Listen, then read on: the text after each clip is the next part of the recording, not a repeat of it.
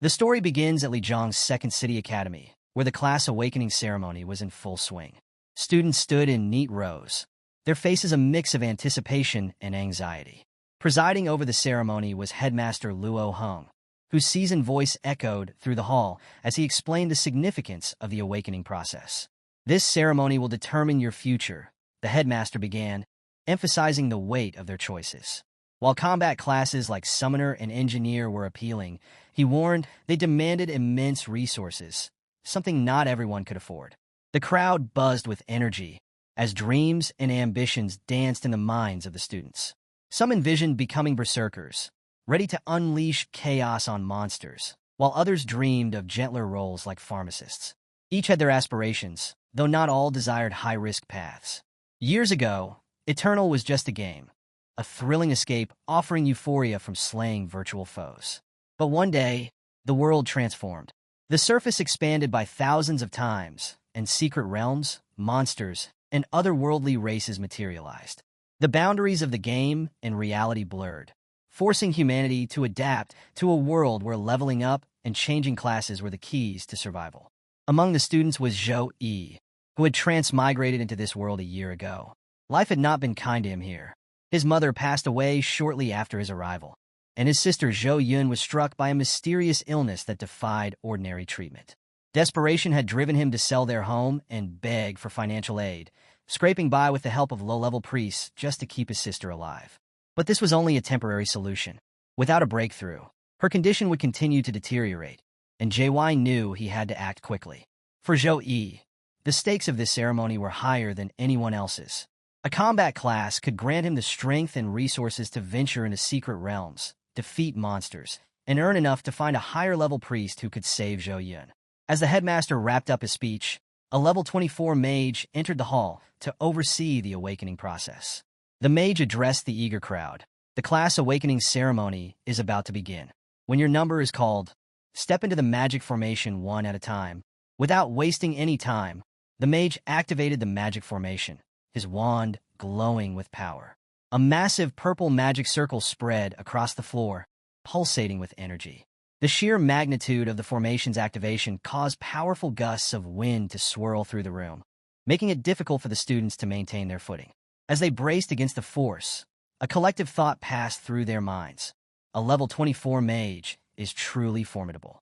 Zhou Yi shared their awe, thinking, if hosting this ceremony pays in the six-figure range, being a mage is a pretty lucrative gig. As the wind settled slightly, the fifth-class homeroom teacher, Li Xiangyang, stepped forward and called the first student, Zheng Cheng, to enter the formation. The students watched with bated breath, knowing how pivotal this moment was for their futures. Zhou Yi focused intensely, aware that everything, his survival, his sister's life, hinged on the outcome of his own awakening. The world offered over 1,000 possible classes, but only 3 categories typically emerged during the ceremony: combat classes, life-type classes, and support classes. Combat classes were the most revered, while life-type classes such as pharmacists held the lowest status.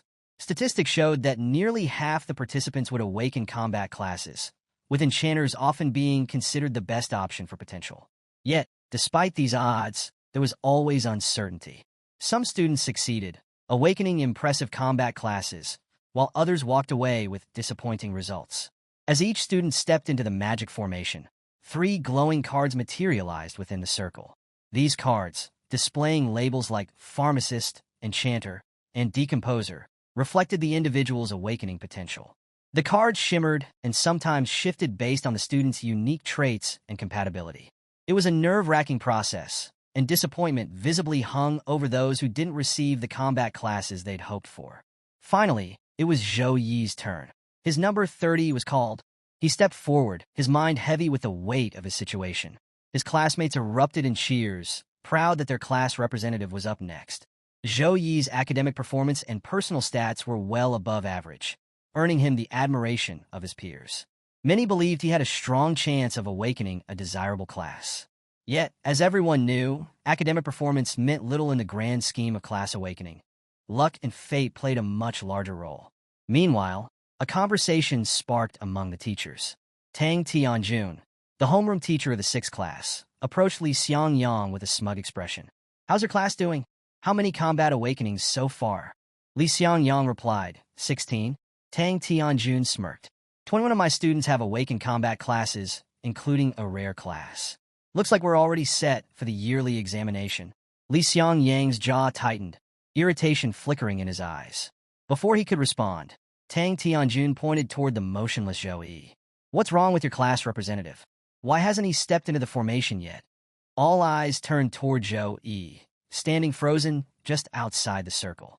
The anticipation in the room thickened as whispers and murmurs spread. Why wasn't he moving? Was it nerves? Doubts began to ripple through the crowd. Zhou Yi stood silently in the magic circle, his eyes closed as the wind swirled around him. Suddenly, the necklace hanging around his neck began to glow with an intense golden light. Confused, Zhou Yi opened his eyes, staring at the radiant necklace in disbelief. The golden light shimmered, growing brighter by the second, until a system interface materialized before him with a series of notifications. System energy detected. System activating. Loading complete. Strongest class support system activated. Rookie starter gift. S+ grade talent. Protection of the sacred angel. Zhou Yi blinked in shock, rubbing his eyes to confirm he wasn't dreaming. But the system screen remained before him, its glowing text unchanging. As the realization set in, Zhou Yi's thoughts turned to the necklace. He remembered purchasing it from a street stall in his previous life, finding it unremarkable after numerous tests. When he was transmigrated into this world, the necklace had come with him, but he had long dismissed it as a useless trinket. Now, however, it had awakened a system within him, gifting him something beyond imagination, just in time for his awakening ceremony. The notifications on the system screen detailed his newfound power.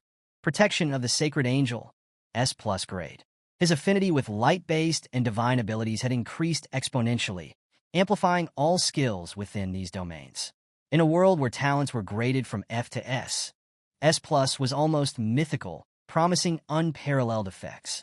Furthermore, Zhou Yi realized that this incredible talent would heavily influence the type of class he awakened. Meanwhile, outside the circle, Zhou Yi's prolonged stillness was causing a stir. His classmates whispered anxiously among themselves. What's Zhou Yi doing? Why isn't he moving? Could it be he failed to awaken a class? That's impossible. Something like this hasn't happened for centuries. Li Xiangyang, his class teacher, watched with growing concern. Just as speculation reached its peak, the sky above the ceremony shifted dramatically. A loud crack resounded, and golden light burst through the clouds, descending directly onto Zhou Yi. The sheer force of the phenomenon silenced the crowd, and the atmosphere turned heavy with divine energy. The headmaster's voice broke the tense silence. This isn't just a class awakening. This is a talent awakening phenomenon. The mage beside him stared in awe. No, this is something far more extraordinary. From the golden light, a divine figure emerged, a radiant angel, her form glowing with an ethereal brilliance. Her eyes were blindfolded, and golden energy pulsed from her presence, filling the air with overwhelming divinity. The angel descended slowly, standing before Zhou Yi, who was frozen in astonishment. The students looked on in stunned silence. No one dared to speak as the angel exuded an aura of otherworldly grace. She gazed at Zhou Yi, then began to move toward him. Her voice, soft yet commanding, echoed with divine authority. The light is your belief and the source of your power. Under the support of belief, the sacred light will always protect you and burn away all evil. I will always protect you, by your side. As she finished speaking, the angel smiled and stepped into Zhou Yi's body. The golden energy surged around him, a divine symbol illuminating his forehead and eyes. His entire body radiated with an intense golden light, as if the power of the heavens had chosen him. Zhou Yi screamed, overwhelmed by the incredible energy coursing through him. The golden light enveloped him entirely, marking the moment that would forever change his life and the destiny of those around him. As Zhou Yi's painful transformation subsided, a new phenomenon unfolded before him. 3 glowing emblems appeared in the air, each representing a distinct spiritual class. The crowd of students watching from a distance erupted in murmurs, their awe and confusion evident. Some clutched their heads in disbelief at Zhou Yi's unprecedented fortune, while others speculated excitedly. This is insane luck. A new talent during the awakening ceremony? What even is the protection of the sacred angel? I've never heard of it. What class could he possibly get from this? Their chatter grew louder until one curious student turned to Li Xiangyang, their homeroom teacher, and asked, Master Li, what are these three logos? What do they mean? At first, Li Xiangyang hesitated, his gaze locked on the glowing emblems. When pressed further, his expression grew serious. These represent hidden classes, extremely rare ones, he finally explained. Inside the magic circle, Zhou, he was equally stunned as he examined the three emblems. Each represented a potential path. Mage of Light, a pure DPS class known for its devastating damage output but fragile defenses. While powerful, mages often found themselves vulnerable in a world overrun by monsters. Sacred Priest, a support class equipped with life-saving and resurrection skills. Though invaluable to teams, priests lacked combat strength and relied heavily on others for protection. Saint Knight, a versatile class blending offense, defense, and buffs. While it didn't excel in any one area, its well-rounded skill set made it adaptable and self-sufficient. Considering his newfound affinity for light-based abilities, Zhou quickly made his decision. He chose Saint Knight, a class that balanced power with practicality and perfectly suited his unique talent. As soon as he made his choice, the remaining two emblems faded away, leaving only the Saint Knight. The Saint Knight figure materialized before Zhou, wielding a massive hammer. The knight's deep voice resonated with the weight of an oath. Humility, honesty, bravery, empathy, responsibility, to commit acts of glory, to pursue justice, and to sacrifice for a cause greater than oneself. This is the vow of a Saint Knight. The knight stood motionless for a moment before radiant golden wings emerged from his back. As the divine energy surged, a system notification appeared. Congratulations! You have awakened the Saint Knight class. Level 10 skills unlocked. Blade of Pure White. Slow regeneration. Weapon Blessing. Plus 10 unassigned stat points received. As Zhou stepped out of the magic circle, the students swarmed around him, their excitement bubbling over. Class representative. Great job! Can you team up with me for the final exam? I'm a summoner. We'd crush it together. Pick me. I'm a mage. We'd make an unstoppable team. The crowd's enthusiasm was so overwhelming that Li Xiangyang had to step in, dispersing the students. He approached Zhou, his eyes gleaming with ambition. Zhou, excellent work. You've done well. Go home and rest. Report to the headmaster's office tomorrow. Despite the teacher's words, Zhou couldn't help but notice the greedy glint in his eyes. He thought to himself, Teacher, your expression right now is downright terrifying. Keeping his thoughts to himself, Zhou quietly nodded and prepared to leave, knowing that his journey as a Saint Knight and the trials it would bring had just begun. Back home, Zhou immediately opened his system interface to check his updated stats. His attributes now read: Name, Zhou. Strength, 20. Constitution, 18. Agility, 17. Intelligence, 15. Class, Saint Knight. The awakening had not only increased his base stats, but also granted him unassigned stat points. Reviewing his options, Zhou contemplated how best to allocate these points. After some thought, he decided on a balanced approach. He added 6 points to strength, boosting his combat power significantly, 2 points to constitution for better durability, and distributed the remaining 2 points between agility and intelligence to round out his abilities. As the points were applied, Zhou body emitted a faint golden glow, steam-like energy rising from his skin. He marveled at the sensation. I can feel energy boiling within me. This is what stat points can do. Incredible! Then a system notification popped up. Saint Knight mission activated. Daily mission. Saint Knight's Challenge Level 1. Rewards, choose 2. 1. 10 extra stat points. 2. Saint Knight skills. 3. Random Saint Knight equipment. Below the rewards, an accept or refuse button awaited his decision. Zhou eyes sparkled at the prospect of such high-value rewards. Without hesitation, he selected accept. As soon as he did, the system responded with a series of notifications. Mission adjusting to power level. Trial initiated. Defeat the ancient Rabbi monster. Treat the trial seriously. Dying in the trial means death in real life. Zhou felt a surge of anticipation as his surroundings blurred, and he was transported to a mine. Looking around, he quickly recognized the setting from his academy lessons. That's right.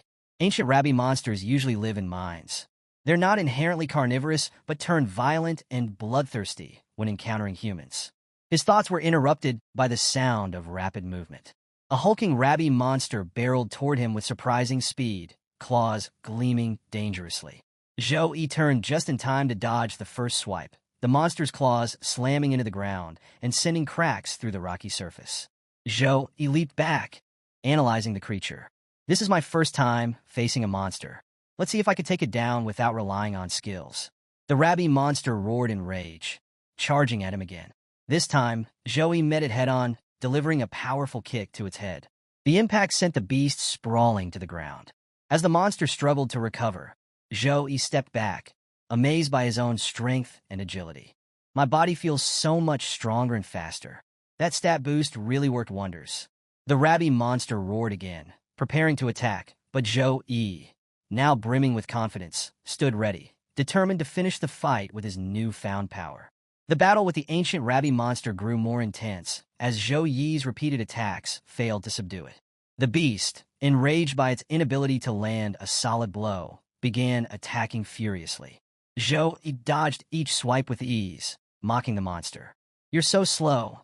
I can see your moves coming from miles away," he taunted. But overconfidence has its price. The monster lashed out with its tail, catching Zhou Yi off guard. The attack struck him square in the stomach, and blood seeped from the wound. Clutching his side, Zhou Yi gritted his teeth, activating slow regeneration to heal himself. Slow regeneration, level 1, restores a certain amount of health points for up to 2 teammates within range in 30 seconds. As his wound began to close, Zhou Yi reflected on his carelessness. I underestimated it. No matter how much training I've had at the academy, real monsters are a completely different story. Even a low-grade one like this can be lethal if I'm not careful. Determined to end the fight, Zhou Yi used his first skill, Blade of Pure White. A cross-shaped slash imbued with light magic struck the monster, freezing it momentarily. Blade of Pure White.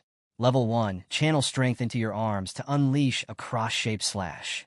Enemies hit are frozen by light magic. As the monster thawed and retaliated, Zhou Yi followed up with Tiger Pounce, a brutal skill that involved grabbing the monster, dashing forward, and slamming it into the ground. The continuous barrage of attacks left the monster little time to recover, as Zhou Yi tested his full arsenal of skills, each accompanied by system notifications.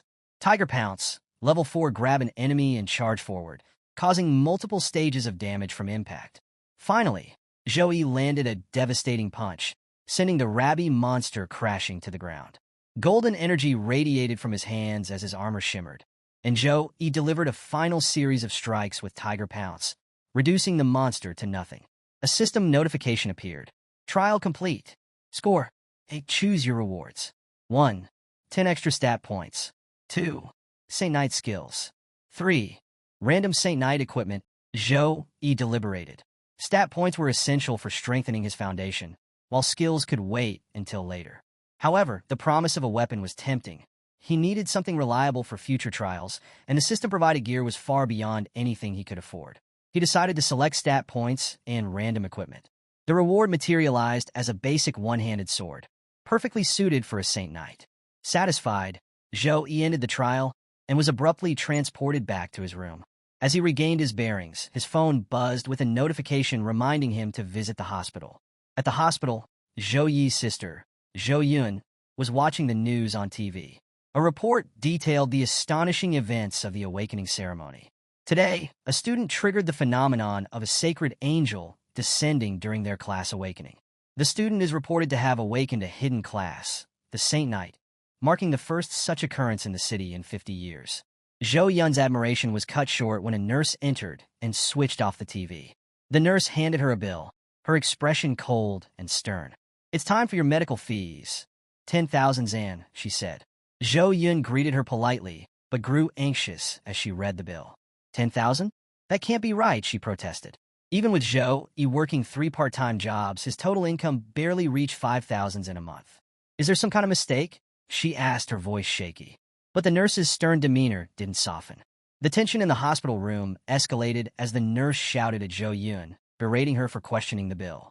"You used a lot of expensive medicines this month, suppressants, stabilizers, and even called a priest," the nurse snapped. "Your condition acted up 3 times. forcing every nurse to tend to you at midnight. For someone in your state to speak this way is unsightly. If you think there's an issue, check it yourself. This is a hospital. Zhou Yun, flustered, tried to explain. I didn't mean it that way. You're misunderstanding me. But the nurse cut her off, continuing her tirade. Don't act rich when you're not. Poor people should accept their fate instead of struggling. If you can't pay, don't bother. Before Zhou Yun could respond, a firm hand landed on the nurse's shoulder. A calm but commanding voice interrupted. I couldn't help overhearing. It seems you enjoy insulting patients. Let's see if you're as sharp-tongued in the director's office. The nurse turned, startled by the newcomers. Although hesitant, she muttered a final warning. Remember, you need to pay today, before leaving the room with a scowl. Zhou Yun, still shaken, looked at the strangers and asked cautiously, Who are you? One of the men stepped forward, bowing slightly as he produced a sleek card. You must be Zhou Yun. I'm a friend of your brother, Zhou Yi, he said politely. Meanwhile, Zhou Yi hurried into the hospital, clutching the latest medical bill in his hand. Bursting into his sister's room, he exclaimed, Zhou Yun, I just want to pay the bill, and the hospital system says there's a balance of 10,000 yuan. Do you know what's going on? Zhou Yun's face lit up with joy at seeing her brother. She pointed to the two men in the room, who were now chatting casually with her. Zhou Yi's gaze shifted to them, confusion written on his face. One of the men stood and approached Zhou Yi. Hello, Mr. Zhou Yi, he began, extending a hand. My name is Zhao Wenbing, and I'm the mayor's secretary. I'd like to discuss a few matters with you. Zhou Yi hesitated for a moment, taking in the man's refined demeanor. He quickly realized the weight of Zhao Wenbing's position. As the secretary to the most powerful man in Lijiang City, he likely wielded influence that rivaled even the mayor. Why would someone like him want to speak to me? Zhou Yi wondered. Regaining his composure, Zhou Yi shook hands with Zhao Wenbing. This isn't the right place for a conversation. Let's talk somewhere else, Zhou Yi suggested. The secretary nodded. Of course. Turning to the other man, he instructed, Stay here and keep Miss Zhou Yun company. I'll be back shortly. The other man replied promptly, Yes, sir. Zhou Yun, still unaware of her brother's awakening, continued playing cheerfully with the second guest. She hadn't connected the news of the Sacred Angel class awakening to her brother, despite her earlier curiosity. Zhou Yi and Zhao Wenbing stepped into a nearby cafe, where a lively atmosphere buzzed with chatter. At one table, a group of young people was excitedly discussing the very news that had changed Zhou Yi's life. Did you see the report? Someone awakened a hidden class at the Second Academy, one girl exclaimed. Her friends leaned in eagerly. Who is it? The girl pulled out her phone, displaying a leaked photo. His name's Zhou Yi. Looks like he's pretty handsome too, she said with a grin.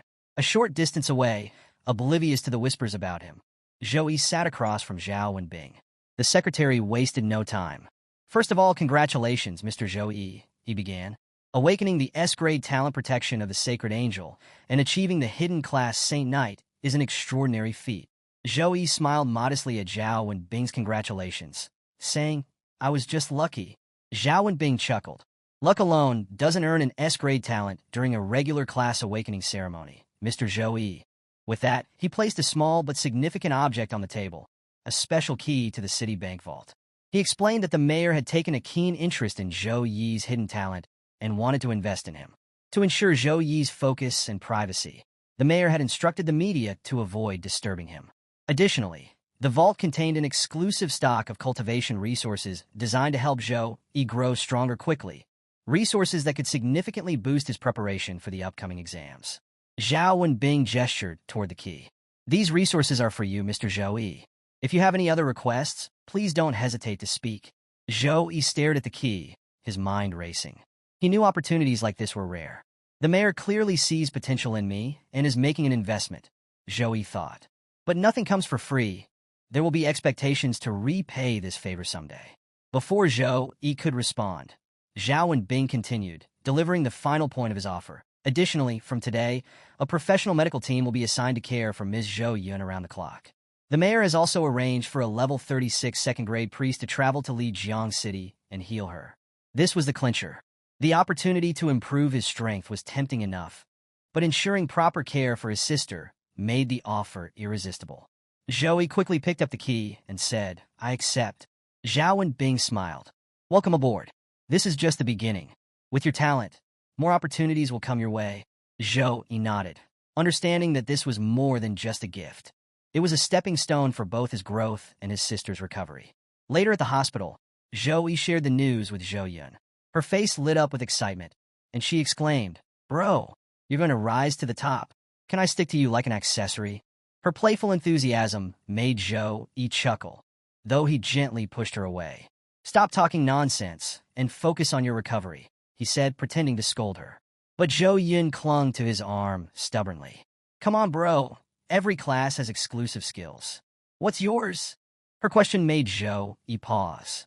He began thinking about the skills exclusive to his Saint Knight class. Blade of Pure White for powerful attacks. Slow Recovery for healing.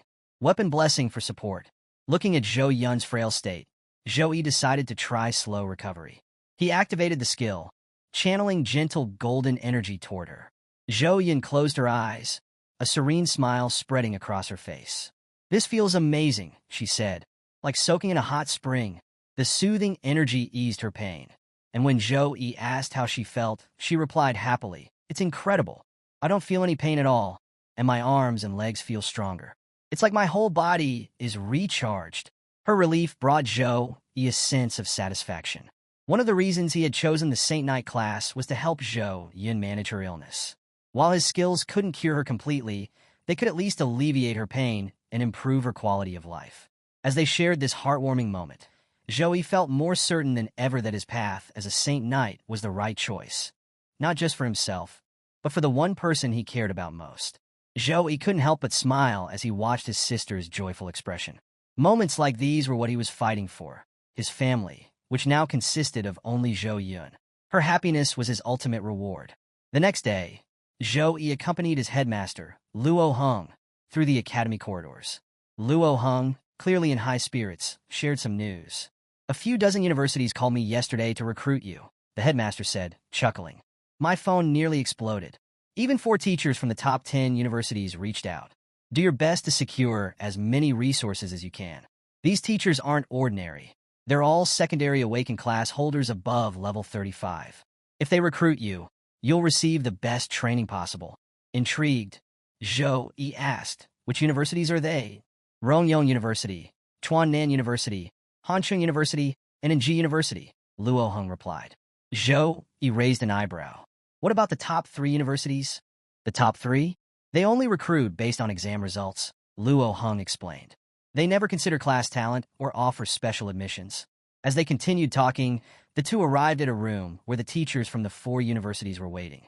Before entering, they overheard a heated argument taking place inside. "Old Xia, Chuan District is 4,000 kilometers away from Lijiang City. Did you use a fighter jet to get here?" one voice demanded. "Fighter jet? I used a super long-distance teleportation array," another retorted. "It consumes a level 30 magic core per use, but there's no price I won't pay for a genius like Zhou Yi. Chuannan University will be taking him. We'll let our offers speak for themselves." Amused by the intensity of the conversation, Luo Heng finally opened the door. "Dear recruitment teachers, Zhou Yi has arrived," he announced. Inside, the 4 teachers turned their attention to Zhou Yi. Luo Heng introduced them one by one. "This is Zhou Tianfu from Rongyong University, Li Bing from Chuannan University, Zhu Yuan from Hanqing University, and Mr. Yuan from Enji University." Zhou Yi bowed politely. "Nice to meet you all." The teachers exchanged approving glances. Despite holding a hidden class, Zhou Yi displayed no arrogance, only respect. Breaking the ice, Zhou Tianfu stepped forward. "Let's skip the pleasantries and get to the offers. Rongyong University will give you 2 million yuan upon admission and an exclusive skill book containing techniques for all 3 Saint Knight classes." Zhou Yi's mind raced. 2 million yuan in one go and rare skill books for Saint Knights? A regular family's monthly income is just 6,000 yuan. This offer is beyond imagination. Even the mayor didn't provide resources of this magnitude. Before Zhou Yi could respond, Li Bing from Chuannan University laughed and countered. "That's all? Chuannan University offers 3 million yuan upon admission, 3 exclusive Saint Knight skill books per year, and mentorship from a level 56 tertiary awakened knight." The room fell silent. Zhou Yi and Luo Heng exchanged glances, both taken aback. "Level 56? Zhou Yi thought. "That's close to the planetary peak. Becoming a disciple of someone at that level would offer unparalleled opportunities."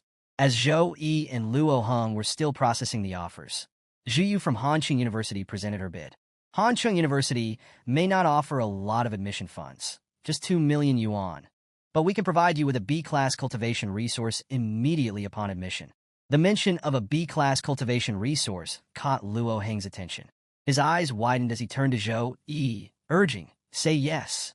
B-class cultivation resources are priceless treasures. With something like that, even a pig could be trained into the strongest of monsters. The tension in the room grew as all the recruitment teachers waited eagerly for Zhou Yi's decision. But to everyone's shock, Zhou Yi refused all their special admissions. Luo Heng's jaw dropped, and he couldn't contain his disbelief. "What?" he exclaimed, barely able to contain his frustration. Zhu Yu, equally stunned, demanded, "Why would you turn this down?" Zhou Yi calmly replied, "I plan to apply to the top 3 universities, Sukong University, Qingjing University, or Modi University. These universities are praised as the best in the country. They recruit only 1,000 students each year, and their admissions are open to all races, elves, giants, and others. These races are naturally stronger than humans, and with so many elite applicants, getting into these universities is like climbing to the heavens. But that's where I want to be." Hearing this, Zhou Tianfu from Rongyong University burst into laughter. "You? The top 3 universities?" He mocked, his tone turning venomous. "I thought you were a sensible kid, but you're nothing but an ignorant brat.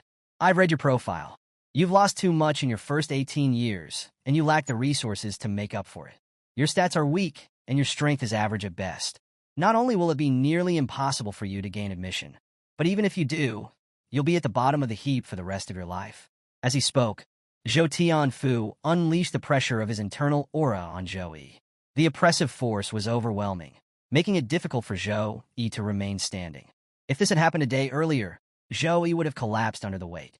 But thanks to his recent training, he managed to hold his ground, albeit with difficulty.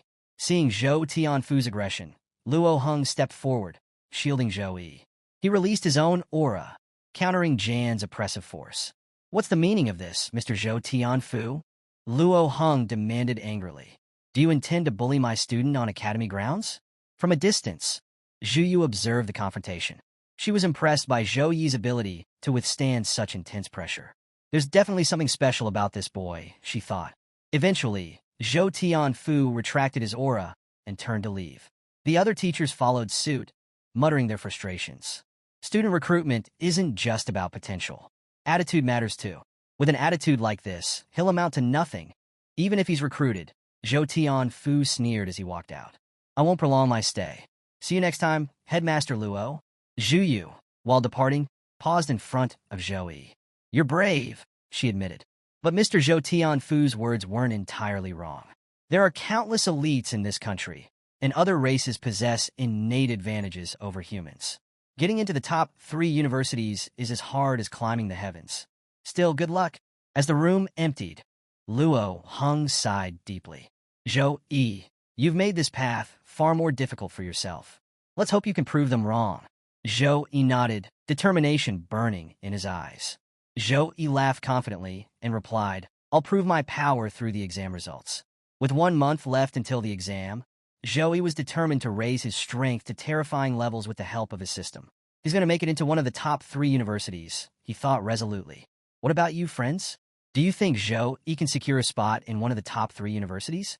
Let us know your thoughts in the comments. Meanwhile, Zhu Yu silently observed Zhou Yi's determined expression. "It's been a long time since I've seen such strong and resolute eyes," she thought. "It reminds me of my days on the front lines. I've been in peace for too long, and even my mindset has shifted. I can feel the gap between myself and these passionate young people now." As she turned to leave, Zhu Yu spoke one last time. "Very well, Zhou Yi. I'm waiting for your results. We'll meet again." A month later, the long-awaited exam day had arrived. The atmosphere was heavy with tension as students gathered outside the portal gate that would transport them to the secret realm. This year's examiner was none other than Demon Yang, a name that struck fear into the hearts of the students. "Demon Yang is the one who wrote those impossible questions 2 years ago," one student whispered. "Our district's average score hit an all-time low that year." Another chimed in, "If this exam is anything like that one, we're doomed." The students weren't just worried about the examiner. They were also talking about Zhou Yi. "Did you hear? Zhou Yi rejected special admissions to the top 10 universities, one student said. Yeah, he wants to get into the top 3. How arrogant, another scoffed. Even the top geniuses don't dare to aim that high. He's just showing off because of his hidden class. He's going to lose everything. If I'd been offered millions and a guaranteed admission, I'd have said yes. What a waste. Their murmurs stopped abruptly as Zhou Yi appeared, radiating an aura of golden light. The transformation in his strength was impossible to ignore, and the crowd quickly grew silent. Is it just me, or does Zhou Yi seem different? Someone muttered. He looks powerful, another observed. Zhou Yi ignored the whispers, his focus razor-sharp as he approached the portal gate. His expression was serious. This exam wasn't just a test, but a step toward his ultimate goal of joining the top 3 universities. The map of the secret realm appeared, revealing its details to the students. This year's exam would take place deep within the dark forest, a perilous zone filled with deadly creatures like cat monsters and minotaurs. The students read the descriptions with growing unease. Cat monsters, extremely agile and known for ambushing their prey. Minotaurs, massive creatures with thick skin that made them hard to kill, and a preference for devouring humans. Will there be swamp terrain too? One student asked nervously. This difficulty, Demon Yang doesn't want us to survive, another muttered. The maximum party size is 5 this year. It's usually 3. That means this map is way harder than the previous ones. A teacher stepped forward and addressed the group. Remember, prioritize your survival. If you're in danger, use your return scroll immediately. Dying in the secret realm means dying in real life. Stay alert and don't be reckless. Failing is better than losing your life. The students nodded, their fear and determination mingling as the countdown began. 30 seconds left, the teacher shouted. When the timer hit 0, the students began teleporting one by one into the secret realm. Some left with confident smiles, others with fear etched on their faces. Regardless of their emotions, all of them would have to prove their worth in the deadly exam. Within minutes, the area outside the portal was empty save for a few teachers and spectators, all of whom waited anxiously to see who would emerge victorious from the secret realm. Outside the secret realm portal, the audience intently watched the live feeds displayed on multiple screens, showcasing the participants' progress. Along with the visuals, the names, stats, and roles of the students were displayed, drawing murmurs of interest from the crowd. The first screen showed Sun Chong from Class 1, a warrior who had chosen to face the hard difficulty level alone. The second featured Mo Qing, also from Class 1, an assassin who had similarly opted for the hard difficulty in solo mode. The third screen displayed a team of 3 Class 1 students, Long Fei, Kong Su, and Sun Jian, whose roles were Elemental Mage, Gunsman, and Swordsman, respectively. They had also selected hard difficulty. On the fourth screen, a team of 4 Class 2 students appeared, Zhang Wei, Wang Li, Zhao Tianhong, and Yang Erlang. Their roles included Archer, Fire Mage, Swordsman, and Potion Master, and they too had selected hard difficulty. Finally, all eyes shifted to the fifth screen, featuring the one everyone had been waiting for, Zhou Yi, the Saint Knight. To the shock of many, Zhou Yi had chosen Nightmare difficulty, and was doing so alone. Gasps spread through the audience, and one girl exclaimed, "Look, it's Zhou Yi." On the screen, Zhou Yi's details appeared alongside the ominous red eyes of numerous monsters lurking in the shadows of the Nightmare level map. Is he crazy? Nightmare difficulty alone? A student blurted. Solo exams mean you get all the experience points and higher marks. Another replied, but the risk of death is massive. Only senior students with elite classes usually attempt that, and even they avoid Nightmare level maps. Among the crowd sat Headmaster Luo and Education Director Zhang Tao. The director, closely watching Zhou Yi's screen, turned to Luo with panic in his voice. This is Zhou Yi, right? Saint Knights have extraordinary support capabilities and are perfect for any team. Why would he go solo? And at Nightmare difficulty, where the death rate is 40%. The headmaster, though visibly concerned, attempted to calm the director. Don't worry, Director Zhang Tao. Zhou Yi isn't reckless. He must have something up his sleeve. The director's expression tightened. Do you realize what's at stake here? The city council poured significant resources into Zhou Yi this past month to ensure his success. If he dies in that map, it won't just hurt our students. It'll ruin the council's reputation and destroy public trust. Inside the secret realm, Zhou Yi stood in the heart of the Nightmare level map, surrounded by the ominous glow of blood-red eyes glaring at him from the darkness. He could feel their bloodlust but remained unfazed, his expression calm and resolute. A sleek cat monster charged at full speed toward him, its razor-sharp claws gleaming under the faint light. Zhou Yi smirked, gripping his weapon tightly. "You've come at the right time," he muttered. As the monster lunged, Zhou Yi swung his weapon in a single decisive strike, killing it instantly. The weapon wasn't a sword, as one might expect for a Saint Knight, but a bronze 2-star, dual-handed polearm, a single-blade axe that gleamed with divine energy. Weapon stats enhancement. Strength, +7. Agility, -2. As Zhou Yi wiped the blood from his face, a golden aura emanated from his body, its brilliance contrasting sharply with the grim surroundings. His eyes burned with determination, and his stance radiated power and purpose.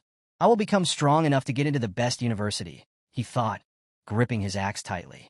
And this is only the beginning. Looking ahead, Zhou Yi knew this was just the first of many challenges he would face in the Nightmare Realm. If he wanted to achieve his goal, he'd have to push himself even further. Inside the Secret Realm, Zhou Yi took a moment to assess his stats. Strength, 45. Constitution, 51. Agility, 43. Intelligence, 52. He thought to himself, in just 1 month, I've reached level 10, and my average stats are at an incredible 47, equal to those of a level 13. Even across the entire Sukong district, I'd rank among the top examinees. Despite his confidence, the battlefield wasn't empty. After Zhou Yi killed the first monster, the others were visibly hesitant to approach. Fear held them back as they watched their companion fall. Deciding not to wait, Zhou Yi smirked. "If they won't come to me, I'll take the fight to them," he muttered, rushing forward at full speed. Before engaging, he activated Weapon Blessing, Level 4, Grade C, a Saint Knight exclusive skill enhanced by his S+ grade talent. Condense Holy Light. Increases the attack power and accuracy of weapons for teammates within range. The blessing caused his axe's power to surge. Normally limited to below 3-star bronze, his weapon now performed on par with a 5-star bronze weapon, granting him a massive advantage. The axe, a dual-handed single-blade polearm, gleamed with radiant energy as Zhou Yi began his assault. With precision and power, Zhou Yi cut through the monsters like they were mere vegetables. One by one, he brought them down effortlessly, his strikes deadly and deliberate. Under the influence of his buffs, his strength increased by 21 points, giving him an insurmountable edge over the other examinees. The monsters, realizing the threat Zhou Yi posed, launched a coordinated attack, converging on him from all directions. Unfazed, Zhou Yi unleashed Blade of Pure White, Level 5, Grade C. A surge of light energy crackled around him, as if an electric current coursed through his hands, and he slashed in a wide arc, obliterating the surrounding monsters in mere seconds. The system notifications came in rapid succession. XP gained. XP gained. Skill level up. Blade of Pure White is now level 5, Zhou Yi thought. Its light element damage, combined with the protection of Sacred Angel buff, makes it devastating against low-level monsters. Instant kills like this are almost guaranteed. The battle continued with Zhou Yi displaying a mix of weapon combat and hand-to-hand fighting. His seamless transitions between styles left the spectators outside the realm in awe. In the audience, students watched Zhou Yi's performance on the screen with wide eyes. "Wow, that was close," one exclaimed. "Senior's timing is flawless. He used Blade of Pure White at the perfect moment. Look at him go," another said. "He's cutting through those monsters like it's nothing." The praise was relentless as more students chimed in. "Is he even human?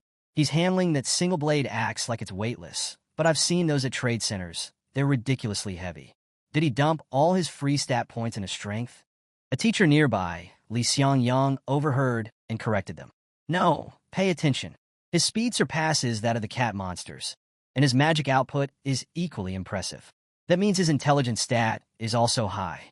Look at how he angles his strikes, controls the pace of his attacks, and maintains precision with every slash. He's a natural combat genius." The tension in the audience reached its peak as students and teachers alike focused intently on the screen, displaying Zhou Yi's performance. Among the observers, the teacher of Class 5 watched with a mixture of worry and astonishment. Beside him, a teacher from another class, Tianjun, couldn't hide his irritation. "How does such a promising student end up in Class 5? The other teacher muttered, clearly envious. The education director, seated nearby, observed Zhou Yi with a serious expression. His combat instincts are impressive, he remarked, but his methods lack strategy. He's exhausting too much stamina on the first wave of cat monsters. Inside the map, Zhou Yi was preparing for the second wave of enemies. A new horde of monsters surrounded him from all sides, their glowing red eyes a menacing contrast to the dark forest. Outside, the education director continued his analysis, addressing the crowd. Nightmare difficulty isn't just about powerful monsters, he explained. It overwhelms challengers with sheer numbers. Even skilled mages can fail due to the rapid depletion of their magic energy. In that axe of his, it's a double-edged weapon. Its weight may seem manageable now, but after swinging it hundreds of times, his arms will give out, leaving him defenseless. The director's concerns seemed valid as wave after wave of cat monsters charged at Zhou Yi. The students watching were on edge, murmuring nervously about whether he could handle such relentless onslaughts. But Zhou Yi was unfazed. With his axe in one hand and lightning coursing through the other, he cut through the monsters like a whirlwind. Each swing of his weapon was precise, each bolt of lightning devastating. It was as if Zhou Yi had become a harbinger of death, a one-man army wiping out his enemies effortlessly. The pile of monster corpses beneath him grew as he stood tall, his axe dripping with blood. There wasn't a single cat monster left standing. They had all been eliminated. Just then, a portal to the next round appeared before him, glowing faintly in the darkness. Zhou Yi hesitated for only a moment, slightly surprised by its sudden appearance, before realizing its purpose. Without hesitation, he stepped through. On the other side of the portal, Zhou Yi found himself face-to-face with an even larger group of monsters. These creatures weren't just standing idly. They were already in fighting stances, as if they had been waiting for him. The audience outside gasped as they watched Zhou Yi calmly assess the situation. But any doubts about his capabilities were quickly erased. Zhou Yi unleashed his power the moment he arrived, dismantling the first wave of monsters in minutes. The students and teachers watching were in awe. "He's like a god of death," one student whispered. "Look at him. He's not even breaking a sweat," another added. Even the teachers who initially doubted Zhou Yi's abilities were left speechless. His performance defied expectations, and every move he made seemed to carve his legend deeper into the minds of those watching. Inside the secret realm, Zhou Yi entered the second round, where countless monsters waited to test him. With unwavering focus, he pushed forward, overcoming every challenge. The audience, captivated by his relentless progress, couldn't tear their eyes away from the screen. On Quiken Live, one of the most popular hosts, KK, welcomed his viewers to the live broadcast of the exam. KK's energy was palpable as he narrated every detail for the thousands tuning in to watch the live stream of Zhou Yi, the Saint Knight, whose performance had captivated the audience. "The most exciting match right now," KK announced, "is the Shining Saint Knight. Zhou Yi, our S-grade talent holder, is taking the nightmare difficulty by storm." The screen displayed Zhou Yi's battle highlights, and KK's enthusiasm grew with each moment. He checked his phone, showing the official timer to the viewers. "Do you know what this means, everyone?" KK exclaimed, stepping closer to the camera with an expression of pure excitement. "Zhou Yi has just cleared the first wave of the Nightmare map in 3 minutes and 17 seconds. That's 29 seconds faster than last year's top achiever." KK's excitement was so infectious that even his cameraman grew nervous. "Stay back from the camera, KK," the cameraman pleaded. But KK was unstoppable, his excitement fueling the hype among his live audience. Meanwhile, in the exam venue, the students sitting outside couldn't stop talking about Zhou Yi's performance. "He kept swinging and slashing nonstop, but he barely looked tired," a female student said. "What are senior Zhou Yi's constitution points?" Another student chimed in, but director Zhang Tao said it's foolish to waste stamina on the first wave of monsters. "Maybe we don't fully understand his strategy yet." Their discussions grew livelier, with some doubting Zhou Yi's decisions and others marveling at his performance. Among the spectators was Li Xiangyang, a teacher who, despite appearing stern, couldn't hide his delight at Zhou Yi's success. One student teased, "Mr. Li, you seem to be enjoying watching Zhou Yi as much as we are." Flustered, Mr. Li scolded, "Nonsense. Focus on the exam." But his devilish smile betrayed his true feelings. Inside, he was brimming with pride and silently wondering, is my smile that obvious? Back in the secret realm, Zhou Yi prepared for the second wave of monsters. Standing amidst the tension, he activated his evaluation technique to analyze the enemies one by one. 1. Minotaur. O level, 14. O grade, silver. O skills, Berserk, Wild Rush, War Stomp, Super Body. O roll, a heavy damager with high durability and devastating physical attacks. 2. Light Cat Monster. O level, 12. O grade, bronze. O skills, Light Type Mastery, Healing Technique. O roll, agile with strong healing abilities, capable of supporting other monsters. 3. Fire Cat Monster. O level, 13. O grade, bronze. O skills, Fireball, Fire Surge, Fire Type Mastery. O roll, offensive with long-range fire skills that deal area damage. 4. Dark Cat Monster. O level, 11. O grade, bronze. O skills, Curse, Dark Type Mastery. O roll, a debuffer capable of weakening its enemies and amplifying its allies. Zhou studied their stats carefully, formulating his strategy. Each monster had distinct strengths, and their combination posed a significant challenge. While analyzing the situation, Zhou thought carefully about the composition of his opponents. Regular warrior-type cat monsters are charging forward, supported by healer cat monsters. Fire and dark cat monsters act as mages, dealing ranged damage and applying curses. And then there's the silver-grade Minotaur, capable of dealing devastating physical blows. This is no random horde. This is a well-structured team, a classic warrior, healer, and mage composition. If the first stage was like fighting scattered bandits, the second stage is facing trained soldiers. The risk of death has increased 100-fold. The monsters let out a synchronized scream, signaling the start of their attack. The Minotaur and warrior-type monsters charged toward Zhou, while the fire and dark-type monsters prepared their ranged spells. Before Zhou could react, the dark-type monsters cast a curse, trapping him in place. The audience outside was anything but calm. "Oh no, he's trapped in a curse," one student cried. "This could be it. He's in real danger," another exclaimed, their voice trembling with worry. Many students either covered their eyes or looked away, unable to bear the tension of the scene. Inside the map, Zhou stood completely calm despite the dire situation. As the Minotaur and warriors closed in and fireballs hurtled toward him, he observed the monster's coordination with a slight smile. Warriors rushing forward, mages applying buffs, healers supporting from behind. Your teamwork isn't half bad, Zhou thought. But just as the audience braced for the worst, a radiant golden light began to emanate from Zhou's hands. Within moments, his entire body was glowing, his eyes blazing with the same golden aura. The light intensified, and Zhou activated his new technique, Cross of the Sacred Light. A massive golden cross materialized behind Zhou, radiating brilliance that filled the battlefield.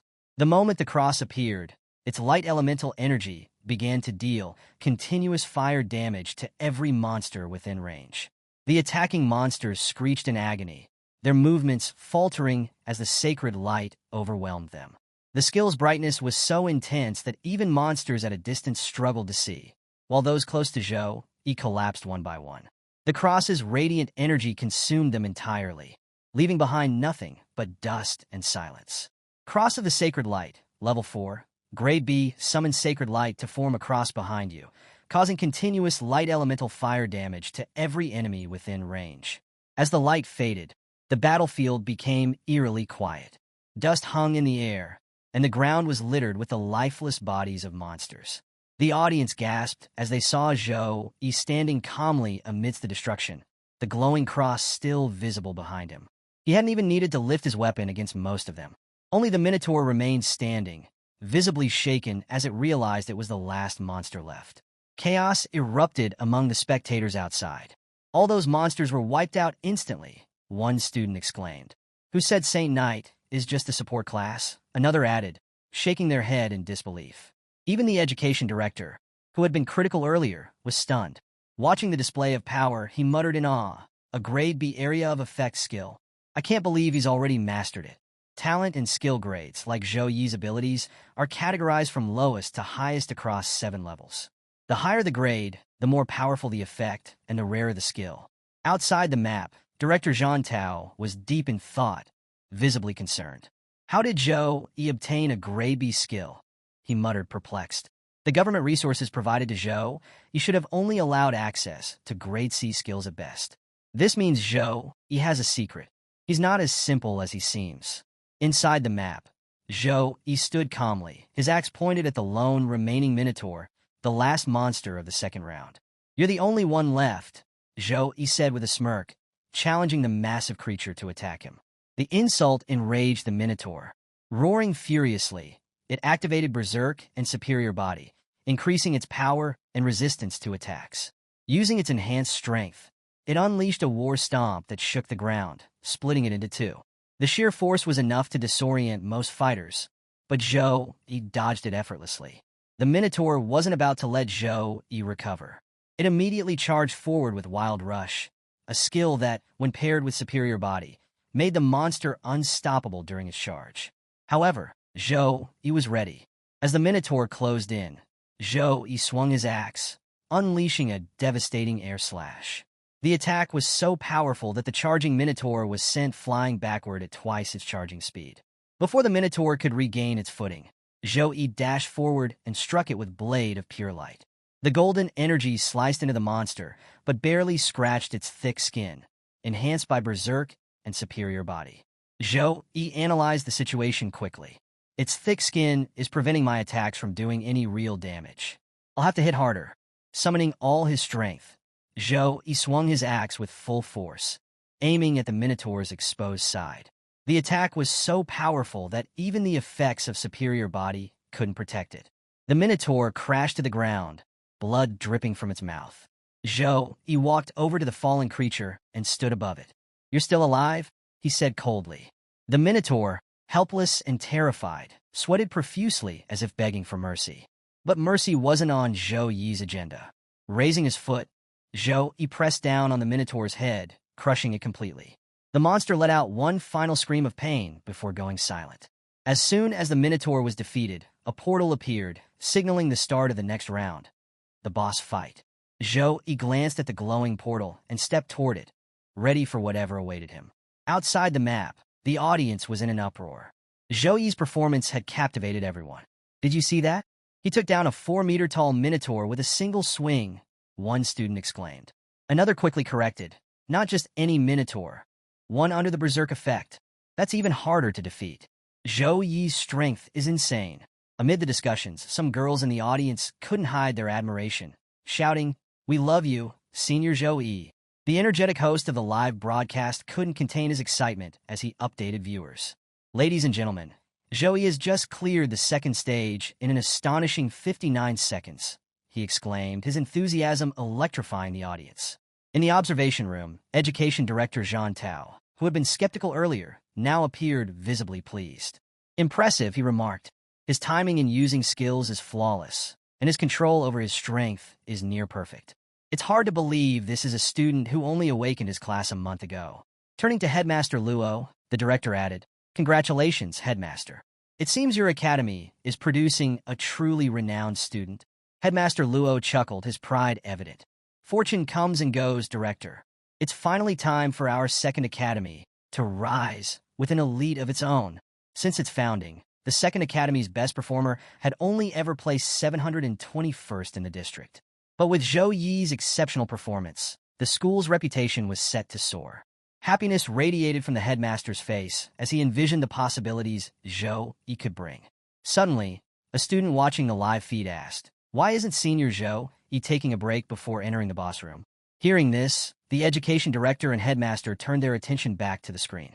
Zhou Yi had already entered the boss room, leaving no time for rest or recovery. The education director's face darkened. Outrageous. If he loses his advantage because he didn't recover properly, it'll be a massive setback. But Headmaster Luo tried to calm him down. Director Zhang Tao, "Zhou, you must have a reason for this. Let's wait and see." The headmaster's reassurance carried weight. In Sukong District, brimming with talent and a dense population, anyone aiming for the top 100 would choose the solo nightmare difficulty and strive to finish in the shortest possible time. It was a cutthroat competition, and Zhou Yi clearly knew the stakes. Inside the boss room, Zhou Yi found himself face-to-face with the Minotaur King, a massive, intimidating creature whose deep voice boomed through the chamber. "Humans," the Minotaur King roared. "How dare you step into my domain?" Unfazed, Zhou Yi activated his evaluation technique to assess his opponent's stats. Minotaur King. Level 16. Gray Gold. However, due to the level gap, Zhou Yi couldn't view the rest of the Minotaur King's abilities. The creature, sensing Zhou Yi's attempt to analyze it, charged forward with incredible speed. "If you've come here, prepare to die," the Minotaur King bellowed. The sheer force of its charge changed the atmosphere, cracking the ground and turning the palace-like room into a chaotic battlefield. Zhou Yi, undeterred, immediately began activating his arsenal of buffs.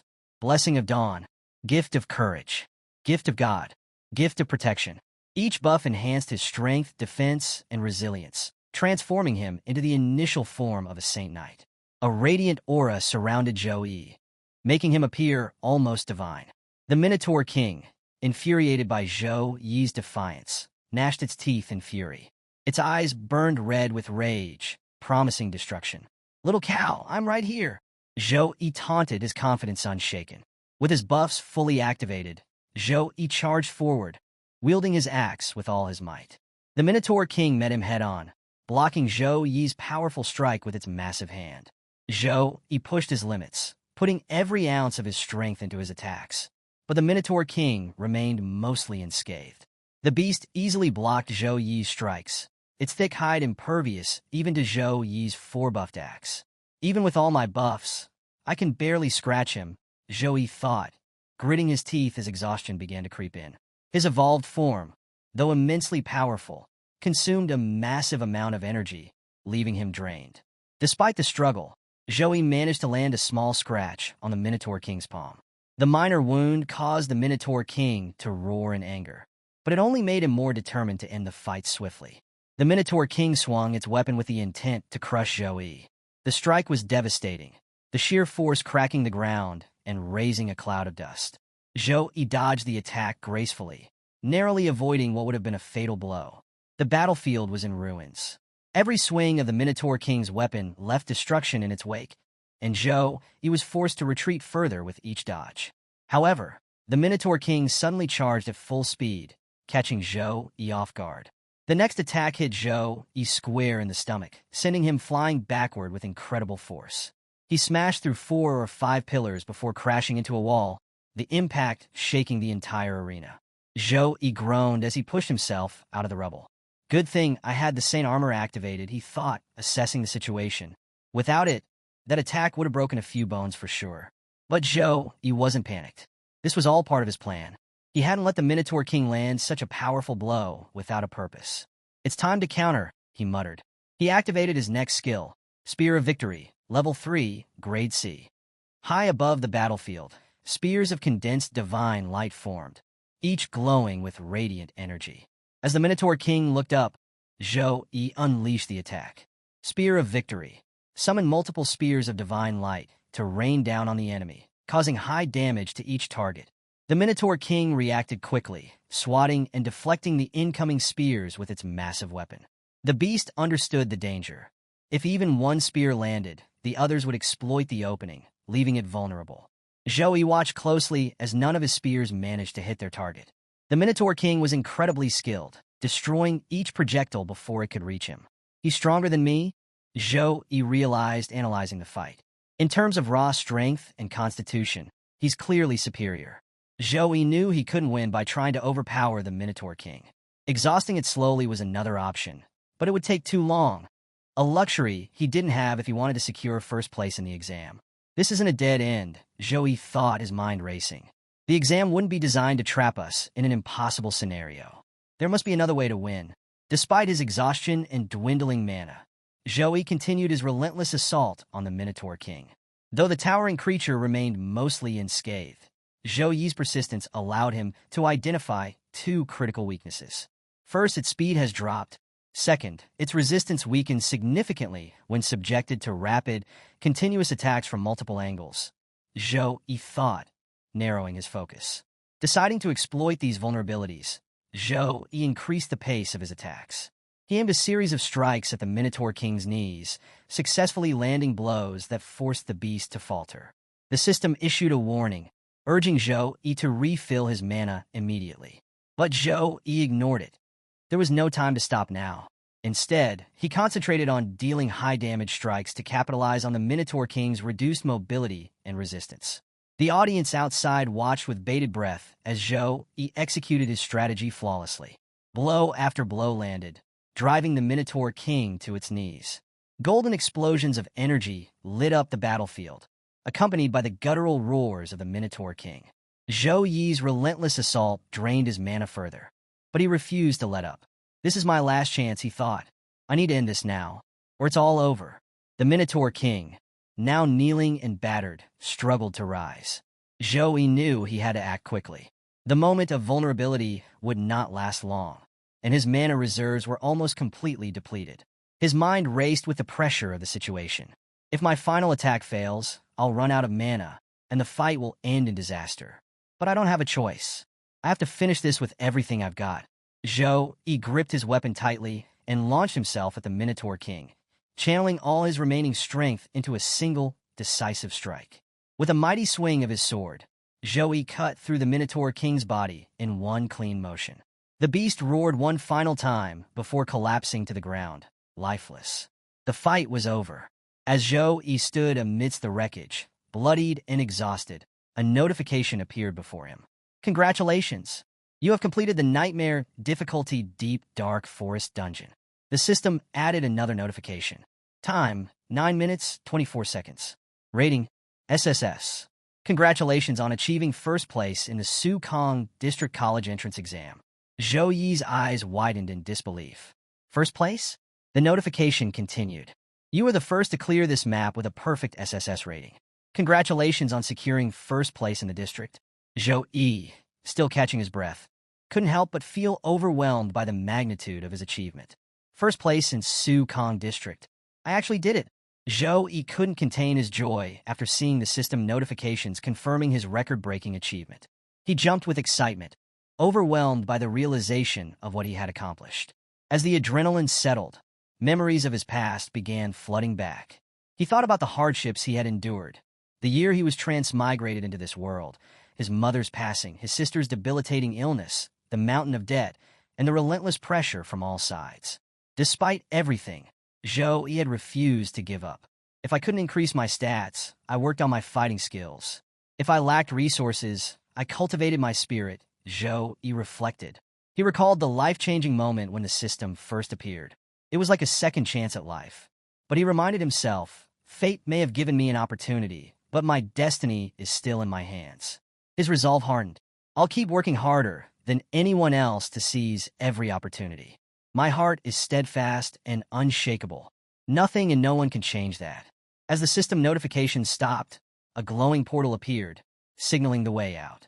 Zhou Yi stepped inside, eager to see what rewards awaited him. The rewards were impressive. 1. Experience points. 5,212 XP. Enough to increase his level by 3, bringing him to level 13. 2. Skill points. 20 skill points, along with 20 free stat points. 3. Forest Belt. O increases Constitution by 10% and Strength by 7%. O requirement, level 10. O effect, continuous buffs in forest terrain. Recovery of life points, stamina, and mana by 3 each. 4. Forest Ring. O increases agility by 8% and intelligence by 10%. O requirement, level 10. 5. Wild Strawberries, a consumable item that recovers a small amount of mana. 6. Minotaur King card. O, a gold grade card that increases item strength by 20% after enchanting. Zhou Yi inspected his new items, particularly the Forest Belt and Ring, both of which would significantly enhance his abilities. With these rewards, he felt stronger and more prepared for the challenges ahead.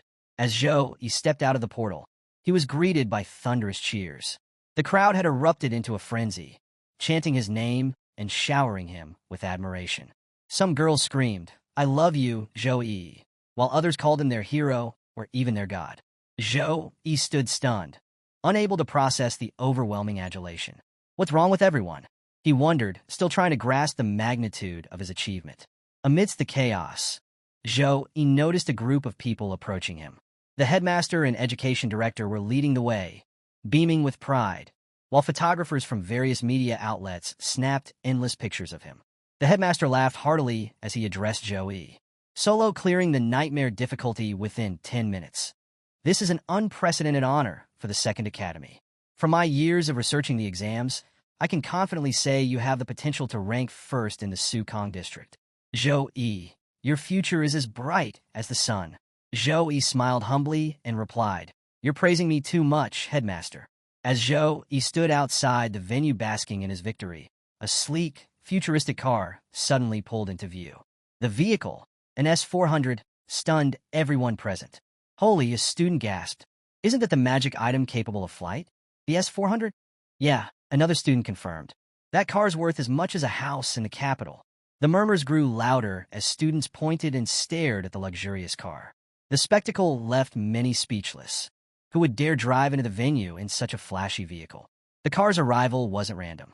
The education director stepped forward and invited Zhou-Yi to enter the vehicle, saying, "It'll take at least 3 days for the results to be finalized. We'll inform you as soon as they're available. For now, rest up." Zhou-Yi thanked Director Zhang Tao for the gesture, and the headmaster, beaming with pride, added, "Take a well-deserved break, Zhou-Yi, and wait for the good news." The scene shifted to the hospital, where Zhou-Yi was headed to visit his sister, Zhou-Yun. True to his promise, Xiao and Bing had arranged for Zhou-Yun to be admitted to the hospital's deluxe suite. A professional medical team monitored her condition around the clock. Zhou-Yi stepped into the elevator, where a nurse greeted him warmly. "Welcome, Zhou-Yi," she said. "Here to see your sister?" "Yes," Zhou-Yi replied with a smile. "I have some good news for her." He pressed the button for the 26th floor. As the elevator ascended, the temperature began to drop noticeably. The nurse shivered, rubbing her arms. "Why is it so cold all of a sudden?" she asked. Zhou-Yi's expression turned serious. He realized something was wrong. As the elevator doors opened on the 26th floor, both he and the nurse were shocked by what they saw. The entire floor was covered in ice. Every surface, from walls to floors, was frozen solid. Medical equipment and furniture were encased in thick frost, and several doctors and nurses stood motionless, frozen in place like statues. What is going on here?" the nurse stammered in disbelief. Fear surged through Zhou-Yi as his thoughts immediately turned to Zhou-Yun. Without hesitation, he sprinted toward her room. A nurse tried to stop him, but the moment she extended her hand into the frozen corridor, she too froze solid. Zhou-Yi reached Zhou-Yun's room and found the door completely iced over. Gritting his teeth, he smashed through the frozen barrier, calling out his sister's name. What he saw inside took his breath away. In the center of the room, an ice dragon in spiritual form loomed over Zhou-Yun's bed, its ethereal body glowing with cold, radiant energy. The room was an arctic wasteland with everything frozen solid. Zhou-Yun writhed in pain on the bed, her unconscious body surrounded by a faint glow. The dragon's presence wasn't random. It was emerging directly from Zhou-Yun's body. Her bloodline was reacting violently, and the spiritual dragon was the source of the chaos. A healer nearby desperately tried to ease Zhou-Yun's suffering, but was clearly overwhelmed by the power emanating from the dragon. Zhou-Yi's heart ached as he saw his sister writhing in agony. Fury surged through him, and his instincts took over. Summoning his energy, Zhou-Yi prepared to attack the dragon, gathering his strength for a powerful strike. "I won't stand by and watch her suffer," Zhou-Yi thought, his eyes burning with determination. Before Zhou-Yi could unleash his attack on the ice dragon, healer Qing, who was tirelessly working to stabilize Zhou-Yun, stopped him. Her voice was strained but firm as she called out, "Don't attack. I'm healing your sister. If you strike carelessly, her heart could shatter." Hearing this, Zhou-Yi halted his attack, realizing why King had intervened. He stepped closer to her, observing her condition. King was utterly exhausted. Her hands were half frozen, and now her feet were also encased in ice. Despite this, she continued channeling her energy to protect Zhou-Yun, showing her unwavering dedication. The spiritual dragon continued to emit freezing air that filled the room. For any normal person, standing in such cold would mean being frozen within minutes. But as awakeners, Zhou-Yi and Qing managed to resist the extreme temperature, though barely. Zhou-Yi approached Qing and asked with concern, "What's happening here? And why did you stop me from attacking?" Qing, still focused on her healing efforts, replied, "Zhou-Yun's cold disease has flared up violently. The dragon is a manifestation of her bloodline. If we act recklessly, it could worsen her condition or even." King trailed off, her exhaustion evident. She glanced at Zhou Yi with a mix of worry and resignation. I've been trying to control her condition for a long time, but my energy is almost depleted. At best, I can slow the cold spreading through this floor. You need to leave immediately. Hearing this, Zhou Yi's expression turned grave. What about Zhou Yun? He asked, his voice thick with emotion. Qing looked at him, disappointment flashing across her face. Without a high-level priest, this is all I can do, she admitted. Zhou Yi clenched his fists. He could see that Qing was doing everything in her power, but it wouldn't be enough. Stepping forward, he resolved to take matters into his own hands. Opening his system, Zhou Yi used all his accumulated skill points to upgrade slow recovery.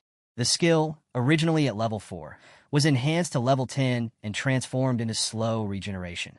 Slow regeneration. Level 10 gradually heals the health and mana of teammates within a certain range for a specified duration. The moment Zhou Yi activated the upgraded skill, a divine light filled the room. A radiant symbol appeared behind him, amplifying the healing aura. The light was so powerful that even King, whose body was more than half frozen, felt its effects. The ice encasing her began to melt, and she regained her mobility. Qing gasped in amazement. This healing magic, it's incredible. It surpasses the effect of a level 23 priest like me. Meanwhile, Zhou Yi focused all his energy on healing Zhou Yun. The divine light spread across her body, gradually melting the ice that had encased her. Though her condition improved significantly, Zhou Yi knew he couldn't fully cure her with this skill alone. Turning to Qing, he said firmly, Sis Qing, I'll handle things here. Go and inform Secretary Zhao Wenbing immediately. Tell him to call a high-level priest as soon as possible. Qing hesitated, then replied, but high-level priests have packed schedules. The appointment Secretary Zhao Wenbing arranged with one is for next week. Even if we contact her now, she won't be able to come in time. Zhou Yi's gaze sharpened. Just tell Secretary Zhao Wenbing this. If he can bring a high-level priest here immediately, I will owe him one unconditional favor in the future. Whatever he asks, I'll do it. Qing hesitated after hearing Zhou Yi's proposition, but eventually nodded. All right, I'll go, she said reluctantly before leaving the room. Inside, Zhou Yi remained focused on protecting his sister, Zhou Yun, using slow regeneration to ease her pain and stabilize her condition.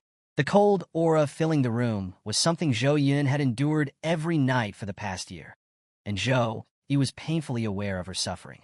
The cold had grown stronger recently, but Zhou Yi hadn't realized it had become powerful enough to influence the outside world.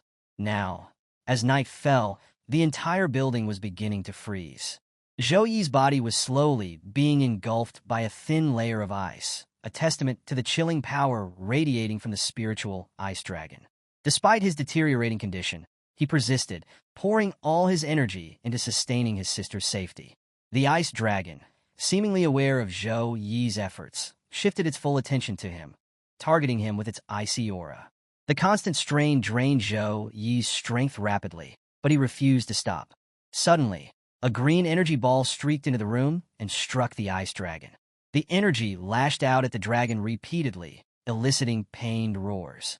However, Zhou Yun, connected to the dragon, began to convulse in pain as well. Stop! Don't touch her! Zhou Yi shouted in desperation, his voice filled with anger and fear. But just as he cried out, another energy ball struck him directly in the stomach, hurling him away from the dragon. He tumbled across the frozen floor, landing outside the dragon's range. A figure stepped into the room, a high priest, a woman with a commanding presence. She wasted no time, addressing the ice dragon firmly. Come to me, she commanded. The ice dragon, furious at the attack, charged toward her. But the high priest was prepared. With swift, precise movements, she unleashed a barrage of spell-like attacks from her weapon. Each strike wrapped the dragon in magical bindings, trapping it within her spells. The dragon struggled, its massive body bound by the high priest's magic. It roared furiously, but only its mouth remained free, snapping angrily as its movements were entirely restricted. The high priest didn't relent. Summoning her power, she delivered a final, devastating attack that forced the ice dragon back into Zhou Yun's body. As the dragon vanished, Zhou Yun's condition normalized. Her breathing steadied, and the pain etched on her face faded away. Zhou Yi, still recovering from the earlier attack, watched with relief as his sister finally seemed at peace. The high priest then used her magic to melt the ice coating the floor, restoring the room to its original state. Turning to Zhou Yi, she said, "You must be Zhou Yi. I've heard a lot about you." Zhou Yi stood and greeted her respectfully. "Nice to meet you, miss. My name is Chue Liena, level 35, secondary awakened priest from Yun City." She introduced herself. Chue Liena continued, "Director Zhang Tao specifically asked me to treat your sister ahead of schedule." However, she couldn't help but think, if Director Zhang Tao hadn't mentioned this boy's potential to take first place, I wouldn't have broken the rules to come here. Watching Zhou Yi fight against the cold for so long, Chue Liena was now convinced of his strength and determination. Director Zhang Tao wasn't lying. She admitted to herself. Zhou Yi, still shaken but grateful. "Miss Chue Liena, what's wrong with my sister? Is her condition curable?" Chue Liena explained. "The cold energy seeping out and solidifying into a form is a sign of a bloodline awakening. It's rare and highly dangerous if not controlled. But there's hope." Zhou Yi was completely taken aback by the high priestess's explanation. "Bloodline awakening?" he muttered, the words barely escaping his lips. The high priestess nodded and began to explain. When the Eternal Game first appeared, many players chose non-human races such as elves, giants, demons, and more. When the game merged with reality, those players inherited the traits of their chosen bloodlines. For example, individuals with elven bloodlines often developed greener eyes and longer ears, while humans with giant bloodlines grew to heights of 3 to 4 meters. She continued, "However, over the last 200 years, the intermarriage between these players and regular humans has diluted these bloodlines. Most of their traits and powers have faded, except under one rare condition: bloodline awakening." Zhou Yi listened intently as the high priestess elaborated. "A bloodline awakening can bring either misfortune or fortune," she explained. "If successful, the awakened individual gains the ability to harness the power of their inherited race. Their level growth and learning ability will multiply exponentially. But if they fail, the result is catastrophic, either paralysis or death on the spot." The priestess paused, her gaze fixed on Zhou Yi. "Your sister's condition is a result of her body's inability to handle her bloodline. After seeing her dragon spirit, I can confirm her bloodline is rare and freezing in nature. For her to successfully carry this bloodline forward, her constitution will need to change." She then mentioned a potential solution: the freezing lotus treasure. This treasure can alter her constitution, enabling her to manage the freezing bloodline. But the high priestess's tone turned solemn. "The treasure is extraordinarily rare. The last known appearance was at an auction 30 years ago, where it sold for 1.3 billion to an unknown buyer." Zhou Yi's heart sank. Such a treasure seemed impossibly out of reach. The priestess, preparing to leave, added, "There is another option, the Great Sealing Skill. This technique will seal your sister's bloodline, preventing further outbreaks. But there's a heavy price. Zhou Yun will never be able to level up in the future." The weight of these revelations hit Zhou Yi like a ton of bricks. Left alone in the room with Zhou Yun, he sat silently, staring at her. His phone was in his hand, but his thoughts were consumed by the grim possibilities laid out before him. 3 months, he thought. That's how long we have before the cold overwhelms her entirely. 5 days later, Zhou Yi threw himself into his training, determined to grow stronger and find a way to save his sister. Today's tasks included 200 deep squats, 200 push-ups, 200 sit-ups, 200 weapon swings. He completed each task diligently, his focus unwavering. When he finished, the system presented him with a notification to choose his daily reward. As usual, Zhou Yi selected stat points. Using the 2-3-3-2 distribution method, Zhou Yi balanced his stat upgrades. 2 points to strength, 3 points to constitution, 3 points to intelligence, 2 points to agility. Constitution and intelligence were critical for a Saint Knight, but Zhou Yi knew he couldn't afford to neglect the other stats. By maintaining balanced development, he could minimize weaknesses and ensure long-term growth. As Zhou Yi finished his training, another system notification popped up announcing the long-awaited exam results. Exam results announced. Zhou Yi has achieved first place in the Su-Kong district exam. Rewards will be distributed based on rank. Zhou Yi's eyes widened as rewards began pouring in one after another. Rewards: 1. Level S Divine Skill, God Hand. OA Legendary Healing and Support Skill capable of instantaneous recovery and powerful buffs. 2. S-grade divine item. One-time mystery skill, exorcism. O, a unique consumable skill capable of expelling or purifying high-level spiritual entities. 3. AoE rare skill, punishment of light. O, a destructive skill that rains light elemental attacks over a wide area. 4. Free stat points, plus 30. 5. Skill points, plus 30. As Zhou processed the incredible rewards, the impact of his achievement was already making waves outside.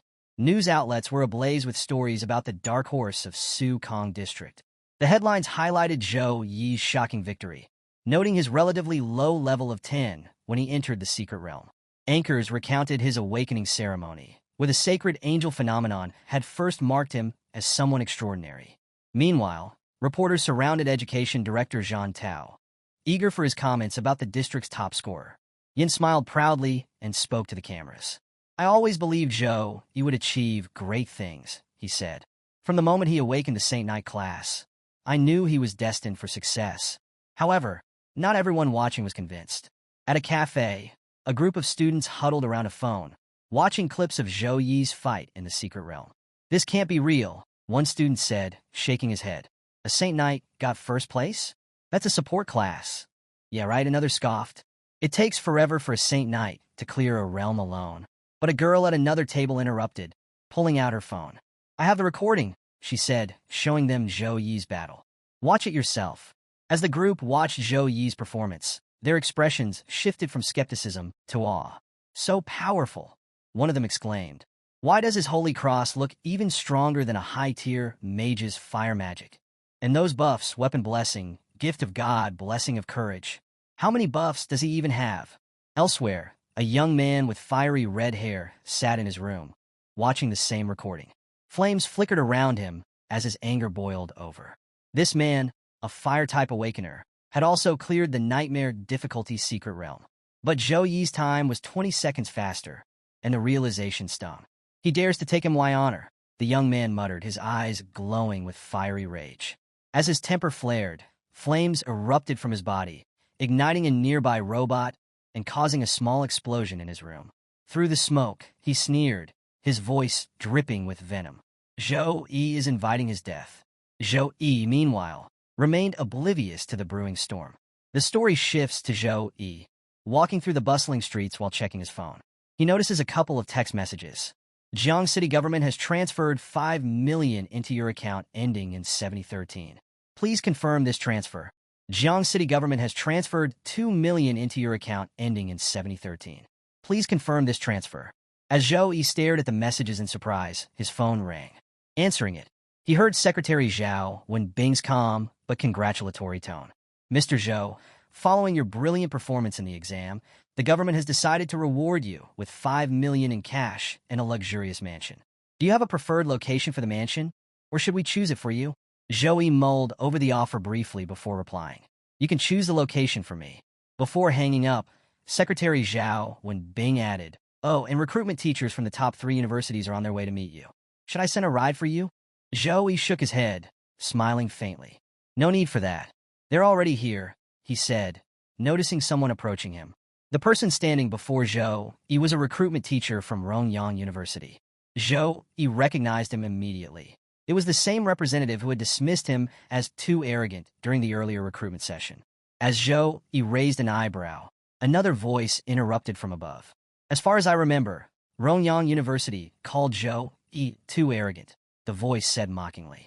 Both Zhou Yi and the Rongyang representative looked up to see a man descending dramatically from a helicopter. Landing with flair, the newcomer continued. And now, you're here trying to recruit him? Why the change of heart? The Rongyang University representative frowned, visibly annoyed. Watch your words, he snapped. That was Zhou Tianfu's mistake, and he's been fired for his poor judgment. Turning back to Zhou Yi, he softened his tone. Zhou Yi, if you join Rongyang University, we'll pay you 4 million up front. Before Zhou Yi could respond, the helicopter man, representative from Modi University, chuckled. Whatever Rongyang University offers you, he said with a grin, Modi University will double it. His confidence irked the Rongyang teacher, who scowled. You're just here to interrupt me. But before their argument could escalate, a new presence appeared. A young woman emerged from behind Zhou Yi. With swift movements, she grabbed him and began flying into the air, carrying him away effortlessly. "I'm taking him," she declared to the stunned teachers below. "Did you get permission from Qingjing University to recruit Zhou Yi?"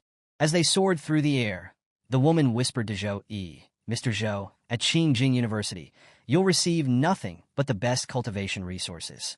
For 4 years, we'll provide you with grade A cultivation resources annually. Consider it." Their escape was cut short when they slammed into a magic barrier, forcing them to halt midair.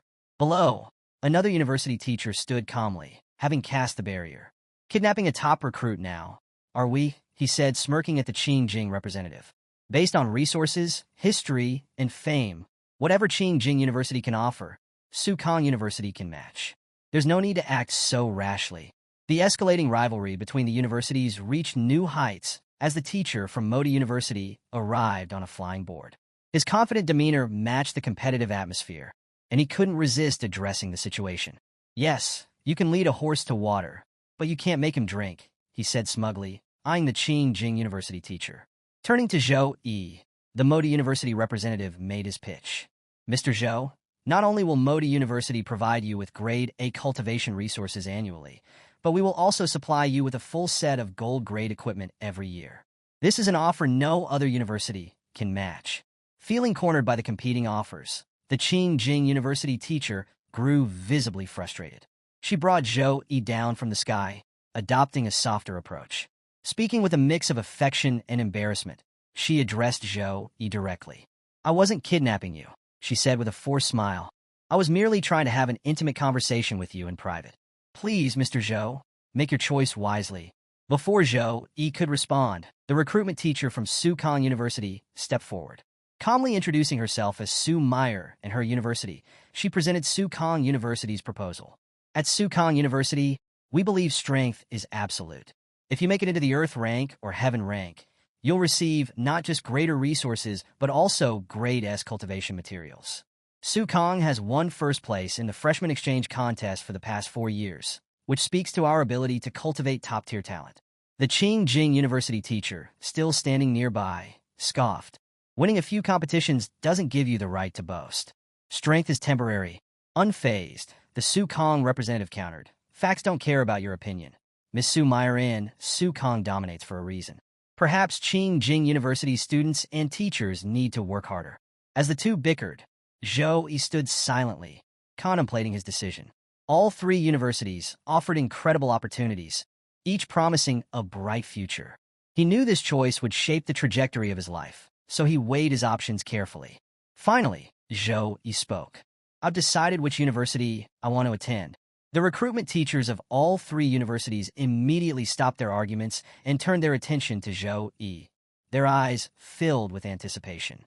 Zhou Yi took a deep breath and said firmly, "I choose Sukong University." The Sukong University teacher's face lit up with joy as she quickly produced a special recruitment contract, handing it to Zhou Yi. "Here's the agreement," she said eagerly. "Take your time to review it, and if everything looks good, please sign." Meanwhile, the Qingjing University teacher looked visibly disappointed. With a resigned smile, she offered Zhou Yi one last comment. "If you ever feel like you don't fit in at Sukong University, our doors will always be open to you." Her persistence only served to irk the Sukong representative further. "How stubborn can you be, Miss Su Meyer in?" she muttered, glaring at her rival. Before signing the special recruitment contract, Zhou Yi noticed Sukong University's representative, Miss Su Meyer, casting a spell without any incantation, which only high-tier mages can typically achieve. Curious, Zhou Yi hesitated and asked, "Miss Su Meyer, what's your levels?" Miss Su Meyer chuckled and replied, "I'm a level 42, second awakening mage." Zhou Yi was stunned. "She doesn't even look 30, he thought. Miss Su Meyer continued with a knowing smile. "The world is much bigger than you think, Zhou Yi. Once you enter Sukong, you'll meet even more young and powerful people. It's a place where you'll truly grow." Motivated by her words, Zhou Yi began signing the contract. Excitement surged through him as he thought, "With the system by my side, no one my age can compete with me. At Sukong, I'll face even stronger opponents and grow even faster."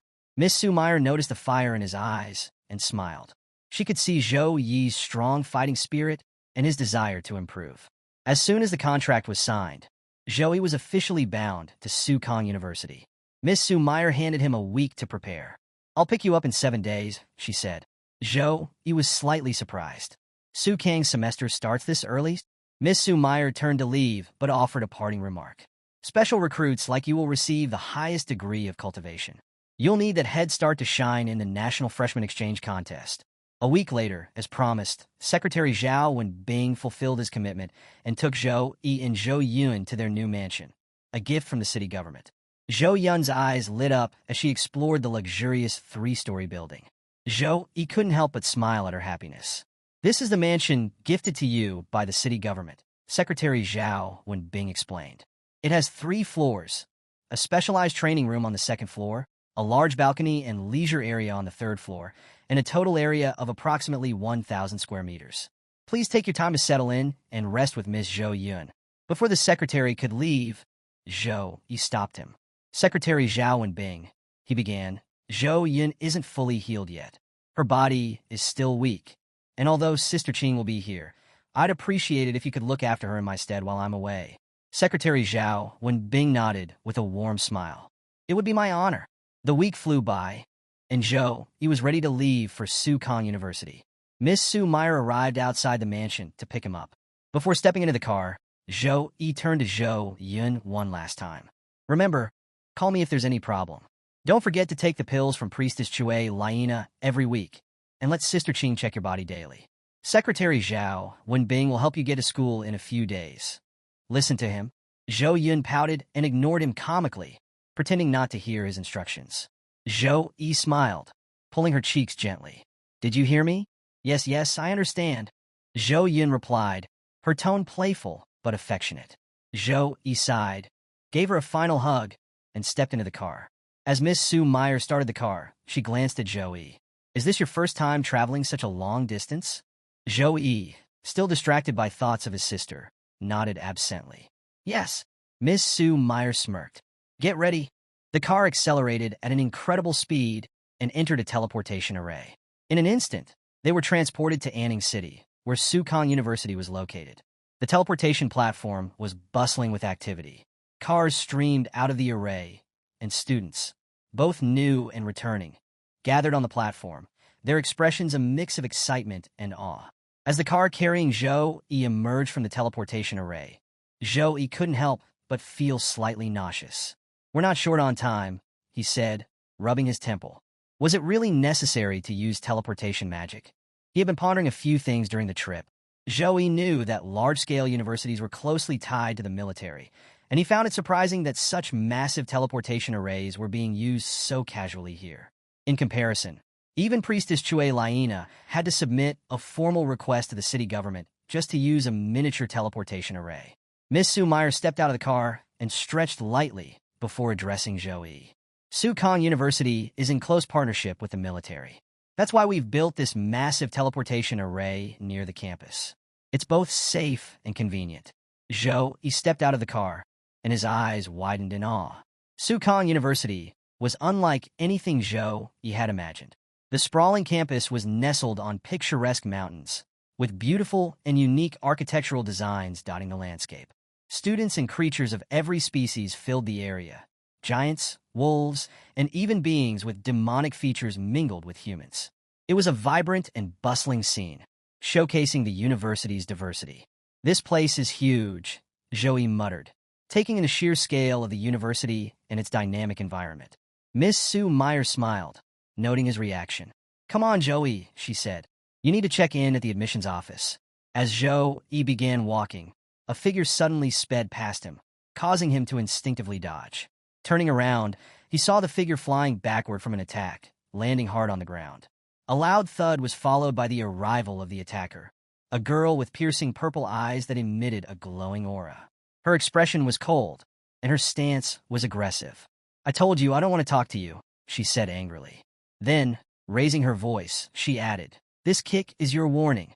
If you bother me again, I won't show any mercy." The purple-eyed girl turned and began walking away, her aura still radiating power. The unconscious figure on the ground groaned faintly, but showed no signs of getting up. Students nearby began murmuring amongst themselves. Young Master Jun met his match this time, one of them said. He's always trying to pick up young juniors every semester. Yeah, another added. Looks like he finally got what he deserved. Thank God.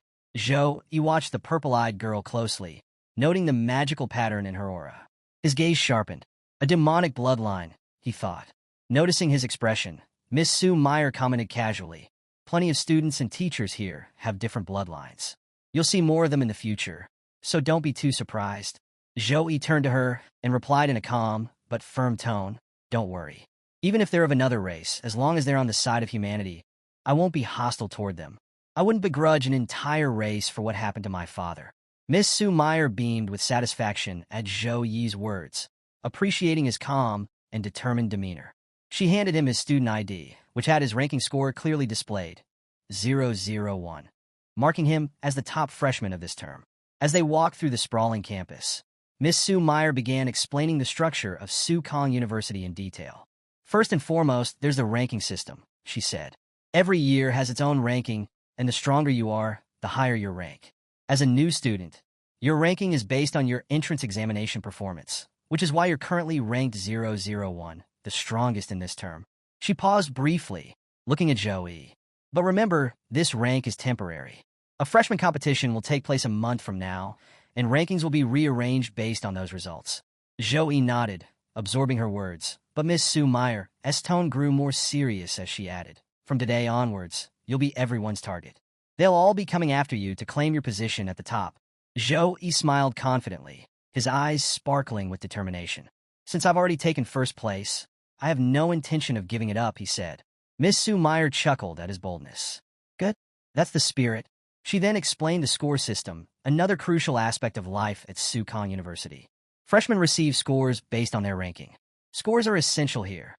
You'll use them to buy food, equipment, potions, skill books, and more.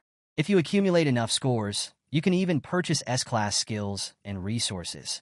Miss Sue Meyer continued, aside from rankings, there are two other ways to earn scores. 1. Score missions. You can use your ID card to access the mission board. Choose a suitable mission, complete it, and you'll be rewarded with scores. 2. Heaven and Earth rank. Students in these ranks receive a fixed amount of scores based on their position. Her voice turned firm as she gave Zhou a warning. There are 5,000 students at Sukong University, and many are desperate to enter the Heaven and Earth rank. You can't afford to be arrogant. Zhou nodded earnestly. I understand, he replied. Miss Sue Meyer led Zhou deeper into the campus, eventually stopping at a vantage point overlooking a bustling area below. There, she said, pointing toward the scene. Zhou followed her gaze and saw a portal to a secret realm, surrounded by countless students preparing to enter. Some were gearing up, others were forming parties, and a steady stream of individuals moved toward the portal. Miss Sue Meyer explained further. Sukong University has 3 primary secret realms for training. 1. Goblin Dungeon. Entry level ranges from 17 to 21. 2. Distorted Forest. Entry level ranges from 23 to 26. 3. Purgatory. Entry level ranges from 28 to 31. Aside from meeting level requirements, you'll need to spend a certain amount of scores to access these realms. As they continued exploring, Miss Sue Meyer showed Zhou the training area, bustling with activity. You can use the training rooms here to practice, she said. Your opponents can either be robots or real people, depending on your preference. Zhou Yi's eyes scanned the vast trading area, where countless students were negotiating and exchanging goods. The sheer size of the marketplace amazed him. It wasn't just a small corner of the campus. It was practically a city in itself, full of life and opportunities. Miss Sue Meyer continued her explanation as they walked through the vibrant trading area. The strongest holds absolute authority here. Those with the most resources control their destiny. This is how we survive and thrive. Zhou Yi's smile widened as he listened. The system, the structure, and the competitive environment of Sukong University resonated with him. He felt a growing excitement about the opportunities ahead. As they walked, a group of students nearby spotted Miss Sue Meyer and greeted her. She nodded in acknowledgement, praised them briefly, and continued walking with Zhou Yi. Among the group, whispers broke out as the students noticed Zhou Yi. One girl asked, "Who is he?" "The teacher is personally leading him." Another chimed in, "Yeah, that's strange. We're in a group of 10, and even a senior is leading us. Could this be a backdoor entry?" Before the speculation could spiral further, a boy named Wang Li chuckled and interjected. You all clearly don't know how things work. Special admission students are assigned a personal teacher to help them settle in faster. It's also easier to recruit them into specific houses that way. The group went silent, stunned. Wait, one of the students said slowly, piecing it together. He's the first place student this term? Wang Li smirked and continued, that's right. He's Zhou Yi, the first place winner of the Su Kong district exam. He's also a level 13 Saint Knight. The group erupted in murmurs of disbelief. Saint Knight? Isn't that a support class? One student said, frowning. How did a Saint Knight manage to beat a Berserker, who's rank 002 and level 14? Some students couldn't reconcile Zhou Yi's victory with their preconceived notions about support classes, while others focused on his appearance. He's so handsome, one girl whispered starry-eyed. He could be a celebrity. The girl with the demonic bloodline from earlier stood silently in the group, her purple eyes narrowing thoughtfully. First place among the new students, she mused internally, intrigued. Not everyone was impressed, however. A red-haired boy, who had been silently watching the commotion, noticed the demonic bloodline girl's interest in Joey. His face twisted with jealousy. Unable to contain himself, he shouted angrily, I think this first place is just a fraud. The nearby students turned to look at him, confused and startled by his outburst. Zhou Yi also turned, his expression calm, but his gaze sharp as he assessed the boy. The red-haired boy smirked and introduced himself.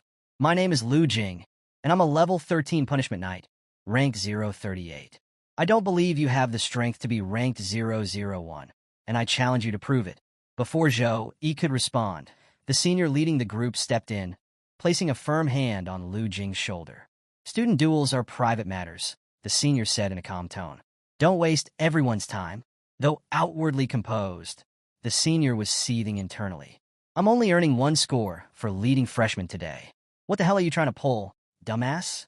Despite the senior's warning, Lu Jing brushed it off with a dismissive wave. Don't worry, senior. I've got this, he said confidently as he approached Joey. The senior clenched his fists in frustration, thinking angrily. Ranking 001 was unanimously decided by the headmaster and 5 house teachers. It's impossible for it to be a mistake. This idiot's just looking for trouble. The nearby students were equally perplexed by Lu Jing's arrogance but stayed to see how things would unfold.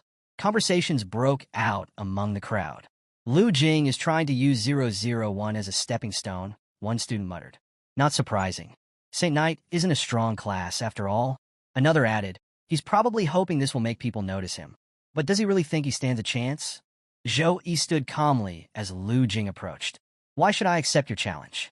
Zhou Yi asked, his tone casual but firm. Desperate to provoke Zhou Yi into agreeing, Lu Jing made an offer. If you win, I'll give you 100 points. If I win, you don't have to pay anything. Zhou Yi's lips curled into a sly smile. For my future record, I should accept this challenge. But if I want to make an example out of him, I need to make it unforgettable. After a brief pause, Zhou Yi countered, make it 300 points, and I'll fight you. The crowd erupted in murmurs at the bold demand. 300 points? One student whispered. That's insane. Another chimed in, I ranked 40th, and I only got 400 points. Lu Jing is ranked 38th, so he probably has a similar score. If he loses, that's most of his starting points gone.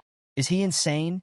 Lu Jing froze momentarily, beads of sweat forming on his forehead. His face showed clear hesitation as he glanced at the crowd and then at the purple-eyed girl, who seemed more interested in Zhou Yi than him. Determined to impress her, Lu Jing forced a smile and shouted angrily, Fine, 300 points it is. Let's enter the ring. Zhou Yi's eyes gleamed with satisfaction, his smirk turning mischievous. So, you've got some guts after all, he said, his voice laced with mockery. But we don't need a ring. Golden light began emanating from Zhou Yi's body, and his confidence radiated through the air. He stretched his hands casually, as if preparing for a warm-up, then declared with a grin, If you're not on your knees in 3 moves, I lose. The challenge drew even more students to the scene, eager to witness the spectacle. Lu Jing brandished a large sword, the blade shimmering in the sunlight. Zhou Yi, meanwhile, stood empty-handed, calm and composed. The two locked eyes, tension crackling in the air. Miss Sue Meyer stepped forward to act as the referee, her voice cutting through the chatter of the crowd. This fight will follow university sparring rules. The countdown will be 3 seconds, after which you may act. No killing moves are allowed. As the countdown began, the crowd leaned in, holding their breath.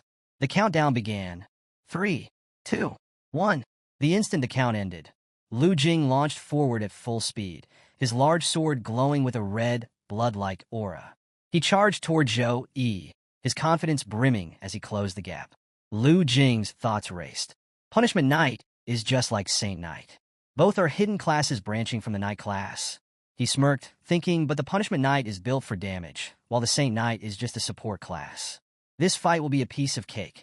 As long as Zhou Yi hadn't buffed himself, Lu Jing believed he would dominate with speed and raw power. But there was more than just arrogance driving him. He glanced at the girl with the demonic bloodline from earlier, hoping that defeating Zhou Yi would catch her attention. After I crush you, she'll see me differently, he thought smugly. When Lu Jing got close enough, he unleashed his blood slash, a powerful attack that encased his sword in a glowing red aura.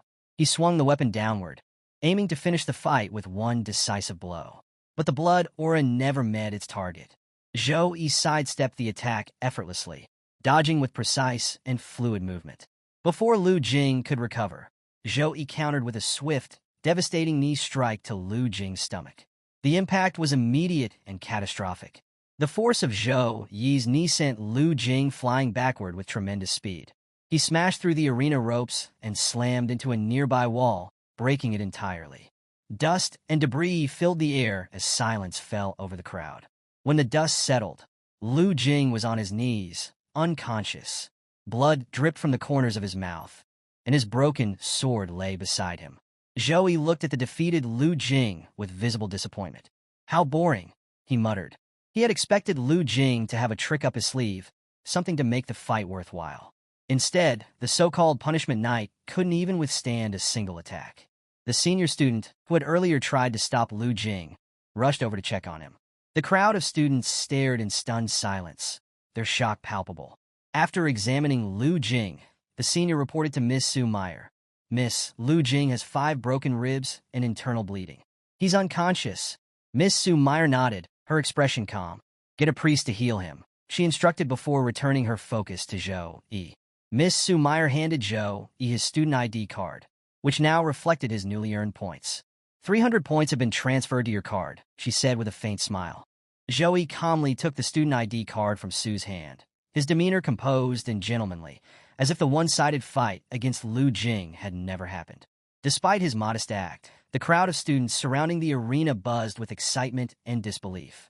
One student whispered, "It's hard to stop a Punishment Knight's charge, especially when combined with Blood Slash, but he countered it with just one kick." Another added, "So this is the power of 001? He's on a whole different level?" Among the students was the girl with the demonic bloodline, who had been watching intently.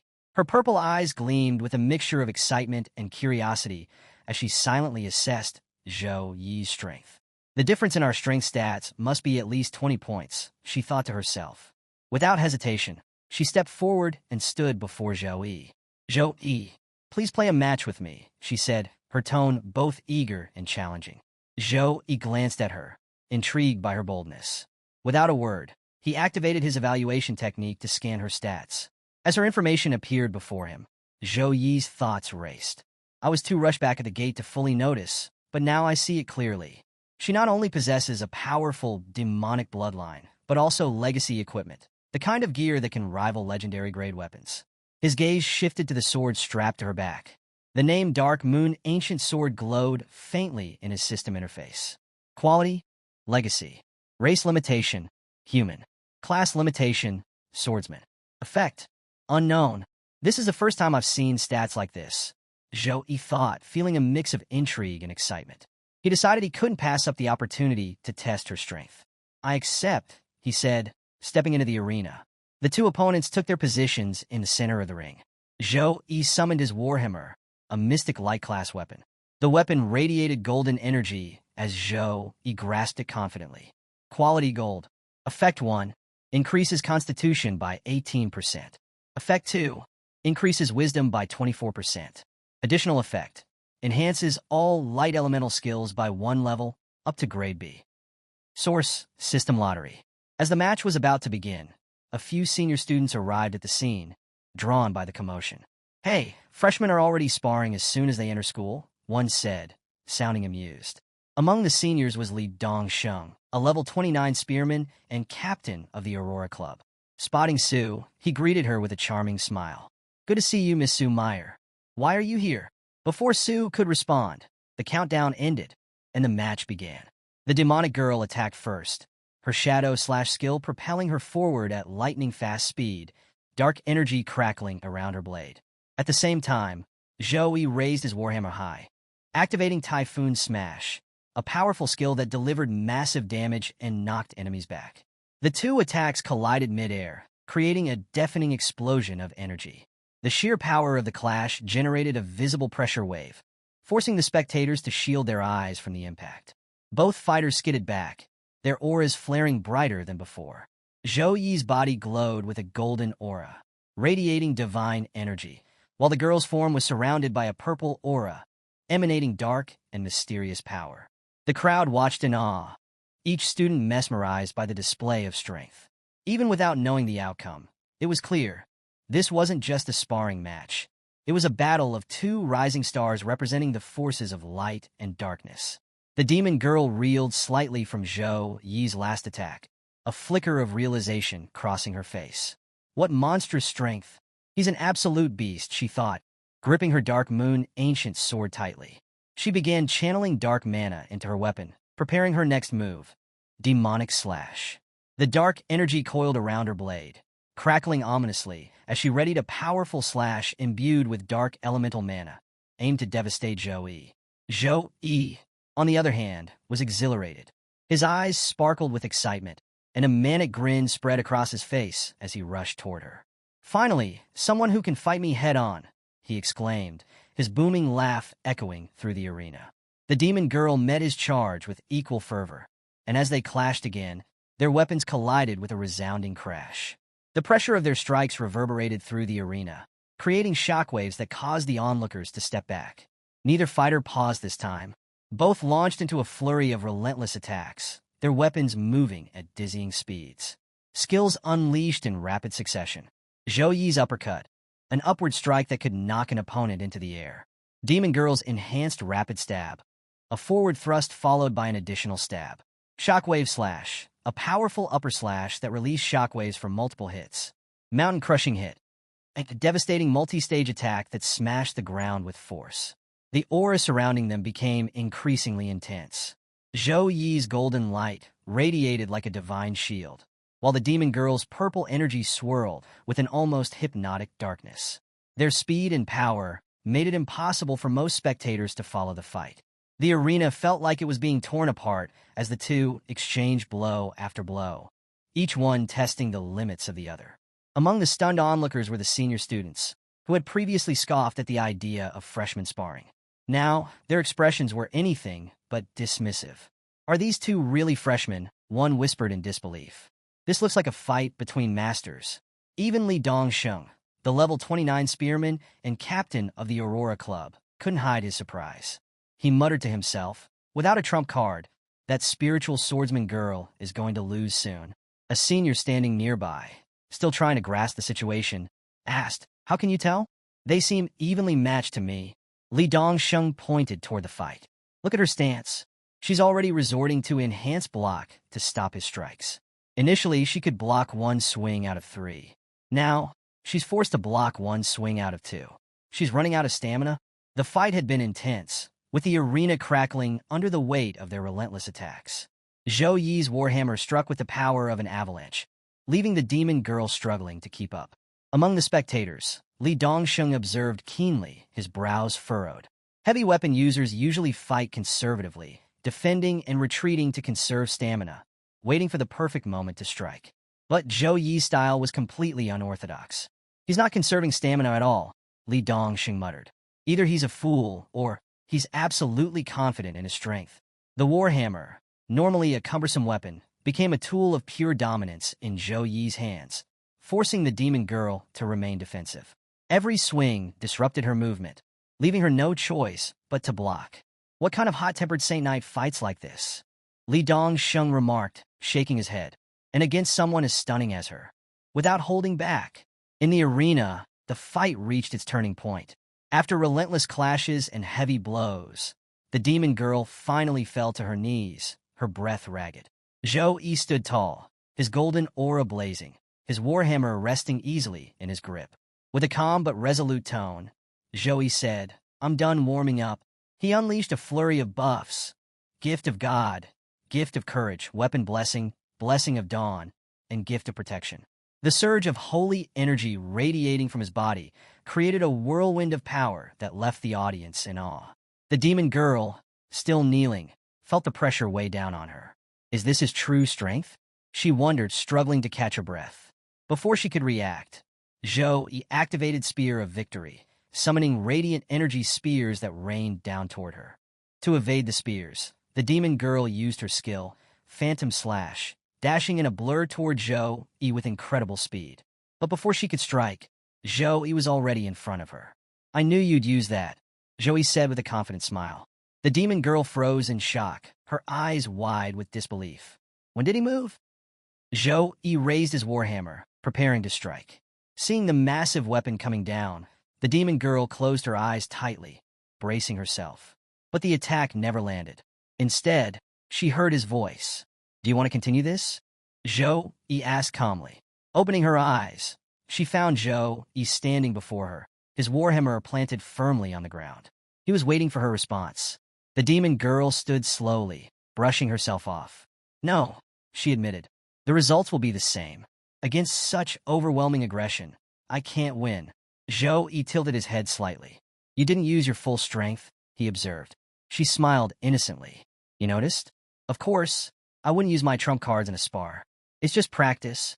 Reaching into her pocket, she pulled out her phone and held it out to Zhou Yi.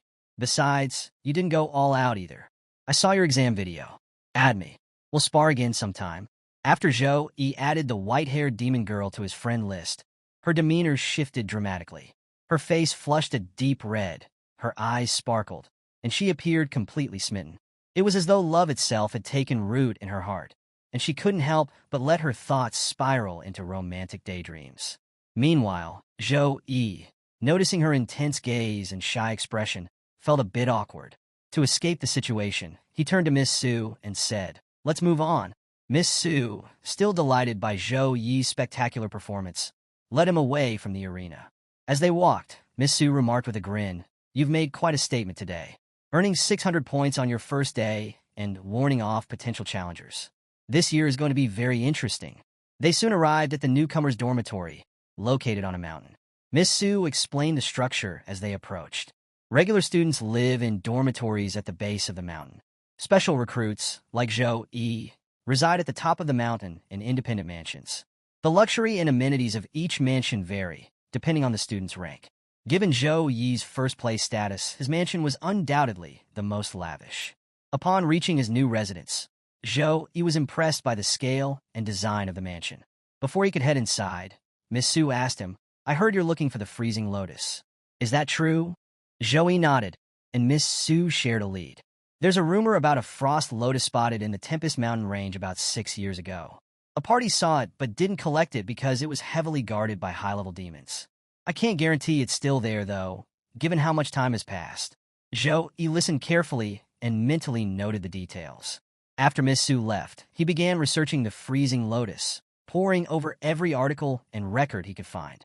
The Tempest Mountain range, he learned, emerged after the Earth merged with the Eternal Game. It was a sprawling, treasure-laden range teeming with exotic flora, fauna, and dangers. Even tertiary awakened classes avoided entering without careful preparation. Despite the danger, Zhou Yi felt resolute. His current strength might not allow him to defeat high-level demons, but the system's reward from the exam, a resurrection cross, gave him a safety net. The cross ensured he could survive even in dire situations. Determined, Zhou Yi decided to gear up before heading out. Sitting at his desk, he began browsing through the free skill and equipment rewards granted for his first-place rank. The list of available skills included Holy Light Protection, Sacred Punch, Holy Light Shield, Sacred Retaliation, Holy Light Ball. Zhou Yi quickly added immunity to physical damage, a weapon-less combat skill, and a long-range attack skill to his arsenal. Although many items were free, he noticed that collecting the Forest Set, a reward from the exam, required spending points. Zhou Yi enters the Tempest Mountain Range, where the rugged terrain and eerie silence are broken by a sudden, massive explosion. The shockwave reaches him even from a great distance, leaving him in awe of its sheer power. Curious and cautious, he decides to investigate. Clad in the forest-set equipment he had painstakingly purchased, Zhou Yi moves toward the source of the explosion. Meanwhile, back at the academy, Jiang Churen, the white-haired demon girl, is in her dormitory, anxiously checking her phone for messages. Her once cool and composed demeanor has melted into one of nervous anticipation. She's eagerly waiting for a reply from Zhou Yi after their earlier spar. Her phone pings. Zhou Yi has replied. The message reads, "I'm heading to the Tempest Mountain Range." Jiang Churen blushes furiously, her mind racing with thoughts about Zhou Yi. Tossing and turning, she struggles to calm herself. Her friend, noticing her restless behavior, finally asks, "Churen, what's going on? You've been staring at your phone all day. Did something happen?" Flustered but excited, Jiang Churen confesses, "I met someone. He's different. I even tried using my charm ability on him, but it didn't affect him at all." Her friend raises an eyebrow, intrigued. "Really? That's rare. His willpower must be incredible." Eyes gleaming, Jiang Churen exclaims, "Exactly. That's what makes him so special." She then decides with determination, "I'm going to the Tempest Mountain Range too." Inside the Tempest Mountain Range, chaos erupts as a truck hurtles through a rugged trail, pursued by an unrelenting horde of monsters. The truck belongs to an all-female team of adventurers, each showcasing their unique skills. Zhu Xiao, mechanic, expertly handles the truck's defenses, tossing explosive bombs at the pursuing monsters. The explosions take down several, but some creatures persist, undeterred. When Tianrun, summoner, casts her spirit summoning ice skill, creating a barrier of ice that slows the advancing monsters, buying the team some time. Zhu Dan Gunner takes over with relentless firepower. Her machine gun tears through the monsters, leaving destruction in its wake as the team pushes the truck forward. As the monsters begin to thin out, the team feels a brief moment of triumph. But their celebration is short-lived. When Tianrun suddenly tenses, her senses heightened. Something's not right, she warns, urging the team to move. Without hesitation, she conjures an ice shield around the truck just as a fiery projectile blazes toward them. The fiery blast narrowly misses Su Qing Lian, the swordsman of the group, but slams into the truck with devastating force. The vehicle is obliterated, leaving the team in a cloud of smoke and uncertainty. Swordsman Su Qing Lian narrowly escapes the fiery attack, but her vehicle and teammates are not as fortunate. The group is left in a dire state. Some are barely standing, while others are trapped beneath the wreckage. Assessing the situation, Su Qing Lian shouts, "Are you okay?" just as when Tianrun, the summoner, gasps in terror. "Look behind you!" When Tianrun exclaims. The sight is chilling. A horde of demons, one of the 5 violent races notorious for their unrelenting hunger for living beings, surrounds them. These demons, with mouths glowing from ready fire-type attacks, close in menacingly. The team is paralyzed with fear, having exhausted all their trump cards. Despite their best efforts, they manage to kill only a handful of demons. Desperation sets in as a single, grim thought crosses everyone's mind. Are we going to die here today? The demons unleash a torrent of fiery attacks, and the team braces for impact. Suddenly, Zhou Yi appears, speeding toward the group atop a majestic white wolf. Without hesitation, he activates his Sacred Storm skill. A radiant cross symbol materializes in front of the oncoming fire attack, shielding the group. When the Sacred Storm collides with the fire, it creates a fiery tornado infused with divine energy. The intense heat and holy energy begin to disrupt the demons, causing them to recoil in pain. The storm's holy radiance emanates from Zhou Yi, illuminating the area and intensifying the demons' suffering. As the sacred storm rages, a cross-shaped mark on Zhou Yi's forehead glows brilliantly, radiating divine light. The sacred energy in the atmosphere troubles the demons, weakening them further. Suddenly, Zhou Yi strikes with another powerful attack, a lightning-fast sacred slash. The attack decimates the demons in moments, leaving the entire area imbued with his holy energy. The remaining demons fall lifeless to the ground, and an eerie calm settles over the battlefield.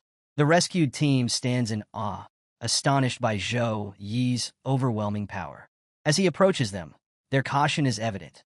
They are unsure if this mysterious figure is friend or foe. Zhou quickly reassures them by activating his slow healing ability.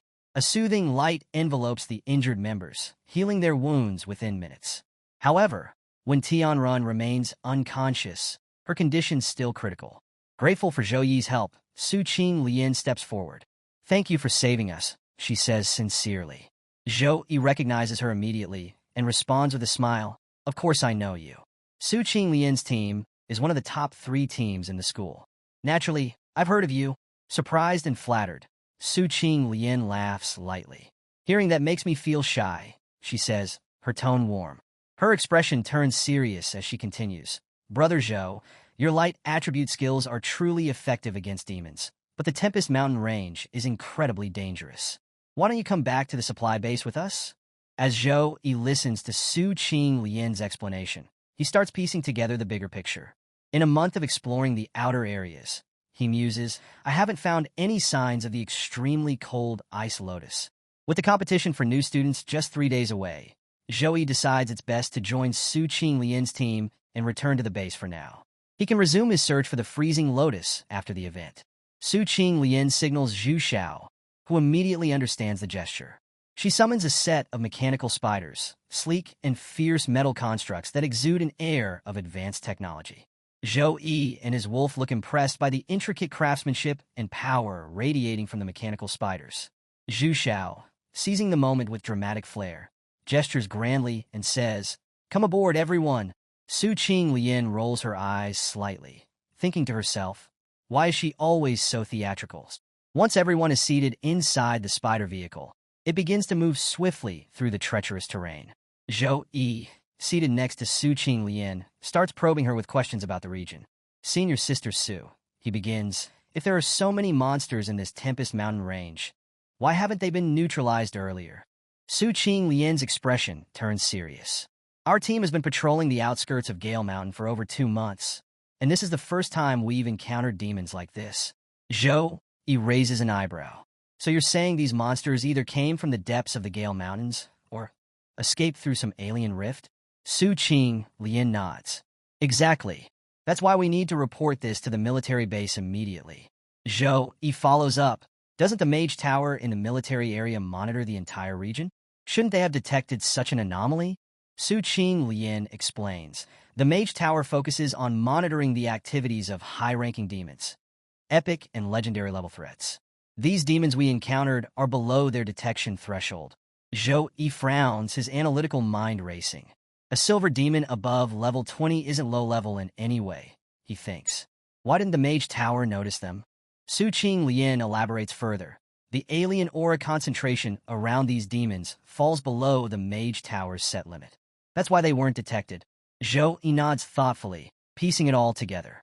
Meanwhile, Su Qing Lian's concern deepens. If this rift is connected to another world, she thinks aloud, why are only low-level demons emerging? Cracks capable of letting in level 30 monsters can also allow level 50 or higher creatures to pass through. This could escalate quickly. Her thoughts turn grim.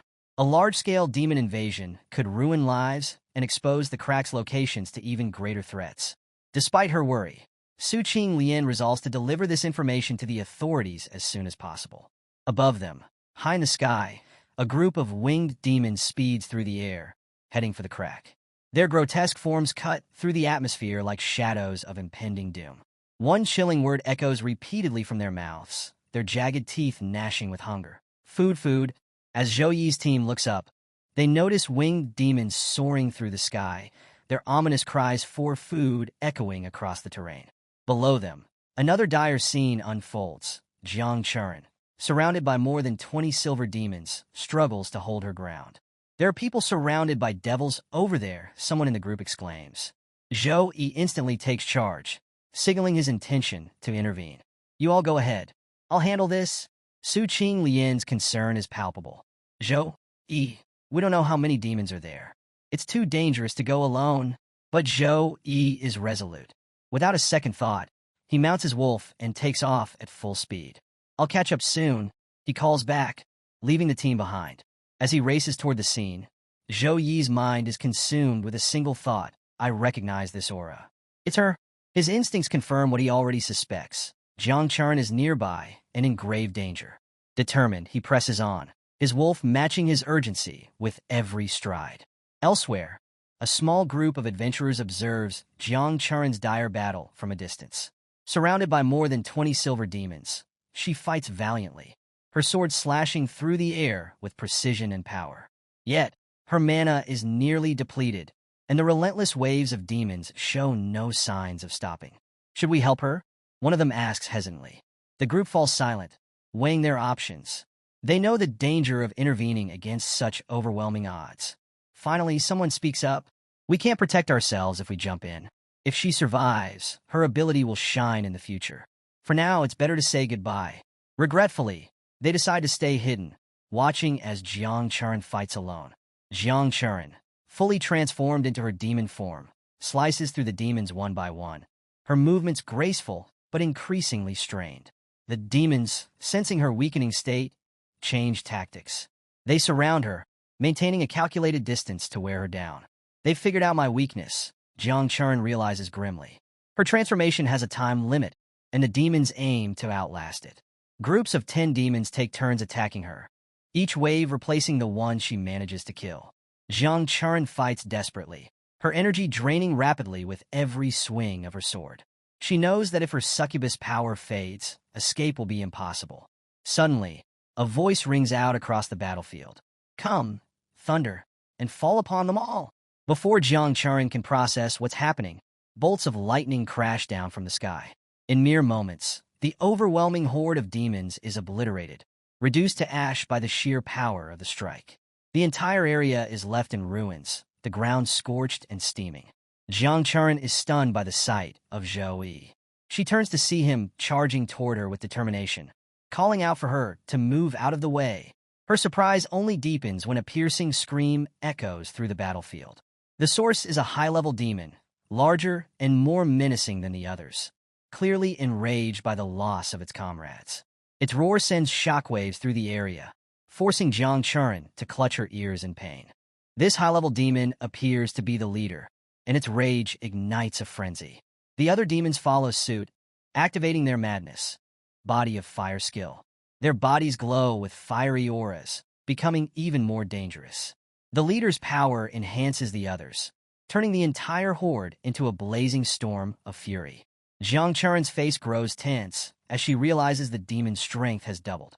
Zhou Yi, leave now. This is the madness of the demon clan, she shouts, her voice filled with urgency. Despite her warning, Zhou Yi remains calm. Jiang Chuan, believing the situation hopeless, considers a desperate plan to self-destruct and take the demons down with her. She knows this will likely kill most of the demons, giving Zhou Yi a chance to escape. But before she can act, Zhou Yi surprises her. Without a word, he grabs her by the waist and lifts her effortlessly onto his wolf. Zhou Yi, Jiang Chuan whispers in shock, her face flushed with disbelief. The high-level demon, enraged further, lunges toward them with a powerful punch. Yet, Zhou Yi's wolf evades the attack gracefully, the ground behind them shattering under the demon's failed strike. As the horde charges in unison, Zhou Yi takes a decisive step. Time to end this, he says, summoning a blinding golden light. Light punishment, a skill infused with divine energy, activates, transforming the battlefield. The once dark sky above them bursts into a chaotic storm of lightning, crackling with raw power. The bolts of lightning strike the demons one by one, their screams echoing through the air as they are incinerated. The ground trembles with each strike, and the oppressive heat of their fiery auras dissipates under the divine assault. Zhou Yi watches the destruction unfold with satisfaction. No wonder everyone dreams of being a magician. Killing monsters from a distance feels incredible. He chuckles, a grin spreading across his face. Meanwhile, Jiang Chuan, cradled in his arms, looks at Zhou Yi with awe and affection. Her eyes soften, her earlier tension replaced by admiration, and perhaps something more. Despite the devastating effect of the light punishment skill, the sheer number of demons proves overwhelming. Many have perished, but a significant number remain, their fiery forms surging forward with renewed ferocity. The survivors gather, preparing for another coordinated assault against Zhou Yi. Zhou Yi and Jiang Churen find themselves surrounded by 180 demons, their fiery auras burning with fury as they close in from all sides. Zhou Yi, seated on his wolf with Jiang Churen in his arms, surveys the swarm with calm determination. In his mind, Zhou Yi calculates the odds, 180 demons in total, scattered around. I can handle this with group attack skills, but I need them clustered together first. Jiang Churen, on the other hand, is visibly tense. Her eyes dart between the encroaching demons, and thoughts of despair creep in. All this commotion has drawn every demon in the area. How can we survive this? Zhou Yi turns to her and speaks with unwavering confidence. Jiang Churen, go distract the demons on the left. Don't fight them. Just attract their attention and lead them away. Her surprise is evident as she stares at him in disbelief. Zhou Yi, what are you doing? She asks, her voice tinged with hesitation. But Zhou Yi wastes no time explaining. He activates his healing skill, slow healing, restoring Jiang Churen's energy and vitality. Then, one by one, he bestows his buffs upon her. Death Dawn Blessing, Blessing of Weapon, and God's Gifts. A radiant aura surrounds Jiang Churen as the effects of the buffs take hold, and she feels an immense surge of power coursing through her body. Her stats rise dramatically. Strength, 114, 143, plus 29, a 25% increase. Speed, 122, 153, plus 31, a 25% increase. Constitution, 103, 129, plus 26, a 25% increase. Intelligence, 156, 195, plus 39, a 25% increase. Jiang Churen's eyes widen as she processes the transformation. This is the buff of a Saint Knight? How is this even possible? Zhou Yi's voice snaps her out of her thoughts. You've got the power now. Go. I'll handle the rest. Reluctantly, Jiang Churen obeys, rushing to the left to lead away a portion of the horde. Meanwhile, Zhou Yi grips his warhammer and charges directly into the fray. The demons, sensing his approach, prepare to launch their fiery energy attacks. But Zhou Yi moves faster, swinging his warhammer with devastating force. Each strike sends shockwaves across the battlefield, shattering demons and creating explosions of holy light. For the weaker demons, a single blow is enough to obliterate them. The more powerful ones, though injured, can only stagger under his relentless assault. Zhou Yi's every swing of the hammer is like the hand of a death god, leaving no demon unscathed. The battlefield becomes a storm of destruction. The ground trembles, flames erupt in all directions, and the cries of demons echo through the chaos. Jiang Churen, watching from the sidelines, is awestruck. Her enhanced strength and speed allow her to easily distract and evade the demons on her side, but her focus is on Zhou Yi. This level of power, she marvels. Even a level 16 Saint Knight shouldn't be able to fight like this. Not even a level 25. Despite her experience, Jiang Churen is left speechless. Zhou Yi isn't just fighting. He's dominating, turning the battlefield into a graveyard for demons. As Zhou Yi continues his relentless assault, the battlefield becomes a maelstrom of holy light and destruction. His every action sends shockwaves across the area, scattering and obliterating the demons with precision and ferocity. Suddenly, a group of demons breaks off and charges toward Jiang Churen. One particularly fast demon lunges at her, but Zhou Yi's wolf intercepts it, clamping its jaws around the creature and holding it back. Meanwhile, several other demons surround Jiang Churen, forcing her to block their attacks with her sword. Despite the chaos, Jiang Churen steadies herself, thinking, now's not the time to overthink. I'll do whatever he says and trust his judgment. Elsewhere on the battlefield, Zhou Yi continues to cut down waves of demons. Yet, no matter how many he slays, reinforcements keep coming. Some demons manage to sneak up behind him, but before they can strike, a sudden slash of dark energy cuts through them. Zhou Yi turns to see Jiang Churen, now wielding a shadow whip, a skill that channels demonic energy into a weapon that delivers devastating damage to enemies and their shadows. With precise movements, she uses the whip to create chaos among the demons, dealing massive damage while keeping them at bay. Zhou Yi smirks, thinking, as expected, she's excellent at attracting the demons' attention. Most of them are already focused on her. She's even using tricks I didn't anticipate. Sacred energy emanates from Jiang Churen's body, the residual effect of Zhou Yi's buffs. amplifying her power further. Zhou Yi tosses a glowing energy sphere toward Jiang Churen, which envelopes her in a radiant shield. The skill, Guardian of the Light, grants her immunity to physical damage for a limited time. Stay within the shield, Zhou Yi commands, his tone firm. He then invokes another powerful skill, Holy Cross. A massive cross of holy light materializes behind him, emitting an intense glow. The cross begins to radiate light attribute flames, causing continuous damage to all demons within a 200-meter radius. The demons howl in agony as the sacred flames scorch them. Jiang Churen watches in awe, her eyes sparkling with admiration. Such power, she mutters, her voice filled with amazement. Despite the overwhelming damage, a significant number of demons remain, their rage fueling their attacks. Zhou Yi steps forward, unfazed by their aggression. All darkness will be destroyed in the light of holy light, he declares, raising his warhammer. He chants sacred words. Let the light gather and the storm come. In an instant, crosses of light begin falling from the sky, forming a radiant storm. The entire area is consumed by the whirlwind of sacred energy. The storm engulfs the demons, leaving no chance for escape. It pulls in even the stragglers attempting to flee, obliterating them with divine fury. Watching from a distance, the 6 men who had earlier refused to help Jiang Churen are paralyzed with fear, not of the demons, but of Zhou Yi. One of them whispers in disbelief. Is he even human? Another nods, his voice trembling. That's not something a normal human can do. He's like a force of nature. As the group assesses the aftermath of the battle, one of the 6 observers hesitates before suggesting, "Boss, should we go over and say hello?" Their leader, nervously watching Zhou Yi's display of power, contemplates the situation. Apart from me, who is at level 26, the rest of you are at level 24. Forget fighting him one-on-one. Even 6 of us together wouldn't stand a chance. This guy is terrifying, and he's still so young. Despite his unease, the leader decides, let's quickly go to him. We must make sure we're on friendly terms with someone like that. At that moment, the mechanic girl's spider machine arrives, skidding to a stop.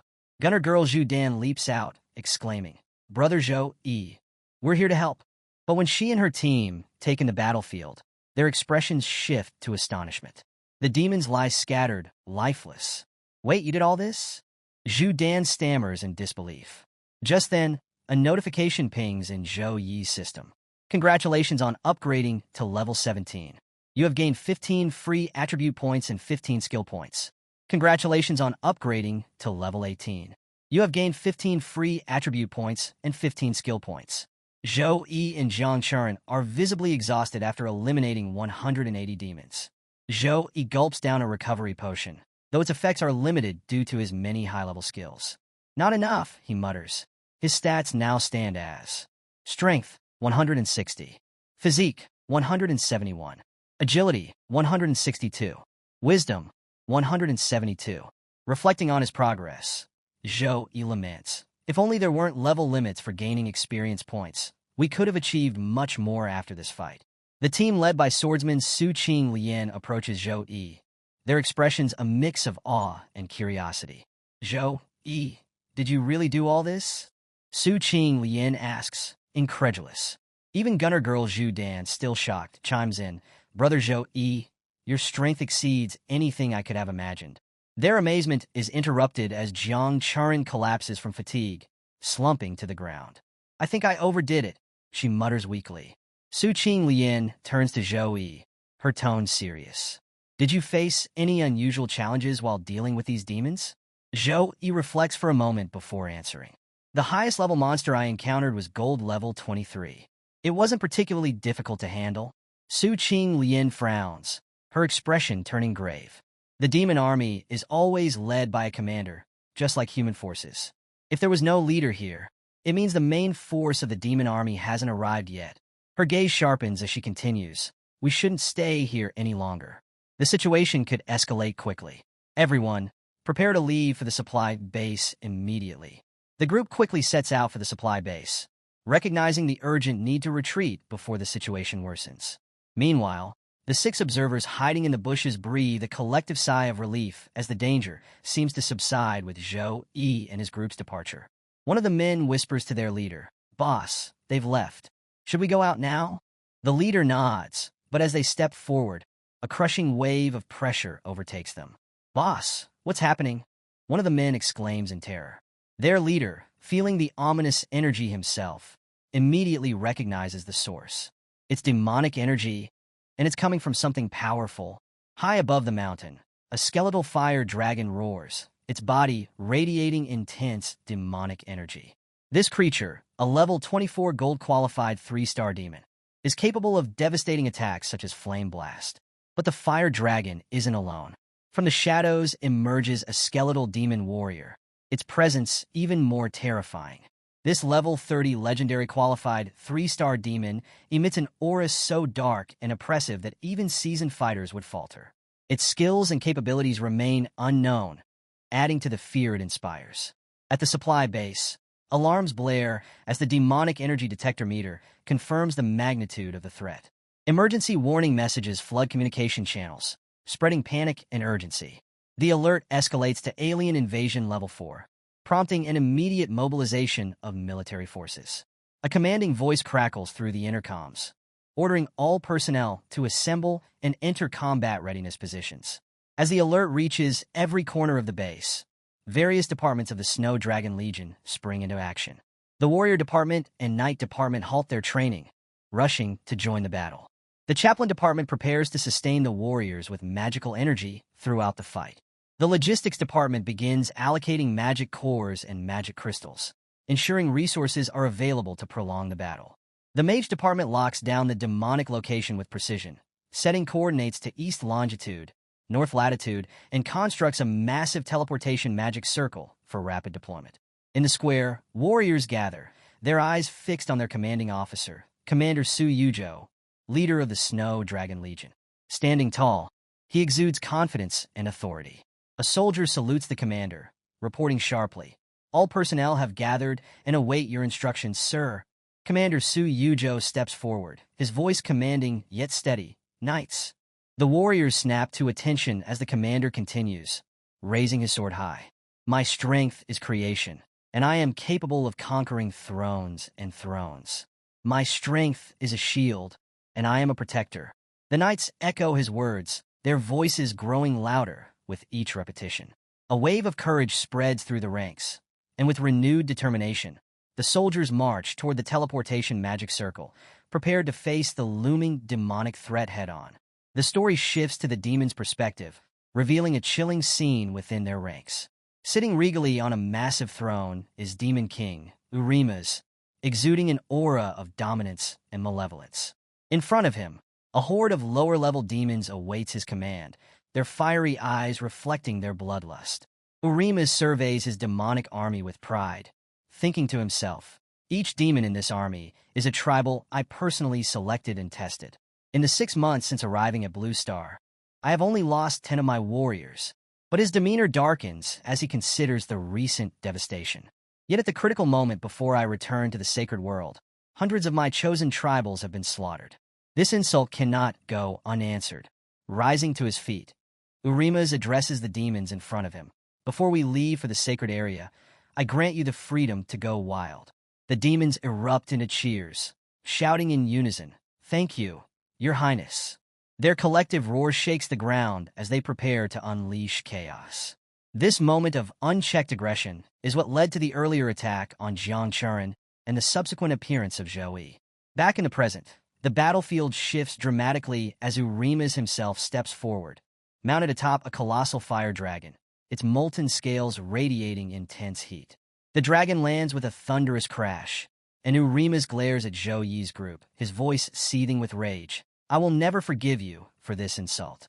You will pay for your insolence." The dragon snarls, its deep voice echoing through the area.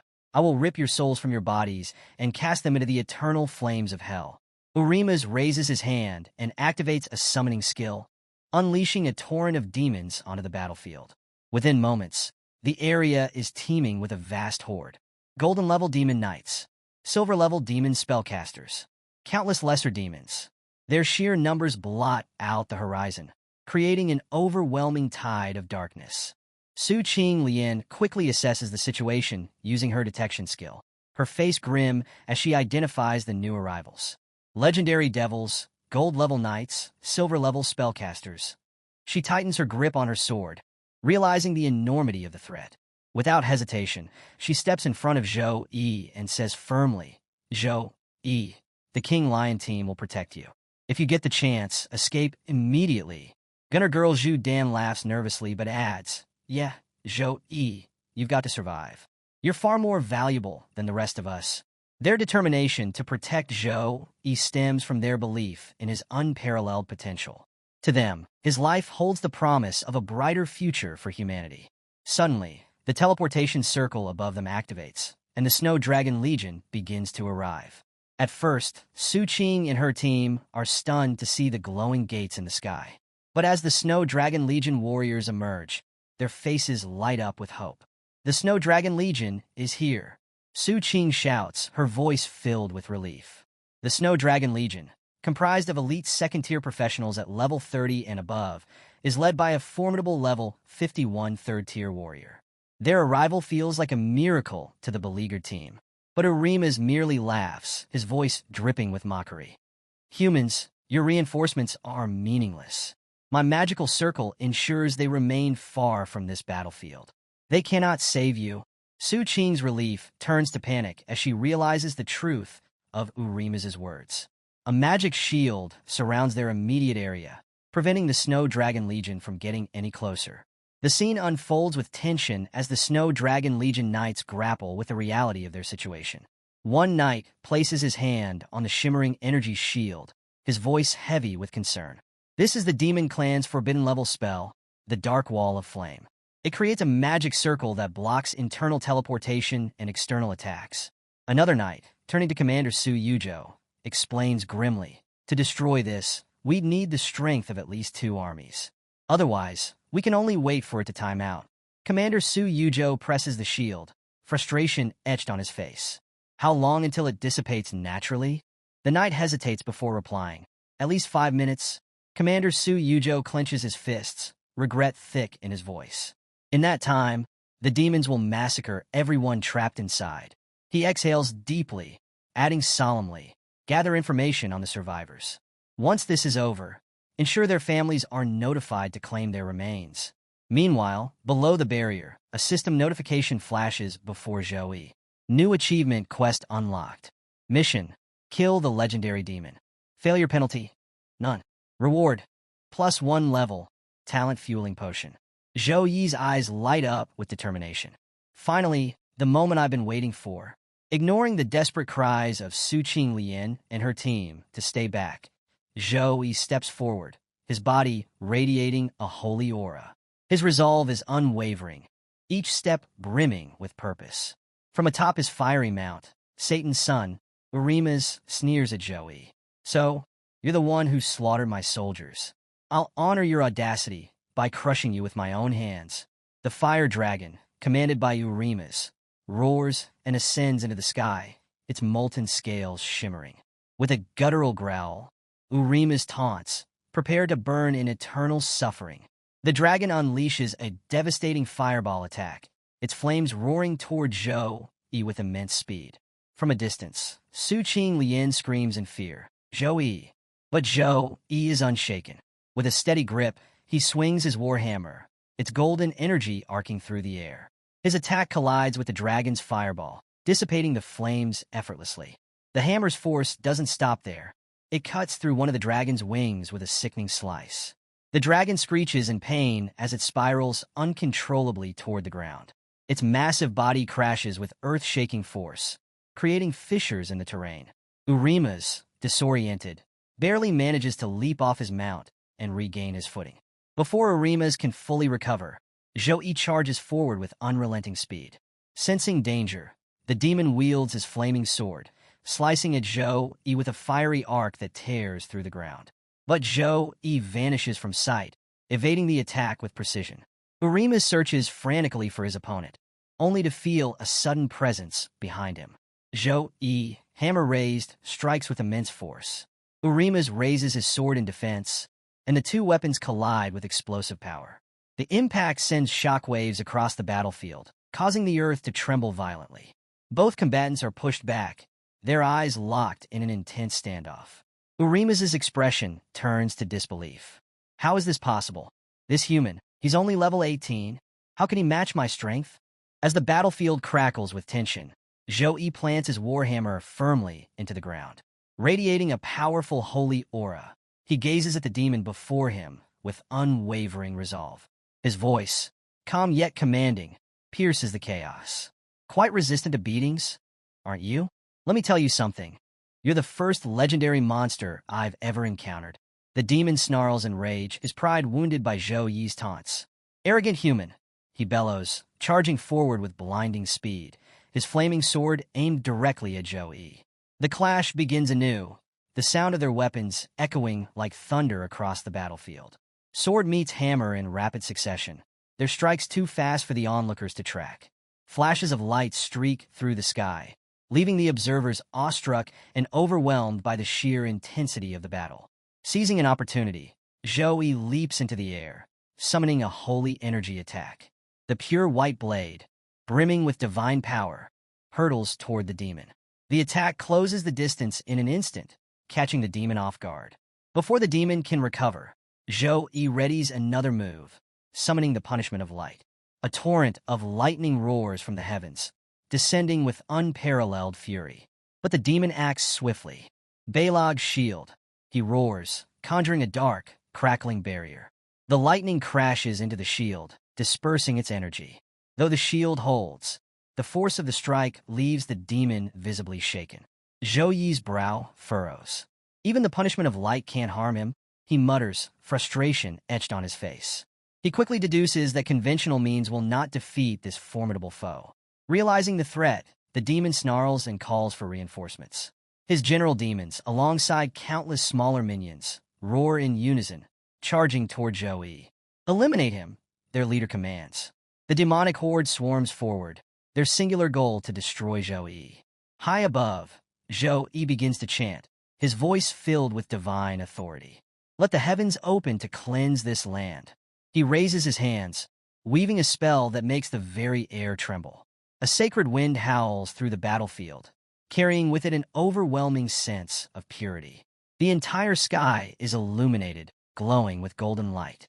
Divine energy cascades from the heavens, its presence undeniable and awe-inspiring. The demons pause, their bloodlust momentarily overshadowed by fear and uncertainty. Even the Snow Dragon Legion, watching from outside the barrier, stands mesmerized by the display of power. Su Qinglian and her team can only stare in awe as Zhou Yi prepares to unleash his ultimate move. As the massive sacred palm crashes down from the portal, the battlefield is thrown into chaos. The sheer force of the attack shatters the ground and obliterates the majority of the demonic horde, leaving behind only destruction. Sacred energy radiates outward, creating an overwhelming pressure that even the nearby air seems to tremble under. The sheer magnitude of the attack leaves Su Qinglian and her team staggered.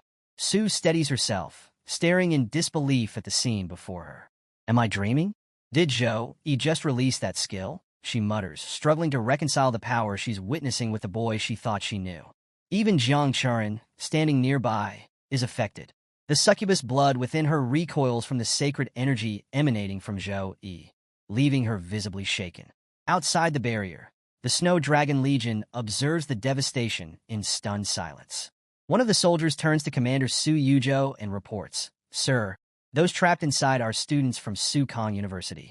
The one who launched the attack is this year's #1 special recruit, Paladin Zhou Yi." Commander Su Yuzhou frowns, his tone regretful. So, it's the top recruit. Such a pity. The power difference between him and the demon is immense. With time, that skill alone could kill the devil outright. But right now, he's simply too inexperienced.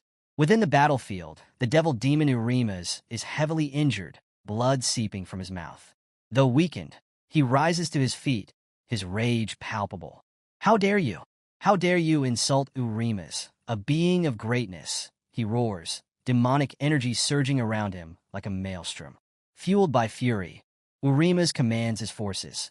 Demon army, unleash the flame, curse army magic. Annihilate him.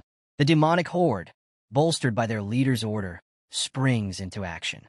Mage demons prepare to cast their devastating spells. Fire demons ready their fiery assaults. and shadow monsters skulk forward with lethal precision. The sheer variety of skills and attacks converging toward Zhou Yi is overwhelming. Waves of demons surge forward, their numbers seemingly endless. Meanwhile, Urima's, retreating slightly, allows a demon healer to mend his wounds. He's pretending to be calm. Urima's growls, a hint of venom in his voice. But he's only a level 18 warrior. After so many battles, his magical power must be nearly exhausted. The healer nods in agreement, adding, "Against our army of 300 tribals and millions of smaller demons, he doesn't stand a chance. Without magical power, he'll be crushed alive." Hearing this, a cruel smile spreads across Urima's face. "Yes," he says, his confidence returning. "It's time to end this farce. He cannot survive against my forces." As the heavenly light descends, a divine presence fills the battlefield, piercing through the oppressive darkness of the demonic barrier. The of Light's secret technique, activated through the Shining for Help skill, creates an awe-inspiring spectacle. A radiant angel, the same one from Zhou Yi's awakening, materializes from the light, her golden wings unfurling majestically as she embraces Zhou Yi. The entire battlefield falls silent, save for the gasps of awe and disbelief from everyone present. Even the devil demon Urima's, previously so confident, stares in shock and dread at the unfolding scene. As sacred feathers begin to fall from the angel's wings, their beauty entrances the demonic army. Many demons instinctively reach out to catch the feathers, their minds clouded by the feathers' hypnotic allure. But as soon as they touch them, the feathers ignite, unleashing waves of sacred energy. Demons of all levels scream in agony, their bodies engulfed in holy flames that reduce them to ash. Outside the barrier, the Snow Dragon Legion watches in stunned silence. A feather drifts toward their commander, who catches it gently, feeling its immense power. A nearby soldier, confused, asks, "Captain, what is this? What kind of art can do this?"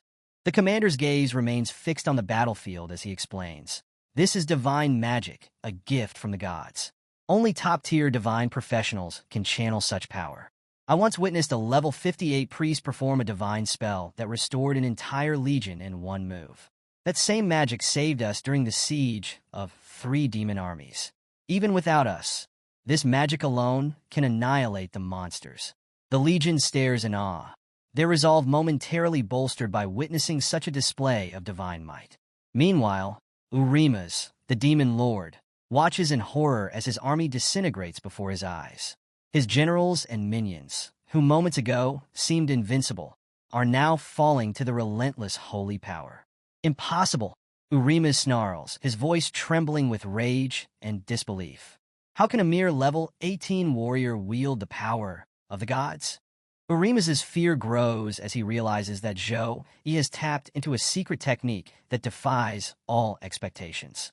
The divine magic, so rare and formidable, shouldn't be accessible to someone at such a low level. Yet, Zhou Yi wields it effortlessly, turning the tide of battle in an instant.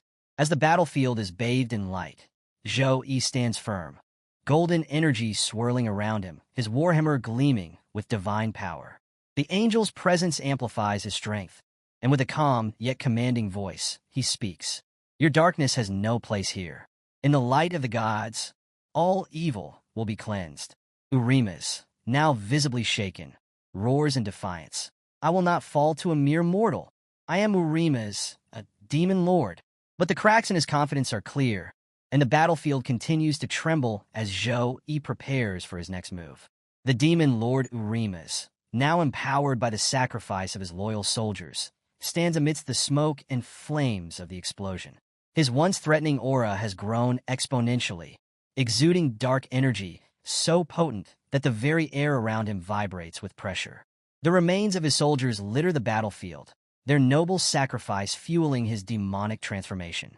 Despite the overwhelming display of power, Zhou Yi remains calm, his golden aura growing brighter as the angel's divine energy courses through his body.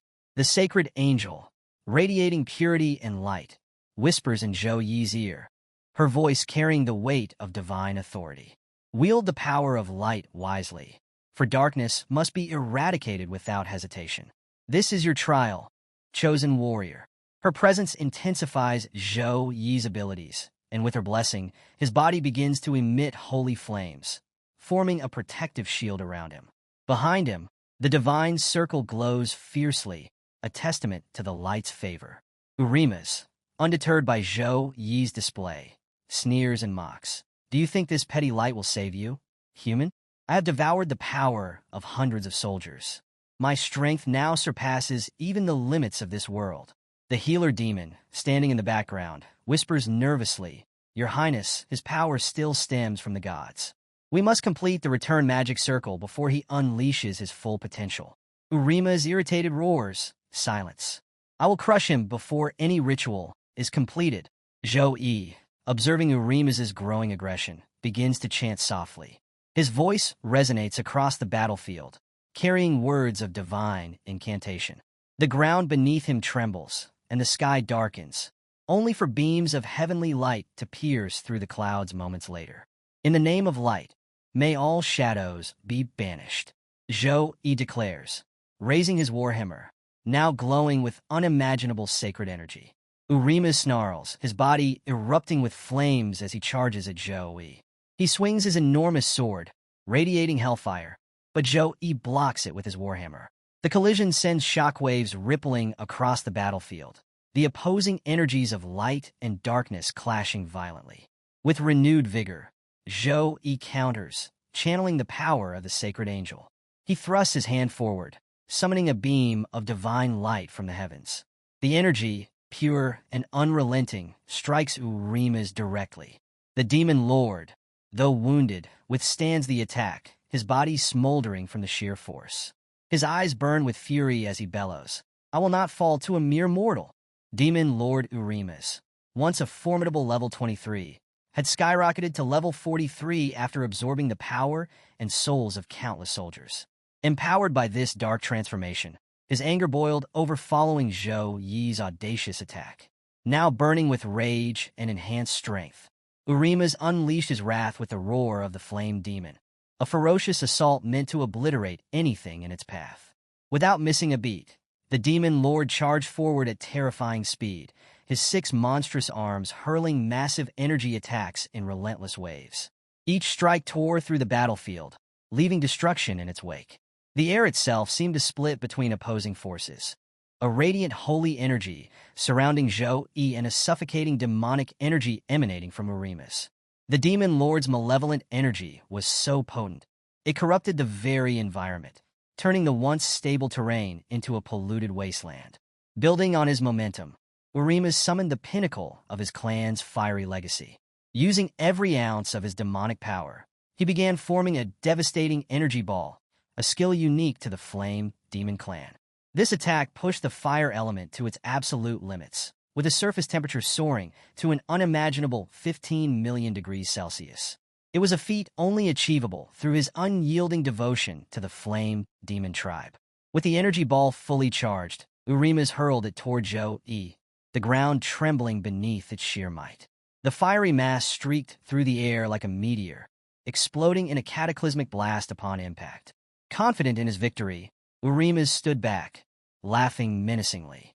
The overwhelming pressure of his attack left even distant onlookers paralyzed with fear. After all, this was the devastating power of a level 43 demon. But as the smoke cleared, Zhou Yi remained unscathed. He hadn't moved an inch. The hero stood firm, radiating calm fury. Witnessing this, Urimas froze, his confidence crumbling. Panic set in as he realized the vast difference in their power levels. Frantic, the demon lord turned and bolted toward a magic circle, desperate to escape. The circle needed only a minute to activate. If he could reach it, he'd be safe. Zhou Yi, however, wasn't about to let Urimas slip away. With a commanding tone, he declared, In the name of justice, I condemn you to your end. Channeling his immense power, Zhou Yi unleashed a devastating, sword-like energy slash. The attack ripped through the battlefield, carving the ground apart and striking Urimas squarely. The force of the blow reduced the surroundings to dust and left a gaping wound in the demon lord's back. Severely injured, Urimas began crawling toward the return circle, clinging to his last shred of hope. His only thought was survival, returning to the holy world he had come from. But his desperation was futile. Zhou Yi's attack had damaged the magic circle beyond repair. The remaining monsters, watching from a distance, stood frozen in disbelief, unable to comprehend how their once unstoppable leader had been brought to ruin. After unleashing his final, devastating attack, Zhou Yi was completely drained. Every ounce of his mana was spent, leaving him teetering on the edge of exhaustion. His last words before succumbing to fatigue were, "Finally, it's over." With that, he began plummeting from the sky, unconscious. As he hit the ground, chaos erupted among his allies. Everyone rushed to his side, shouting his name and checking for signs of life. The dragon team, stationed nearby after breaking through the barrier, quickly took charge of the situation. Their leader, calm yet commanding, ordered teams 1 and 2 to scour the nearby mountains for any survivors. Meanwhile, the remaining Legion members were instructed to push back the scattered remnants of the demonic forces. Zhou Yi, now lying unconscious on a bed, muttered faintly in his sleep, "It's too much. I can't breathe." His body, utterly exhausted, seemed to rebel against him. He felt as if an invisible force was pressing against his chest, making it impossible to move. In his hazy state, he imagined being pinned down by a ghost, unable to escape. Just as the thought of impending doom crossed his mind, he jolted awake with a scream. His outburst startled Jiang Chuan, who had been resting nearby. Jolting awake, she turned to him and exclaimed, "You're finally awake. You've been out for 2 days and 2 nights." She quickly ran to inform the others, but not before giving him an unexpected peck on the cheek and saying, "Thanks for saving me." Stunned and speechless, Zhou Yi sat frozen, his mind racing. As Jiang Chuan hurried out of the room, he touched his cheek in disbelief, thinking, "What just happened?" Shaking off his surprise, his attention shifted to a familiar, glowing screen before him.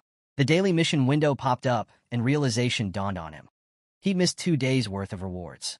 Frustrated, he muttered to himself, "Too bad. I lost the daily rewards. Let's see if the achievement mission makes up for it." His eyes scanned the screen, landing on a description of a rare talent. Death Resistance. An S+ grade talent said to be unlike anything he'd seen before. Intrigued, he grabbed a knife, his curiosity leading him to test the talent's power. Without hesitation, he stabbed himself lightly in the stomach. To his amazement, the wound healed almost instantly, as though nothing had happened. Smiling, he mused, "Healed in 2 seconds? Amazing. Looks like regular wounds won't bother me anymore." My survival rate just skyrocketed. As he contemplated his newfound resilience, his attention shifted to his inventory. Scrolling through the items, he thought about his past encounters. Helping a grandmother who turned out to be a retired warrior, stumbling upon legendary artifacts by chance, and picking up treasures at roadside stalls. A bottle labeled Possibilities caught his eye. He decided to save it for later, curious about its potential. Suddenly, his gaze landed on a skill. Holy Flame Halo, a divine ability with impressive properties.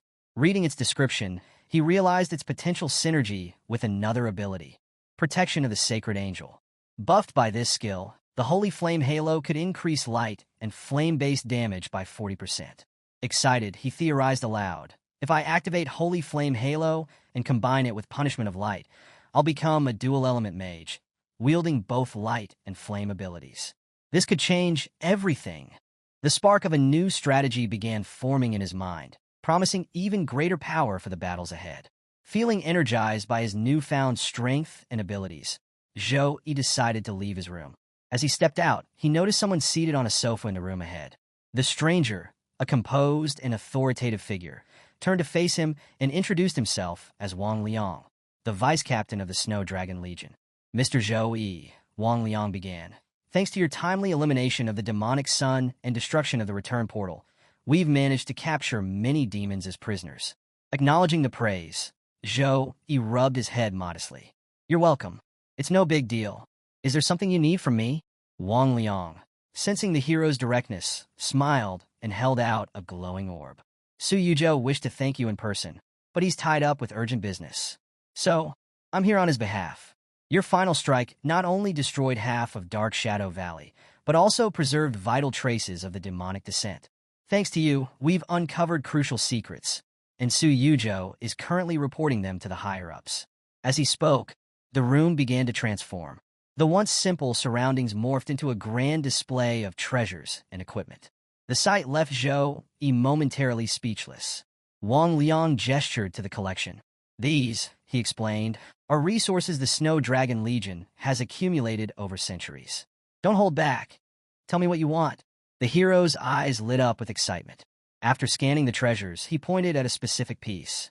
Vice Captain Wang Liang, does the Snow Dragon Legion's warehouse have the treasure Frozen Lotus? Wang Liang chuckled, clearly amused. Wait here. Let me check. With a wave of his hand, a shimmering piece of equipment appeared before them. Is this it? He asked. The hero nodded eagerly. Yes, that's the one. Forcing a smile, Wang Liang thought, this treasure is an S-grade one worth 100 million points, equivalent to 3 years of my salary. I'll have to claim this loss from the captain. He began returning the room to its original state, restoring the simplicity of their surroundings. The Frozen Lotus is stored in our headquarters warehouse, Wang Liang continued. You'll need to stay here for a few more days to collect it. If you're bored, I can arrange for someone to help you hunt monsters in the valley. Wang Liang smirked to himself, thinking, I'll pair you with some of the younger Legion members. Once he climbs to the top ranks, the Snow Dragon Legion will benefit greatly from his friendship. A perfect plan. As he made to leave, the hero interrupted, Sorry, I can't stay. I have to return to school for the freshman competition tomorrow. You can just mail the Frozen Lotus to my dorm. Wang Liang paused, slightly taken aback. Ah, I forgot you're still a student. All right, the Frozen Lotus will be sent to your dorm at Sukong University in 2 days. If you encounter anything beyond your abilities in Tempest Valley, don't hesitate to contact the Snow Dragon Legion. Thank you, Vice Captain, the hero said as Wang Liang left. Now alone, the hero collapsed onto the sofa with a sigh of relief. Zhou is safe, he thought. I have to thank the demonic sun. Without him, I'd never have gotten access to the Snow Dragon Legion's warehouse and the Frozen Lotus. Glancing at the clock, he muttered, almost midnight. Time to knock out today's missions. The scene shifts to a room where a girl, wrapped in a towel, catches everyone's attention. The other girls, clearly surprised, gather in a corner. One of them speaks up, Captain, we want to invite Zhou to join the Blue Phoenix team. What do you think? The captain, composed but thoughtful, responds, I don't think he'll agree. With his power, it's more efficient for him to hunt monsters solo. Unwilling to back down, one of the girls teases. How would you know without trying? Besides, Captain, you've been sneaking glances at Zhou a lot lately. You want him on the team too, don't you? Flustered but determined, the captain decides to approach him. Later, when Zhou returns to his room after training, he finds the captain waiting for him. Senior Su Qing Lian, he says, surprised. Gathering her composure, the captain shyly asks, Zhou, would you like to join the Blue Phoenix team? The question catches him off guard. Team? He repeats, clearly confused.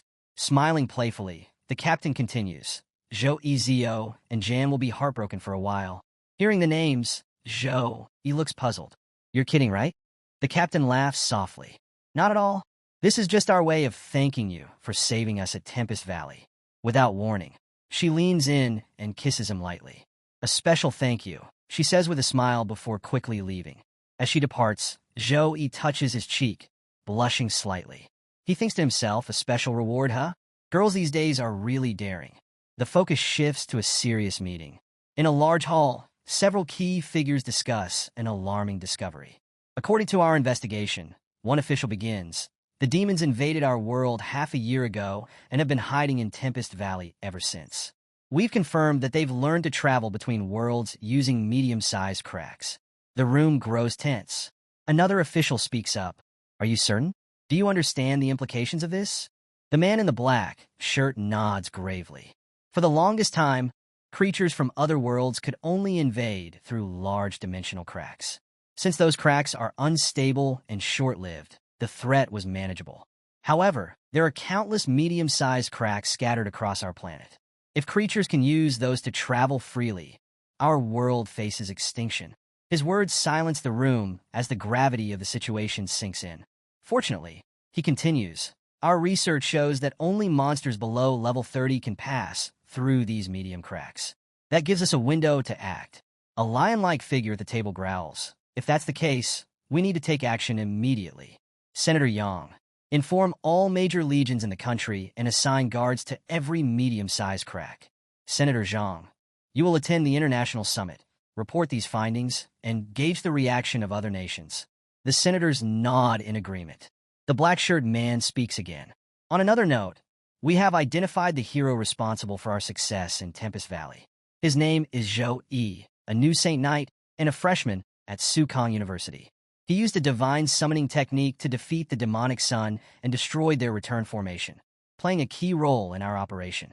The room hums with approval, recognizing the importance of Zhou Yi's contribution. The scene shifts to Sukong University, where an announcement echoes across the campus. Attention all students! Attention all students! The freshman competition will begin at 10 a.m. All students are advised to gather at the field on time. At the event's starting point, all the housemasters of Sukong University stood together. One of them, Housemaster Wu Mang, stepped forward to address the crowd. Introducing himself with a commanding voice, he said, "I am Housemaster Wu Mang of the Warhouse. I welcome you all for choosing Sukong University. The freshman competition will be held in 2 phases. The first phase is the Secret Realm Challenge. Your rank will be determined by the difficulty level you clear and your completion time. The second phase is the Free Challenge, where you will have 3 opportunities to challenge someone ranked higher than you. If you win, your ranks will be swapped." As Housemaster Wu Mang continued, a girl in the crowd appeared anxious. She thought to herself, "Where are Zhou Yi and Jiang Churen? If they don't arrive soon, they'll lose their qualifications for the competition. I shouldn't have told him about the unverified Frozen Lotus. This is bad news." Meanwhile, other students whispered amongst themselves, "Have you seen Zhou Yi? No. Did he forget about the competition? Maybe. He hasn't returned for a month? Good news, then. That's one powerful competitor out of the way." A red-haired boy standing nearby smirked as he silently mocked Zhou Yi. "You wasted a whole month, Zhou Yi. Instead of training, you disappeared. Now, you don't even have the courage to show up for the competition. How pathetic." Housemaster Wu Mang raised his hand, a golden aura emanating from his palm, and declared, "Now, we begin the first phase of the freshman competition, the Secret Realm Challenge." At his command, the silver portal to the Secret Realm opened, radiating an intense energy. This year's competition was unprecedented, with the largest and strongest group of freshmen in the university's history. To match their abilities, the challenge now included not just the usual easy, hard, and nightmare difficulties, but a newly unlocked level, Abyss difficulty. As the portal's fiery glow intensified, murmurs broke out among the participants. "They've unlocked the Abyss difficulty? No wonder the portal's surrounded by those weird flames. Ridiculous. I heard the Abyss difficulty is dozens of times harder than Nightmare difficulty. This is going to be fun. I'll crush Abyss like it's nothing." Housemaster Wu Mang called out, "Bring your best potions, equipment, and weapons. Go forth and prove your strength." At his command, students began filing into the portal, their figures appearing one by one on a large display screen. Watching the determined faces, Housemaster Wu Mang thought to himself, "Not bad. They're an ambitious group." Suddenly, his expression shifted as he noticed something amiss. "Where are numbers number 1 and number 3? Sue Meyer nearby quickly stepped forward to explain. "Reporting, sir. Number 1 and number 3 have gone to the Tempest Mountain Range for training and have yet to return." The housemaster's face darkened. "Ridiculous," he bellowed. "The freshman competition determines the future direction and resources of their training. How can they take such an important event so lightly?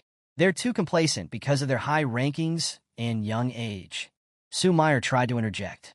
"Housemaster, Zhou Yi isn't like that. But before she could finish, Housemaster Wu Mang raised his hand, silencing her. "Students like them need to practice discipline and fortitude. Since they're absent, their rankings will be reversed." Just as Housemaster Wu Mang was about to finalize the rankings, Zhou Yi suddenly appeared, rushing onto the scene. "Wait! Sorry for being late," he called out. Without hesitation, he and the girl entered the portal together, leaving the housemaster momentarily stunned. Inside the portal, a notification appeared before them. "You are now inside the bear monster nest. Difficulty, Abyss. Note: monsters in Abyss difficulty are extremely violent. Please watch the timing of your return scroll usage." Jiang Churen exhaled in relief, whispering to the hero, "We made it." Meanwhile, Zhou Yi was already getting into position. A yellow aura began to radiate around him as he gripped his weapon tightly, thinking to himself, "Let's see if this so-called Abyss difficulty lives up to the rumors." Before long, a horde of monstrous bears emerged from the shadows. Without hesitation, The hero smirked, his weapon gleaming in the dim light. "Let's see if you can make me go all out," he said, charging toward the creatures with a confident grin. The challengers scattered throughout the realm also began their battles. Observing this from outside, the housemasters watched closely. "The performance of this year's freshman isn't bad," one remarked. "Indeed," another added. "The bear monster nest is one of our school's toughest secret realms. Most freshmen are caught off guard and forced to quit. But this year, they're holding their own. I want to see what number one can do," Housemaster Wumang said. "After wasting a month in the Tempest Mountain Range, I'm curious to see if he's improved." Inside the realm, Zhou moved with precision and ferocity, dispatching the bears one by one. Suddenly, a notification appeared. "Congratulations on clearing the first level. Monsters killed, 16 bear monsters. Time taken, 5 seconds." Outside the portal, the housemasters exchanged astonished glances. "Cleared in 5 seconds?" one of them exclaimed. "How is that possible?" Zhou only used a support skill like Holy Flame Halo. Yet the fire was strong enough to annihilate the bear monsters instantly. "Perhaps his intelligence stat is abnormally high," another suggested. "There could be many reasons," another housemaster added. "Buffs, treasures, rare skill synergies. It's too early to judge based on this one battle." Housemaster Wu Meng remained silent, deep in thought. "Even with all my years of experience, I can't pinpoint the true effect of that strange halo. One thing is certain, Zhou didn't waste his time in the Tempest Mountain Range. This kid is truly intriguing." The scene shifted back to the battlefield, where Zhou Yi's aura had intensified. Lightning crackled around him as his anger flared. He attacked with unmatched ferocity, taking down the bears one by one. After clearing the realm, he paused, contemplating his newfound rewards. Clearing a secret realm gives access to new talents, he thought. A class's strength heavily depends on its talents. During the awakening ceremony, I activated the Saint Knight class with my S+ grade talent. This must be one of the privileges of silver grade secret realms and above. I didn't get such a reward when I broke the bronze realm record. As he evaluated his options, 3 potential talents appeared before him. He dismissed one and focused on 2, Rapid Steps and Focus Halo.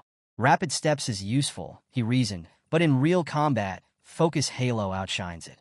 Reaction time is critical, especially against stronger enemies with faster attacks. The tide of a battle changes constantly, and Focus Halo can ensure my skills remain uninterrupted. It's a game changer. Satisfied with his choice, Zhou turned his attention to the portal, where another notification appeared. "You have cleared the Abyss level secret realm. Would you like to unlock additional levels?" After reading the notification about the additional levels, Zhou smiled. "I hope these new challenges provide me with some fun," he thought, stepping forward confidently. Meanwhile, back outside the portal, the housemasters were abuzz with conversation after witnessing his remarkable performance. "What a powerful combat style," one commented. "His control over elemental magic is impeccable. He adapts quickly and thinks on his feet. The Abyss difficulty wasn't wasted on him." Another added, "Zhou is incredibly versatile. His arsenal includes powerful magic attacks, buffs, and close combat skills. The Saint Knight class truly suits him. But such an all-around class comes with challenges," a more cautious housemaster noted. "As his level rises, he'll require far more points. His results may level out in the future." "That's true," another agreed. "Once the freshman competition ends, we should have a conversation with him." One housemaster interjected, "He hasn't chosen which house to join yet. Let's allow him to make that decision first. Once he does, the housemaster of his choice can guide him further." There were nods of agreement, but another housemaster couldn't help but remark, "Zhou Yi's elemental mastery makes him a strong candidate for the elemental house. It's no surprise recruiting efforts are already underway." "I arrived too late to see his performance," another housemaster lamented. "But it sounds like he's made quite an impression." The scene shifted as Zhou entered the next level of the challenge. Surveying his surroundings, he noticed traces of a sinister ritual. This was a cult ritual, he thought. If there are benevolent super beings, there must also be chaotic ones. His thoughts deepened as he recalled the nature of these entities. Chaotic beings don't merely represent darkness, but insanity and chaos itself. Belief in the super beings of light or darkness demands pure and unwavering faith. But worshipping chaotic beings comes at a horrifying cost: fresh lives and souls. His mind wandered to a chilling memory: the infamous Bloody Abyss incident decades ago. A tertiary awakened class holder, blinded by ambition, had prayed to a chaotic being. He had sacrificed an entire mid-sized city, wiping out millions of lives in an instant. His level had skyrocketed from 54 to 89 before the Patrol Legion and army finally exterminated him. Even then, the millions of souls consumed by the chaotic entity could never be restored.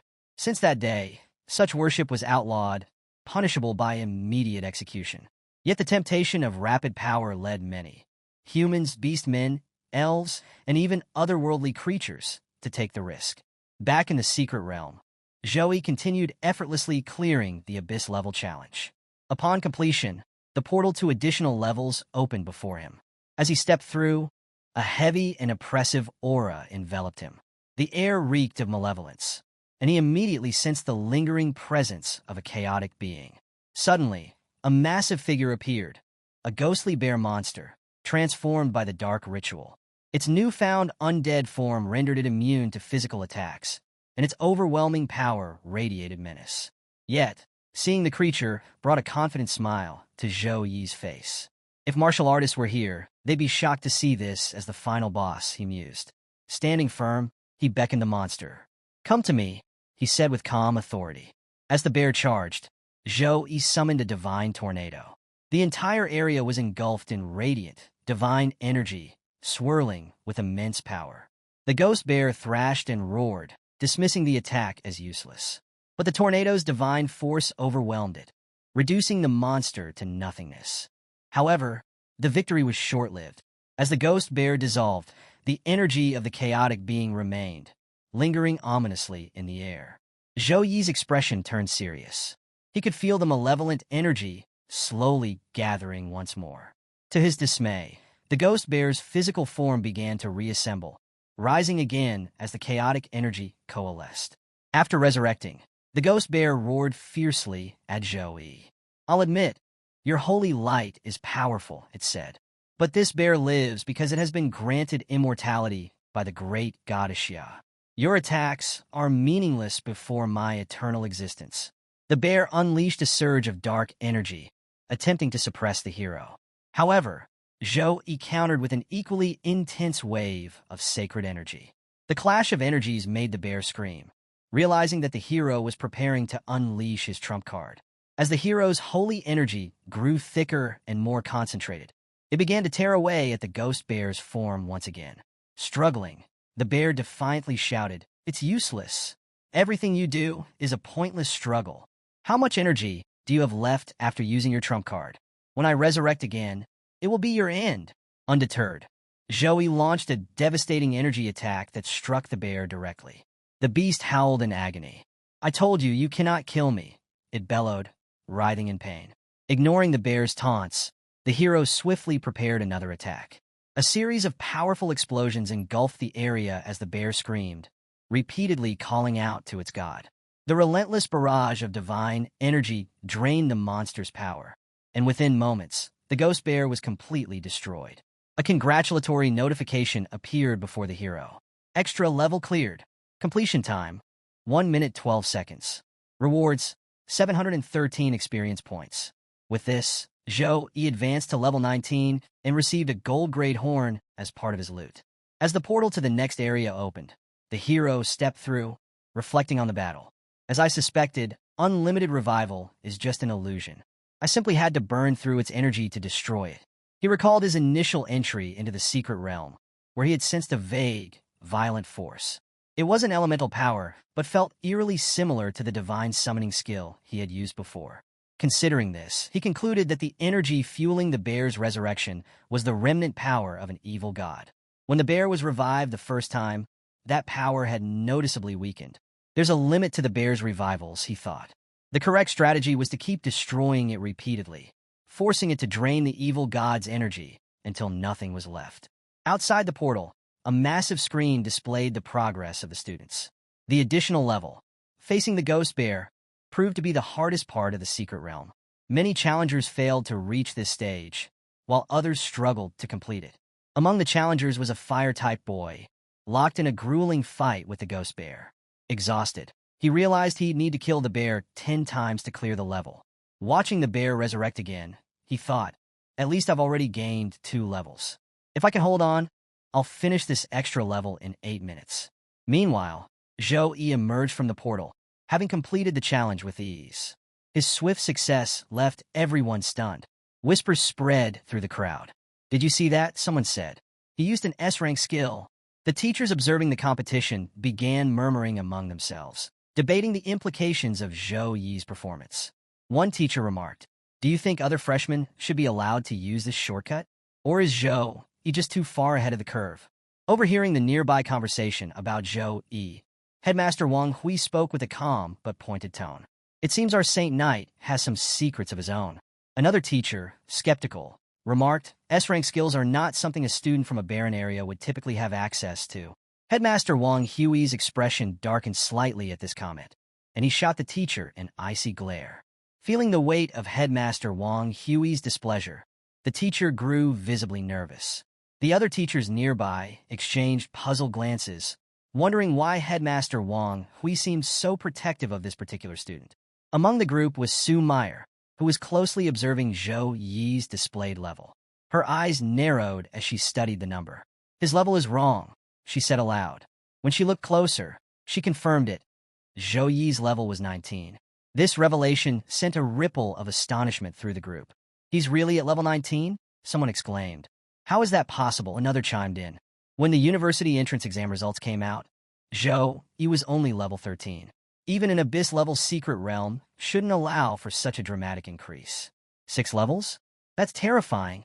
Headmaster Wang Hui, still smiling, addressed their doubts. Zhou Yi left to hunt monsters and level up before entering the competition. His trip to the Tempest Mountain Range proved incredibly fruitful. He was already level 18 before stepping into the secret realm. For someone capable of single-handedly annihilating the Flame Demon Army, this freshman competition is hardly a challenge. Honestly, if it weren't for the fact that these rankings dictate resource allocation, I doubt he would have bothered attending. Just then, the Fire-type boy emerged from the portal. His eyes immediately landed on Zhou Yi, and a look of disbelief flashed across his face. "How is he here before me?" the boy thought angrily. The possibility that Zhou Yi might have failed to clear the extra level crossed his mind. He must have come back early after failing, he reasoned, trying to suppress his rage. Though visibly irritated, he managed to keep his composure and began walking away. Inwardly, however, his thoughts festered. As a member of one of the 8 great families, it's impossible for me to lose to someone from the barren north. Zhou Yi, noticing the boy's anger, was equally puzzled. Why is he so upset? Did he fail to clear the realm? He wondered. The focus shifted to the portal once more, where Jiang Charan suddenly tumbled out, barely able to stand. Hearing her cry, Zhou Yi instinctively caught her. She looked up at him with a smile. "Brother Zhou, you've already cleared it before me," she said cheerfully. Zhou Yi was taken aback. "Brother," he repeated, confused. "Well," Jiang Charan explained, "you're a few months older than me.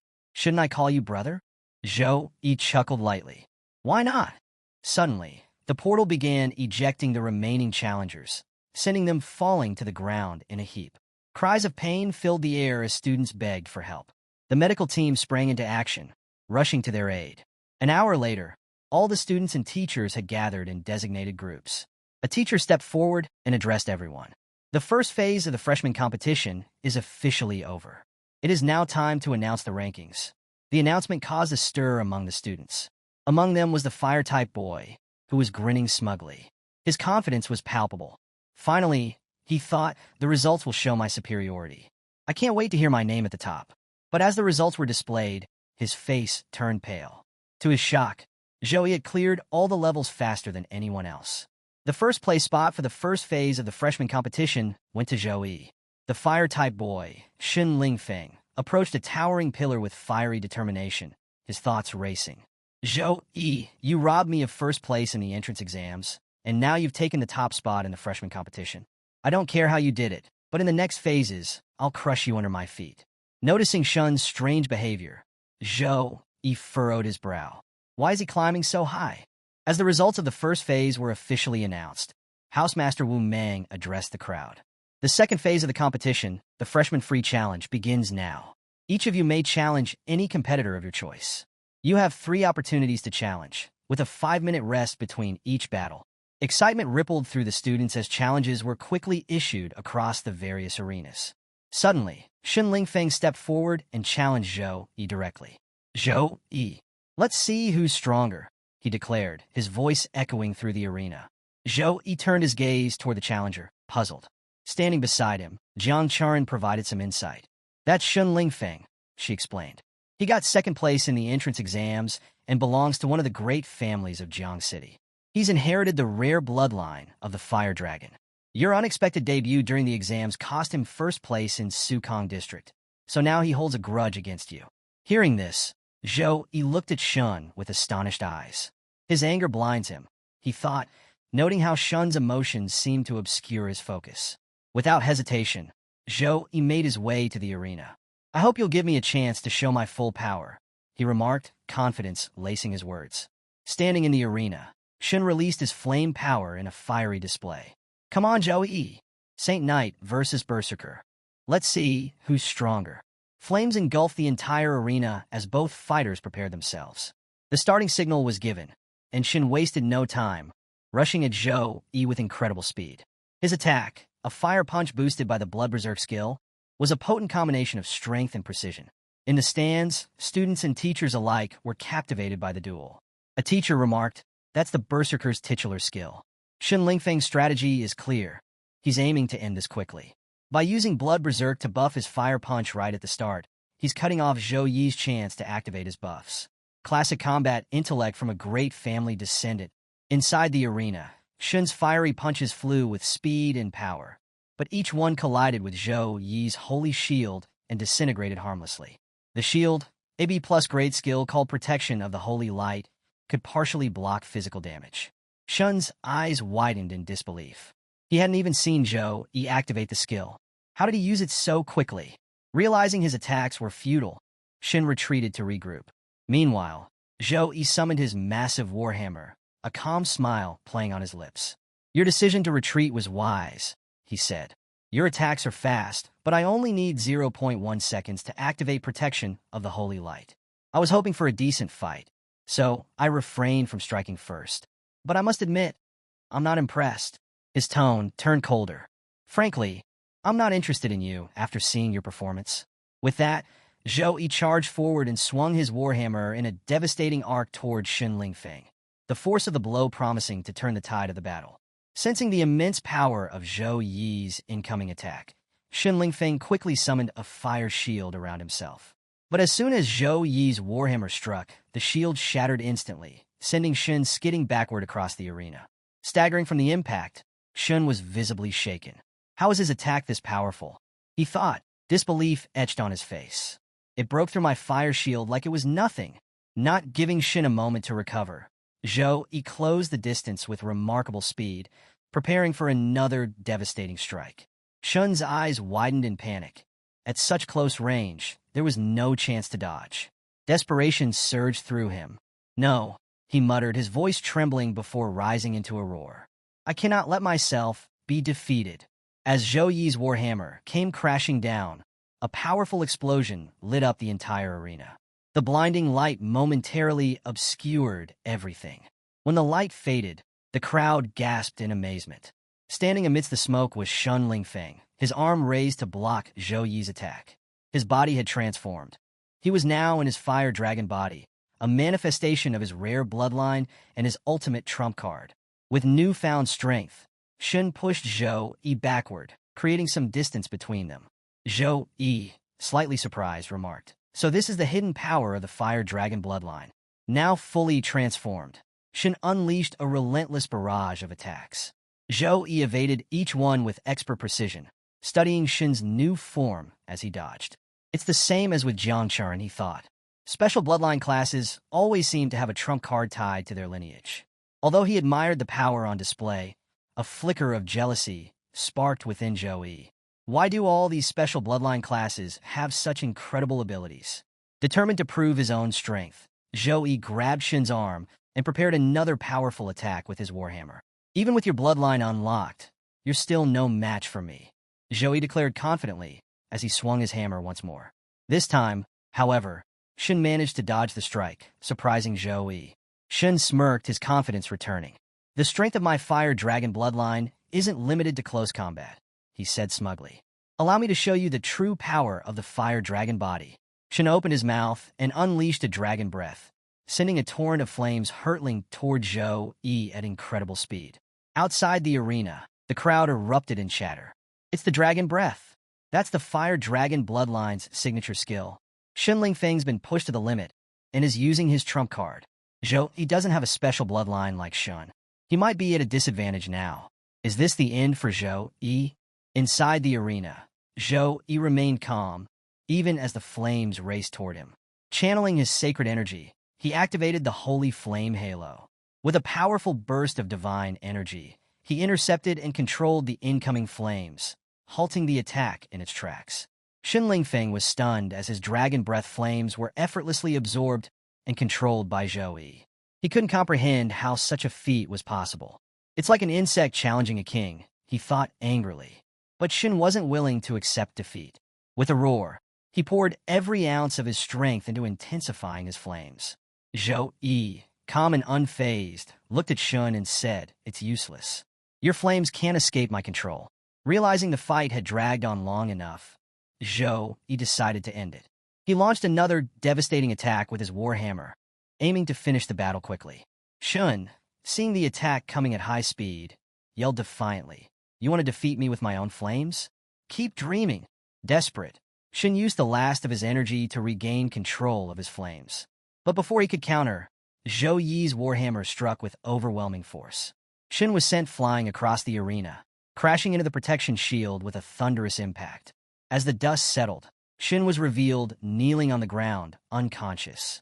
The referee announced Zhou Yi as the winner of the match.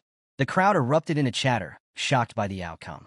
Shen Lingfeng, the prideful berserker, was defeated so decisively. He didn't even stand a chance. Zhou Yi dominated the entire fight. With Shen's level and combat intellect, it's crazy to think anyone could stomp over him like that. 5 levels in a month. Zhou Yi is terrifying. Even among the teachers, murmurs of astonishment spread. This student isn't just strong. He's extraordinary, one remarked. Wasting no time after his victory, Zhou Yi headed to the arena for his second match. This time, his opponent was a spiritual Taoist priest, a rare class in China, named Song Xiaolan. She stood confidently, her level displayed as 17. Hearing her class, Zhou Yi's mind raced. A spiritual Taoist priest, a unique and rare class, adept in sealing techniques and talismans. When Zhou Yun's illness was discovered to stem from her bloodline, a priest once suggested controlling it with a powerful sealing technique. "I never expected to encounter one here." Song Xiaolan introduced herself with a smile, and Zhou Yi reciprocated, sharing his name and level. Upon hearing he was level 19, Song Xiaolan laughed lightly and said, "You haven't even shown your full power yet. I hope when we fight, I can experience your true strength. Don't worry, I'll give you time to activate your buffs." The students watching outside were astonished. Unbelievable. When did Zhou Yi reach level 19? No wonder I can't use my examination skill on him. He's 3 levels higher than me. And to think he didn't even use any buffs during his fight with Shen Lingfeng. Incredible. In the arena, Zhou Yi nodded at Song Xiaolan's request. "As you wish," he said calmly. Immediately, he began activating his buffs. The area around him was bathed in radiant holy energy, glowing brighter as he reached his full power. Seeing Zhou Yi's display of strength, Song Xiaolan responded in kind. "I'll have to give my all in this fight as well," she said, activating her own powers. The arena hummed with energy as both combatants prepared to clash. As Zhou Yi finished preparing, yet another challenger stepped forward, determined to face him next. The battle was far from over. The next challenger to step into the arena was Song Xiaolan, a level 17 spiritual Taoist priest. As she faced Zhou Yi, she smiled and politely requested, "Please fight me at your full power. I've come to test your strength." Intrigued by her unique class, Zhou Yi decided to honor her request. "Very well," he replied. He activated all his buffs, filling the arena with a crushing holy energy that made the air feel heavy. Feeling the overwhelming pressure of Zhou Yi's power, Song Xiaolan didn't hesitate. She activated her spiritual cards, each glowing with divine energy. As Zhou Yi entered his final form, he launched a powerful attack with his warhammer, imbued with heavenly energy, charging straight at Song Xiaolan with unstoppable force. In response, Song Xiaolan began chanting ancient godly words, infusing her talisman cards with spiritual power. Her cards glimmered as if guided by celestial hands, revealing her destiny and showing her the path forward. With a commanding gesture, Song Xiaolan hurled one of the talismans at Zhou Yi. The card exploded on impact, creating a massive blast that engulfed the entire arena in thick smoke. Song Xiaolan scanned the smoke-filled battlefield, trying to locate her opponent, but Zhou Yi was nowhere to be seen. Her expression grew tense as she muttered to herself, "Where is he?" Suddenly, Zhou Yi's voice came from behind her. "Do you really think changing your position can stop me from chasing you?" Song Xiaolan froze, startled by how quickly Zhou Yi had repositioned himself. Before she could react, Zhou Yi struck with his warhammer. Acting on instinct, Song Xiaolan conjured a protective shield using her talisman cards, narrowly avoiding a devastating blow. Even though she managed to defend herself, Zhou Yi's sheer speed and relentless assault left her stunned. How did he get behind me so quickly without making a sound? She wondered. The battle intensified. Song Xiaolan desperately tried to maintain her defenses, but Zhou Yi's powerful attacks began to overwhelm her. One by one, her spiritual cards shattered and scattered under the pressure. Her protective gear activated automatically, creating temporary barriers, but even these weren't enough to hold back Zhou Yi's onslaught. Realizing her precarious situation, Song Xiaolan decided to take a risky gamble. She tossed a small flame toward Zhou Yi, hoping to distract him. Seizing the moment, she began chanting again, drawing upon the laws of heaven and earth. The arena glowed with a radiant light as Song Xiaolan completed her technique. The energy transformed into several elite warriors, each clad in divine armor, standing at her command. She ordered them to obey her will, sending them toward Zhou Yi. Zhou Yi's eyes lit up with excitement as he observed the summoned warriors. "Interesting," he said with a grin. "Using the power of the heavens to create soldiers? This is a very Taoist way of spreading the seeds of combat." As soon as the elite warriors were summoned, Song Xiaolan gave them their orders. They charged toward Zhou Yi at full speed, their movements precise and disciplined. Zhou Yi, however, remained calm, destroying them one by one with his warhammer. The summoned warriors, though formidable, weren't difficult for him to handle. The only troublesome aspect was their ability to recover like ghosts, regenerating almost as soon as they were destroyed. Zhou Yi quickly realized that the only way to stop them permanently was to cut off the source of their magic. These Taoist soldiers aren't much of a challenge, Zhou Yi thought as he dispatched them with rapid, calculated strikes. Despite their regeneration, their recovery speed couldn't match the sheer force of his attacks. Watching her warriors crumble, Song Xiaolan grew frustrated. "This is ridiculous. My Taoist array can easily handle someone with the power of a level 30 fighter. But Zhou Yi, he's dismantling it effortlessly." Before long, Zhou Yi had all but decimated her summoned creatures. With a powerful leap, he closed the distance between them, once again appearing behind Song Xiaolan. This time, his warhammer was poised for a decisive strike, radiating a deadly aura. Feeling the weight of his intent, Song Xiaolan froze in fear.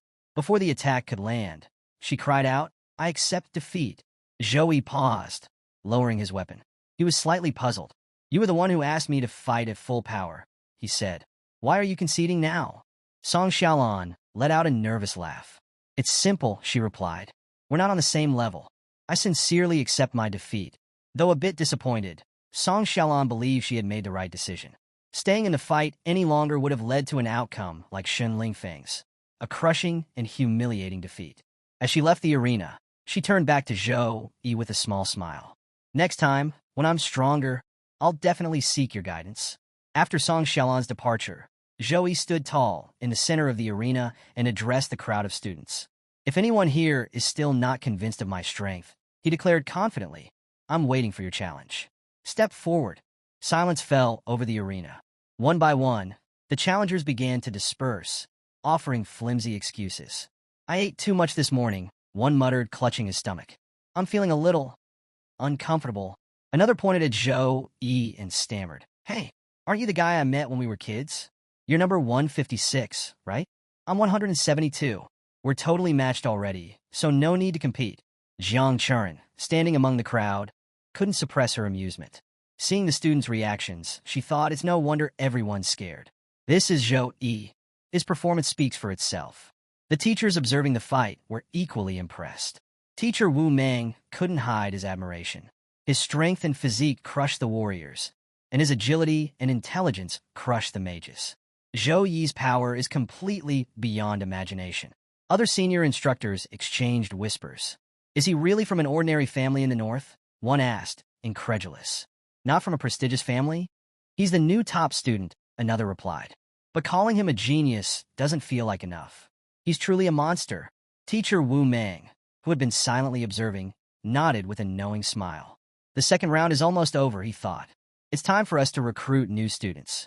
It was clear to everyone that Zhou Yi would be the top target of the academy's competition. Observing this, Su quietly gave Wu Mang a few hints. After listening, Wu Mang smiled confidently and said, "Don't worry. I'm preparing. I will definitely get Zhou Yi." Meanwhile, battles raged across various arenas. In one of them, Shun Lingfeng was being mercilessly beaten by an unknown opponent. The challenger, Li, landed blow after blow with fists and knees, leaving Shun severely injured. Within seconds, Shun was defeated, lying battered on the ground. Li was declared the winner of the match, his rank rising to 10, while Shun's dropped to 16. Shun's condition had only worsened since his earlier defeat by Zhou Yi. With no time to recover, he became the target of multiple challengers, each using him as a stepping stone to climb the rankings. 30 minutes later, the free challenge phase concluded, officially marking the end of the freshman competition. The final rankings were announced. 1. Zhou Yi. 2. Jiang Churen. 3. Song Xiaolon. After the announcement, a teacher addressed the students. Your rankings have been rearranged, and your accommodations and credits will also be redistributed accordingly.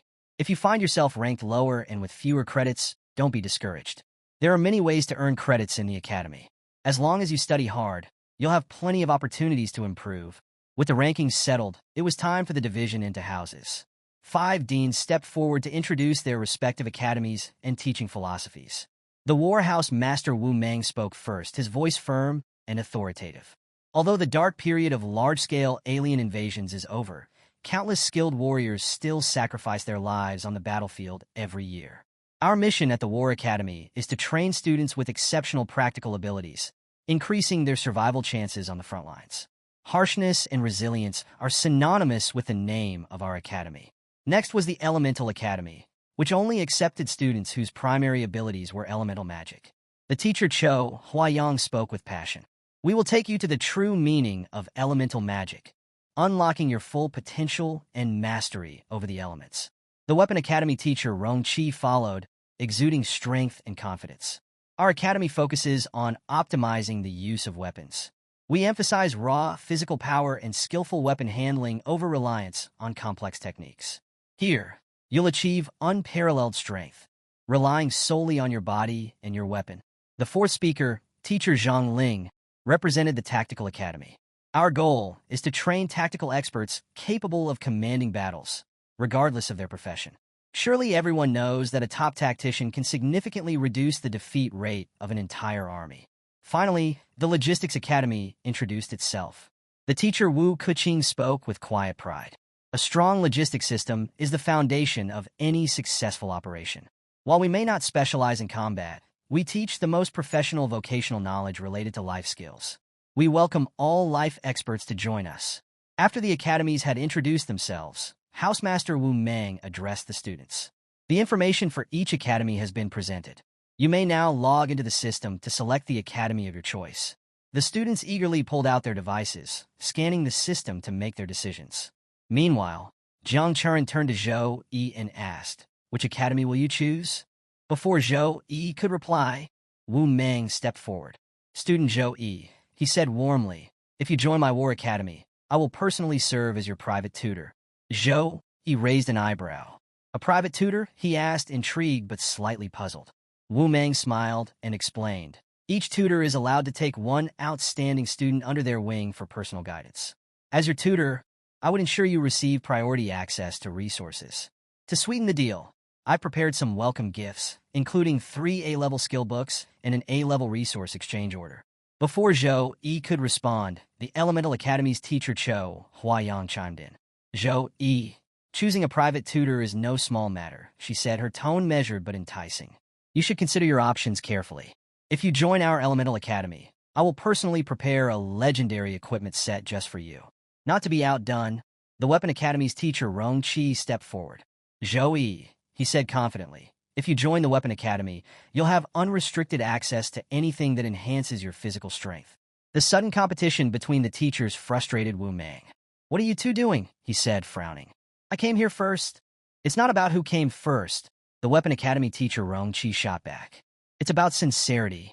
Amid the escalating offers, Zhou found himself in a dilemma.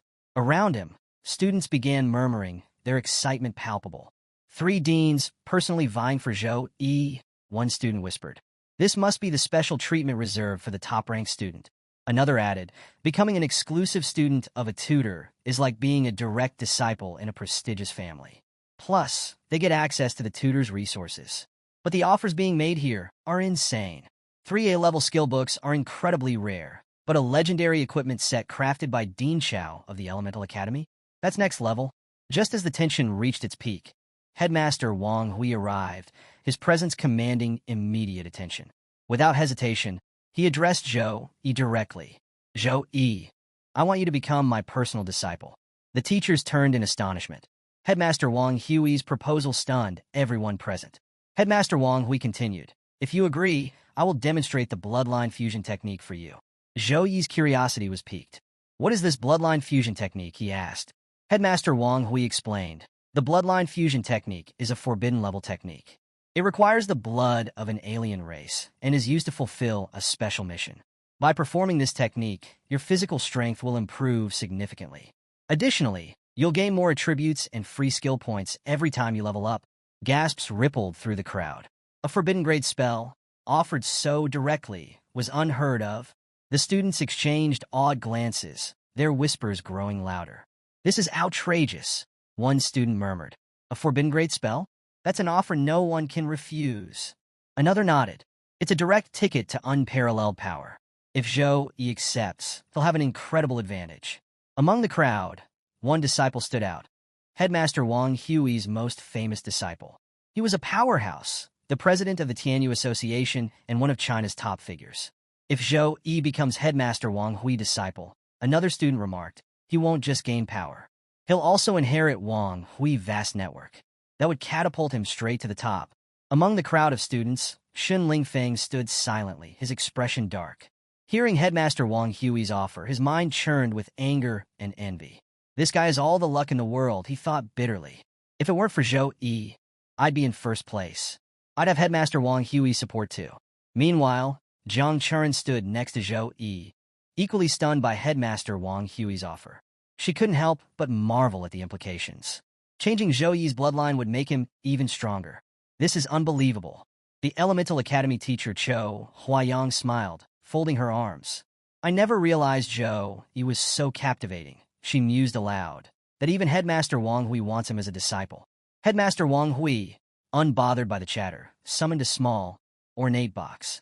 There are many remarkable things about you, Zhou, he said with a smile. Opening the box, he revealed a gleaming gold medal.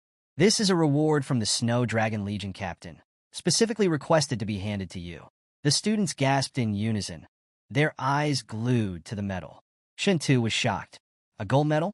Even the Shun family, one of the great 8 families of Ning, doesn't have a gold medal. How is this possible? Song Xiaolan, standing nearby, stared in disbelief. Am I mistaken? Isn't that an honor medal? Zhang Churen grasped Zhou Yi's arm, her voice tinged with awe. It's a gold medal. My grandfather fought on the front lines for years and only received a silver medal. Zhou Yi's attention was fixed on the medal. Engraved on it were the words, in honor of those who have contributed to China's civilization.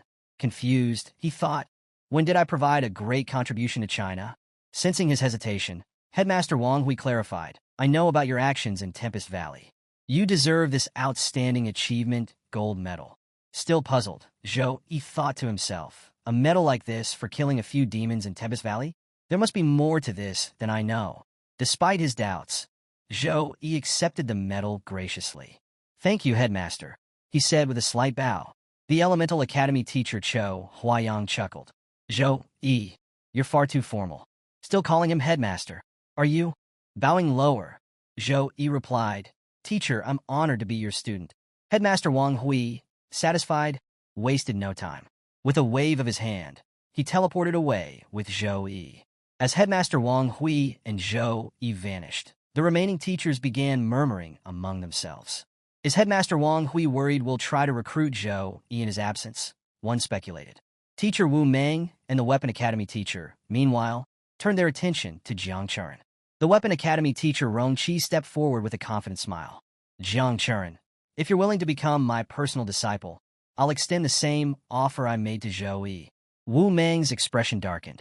Old Rong, are you deliberately trying to provoke me? Unfazed, the Weapon Academy teacher Rong Qi replied. Since Zhou Yi was recruited by Headmaster Wang Hui, I won't let you take Jiang Churen so easily. She has potential, and I won't let her go without a fight. Meanwhile, Zhou Yi found himself teleported alongside Headmaster Wang Hui to a mysterious location. It was a grand laboratory-like space filled with rare and valuable items neatly organized on shelves and in glass cases. Looking around in awe, Zhou Yi marveled at the sheer magnitude of treasures stored there. This is my private mansion, Headmaster Wang Hui explained. It's primarily used to store some of my most valuable items. If you ever need to find me in the future, this is where you can come. Zhou Yi listened attentively, still taking in his surroundings. This mansion must be Headmaster Wang Hui's personal treasury, he thought. To access it, you'd need instant teleportation. It could be anywhere, outside Sukang District, or maybe even outside China. Headmaster Wang Hui led Zhou Yi deeper into the mansion, eventually stopping at a room where 3 glowing formations were present.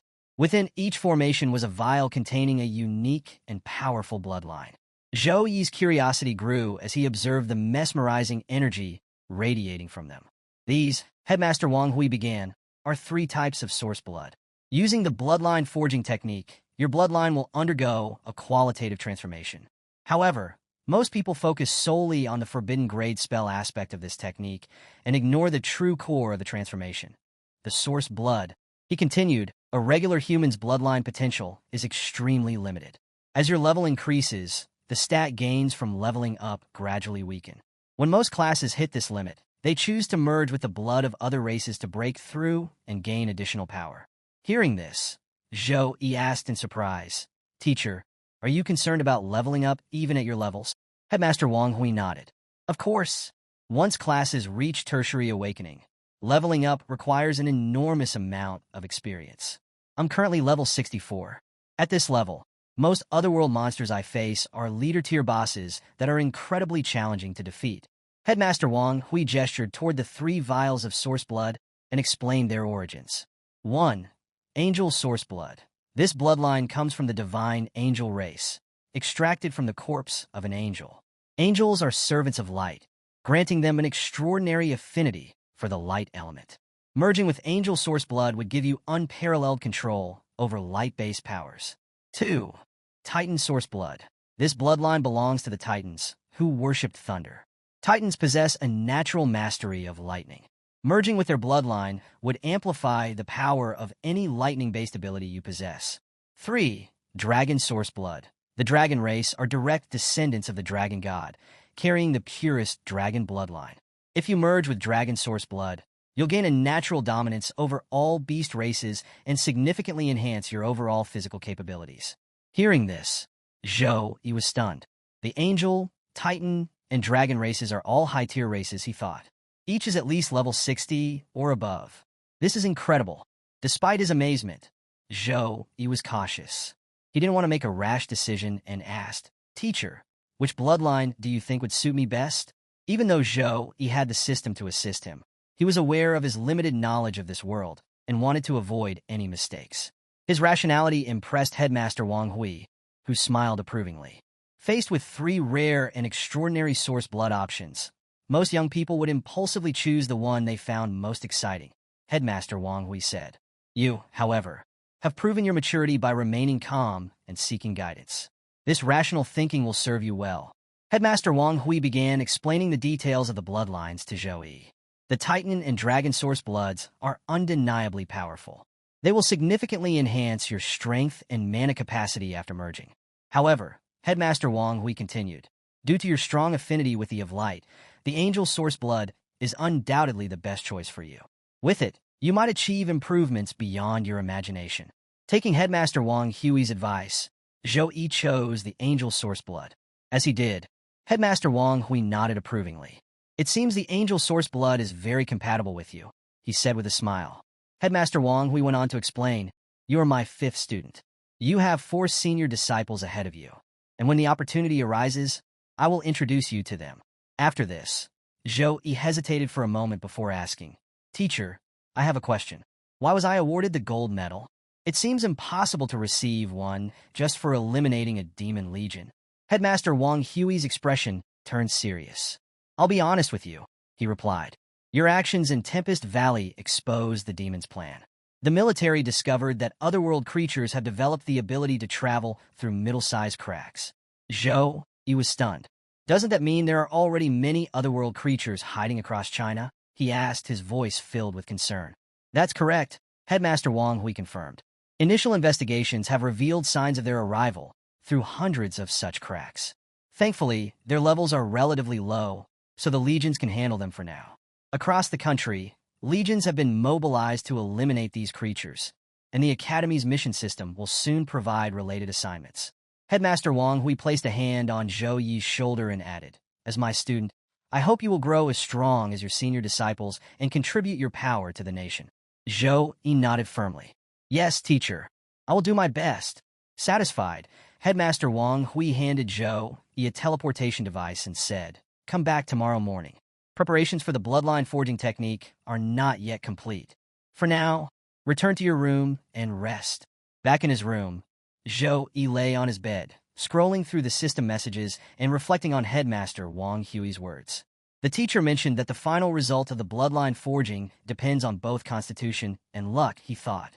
I hope the S-grade potion I obtained after killing the demonic prince will come in handy.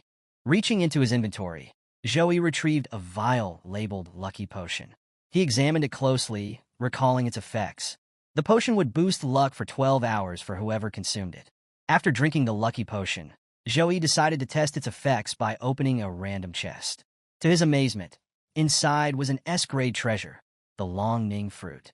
This rare fruit, grown from the corpse of a dragon, was renowned for its ability to greatly enhance constitution and spell damage upon consumption. Zhou Yi's excitement was palpable. Whenever I opened random chests before, all I got was junk. But now, jackpot! Satisfied with the potion's results, Zhou Yi used the teleportation device and quickly arrived at Headmaster Wang Hui's mansion. Upon arrival, he overheard the Elemental Academy teacher Cho Huayang talking with Headmaster Wang Hui. Headmaster, you're incredibly generous, Cho Huayang said. The corpse of an angel is exceptionally rare, and obtaining angel source blood is nearly impossible. Wars between legions have been fought over a single vial of this blood. Headmaster Wang Hui replied calmly. I've waited for a long time to find someone worthy of receiving this source blood. Zhou Yi is my choice, and I'm very satisfied with him. There's no hesitation in my decision. At that moment, Zhou Yi interrupted and greeted them both respectfully. Headmaster Wang Hui turned and smiled warmly. He was pleased to see that Zhou Yi had prepared his body to its prime condition. Good, Headmaster Wang Hui said. Now, step into the formation I prepared for the bloodline forging technique. Following instructions, Zhou Yi removed his clothes and sat in the center of the formation. Headmaster Wang Hui explained the process to the elemental teacher and instructed him to activate the formation. I'll oversee Zhou Yi's protection during the procedure, he added. The elemental teacher Cho Huayang nodded and began activating the bloodline forging technique. As the formation lit up, the angel source blood started merging with Zhou Yi's body. The entire room glowed with radiant light as the bloodline of light infused into him. However, an unexpected phenomenon occurred. Suddenly, a blue aura erupted from Zhou Yi's body. The blue energy was frost energy, and it immediately began clashing with the angel bloodline. Both Headmaster Wang Hui and the elemental teacher were taken aback. What powerful freeze energy, the elemental teacher exclaimed. It seems Zhou Yi possesses a special bloodline already. The frost energy wasn't ordinary. It was strong enough to compete with the divine angel bloodline. The teachers were deeply impressed. If not for their immense power and experience, they could have been frozen to death by the overwhelming chill. The fusion process intensified as the angel bloodline and Zhou Yi's pre-existing frost bloodline began to clash violently. It was as if the frost energy within him refused to accept the new divine energy. Frost energy continuously poured out of Zhou Yi, rapidly freezing the entire room. Even Cho Huayang, using his magic to shield himself, found parts of his body freezing despite his defenses. This frost power is extraordinary, Cho Huayang muttered, his voice tinged with awe and concern. The clash between the angel bloodline and Zhou Yi's frost energy escalated, turning the room into an icy battlefield. Cho Huayang, observing Zhou Yi's powerful frost energy, felt a sudden surge of greed. If Zhou Yi changed his class to a mage, he thought he could easily become one of the greatest ice mages with this terrifying frost power. Meanwhile, Headmaster Wang Hui was shielding himself from the cold, using his internal energy. He watched the clash of bloodlines and murmured, "I know Zhou Yi's sister is awakening a frost bloodline. It seems Zhou Yi might share the same lineage." Both teachers were astonished. As one of the highest-tier bloodlines, the angel bloodline should have easily suppressed any lesser bloodlines during the forging process. Yet here it was, locked in a fierce struggle with Zhou Yi's frost bloodline, neither one gaining the upper hand. Headmaster Wang Hui's thoughts deepened. For Zhou Yi's frost bloodline to rival the angel bloodline, it must be of an incredibly high quality. Could this mean that Zhou Yi's ancestry links back to the earliest players of the Eternal Game? After reality merged with the game, the most powerful bloodlines were passed down from those early, high-level players. Without such an origin, it's impossible for Zhou Yi to wield such immense frost power. The clash between the two bloodlines was relentless. Without interference, the angel source blood would have fully merged with Zhou Yi's body. However, the frost bloodline's resistance threatened to not only disrupt the process, but also deplete the angel source blood entirely. Cho Huayang, watching the intense struggle, sighed. So much of the angel source blood is being consumed. At this rate, the final result might not even match a lesser-tier bloodline. We can only leave Zhou Yi's fate to destiny now. Any attempt to forcibly halt the ritual could lead to his death by self-explosion. Both teachers stood by helplessly, knowing they could do nothing but observe as the forging ritual unfolded. Inside Zhou Yi's body, the unrelenting clash of bloodlines caused him unbearable pain. The sheer intensity of the struggle overwhelmed him until a sudden notification appeared before him. The gate of consciousness has opened. You have entered the mental realm. Zhou Yi found himself transported to a grand, sacred palace. The radiant halls shimmered with light, and in the center stood an angelic figure, her presence exuding divine energy. The angel welcomed Zhou Yi warmly. "My child," she said with a serene smile, "you have finally arrived." Zhou Yi glanced around cautiously. So this is the mental realm, he thought, taking in his surroundings. The angel continued, "Congratulations on receiving God's blessing. I have been sent to grant you your true strength. With it, you shall be unrestrained by morals, unbound by rules, and free to follow your own will and desire." Her words sounded benevolent, but her expression darkened. A subtle, sinister smile crept across her face, betraying an unsettling aura. Zhou Yi's instinct screamed at him. Something was wrong. Looking at her, he felt a wave of disgust and anger rising within him. This thing is no angel, he thought. It's something else entirely. His fingers twitched, eager to summon his holy hammer and strike her down. Sensing his hesitation, the angel extended her hand and said again, "Fear not, and embrace this blessing. With it, you shall attain power beyond measure." Before she could utter another word, Zhou Yi's holy hammer materialized and shot toward her at full speed, striking her squarely in the face. The force of the blow left her stunned, her once serene expression now twisted in shock and anger. In another part of the divine realm, Zhou Yi's protection angel sat calmly in her radiant palace.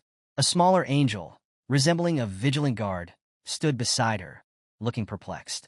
The security angel glanced at her and asked, "Is something wrong?" The protection angel smiled faintly, her gaze distant. "Nothing," she replied softly. "I just saw something interesting." Closing her eyes, she muttered an incantation under her breath. "Don't disappoint me, little one," she whispered. Meanwhile, in the mental realm, the corrupt angel rose after being struck by Zhou Yi's holy hammer. Her expression twisted with fury as she hissed, "You dare offend the divinities? God shall unleash divine punishment upon you, leaving not a trace of your body behind. Kneel and beg for forgiveness, and perhaps I'll consider absolving you of your sins on behalf of God." Zhou Yi, unshaken, replied coldly, "There's no need for that." The angel's anger deepened, but her smile returned, wicked and cruel. "Impudent boy," she sneered. With a wave of her hand, she summoned chains of dark energy that bound Zhou Yi tightly. Around him, countless demonic eyes emerged from the shadows, glaring at him with malevolence. The chains radiated corrupt energy, which began to seep into Zhou Yi's body. He struggled fiercely against the bindings, but the eyes intensified their assault, pouring their full power into attempting to corrupt him. The corrupt angel reveled in his torment, her laughter echoing through the sacred palace. "You dared disrespect my master, Xia," she taunted. "You will pay the price in pain." Hearing the name Xia, Zhou Yi's eyes burned with fury. "You're nothing but his underling," he spat. Her smile vanished, replaced by a snarl. She struck Zhou Yi across the face with a resounding slap. "Brat," she barked, "you've successfully caught Master's attention. Feel joyful. He has sent me to conduct your baptism and return you to the right track." The chains tightened, and through them, Xia's corrupt energy surged into Zhou Yi's body. The malicious power began to erode his thoughts, clouding his mind and drowning him in unbearable pain. Outside the mental realm, Headmaster Wang Hui and Chou Huayang were alarmed. A powerful wave of evil energy began emanating from Zhou Yi's body, radiating throughout the room. "What's happening?" Chou Huayang asked, his voice tinged with fear. "This energy, it's pure evil." Headmaster Wang Hui quickly channeled his own energy to shield Zhou Yi's body. "Why is there an evil god's power within the angel's source blood?" he muttered, his tone grave. Could it be that the angel was corrupted by an evil god? The clash of energies intensified.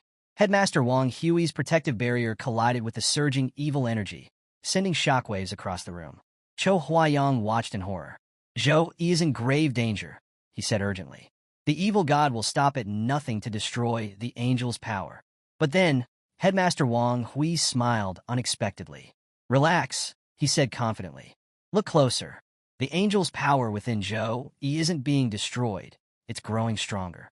The teachers watched in astonishment as Zhou Yi, seated in the formation, became a vessel for an extraordinary phenomenon. The angel power and frost energy, locked in an intense struggle, suddenly began to merge. The conflicting forces intertwined, harmonizing into a singular, powerful bloodline that blended the brilliance of light with the icy chill of frost. As Zhou Yi mastered the combined powers of the angel and frost bloodlines, he unleashed their energy to purge Xia's corrupt influence from his body. The chains binding him shattered instantly, disintegrating under the overwhelming force of his newfound power. The fusion of the two bloodlines not only freed him, but transformed him. His holy light, a gift from the of light, melded seamlessly with the frost energy coursing through his veins. Together, they created a symbol of his unyielding strength. The sheer magnitude of Zhou Yi's energy wreaked havoc on the mental realm. The evil angel before him was caught in the crossfire. She shivered violently as the frost energy encased her in ice, while the holy energy seared her essence. She writhed in agony, unable to escape the dual assault. As the frost overtook her entirely, her thoughts spiraled into despair. This boy's soul was nearly consumed. How has he suddenly gained such divine power? Meanwhile, Zhou Yi's body underwent a complete transformation. His entire form glowed with radiant light, and a pair of magnificent wings made of crystalline ice emerged from his back, amplifying his aura of invincibility. With this newfound strength, Zhou Yi summoned his warhammer. The weapon, too, had evolved, now cloaked in swirling frost energy. Without hesitation, Zhou Yi delivered a crushing blow to the frozen angel. She shattered into countless fragments, her existence wiped out by a single decisive strike. However, Zhou Yi wasn't finished. Sensing Xia's lingering presence, he turned his attention to the evil god himself, launching a series of devastating attacks. His strikes reverberated through the mental realm, each one more potent than the last. The death of his lackey enraged Xia, who manifested his full form within the mental realm. His arrival filled the space with a suffocating wave of corrupt energy, dark and oppressive. The once sacred realm was now cloaked in darkness, pulsating with the malevolence of the evil god's power. Earlier, as Zhou emerged the angel bloodline within himself, he encountered the angelic servant of Xia in the mental realm. What initially seemed like a divine figure quickly revealed her true colors, a minion of the evil god intent on corrupting Zhou Yi. Despite her attempts to trap him with her chains, Zhou Yi fought back, refusing to succumb. The battle seemed bleak when Xia's corrupt energy began infiltrating Zhou Yi's body. But the effects of the lucky potion he had consumed worked in his favor. The angel and frost bloodlines, previously locked in conflict, fused into a harmonious force, elevating Zhou Yi's strength to unimaginable heights. In his transformed state, Zhou Yi swiftly destroyed the angelic servant. However, Xia, unwilling to let his underling fall so easily, transferred a portion of his power to her lifeless form. The servant was reborn as a monstrous abomination, her strength magnified exponentially. As Zhou Yi prepared for the next phase of the battle, the servant, now evolved into a grotesque beast, laughed mockingly. "Your resistance is nothing but a temporary inconvenience," she sneered, her voice dripping with malice. She summoned a massive chain, pulsating with evil energy, and hurled it toward Zhou Yi. The chain tore through the air with terrifying speed, aiming to bind him once again. But this time, Zhou Yi was untouchable. Floating calmly in the air, his radiant form exuded an angelic grace. His golden light shimmered brilliantly, while his wings of frozen energy allowed him to hover effortlessly. The fusion of the two bloodlines had given Zhou Yi a divine presence, one that defied the grasp of darkness. The demonic chains of evil energy lashed out at Zhou Yi, striking his frozen wings and shattering them into glittering shards. However, even after landing a blow, the expression on the evil creature's face was not one of triumph. It was fear. Before she could react, Zhou Yi moved faster than lightning, closing the distance between them in an instant. The speed of his approach left her frozen in terror, unable to move. As he reached her, Zhou Yi activated a formation. The monster thrashed in panic, trapped within its confines, unable to break free no matter how hard she struggled. The formation erupted with sharp, crystalline spikes of ice that began piercing her from every angle. The unrelenting shards tore through her body, drawing blood as her screams filled the air.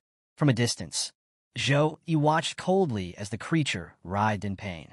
But even in agony, she laughed. "I will accept this gift of yours," she taunted.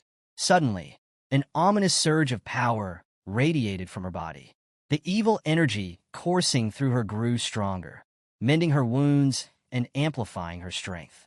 Her form began to change, becoming larger, more grotesque, and far more terrifying. "You humans call this power," she sneered. "It's nothing more than scraps of light granted by God."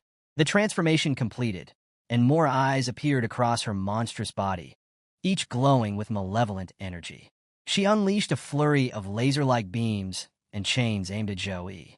Despite the barrage, Zhou Yi evaded her attacks effortlessly, his movements precise and unyielding. None of her corrupt chains could touch him, leaving her visibly frustrated. "Worms like you only know how to run away," she spat, her voice dripping with contempt.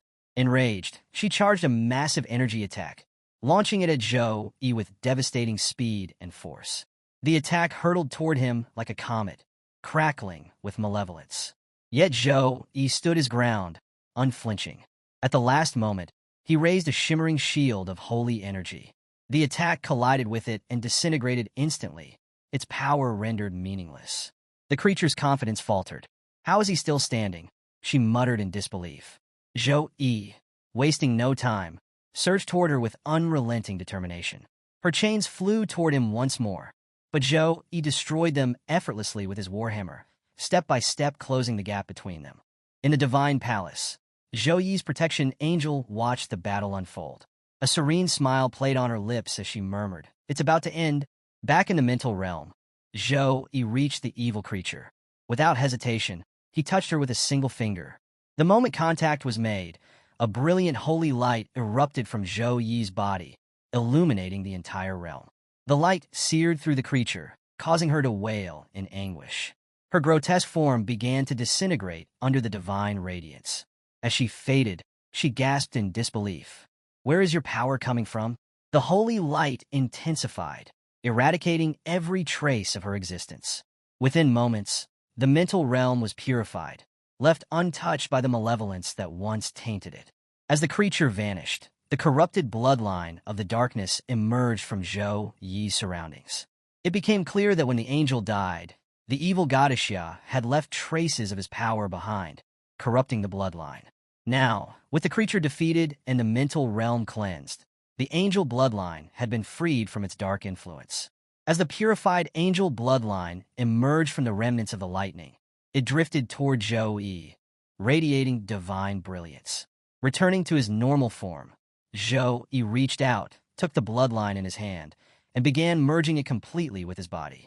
As the process unfolded, an immensely powerful holy aura surged from Zhou Yi, filling the air with its sacred energy.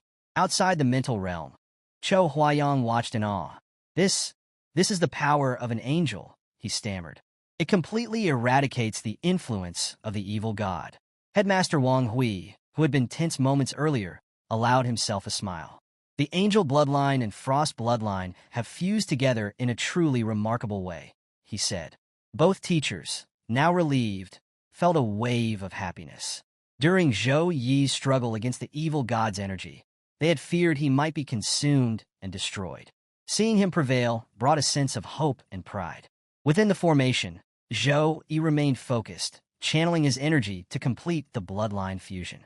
Overhead, the protection angel appeared, silently aiding him by providing an additional surge of holy energy.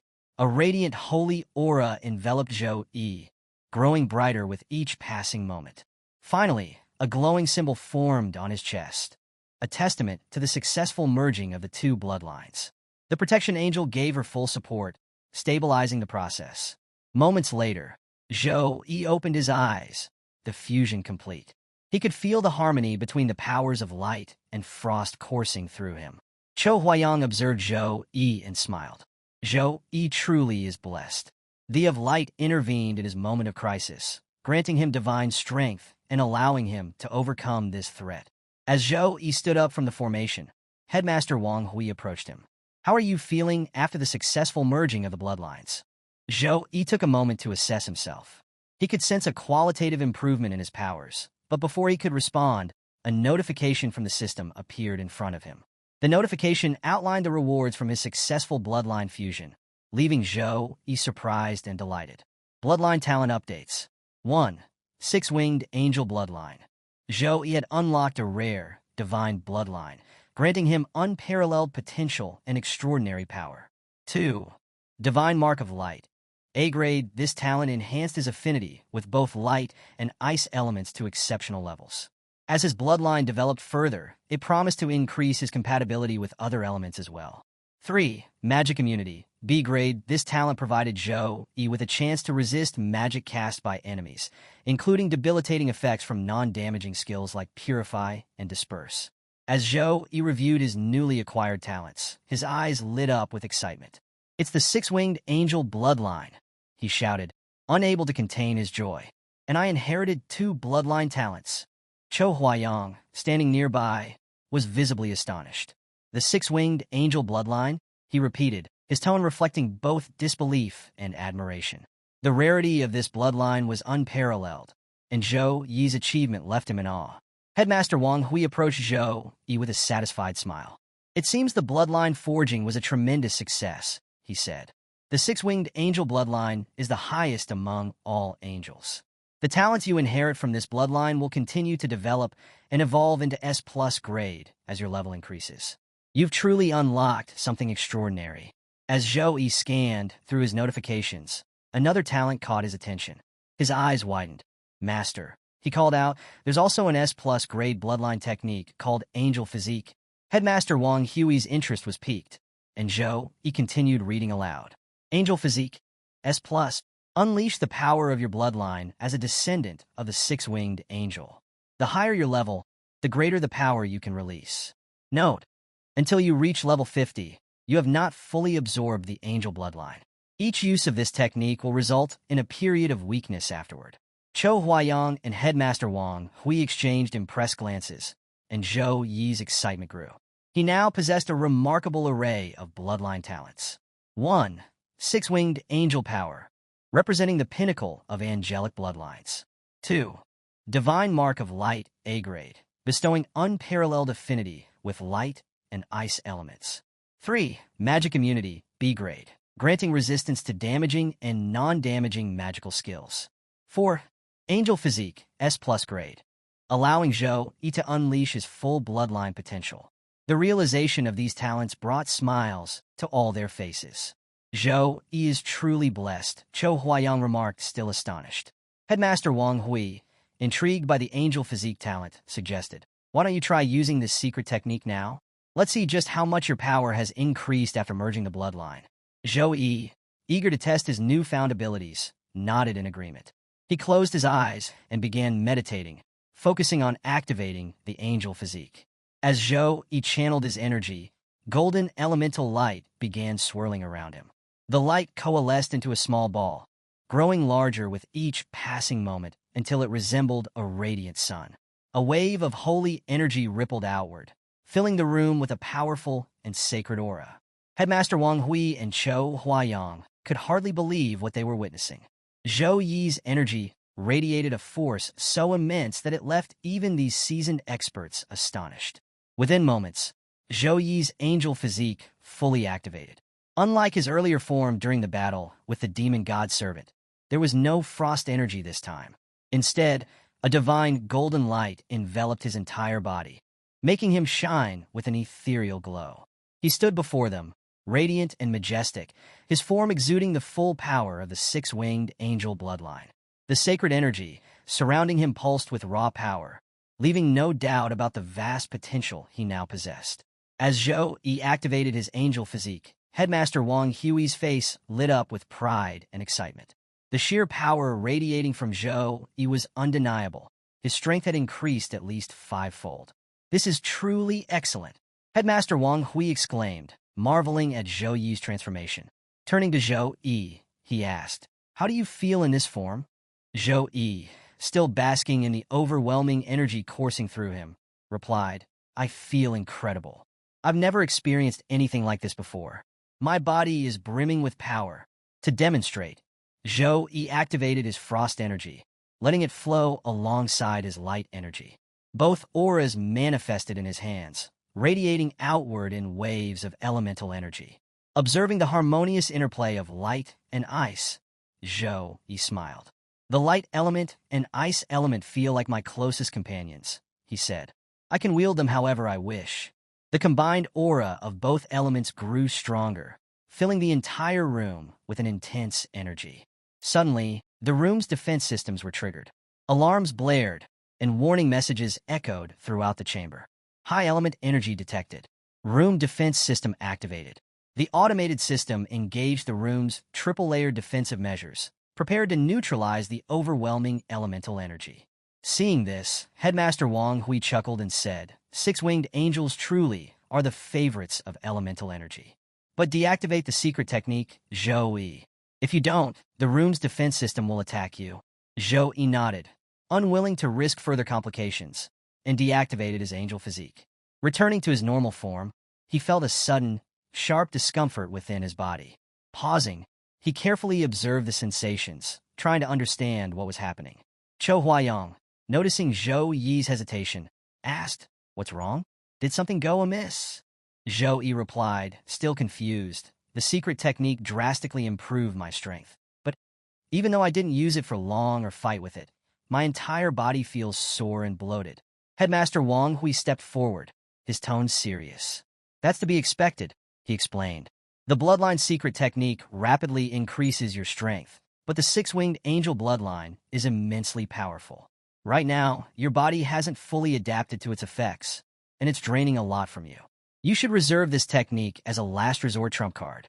Overusing it prematurely could harm you more than help you." As Headmaster Wang Hui provided his guidance, the elemental teacher stood back, observing Zhou-Yi in silence. The six-winged angel bloodline, 2 evolutionary talents, and that S+ grade secret technique, angel physique, he thought to himself. For the other freshmen, chasing after Zhou-Yi is nothing more than a dream now. The conversation between Zhou-Yi and Headmaster Wang Hui continued for some time, with Headmaster Wang Hui offering valuable advice. "Based on the signs of your bloodline activation," Headmaster Wang Hui said, I believe your sister's frost bloodline may not be weaker than yours. If you want her to awaken her bloodline in the best possible condition, you should turn the frozen lotus into a frost pill for her to consume. The university has a specialized pill forging department, and you can place the order directly through the school system. Zoe nodded in agreement, taking Headmaster Wang Hui's advice to heart. Seeing his understanding, Headmaster Wang Hui smiled. Good. Now go and get some rest.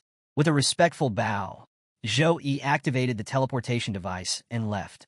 After Zhou Yi's departure, the elemental teacher turned to Headmaster Wang Hui, his tone filled with concern. Headmaster, how did Zhou Yi even come into contact with the power of an evil god? If anything had gone wrong, we could have lost not only him, but also a crucial asset for Sukong University and perhaps the entire country. Headmaster Wang Hui sighed. It's thanks to the protection of light that Zhou Yi survived this ordeal. However, this is a matter that cannot be ignored. I will personally begin an investigation to uncover the source of this threat. Not a single clue will be overlooked, and whoever is responsible will face justice. Teleporting back to his room, Zhou Yi reflected on Headmaster Wang Hui's words. The frozen lotus would soon be delivered by the Snow Dragon Legion, but another key ingredient, icicle grass, was still missing.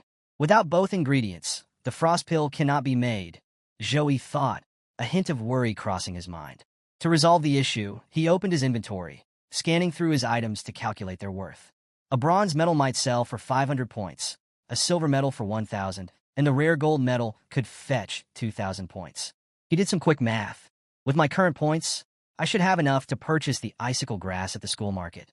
While Zhou Yi was deep in thought, there was a knock at his door. Startled, he wondered, who could it be at this hour? He quickly went to open the door, revealing Teacher Sue Meyer standing outside. Teacher Sue, Zhou Yi asked, visibly confused. Do you need something from me? As Zhou Yi stepped aside to let her in, Sue Meyer followed him into the room. Observing Zhou Yi closely, she thought to herself, I don't know how, but in just a day, Zhou Yi has grown far stronger. This isn't just about an increase in level. It's the nobility of his bloodline radiating from him. Breaking the silence, Sue Meyer explained the reason for her visit. House Master Wu Mang has asked me to deliver the resources promised to you by the War House. Zhou Yi's brow furrowed in confusion. But I chose Headmaster Wang Hui as my personal mentor, he said. Why is House Master Wu Mang providing resources? Sue Meyer smiled and began to clarify. Headmaster Wang Hui will indeed be your personal mentor. However, your regular courses will be conducted in the War House. These resources are distributed to top-ranked students, and the War House handles the allocation. You've earned this. Realizing the situation, Zhou Yi nodded in understanding. However, something still puzzled him. Sue Meyer's earlier words caught his attention. She had referred to the War House as her own. Looking at Sue Meyer with curiosity, Zhou Yi asked, But Teacher Sue Meyer, aren't you a mage? Why do you refer to the War House as yours? Hearing Zhou Yi's question, Sue Meyer smiled and said, Can a mage study in the War House? Zhou Yi quickly replied, Of course you can. With that cleared up, Sue Meyer proceeded to provide Zhou Yi with the resources allocated by the War House. Summoning numerous chests into his room from her inventory, she gestured toward them and said, Here are your resources. As the chests materialized, a system message popped up in front of Zhou Yi, detailing the contents. Grade A treasure, 1,000 mountain dragon root. Grade A treasure, icicle grass. Grade A weapon, Cha short sword. Grade B equipment, Pim gauntlet. Grade B equipment, Hang ape's white chest armor. Grade B enchantment material, Wind chasing tendon. Grade B enchantment material, Blood of earth dragon. Grade C skill book, Touch of ice. Grade C skill book, Icicle protection. Grade C skill book, Blade of light. Among these treasures was the icicle grass, the very ingredient Zhou Yi had been searching for. Thanks to the effects of the lucky potion, everything seemed to be falling into place. Now, with the frozen lotus and the icicle grass in hand, Zhou Yi could begin preparing the frost pill once he acquired a few more ingredients. He quickly signed off on the resources and secured the items. Sue Meyer, however, wasn't done. She folded her arms and gave Zhou Yi a stern look. Now that you've received your resources, it's time for a proper lesson, she said firmly. Standing up, Sue Meyer began to scold Zhou Yi. You're powerful, I'll give you that. But entering the deeper parts of Tempest Valley was reckless, borderline foolish. Ignorance and lack of fear are dangerous combinations. You need to ensure you have the power to protect yourself before taking any such risks. Zhou Yi wanted to explain that his system gave him full control over the threats in Tempest Valley, but he decided to remain silent. After venting her frustration, Su Meyer sighed and continued, "Every year, Su Kong University produces plenty of geniuses, but only a fraction truly rise to become top elites. Many promising talents face unfortunate accidents or fall midway through their journey. Don't let overconfidence be your downfall." Her tone softened as she added, "Don't think I'm nagging you. It's always better to be cautious." Zhou Yi nodded respectfully. "I understand, Miss Su Meyer. I'll be more careful in the future." Changing the subject, Zhou Yi asked, "Miss Su Meyer, my strength has increased again. Could you recommend a safe training ground where I can gain real combat experience?" Su Meyer chuckled. "You really are a monster," she said, shaking her head in disbelief. Su Meyer then led Zhou Yi to a specialized training ground. She gestured toward the facility and explained, "This training ground allows you to control combat robots and conduct real combat training. You can set the difficulty levels yourself, ranging from level 1 to level 10 combat forms. The more robots you include, the higher the combat power. At level 10, these robots can fight like a level 20 class opponent." As she spoke, several camera orbs floated around Zhou Yi, scanning his body. Curious, Zhou Yi asked, "What are these orbs doing?" "They're recording," Su Meyer replied. "The camera orbs will document your entire challenge in detail. They'll also collect all kinds of combat data and prepare a report for you after the challenge. But remember," she added, "blades and bullets have no eyes. I suggest you start with the lower difficulty levels to avoid unnecessary injuries." Having finished her explanation, Su Meyer prepared to leave.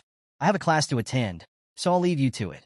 Remember to measure your limits and don't put too much pressure on yourself." Zhou Yi nodded, watching as Su Meyer left the training ground. Left alone, Zhou Yi turned to the camera orbs and gave his command. "Start the challenge," he said. "Level 7 combat form." As Zhou Yi gave the command to the orbs, the training program sprang to life. The room was bathed in an ominous red light, and mechanical whirs filled the air as combat robots began activating. Zhou Yi had chosen level 7 for his combat training, a formidable challenge not meant for the faint of heart. A message flashed across the room. Combat monitoring activated. 50 combat training robots developed. Alongside it, a warning appeared. Caution, level S combat form activated. Prepare accordingly. The mechanical combat robots swiftly entered their battle stances, their movements precise and intimidating. Without hesitation, they launched their first attack, a sudden barrage of laser beams aimed directly at Zhou Yi. The attack was fast, powerful, and relentless. Zhou Yi managed to evade the initial blast, but his face reflected a mix of shock and excitement. "I wasn't expecting them to attack so suddenly, and with such force," he thought. As soon as the first wave of lasers subsided, the remaining robots joined in, launching a coordinated assault. The room was filled with an onslaught of laser beams, rapid gunfire, and other advanced attacks. Zhou Yi, dodging and weaving, protected himself from the barrage. Despite the chaos, a grin spread across Zhou Yi's face.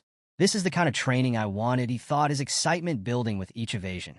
Deciding to test his newfound frost power, Zhou Yi concentrated the energy of his bloodline into his fist. He leapt forward and struck a nearby robot with a frost-infused punch. The sheer force of the attack caused significant damage, leaving the mechanical opponent heavily dented and frozen. Before he could revel in his success, another robot attacked him from behind with a high-powered laser beam. Reacting quickly, Zhou Yi created a frost shield with his free hand, neutralizing the laser. Now balancing his energy, he froze one robot with his left hand while fending off the laser with his right. The versatility of his frost power left him exhilarated. The energy around Zhou Yi began to surge uncontrollably. The frost power emanating from his body swirled into a small tornado, encircling him protectively. Standing at its center, Zhou Yi's eyes narrowed with focus. "It's time for the storm," he declared.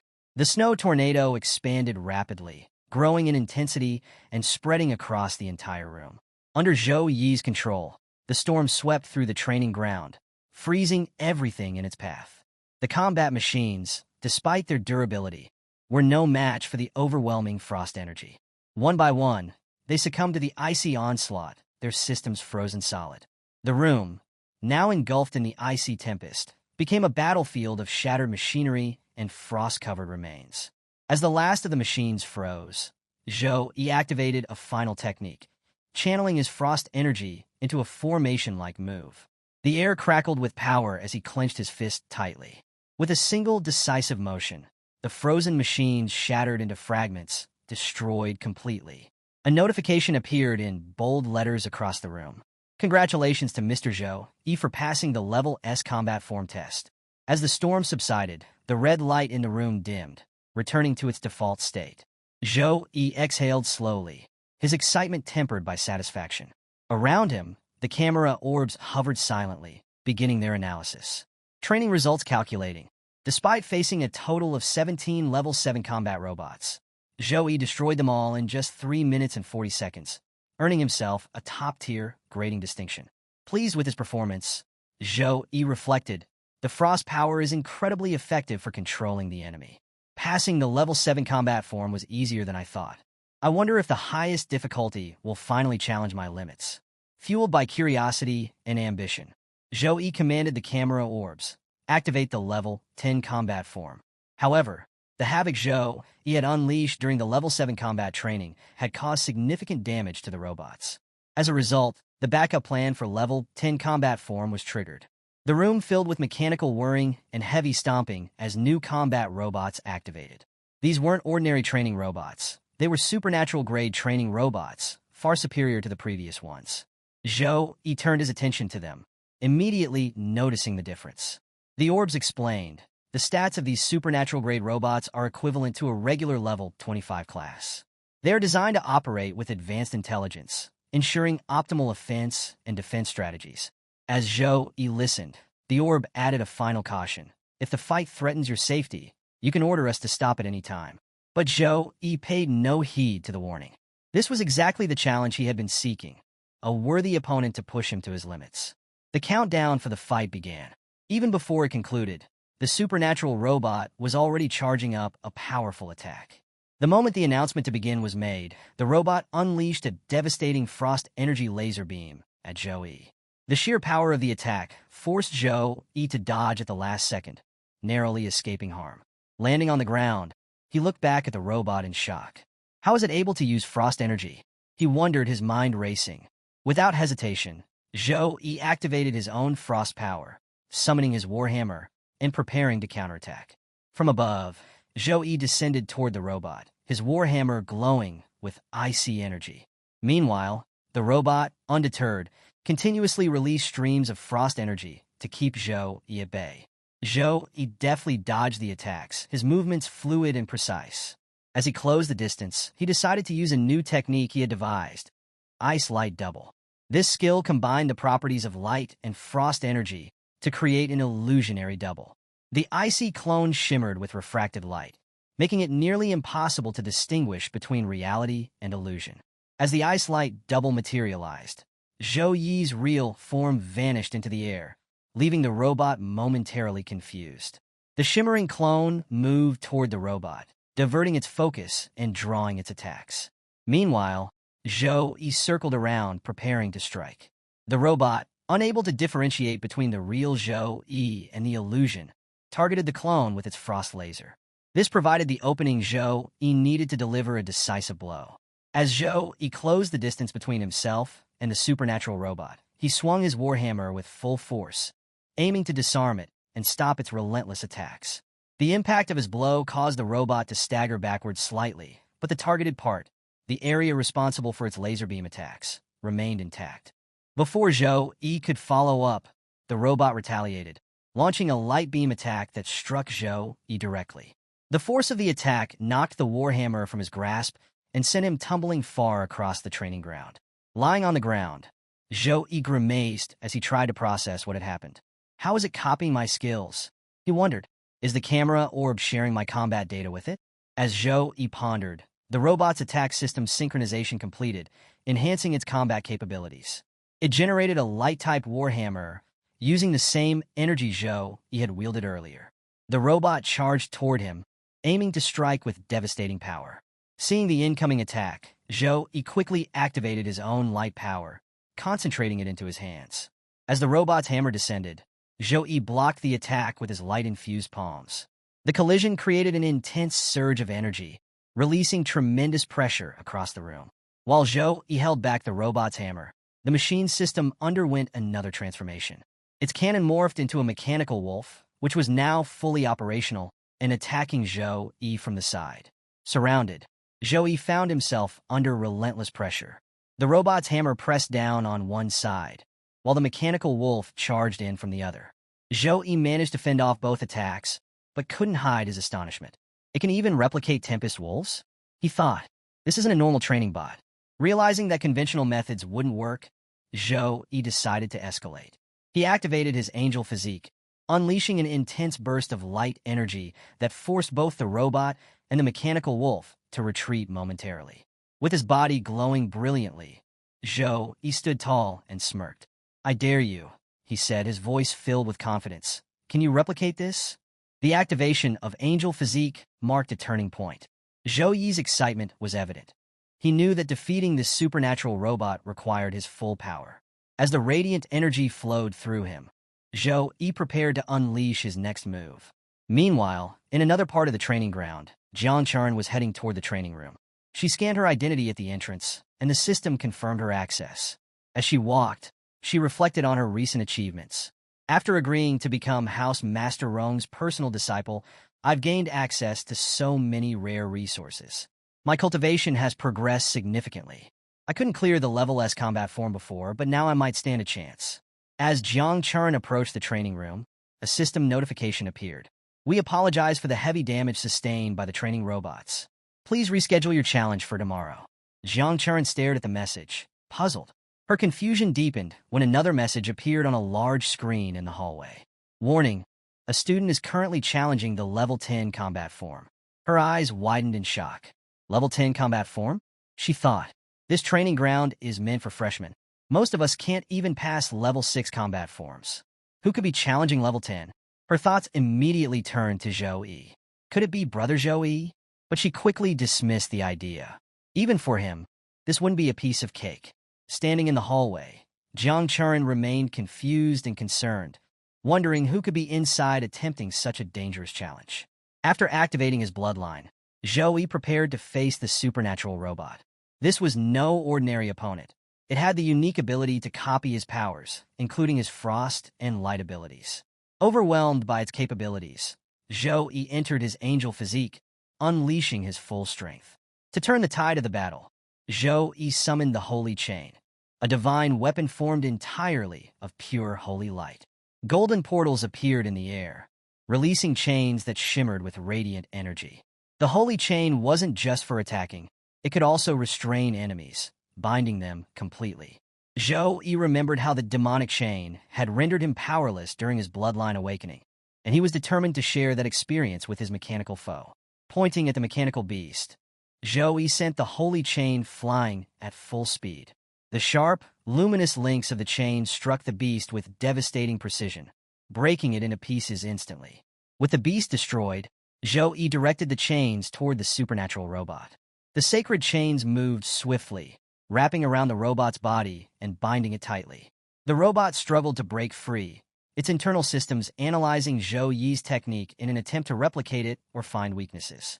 But the robot's database flagged the Holy Chain as an anomaly, a skill too unique and complex to decipher. As Zhou maintained control of the Holy Chain, he activated the Vision of Light, an ability that allowed him to detect an enemy's weak points and hidden abilities. Through the Vision of Light, Zhou scanned the robot and identified its power source, hidden within its chest, as its weak spot. Seeing the weakness, Zhou grinned confidently. Without hesitation, he gathered energy into his fist, preparing a powerful light punch. Closing the distance quickly, Zhou struck the robot's chest with full force. The impact unleashed a surge of light energy that enveloped the entire area, spreading electricity through the robot's mechanical parts. The robot's systems faltered, its body immobilized by the attack. Desperate, the robot initiated a self-destruct sequence, but the system interrupted the process, preventing further destruction. Instead, a sacred explosion erupted from the impact, turning the entire room into a storm of dust and light. As the dust began to settle, Zhou stood victorious. Just then, Jiang Churin entered the room, her expression one of shock and disbelief. The training ground was in ruins, with shattered machinery and scorch marks everywhere. Moments later, a notification appeared in front of Zhou Yi. Congratulations! You have cleared the level 10 combat form. Entry access will now be reactivated. However, the system added a warning. Due to extensive damage caused during the testing, repairs are required. The training ground will be unavailable for 1 week. Please return after repairs are completed. Jiang Churin stood by the doorway of the training room, staring at the destruction within. The level 10 combat form had been cleared, and she couldn't help but wonder, who in the world could have done this? Curiosity got the better of her, and she cautiously stepped inside, taking in the remnants of the room. Her eyes widened in shock when she spotted Zhou Yi standing amidst the wreckage. The entire training ground had been obliterated, and yet there he was barely able to stay upright. What is going on here? Jiang Churin asked in surprise, her voice echoing in the silent room. Zhou Yi, exhausted from the intense battle, could hardly stand. Just then, the camera orb hovered near him, scanning his condition before displaying a notification. Congratulations! Level 10 combat form cleared in 8 minutes and 32 seconds. The trial room then revealed Zhou Yi's final appraisal. Single greatest physical damage, 27,304. Single greatest magic damage, 56,021. Single combined skill highest damage, 106,221. Zhou Yi glanced at the display, thinking to himself, if it hadn't been for the mechanical wolf surprise attack, I could have handled this fight more easily. I need a magical pet to support me in battles like this. Before he could dwell on the thought further, Jiang Churin rushed over to him, calling out, Brother Zhou Yi. She reached his side, her face filled with a mix of concern and astonishment. Did you finish your bloodline forging? She asked breathlessly. And how did you become this powerful in just 1 day? Zhou Yi, though visibly drained, smiled faintly and replied, Yeah, I completed it this morning. I now possess the 6-winged angel bloodline. At his words, Jiang Churin's face lit up with excitement. Her eyes sparkled, as if she were gazing at her favorite idol. That's amazing, she exclaimed. The 6-winged angel bloodline is one of the rarest divine bloodlines. Jiang Churin, having the succubus bloodline herself, was well-versed in the rankings of various bloodlines. She knew just how rare and powerful Zhou Yi's new abilities were. After a brief pause, Zhou Yi turned to her and said, Jiang Churin, could you take me to the magic pet market? I want to contract a magic pet to increase my power. Jiang Churin's enthusiasm grew even more. Of course, she replied cheerfully. The magic pet market isn't far from here. I'll take you there now. Jiang Churin led Zhou Yi to the bustling magic pet market in Fantasy Alley, where people were bidding enthusiastically for various magical creatures. A silver-tier fire tiger, capable of reaching level 20, had a current bid of 110 points. An adult dragonhorn rhino, boasting a level 19 draconic bloodline, was listed at 210 points. First come, first served. The market was alive with energy, with vendors showcasing a variety of exotic creatures. One seller displayed a silver-tier golden claw green hawk egg, advertising it as a bargain. As they navigated through the lively market, Jiang Churin held Zhou Yi's hand and asked with a smile, Brother Zhou, do you have any magic pet in mind that you'd like to buy? Zhou Yi stopped for a moment, considering her question. I tamed a Tempest Wolf back in Tempest Valley, he began. But after defeating the demonic sun, I fell into a coma and lost the chance to contract it. I want to find a Tempest Wolf cub with wind elemental skill talents to contract with. As Zhou Yi talked about finding a Tempest Wolf cub, a nearby student overheard and approached him. The student carried a small cage and introduced himself with a friendly smile. Hello, I'm Lu Zhixue, third-year student from the Logistic House and an elite level 22 trainer, he said. I have a Tempest Wolf cub I've cultivated myself. Would you like to take a look? Jiang Churin leaned toward Zhou Yi and whispered, Trainers belong to life skill classes, and Lu Zhixue is a student of Sukong University. Compared to pets sold by regular vendors, his are likely of higher quality. Considering Jiang Churin's advice, Zhou Yi nodded and said, Okay, let's see it. Lu Zhixue carefully opened the cage and took out the Tempest Wolf cub. The tiny creature looked frail, its body visibly weak. This Tempest Wolf cub is about 10 days old, Lu Zhixue explained. Its mother is a silver-tier Tempest Wolf, and I've confirmed through examination that its talent is silver tier. You can have it for 60 points. Zhou Yi studied the cub thoughtfully before asking, "Is there no gold-tier magical pet available here?" Lu Zhixue looked genuinely surprised. "Gold tier," he said, shaking his head. "There aren't many gold-tier magical pets in the entire magic pet market.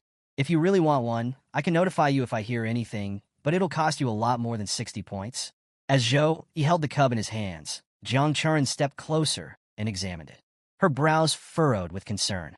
"Something's not right with this cub," she said. "It's too small and looks malnourished." Lu Zhixue panicked slightly, trying to reassure them.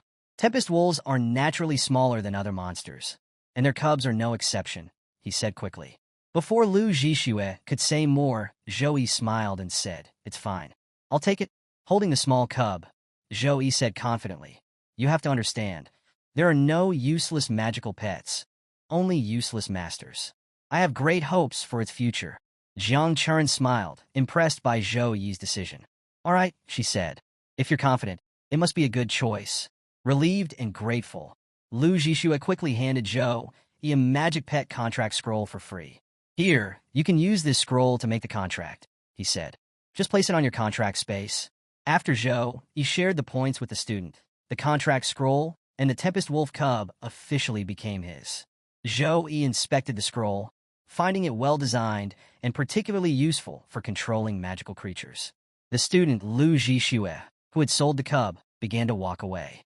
However, an unmistakable, sly grin crept across his face, betraying his intentions. That cub was the weakest of its nest, Lu Zhixue thought. I was at a loss on how to sell it. But this rookie showed up just in time. Luckily, he paid first. If that defective wolf showed signs of its poor condition during contracting, I'd be in trouble. Zhou Yi, unaware of Lu Zhixue's thoughts, prepared to use the contract scroll. He activated it, forming a glowing formation in which he carefully placed the cub. Purple light radiated from the formation, immediately catching everyone's attention. Lu Zhixue, who was watching from a distance, froze in shock. The once small, weak-looking cub began to transform, growing larger and emanating an intimidating purple aura. Gasps rippled through the crowd as onlookers murmured in amazement. "Isn't that dark purple light a sign of a legendary tier magical pet?" one exclaimed. "How lucky must he be to find a legendary tier pet at this market?" Someone approached Zhou Yi, eyes wide with greed. "Do you want to sell that Tempest Wolf? I'll pay 1,000 points for it." Jiang Churen, just as stunned, grabbed Zhou Yi's arm and beamed with excitement. "Brother Zhou Yi, you've got a great eye. It looks like this cub is actually a devolved legendary magical pet. Your magic must have nourished it and restored its original tier." Zhou Yi, still processing what had happened, realized he had underestimated the effect of the lucky potion he drank earlier.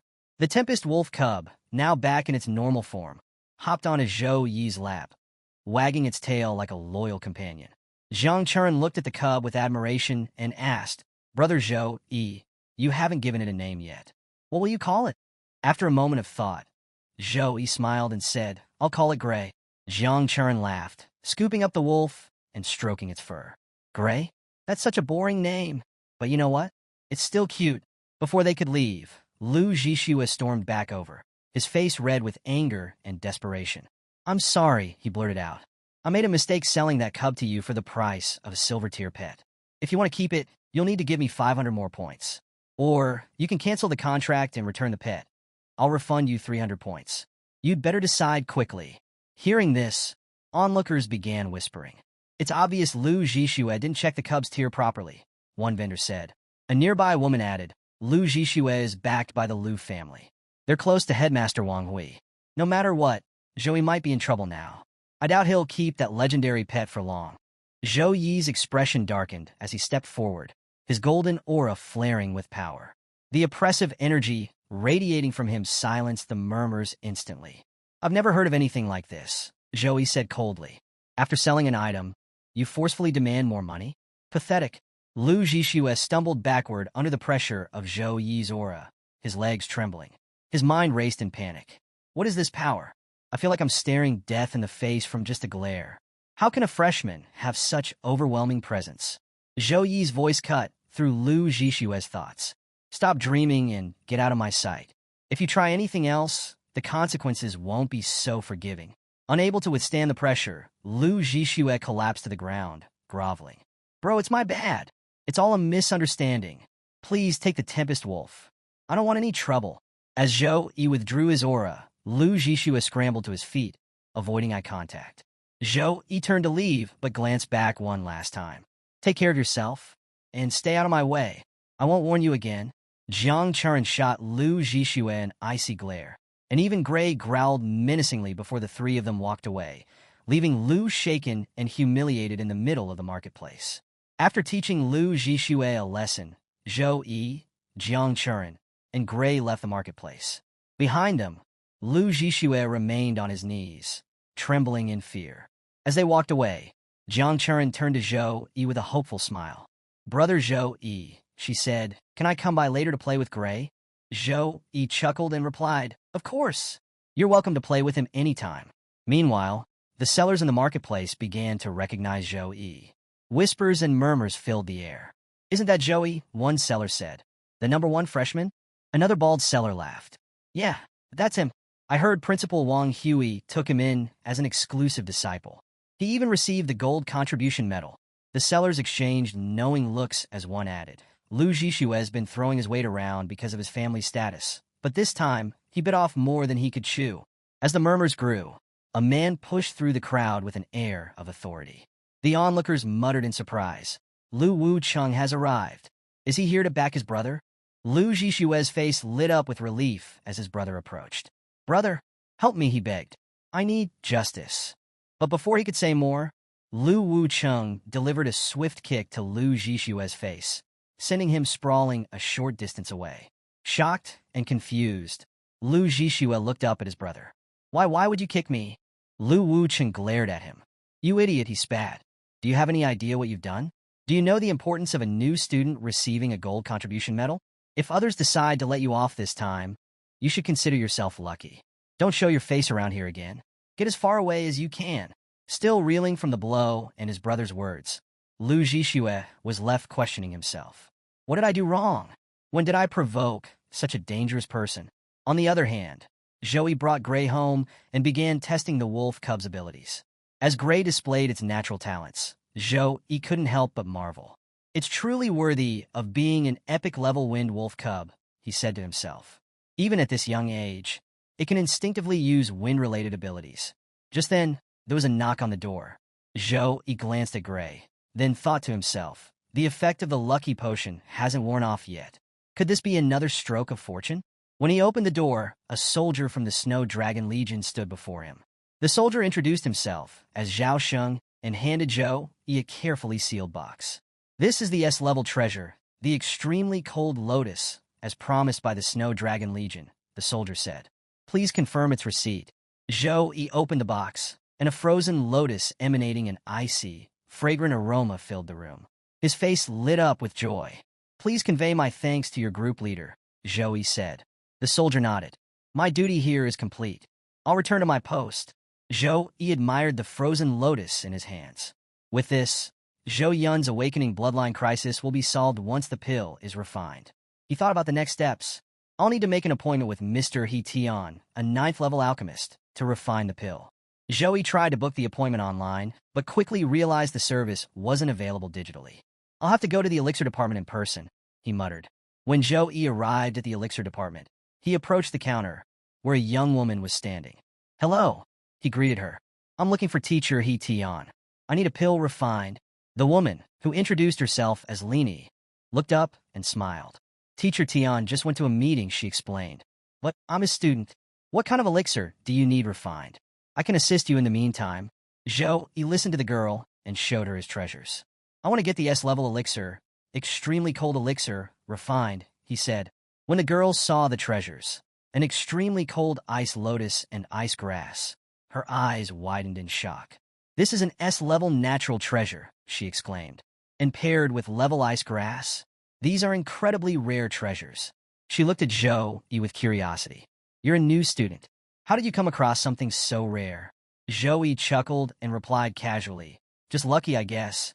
Now that he had the extremely cold ice lotus and ice grass, all he needed to do was pay the 800 credit S-level elixir production fee. After explaining the fee, the girl asked for his contact details. Once Teacher Tian finishes refining the extremely cold pill, I'll inform you as soon as possible, she assured him. Zhou Yi shared his contact information, left the treasures in her care, and exited the elixir department. Later, Zhou Yi was seen walking through the academy, likely on his way to his first class. As he passed by, he overheard a group of students chatting. Did you hear? Alien creatures have been discovered recently in multiple places, one said. Yeah, I heard about it too, another replied. When Zhou Yi entered the classroom, more students were deep in conversation. Many armies and associations have been called back from the front lines, one student remarked. Another chimed in. My friend in the army said it's because alien creatures have been found all over the empire.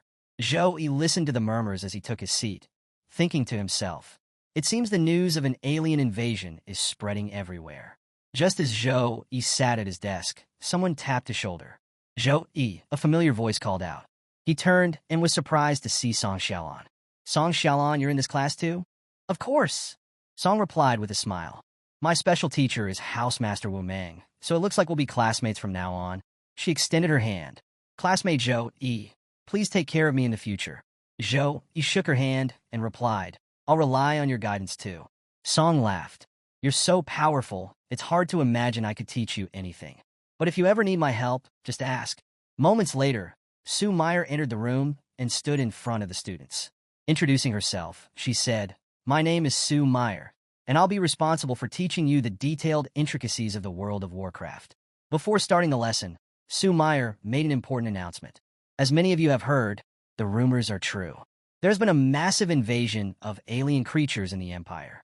Although these alien creatures are not exceptionally powerful, the nation is treating their presence with the utmost seriousness. Facing potential threats, the Central National Army has now entered the third level of combat readiness. In response, resource investments for major universities have doubled. At Sukong University, the monthly resource distribution for students will increase by 70%, and students completing school-issued tasks will now receive higher credit rewards than before. Additionally, the university announced that Abyss mode permissions would soon be unlocked for the 3 major dungeons on campus. However, students must use their credits to purchase an Abyss magic stone to access this mode. The atmosphere in the room grew electric as students excitedly reacted to the news. Finally, Abyss mode is unlocked. This is my chance to gain some serious experience, one student exclaimed. Another chimed in, even the mission credit rewards are higher now. Looks like the school is going all out. Noticing the rising excitement, Sue Meyer addressed the students with a composed tone. Calm down, everyone.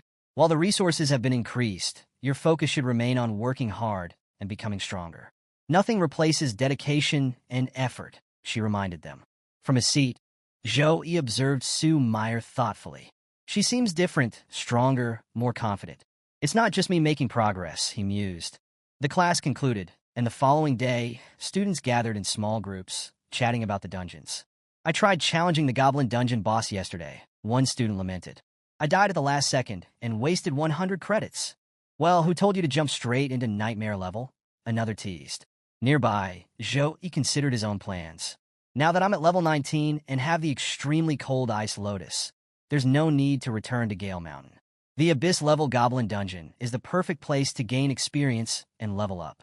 As he finalized his plans, Zhou Yi noticed a familiar figure nearby, Jiang Churin. Curious, he approached her. Jiang Churin, what are you doing here? He asked with a smile. Churin turned and lit up when she saw him. Zhou Yi, I heard that the rewards for clearing the school's 3 main dungeons have been increased. I was planning to give it a try and thought, maybe you'd join me? Zhou Yi raised an eyebrow. What a coincidence. I was thinking of heading there too.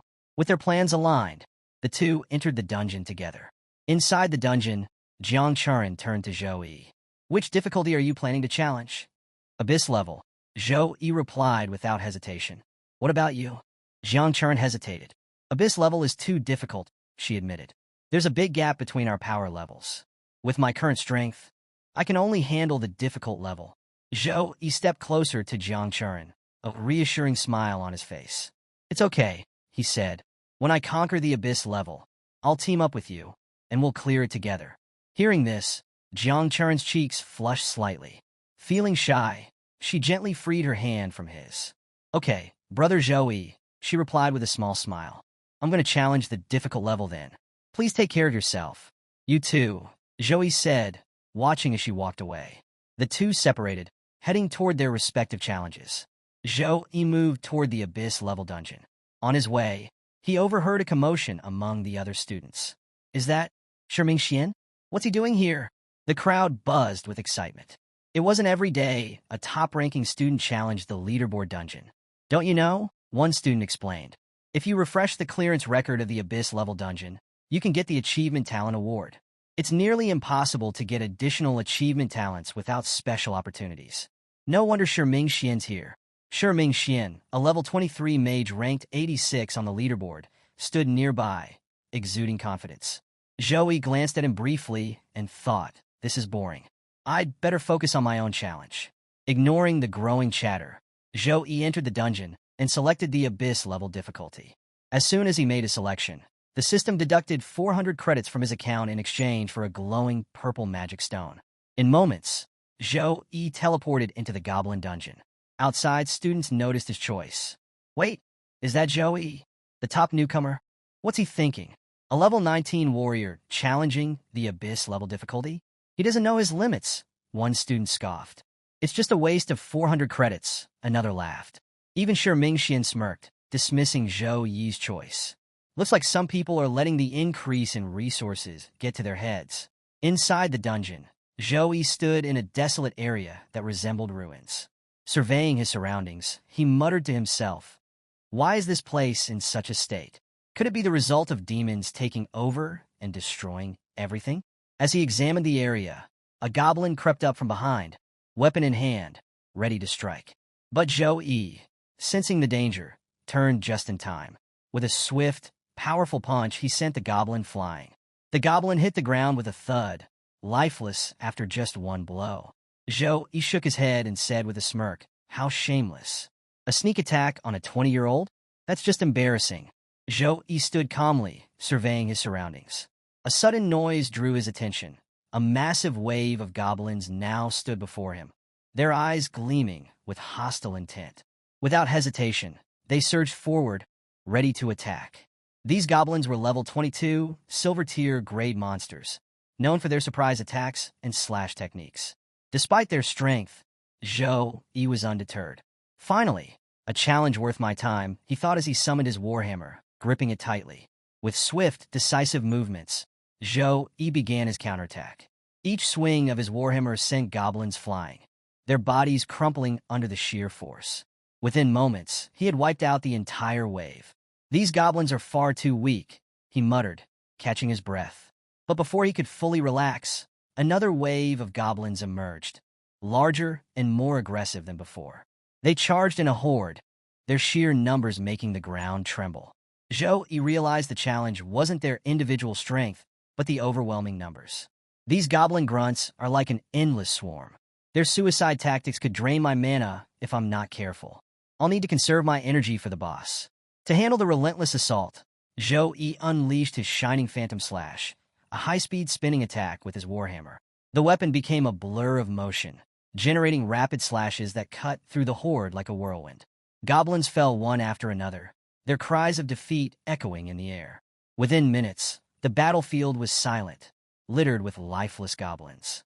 A notification popped up, 11,236 experience points gained. Zhou Yi exhaled, satisfied with his victory, but still feeling the weight of progress. As expected, he said to himself, the higher my level, the harder it is to climb. Even after killing so many, I'm still far from level 20. Hopefully, the boss rewards will make up for it. After a brief moment of rest, Zhou Yi pressed on toward the boss's lair. The room emanated an oppressive aura, and at its center stood the Goblin King, a massive, fearsome figure. This level 24 legendary tier monster had raised countless human cities, commanding legions of goblins in his destructive campaigns. As Zhou Yi entered, the Goblin King turned to face him, a sinister grin spreading across his face. Foolish human, the Goblin King roared. Welcome to the land of your death, prepared especially for you. Zhou Yi tilted his head, unimpressed. Why is he so boastful? Fueled by rage over the deaths of his goblin minions, the Goblin King charged at Zhou Yi with ferocious speed. Zhou Yi narrowly evaded the initial attack, the ground cracking beneath the king's blow. He's fast for his size, Zhou Yi thought, preparing his next move. Without missing a beat, he retaliated, launching a powerful, focused strike with his warhammer, aiming directly for the Goblin King. The Goblin King sensed the sheer power behind Zhou Yi's attack and quickly activated his dominant body skill. A shimmering shield appeared, reflecting the warhammer's blow with ease. As the ground trembled beneath the clash, the Goblin King bellowed with laughter. "Human, are these scratches supposed to frighten me?"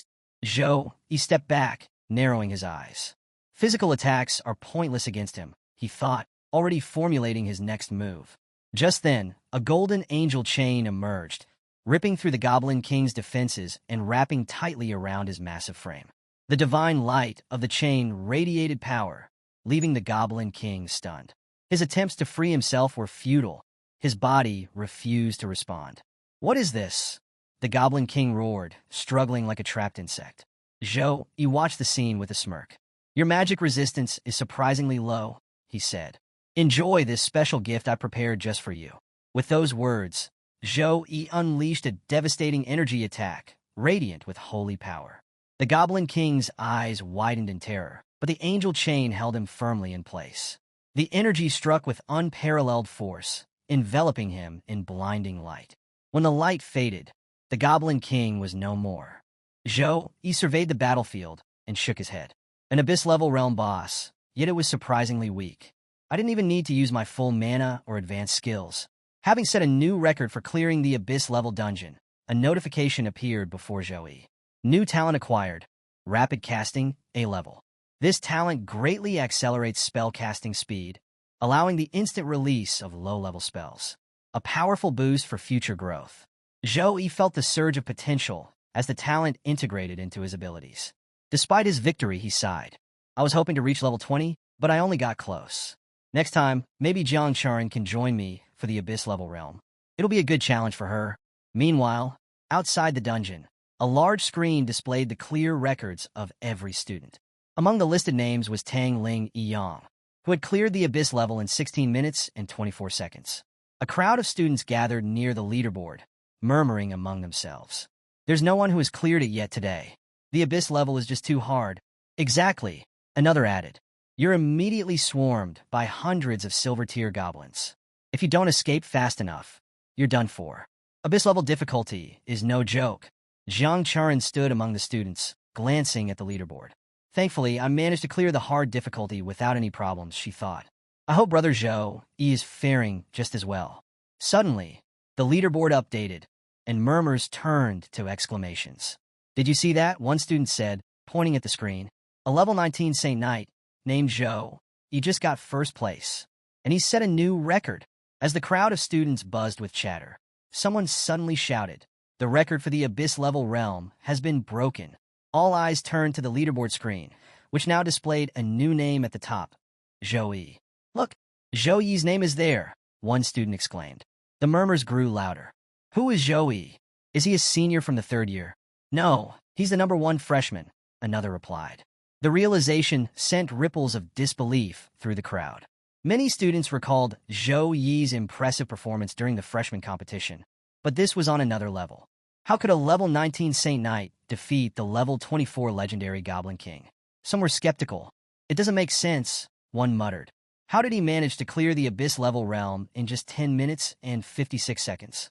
Others waited anxiously for Shi Ming Xian to emerge from the dungeon. Being ranked 86th on the Earth list, Xian was expected to set a higher record, potentially knocking Zhou Yi's name from the top. Just then, Xian staggered out of the dungeon, his body battered and his expression defeated. Brother Xian, a student, rushed to his side, helping him stay upright. Xian shook his head, panting. "The Abyss Realm, it was too hard. I lost some golden-grade equipment, and I still failed to clear it." He uncorked a recovery potion and took a shaky sip, but his eyes darted around, confused by the crowd's focus on the leaderboard. "What's going on?" Xian asked. The student supporting him hesitated before explaining. "Brother Xian, a freshman named Zhou, he cleared the Abyss level in 10 minutes and 56 seconds. He set a new record." Xian froze, the potion slipping from his hand as shock overtook him. "Impossible," he whispered. At that moment, Zhou Yi emerged from the dungeon.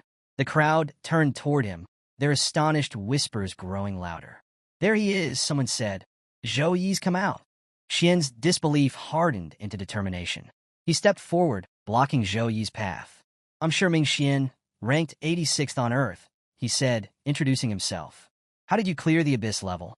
His tone carried a mix of curiosity and accusation. "Did you?" Before Xian could finish, Zhou Yi simply waved him off. "Sorry, I got other things to do. Goodbye." The abrupt dismissal left Xian speechless, his expression twisting into frustration. Just then, Jiang Churen appeared, running toward Zhou Yi with a bright smile. "Brother Zhou Yi," she called. Zhou Yi greeted her warmly. "Hi, Jiang Churen." Blushing slightly, Jiang Churen said, "Congratulations on clearing the Abyss level. I could only barely pass the hard difficulty. It feels like it's getting harder and harder to chase after you." Zhou Yi stepped closer, his voice calm, yet encouraging. "Don't worry. It's actually pretty easy to fight the Goblin King once you know the right strategies. I'll teach you all the tips to clear it. I've got plenty of points, so I can take you with me a few more times. We'll figure it out together." As Zhou Yi and Jiang Churen entered the Abyss-level dungeon together, their presence drew murmurs from the students standing nearby. "He just came out of the dungeon and is already planning to go back in," someone said in disbelief. "Has he made the Abyss difficulty realm his second home?" another student joked. "That's the difference between elites and regular people," one more added, their voice tinged with awe. Standing nearby, Ming Xian felt each comment cut deep. A student accompanying him tried to encourage him, saying, "You nearly cleared the Abyss realm. Maybe one more try is all you need." But Xian sat quietly, his expression solemn. "There's no need," he finally said, his voice heavy with resignation. "I've decided I won't challenge this realm again." The weight of the student's words had taken a toll on him. Meanwhile, inside the dungeon, Zhou Yi and Jiang Churen began their adventure. Zhou Yi smiled at her and said, "This is our second time working together. It feels like just yesterday we were adventuring together in Tempest Valley." Jiang Churen blushed, her face turning red at the memory of their previous battle. Shyly, she said, "That experience," but her voice trailed off, unable to finish her sentence. Her mind drifted back to when Zhou Yi had stood by her side, fending off waves of demons while protecting her. She recalled the moment she kissed him, a gesture born out of gratitude and something deeper. Gathering her courage, she said, "Those demons had completely surrounded me and pushed me into a corner. It was your bravery that saved me and stopped me from choosing self-destruction." Zhou Yi grinned warmly. "It was an honor to rescue you," he said. "That rescue was just the beginning of our adventure. There are many more journeys ahead for us to experience." Before Jiang Churen could respond, a horde of goblin warriors appeared, laughing menacingly as they advanced. These were level 22 monsters, and their numbers were overwhelming. Jiang Churen's eyes widened. The Abyss difficulty certainly doesn't disappoint. The stats on these goblins are ridiculously high. Zhou Yi had brought Jiang Churen here to help her gain experience and to clear the dungeon together. Calmly, he began giving her tips.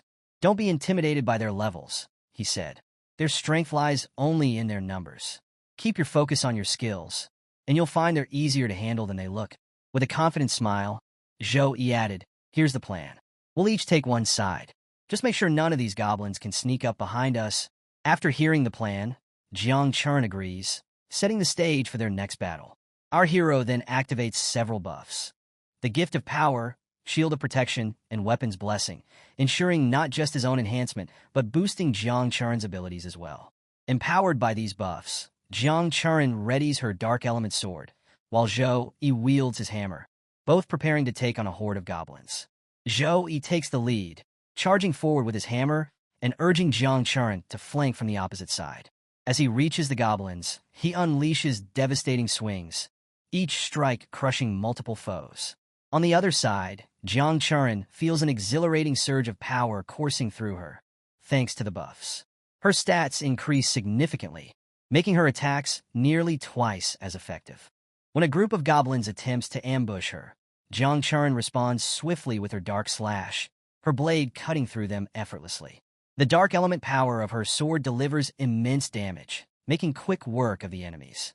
Despite her lower level, Jiang Churen mows through the silver-tier goblins with ease, as though trimming grass. Meanwhile, Zhou Yi continues his rampage, his hammer swings causing chaos among the goblins. In a short time, the duo annihilates the entire horde. Jiang Churen, now at level 18, gains 5,200 XP, while Zhou Yi, still at level 19, earns 5,900 XP. Triumphant and energized, Jiang Churen beams with excitement, asking Zhou Yi if they can keep going. Amused by her enthusiasm, Zhou Yi agrees, and the two set their sights on the goblin boss. Arriving at the boss's lair, they are greeted by a towering figure radiating power. The goblin boss, at level 24, roars in rage, vowing vengeance for his fallen comrades. Sensing the immense strength of their opponent, Jiang Churen remarks that bosses of this caliber are no easy feat. She questions Zhou Yi about his strategy, and he confidently reveals that while the boss looks formidable, its spell resistance is notably weak. He suggests Jiang Churen use her most powerful skill to exploit this weakness. Emboldened by his words, Jiang Churen decides to take the lead. She channels her succubus bloodline, summoning its demonic power to unleash a devastating demonic slash.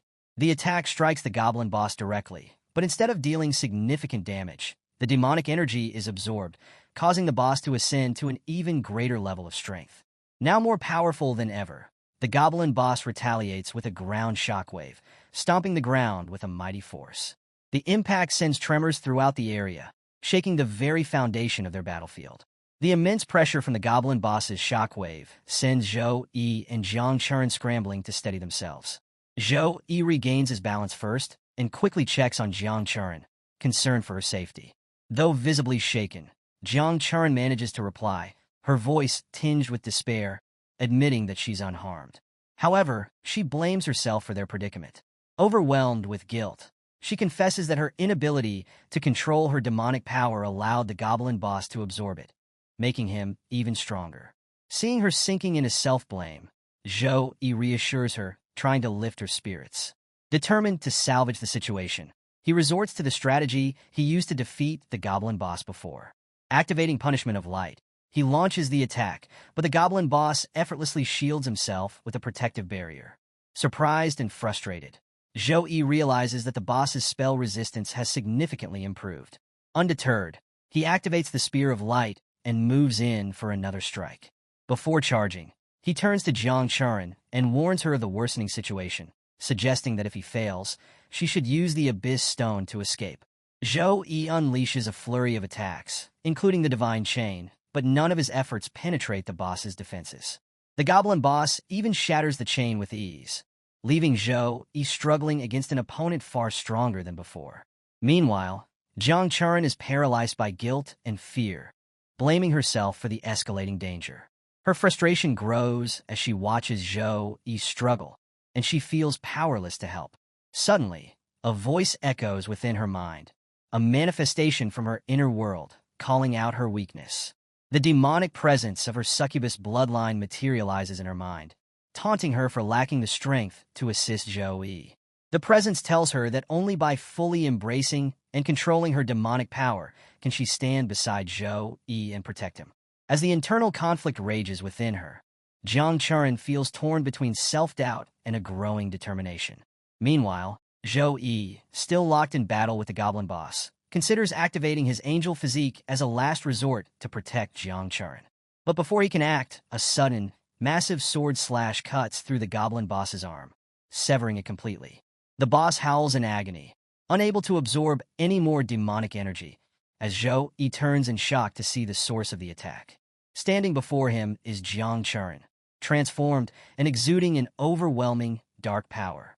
She has fully evolved into her bloodline's demonic physique, but something is different. Her usual composure has been replaced by a menacing, otherworldly presence. Laughing with unrestrained confidence, she declares that she will handle the monster now. The goblin boss, already weakened by the loss of his arm, screams in fury. Not only can he no longer absorb the demonic energy, but the energy he had stolen is now being forcibly drawn back into Jiang Churen. As the goblin boss roars in agony, Jiang Churen mocks him with a sly laugh, calling his suffering just an appetizer. Furious and desperate, the boss charges at her, unable to endure the sight of his stolen power flowing back into her. Jiang Churen, unfazed by his rage, retaliates with a devastating laser-like beam attack that shakes the entire battlefield. Zhou Yi watches in awe, stunned by the overwhelming power of Jiang Churen's new succubus form. Her attack obliterates the goblin boss instantly, ending the fight in a spectacular display of strength. As the dust settles, Both Zhou Yi and Jiang Churen earn a hefty 23,200 experience points, along with 15 free stat points and 15 skill points each. With the battle over, Jiang Churen approaches Zhou Yi in a playful, flirtatious manner.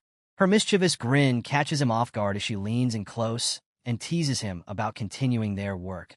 Embarrassed by her boldness, Zhou Yi fumbles for words, prompting Jiang Churen to close the gap even more. She places her hand on his chest and, with a flirtatious tone, questions his silence, asking if he doesn't like this version of her. Taking it a step further, Jiang Churen grabs Zhou Yi's hand, placing it on her waist and continuing to flirt. Zhou Yi, clearly flustered, quickly steps back and, with a serious tone, asks if she is truly Jiang Churen.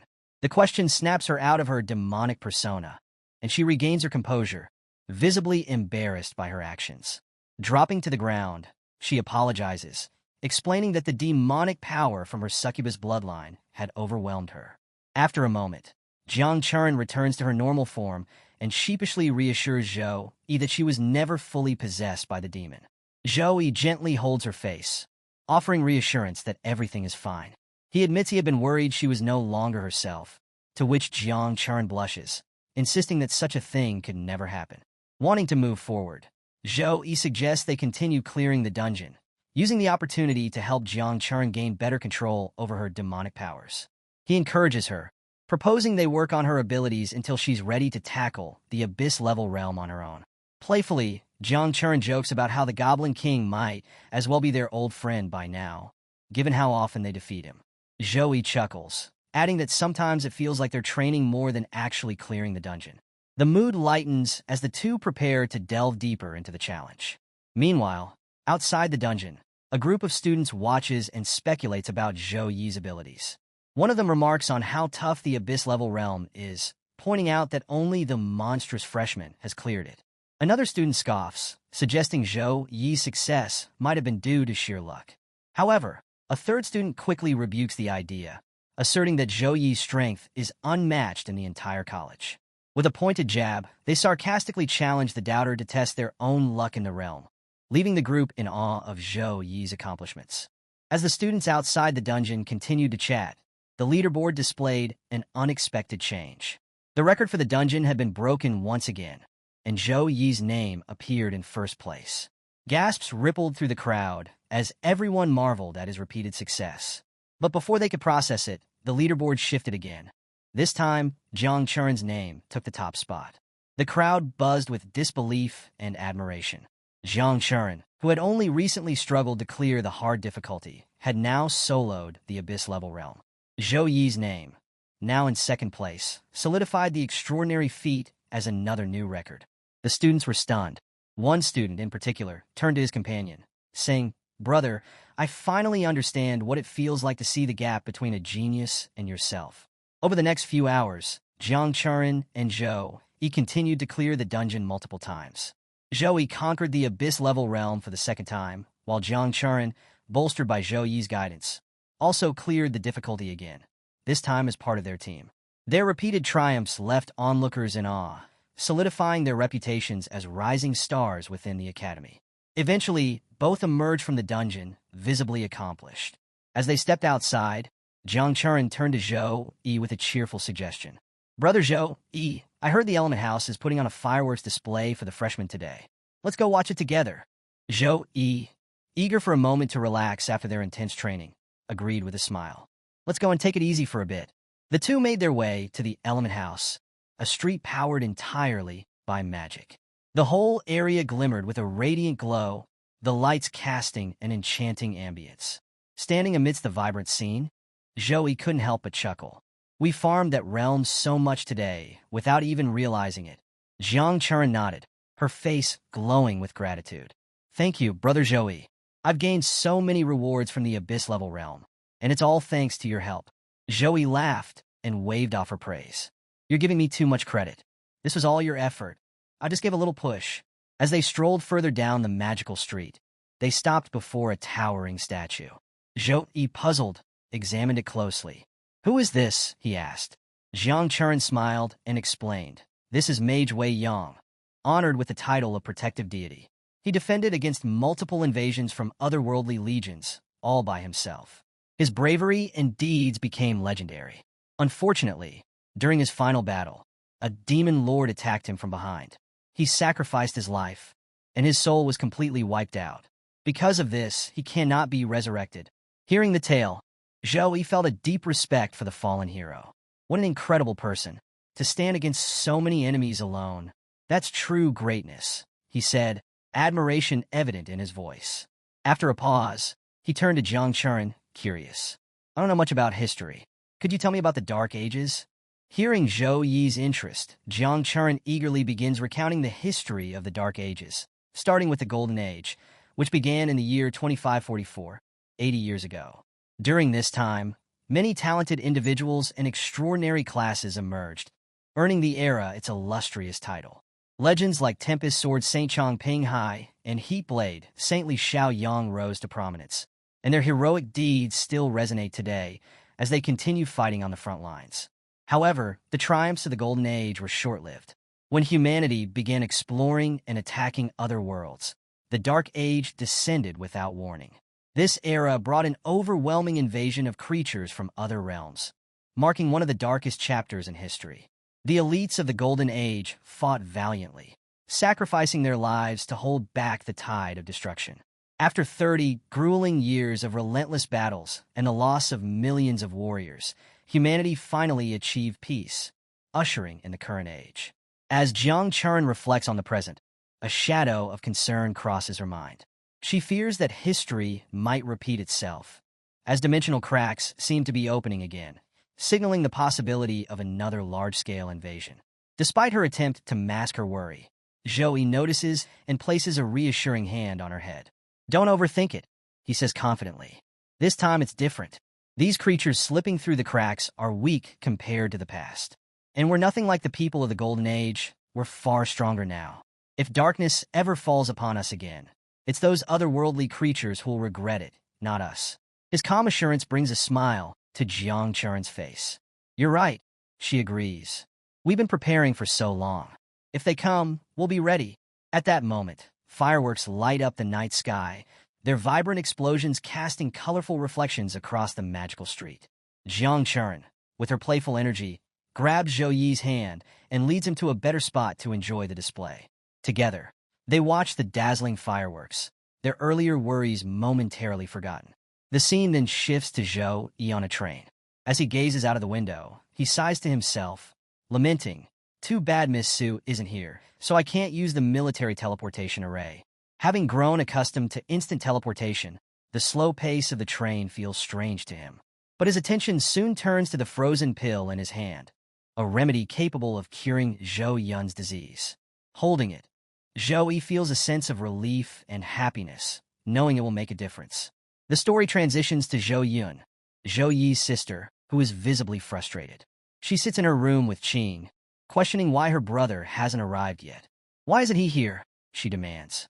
Qing offers a calm smile and reassures her, "Don't worry. Your brother just called. He'll be here soon." As they talk, the door opens, and Zhou Yi walks in. "I'm back," he announces with a warm smile.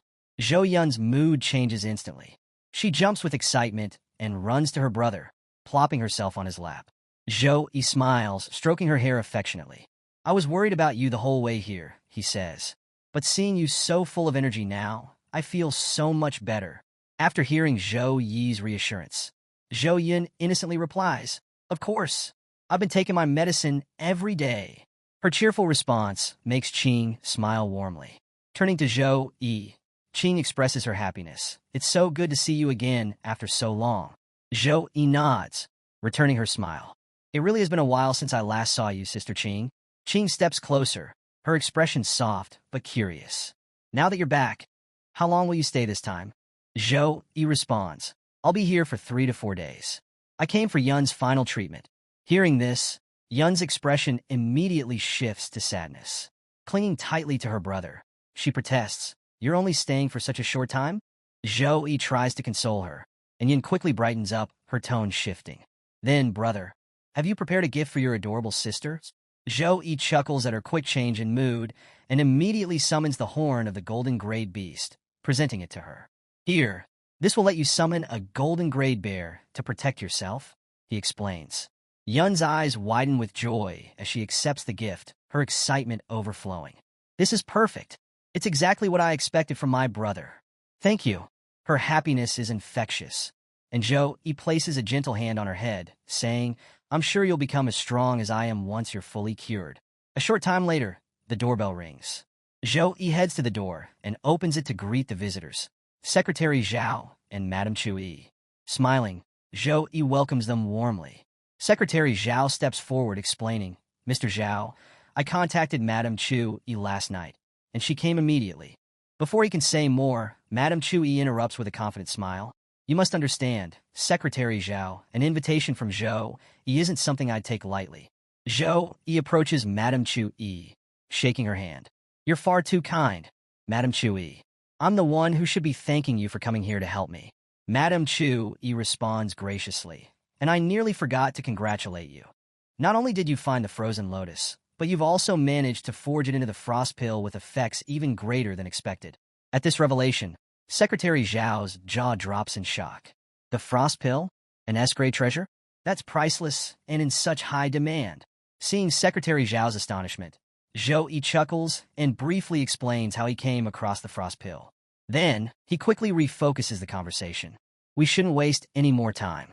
My sister's treatment is the priority. Both visitors immediately nod in agreement. You're absolutely right. Let's not delay any further. Let's begin. The group gathers in a special room to begin Yun's treatment. However, as they prepare, Yun looks up at Zhou with nervous eyes.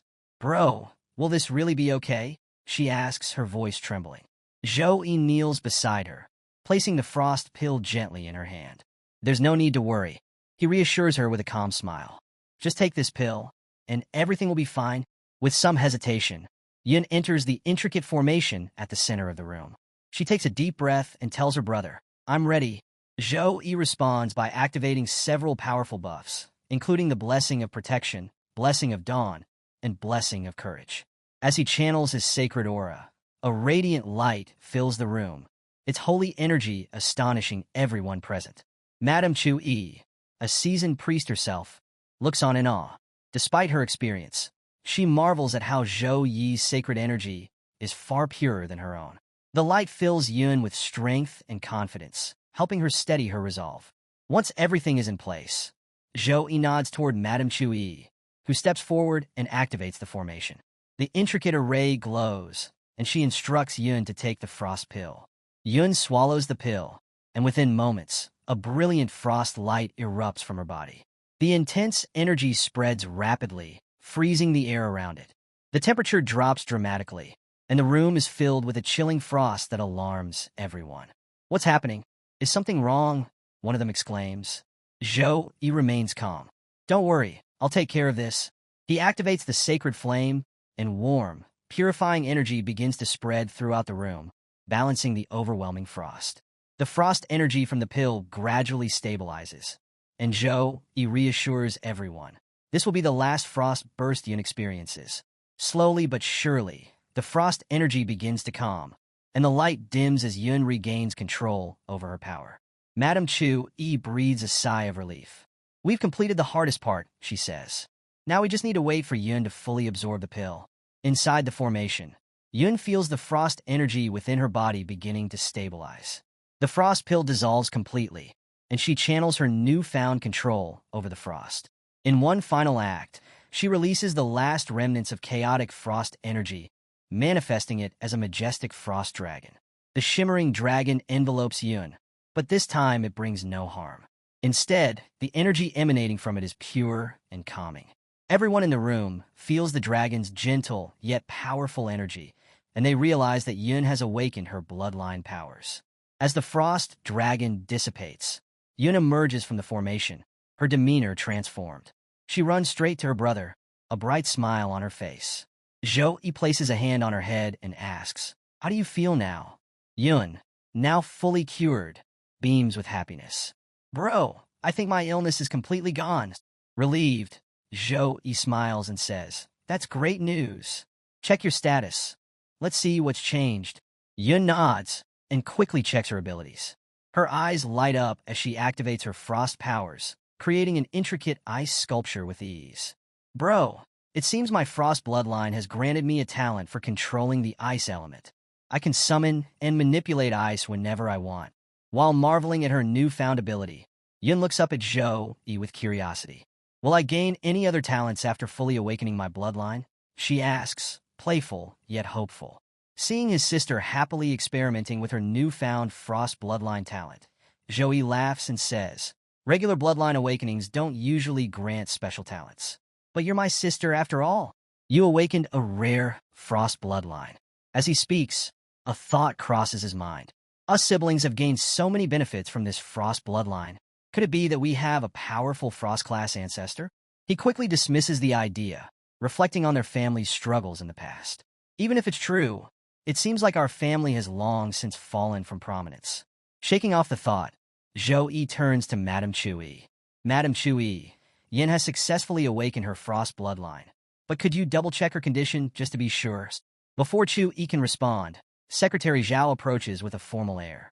Mr. Zhou, I wanted to inform you that Miss Yin has not only been completely cured, but has also awakened her frost bloodline. The mayor is taking this achievement seriously and has arranged for a new batch of resources to support your cultivation. Zhou-Yi nods gratefully. Thank you, Secretary Zhao. I appreciate the assistance. I need to return to school soon, but I'll have to trouble you to look after Yin while I'm away. Secretary Zhao smiles and replies, It would be my honor, Mr. Zhou. Meanwhile, Yin is playing cheerfully with King, her laughter filling the room. Zhou-Yi watches with a smile before calling out, Yun, have you thought about which class you want to change to in the future? Yun pauses, her expression turning thoughtful. After a moment, she replies confidently, I'll definitely choose the mage class. Zhou-Yi chuckles. That class suits you perfectly. When you reach level 10, I'll find a hidden mage class conversion book for you. Yun's eyes light up with excitement. Really? That's great, brother. Then, as if feeling something deep within herself, she adds, I can sense a dark power awakening inside me. It won't be long until our full power is liberated. Her mention of dark power instantly alarms everyone in the room. Madame Chu-Yi, startled, rushes over to Yun and begins examining her carefully. Dark power? Why would she have dark power? She mutters, scanning for anything she might have overlooked. The scene then flashes back to Zhou-Yi and Yun's childhood. The siblings are seen playing together, with Yun mischievously pretending to have dark power as a joke. Laughing at her antics, young Zhou-Yi grabs her and declares, All right, come with me. Let me show you what frost power can really do. As he drags Yun toward the training room, she kicks and protests dramatically, shouting, Sis Qing, save me, or my brother will kill me. As everyone laughs at Yun's playful antics, Madame Chu-Yi chuckles to herself. Dark power, huh? This will be interesting. She muses, enjoying the lighthearted moment. Zhou-Yi then takes Yin to a separate room for training. As soon as they arrive, Yin dramatically declares, Brother, I will not hold back. I'll unleash my full power and freeze everything in my path. She summons the ice spirit, launching a barrage of icicle attacks toward her brother. The icicles speed toward Zhou-Yi, but shatter harmlessly against his shield before they can land. Watching her powerful attacks, Zhou-Yi smiles with pride. Her body has fully recovered. Now I can plan a proper cultivation schedule for her, he thinks. But as soon as he mentions this to Yun, she puts on another dramatic act. Bro, my frost energy is acting up again. It seems I can't cultivate with you anymore, she complains. Zhou-Yi narrows his eyes and starts moving toward her, clearly not buying her excuses. Seeing her brother's serious expression, Yun quickly backtracks, laughing nervously. Brother, I think I was mistaken. Let's get to it. The two train together for some time, with Yin giving her best effort. By the end, she collapses onto the ground, exhausted. Panting heavily, she jokes, Bro, I'll leave the mission of saving the world to you. I can't handle it anymore. Zhou-Yi laughs at her playful surrender. I feel the same. There's no one else better for the job than me, he teases. Afterward, he summons Gray, a small, adorable magical pet. Handing it to Yun, he explains, This is Gray, a magic pet I recently contracted. It will keep you company for the next few days. Yun, delighted by the cute creature, takes it in her hands and begins cooing at it. Don't worry, brother. I'll take good care of Gray. We'll cultivate hard together, she says with a mischievous grin. She then presses the fluffy pet against her cheek, adding, Come on, Gray. Sign a contract with darkness, and let's become companions. A few days pass. and Zhou prepares to return to school with no lingering worries about Yun's well-being. As he walks, he thinks to himself, I hope Jiang Chuan can set up a teleportation magic formation soon. Traveling back and forth would be so much easier. Just as this thought crosses his mind, Su Meyer appears in front of him, using teleportation magic. Startled, Zhou asks, Why are you here, Miss Su? She wastes no time explaining. The National Freshman Exchange competition is starting soon, and each team needs 5 members for the team match. I'm here to finalize the roster with you. As the first-place winner of the Academy's freshman competition, you're the team leader, and assembling the team is your responsibility. Su Meyer hands Zhou a list of the top 10 performers from the freshman competition and asks him to choose 4 members for his team. Zhou glances at the list and confidently says, Miss Su Meyer, I'll take the top 4 freshmen for my team. Su Meyer, however, raises an eyebrow. That's a bit hasty, she replies. She explains, in team matches, stamina conservation becomes crucial, especially in the later rounds. Priest classes that can restore status effects and provide healing are vital for sustaining a team's performance. While you can offer powerful buffs as a Saint Knight, your recovery abilities are still slightly less than that of a dedicated priest. She continues, looking at previous year's competitions, it's clear that a priest would be a valuable addition to your team. You should carefully reconsider your selections. Hearing Su Meyer's detailed explanation, Zhou remains unfazed and replies confidently, There's no need for a priest. As long as we defeat our opponents quickly, recovery won't even be an issue. His assured demeanor stems from his belief in his own abilities. He is certain he can claim first place in the individual category of the exchange competition and, if necessary, handle entire teams on his own by activating his 6 wings. Su Meyer listens thoughtfully, reflecting on Zhou Yi's performance in the freshman competition. His strength truly surpasses that of other students, she thinks. With Zhou Yi on the team, we might not even need a priest, we could steamroll through other schools. After a brief pause, Su Meyer agrees. If you're that confident, I'll leave everything related to the team to Housemaster Wu. Zhou Yi nods, his confidence unwavering. Don't worry, first place is ours. Before leaving, Su Meyer asks, Have you completed your sister's bloodline awakening? Zhou Yi thanks her sincerely. It was all possible because of your help and the frozen lotus you told me about. Pleased to hear this, Su Meyer responds with a smile. That's great news. Zhou Yi then asks, Do you know where I can find a hidden class conversion book? Su Meyer raises an eyebrow. Is this for your sister? Yes, Zhou Yi replies. With otherworldly monsters appearing through mid-sized cracks, I feel an urgency. I want to give Zhou Yin more power to protect herself as soon as possible. Su Meyer smiles knowingly. You're very thoughtful, Zhou Yi. Yes, the school does have a hidden class conversion book, but purchasing one won't be easy. With a cryptic smile, Su Meyer activates her teleportation circle and vanishes, leaving behind parting words. Do your best in the freshman exchange competition. I have other business to attend to. Her tone has a teasing quality that leaves Zhou Yi puzzled. Curious about Su Meyer's comment, Zhou Yi checks the requirements for obtaining the hidden class conversion book. His confusion quickly turns to understanding as he sees the steep conditions. The student must be level 25. They must hold at least an A grade in school missions. They must rank within the top 10 Earth rank and the top 100 Heaven rank. Even for the cheapest conversion book, a staggering 20,000 points are required. Realizing the challenge, Zhou Yi recalls Su Meyer's parting words. So that's why she said riddles, he mutters, understanding the immense effort required to acquire the book.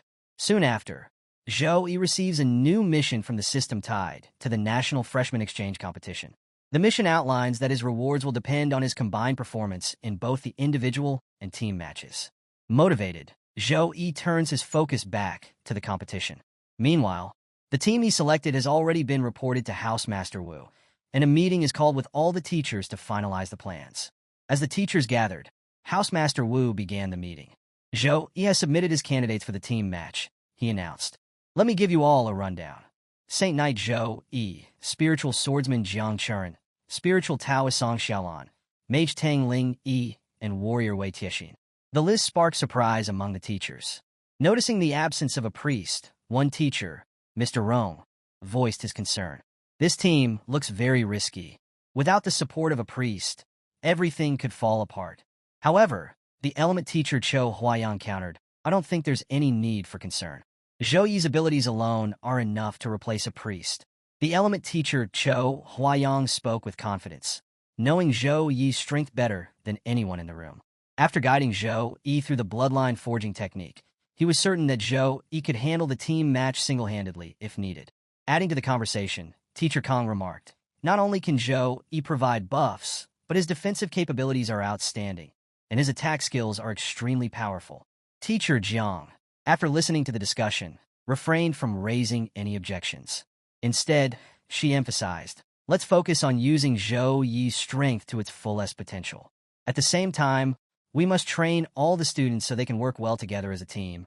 The teachers, ultimately reassured, approved the team. Housemaster Wu then instructed Su to inform the students to assemble in the warehouse within 3 days. The story shifts to Zhou Yi, who was in the middle of completing a system mission when he received a notification from Headmaster Wang Hui. The message informed Zhou Yi that a one-on-one class had been arranged for him, his first since becoming Wang Hui's disciple. Excited, Zhou Yi completed his mission and chose skill points as his reward, which boosted his abilities. With a satisfied smile, he said to himself, "Thanks to the system, I can stay ahead of others. With every mission, my strength grows." Soon after, Zhou Yi was summoned by Headmaster Wang, who teleported them both to a private training ground. Upon arrival, Zhou Yi was taken aback by the sight of the lush edge forest, teeming with level 23 forest wolves. "Master," he asked, surprised, "do I need to take down all these wolves?" The headmaster chuckled. "Don't worry. This forest is a private training ground owned by the Tianyu Guild, which I discovered a long time ago." As they spoke, the atmosphere shifted. Overhead, a massive dragon flew across the sky, its presence sending every wolf in the forest fleeing in terror. Zhou Yi, wide-eyed, watched the legendary creature. "A dragon is here too?" he asked, his voice tinged with nervousness. The headmaster nodded calmly. "That's no ordinary dragon. It's a level 62 legendary great dragon, the magic pet of your senior brother. It's here to ensure the monsters in this forest don't go out of control." Seeing the powerful dragon soaring through the sky, Zhou Yi is awestruck. He can't help but think, if my senior brother's pet is this strong, how powerful must my senior brother himself be? Sensing Zhou Yi's thoughts, the headmaster smiles and explains, "Your senior brother has reached my level this year. He is also level 64, and his combat abilities have even surpassed mine. That's why I handed over the Tanu Guild to him without hesitation." Zhou Yi is stunned. His senior brother, who has just turned 30, has already reached the level of a headmaster, a feat that seems almost unimaginable. But before Zhou Yi can fully process this revelation, the headmaster places a hand on his shoulder and says, "I've seen countless talents in my time, but you, Zhou Yi, are the most gifted of them all." To emphasize his point, the headmaster steps forward and activates a skill. "Watch closely," he instructs. "This is the first skill I will teach you." As he speaks, 2 massive shields made of radiant light appear on either side of him. This is Holy Light Heart Shield. The shields, glowing with an intense holy energy, collide with a thunderous crash, triggering a massive explosion. The blast obliterates the surrounding forest, leaving behind only enormous craters where lush greenery once stood. The display of power leaves Zhou Yi speechless. The headmaster hands Zhou Yi a skill book and says, "This is the skill I'll teach you first. Take this Holy Light Heart Shield skill book and learn it." Zhou Yi takes the book reverently. The headmaster then explains, "You don't need to study it the traditional way. Simply connect the book to your consciousness and use skill points to absorb the knowledge." Following the instructions, Zhou Yi links the skill book to his consciousness.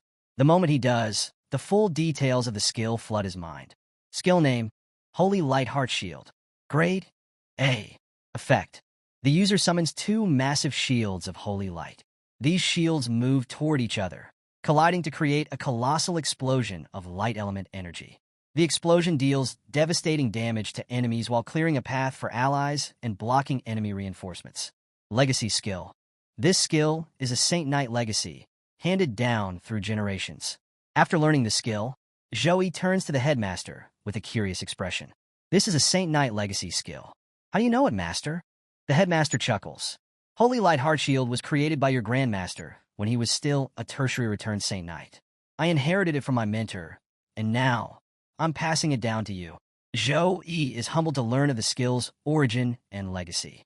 After mastering the basics of Holy Light Heart Shield, the headmaster instructs Zhou Yi to test the skill.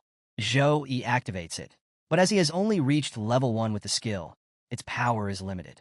The resulting blast is strong enough to harm low-level monsters, but not much more. The headmaster approaches with a smile and says, "It's impressive that you can achieve this much with just a level 1 Holy Light Heart Shield. This skill was designed for team matches. You can use it to divide the battlefield and limit enemy movement." With the skill learned, the headmaster declares it's time for practical combat training. To assist, the dragon Gaolong will command nearby monsters to attack Zhou Yi. The experience he gains will depend on how many monsters he can defeat. With a mighty roar, Gaolong gives the order. Monsters lurking in the area emerge from hiding, forming a large group that charges toward Zhou Yi. Before the horde can overwhelm him, a few monsters break away and lunge at him. Prepared for the ambush, Zhou Yi swiftly counters, crushing them with his hammer. Facing the advancing horde, Zhou Yi wastes no time. He activates all his buffs and launches into relentless attacks, alternating between the power of his Holy Bloodline and Frost Bloodline. Holy attacks annihilate some monsters with radiant blasts, while frozen strikes immobilize and destroy others. He fights with such ferocity and focus that he loses track of time, cutting down wave after wave of enemies. By the end of the battle, Zhou Yi stands victorious, having defeated every monster in the area. The headmaster approaches impressed. "You put every ounce of energy into this fight," he says with a laugh. "I didn't expect you to use up all your stamina and mana. But tell me, if there were even more monsters, wouldn't you be scared?" Zhou Yi grins and replies confidently, "Of course not, because I have you." After taking a brief rest and drinking a recovery potion, Zhou Yi feels rejuvenated. The effort he put into the battle is nothing compared to the reward. His system congratulates him with a notification. He has reached level 22. He also gains 20 stat points and 20 skill points. Excited by his progress, Zhou Yi immediately uses the skill points to level up Holy Light Heart Shield, increasing it to level 3. The improvement fills him with pride, knowing this enhanced skill will be invaluable in future battles. The headmaster surveys the now empty area, noting the absence of monsters. Turning to Zhou Yi, he remarks, "I expected you to take down about 100 monsters, but you've defeated nearly 400. Zhou Yi, slightly bashful but proud, thanks the headmaster. "It's all because of your teachings. The improvements I've made over these past 2 months wouldn't have been possible without your guidance." The headmaster approaches Zhou Yi, his tone firm but supportive. "Since you're forming a team without a priest for the exchange competition, you must keep your composure and not falter at crucial moments. As my student, I expect nothing less than excellence." Zhou Yi, brimming with confidence, replies with his signature grin, "Don't worry, master. As long as I'm here, first place is guaranteed." His unwavering determination shines through, and the headmaster nods, reassured. Meanwhile, at the Tempest Forest Station, the 4 teammates Zhou Yi selected, Jiang Chuan, Song Xiaolan, Tangling Yi, and Wei Tiexin, enter an old hut preparing for the competition. Across the nation, an official announcement is made about the National Freshman Exchange Competition. With 218 high schools and universities participating, the announcement captures everyone's attention. Lists of participants and team captains are displayed on every platform, igniting excitement and speculation among students and teachers alike. As students review the participant lists, a particular detail about Zhou Yi's team grabs their attention: the absence of a priest. This sparks widespread surprise and doubt. Is this real? How can they fight without a priest? Murmurs spread through the schools. Back in Tempest Valley, Zhou Yi's teammates are thrilled to see the finalized roster. 2 of his admirers, the Gunner Girl and Mechanical Girl, react with excitement upon seeing his name listed as team captain and Jiang Chuan as vice captain. Gunner Girl, amused by the skeptical comments flooding social media, chuckles. "Look at all these people doubting Zhou Yi's team just because there's no priest. They think the team is doomed." She smirks at the comments predicting failure, exuding confidence in Zhou Yi's abilities. They're going to eat their words soon. The team captain of another school, also impressed by Zhou Yi, expresses her confidence in him. With Zhou Yi leading, even without a priest, this year's championship is as good as ours, she muses, already envisioning his team's victory. She even instructs an attendant to cover Zhou Yi's expenses for the day, her belief in his capabilities unwavering. The story then shifts to Zhou Yi, who is hard at work in the training room. Despite participating in level 10 combat training, the challenge is far too easy for him now, thanks to his increased power. Each training exercise feels more like a warm-up than a test of his abilities. as Zhou Yi's strength has far outpaced the requirements of this level. As Zhou Yi contemplates his need for further training, his phone rings. It's Sue Meyer, who informs him that Housemaster Wu is starting special training for the National Freshman Exchange Competition today at the warehouse court. Excited, Zhou Yi thanks her and hurries to the location, grateful for the timely opportunity to refine his skills. When Zhou Yi arrives at the warehouse gate, he overhears a lively conversation coming from inside. The competition is so close. I'm so excited I couldn't sleep last night, one voice says enthusiastically. Another chimes in, me too. My fists are itching for battle. But can you imagine what'll happen if we don't win? Our school has held the championship for 4 years in a row. A third voice confidently reassures them. Relax. Once you see Zhou Yi's strength, you'll understand. With him on our side, we're guaranteed to win again this year. Zhou Yi steps into the room at that moment, greeted by a chorus of cheerful greetings from his new teammates. Everyone is excited to see him, though it's clear he's the last to arrive. Jiang Chun approaches shyly and says, "Brother Zhou Yi, we've been waiting for you for so long." Zhou Yi laughs and apologizes. "Sorry for being late." He moves to Housemaster Wu and Sue Meyer, bowing slightly. "I'm sorry for keeping you waiting." Housemaster Wu waves it off. "It's fine," he says. "Let me introduce your team officially." Housemaster Wu begins the introductions. First, there's Wei Tiexin, a level 18 warrior, who steps forward and thanks Zhou Yi for inviting her. Then comes Tangling Yi, a level 18 mage, who blushes as she shyly greets Zhou Yi with a quiet, "Hi." Zhou Yi smiles warmly, putting them at ease. Two other teammates need no introduction. Jiang Chun, the spiritual swordsman and vice-captain, and Song Xiaolan, the spiritual Taoist priest, whom Zhou Yi already knows. When the introductions are done, Housemaster Wu's eyes land on Zhou Yi's status, and his expression shifts to one of surprise. "I didn't expect you to level up so quickly under Headmaster Wang's guidance," he remarks. Jiang Chun, wide-eyed, turns to Zhou Yi. "Brother, you've become stronger again?" Zhou Yi nods with a modest smile. "Thanks to Master's teachings, I've made some improvements." Housemaster Wu interrupts the chatter with a firm tone. "All right, enough talk. We have limited time to prepare for the competition, so we need to start immediately. I will be your trainer for team matches, individual matches, and survival challenges. For today, we'll focus on team coordination and combat abilities." The training plan excites everyone, especially when Housemaster Wu announces that later, they'll form a party to challenge the Abyss-level Goblin Dungeon. The school will cover all expenses for points used in the Abyss realm, he adds. Hearing this, Tang Ling Yi glances at Zhou Yi, her thoughts swirling. "No wonder Ms. Su kept pushing us to level up to 18. It's to prepare us for this dungeon. We're already strong as a party, and with Zhou Yi leading, it's practically guaranteed we'll clear the Abyss level." She blushes slightly as she sneaks another glance at Zhou Yi, admiration evident in her expression.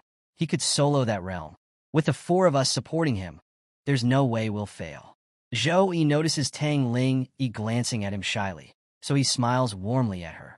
Caught off guard by his smile, Tang Ling Yi becomes flustered and quickly runs away. Watching her dash off, Zhou Yi chuckles to himself. Is my smile really that dangerous? The group then enters the Abyss-level Goblin Dungeon, fully aware of its notorious difficulty. As they step into the realm, Zhou Yi takes charge.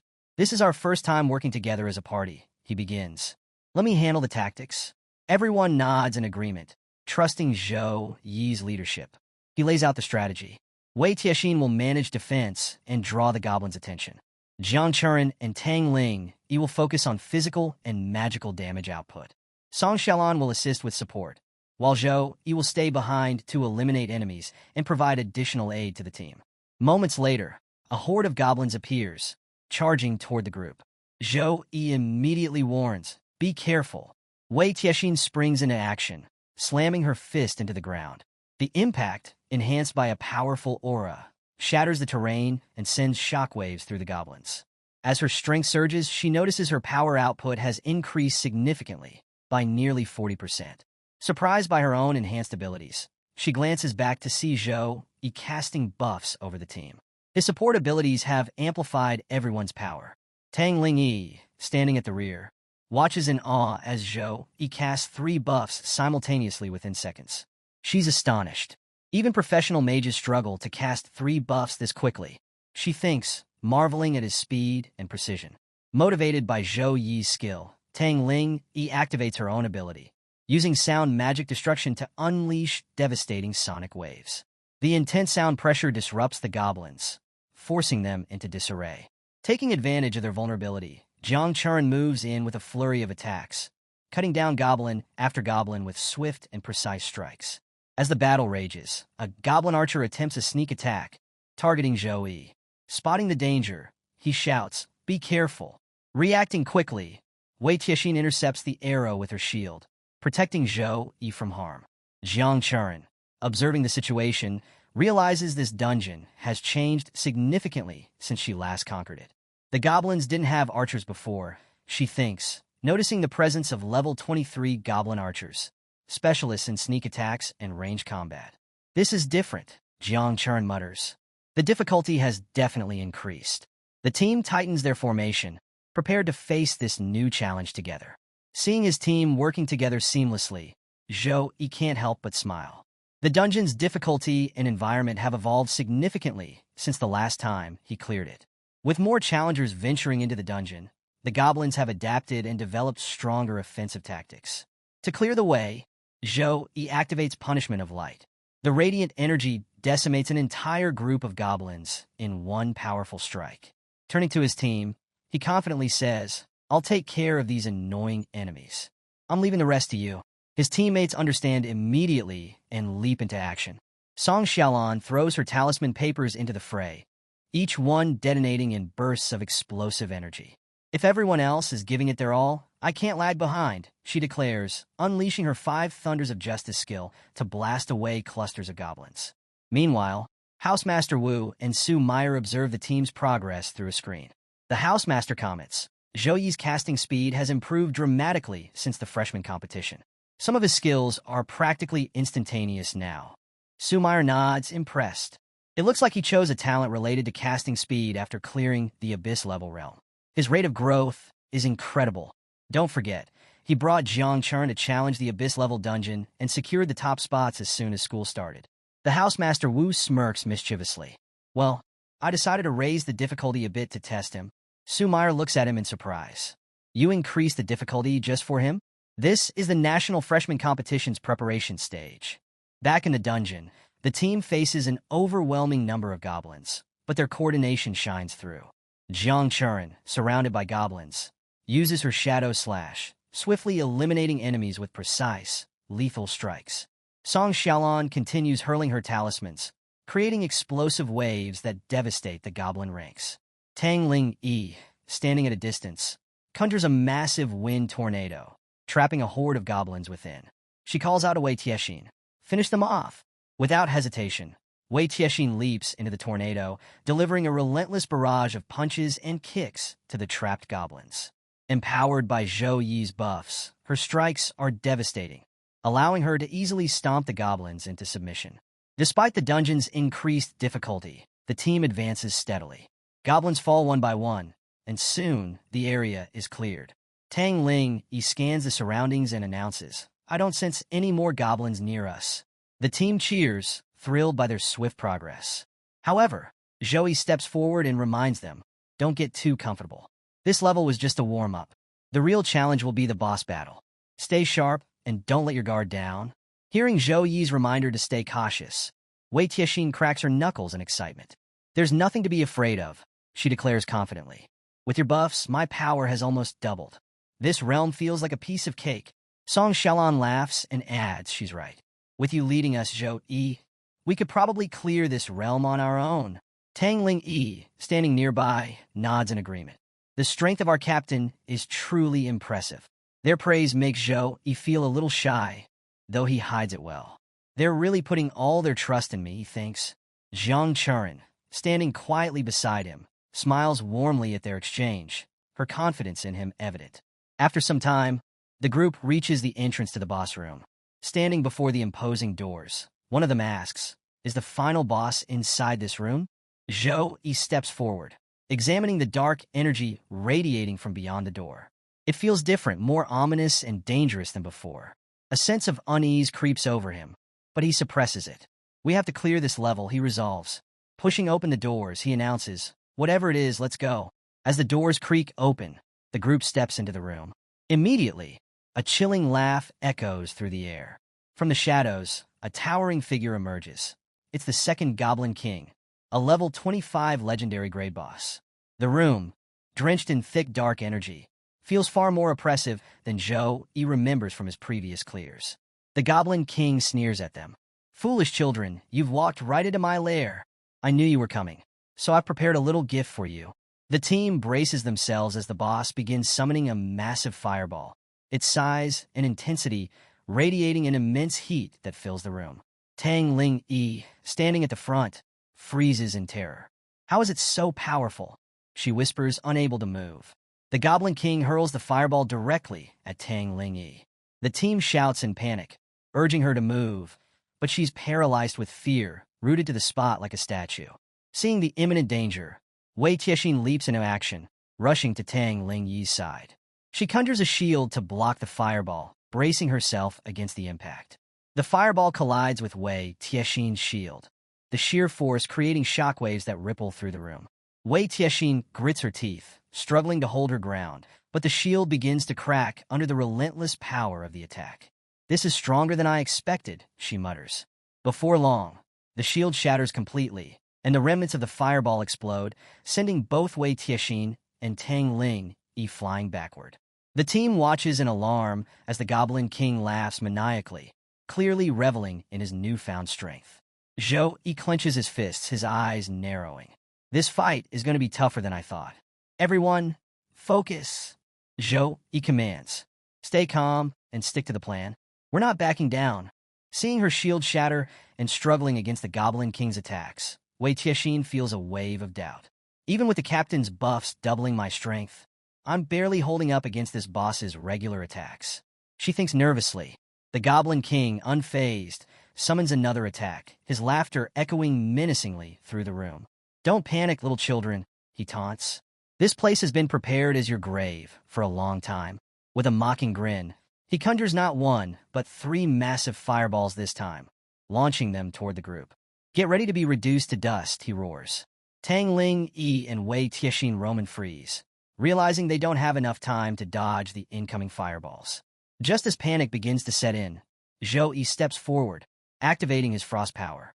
He summons a large frost shield, which absorbs the impact of the fireballs, shattering them into harmless shards of ice. Relieved but still shaken, Tang Ling Yi warns, "Captain, be careful. This isn't just any ordinary fireball." Zhou Yi nods grimly, recognizing the intensity of the attack. "You're right. This is much trickier. This boss is far stronger than the last one I fought here." Before Zhou Yi can strategize further, Song Xiaolan steps forward. "Let me take the lead this time," she says determinedly. She activates her talisman skill, chanting a spell before hurling the enchanted talismans toward the Goblin King. The talismans surround the boss, glowing with explosive energy, and at Song's command, they detonate in a massive blast that shakes the room. However, as the smoke clears, the Goblin King stands unharmed, his mouth aglow with fiery energy. He cackles, "Is that all you've got, little one?" and proceeds to absorb the energy from the explosion. Song's face pales as she stammers. "How is that even possible?" Tang Ling Yi steps forward, refusing to give up. She casts a spell, summoning a fire magic long arrow, while Jiang Churen lunges forward with her demonic blade, aiming to land a powerful strike. Both attacks hurtle toward the boss simultaneously, but are immediately deflected by the boss's shield. The Goblin King smirks. "Interesting, but now it's time to end this." He sneers before unleashing a wave of dark energy from his mouth, aimed directly at the group. The overwhelming power of the dark energy leaves the team stunned. Tang Ling Yi, trembling, mutters, "The difference in our levels is too great. This isn't a monster we can fight." Before the attack reaches them, Zhou Yi steps forward again, summoning another shield to block the dark energy. "Don't worry," he says, his voice calm and reassuring. "I'm still here." With a powerful effort, he neutralizes the attack, saving the team. Seeing his unwavering confidence, Wei Tiexin regains her composure. "Brother Zhou Yi, let me try fighting this boss up close," she offers, her fists clenched with determination. Zhou Yi considers her words but shakes his head. "This is a level 25 legendary boss, far beyond what you're ready for right now. Leave the rest to me." With that, Zhou Yi activates the light of true sight, his eyes glowing with a radiant golden hue. The skill allows him to analyze the Goblin King's movements and search for weaknesses in its defenses. The light of true sight activates, allowing Zhou Yi to analyze the Goblin King's abilities and weaknesses. The intricate details appear in his mind, providing insights to guide his next move. A smirk crosses his face as he realizes, this Goblin King is one level higher than the previous boss, but its stats are nearly double. A tricky upgrade, but nothing I can't handle.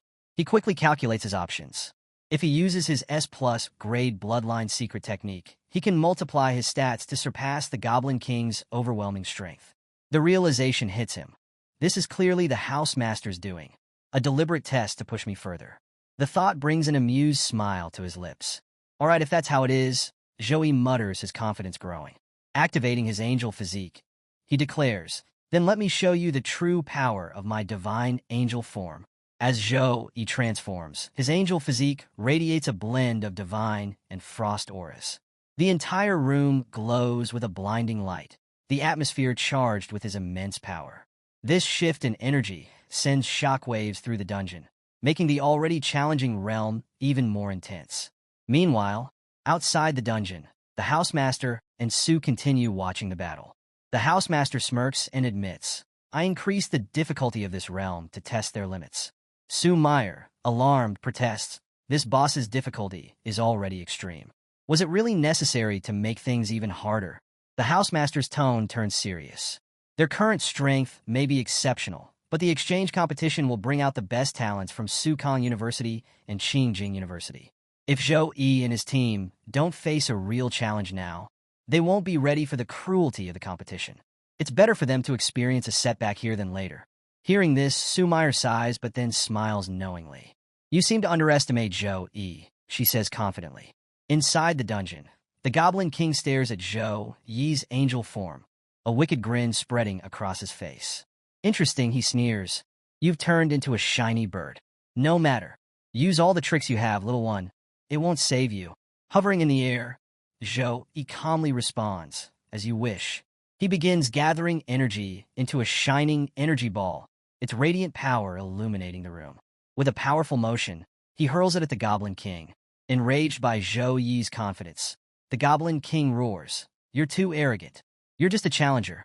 Yet you dare show off. He counters by summoning his ultimate skill, Apocalypse Meteor Fire, launching an immense fiery projectile at Zhou Yi. The two attacks collide mid-air in a massive explosion. The shockwave ripples through the dungeon, shaking the entire area.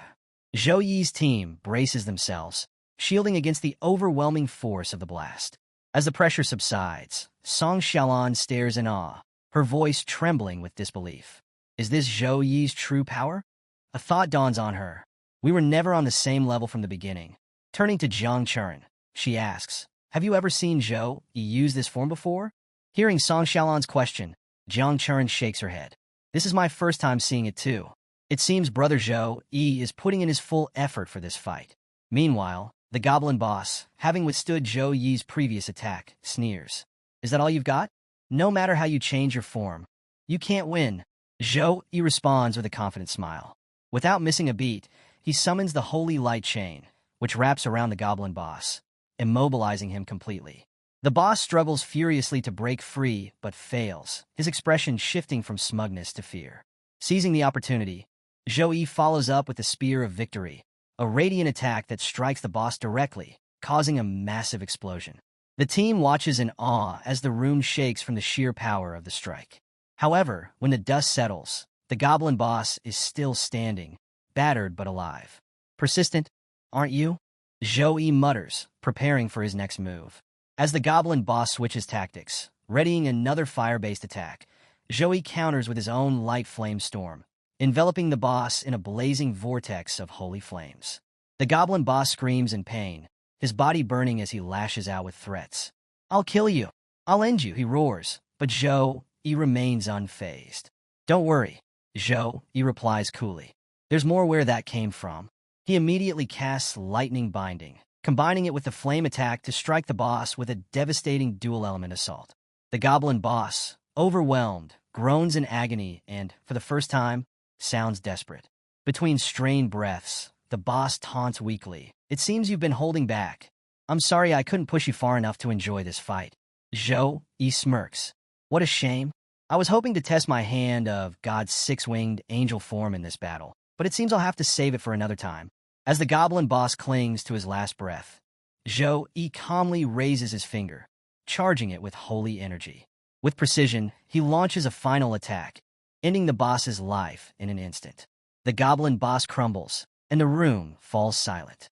In the control room, Housemaster Wu watches the fight with wide eyes. Zhou-Yi's a monster, he mutters to Su Meyer. I tailored this boss specifically to challenge even a level 26 player. Yet he defeated it with ease. Su Meyer, unfazed, nods and replies. Zhou-Yi trained extensively in the combat field before coming here today. He completed the level 10 combat form challenge in just 6 minutes and 12 seconds without breaking a sweat. The Housemaster chuckles, impressed. No wonder the element teacher and you have such confidence in him. Seeing this fight, it's clear he's on another level.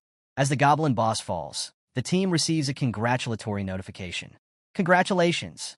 You have cleared the Abyss-level Goblin Dungeon in 21 minutes and 16 seconds. Rewards will be released soon. Moments later, experience points flood in, with each member earning 8,000 XP. Wei Tiexin gasps in astonishment. I can't believe it. Clearing just one Abyss-level realm earned me as much experience as a whole week of training. After defeating the boss, Zhou-Yi receives 11,236 experience points, 10 free stat points, and 10 skill points, leaving him feeling satisfied. At this rate, I'll level up soon, he thinks with a smile. Jiang Chuan rushes over to him, her expression filled with concern. Brother Zhou-Yi, are you okay? Are you hurt anywhere? Zhou-Yi shakes his head. I'm fine. Just had a little trouble. That's all. Redirecting the group's attention, he adds, let's see what rewards the boss dropped. The team gathers to examine the loot, and their eyes widen as they uncover the boss's treasures. 1. Flame Staff, Golden Weapon, Level Requirement, 24. 2. Shield of Spirit Golden Weapon, Level Requirement, 24. 3. Ring of Flame Magic, Golden Accessory, Level Requirement, 24. The sight of the golden grade equipment fills everyone with excitement. These rewards are incredible, someone exclaims. Zhou-Yi nods in agreement. It seems we're pretty lucky this time. He looks around and asks, does anyone need any of these items? If so, feel free to take them. Wei Tiexin is the first to respond, shaking her head. The level requirement is too high for me. I can't use them yet. Tang Lingyi chimes in. Fire element gear doesn't suit me, so it's not much use to me either. Jiang Chuan and Song Xiaolan agree as well. The equipment doesn't fit our needs, they say. The group collectively insists. You've done the most, Zhou-Yi. You should take the rewards. Zhou-Yi hesitates, then smiles. If none of you can use them, I'll take them for now. But don't worry. I'll sell them through the school's auction network and distribute the points equally to everyone. Wei Tiexin protests, no, brother Zhou-Yi. You should keep at least 70%. We wouldn't have made it through this realm without you. Song Xiaolan adds, she's right. You carried the fight, especially against the boss. You deserve the largest share. Zhou-Yi shakes his head firmly. Equal distribution is fair. This way, no one will need to worry about points for a while. Jiang Chuan interjects, smiling mischievously. You all know brother Zhou, he doesn't lack for points. Let him keep it if he wants, but I don't think he'll change his mind about sharing. Hearing this, the group finally relents, nodding in agreement. Zhou-Yi wraps up by reminding them of what's ahead. The exchange competition is starting soon. Points will help all of you improve effectively. Remember, our goal isn't just to win the championship. It's to defend the honor of our school. Inspired by his words, the team responds with determination. We won't let you down, Zhou-Yi. We'll work hard for the competition. Hearing his team's determination, Zhou-Yi nods approvingly. Good. Success depends on all of our efforts. I believe we'll shine in the exchange competition. After defeating the Goblin King, Zhou-Yi and his team emerge from the Abyss Dungeon, their faces glowing with the satisfaction of victory. They're especially proud of clearing the realm together as a team. As they step outside, they're surprised to see Housemaster Wu standing before them, clapping enthusiastically. Well done, the Housemaster exclaims. Congratulations on clearing this specialized practice realm, which I tailored just for you. The team is taken aback to see both the Housemaster and Su Meyer waiting for them. What are you doing here? One of them asks in surprise. Still clapping, the Housemaster replies with a wide grin. I had to see your performance for myself. And let me say, you exceeded my expectations. Especially you, Zhou-Yi. You've given me quite the surprise. Zhou-Yi scratches the back of his head, a little embarrassed by the praise. I just did what needed to be done, he says humbly. The housemaster then turns serious, looking directly at Zhou-Yi. Tell me, Zhou-Yi, are you confident about taking first place in the exchange competition? Zhou-Yi's expression shifts to one of determination. Absolutely. We'll win first place for sure, he declares with excitement. The housemaster laughs heartily. That's the spirit. Confidence is essential for a championship. Sue Meyer steps forward to share her strategy. In the tournament, I suggest we play to Zhou-Yi's strength strategically.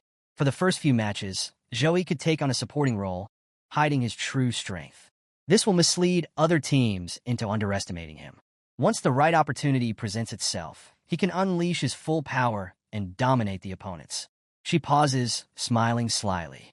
This will show everyone, including those old skeptics who doubt Zhou-Yi's strength, that he's more than capable. Hearing this, the housemaster's face lights up with approval. That's an excellent strategy. Even among the best geniuses, there's always a gap between the top and the rest. But you'll need more practice to make this work seamlessly. Your team coordination still has room for improvement. Sue Meyer nods in agreement. Yes, a little fine-tuning and teamwork would make a huge difference. The housemaster then announces, specialized training for you all will start tomorrow. For now, go rest. I'll also prepare disciplinary measures to ensure your training stays on track. Hearing this, Zhou-Yi raises an eyebrow in surprise. Disciplinary measures? What kind of measures, sir? As Sue Meyer turns to leave with the housemaster, she glances back playfully and says, if we told you now, it wouldn't be as interesting. You'll find out soon enough.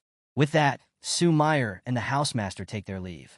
Zhou-Yi turns to his team, a determined smile on his face. All right, everyone, rest up for today. Starting tomorrow, we'll train hard together to prepare for the exchange competition. Let's give it our all. The team nods in unison, ready to take on the challenges ahead. The next day, a group of students stands outside the Goblin Dungeon, engaged in a heated discussion about its difficulty. The nightmare level is unbelievably hard, one student laments. The other nods in agreement. I've tried it twice already, and I still couldn't clear it. If the nightmare level is this tough, can you even imagine how difficult the abyss level must be? Their conversation is interrupted by the sound of voices. Turning toward the source, they spot Zhou-Yi's team, who appear to be discussing their latest goal, speedrunning the abyss level. We should aim to clear it in under 10 minutes this time, Zhou-Yi suggests. Tang Ling-Yi, confident from their recent training, replies, we've been practicing with the captain's buffs for a while now. 10 minutes sounds manageable. Wei Tiexin nods in agreement. Yes, and the housemaster gave me some good tips yesterday to help us optimize our attacks. The students overhear this exchange, their jaws practically hitting the floor. Did they just say they're speed running the Abyss realm in under 10 minutes? One of them asks incredulously. The other student, equally astonished, explains, that's the team representing our school in the National Freshman Exchange competition. The first student is even more stunned. Wait, really? The strongest warrior from last year's team was only level 19, but the lowest level on this team is 20?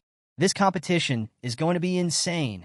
Realizing who Zhou-Yi is, the student exclaims, now that I think about it, that guy's strength is seriously impressive. The second student corrects him with a smirk, not just impressive. He's the first ranker in the school rankings. Hearing this, the first student quickly checks the leaderboard. His eyes widen in disbelief as he sees Zhou-Yi's name sitting comfortably at the top of the rankings. So that's Zhou-Yi, the one even Earth rank experts couldn't surpass, he mutters in awe. Inside the dungeon, Zhou-Yi's team is already engaged in battle with the Goblin King. The boss, enraged, unleashes his Apocalypse Meteor Fire, a devastating attack aimed at the group. Wei Tiexin, grinning with excitement, dashes toward the incoming attack. I've been waiting for this, she exclaims. As the fiery meteor descends, she channels all her strength and delivers a thunderous punch, shattering the attack midair. Her successful defense leaves the team impressed, and Wei Tiexin stands confidently, reflecting on how much she's grown under the housemaster's guidance. Just as she's basking in her triumph, the Goblin King charges at her, sneering, weakness is still weakness. Don't think that a little improvement makes you strong enough to defeat me. The king's taunt fuels her determination, but the team knows the battle is far from over. Zhou-Yi, watching from behind, prepares for the next move, his sharp gaze locked on the boss. As the Goblin King charges at Wei Tiexin, his massive hand nearly reaches her when Zhou Yi intercepts with a powerful punch. The impact is so immense that it severs the Goblin King's arm and shoulder, leaving the boss roaring in agony. Zhou Yi turns to Wei Tiexin and says, "You did great blocking the boss's first attack on your own. But now, let's work together to finish this." Tang Ling steps into support, saying, "That's right, Wei Tiexin. Take a break. You've earned it. Leave the rest to us." The Goblin King, furious and wounded, issues a dire threat. "I'll kill all of you," he bellows. But before he can act, Zhou Yi summons his holy chain, binding the boss tightly. Smiling confidently, Zhou Yi taunts, "Feel free to scream in pain, but don't expect us to let you go." The team springs into coordinated action. Song Xiaolon follows up by completely covering the Goblin King in her talismans, muffling his ability to even scream.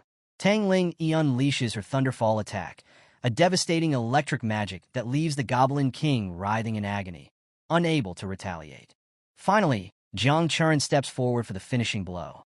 With a decisive swing of her sword, she beheads the Goblin King, ending the battle. The boss collapses, and a system notification immediately congratulates the team for clearing the dungeon.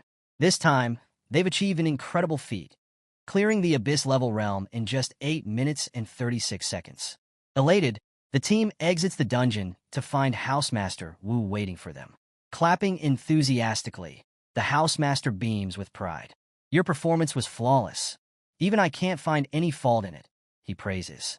Surprised by his presence, Zhou Yi asks, "What brings you here, Housemaster?" Housemaster Wu explains, "I came to deliver some news. The date of the exchange competition has been finalized. It begins in 1 week. Tomorrow, I'll escort you all to the competition venue, Qingjing University." The team is thrilled to hear this. Zhou Yi, in particular, feels a surge of excitement. Finally, an opportunity to face geniuses from other universities. "I've been bored of fighting dungeon bosses for too long." Housemaster Wu continues, "To ensure your safety, we'll use the school's exclusive teleportation point to travel directly to the venue. This way, there won't be any delays or complications." The team follows him to the teleportation area, where the headmaster and other housemasters are already gathered. They greet Zhou Yi and his team warmly, offering words of encouragement. The headmaster, addressing the team, says, "You are the elites among our freshmen. The glory of our school rests on your shoulders. We've won the championship 4 years in a row, and now we look forward to seeing you secure our 5th consecutive victory." The weight of responsibility is clear, but so is the pride the school has in them. After listening to the headmaster's words of encouragement, Zhou Yi and his team eagerly discuss their plans to win the tournament. The headmaster then turns to the Element Housemaster Cho Huayang and instructs, "Activate the teleportation formation." The Element Housemaster nods. "Understood," he says, and with a few precise gestures, he activates the formation. A teleportation gate glows brightly, its energy swirling as it prepares to transport the group. Before the team steps through, the headmaster wishes them a safe journey. "Travel safely, everyone. We'll be watching your progress closely," he says with a reassuring smile. As they step into the formation, a surge of light envelopes them, and within moments, they arrive at Qingjing University. Zhou Yi blinks in astonishment. "Wait, we're already here? Didn't you all say the distance between our schools was 2 million kilometers? How did we get here so quickly?" Su smiles and explains, "That's the power of the Element Housemaster's casting.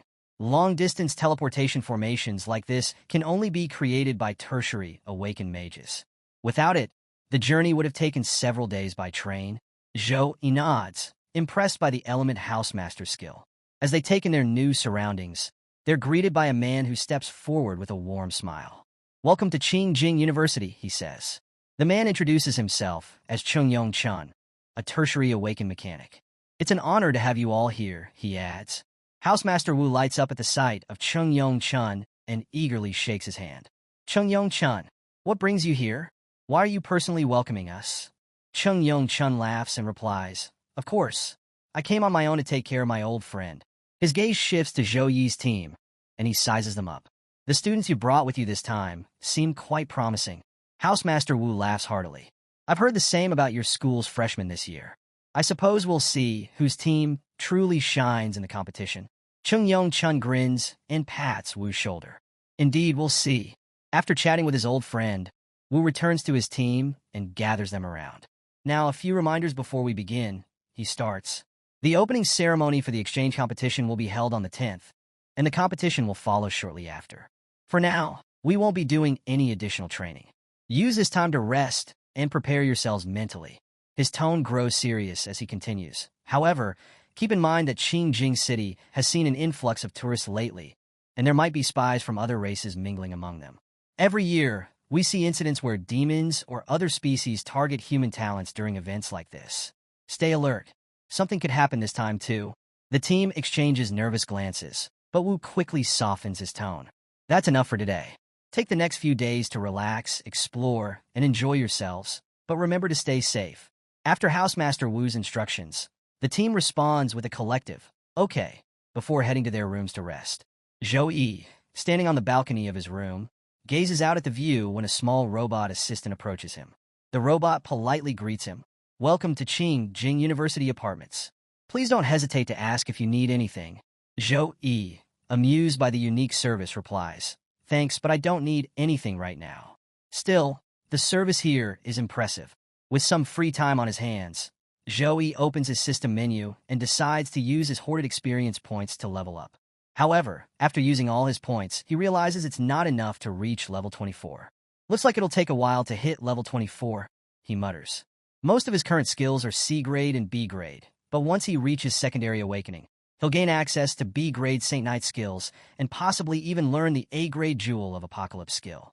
The Jewel of Light will allow him to buff his teammates, while the Jewel of Darkness will unleash devastating power on his enemies. Although Tertiary Awakening is still far away, Zhou Yi focuses on completing the system's missions. The thought of reaching his goals brings a smile of excitement to his face. The story skips ahead to the day of the exchange competition, where an enthusiastic announcement marks the opening of China's 157th National Freshman Exchange Competition. The crowd cheers as the first team to enter the field is introduced. Sukong University, last year's champions, and the university Zhou Yi represents. The stadium erupts in joyful shouts, with fans chanting loudly for Sukong University. Hearing the overwhelming enthusiasm, Zhou Yi remarks, "It's not surprising that everyone wants to participate in the national exchange competition. The atmosphere here is amazing." Standing beside him, Jiang Chuan smiles and adds, "Today is just the opening ceremony. Wait until the finals. This audience will double in size." The next university introduced is Rongyang University, the first opponent for Sukong University in the competition. The players from Rongyang look visibly dejected as they realize they're up against last year's champions. "It's like we've been cursed with bad luck," one player mutters. Another agrees, sighing. Facing Sukong University is like being their stepping stone. "We don't stand a chance." Their captain, however, tries to rally their spirits. "Stop worrying. We ranked in the top 30 last year. We can still put up a fight." Meanwhile, the audience's attention shifts to Sukong University's lineup, specifically focusing on Zhou Yi, standing at the back of the formation. Murmurs ripple through the crowd as they notice him. "Look, the person at the back. He's a Saint Knight," one spectator exclaims. "His level is 23, higher than anyone else on the field," another observes with awe. As the audience watches Zhou Yi and his team, murmurs spread through the crowd. "It's a relief that he's only playing a supporting role," one spectator comments. "If he were an attacker, who knows how much trouble he'd bring." Another spectator nods. Looking at this lineup, Rongyang University doesn't stand a chance. The only question is how many of Sukong University's hidden cards they'll reveal. On the field, Rongyang University's captain also feels the pressure, his nerves evident as he observes Zhou Yi's level 23 rank. Sukong University definitely has something up their sleeve, he mutters under his breath. Trying to boost his team's morale, he says aloud, "Don't let their levels intimidate you. In competitions like this, strategy matters more than levels." Both teams step onto the arena, and the battlefield begins its automated construction. A protection shield forms around the stage, ensuring that no stray attacks reach the audience. As the defensive field activates, the countdown to the match begins. Rongyang University's players, ready to rush forward, suddenly stop as their captain shouts, "Hold back. Stay calm and focus on defense first." Let's see what they do. The team hesitates but follows his command, retreating slightly. Just then, a radiant holy energy spreads across the battlefield, catching everyone's attention. Zhou Yi had activated all his team buffs in a matter of seconds. The sheer scale and speed of the buffs leave Rongyang University stunned. The audience gasps as the golden aura envelopes Su Kong University's team, amplifying their strength. He cast that many buffs in just seconds? One spectator exclaims. No wonder he's their captain, another adds. Even Chung Yong Chun, watching from the sidelines, is impressed. The Saint Knight captain of Su Kong University, Zhou Yi, is truly remarkable, he says, glancing at Housemaster Wu. Old Wu, with those buffs, your team's strength just increased by nearly 50%. Housemaster Wu chuckles, clearly pleased. That's the essence of a hidden class Saint Knight. Large-scale buffs are their specialty. However, Chung Yong Chun's smile fades slightly as he watches Zhou Yi's performance. His expression grows tense, and he mutters, fortunately, our team has its own trump cards. Otherwise, Zhou Yi alone would be a nightmare to deal with. Back on the field, Rongyang University's players exchange nervous glances, overwhelmed by Su Kong University's power. What do we do now, Captain? One of them asks, their voice trembling. The captain swallows hard, trying to maintain composure. I think I can block that, he stammers, but his fear is evident in his tone.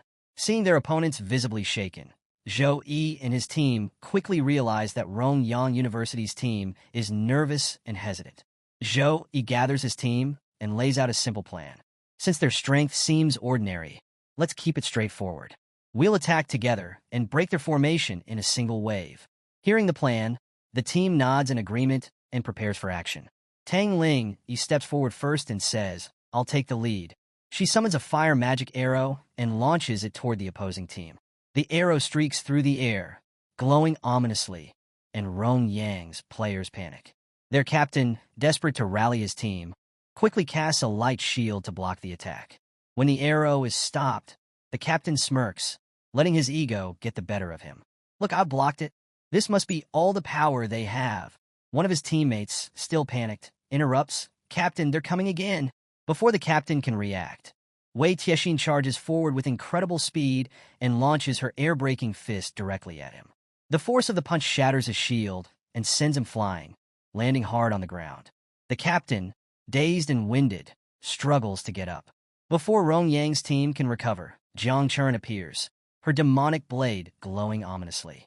She slashes toward the captain, the dark energy in her attack forcing him into a state of terror. I can't block this, he shouts internally, frozen in fear. Just as they think things can't get worse, a thunder spell crashes down from above, striking the entire team. The spell's power damages all the players, leaving them sprawled across the ring in a half-dead condition.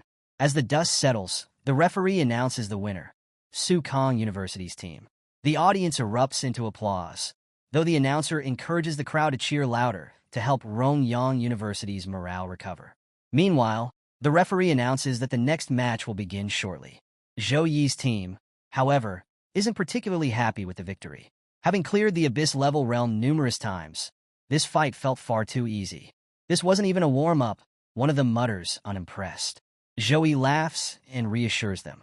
Don't worry, Su Kong University and Qingjing University will definitely give us a real challenge. Save your energy for them. Elsewhere, Chung Yong Chun, watching from the sidelines with Housemaster Wu, is left stunned by the sheer dominance displayed by Zhou Yi's team. He turns to Wu and asks, how did you train these students? They're like crouching dragons and hidden tigers, especially Zhou Yi's buffs. How could any regular school even hope to compete against them? Housemaster Wu grins smugly and waves off the compliment. I didn't train them much. I just gave them a few pointers here and there. All of this is the result of their own efforts. Chung Yong Chun, slightly irritated by Wu's obvious showboating, frowns. The fight has left him unsettled, and he excuses himself. I'd better go. My team might face you soon, and I need to come up with a solid strategy before we meet on the field. As Chun leaves, Housemaster Wu laughs heartily and calls after him. Remember, Chun, our friendship comes before competition. After Chung Yong Chun responds with a curt, you, and walks away, Housemaster Wu turns his attention back to Zhou Yi's team, who have just returned from their easy victory. Seeing them, the Housemaster smiles warmly. Your performance today was excellent. Keep up the hard work.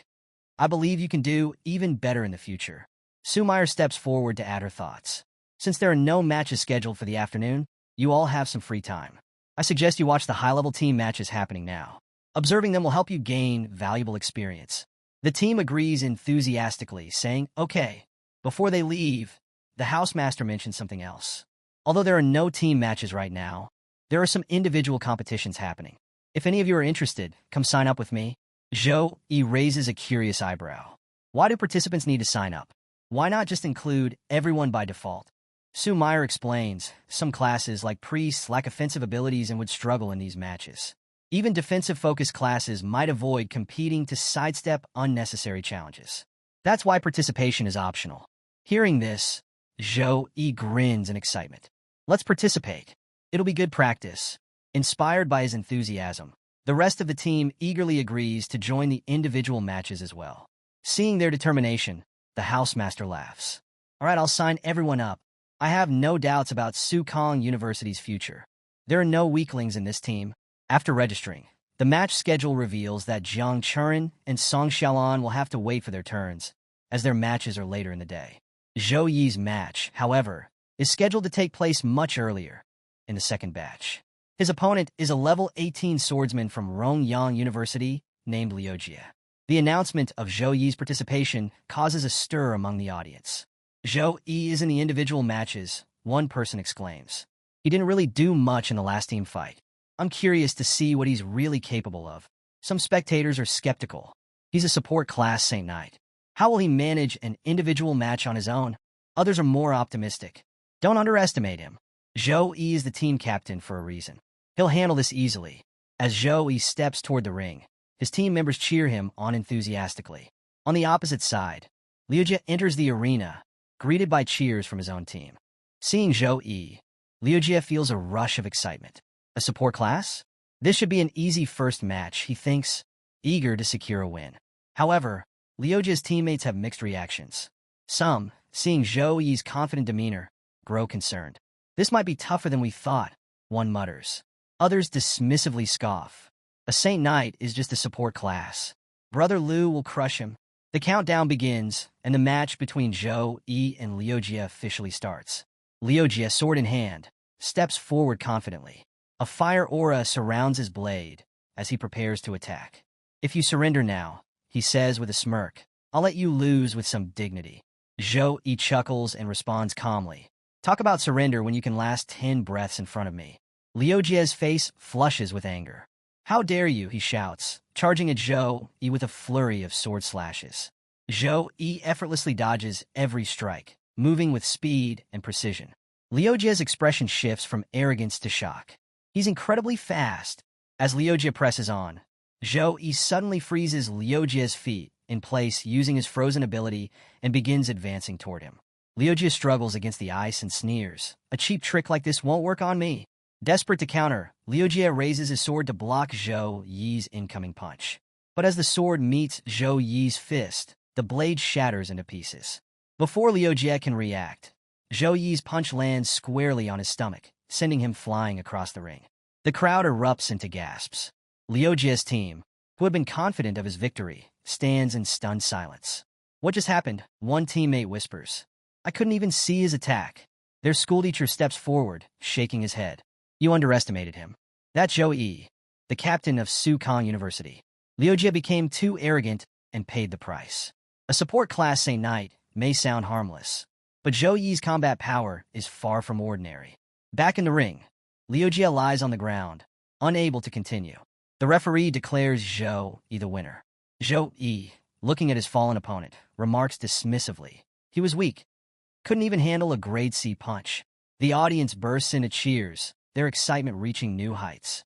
What a terrifying punch, one spectator exclaims. He overpowered him in just a few moves. That's insane.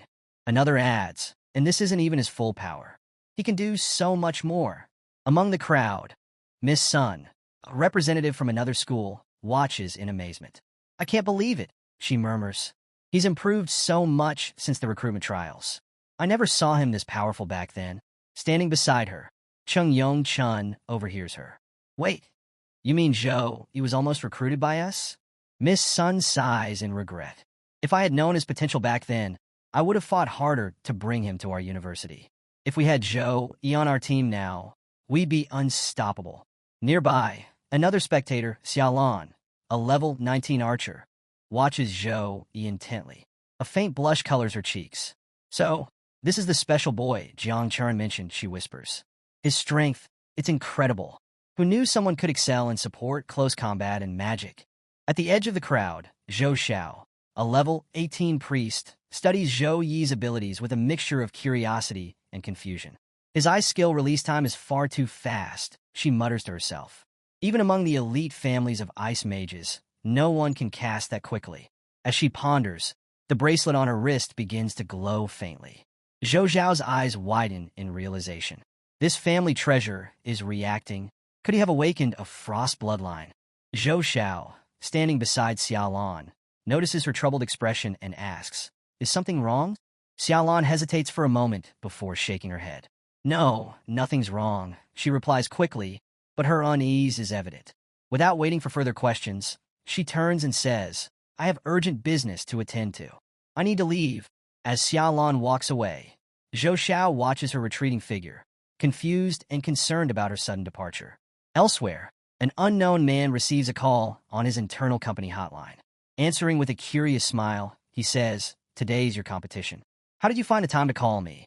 On the other end, a panicked Xiaolan replies, "Dad, I found an awakener of the Frost bloodline, and his name is Zhou Yi. The purity of his Frost bloodline is over 70%. Hearing this, the man's tone shifts to disbelief. "Are you absolutely sure? A Frost bloodline with such high purity is incredibly rare." Xiaolan continues, her voice urgent.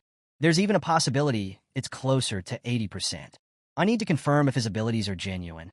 The man becomes serious and replies, "All right, find a way to get close to Zhou Yi. While you're doing that, I'll investigate to see if he's truly connected to our Zhou family." As Xiaolan ends the call, the man's expression softens into a hopeful smile. If Zhou Yi's Frost bloodline is real, then he might hold the key to saving Zhou family, he thinks. Meanwhile, at the tournament venue, the announcement for Zhou Yi's second match echoes across the arena. The audience erupts into cheers, chanting both Zhou Yi's name and that of his opponent, Li Xin, a talented warrior. Standing near the ring, Li Xin's friend encourages him, "Don't hold back. Show him your full power."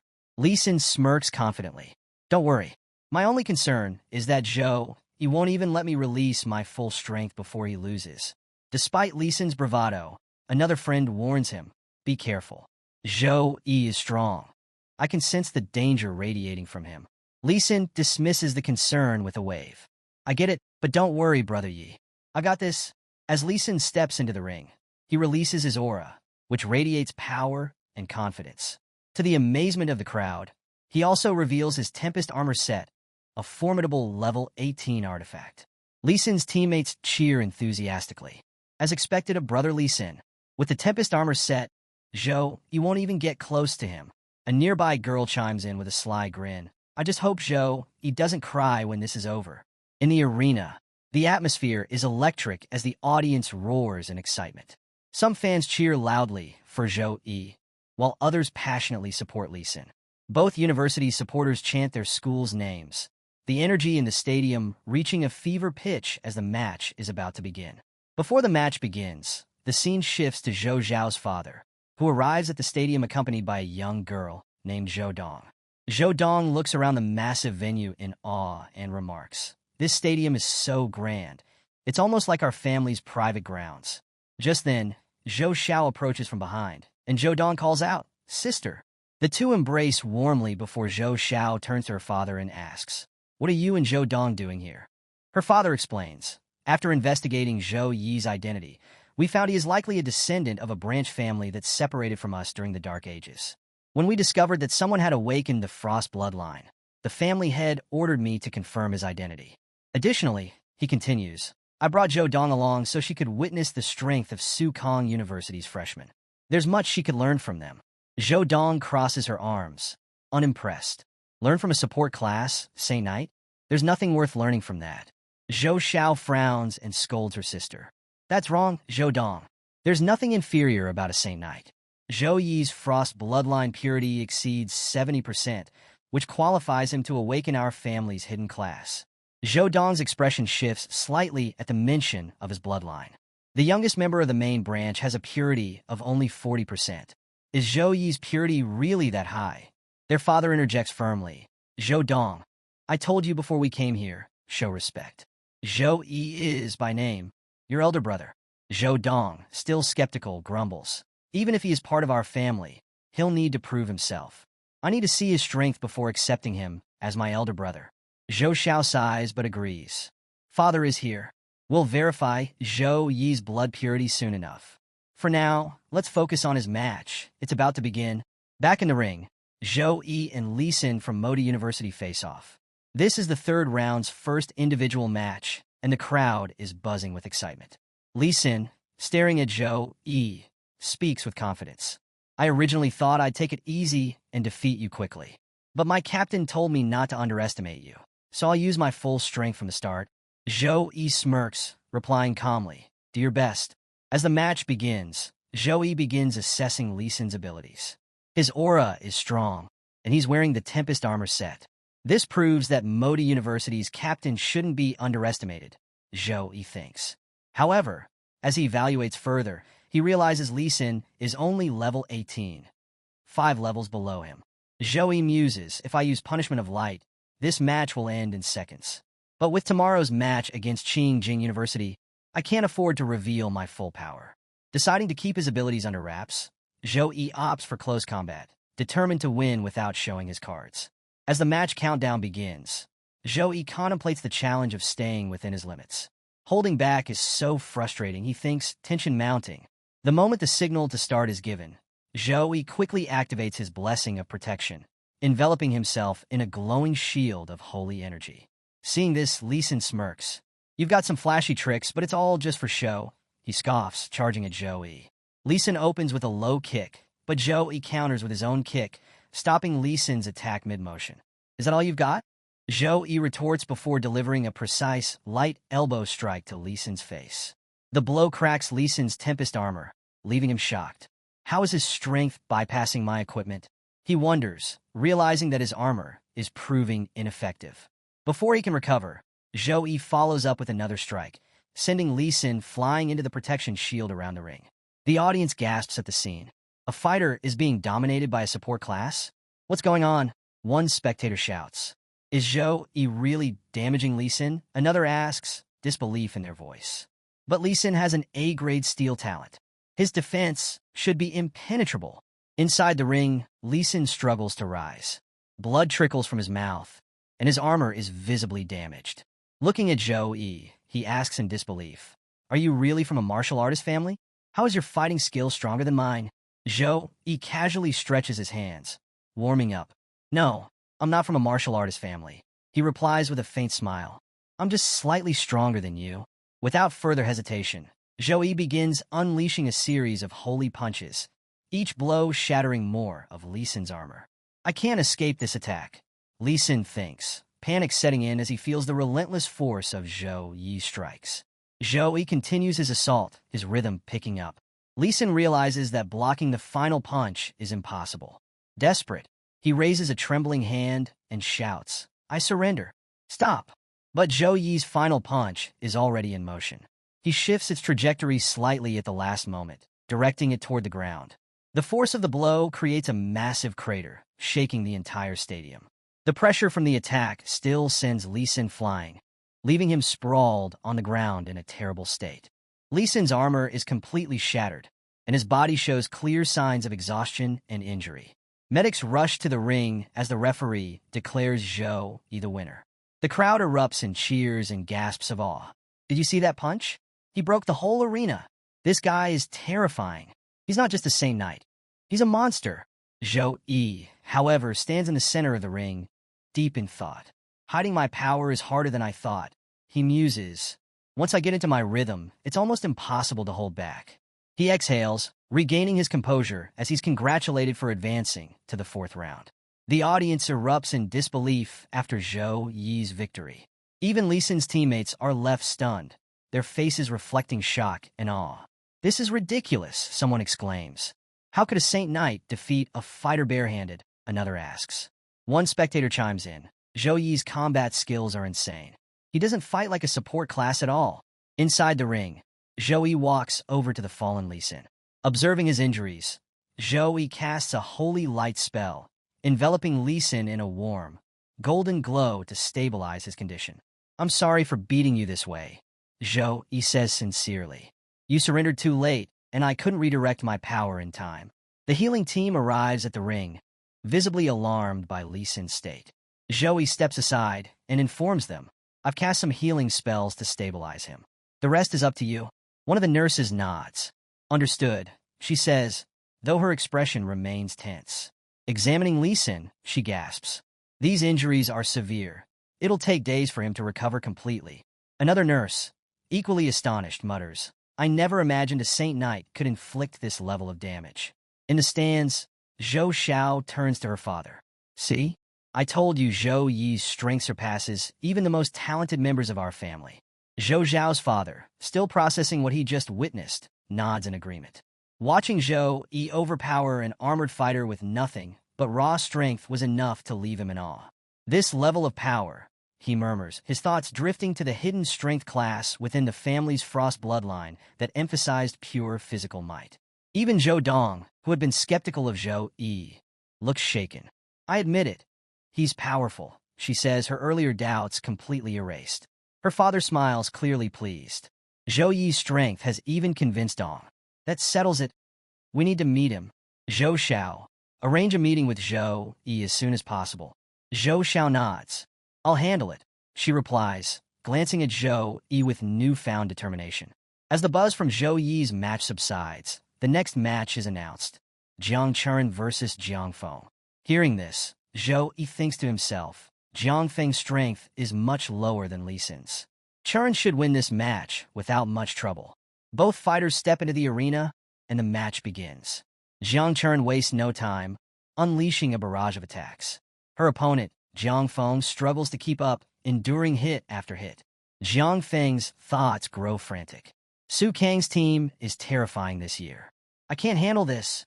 As Jiang Feng reaches her limit, Jiang Chuan decides to end the match quickly. She activates her Shadow Slash, the dark energy of her blade cutting through her opponent's defenses. The attack lands decisively, and Jiang Feng collapses. The referee immediately declares Jiang Chuan the winner, advancing her to the fourth round. The crowd erupts once more, impressed by Jiang Chuan's performance. Even Jiang Feng couldn't keep up, someone exclaims. I never expected anyone besides Zhou Yi to be this strong on Su Kang's team, another adds. The audience's excitement shifts toward the upcoming match against Qing Jing University, with many eagerly anticipating how Su Kang's team will fare. Jiang Chuan exits the arena, her face glowing with satisfaction. Zhou Yi approaches her and praises her performance. You fought really well, especially that last attack. It was impressive. Jiang Chuan, pleased by Zhou Yi's praise, responds modestly. I was lucky this time because my opponent was very weak. If I had to fight you, I'd surrender for sure. Zhou Yi smiles and reassures her. Don't worry. I would never fight against you. At that moment, Zhou Xiao approaches unexpectedly, interrupting their conversation. Zhou Yi turns to her and asks, Do you need something important? Zhou Xiao introduces herself. I am Zhou Xiao, from the Tianlan Zhou family. I'm here because you've awakened the Frost bloodline with such high purity.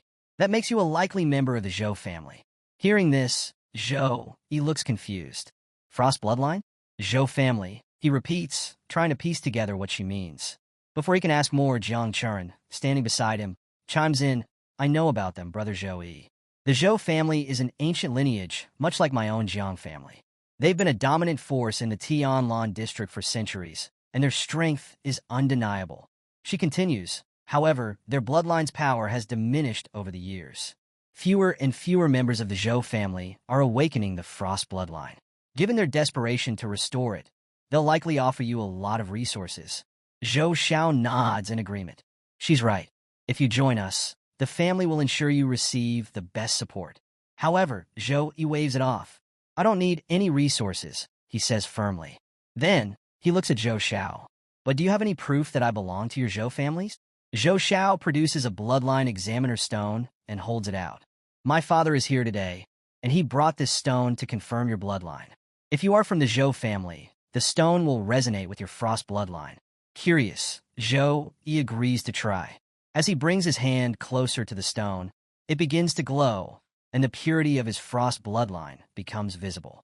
At the same time, Zhou feels a powerful connection to the bloodline coursing through him. Looking at the stone, he mutters, "I never thought I'd discover the source of my frost bloodline during an exchange match." Zhou Xiao smiles and says, "This confirms it. My father wants to meet you. Would that be all right?" Zhou nods. "Sure." He then turns to Jiang Chuan. "I'll meet with Zhou Zhao's father now. You can go ahead without me." Jiang Chuan smiles warmly. "All right, brother Zhou. Don't feel pressured by the Zhou family. They may be powerful in Tianlan, but they're nothing compared to the Jiang family." Zhou Xiao looks slightly irritated. "Our Zhou family is not inferior to anyone," she snaps. Jiang Chuan chuckles. "We'll see," she replies before leaving. Zhou Xiao takes Zhou Yi to an apartment where her father and sister are waiting. Along the way, Zhou Yi's thoughts wander. "When my sister was sick, there was no help from the Zhou family. Now that I've awakened the frost bloodline, they suddenly want me. What should I do?" Zhou Zhao's father greets Zhou Yi warmly upon their arrival. "Hello, Zhou Yi. My name is Zhou Xiaoyu," he says. Zhou Yi nods politely. "I'm Zhou Yi." Xiaoyu studies him closely. "I've heard of you recently, and I must say, you're extraordinary. Your frost bloodline purity is remarkably high." A faint frost glow appears in his eyes. "Meeting you reminded me that your father and my great-grandfather were related. This makes Zhou Xiao your distant cousin in a way." Xiaoyu's expression softens as he adds, "I was deeply saddened to hear of your father's passing." Zhou Yi remains calm. "What's done is done. There's no point dwelling on the past," he replies. As the conversation deepens, Xiaoyu gets to the point. "If you promise to return to the main branch and switch your class to the Ice Element Hidden class, the Zhou family will provide all the resources needed to help you reach the Third Awakening as quickly as possible." Hearing this, Zhou Yi furrows his brow. "I've already awakened as a Saint Knight. How can I change my class now?" Xiaoyu replies confidently, "Don't worry about that. We've preserved a class-changing artifact specifically for special cases like this. With your high-purity frost bloodline, you'll be able to unlock the full potential of our family's hidden class. It's a rare and powerful opportunity." Zhou Yi considers this offer, but quickly realizes a dilemma. "The Saint Knight class is deeply connected to my support system, and all my progress so far has been guided by Holy Light. Switching classes now would disrupt everything. The Zhou family's hidden class is impressive, but it's not what I need right now." He voices his concern. "What happens if I don't switch my class? Will I still get support from the Zhou family?" Xiaoyu tries to persuade him further. "You're correct that switching isn't mandatory. But if you do, you'll gain access to the Zhou family's library, filled with advanced skill books and an abundance of resources. You'd never have to worry about leveling up again." Zhou Yi shakes his head. "I understand the resources are generous, but I can't accept." Xiaoyu is baffled. "Why? This is a rare opportunity." He continues, trying to appeal to Zhou Yi's practical side. "If you switch classes, all your skill points will reset and refund.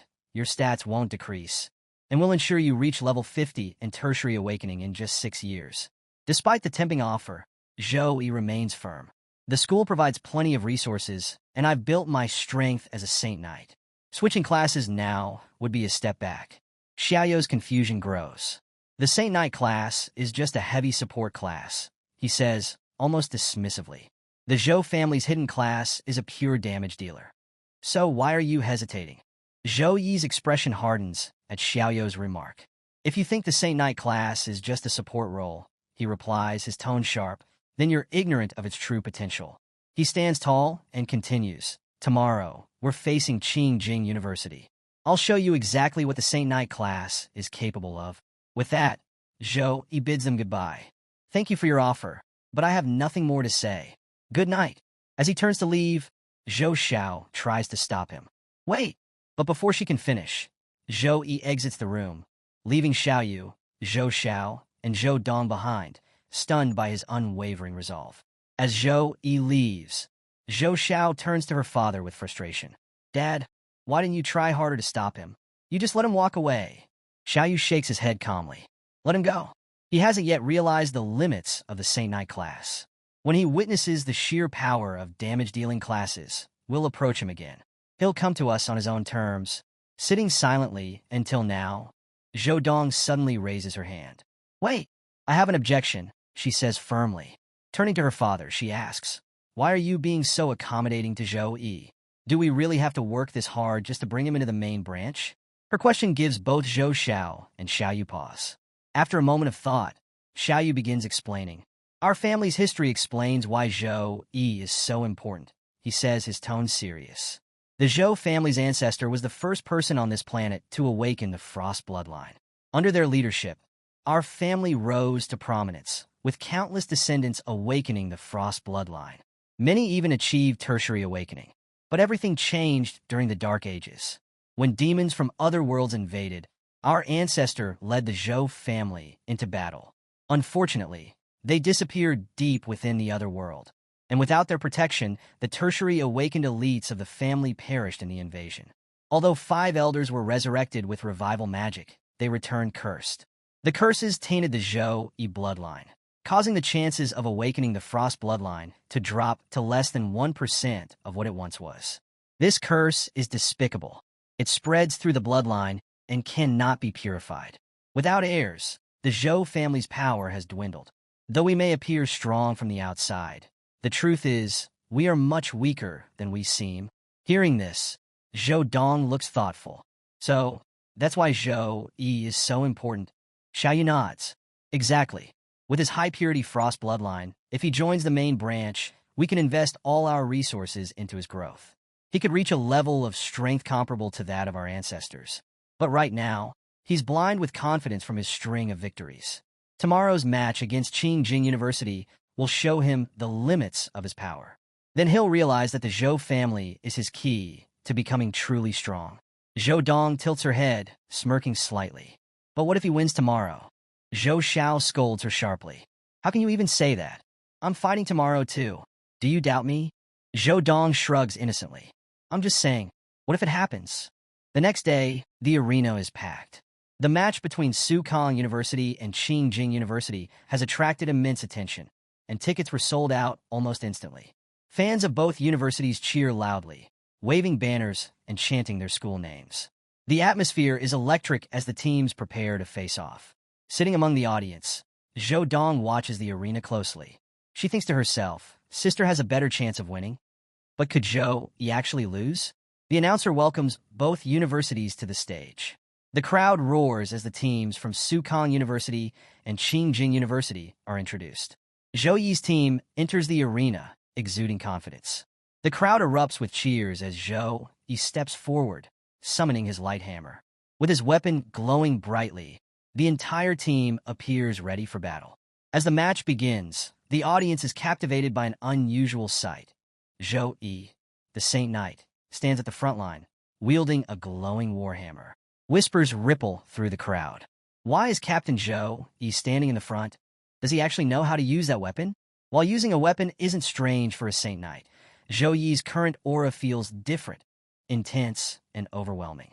Even from a distance, his presence sends chills through the audience, many of whom feel an inexplicable sense of fear. Zhou Dong and her father, Xiaoyu, are watching closely from the stands. Zhou Dong narrows her eyes. He looks even more powerful than before, she thinks. Xiaoyu, too, observes with interest. Is this Zhou Yi's full strength? Or was his previous performance deliberately held back? On the other side, Qingjing University's team is visibly unsettled. Their level 22 warrior, Li Yuan, stares at Zhou Yi in confusion. Why is he at the front? Li Yuan mutters. Does this mean he's taking the role of a damage dealer? Next to him, Xiaolan, another team member, nods thoughtfully. Based on his solo match yesterday, it's clear he's more than just a support. He might actually be playing as a damage dealer. However, Lu Zhou, an arrogant member of the team, sneers. It doesn't matter what role he's trying to play. Being the highest level doesn't mean much. He won't make a difference.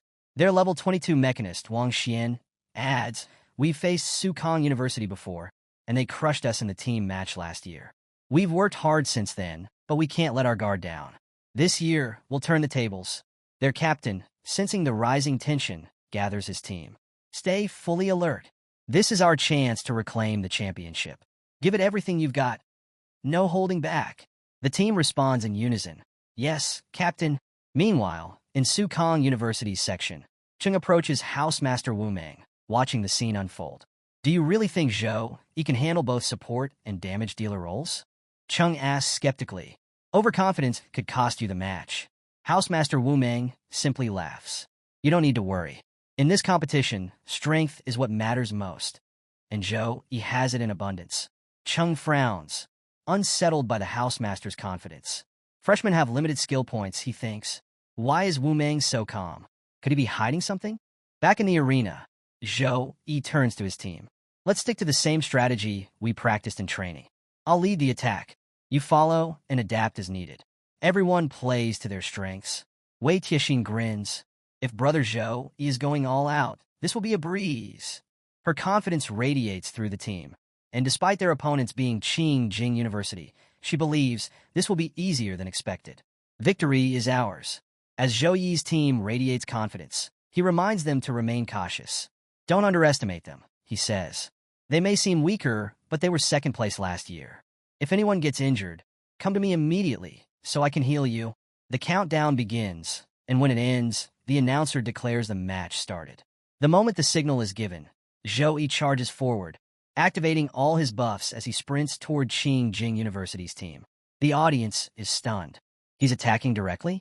Is he insane? Why isn't he staying back or using long-range tactics? Despite the murmurs, Zhou Yi's confidence is undeniable, and his rapid skill casting while running leaves spectators impressed.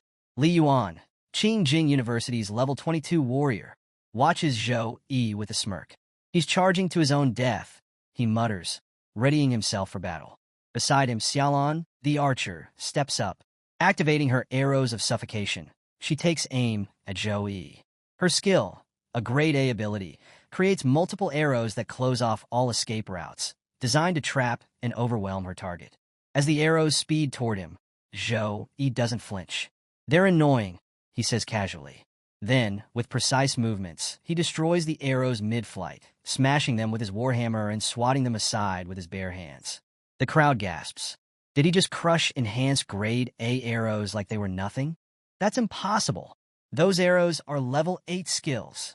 Xiaolan, stunned by what she's witnessing, struggles to comprehend how Zhou Yi dismantled her attack so effortlessly. However, Li Yuan remains unfazed. Watching Zhou Yi's performance, he smirks. Impressive defense, he says, but for a damage-dealing Saint Knight, that's all that matters. Next to him, Lu Zhou, their mage, begins casting his ultimate ability. Li Yuan's confidence grows. Once Lu Zhou's attack lands, let's see how he blocks that. As Lu Zhou's Fire Phoenix attack reaches completion, the fiery spirit takes shape, evolving into a majestic spiritual phoenix that releases a scorching flame breath aimed directly at Zhou Yi. The audience watches in awe. That's a plus-grade skill. Qing Jing University's players are no joke. The Fire Phoenix attack roars toward Zhou Yi. He takes a small step back, then calmly watches as Lu Zhou follows up with Burning Impact, the Phoenix diving toward Zhou Yi with fiery force. Instead of dodging, Zhou Yi stands his ground. Fire, and more fire, he says, almost amused. The crowd is torn between shock and confusion. What is Zhou Yi doing? Why isn't he moving? Does he think he can tank that attack? From the sidelines, Qing Jing University's team supervisor watches with a grin. The smartest thing he could do now is retreat to his team. With his speed, he might still make it back to their defenses. But Zhou Yi isn't retreating. As Su Meyer overhears the remark that Zhou Yi should retreat, she lets out a chuckle. Her laughter catches Miss Sun's attention. Why are you laughing? She asks, clearly irritated. Su Meyer, still smiling, responds, I couldn't help myself. When you said Zhou Yi should run away because of an A+ grade skill, it was just too funny. Miss Sun's face flushes with anger. You'd better be patient. Let's see if you'll still laugh when Zhou Yi loses. Su Meyer smirks. Oh, I'll wait. I just hope you're ready to handle the aftermath when that doesn't happen. As the tension between them simmers, a sudden burst of radiant light floods the arena, silencing the crowd. Zhou Yi had activated his Holy Flame Light Wheel, and its dazzling glow leaves everyone stunned. In the arena, Lu Zhou's Fire Phoenix, a devastating attack moments ago, begins to lose its ferocity. Zhou Yi uses the Holy Flame Light Wheel to pull the Phoenix fire toward himself, manipulating its flames with precise control. Lu Zhou, watching in disbelief, stammers. How is this possible? Desperate, Lu Zhou attempts to reclaim the Phoenix flames, calling out to them. Return to me. You are my strength. but his pleas fall on deaf ears. Within seconds, Zhou Yi completely controls the flames, bending them to his will. Watching from the sidelines, Song Xiaolan smirks. It seems Qingjing University still hasn't realized what it means to face our Saint Knight captain. Standing beside her, Jiang Churan nods, her voice calm yet confident. Even Xin Ling, with his flame dragon bloodline, couldn't harm brother Zhou Yi. This Lu Zhou's fire skill doesn't stand a chance. Zhou Yi, now fully in control, lets out a small, amused laugh. Sorry for the disappointment, he says, addressing Lu Zhou. But I can manipulate the fire element too. With holy flame, the audience, witnessing Zhou Yi's godlike presence, grows silent. His aura fills the arena with a divine intensity, leaving many feeling both awed and terrified. Even Miss Sun, standing with Su Meyer, is shaken. A divine blessed skill, she whispers. And not just any, it's the holy flame skill. This is something even a tertiary awakener struggles to achieve. Su Meyer's confidence remains unshaken. Maybe Zhou Yi is just lucky, she teases. Sometimes talent and opportunity align. Frustrated, Miss Sun mutters, "We still have our ace left." Su Meyer responds with another sly remark, further irritating Miss Sun, who clenches her fists, her irritation visible. Among the spectators, Zhou Dong turns to her father. "Father," everyone looks so shocked and excited. "What exactly is this divine blessed skill?" Xiaoyu takes a deep breath and begins to explain. Divine blessed skills are the most special abilities, granted directly by higher beings. They cannot be learned from skill books or passed down by any method. Only those blessed by the gods can receive them. This holy flame skill was granted to Zhou Yi personally by a divine force. In our family, many worship the goddess of frost, but ever since our bloodline was cursed, her blessings have disappeared. Pausing for a moment, Xiaoyou's shoulders sag. A professional blessed by a god holds immense potential. Zhou Yi's possession of this skill makes everything we offered him seem insignificant. Hearing this, Zhou Dong frowns. Does that mean our entire trip here was a waste? Xiaoyu shakes his head, his voice resolute. No, there's still hope. After this match, we'll talk to Zhou Yi again. He is the last hope for resurrecting the Zhou family's legacy. I won't give up so easily. Inside the ring, as soon as Zhou Yi absorbs Lu Zhou's fire phoenix, Lu Zhou is left in disbelief. How is this possible? He mutters, watching his once powerful attack now dissipated by Zhou Yi's control. Lu Zhou's expression shifts to frustration, but before he can dwell on it, his team captain approaches. Lu Zhou, I don't know how he did it either, the captain admits. But one thing's certain, fire magic is useless against him. Don't give up. Try using other element magic. Nodding reluctantly, Lu Zhou prepares for another attempt.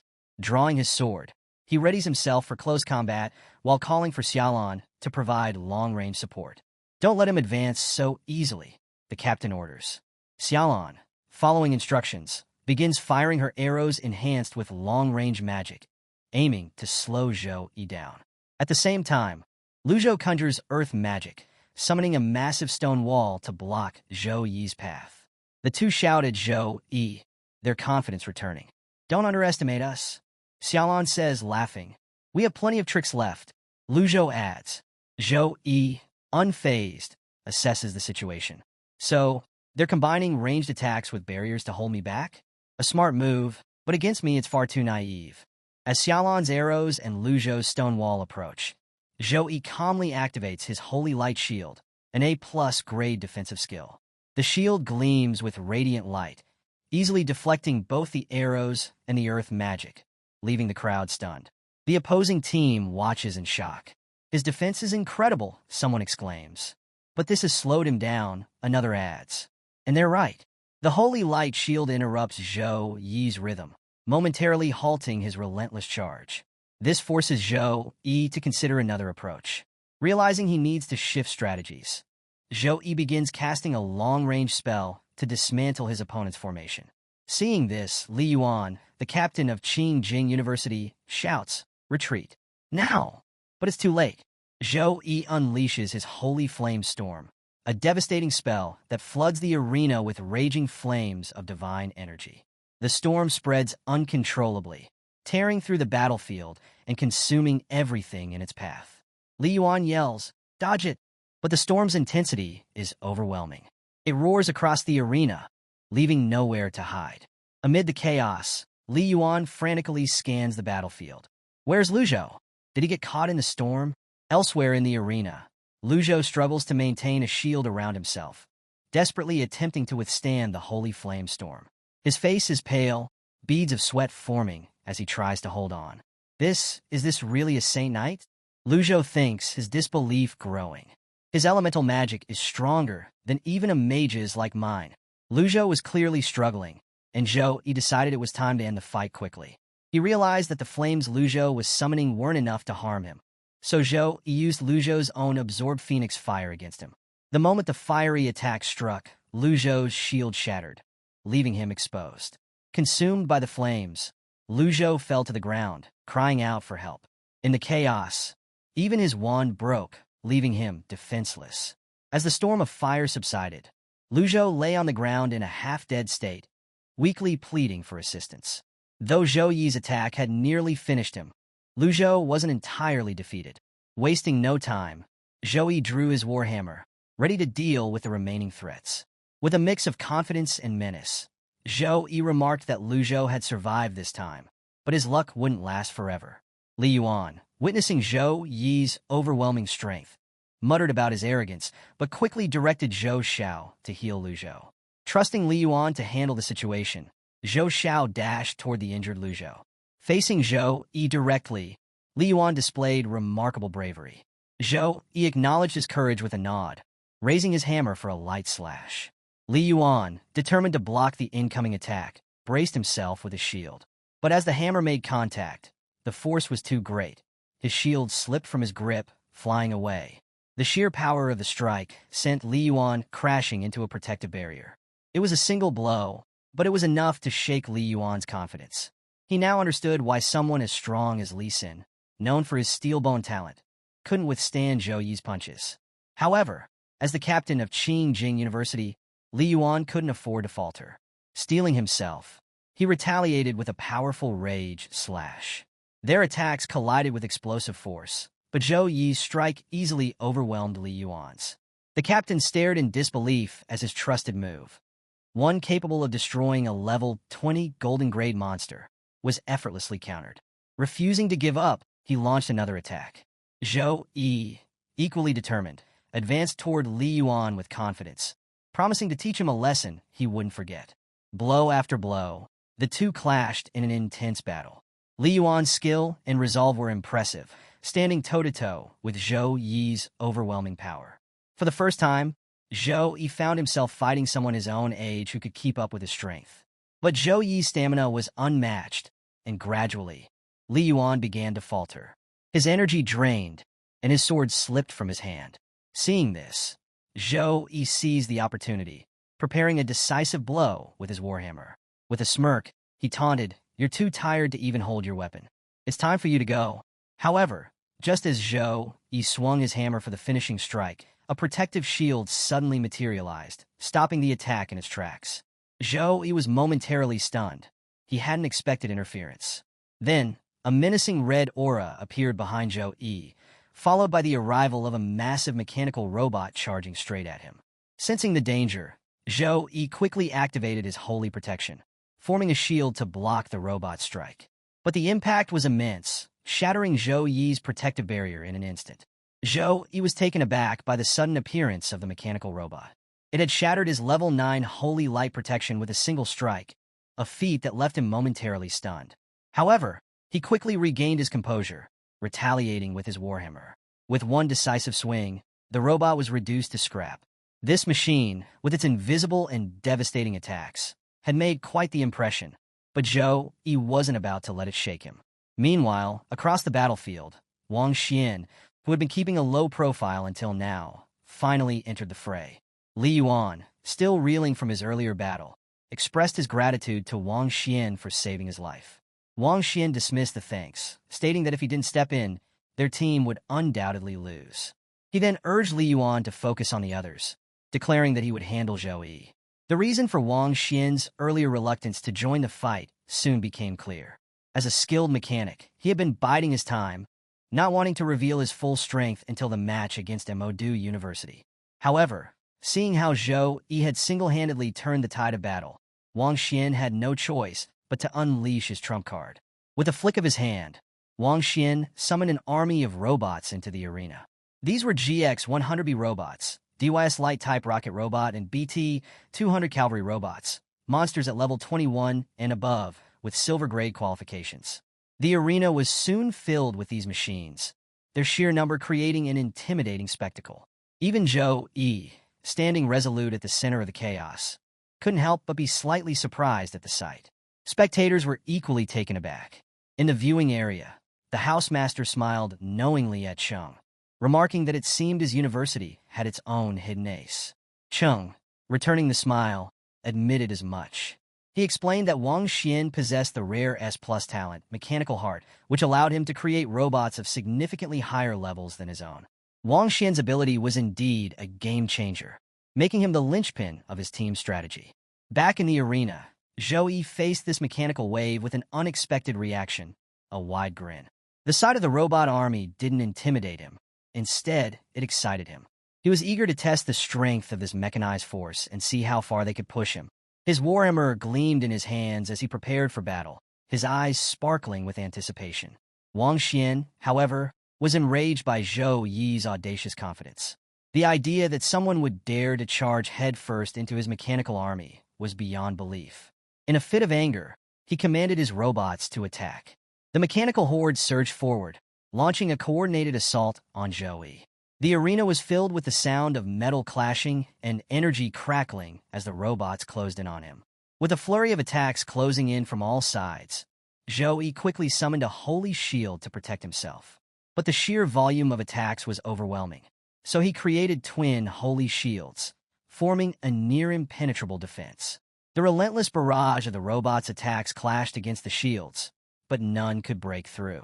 The intensity of the assault affected the entire arena, filling it with sparks, sound, and chaos. Amid this turmoil, Zhou Yi's calm smile stood out. He unleashed the Holy Light Cross, causing a radiant cross of light to appear. The cross emitted electric currents and waves of intense heat, tearing through the robots around him. The heat radiating from the attack became so intense that even Wang Xian, observing from a distance, felt its effects. Though Wang Xian's robots were built with fireproof materials, they couldn't withstand the holy fire generated by Zhou Yi. This setback visibly irritated Wang Xian. Undeterred, he pulled out a keyboard-like device, slamming his hands on it with frustration. He shouted that he had plenty more robots of this caliber and activated the tool. In response, numerous portals began opening around the arena, releasing waves of reinforcements. Robot after robot emerged, flooding the battlefield. With confidence, Wang Xian taunted Zhou Yi, proclaiming that his mental energy would surely be depleted against such an overwhelming force. "If you have the courage, then charge at me," he dared. Elsewhere, Zhou Yi's team was also engaged in the fight, skillfully dismantling the robotic horde. Wei Tiexin remarked with a smirk, "It seems Wang Xian didn't expect Brother Zhou to handle such large-scale attacks so effortlessly." Back at the center of the arena, Zhou Yi continued his battle. In the midst of the chaos, his system sent him a notification. A knowing grin spread across his face. "This is the perfect moment," he said to himself. Without hesitation, Zhou Yi unleashed a storm-type attack. Wang Xian, watching from afar, was stunned by the sheer magnitude of the attack. Panicking, he commanded his robots to retreat, but it was too late. The storm tore through the battlefield, swallowing the robots whole as it rampaged across the arena. One by one, the machines were obliterated. In a matter of moments, the tornado had destroyed 74 robots. The notification on Wang Xian's device confirmed the loss of nearly one-third of his forces. Furious and desperate, he realized that his human wave tactic was no match for Zhou Yi. Left with no other choice, Wang Xian decided to unleash his ultimate trump card. He summoned a massive mechanical robot, a towering monstrosity known as the HX Judgment Fusion Robot.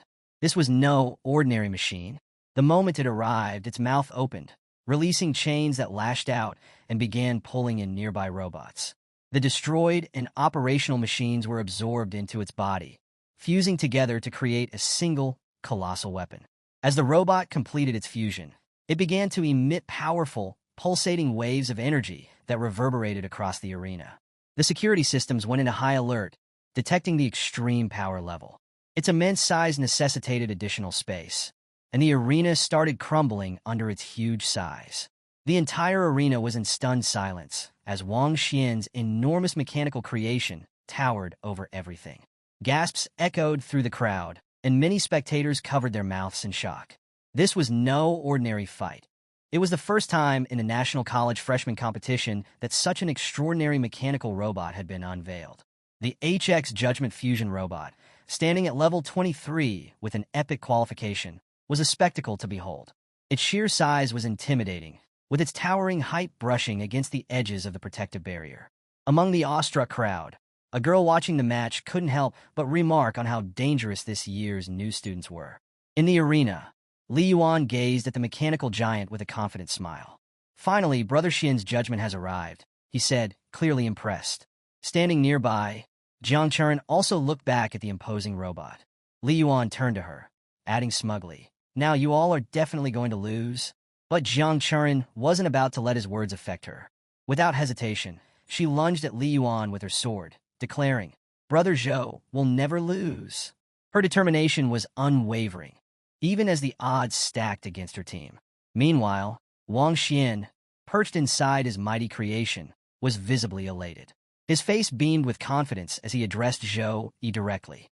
"Let me show you the real firepower of my judgment," he exclaimed, laughing maniacally. Without wasting a moment, he launched a barrage of missiles aimed straight at Zhou Yi. Seeing the incoming attack, Zhou Yi quickly assessed the situation. Facing the missiles head-on wasn't an option. There were just too many of them. He began moving swiftly to dodge, narrowly avoiding several explosions as the missiles detonated around him. 2 missiles came dangerously close, almost cornering him. Zhou Yi managed to evade them at the last second, and as the missiles collided, a massive blast shook the arena. The intensity of the explosion made it clear to Zhou Yi, getting hit wasn't an option. The damage would be catastrophic. On the other hand, Wang Xian, sitting comfortably inside his robot, laughed hysterically as he continued to fire missiles. "Run as much as you want. There's nowhere left for you to hide," he taunted, enjoying the chaos. Zhou Yi did his best to counterattack, using his hammer to destroy incoming projectiles one by one. However, the sheer volume of the assaults made it increasingly difficult to keep up. Just when he thought the missile barrage was challenging enough, the robot drew a massive sword. With a swing of its enormous blade, the HX Judgment struck the ground where Zhou Yi had been standing moments before. The attack was so powerful that it tore the ground apart, splitting the area in half. Zhou Yi darted to safety, narrowly escaping the devastating strike. Inside the robot, Wang Xian laughed louder, relishing the sight of Zhou Yi dodging his attacks.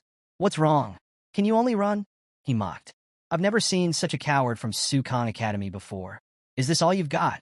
The robot's massive sword continued to swing with relentless force, each strike carrying immense power. The ground quaked under its weight, and Zhou Yi had no choice but to keep moving, avoiding one deadly blow after another. Dodging the relentless attacks, Zhou Yi smirked and called out to Wang Xian, "Do you think I'm running away? Let's settle this head-on." Wang Xian, seated inside his massive robot, bristled at the provocation. His frustration was palpable as he labeled Zhou Yi a fool for such audacity. Yet, beneath his anger, he couldn't help but admire Zhou Yi's unwavering determination.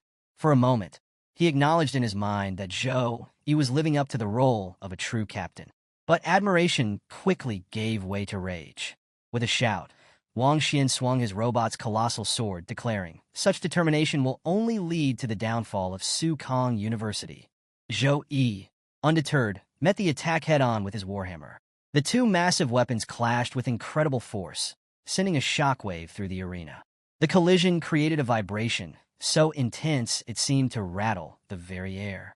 Wasting no time, Zhou Yi followed up with his next move, God's Hand. As he activated the technique, an intense divine light began to illuminate the entire stadium. The energy radiating from the attack was unlike anything anyone had seen before. Divine energy gathered above the arena, forming a concentrated aura, while streaks of electricity crackled through the air.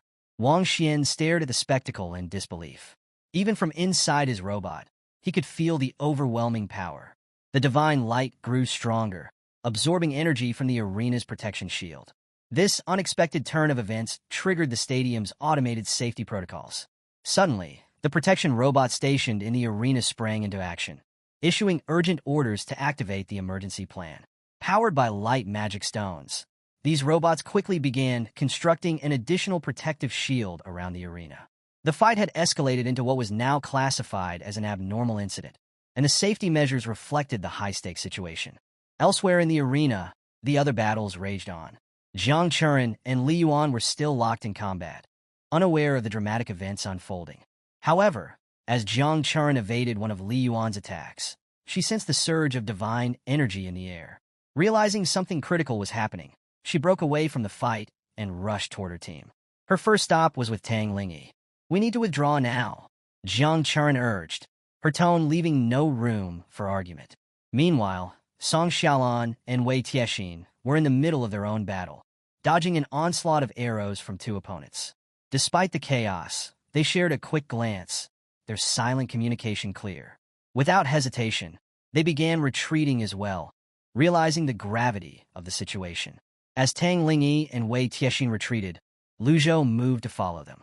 However, Li Yuan quickly stopped him, firmly instructing the team not to pursue. Lu Zhou, confused and frustrated, argued, "Why shouldn't we chase them? They're running scared. We should finish them off." But Li Yuan, his face pale and nervous, shook his head. "Something is wrong. Something about this power isn't normal," he said, his voice laced with fear. The rest of his team, equally uneasy, gathered around him, their expressions mirroring his concern. Even from where they stood, Zhou Yi's energy in the sky radiated an overwhelming pressure that shook them to their core. Back on Zhou Yi's side, the arena became silent as a glowing, giant divine hand began descending from the heavens, its radiant presence impossible to ignore. Panic spread like wildfire among the spectators. Murmurs turned to gasps, and gasps turned to screams as everyone tried to process what they were witnessing. Inside his HX Judgment Fusion robot, Wang Xian felt the weight of the moment. His heart raced as he recognized the energy. This is a god-level skill, he muttered to himself, his confidence faltering. The realization hit hard. The gap between him and Zhou Yi was enormous. His HX Judgment, an S+ level creation, had seemed invincible just moments ago.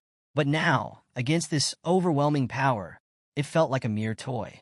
Despite the fear clawing at him, Wang Xian refused to give in. He clenched his fists and yelled, "No, I'm not a coward. I refuse to lose." With desperation fueling him, he sent his robot charging toward the descending divine hand, wildly slashing at it with his massive sword. He struck again and again, his attacks relentless. But no matter how many times the robot's blade struck, it couldn't leave a single scratch on the radiant hand. The divine hand continued its slow descent, unaffected by Wang Xian's frantic assault.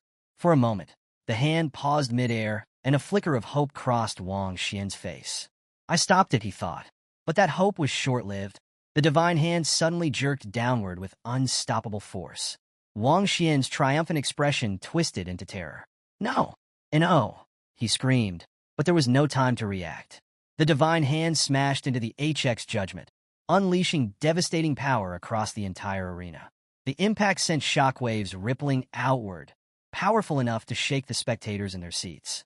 Dust and debris filled the air as the sound of metal collapsing echoed across the stadium. When the dust finally cleared, Zhou Yi stepped forward calmly, unfazed by the destruction. Around him, broken pieces of the once mighty HX Judgment lay scattered. A few nuts and bolts clattered to the ground near Zhou Yi's feet. Without hesitation, he kicked the remnants aside as if they were mere scraps. Not far from him lay Wang Xian, unconscious and battered, his once prideful robot now a shattered heap of metal. The divine hand had left a clear mark, a testament to its immense power. Wang Xian's team, watching in disbelief, seemed utterly defeated. Their faces were heavy with despair, realizing the battle was lost. As Zhou Yi moved past the wreckage, Wang Xian stirred slightly, blood trickling from his mouth. He appeared to want to say something, but no words came out.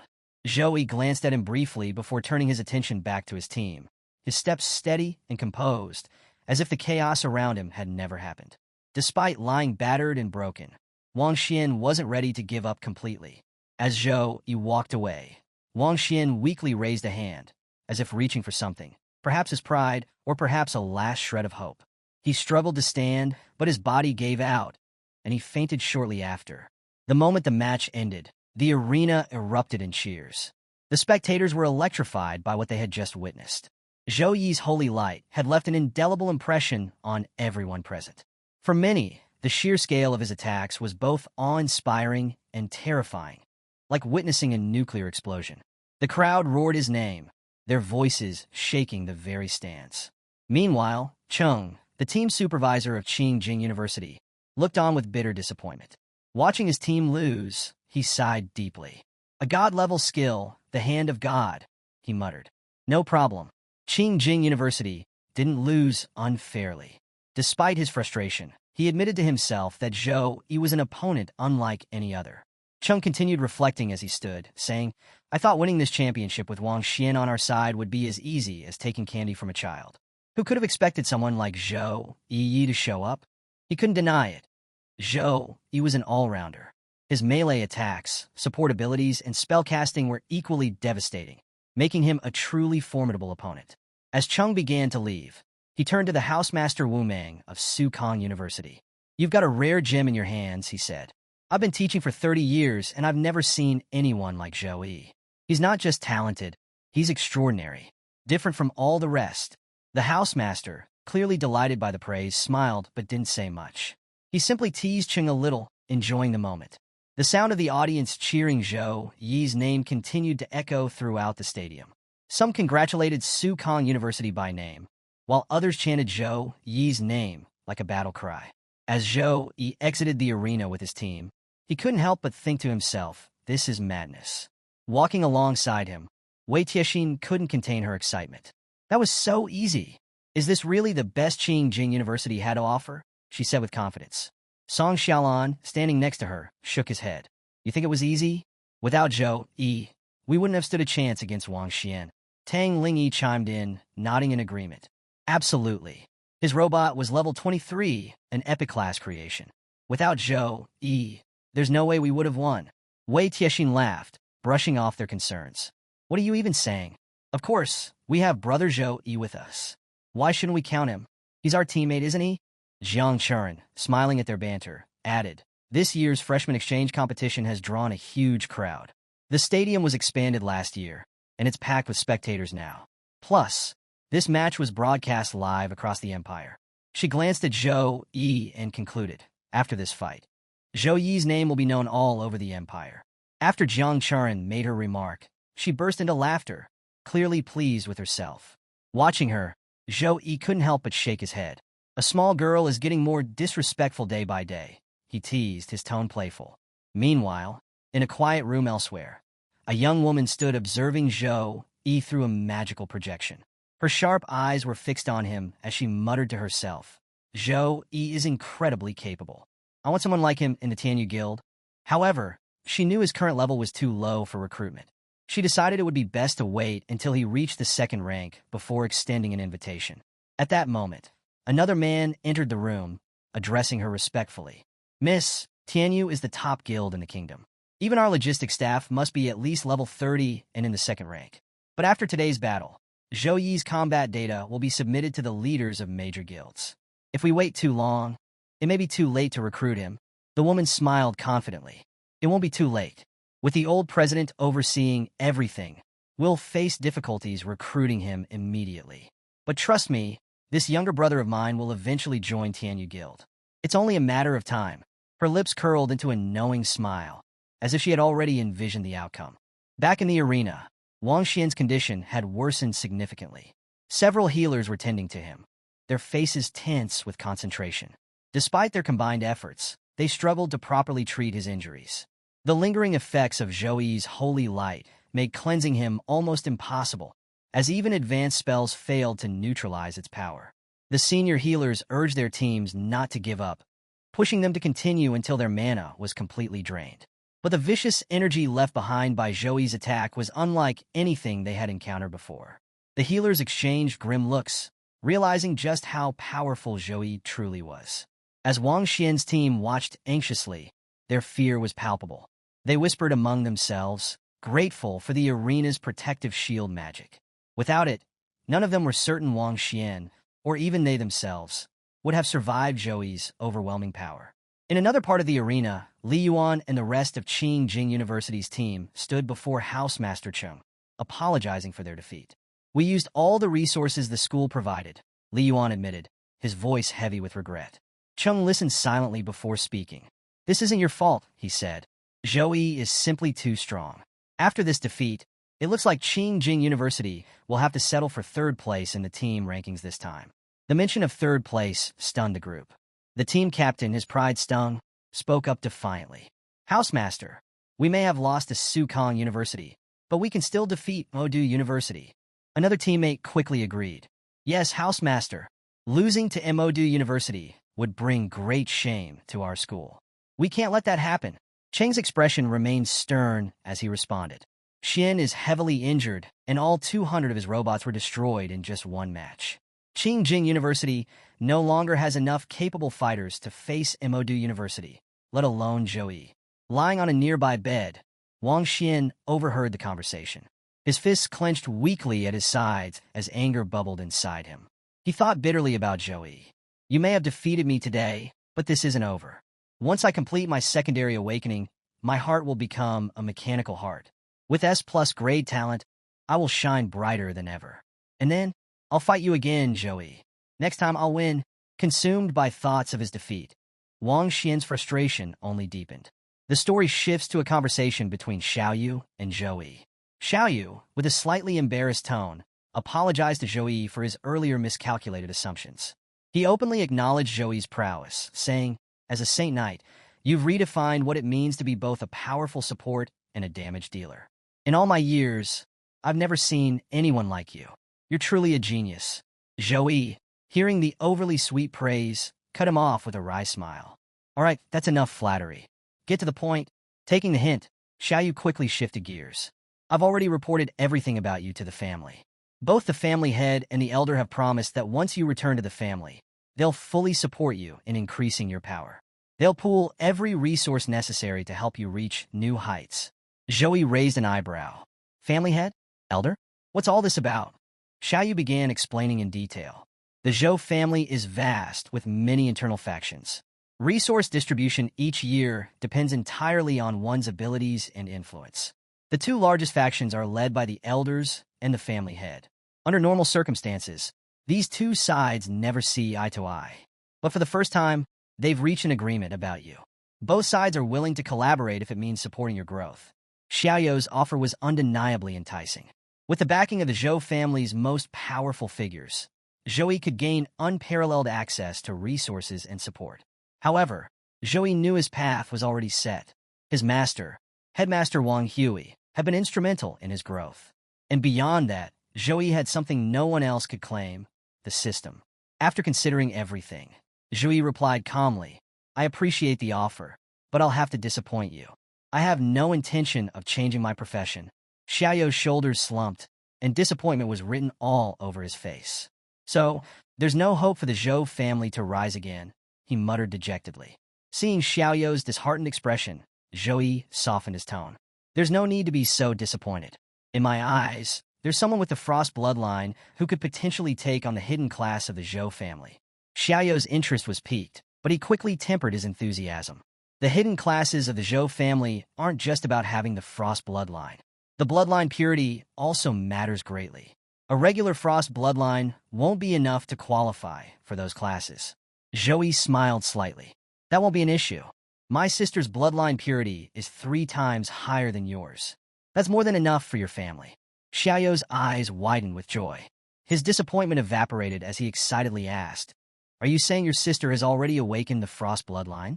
Zhouyi nodded in confirmation, and Xiaoyu practically exploded with joy. This is incredible. The Zhou family will rise again, he exclaimed, jumping in excitement. Without wasting a moment, Xiaoyu rushed to Zhouyi and asked eagerly, Are you absolutely sure her bloodline purity is 3 times higher than mine? That would mean almost 10 points. With that level of purity, she can select any of the 3 hidden Frost classes. Zhouyi, watching Xiaoyu's over-the-top reaction, couldn't help but think he had lost his mind. Trying to calm him down, Zhouyi added, Don't get too excited just yet. I still have to ask for her opinion. Whether she'll accept your family's cultivation class line or not is entirely up to her. Despite Zhouyi's hesitation, Xiaoyu was unwilling to let such an opportunity slip away. Whatever Zhouyi or his sister decided, Xiaoyu was determined to ensure she joined their family. Zhouyi, too, thought this arrangement could work out well for his sister. For Zhouyi himself, joining the Zhou family offered little benefit. He had no intention of changing his class, and with both his system and master Wang Hui supporting him, he didn't need their resources. However, Zhou Yun's situation was different. Zhouyi could provide some support for her, but it was nowhere near what a focused family effort could offer. Though the family had failed him after their parents' death, it wasn't too late for them to help Yun. After weighing everything, Zhouyi decided to call his sister, Zhou Yun. The screen lit up with a video call, revealing Zhou Yun laughing and playing with Gray. Spotting her brother, she beamed. "Your fight was amazing. I knew you'd win," she said. Then, grinning mischievously, she added, "By the way, a lot of girls at my school are asking for your contact information.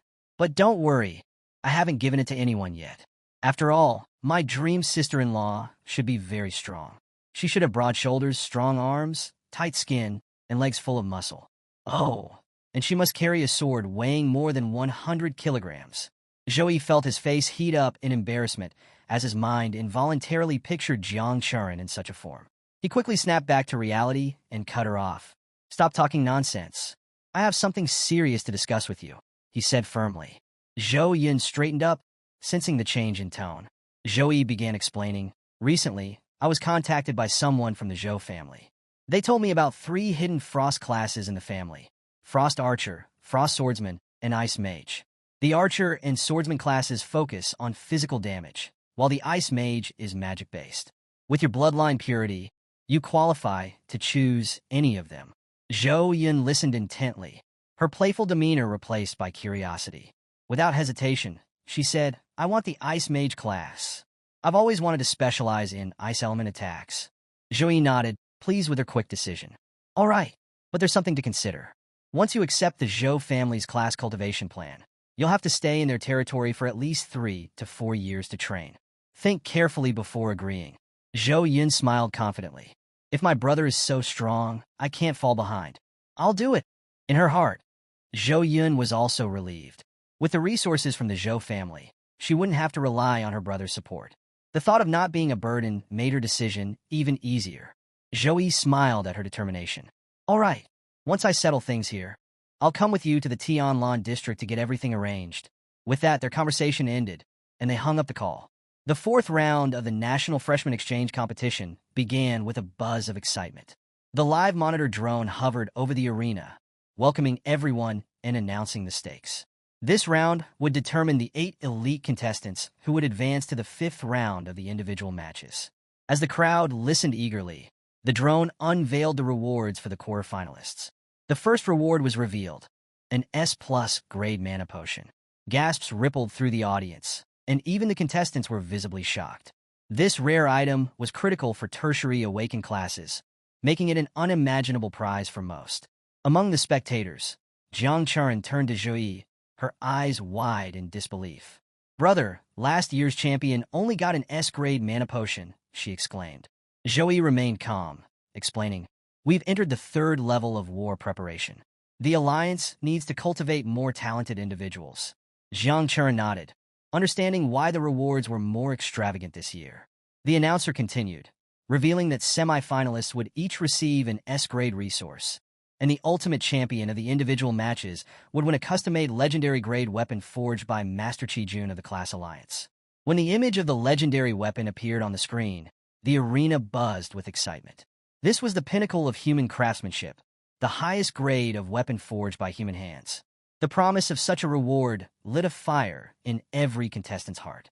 Each one resolved to claim the championship. With the announcements concluded, the contestants were called into the field. One by one, they entered the arena, ready to prove their strength. Jiang Churin entered confidently, turning to Zhouyi with a bright smile. "Brother Zhouyi, please cheer for me." Zhouyi nodded as she headed to her match. Shortly after, it was his turn. Entering the arena, Zhouyi faced off against a knight, who stepped forward with his sword raised. "Zhouyi, I know you're strong," the knight said with a smirk, "but don't think I'm weak." The knight's confidence was clear. He had focused almost all his skill points on raw strength. unlike the balanced development of most regular classes. With his sword pointed at Joey, he thought, I'm different from everyone else. My power alone is enough to crush anyone. The match was announced to begin. Joey wasted no time, immediately pulling out his hammer and charging toward the knight named Chong. Seeing him approach, Chong smirked, raising his sword. Come on, Joey. Let's see if you can handle me head-on. The two clashed, Chong swinging his sword with all his strength. Dust exploded into the air, obscuring the view of the crowd. For a moment, the arena was silent. Then, as the dust settled, the sight became clear. Joey's hammer had struck the knight square in the stomach, sending him flying. Chong collided with the protective shield of the arena, collapsing to the ground. He groaned in disbelief, struggling to process what had just happened. He had poured everything into his strength. How could someone overpower him so easily? Joey stood calmly in front of him, his hammer resting casually at his side. You're strong, and you're so proud of it, Joey said, his voice carrying a hint of amusement. Chong, now on his knees, looked up at Joey with a mixture of awe and humiliation. With just a single strike, Joey had proven the vast gap in their power. The crowd was left in stunned silence after Joey's crushing victory. The warrior he faced had focused entirely on his strength, pouring all his stats into raw power. Yet Joey had defeated him so effortlessly that the audience couldn't help but wonder just how much strength Joey possessed. Whispers filled the arena. Some even suspected Joey might be cheating, unable to grasp how he could overpower someone so easily. Among the shocked spectators were the defeated warrior's teammates. They stared in disbelief, struggling to comprehend how their partner, who had gone into the ring fully buffed and with a strength stat of 370 points, could end up on his knees. By their calculations, Joey's strength had to be at least 450 points to dominate so decisively. The housemaster of the opposing team observed quietly, piecing together Joey's combination of high intelligence and immense strength. He finally spoke to one of his own students, a fighter named Weeha. Do you think you can defeat him? Weeha hesitated for a moment before responding. I'm not sure, but I'll do my best. Back in the arena, the fallen warrior, Chong, began to stir. Summoning all his willpower, he pushed himself to his feet. With a loud shout, he declared, a knight prefers to die standing and never accepts defeat by kneeling. Joey smiled, his respect for Chong growing. Those words, spoken with such conviction, resonated with him. But Chong wasn't finished. Fueled by determination, he charged at Joey with full force, aiming a punch straight at him. Joey, unfazed, raised his hammer again and struck Chong square in the stomach. The force of the blow sent Chong crashing to the ground once more. Still, Chong refused to give up. Just as he attempted to rise again, one of his teammates yelled loudly, "We surrender." With that declaration, the match ended. The announcer declared Joey's victory, stating that MOD University had conceded. As Joey left the arena, the audience erupted in cheers, chanting his name with enthusiasm. The crowd was ecstatic, thrilled by his display of power and dominance. Meanwhile, a nurse rushed onto the field to treat the injured Chong. She sighed in frustration as she examined him, already familiar with the complications of Joey's holy light. The residual energy made healing difficult for anyone who fought Joey, prolonging recovery times. Despite the challenges, the nurse and her team worked swiftly, knowing this was just part of the fallout from facing someone as powerful as Joey. The next day, Joey's team stood before their housemaster, who was visibly proud. 2 students from Sukong University had secured spots in the quarterfinals, and their performance had exceeded expectations. The housemaster began praising each team member individually. He started with Song Xiaolan, commending her excellent performance. Even though your chances of reaching the semifinals are slim, you've done well. Just give it your best. Song Xiaolan nodded with determination. Understood. The housemaster then turned to Jiang Churen, who looked visibly downcast. Noticing her sadness, he addressed her gently. You should have made it to the quarterfinals, but unfortunately, you faced Weeha, a potential champion. It was a tough match, and you couldn't advance this time. Despite her loss, the housemaster offered a glimmer of hope. There are still 2 spots left for the quarterfinals to be filled by selected losers. There's still a chance, Jiang Churen. Make sure you're ready to seize it. The housemaster turned to Joey, his voice filled with confidence. I have no doubt that you'll take first place in the individual matches, he declared. Joey, grinning with equal confidence, replied, Okay. He, too, was certain of his victory.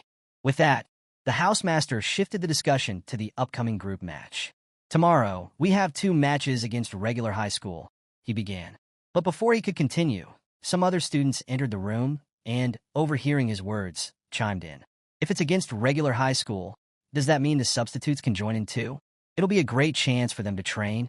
The housemaster nodded in agreement, concluding his briefing. Meanwhile, Jiang Churin was lost in her thoughts. She was thinking about the second part of the 4th round, the cruel losers competition. This brutal stage would select only 2 contestants from the remaining 70 to advance to the 5th round. If she could secure one of those spots and make it to the semi-finals in the 6th round, she could earn an S-class resource. Even for her influential Jiang family, such resources weren't easily obtained. If she could win it, her strength would soar to new heights. Her focus was broken when the housemaster addressed Joey again. Your strength has already been exposed, he said. With your power, you could easily dominate regular high school on your own. But tomorrow's match is about training others. Stay on guard, but avoid taking any direct action unless absolutely necessary. Joey nodded, understanding the reasoning. Got it, he replied, knowing that this was an opportunity for his teammates to grow and gain valuable experience. As they stood in the room discussing the matches, a group of girls walked by. Catching a glimpse of Joey through the door, they quickly entered the room, excitement lighting up their faces. Joey, you're so handsome, one of them exclaimed, while others chimed in with similar praises. Joey, blushing slightly, asked, Who are you? The girls beamed and said in unison, We're your fans. They began pulling out photos of Joey, each one decorated with different emojis. Some had cat ears, others had cat noses, and some even had playful captions. Joey blinked in disbelief, muttering to himself, Is that me? His teammates were equally stunned, realizing just how popular Joey had become. Meanwhile, Jiang Churin stood to the side, her expression darkening as she watched the scene unfold. Inside her mind, the mischievous succubus version of Jiang Churin whispered, Aren't you worried, Churin? What if one of these girls takes brother Joey away from you? What if you can't stay by his side anymore? Jiang Churin's eyes flared with determination. I'll secure one of the 2 spots tomorrow, she declared to herself. That way, I can always stay by brother Joey's side. The succubus version smirked knowingly, shifting her gaze toward Joey. At the same time, Joey felt a strange sensation, as if someone were watching him intently. He glanced around the room, feeling a bit uneasy, unsure of where this odd feeling was coming from.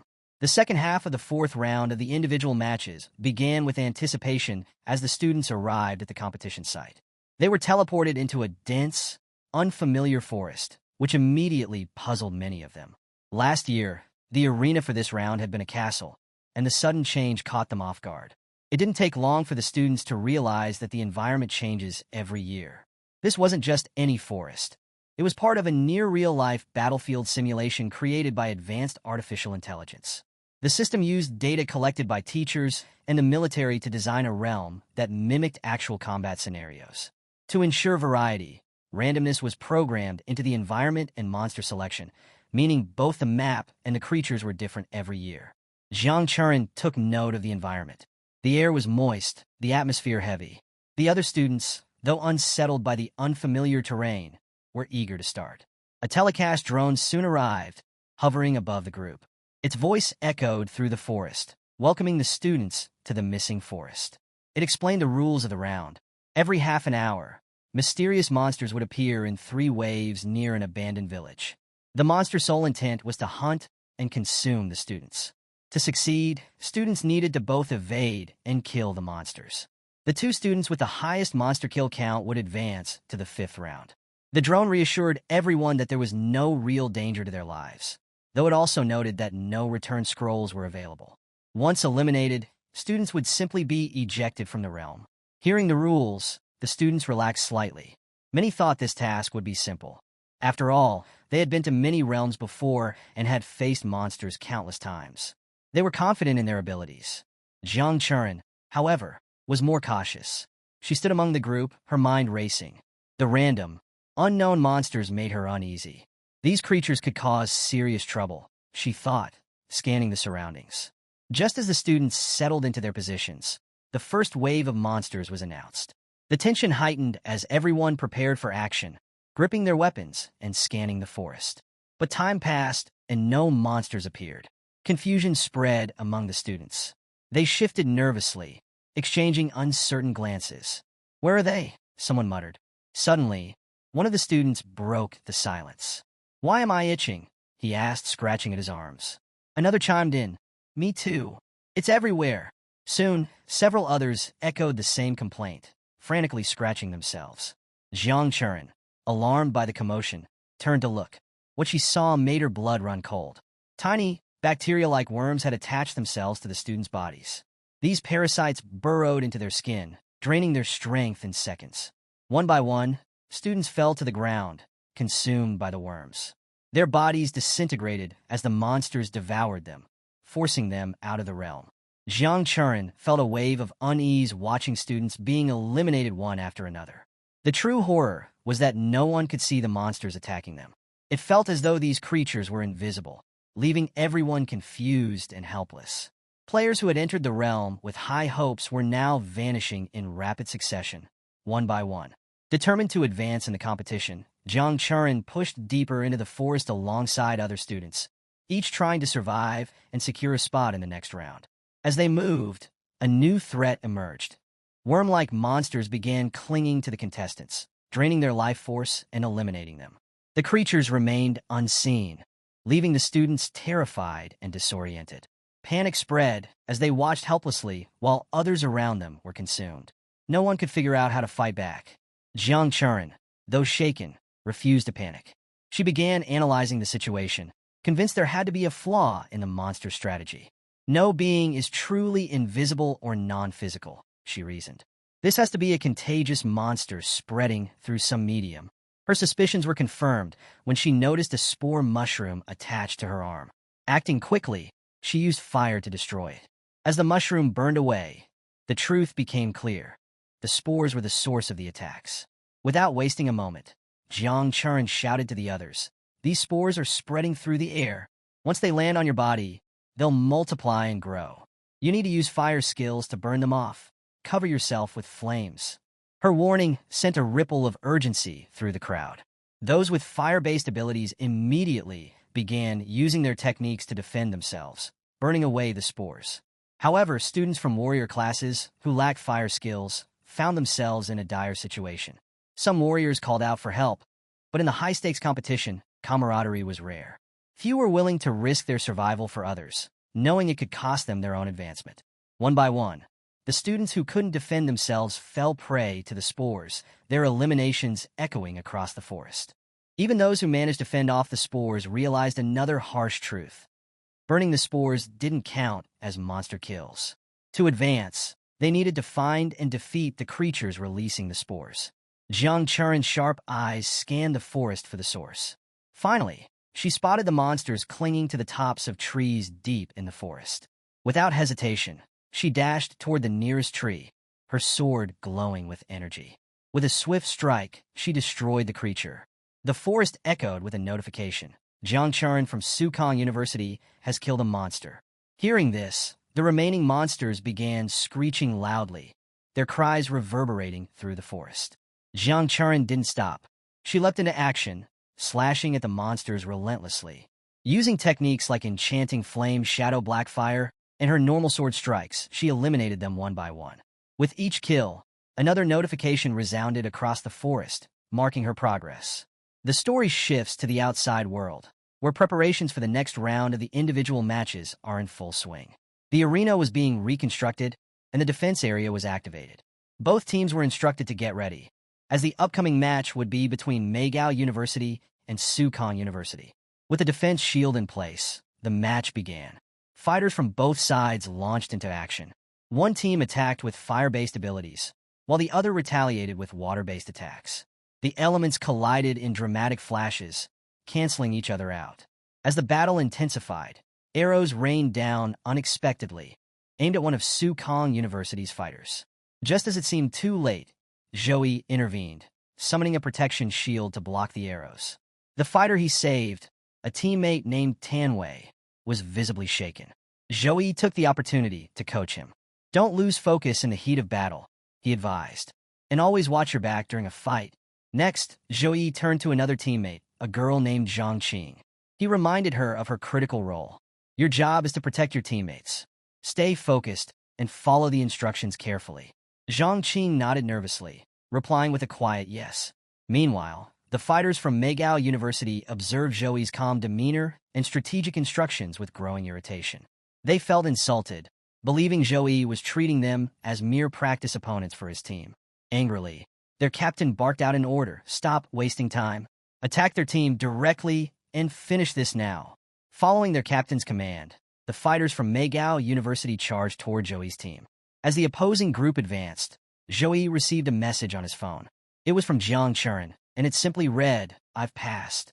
Seeing the message, Zhouyi smiled, briefly lost in thought about Jiang Churen's success.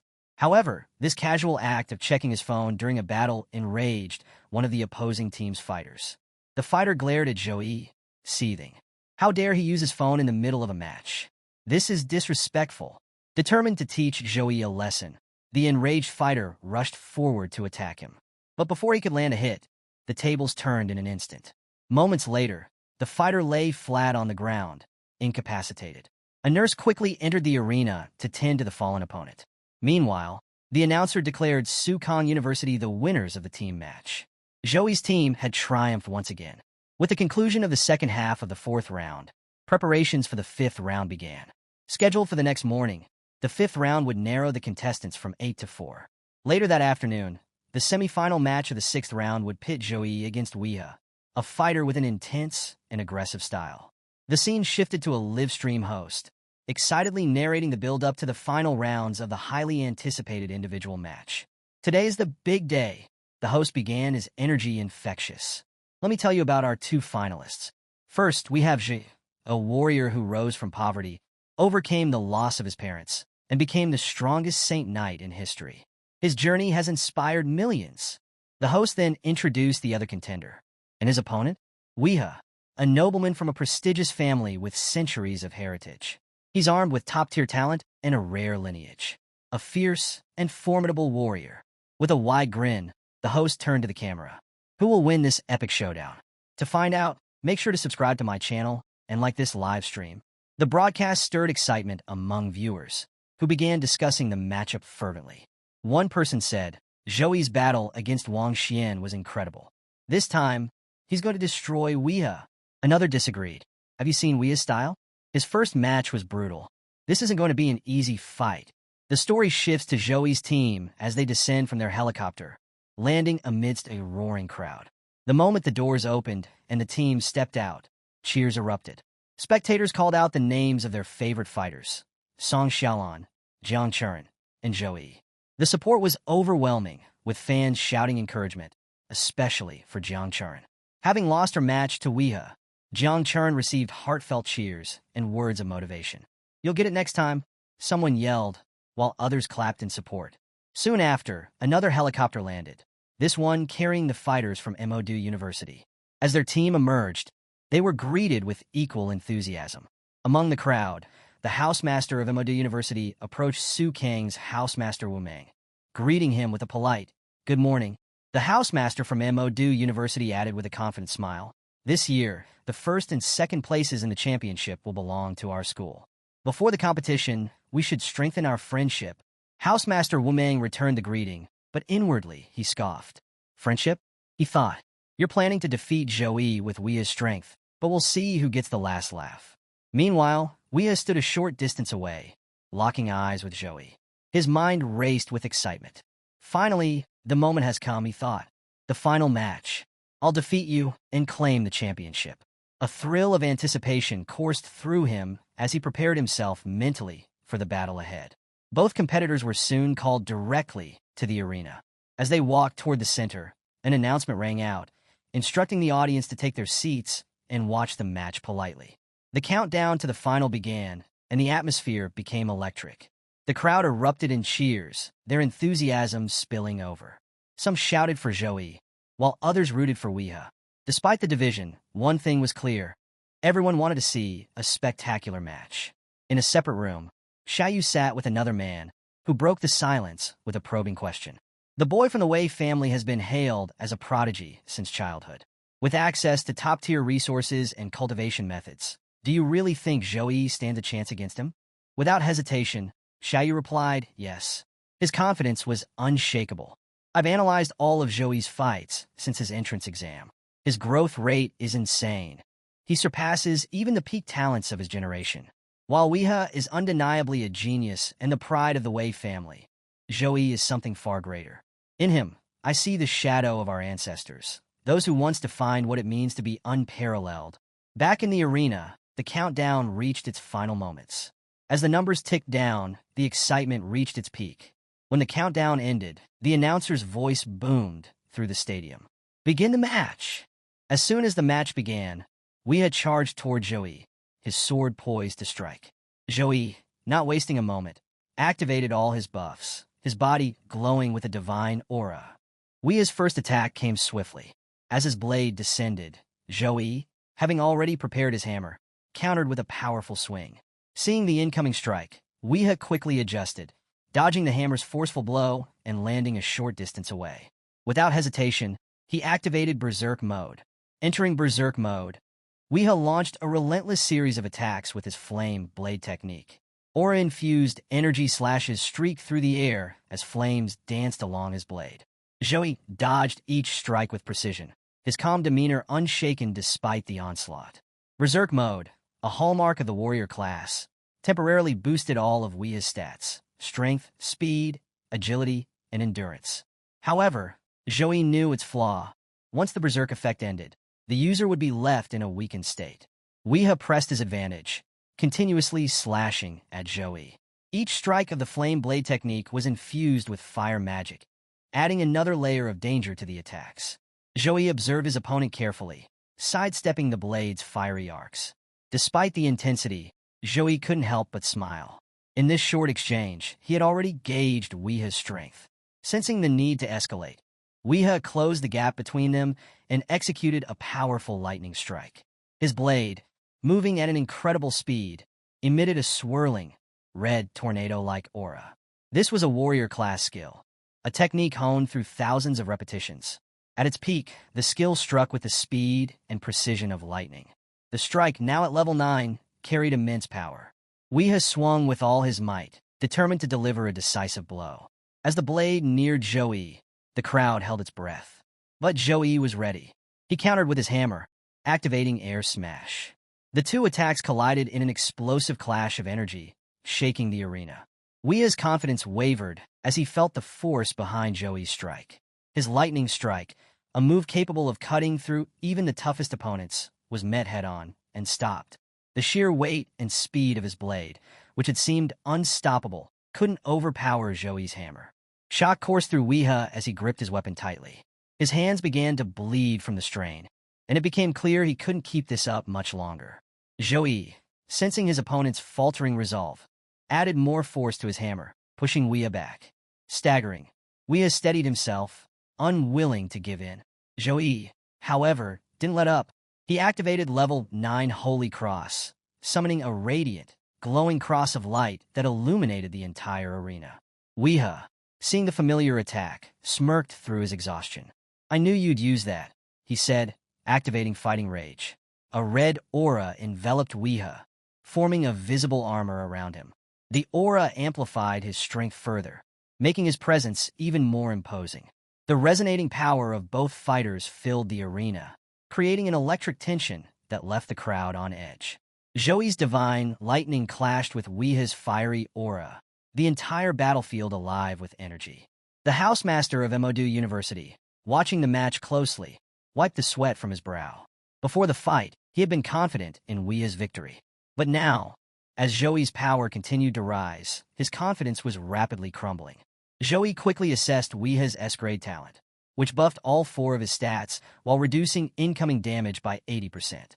The drawback? Once the ability ended, Weeha would feel the full brunt of the damage he had absorbed. This talent, combined with his other skills, made Weeha a formidable opponent. As soon as Weeha activated his abilities, his speed increased dramatically. He closed the distance between them in an instant, launching another aggressive attack. Joey, noticing the sudden escalation, realized Weeha's intent. He was trying to end the match as quickly as possible. The battle intensified as the two fighters exchanged relentless blows. Weeha, bolstered by Berserk mode and Fighting Rage, pushed himself to the limit, while Joey met his attacks head-on with precise counters. The arena became a dazzling display of light and dust as their attacks clashed. Every strike sent shockwaves rippling through the stadium, leaving the audience struggling to follow the action. Some spectators, unsure of Joey's strategy, began murmuring, "Why is he fighting Weah head-on? Wouldn't it be better to wait out Weah's talent? He'd lose on his own after 2 minutes." Others defended Joey, saying, "Joey must have a reason for fighting like this. I trust him completely." Back in the arena, Joey's plan started to take shape. After a series of exchanges, he suddenly unleashed the Spear of Victory. A brilliant spear of lightning materialized behind him and shot forward with incredible speed toward Weah. Weah, seeing the attack, charged forward to meet it head-on. With a confident laugh, he said, "Your Spear of Victory is useless against me." The spear struck him, but Weah, still protected by his talent, barely flinched. Joey, unfazed, prepared for his next move. "Save your laughter," he said calmly. "The match isn't over yet." As Joey spoke, the punishment of light activated. Lightning began raining down on Weah from all directions, illuminating the entire arena. The bright flashes and deafening thunder left the audience awestruck. Weah, despite his damage reduction, felt the overwhelming force of the attack. Sweat poured down his face as he gritted his teeth, enduring the searing pain. He knew that without fighting rage, a single strike from the punishment of light would have been enough to finish him. However, Weah also recognized a potential opening. The punishment of light required a brief cooldown after each lightning strike. Seeing this, he decided to press forward, aiming to exploit the gap and counterattack. But just as Weah prepared to move, another bolt of lightning struck him. This time, the pain was even sharper, catching him completely off guard. How is this possible? He thought, alarmed. The cooldown period was shorter than he anticipated, and the next wave of lightning came faster than before. Weah's confidence began to waver. Before entering the match, Weah had meticulously studied every skill Joey had ever used. Yet now, standing amidst the relentless barrage of lightning, he was at a loss. How is this possible? He thought. His mind raced as he endured the punishment, and a chilling realization began to form. Could it be? Is Joey's punishment of light at a level above 20? The thought sent a wave of nervous energy through him. As lightning continued to crash down, illuminating the entire arena, Weah found himself increasingly overwhelmed. The entire battlefield seemed to pulse with destructive energy, and the air itself vibrated with the force of Joey's attacks. The live drone, circling above, narrated the spectacle. What a powerful bombardment. This is truly terrifying. Let me remind everyone. You are watching the National High School Freshman Exchange Competition. The spectators, who had been cheering enthusiastically just moments before, now fell silent. Some had even closed their eyes, unable to watch the terrifying scene. The continuous onslaught of lightning striking Weah made even the boldest among them uneasy. His screams echoed across the arena as the pain tore through him. Weah, writhing in agony, thought to himself, how can this be happening? He looked at Joey, standing just 10 meters away, yet it felt like an insurmountable distance. Despite their proximity, Joey's overwhelming presence made Weah feel small, like a worm struggling under the heel of a giant. The realization of Joey's sheer power shook Weah to his core. He couldn't accept it. Anger and desperation surged within him, driving him to his final option, his secret technique. Enraged by his inability to harm Joey despite using every technique he had, Weah activated the skill.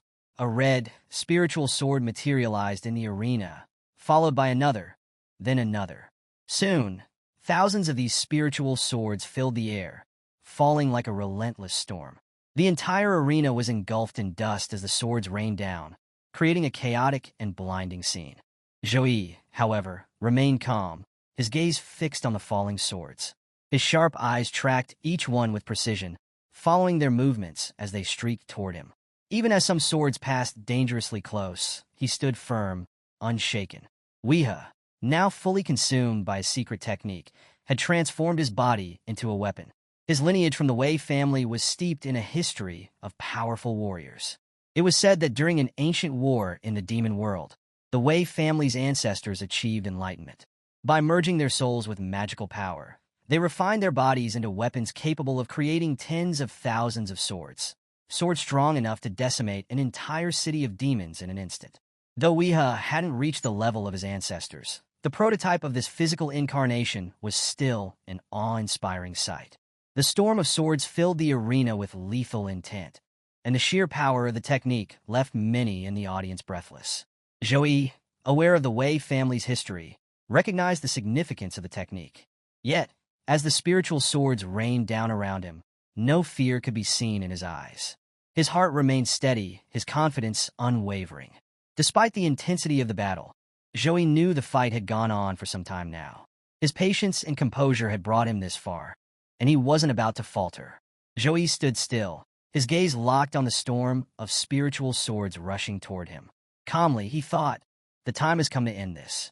There's no point in dragging it out any longer. As the swords closed in, Joey raised his hand with a smile.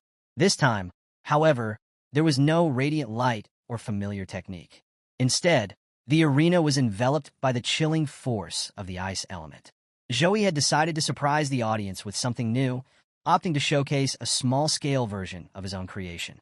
As the swords neared him, Joey activated his fusion skill, an ability he had crafted himself. A powerful ice storm erupted around him, deflecting the incoming swords with an icy gust. The arena transformed into a swirling tornado of frost, the cold so intense it froze everything within its reach. The protection shield surrounding the arena was the only thing preventing the audience from feeling the sheer power of the freezing storm. The live drone, attempting to capture the action, hovered closer to the stage, but its cameras could see nothing through the thick veil of frost. The announcer spoke up, "The entire stage is now covered by Joey's skill. We have no visibility inside the arena, and the nature of this ultimate move remains unknown. What is happening in there?" The audience grew restless, shouting in frustration. They couldn't see what was going on, nor could they understand how Joey was wielding such incredible ice magic. In the VIP room, the elder of the Zhou clan shot to his feet, his eyes wide with astonishment. Xiaoyu, noticing his reaction, asked, "What's wrong, elder?" The elder, flustered and unable to contain himself, exclaimed, "Xiaoyu, do you see that? That is the force of a powerful ice element." Back in the arena, Joey had frozen all of Weeha's swords midair. Using a string-like ability, he tethered the swords together and shattered them in one powerful motion. The destruction of the swords reverberated throughout the arena. However, these swords were made from Weeha's own body through his body weapon transformation technique. As the swords broke, Weeha suffered immense damage, his body trembling with pain before he collapsed to the ground. Moments later, the announcement rang out, "Weeha has lost consciousness. The winner of this match is Joey." The crowd erupted into thunderous cheers, chanting Joey's name as it echoed across the arena. Some yelled, "Joey is first," while others proudly declared, "Our senior is unbeatable." The announcer's voice returned, congratulating Joey on his victory. "We also thank Weeha for an incredible performance. This was one of the most thrilling battles in the history of the exchange competition, a match that will be remembered for years to come. Please join us in celebrating the top talents of this generation." With the individual matches concluded, the announcer shifted the focus to the team survival competition, which would soon begin. Who will prove themselves the strongest in the team match? Stay tuned to find out. In the Sukong team's area, the housemaster beamed with pride. Turning to his team, he first praised Weeha's performance. Despite his young age, he has mastered his family's secret technique of body weapon transformation. In any previous competition, he would undoubtedly have been the strongest. He paused, glancing at Joey with a knowing smile. But this time his luck ran out. He encountered you, Joey. As Joey approached the housemaster, the older man couldn't help but reflect on what he had just witnessed. If Joey wanted to defeat Weeha, I assumed he'd need to use his angel form, the housemaster thought. But instead, he relied only on his punishment of light and a fusion of the light and ice elements. His potential is terrifying. He's a truly dangerous boy. When Joey finally reached him, the housemaster placed a firm hand on his shoulder, smiling with pride. "You did very well," he said. "With your win, our university has claimed an individual championship for the first time in 4 years. Sukong has always dominated the team competition, but this victory is extra special." Joey's teammates joined in, praising him for his achievement. Their spirits were high as they began to prepare for the team match against Modu University scheduled for 2 days later. With Weeha injured and no other significant threats in sight, They felt confident about their chances. "There's no one left to stop us now," one of them said, and the group agreed. After discussing strategy briefly, the team decided to relax for the evening. Someone suggested going out, and the idea of exploring the famous food street of Qingjing City's most prosperous urban district quickly won everyone's approval. The food street was a lively, bustling paradise of flavors and aromas. Vendors lined the streets, enthusiastically promoting their dishes, ranging from the exotic to the bizarre. Some offered dragon meat, others sold Wolf King bloody jelly, and there were endless options to tempt every taste bud. Zhou and his team wandered through the colorful chaos, each with food in hand, marveling at the sheer variety. As they explored, a group of boys noticed Jiang Churin. One of them, captivated by her beauty, began walking toward her. His friend tried to stop him. "Where are you going?" he asked. The first boy replied confidently, "Look at her. You'll never meet someone this amazing again in your life. If I miss this chance, I'll regret it forever." His friend countered, "She already has a male partner." Undeterred, the first boy shrugged. "So what? You won't make her happy like I can." As they approached, Zhou turned to them, his expression dark and his eyes blazing with anger. His intimidating presence stopped the boys in their tracks. Feeling the weight of Zhou's piercing glare, they quickly backed off, muttering nervously, "Let's not. This isn't our style." They disappeared into the crowd, leaving Zhou and Jiang Churin in peace. The group continued exploring the food street, marveling at its reputation. The area stretched across 6 interconnected blocks, and they had already been walking for a long time, but still hadn't seen everything. Tired, they decided to take a break. At that moment, someone suggested leaving Jiang Churin and Zhou alone for a while. Wei Tiexin, wanting to rest, chimed in, but Song Xiaolan playfully pulled her away. "We don't need a break. Let's give the couple some time together," Song teased as the 3 teammates walked off, leaving Zhou and Jiang Churin behind. The two sat down at a small shop, enjoying a moment of calm amidst the lively food paradise. At the shop, a cheerful server brought a bottle of green fruit wine to Zhou and Jiang Churin. "This wine increases agility points," she explained. "It's 800 milliliters per bottle, and drinking it provides a bonus effect." Jiang Churin eagerly ordered the wine, and the two began drinking together. Initially, Jiang Churin commented on the mild alcohol content.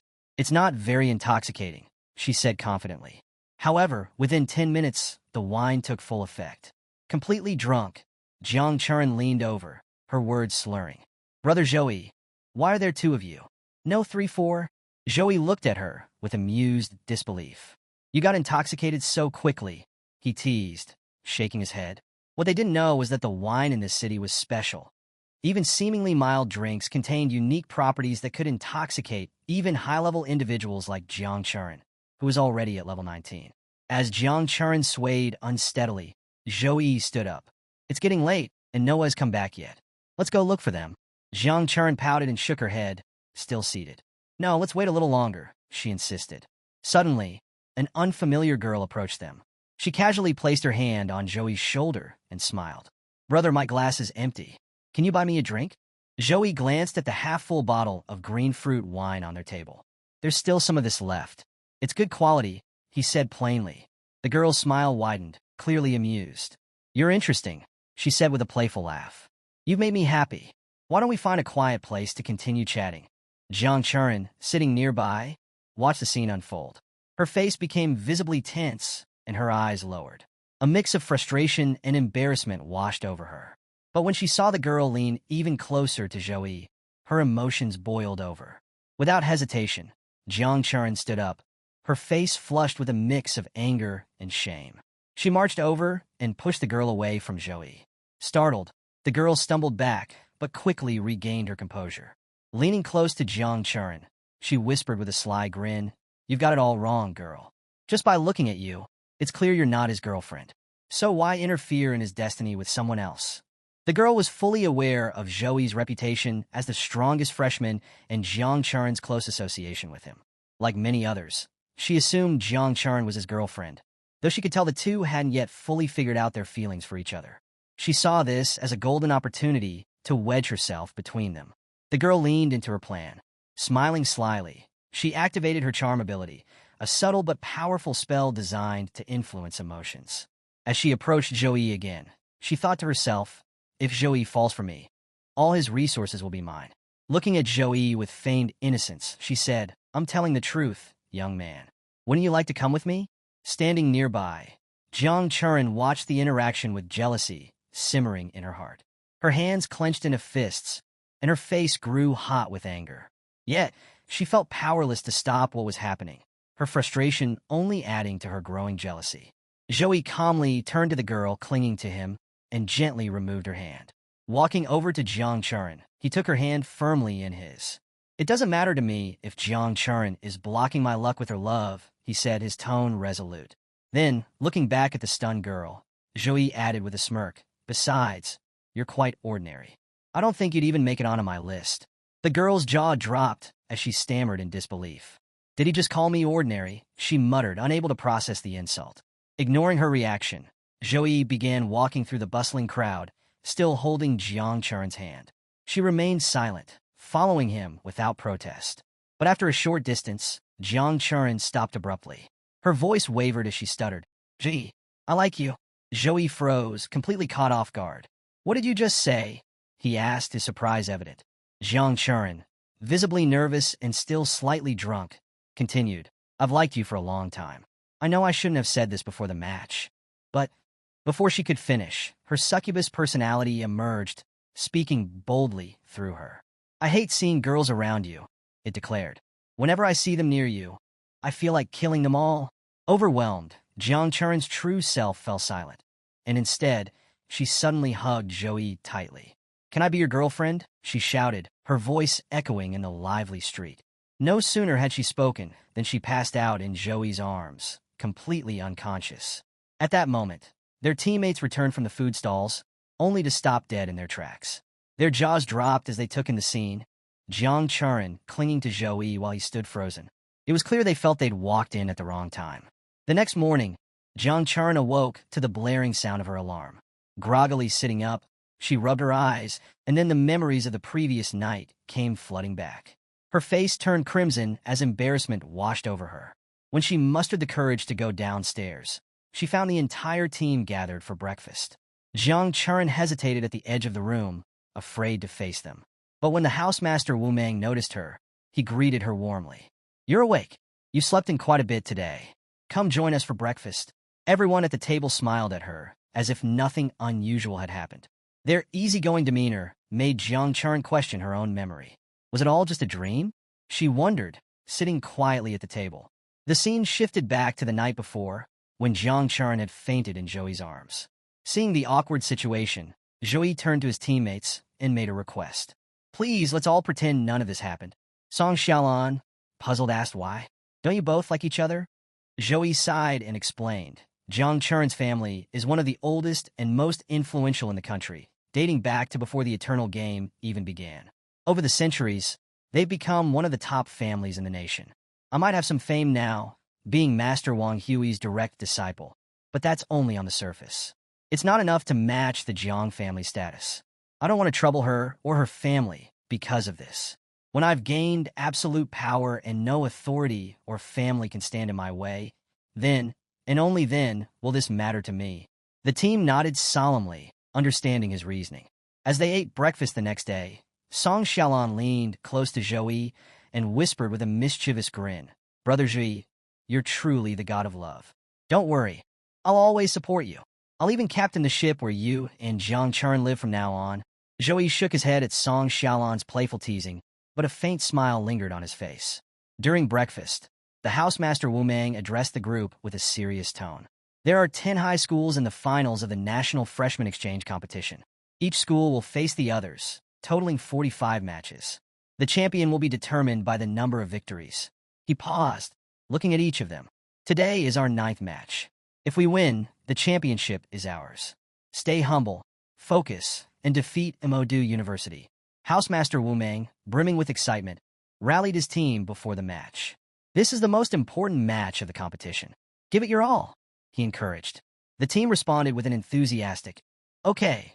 Their energy and confidence were palpable as they prepared for the battle. Meanwhile, at Emodu University, the scene was more tense. A group of students stood together as the housemaster addressed them. He turned to a girl named Sun Jiao, a skilled summoner who was standing in for Weia. Sun Jiao, You're participating as a stand-in today, so don't feel pressured. Your safety will be a top priority, he assured her.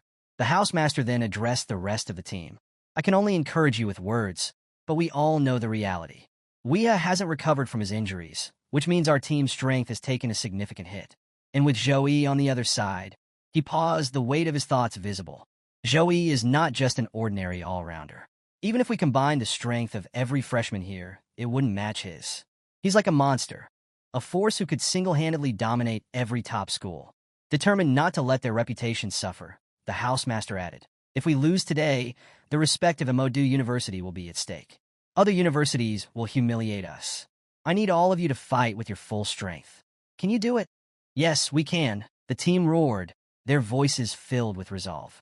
With that, the team headed to the arena, ready to face Sukong University. The crowd buzzed with excitement as the teams arrived at the fighting arena. The live drone's voice echoed, announcing, the match between Sukong University and Emodu University, which everyone has been waiting for, is about to begin. Before the match started, the rewards for the top 3 places were revealed. Third-place teams would receive custom-made gold grade 3-star equipment based on their level. Second-place teams would receive custom-made gold 4-star equipment. First-place teams would receive epic grade war equipment for every team member. The audience erupted in cheers upon hearing the rewards, which were far more generous than those offered in previous years. Joey's team exchanged glances, a knowing smile passing among them. They already felt the epic grade weapons in their grasp, confident in their victory. Both teams were called to the arena, and as they entered, the crowd roared. Fans cheered loudly for Joey and his team, shouting his name in support. Others encouraged Emodu University, urging them to give their best. When the teams reached their positions, the countdown began. 3, 2, 1. The match officially started. Joey's team quickly assumed their battle positions. On the other side, Sun Jiao, the summoner from Emodu University, wasted no time. She activated her summoning skill, bringing forth an array of powerful monsters. Young Dragon Regis, Beehive Yakjan, Great Snake Hades, Monster Hell Guard Kerberos, Lion King Michaela. The arena pulsed with energy as the summoned monsters released the pressure of their power, their sheer presence creating an intimidating atmosphere. From Sukong University's side, Tang Lingyi moved forward boldly.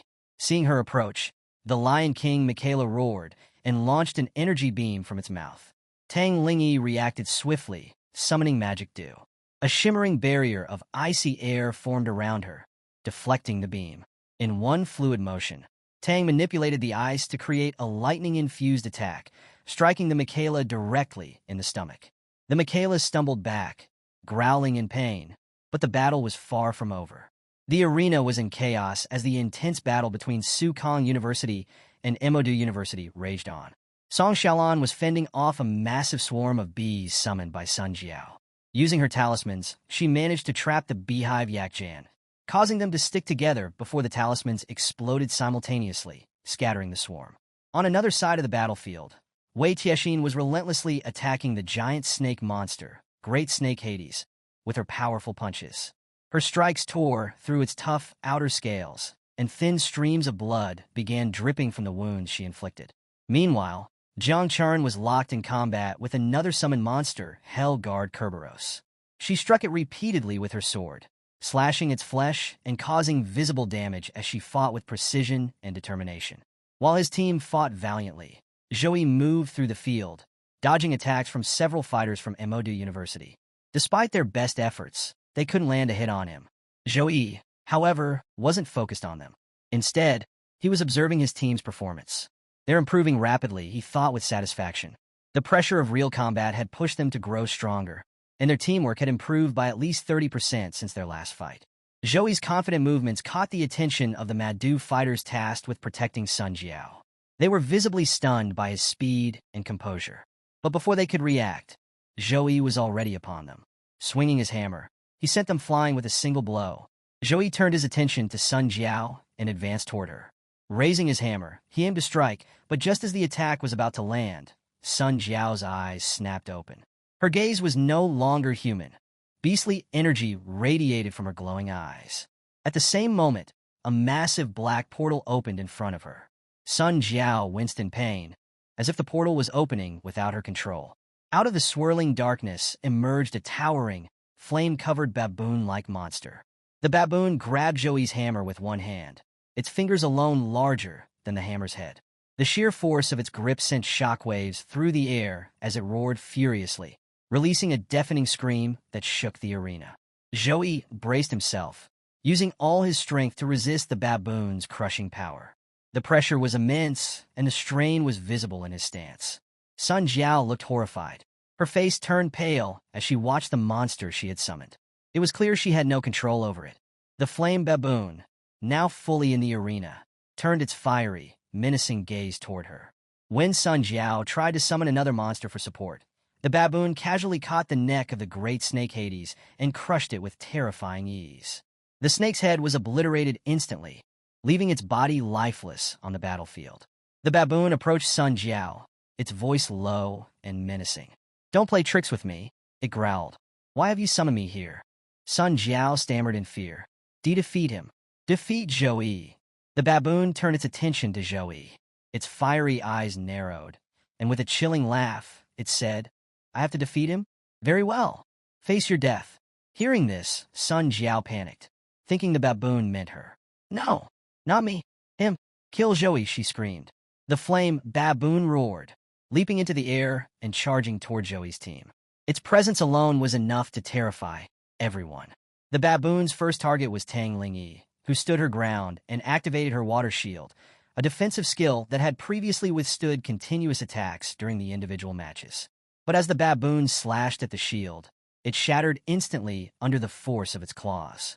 Undeterred, Song Xiaolan began throwing talismans at the monster. Each talisman exploded on contact, but to her dismay, they couldn't even scratch its tough hide. Her thoughts raced as she continued attacking. Water Shield is an A-grade defensive skill. At level 8, it endured the relentless strikes of Qing Jing University's assassin. But now, it couldn't even withstand one attack from this flame baboon. Despite her efforts, Song's talismans proved ineffective.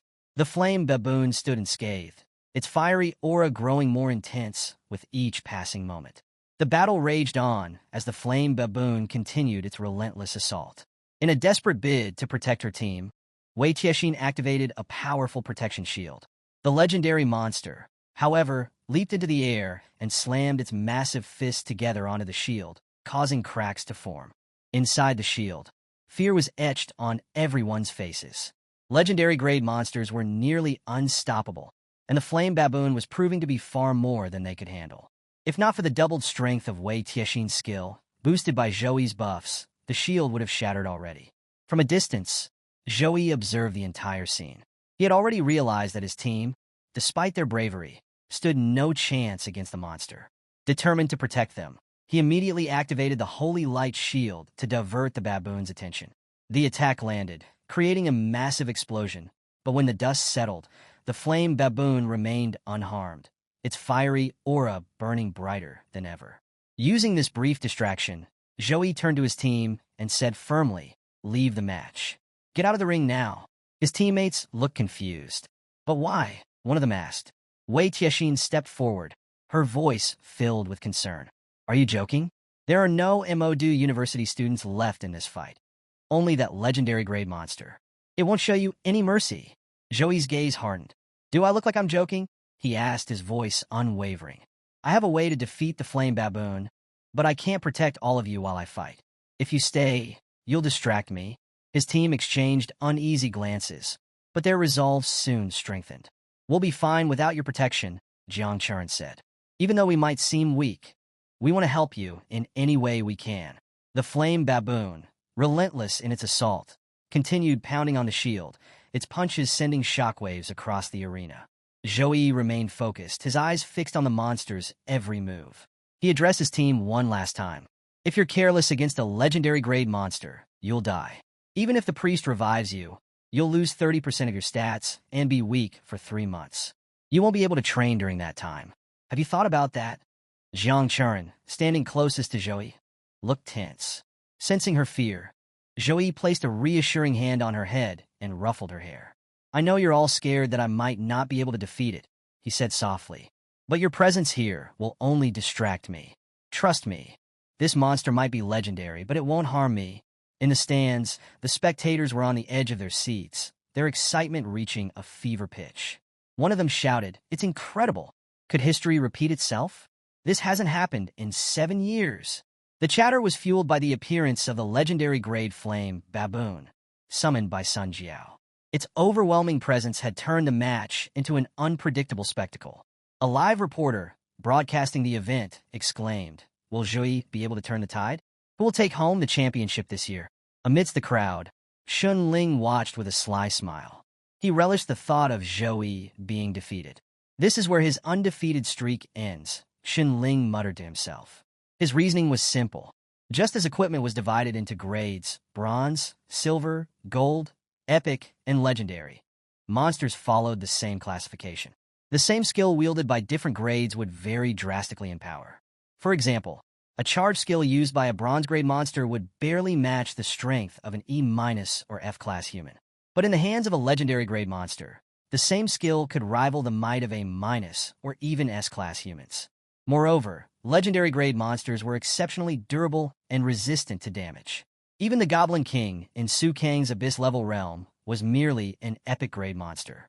The sudden appearance of a legendary-grade monster in the exchange competition was unheard of, and Xun Ling was convinced Zhui had met his match. As the flame baboon roared and prepared to attack again, a commotion broke out in the stands. Xun turned to see people shouting, "They're forfeiting!" Back in the ring, Zhui's team had collectively agreed to forfeit. Each member stepped forward, announcing their decision to leave the match. Zhui watched as Jiang Chuan hesitated. She stood frozen for a moment, disappointment written across her face. When Zhui looked at her, his steady gaze seemed to calm her. With a heavy heart, she finally stepped forward and declared her forfeit. At Zhui's insistence, his entire team reluctantly left the arena, one by one. However, Jiang Chuan lingered, her hesitation evident. Zhui looked at her and firmly repeated his request. "Leave the arena," he said, his voice steady. Disappointment clouded Jiang Chuan's face as she finally turned to leave. Tension was visible in her expression as she walked away. But before exiting, she paused and called back, "End this fight as soon as possible." As the team left the arena, the flame baboon continued its relentless assault on Zhui's protection shield. Punch after punch, the monstrous force bore down on it until the shield finally shattered. The baboon, its face contorted with rage, charged toward Zhui, ready to strike. But just as it closed in, a bright golden light illuminated the arena. The force of the light was so immense that it destroyed the arena floor, leaving the spectators in awe. Amidst the destruction, drops of blood fell to the ground. It was the flame baboon's blood. One of the baboon's massive palms had been severed by the attack. Staring at his injured hand, the baboon looked shocked, unable to comprehend how he had been hurt. His confusion turned to anger as his gaze shifted to Zhui, now radiating with power. Zhui had activated his angel form, his golden wings shimmering as they spread wide. Golden lightning crackled in the air, illuminating his figure as he hovered slightly above the ground. Looking at the injured baboon, Zhui remarked, "Jiang Chuan has left the ring, and none of my companions are here anymore. Now, I can focus entirely on testing the strength of this legendary monster." With that, Zhui raised his hammer, pointing it toward the flame baboon in a clear challenge. The members of Modu University, standing nearby, were stunned. A legendary monster injured by a single strike, it was beyond belief. Even Sun Jiao, the summoner, looked on in shock. She couldn't fathom how one of her most powerful summoned monsters had been hurt so easily. Meanwhile, the flame baboon growled, staring at Zhui with a newfound wariness. As he examined Zhui, the baboon could feel the faint but unmistakable aura of a supreme bloodline. The baboon's thoughts turned to his mother's warnings. The flame baboon are an innate legendary-level god clan. They are kings who dominate from birth. Among the many supreme bloodlines, they are not to be trifled with. For the first time, the baboon felt the breath of such a bloodline emanating from a human. Yet, despite the aura of dominance Zhui carried, the baboon did not retreat. He dismissed Zhui's power as a fluke, considering him lucky to have merged with such a bloodline. In his mind, if Zhui truly possessed great strength, he would have attacked decisively already. The baboon resolved to fight with his full strength, releasing a burst of fiery energy from his body. The sheer pressure of his aura reverberated throughout the arena. As the flame baboon prepared for battle, something incredible happened. His severed hand began to regenerate. Within moments, his palm was fully restored, and he roared triumphantly. Wasting no time, the baboon summoned a massive nunchaku, its surface glowing with flames. Spinning the weapon with terrifying speed, he swung it in every direction, creating a fiery whirlwind around him. Joey, watching the spectacle, smiled calmly. He activated his divine chain skill, golden chains materializing and launching toward the baboon with incredible speed. The flame baboon, undeterred, swung his nunchaku with immense force, hurling it straight at Joey. Joey's divine chain intercepted the baboon's nunchaku mid-flight, stopping the fiery weapon in its tracks. The flame baboon roared in frustration, pulling and swinging with all its might to break the golden chains. Despite its immense strength, the chains held firm. While the baboon struggled, Joey prepared his next move. Ice energy began to coalesce around him, forming a cold, crackling aura. With a swift motion, he unleashed the ice energy attack directly at the baboon. The attack struck with tremendous force, sending the baboon stumbling backward as the icy pressure pushed it away. However, after some distance, the baboon managed to halt its retreat by burying its nunchaku into the ground for stability. Despite the sheer power of the attack, the baboon remained unscathed. Joey's eyes narrowed as he observed this, beads of sweat forming on his brow. He was beginning to feel the strain. His stamina and stats were rapidly depleting with each use of his powerful abilities. In the spectator stands, an elder from the Zhou family watched the match with growing dread. His face was pale, his hands trembling. Turning to Xiaoyu, he ordered, "Stop this match immediately. We can't let the hope of our family be ruined like this." Xiaoyu didn't hesitate. He bolted from the room, determined to find House Master Wu Mang and persuade him to end the match. The elder was resolute. He was willing to offend both Sukong University and Modu University if that's what it took to protect Joey. In the control room, the house masters of the three universities were locked in a heated discussion. House Master Chung of Sukong University looked at Wu and said gravely, "You should end this match. If Joey dies, our country will lose a great prodigy." The House Master of Modu University added, "Joey is destined to become a giant in the future. If his growth is cut short here because of this match, it will be disastrous for everyone. Forget about the rankings. They're just an illusion. Make your decision quickly before it's too late." At that moment, Xiaoyu burst into the room, shouting, "Stop this match now. The Zhou family will pay Sukong University tenfold, no 100-fold, for ending it." His voice was desperate, echoing with urgency. The housemaster of Modu University nodded in agreement. "Don't overthink it, Wu Mang. Announce your decision before this escalates any further." House Master Wu Mang, however, remained calm amidst the chaos. "Do you think I'm not considering it?" he asked softly. His thoughts drifted to a conversation he'd had with the principal of Sukong University. When Wu had asked about Joey's real strength, the principal had replied confidently, "You can rest assured. Unless a legendary monster above level 26 faces him, Joey will handle it with ease." As the match continued, Wu Mang's eyes remained fixed on the arena. His mind churned with calculations, recalling the stark differences in strength between levels. After level 20, whether human or monster, the gap between levels becomes immense. A level 26 monster of the same grade is equivalent to facing 10 level 24 monsters. The flame baboon, though formidable, was only level 24.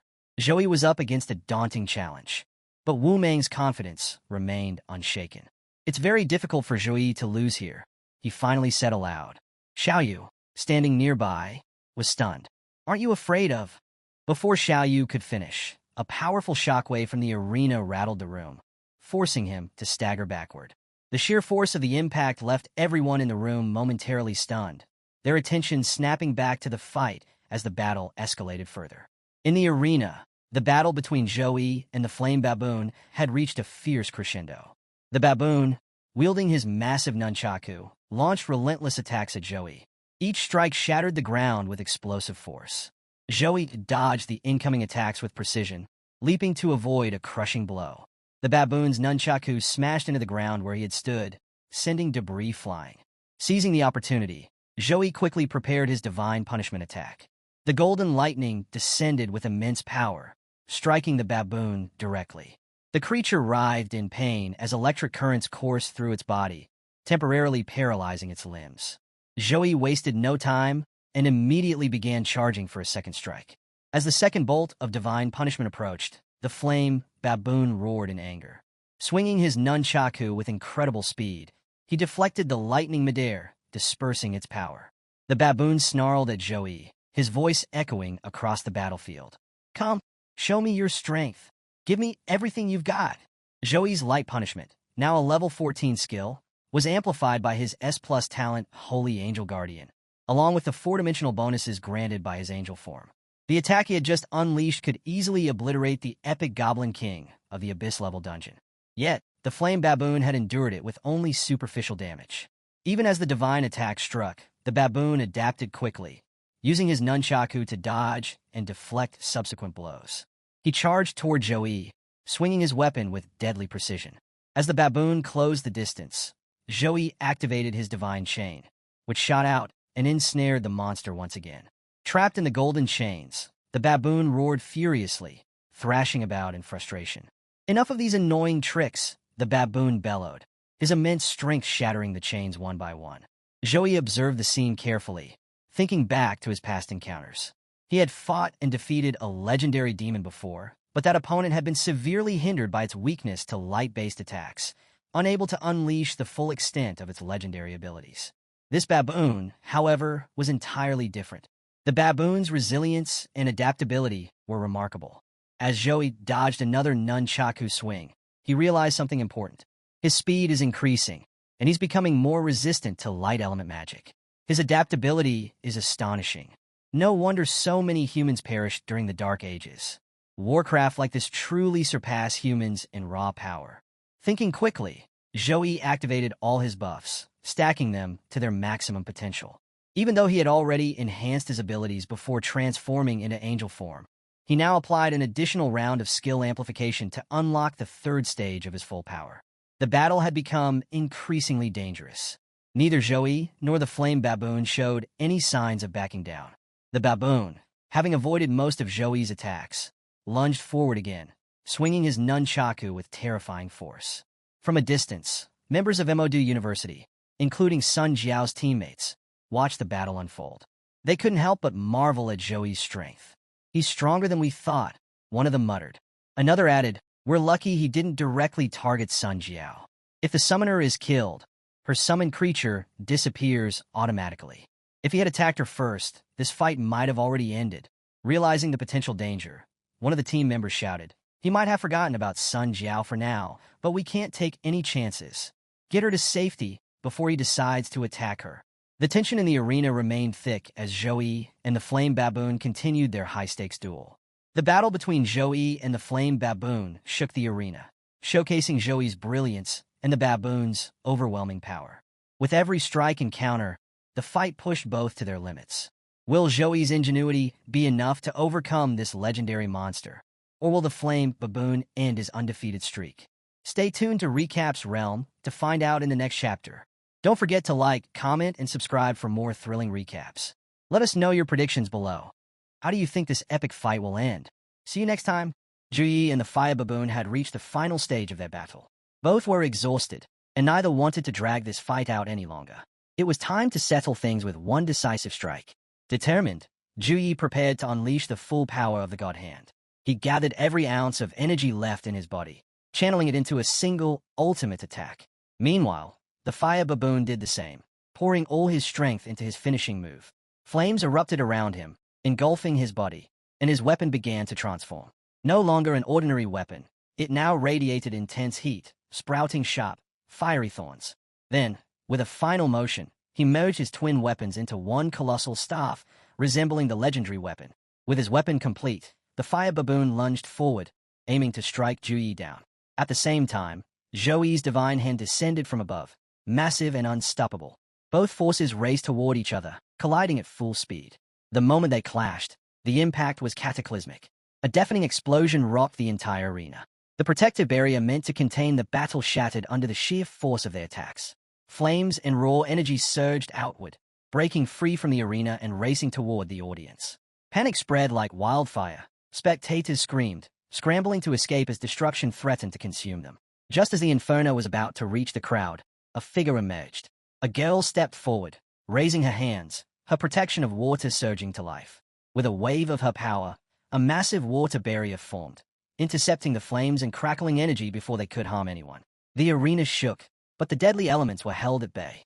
To further protect herself, she conjured a shield of water, absorbing the remaining force of the explosion. As the last embers died out, the fear in the audience's eyes faded, replaced by relief and awe. "It's a tertiary awakened maid from the Alliance," someone gasped in recognition. "Thank the heavens," another murmured. "I thought we were done for." A third spectator, still shaken, muttered, "That attack. If the priests don't intervene, would anyone have even survived?" Before the battle began, anticipating the intensity of the fight, the Alliance had reinforced the arena's barrier, raising it to level 7, strong enough to withstand the full force of a top-ranked Tier 2 mage. Yet, against Joey's ultimate skill and the fire baboon's fiery onslaught, it wasn't enough. For the first time in 100 years, the shield had completely shattered. As the magician girl held back the devastating attack, a thought crossed her mind. The sheer power of these blows was enough to gauge just how terrifying this battle truly was. With the attacks finally slowing and the battlefield settling into an eerie calm, she straightened up. The audience, who had been frozen in shock, turned their eyes toward the arena, sensing that something had changed. And they were right. Inside the ring, the fire baboon was in ruins. Both of his arms had been severed, his body riddled with wounds. He struggled to heal, but something was wrong. Light and ice elements coursed through his blood, constantly tearing apart his flesh and disrupting his regeneration. The pain was unbearable, infuriating. This man, his ruthless, the fire baboon growled, trembling. And that holy light, it's worse than death. Enraged by his helplessness, he roared, pouring every last ounce of his strength into recovery. With sheer force of will, his arms regenerated, and the moment they reformed, he slammed them into the ground, shaking the entire arena. "I am the great fire baboon. There's no way I fall here," he bellowed. But just as the words left his mouth, bam! Juyi appeared out of nowhere, landing a devastating punch to his face. The impact sent the fire baboon soaring backward, a couple of teeth flying from his mouth. Before he could even react, Juyi closed the distance again, relentless. He raised his knee, eyes cold. "This ends now." And with that, he drove his knee into the fire baboon, sending him crashing into the ground at full force. The arena trembled as dust and debris exploded into the air. Wasting no time, Juyi unleashed his divine chains, swiftly capturing Sun Jiao's remaining summoned monsters. The golden chains slithered around them like unbreakable bonds. Juyi stepped forward, his voice unwavering. "Are you going to fight, or are you surrendering?" Sun Jiao's team stood there, stunned. How did this happen? Just moments ago, victory seemed within reach. Now, they were trapped, their strongest monsters restrained. Sun Jiao clenched her fists. She had nothing left, no options, no way out. Her beasts were captured, and with the chains tightening around her own magic, she realized this match was over. Without hesitation, she raised her hand and declared, "We surrender." The moment Modu University admitted defeat, a drone descended into the arena, its voice booming across the stadium. "And the champions of this tournament are..." A brief pause. The audience held their breath. "Suhang University." The entire stadium erupted in cheers. Let's all congratulate Suhang University on their well-earned victory. And let's not forget to honor the incredible performance of their players, especially Ji and our MVP, who turned the tides of battle with a truly legendary fight. The crowd exploded into chants, roaring Joey's name over and over. His team's names echoed through the arena as fans celebrated their triumph. With 45 matches played across 10 universities, it was finally time to announce the final rankings of the competition. Final standings. First place, Suhang University, 9 wins, 0 losses. Second place, Modu University, 8 wins, 1 loss. Third place, Qingjing University, 7 wins, 2 losses. And with that, the battle was over. A new legend had been born. The moment the final rankings were announced, the stadium erupted in cheers once again. The name Suhang University echoed through the air as the crowd passionately chanted their victory. Meanwhile, a well-known live commentator, who had been covering the entire match for his viewers, turned back to his audience. Before the battle started, he had asked them to predict the winner. And now, with the results clear, he couldn't hide his excitement. "Can you believe it?" he exclaimed. "This guy is only 18 years old, yet his combat skills are this powerful. If he keeps going at this rate, there's no doubt Joey's name will be among the top 10 professionals in all of our nation one day." But while the audience celebrated, Juyi was exhausted. The intense battle had drained him completely. As his angel form faded, his body returned to normal, and before he could react, a girl came running straight at him. With zero hesitation, She threw her arms around him in a tight embrace. "Brother Juyi, you just used your angel form. How are you feeling?" she asked, concern in her voice. The live broadcaster, still in the middle of his coverage, instantly caught onto the moment. He turned to his cameraman. "Quick, zoom in. This is the shot." After all, this was exactly the kind of scene that skyrocketed viewership. And he was right. At that moment, over 500,000 people were tuned into his live broadcast, watching intently. The camera focused in as Juyi gently placed his hand on her head. "Sorry for worrying you," he said softly. "I feel really weak right now. But once I level up, I'll be fine." The internet exploded with reactions. "I knew it. These two are totally a couple. Stop with the romance already. I'm single and suffering. That girl is stunning.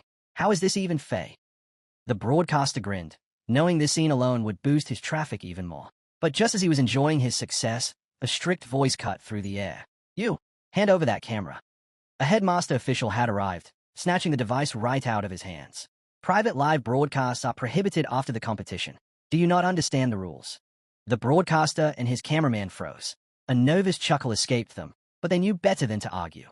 At that moment, the headmaster stepped forward, his presence instantly commanding attention. "Everyone, return to the villa," he ordered. "There's something important I need to discuss. The final event of the tournament. The survival competition." The students exchanged glances. The final event. Without wasting any time, they followed the headmaster back to the villa, where they all gathered in a large meeting room. The headmaster stood in front of them, his voice steady as he addressed the competitors. "Listen well. The survival competition is the last and most dangerous event of this tournament. Unlike the previous rounds, where battles were contained in a controlled environment, this time, you'll be entering a real open dungeon." The room fell into silence. This is nothing like the simulated dungeons you encountered in the individual rounds. In this dungeon, there are no set rules. Anything can happen. You will face unexpected threats, real monsters, and extreme conditions. Your survival skills will be tested to their absolute limit. The weight of his words settled on everyone's shoulders. The real challenge was just beginning. Even the strongest may not survive.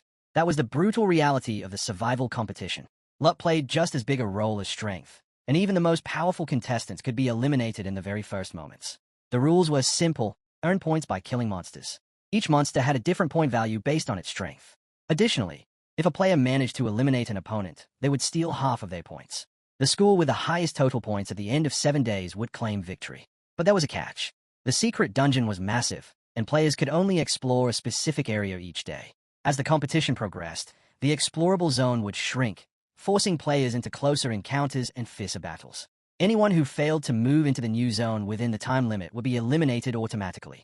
One final warning: entry locations were random. If any contestant accidentally reached the void area at the dungeon's border, they had to escape immediately. The headmaster then elaborated on the void area, a region filled with countless space cracks. Even a third-level professional wouldn't stand a chance if they wandered into it. Death was instant. After delivering these critical instructions, the headmaster's sharp gaze swept over the team. "Understood." A unified nod. "Yes, sir." The scene shifted. At university, the headmaster hurried down a corridor, passing several rooms before reaching his destination, a chamber where the housemasters of 8 other universities were already gathered. Tension filled the air. The moment he stepped in, Headmaster let out a relieved sigh. "Finally, you're here." His arrival didn't go unnoticed. Housemaster Su from Su-Hang University leaned back in his chair, his expression unreadable. "So, let me guess. Every university except Su-Hang's has gathered here. What exactly are you all planning?" Cheng's expression turned serious. "If we do nothing now, Su-Hang University is going to win the survival competition too." His voice was heavy with concern.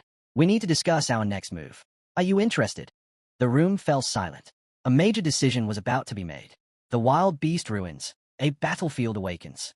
Elsewhere, the water magician girl stood with her hands raised, her magic flowing like a gentle tide. Above her, a live drone broadcasted her every move to an audience watching from across the nation. The drone's voice carried excitement. The final event of the National College Freshman Exchange Competition, the survival competition, is about to begin. Unlike the previous matches, this event would last 7 days and nights. There would be no live spectators, but the entire competition would be broadcasted non-stop on all platforms. Turning its lens toward the girl, the drone then addressed the audience. "Now, let us introduce the legendary secret dungeon where this battle will take place." The scene shifted, revealing an ancient battlefield, a land of chaos and mystery. "This isn't just any dungeon," the drone continued. "According to reliable sources, This is the site of an ancient war. The legendary Wild Beast Ruins, once a battlefield where countless orc tribes fought for dominance. The ruins, long dormant, were now being reawakened by the water magician girl's power. The live broadcast zoomed in, capturing the eerie energy rising from the earth. No one knows exactly when or where this great war took place, the drone added. But one thing is certain. This place is filled with both unknown dangers and unimaginable opportunities. The dense forests of the ruins crawled with monstrous creatures, their towering figures concealed within the shadows. Their razor-sharp claws and deadly fangs waited, ready to tear apart any intruder bold enough to step into their territory. But danger wasn't the only thing hidden within these lands. Every stone, every relic buried beneath the earth, could hold forgotten artifacts and lost treasures, waiting to be claimed. Could a school really be so generous as to open this dungeon for free exploration? Surely, the military had already scoured it clean. What treasures could possibly remain? Then came the final announcement from the live drone. Its voice rang out, commanding all contestants to ready their weapons, steel their resolve, and step forward with courage. We await the birth of legends. The moment the survival match officially began, a wave of energy surged through the ruins. One by one, participants vanished, teleported into the depths of the beast ruins. And then, in an instant, he too was gone. Everyone had been teleported to different locations within the ruins, scattered far and wide. Joey found himself at the very spot where Joey had arrived moments earlier. Yet now, he was alone. It was clear, no matter the physical connection, teleportation here worked independently. Finding his allies would take time. As Joey turned, he caught sight of a man, and in that very moment, gaze locked onto his. Without hesitation, man bolted, vanishing into the distance at full speed, unleashing his 1,000-step technique. Watching him flee, Joey chuckled. What a lunatic, he mused. His score is still at 0. Why would I even bother fighting him now? With a smile, he summoned his hammer, gripping it tightly. A good hunt requires patience. Let him fatten up first. Meanwhile, Xiaolan perched on the thick branch of a towering tree, bow in hand, attuned to every movement in the ruins. She sensed someone approaching, fast. Fixing her gaze northward, she pinpointed the figure, roughly 1,000 meters away. Who is that? I can't tell which school he's from. As the unknown figure closed in at a rapid pace, Xiaolan didn't hesitate. She raised her bow, steadying her aim. Could it be Jui? Xiaolan let her arrow fly, the projectile slicing through the air at full speed toward its target. The figure in its path was none other than a man. His sharp instincts kicked in, and he dodged just in time, twisting mid-E. Hey, we're on the same side, he shouted, his voice echoing through the ruins.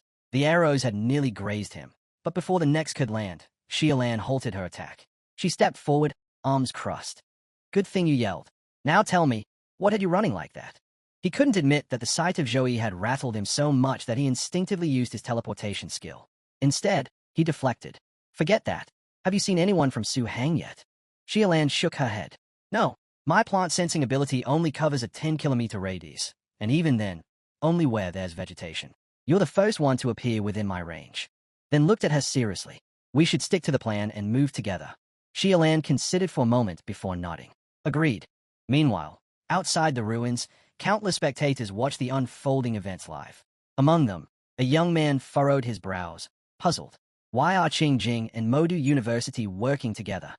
Beside him, another observer smirked. They're playing it safe. They know they're evenly matched, and in a place this dangerous, teaming up makes sense. But trust me, this is just the beginning. By day 7, the tracking devices will expose everyone's location. That's when things will really heat up. The first man's eyes widened slightly. So the real game starts later.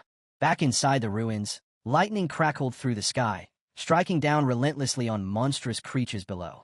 At the center of it all stood Jui, his power surging as he rained divine light upon his enemies, obliterating them one after another. The beasts, enraged by his presence, let out furious roars. Who dares intrude on our territory? Kill him! A horde charged at him, their bloodlust filling the air.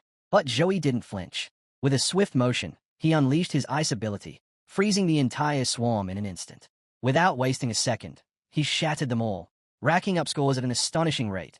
500 points, 600 points. His numbers climbed rapidly. Then, a shadow loomed over him. A massive spider emerged, its fangs glinting under the stormy sky. But before it could even react, Joey swung his hammer with immense force, crushing it in a single blow. A notification flashed before him. Plus 12,200 points. He smirked. Finally, a real challenge. With the battle won, he glanced at his device, checking the rankings. First place, Zhou. Second place, Wang Xian. Third place, Li Mengzi. He chuckled. Let's see who can keep up. Zhou glanced at the leaderboard, analyzing the names below him. The mechanists were proving to be a force of their own, using scout robots to scan for high-level monsters and avoid them while efficiently hunting weaker ones. Their precision and strategy made them a silent but deadly force. He recalled what Headmaster Wu had mentioned before the competition began. The early stages are where summoners and mechanists shine. Shifting his focus, Zhou checked on his teammates. Jiang Churan was holding 9th place, Wei Taixin was in 10th, and Xie Lan, from another university, sat at 11th. Just as expected, their rankings aligned with his predictions. Then, his eyes landed on Tan Wei's score. 72nd place. Tan Wei's current score was only 540. Even more surprising, Zhang Zi, ranked just below him, had 470 points. Zhou frowned. Tan Wei and Zhang Zi may not be among the strongest, but they should be somewhere in the middle, not this low. Something felt off. And then, suddenly, Tan Wei's name vanished from the leaderboard. A single word appeared next to it, eliminated. For a moment, he stood still, running through the possibilities. 3 things could remove someone from the competition: the realm itself, a demon, or another contestant. The realm? No. The zone shrinking phase hasn't even begun yet. A demon? Unlikely. Tan Wei may not be the strongest, but is not reckless. If he encountered something beyond his ability, he would have escaped. Which leaves one other possibility. Zhei's eyes narrowed. Have contestants already started forming alliances? In this realm, surviving wasn't just about fighting monsters. It was about outmaneuvering other contestants. Normally, with randomized teleportation, forming alliances so soon should have been difficult. This kind of teamwork usually emerged later in the match. Just then, a sharp beep echoed from his device. A voice followed. Attention, all contestants. The safe zone will begin shrinking. You have 3 hours to reach the designated area. Anyone outside the zone after this time will be eliminated. Zhou didn't waste a second. Damn it. He checked the map. The closest safe zone was far. Too far. If he wanted to make it in time, he had no choice. He sprinted at full speed, cutting through the rocky terrain. He'd deal with Tan Wei's situation later. For now, survival came first. Then, as he dashed through the mountains, something caught his attention. A burst of power erupted nearby, water energy surging through the air, colliding with something heavy. A clash. A fight. Zhou skidded to a halt. Someone's battling up ahead. The moment Zhou recognized the water-based skill, his eyes sharpened. Lingyi. Without hesitation, he pushed himself to run even faster. Deep in the mountains, Tang was locked in a fierce battle. Several opponents had surrounded her, attacking in unison. She swiftly fired a water arrow, striking a girl and forcing her back. But before she could regain her footing, another attacker lunged at her. A boy wielding a massive sword, his blade coming down with brutal force. Tang reacted instantly, summoning a water shield to absorb the impact. The sword clashed against it, sending ripples through the air. The boy scowled. You as stubborn as a damn cockroach. Tang smirked. And you talk too much. Before he could strike again, she activated her next skill, Stone Hammer. A massive stone hammer materialized above them and came crashing down on the boy. He barely had time to react before being flattened, his agonized screams echoing through the mountains. Tang exhaled, shaking her head. You should have learned it by now. Never underestimate your opponent. But she wasn't done.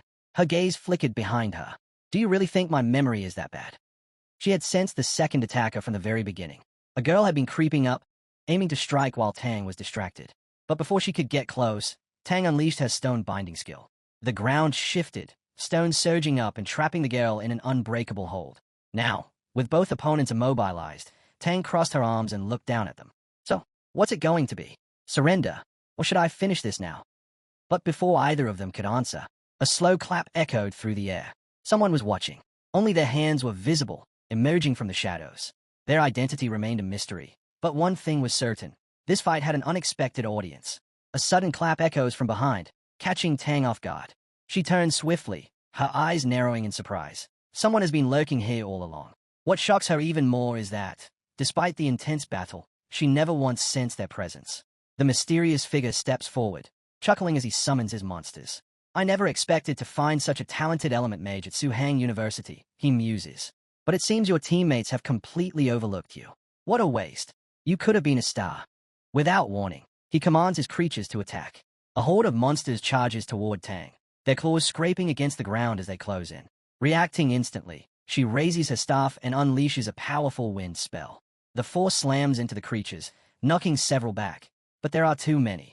Some dodge the attack and quickly spread out, surrounding her from all sides. Before she can reposition, a few lunge from behind.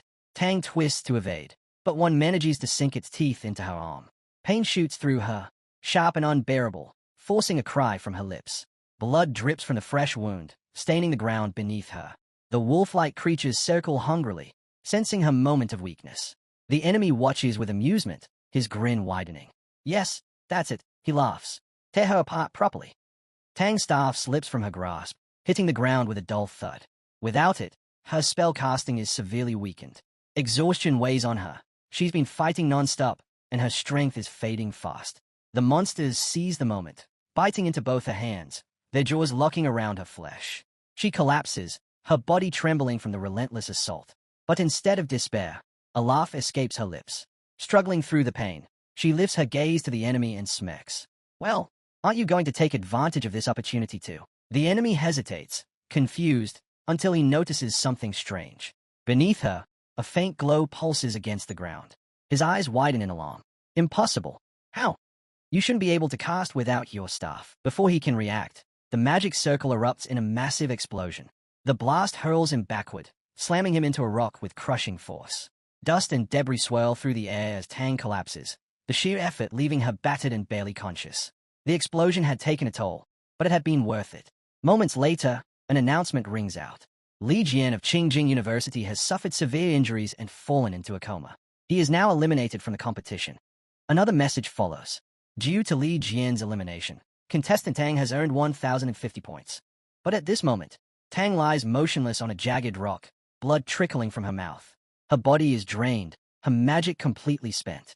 In this state, she's defenseless. Anyone could finish her off in an instant.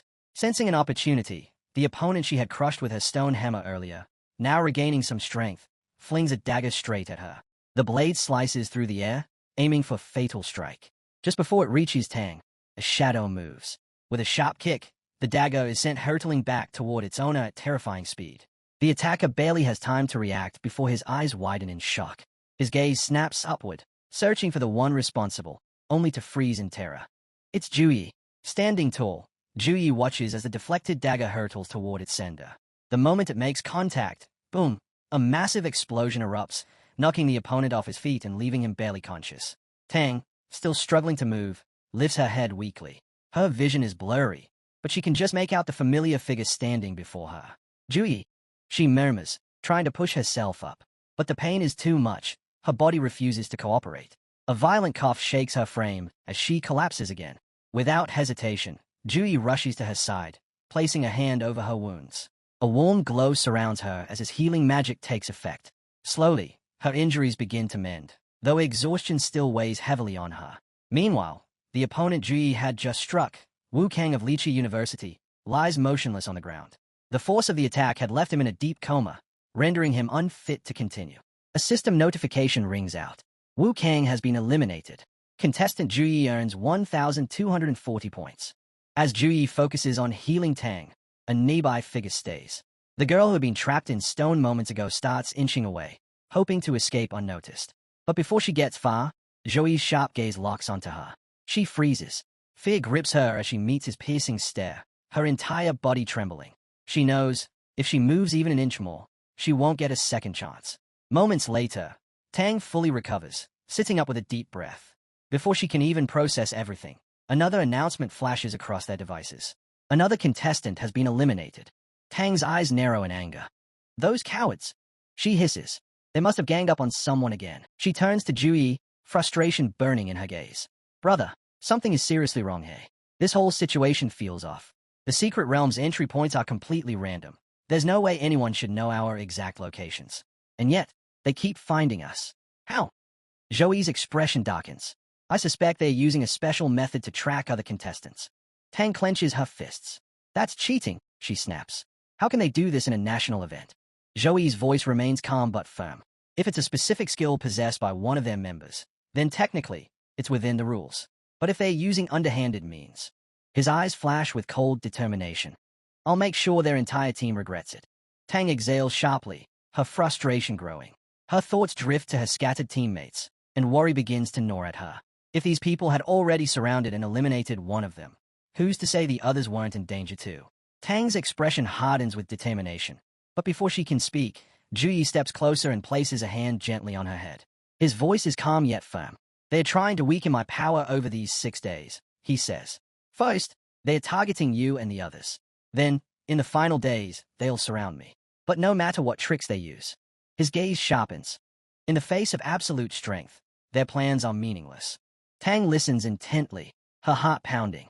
As Juyi finishes speaking, a wave of emotion washes over her, and without realizing it, her face turns slightly red. Juyi stands up, gripping his hammer. "Don't let anger cloud your judgment," he advises. "Your wounds haven't fully healed. Drink a magic potion and rest here for the night. I'll take care of the demons nearby." With that, he strides forward, ready to clear the area. The scene shifts to the final day of the National College Freshman Exchange Survival Competition. Excitement surges through the outside world as spectators eagerly watch the live feed. A drone hovers above the arena, relaying information to the audience. Today, 74 contestants enter the ultimate battle to determine the final rankings, the broadcast announces. Each player's location will now be displayed on their smart wrist devices. Who will emerge victorious? The stadium roars with energy. Every seat is filled, and fans chant the names of their favorite fighters. After 6 grueling days, only 2 students from Suhang University remain, Juyi and Tang. Meanwhile, 71 students from 9 other schools still stand. The numbers are overwhelmingly against them, and the crowd is buzzing with one question. Can Juyi withstand their combined assault? The tracking devices flicker to life, revealing the real-time positions of every contestant. On a high rock, a small group gathers, watching the movement of their targets. Among them are Zhongzi, Wei, and Wang Xian, their eyes fixed on the approaching figures. "Juyi and Tang are heading straight toward us," Wei observes. His voice carries a mix of excitement and caution. Zhongzi smirks. "Jiang Churan is in the northwest," he adds. "She's strong, but not as strong as Juyi. And the best part, 18 people are already closing in on her." Wei nods, turning to Xiaolan. "Take 5 men with you. Go after Jiang and take her down." His expression darkens. "The rest of us, we'll handle Juyi, all 47 of us." Xiaolan grins. "Got it." Meanwhile, another group is already in position, standing in attack formation. They keep their eyes on Zhouyi's incoming location, watching his movement carefully. "He'll reach us in about an hour," one of them says. "Everyone, get ready. This battle will determine our final rankings in the competition." Farther ahead, Jiang Churan finds herself surrounded. Attacks rain down from all sides, but she doesn't slow. Instead, she cuts through them, pushing forward with relentless force. Among her attackers, Xiaolan steps forward. His eyes lock onto Jiang, and a smirk forms on his lips. "It's been a while since I had a real fight," he says, gripping his weapon. The battle is about to begin. Jiang freezes as a familiar voice reaches her ears. A slow, eerie smile spreads across her lips, and the air around her begins to shift. A dark aura pulses around her body as she transforms, her succubus form fully awakening. A sultry laugh escapes her lips as her glowing purple eyes lock onto Xiaolan. "Xiaolan, why did you wait so long?" she taunts, her voice dripping with amusement. "Did you really think that after all this time, while my brother Juyi has been working so hard, I've grown weak?" She tilts her head, her smile turning predatory. "If you think you can push me around, I'll make sure you never forget today." Xiaolan's confidence wavers as she watches Jiang's transformation unfold. This is the full power of her succubus bloodline, something she had never expected Jiang to master so effortlessly. It becomes painfully clear, numbers alone won't be enough to take her down. Without hesitation, Xiaolan looses an arrow, the sharp whistle of its flight cutting through the tense air. At the same time, several fighters charge at Jiang from all sides. Before they can close the distance, boom, a surge of blinding purple energy erupts, shaking the ground violently. Meanwhile, the moment Juyi's presence is near, the earth begins to tremble. Small stones roll across the battlefield. Cracks spread through the ground. Wei smirks. His hey. Boom. A massive hand bursts from the ground, followed by a towering rock monster. Standing atop the creature's shoulder, surrounded by a swirl of magical energy, are Juyi and Tang. Their entrance is nothing short of legendary. The battlefield falls into stunned silence. For the first time, a flicker of nervousness crosses the faces of the assembled fighters. Wei, however, lets out a low chuckle. "Juyi, you should feel honored," he calls out mockingly. "To deal with you, we've gathered 47 top players from across the universities." Around them, fighters snap into their battle stances. There's no hesitation. They all know the threat Juyi poses. But instead of showing concern, Juyi simply smiles. 47 top players, he echoes, his tone laced with amusement. To me, you're nothing more than a mob. His words ignite immediate outrage. Murmurs of anger ripple through the group, their expressions darkening. Jui surveys them all, unimpressed. His smirk sharpens as he speaks again. Tell me, am I wrong? His gaze sweeps over the crowd. Not a single one of you has defeated me before. You relied on numbers to take down my teammates. And now, you're all banding together just to face me. He lets out a short laugh. Let's be honest. Without this little cowardly strategy, none of you would even have the guts to stand against me. The tension in the air becomes suffocating. Joey's words have struck a nerve. He takes one step forward, his aura surging. So come, weaklings, he challenges, his voice ringing across the battlefield. I'll show you today that no matter how many ants gather, they can't kill a dragon. Joey's words ignite a firestorm of rage. The moment he calls them weaklings, the battlefield erupts. One by one, the fighters activate their abilities. Wang Xian surges forward, his mechanical enhancements whirring to life. Others unleash their powers. Wind howls, fire ignites, and monstrous summons emerge from glowing sigils.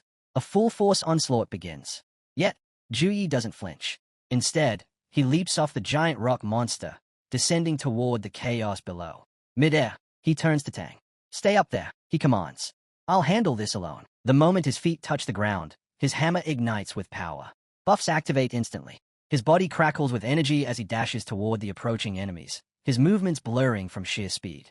Then, the carnage begins. With each swing of his hammer, opponents are sent flying. Bones shatter. The ground quakes under the force of his attacks. Some fighters barely have time to react before they are crushed beneath his overwhelming strength. From a distance, onlookers watch in disbelief. He's too fast, someone exclaims. But he's just a freshman. How can a freshman fight 47 people at once? Doubt begins creeping into their minds, but Juyi isn't done yet. As he cuts through the frontline fighters, he finds himself suddenly surrounded. Summoned creatures block his path. Massive beasts with riders perched on their backs, circling like vultures. A low chuckle escapes Joey's lips. Instead of retreating, he charges forward. His hammer gleams as he smashes through the first creature, sending its rider tumbling. But just as another monster swipes at him, a brilliant light explodes from his body. Angel form activated. The battlefield is bathed in golden radiance. A monstrous claw reaches for him, only to be obliterated in an instant. The sheer divine energy radiating from Juyi makes even the strongest summons recoil. The mags positioned behind the front line react quickly, forming defensive barriers. Hold him back, one shouts. Defensive formations ignite. Guardian of Light, Barrier Fortress, Sacred Seal Circle.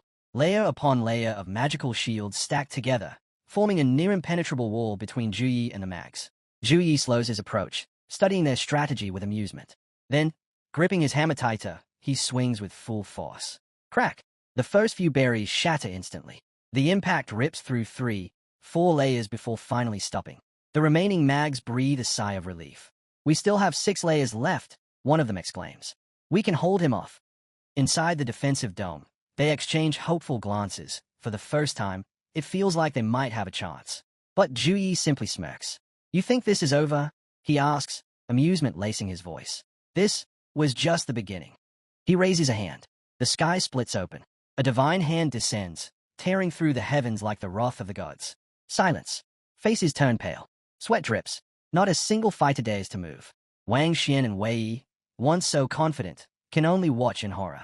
Because at this moment, they know, this battle has already been decided. The massive divine hand loomed overhead, descending with an overwhelming force that sent shivers through everyone present. The sheer pressure of it was undeniable. Everyone could feel it closing in at once. Wang Xian wasted no time. Get out of the way, he shouted. It was exactly what the panicked crowd needed to hear. Without hesitation, people turned and ran, their voices rising in fear.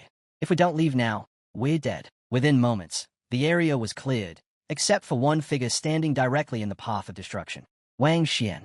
Seeing him standing firm, someone called out, "What are you trying to do?" Seated inside his massive robot, Wang Xian's voice came through, steady and resolute. Even if the success rate is 0, I have to try. A warning alert flashed before him, a direct message to retreat immediately. But he ignored it. Instead, he focused on a strategy he had analyzed countless times while playing the game. His hands moved quickly, manipulating controls as he began constructing something in real time. I've studied this battle over and over, he muttered. I've analyzed the angle, the power, and the impact of the divine hand. It seems unstoppable, but its force is scattered. If I can assemble all the machines into a defensive barrier, I might just be able to disperse that power and survive this attack. With every second, his plan took shape.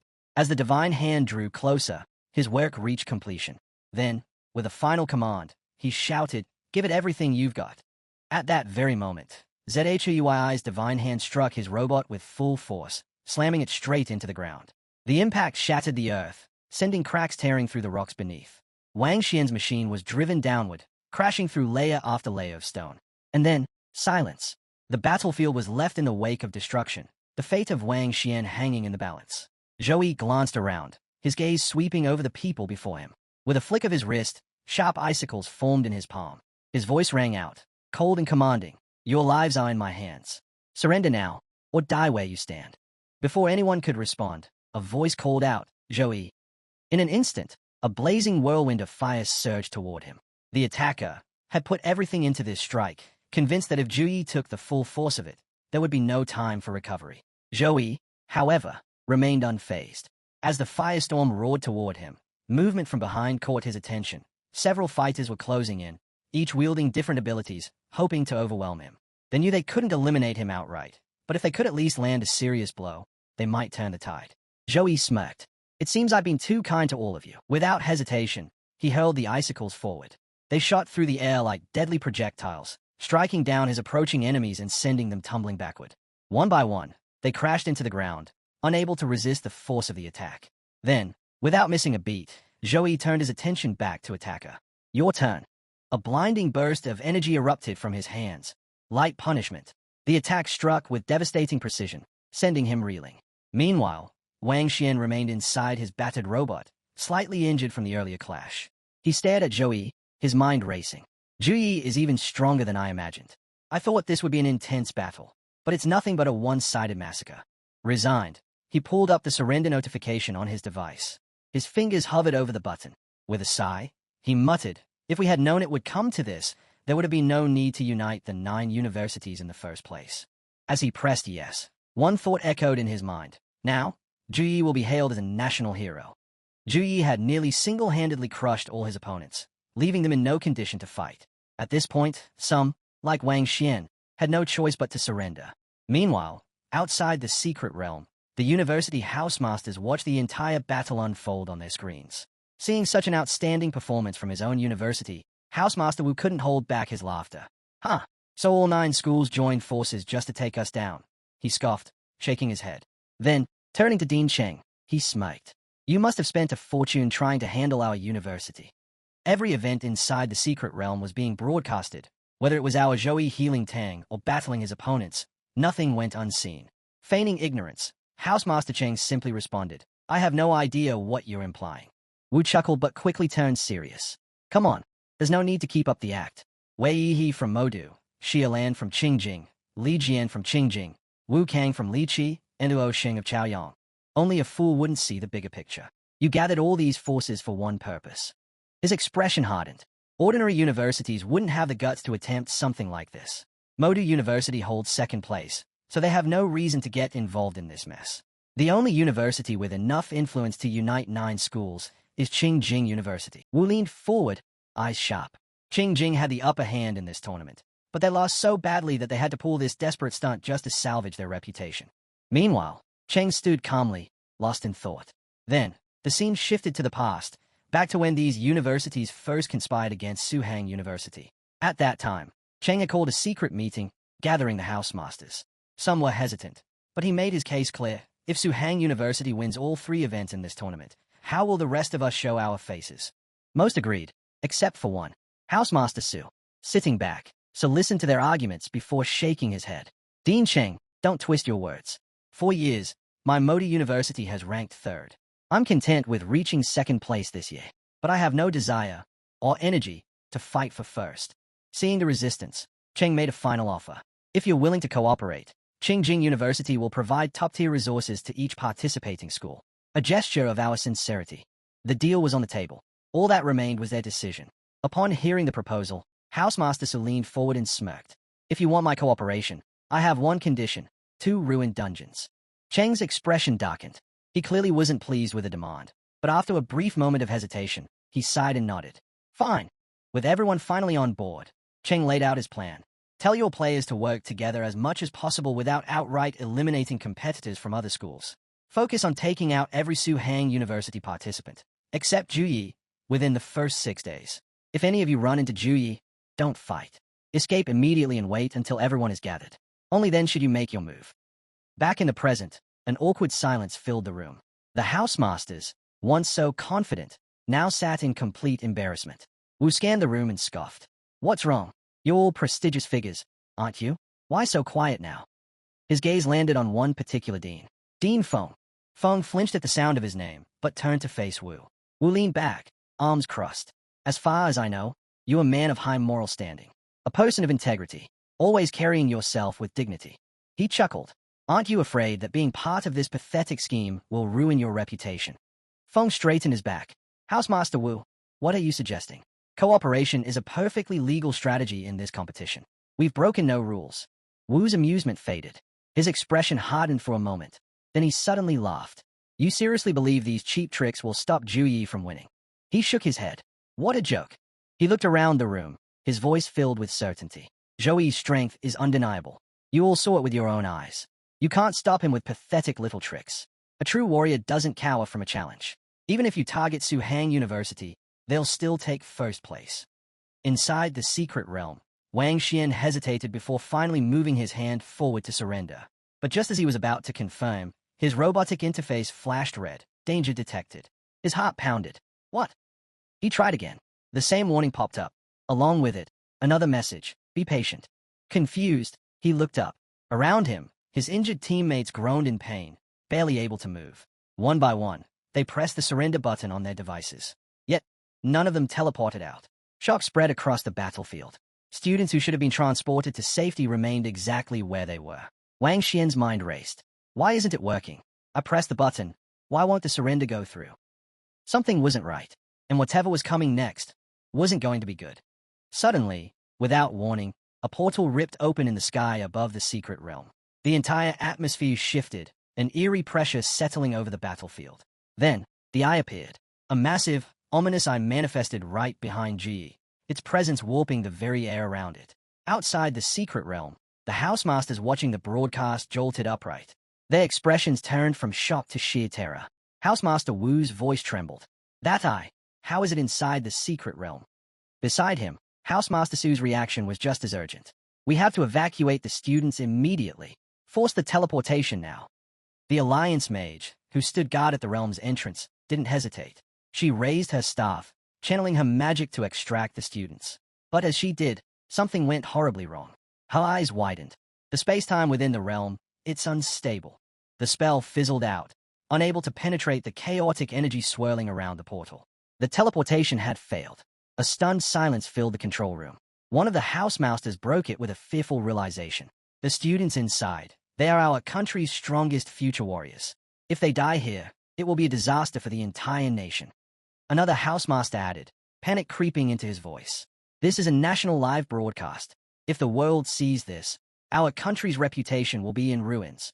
The room erupted in frantic voices, each housemaster demanding a solution. But Wu's focus remained elsewhere.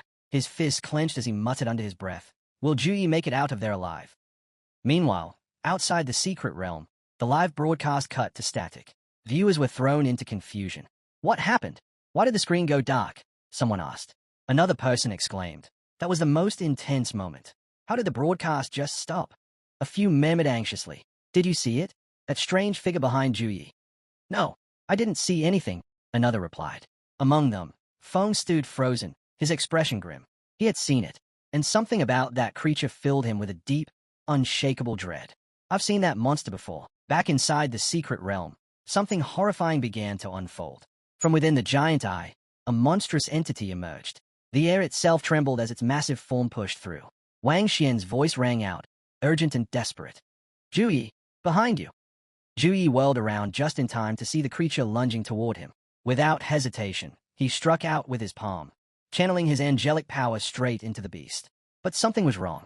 The moment his attack landed, his divine energy scattered. It was as if the monster had absorbed it, disrupting its flow. Juyi didn't waste time thinking. He drew his hammer and swung with full force. But before the attack could land, the monster vanished. Zoe's eyes darted around. Where did it go? It was as if the creature had disappeared into thin air. From below, Wang Xian quickly powered down his robot, his face filled with urgency. Zoe turned to him, stepping forward. You know something about this, don't you? Zhu locked eyes with Wang Xian. Tell me what you know. Wang Xian took a deep breath before speaking. That creature, it's a void beast. Zoe's eyes narrowed. A void beast. Xian nodded. It was sealed away in a hidden realm and hasn't been seen in decades. It only exists in the stories told by the older generation of warriors. Born from the infinite void, beyond the limits of perception, it moves freely through the cracks of space and time, phasing between reality and illusion. It's nearly impossible to track, and worse, it's unpredictable. He clenched his fists. But its most terrifying ability, it can tear open space itself, creating turbulence strong enough to trap anything inside. Once you're caught, there's no escape. The space around them fractured once more. Zoe reacted instantly. How did it break the realm's seal? Before he could get an answer, the void beast reappeared. This time, it emerged right in front of the other warriors. Panic spread like wildfire. None of them had any idea how to fight it, let alone escape. Realizing there was no time for hesitation, Zhu charged forward, summoning sacred energy to strike first. But just before his attack could land, the void beast turned its gaze toward him. Its glowing eyes burned with something primal, something furious. Then, it vanished. Zhu barely had time to react before the monster reappeared right in front of him, launching a devastating attack. He dodged at the last second, but pain shot through his leg. The beast's claws had grazed him. The wound wasn't deep, but it was enough to slow him down. He still hadn't landed a single hit. Then, another portal ripped open in front of him. Without hesitation, he blasted sacred energy straight into it. Nothing. The attack passed through empty space. And then, a presence loomed behind him. Zoe's breath hitched. The void beast was there. Too close. Too fast. He turned, fists glowing, preparing to strike at close range. But before the beast could land its attack, two energy blasts shot past its body. One was a piercing arrow, the other, a streak of purple energy, heading straight for Zoe. A blur of movement. Jiang suddenly appeared, grabbing Zhu and pulling him away with such speed that they tumbled to the ground. She landed on top of him, still in her succubus form. For a moment, there was only silence. Then Zhu looked up at her, catching his breath. Why are you here? Jiang's lips curled into a smack. Finally, I've found you. Her voice was different, almost teasing. But then, her expression turned serious. As soon as I realized no one could leave the secret realm, I knew something was wrong. I came as fast as I could. A short distance away, Xiaolan stood with her bow raised, scanning the battlefield. Then, the void beast reappeared. This time, it was standing right in front of her. The fight wasn't over yet. The Zoe doesn't hesitate. He channels his sacred energy and launches a devastating attack on the void beast. The sheer force of the strike triggers a massive explosion, sending Xiaolan flying. He crashes hard, leaving Jiang in shock as she yells out his name. Before she can react further, the Zoe catches her mid-air. Jiang, I've been poisoned. It's going to take time to purge it. You need to protect the others until then. Meanwhile, the void beast vanishes in an instant, reappearing right in front of Wang Xian. Without hesitation, it raises a massive claw, ready to strike. Just as the deadly blow is about to land, Jiang intercepts with her sword, forcing the beast back. Move! Now, she shouts. But the void beast isn't done. It raises its other paw for another brutal attack. Wang Xian barely has time to react, activating one of his skills to evade the deadly strike. The battle intensifies as more students join the fight, but their attacks seem completely ineffective. Wei, standing dangerously close to the creature, mutters, "Where did this thing come from? Nothing we do is working." The beast sneers at their unity. "Foolish mortals, you overestimate yourselves." Without warning, it lashes out, sending you flying with deep gashes across his body. It scoffs, "Insects like you dare to challenge the god of space-time." Meanwhile, the Zhou, still recovering at a distance, observes the battle carefully. He quickly realizes something disturbing. The void beast's abilities are unnatural. Its skills are bizarre. The moment you get close, it tears open a space-time rift, making direct attacks impossible. But if you attack from afar, it flees before you can land a hit. The students continue their assault, but the void beast moves unpredictably, vanishing into rifts and striking from unexpected angles. The weaker fighters can't even track its movements, and even the strongest among them struggle to land a hit. One girl attempts an attack, but before she can react, the beast appears right next to her, claws poised for a fatal blow. Jiang doesn't hesitate. Her whip lashes out, yanking the girl away just in time. "Tang, take care of her," she commands. Tang catches the injured student and immediately encases her wounds and eyes to stop the bleeding. The girl, barely conscious, mutters, "None of us are going to make it." Tang grips her shoulders firmly. "Stay calm. I'll seal your wounds." But the girl is beyond reason. Terror has taken hold. Trembling, she whispers, "It's over. We're all going to die here. This shouldn't be happening." Tang's voice sharpens. "Enough. You should be grateful. Ju Yi is here. He's strong. He'll save us all." But the girl shakes her head, eyes filled with despair. "This isn't how it was supposed to be. The teacher said it would be different." Tang suddenly grabs the girl's wrist, her voice sharp with urgency. "What do you mean? What do you know about this?" The girl, still trembling in fear, stammers, This isn't how it was supposed to happen. Nothing is like what we were told. This shouldn't be happening." Before Tang can press her for more, something shocking happens. The Void Beast, dodging every attack thrown at it, vanishes into a rift, only to reappear right next to Jiang. Before anyone can react, it grabs her and swallows her whole. The battlefield falls silent. The Zhou, who had been healing himself, stops instantly. His gaze locks onto the creature, and without a second thought, he lunges forward, unleashing a powerful blast of sacred energy. But the beast slips away again, vanishing into another crack in space-time. Gritting his teeth, the Zhou charges toward the portal, determined to follow. "Wait!" Tang shouts, but before he can reach it, the rift snaps shut. Jiang is gone. The Zhou stands motionless, his fists clenched. Behind him, Tang and Wang Xian watch in tense silence. Tang finally speaks, her voice low but urgent. "The dean of Qingjing College planted wind-attracting butterfly eggs on us. If the queen bug is present, it can track individuals across thousands of kilometers. That's why the teams from the 9 universities kept finding us so easily." He slowly turns toward Wang Xian, his expression unreadable, but his presence alone is enough to make Wang Xian take a step back. I didn't know." Wang Xian stammers. "I thought it was just a coincidence that we kept running into you. I swear." Tang exhales sharply and continues. "From what I know, the void-guiding butterfly is the Void Beast companion. That's why it appeared in this secret realm. It must have thought we stole its partner. That's why it kept attacking us." A heavy silence follows. Tang glances at the Zhou, noticing something different about him. For the first time, his usual calm demeanor feels heavy. Then, he speaks. "I failed to protect Jiang. But as long as she's alive, I will find her, no matter what. If I have to cross through hidden realms, void rifts, I'll do whatever it takes." His gaze sharpens. "Let me be the bait." Just then, a voice cuts through the tension. "Juyi, I have a way to tame the Void Beast." Everyone turns to see Sun Jiao, battered and injured but still standing. She continues, "My family possesses a unique sealing technique. Even against beings far stronger than us, we can trap them." But her expression darkens. The moment the technique is activated, all of the magician's power is drained instantly. If they can't endure it, if they can't escape in that split second, then they die. Silence hangs in the air. Tang's patience snaps. "Then why even bring it up? What are you trying to prove?" But the Zhou steps forward, cutting through the tension. He looks directly at Sun Jiao. "You can't do it, can you?" She hesitates, then nods. His response is immediate. "Then I'll do it. Just tell me how." Amidst the smoke-filled battlefield of the secret realm, Zhou stood alone, his gaze locked onto something in his hand. His eyes burned with fury as he stared at the delicate butterfly resting in his palm. Suddenly, a vortex of void energy spiraled into existence, forming a raging tornado. Zhou clenched his fist, preparing for battle. Moments later, he spotted the Void Beast lurking within the darkness. Without hesitation, he transformed into his angelic form, summoning his war hammer. The Void Beast remained unaware that Zhou could see it, but Sun Jiao's words echoed in his mind. Non-summoners could only wield summoning abilities through a medium, and in some cases, a summoner themselves could become that medium. With that knowledge, Sun Jiao had sacrificed her mana, condensing it into a single eyeball, a summoning tool for Zhou. Now, with the enchanted eyeball hanging around his neck, Zhou surged forward, hammer swinging relentlessly as he carved a path through the void toward his hidden enemy. Blow after blow, he struck at the unseen space where the beast lurked. Sun Jiao had assured him that with the summoning tool, he could use the sealing technique. The Void Beast flinched in surprise. It hadn't expected Zhou to still have the strength to fight. Yet, it dismissed him just as quickly, believing Zhou couldn't truly perceive its presence.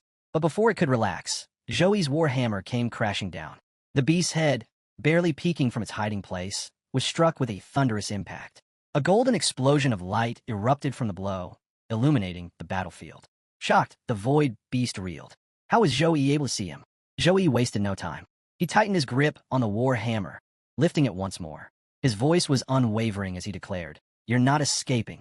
Still underestimating him, the void beast remained indifferent, certain that Zhou had no means of capturing it. But as Zhou prepared for his next strike, the void beast finally acted. A void portal ripped open, revealing its true form. Zhou braced himself, gripping his war hammer as golden energy pulsed from it. He swung with full force. Yet, with a mere flick of its arm, the void beast deflected the attack. Then, in a flash, it unleashed a barrage of void blades. Rage flared in its voice. "You dare take me lightly?" The void beast struck with its massive arm, sending Zhou hurtling backward. The void blades followed, slicing into him. Mocking laughter filled the air. "Now, let me show you the true power of the Overlord of Space." The onslaught continued. Void blades rained down, tearing into Zhou. His angelic form cracked, his body barely holding together. Bloodied and battered, he could do nothing but grit his teeth against the pain. At that moment, Zhou recalled Sun Jiao's words, how a summoner's mana could pierce through the space vortex to summon powerful creatures. To aid him, she had sacrificed her own eye, pouring all her mana into it before offering it to him. She had warned that while the eye would activate the seal and shield him from space rifts, its protection wouldn't last forever. Back in the present, Zhou unleashed everything he had. Holy Light Typhoon, Punishment of Light, Holy Punch. One attack after another rained down on the Void Beast. He knew these techniques couldn't deal real damage, but he kept pressing forward, forcing the beast into a defensive stance. Sun Jiao's last words echoed in his mind. Push it into a moment of weakness. So even though every strike drained him further, even though each counterattack from the Void Beast tore into him, he endured. Blood dripped from his body, his angelic form barely holding together. He was waiting for the perfect moment to activate the seal hidden within Sun Jiao's eye. The Void Beast, having battled Zhou for so long, finally showed signs of exhaustion. It growled, vowing revenge for the humiliation it had suffered today. But Zhou, too, was at his limit. His body trembled, wounds covering him from head to toe. Still, with sheer determination, he raised his hand for one final strike. With the last of his mana, he unleashed his ultimate skill, Divine Punishment. A brilliant light erupted as the attack crashed into the Void Beast. But the effort was too much. Zhou's vision blurred, his body giving in to the overwhelming fatigue. He felt himself falling. Just then, the eye around his neck flared to life. Sun Jiao's stored mana surged outward, forming a massive sealing array. Ancient runes ignited, locking onto the Void Beast's soul and flesh. Zhou felt a sharp pain course through him, his strength completely drained. He collapsed, landing directly onto the Void Beast's head. The beast, stunned by the sudden shift, barely had time to react. But it was already too late. The sealing formation took hold. Chains of light shot from the eyeball, wrapping tightly around the Void Beast, restraining its every movement. But the Void Beast refused to be captured so easily. It roared, struggling fiercely against the binding forces. At that moment, deep within his unconsciousness, Zhou's mind drifted to the people he cherished, Jiang Churen, his sister, his master. His heartbeat pounded faster. He saw Jiang Churen reaching for him. In his vision, she transformed into her succubus form and pulled him close. Their lips met. Through that intimate connection, he could feel her desperate plea. She was still waiting for him to save her. His eyes shot open. A crimson glow burned within them. Summoning all his willpower, Zhou reached for the eyeball, seized it, and slammed it directly onto the Void Beast's head. "Just stay here," he roared. The Void Beast, caught off guard, widened its eyes in shock. Even now, Zhou still had the strength to fight.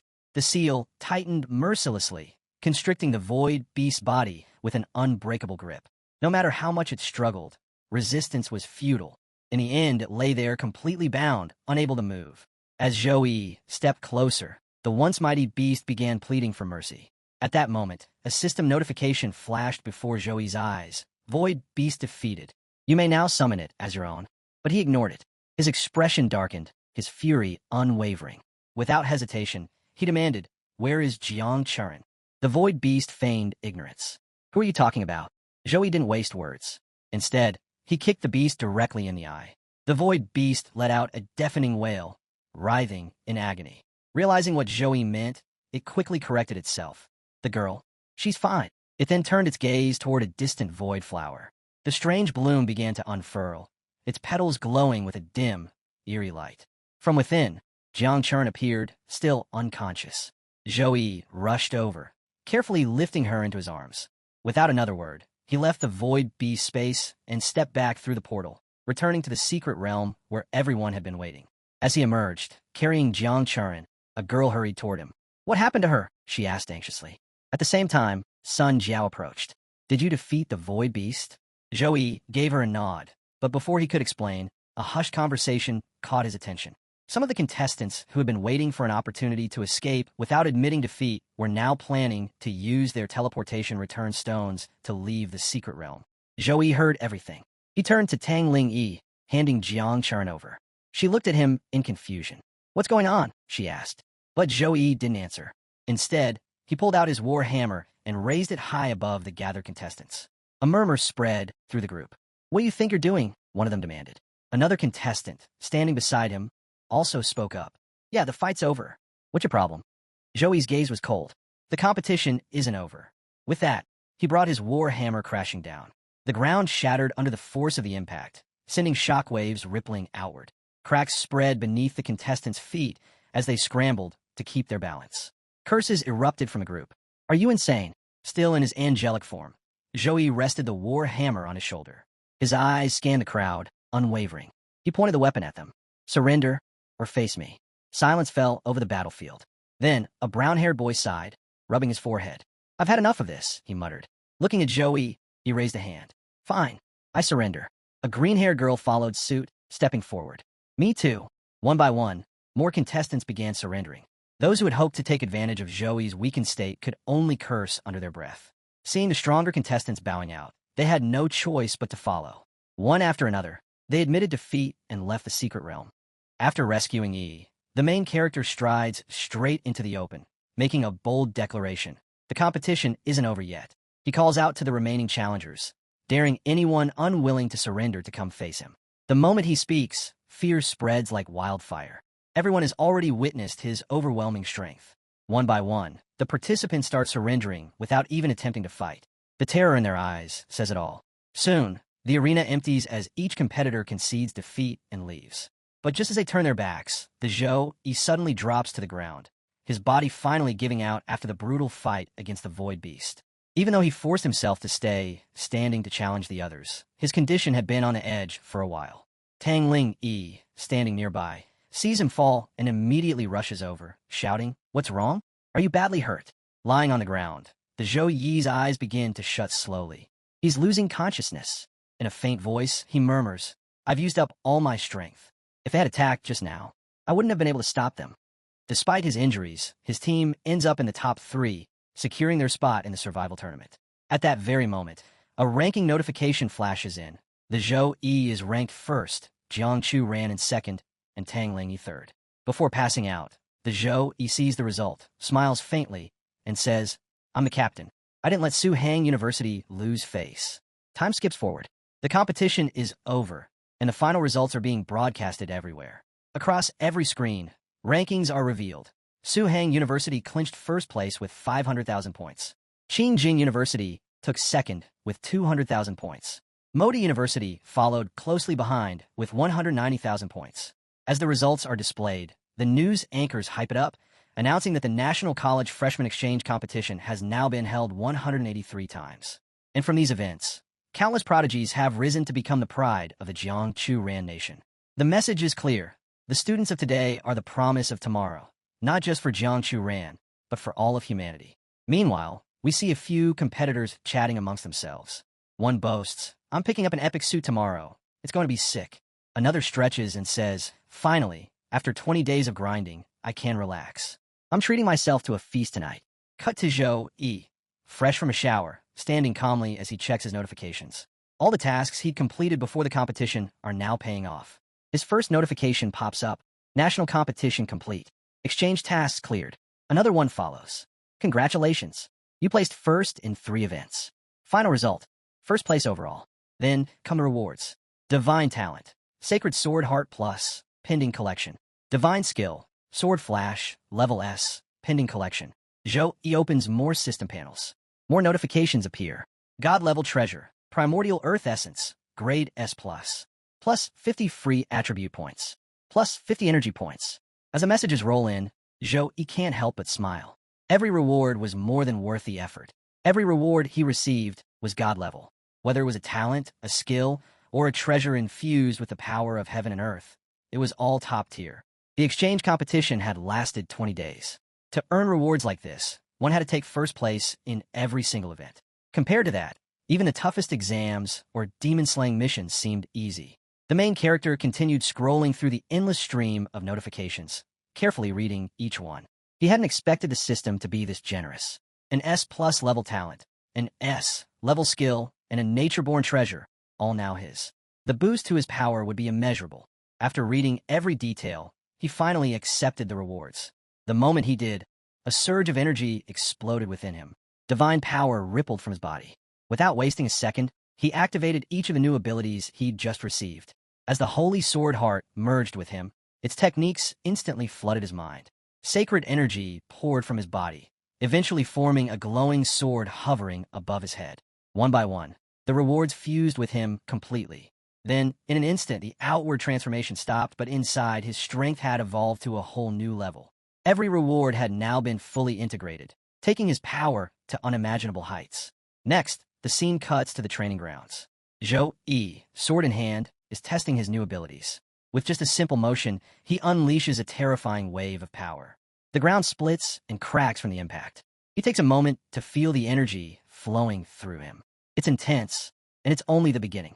The Holy Sword Heart had gifted him even more than raw strength. The sword now sizzled with divine energy. One of the blessings it gave him, the weapon's speed, was faster than light itself. This special attack automatically activates once someone reaches a certain level of mastery. As Zhou Yi reflected on it, he realized that the divine aura wasn't just energy, it was sword energy. Normally, sword energy could only be awakened through years of focused training. Yet here he was, wielding it effortlessly. His connection to the blade had already surpassed what most swordsmen could hope to achieve in a lifetime. He tested the energy with another slash. In the past, even handling a sword felt challenging. Now, he moved like a natural. If I can fully master swordsmanship, he thought, I might really become invincible. Take Sword Flash, for example, a skill the system had just granted him. On its own, a regular strike might deal just 1% damage. But combine it with Sword Flash, and that damage jumped up by 18%. And that was only at level 1. Zhou Yi unleashed a Sword Flash attack. The strike blasted forward and slammed into the training grounds wall. Though it was technically a basic move, the force behind it shattered the ground on contact. And this was just the beginning. As the skill leveled up, its power would grow even more, eventually capable of massive destruction with a single blow. Still, Zhou Yi knew better than to get carried away. Training alone could only take him so far. To truly understand the depth of his transformation, he needed to fight a worthy opponent. Only then could he confirm how strong he had really become. That's when Jiang arrived, summoned by Zhou Yi himself. She stepped onto the training field, her expression slightly flustered. You call me out this early? Just a duel? She asked, raising an eyebrow. Her face had a hint of red, maybe from the rush to get here. On her way to the training ground, Jiang couldn't help but wonder, why did Zhou Yi call her out so early? Her mind drifted, not on the fight ahead, but something else entirely. But for Zhou Yi, there was only one reason. Jiang Chu Ran wasn't just any student. She was the direct heir of the prestigious Jiang family. She'd started learning swordsmanship under a master at the age of 3, trained relentlessly for 10 years, and earned her reputation as a prodigy with the blade. As she stood across from Zhou Yi, she thought to herself, in terms of overall power, he's undoubtedly stronger, but when it comes to pure swordsmanship, I'm confident I can hold my own. Zhou Yi raised his sword and calmly said, Don't hold back. Jiang gave a small nod. You be careful. Without wasting another second, their duel began. Jiang launched the first strike, moving with speed and precision. Her blade came crashing down, but Zhou Yi blocked it effortlessly. What shocked her even more was that he hadn't even unsheathed his sword yet. He was deflecting every attack using just the scabbard. After fending off her flurry, Zhou Yi finally stepped back and countered with Sword Flash. Jiang's eyes widened. Li White, is that sword energy? She was stunned. Since when did Zhou Yi get this good at swordsmanship? She dodged quickly, putting some space between them, but the next wave of his attack came instantly. She barely managed to deflect it with her own blade. Not wasting a moment, Jiang retaliated with her own powerful technique, Shadow Demon Sword. The battle turned fierce. They exchanged strike after strike, skills clashing as both fighters pushed their limits. Watching from the sidelines, Housemaster Wu had just arrived at the training room. His eyes widened as he saw the duel unfolding before him. Am I dreaming? He whispered. Since when did Zhou Yi become this skilled with a long sword? Every swing from Zhou Yi's blade radiated clarity and purity, while Zhang's movements were fast, sharp, and unpredictable, more chaotic in nature. As Wu watched intently, he commented to himself. Earlier, Jiang seemed like she could match him in swordsmanship. If she didn't have such exceptional technique, Zhou Yi might have even held back, matching his speed and power to her level. Just then, Zhou Yi made his move, delivering a strike that disarmed Jiang entirely. Her sword flew from her hands and hit the ground. Zhou Yi stepped forward, caught her sword midair, and rested it on his shoulder. Breathing heavily, Jiang looked at him and said, Brother Zhou Yi, I can't continue. I admit defeat. Zhou Yi looked at her with concern. Are you all right? Jiang gave a small smile. I'm fine, just exhausted. Housemaster Wu stepped in, breaking the moment. Incredible, Zhou Yi. You're a sword master, yet you never used swordsmanship in any of the competitions. Both Zhou Yi and Jiang greeted him respectfully. With a light laugh, Zhou Yi replied, Gotta keep a few tricks up your sleeve.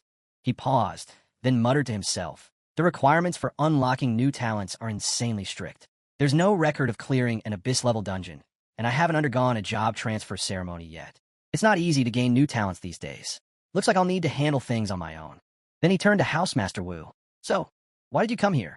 Wu answered, I'm here to take you to the celebration party hosted by the Alliance, but I also have something else to tell you. He looked serious for a moment, and then dropped the news. Feng is dead. When Zhou Yi and the investigators from the Professional Alliance went searching for Feng He, they discovered a shocking truth. He had taken his own life in his dorm room.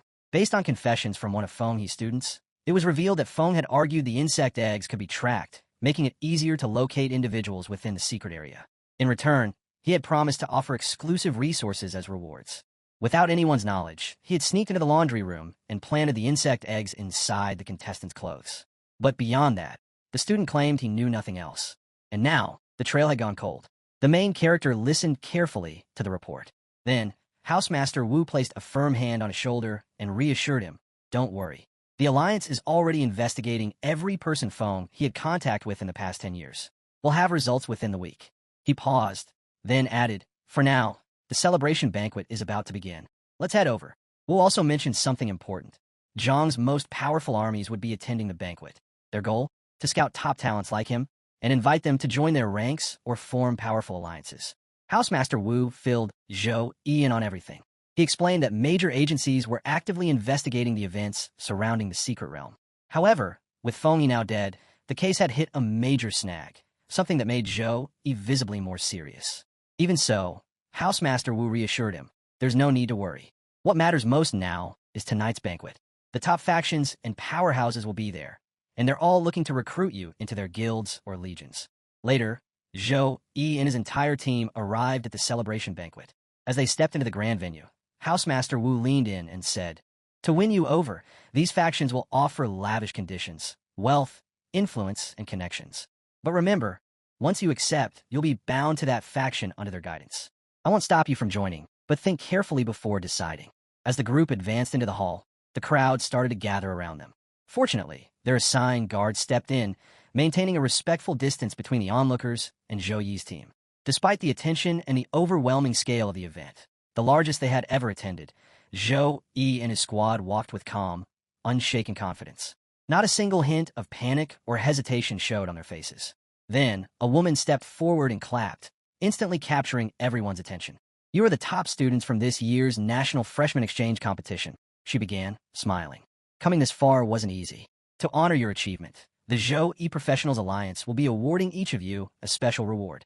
The woman introducing herself was Feng Hao, representing the Xiaoyan Professionals Alliance. Right on cue, several maids walked in behind her, each carrying elegant boxes. Inside those boxes were sleek, card-like items, distributed one by one to every student in attendance. Feng Hao continued, What you're holding is a bank card loaded with 20 million yuan, courtesy of the Xiaoyan Professionals Alliance. Gasps echoed through the hall. The sheer amount left everyone stunned. Feng Hao added, And that's not all. Each of you is now officially an elite peripheral member of the Xiaoyan Professionals Alliance. This rank is just below core member and grants you the highest privileges outside the inner circle. You'll receive a 20% discount on all gear and potions at any supply base in Xiaoyan. She paused, then smiled again. If any of you are interested in becoming core members, Feel free to contact me personally. Among the crowd stood Zhou Yi, listening in silence. 20 million per person. 100 participants, that's 2 billion in total, he thought. The Zhou Yi alliance really doesn't hold back.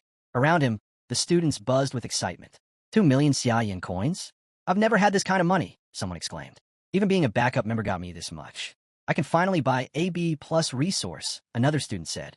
Murmurs of disbelief and excitement spread. It wasn't just an offer. It was a flashy, powerful show of the alliance's influence. Then Feng Hao spoke once more, announcing the individual, team, and survival competition prizes will be awarded tomorrow. For now, the celebration banquet begins. Eat and drink to your heart's content. With a cheer, everyone raised their glasses. Let's begin. Standing in the crowd, Housemaster Wu raised his own glass high. A toast to Su Hang University for taking first place in the exchange competition. A student came up to Zhou Yi, grinning from ear to ear. Brother Zhou Yi, we owe it all to you. Winning first place, it's all thanks to you. Let me toast to that. Housemaster Wu laughed and added, that toast is more than deserved. Without Zhou Yi, our school would have ended up at the bottom of the top 3. More teammates approached, raising their glasses in turn. Song stepped forward. Zhou Yi, I'll toast to you as well. Jiang, standing next to her, chimed in, don't forget me, brother Zhou Yi. Then Tang Ling Yi, a bit shy but smiling, added, and me too. Everyone wanted to raise a toast with Zhou Yi. One by one, they held out their glasses, hoping to clink theirs with his. Seeing them all crowd around with eager faces, Zhou Yi let out a laugh. Are you all trying to get me drunk? Just then, a voice called out his name. Zhou Yi turned toward the sound and saw it was Li Wei.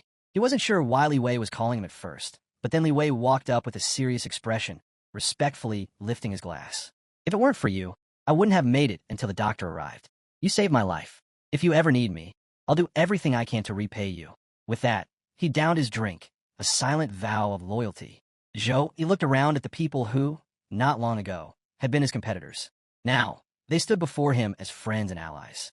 Watching from nearby, Jiang Chu ran, smiled to herself. Brother Zhou Yi, looks like you've won over another group of admirers. Just then, Wu Shuang suddenly popped in, shoving Li Wei aside with a grin. Hey, don't forget about me. I'm here too. He laughed, bringing even more energy to the moment. Off to the side, Hang stood quietly with his daughter, Zobi.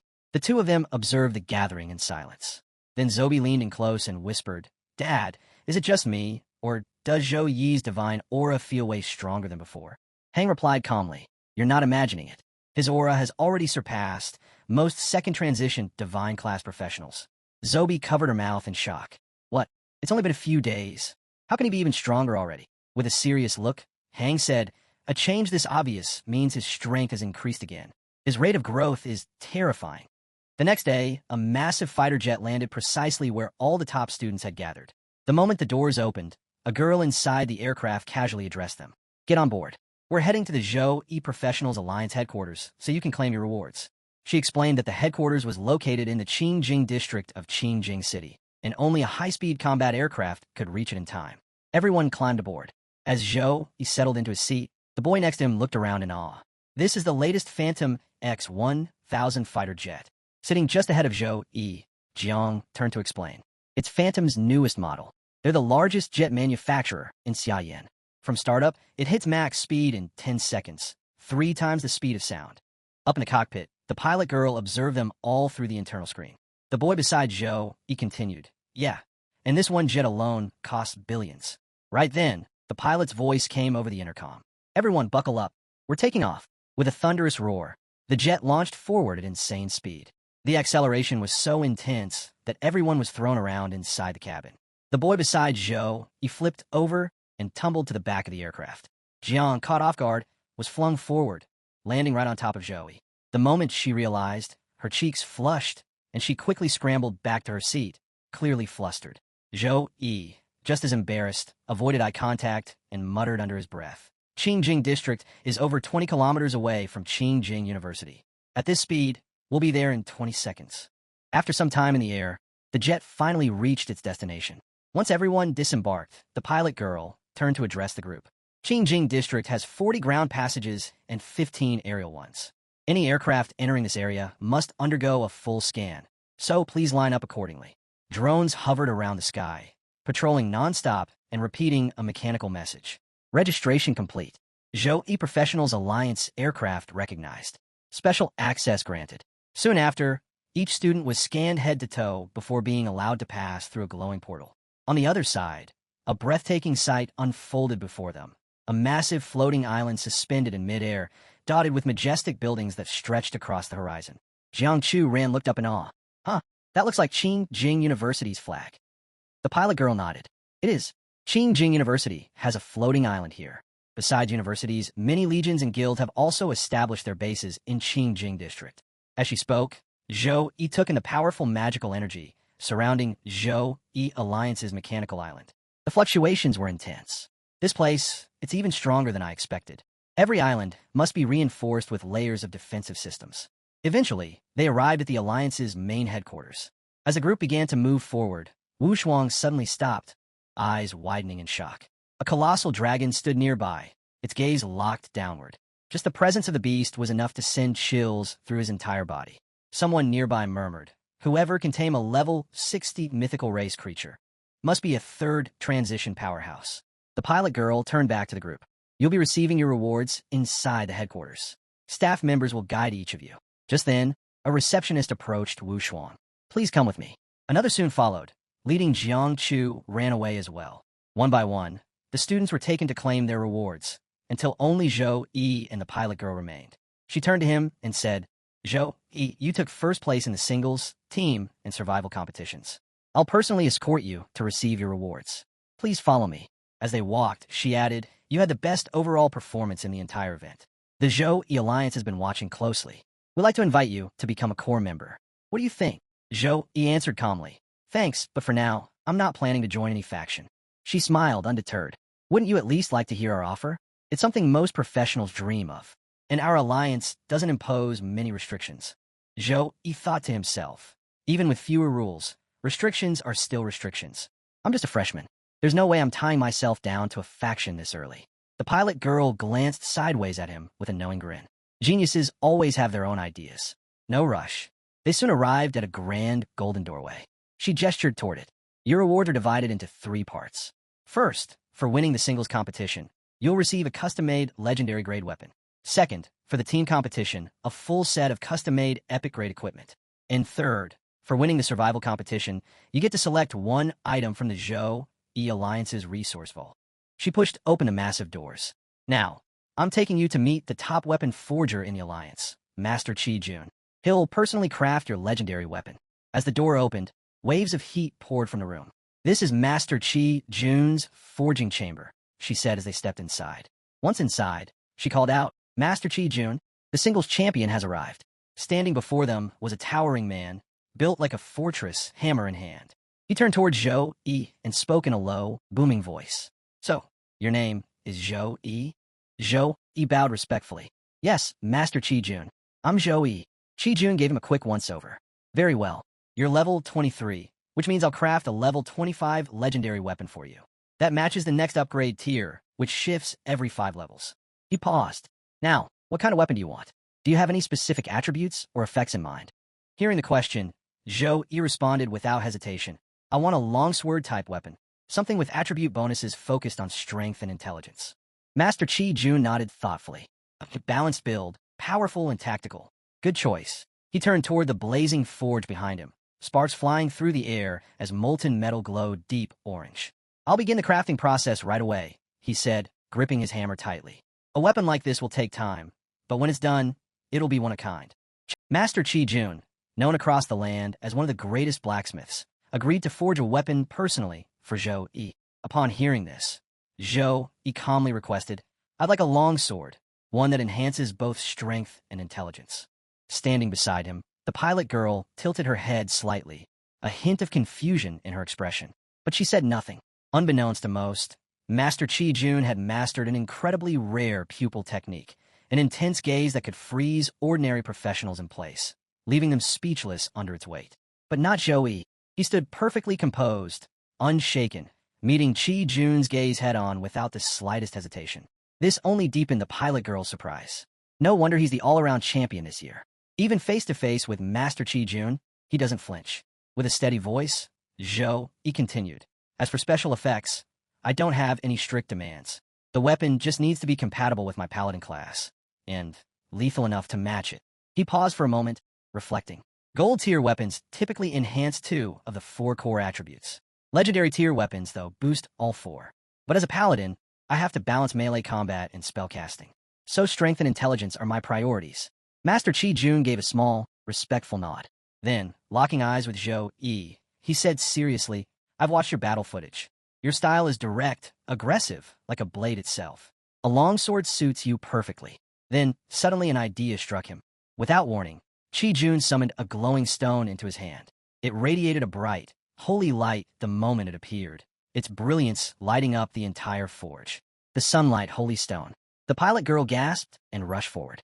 Li Wei, that's a legendary forging material.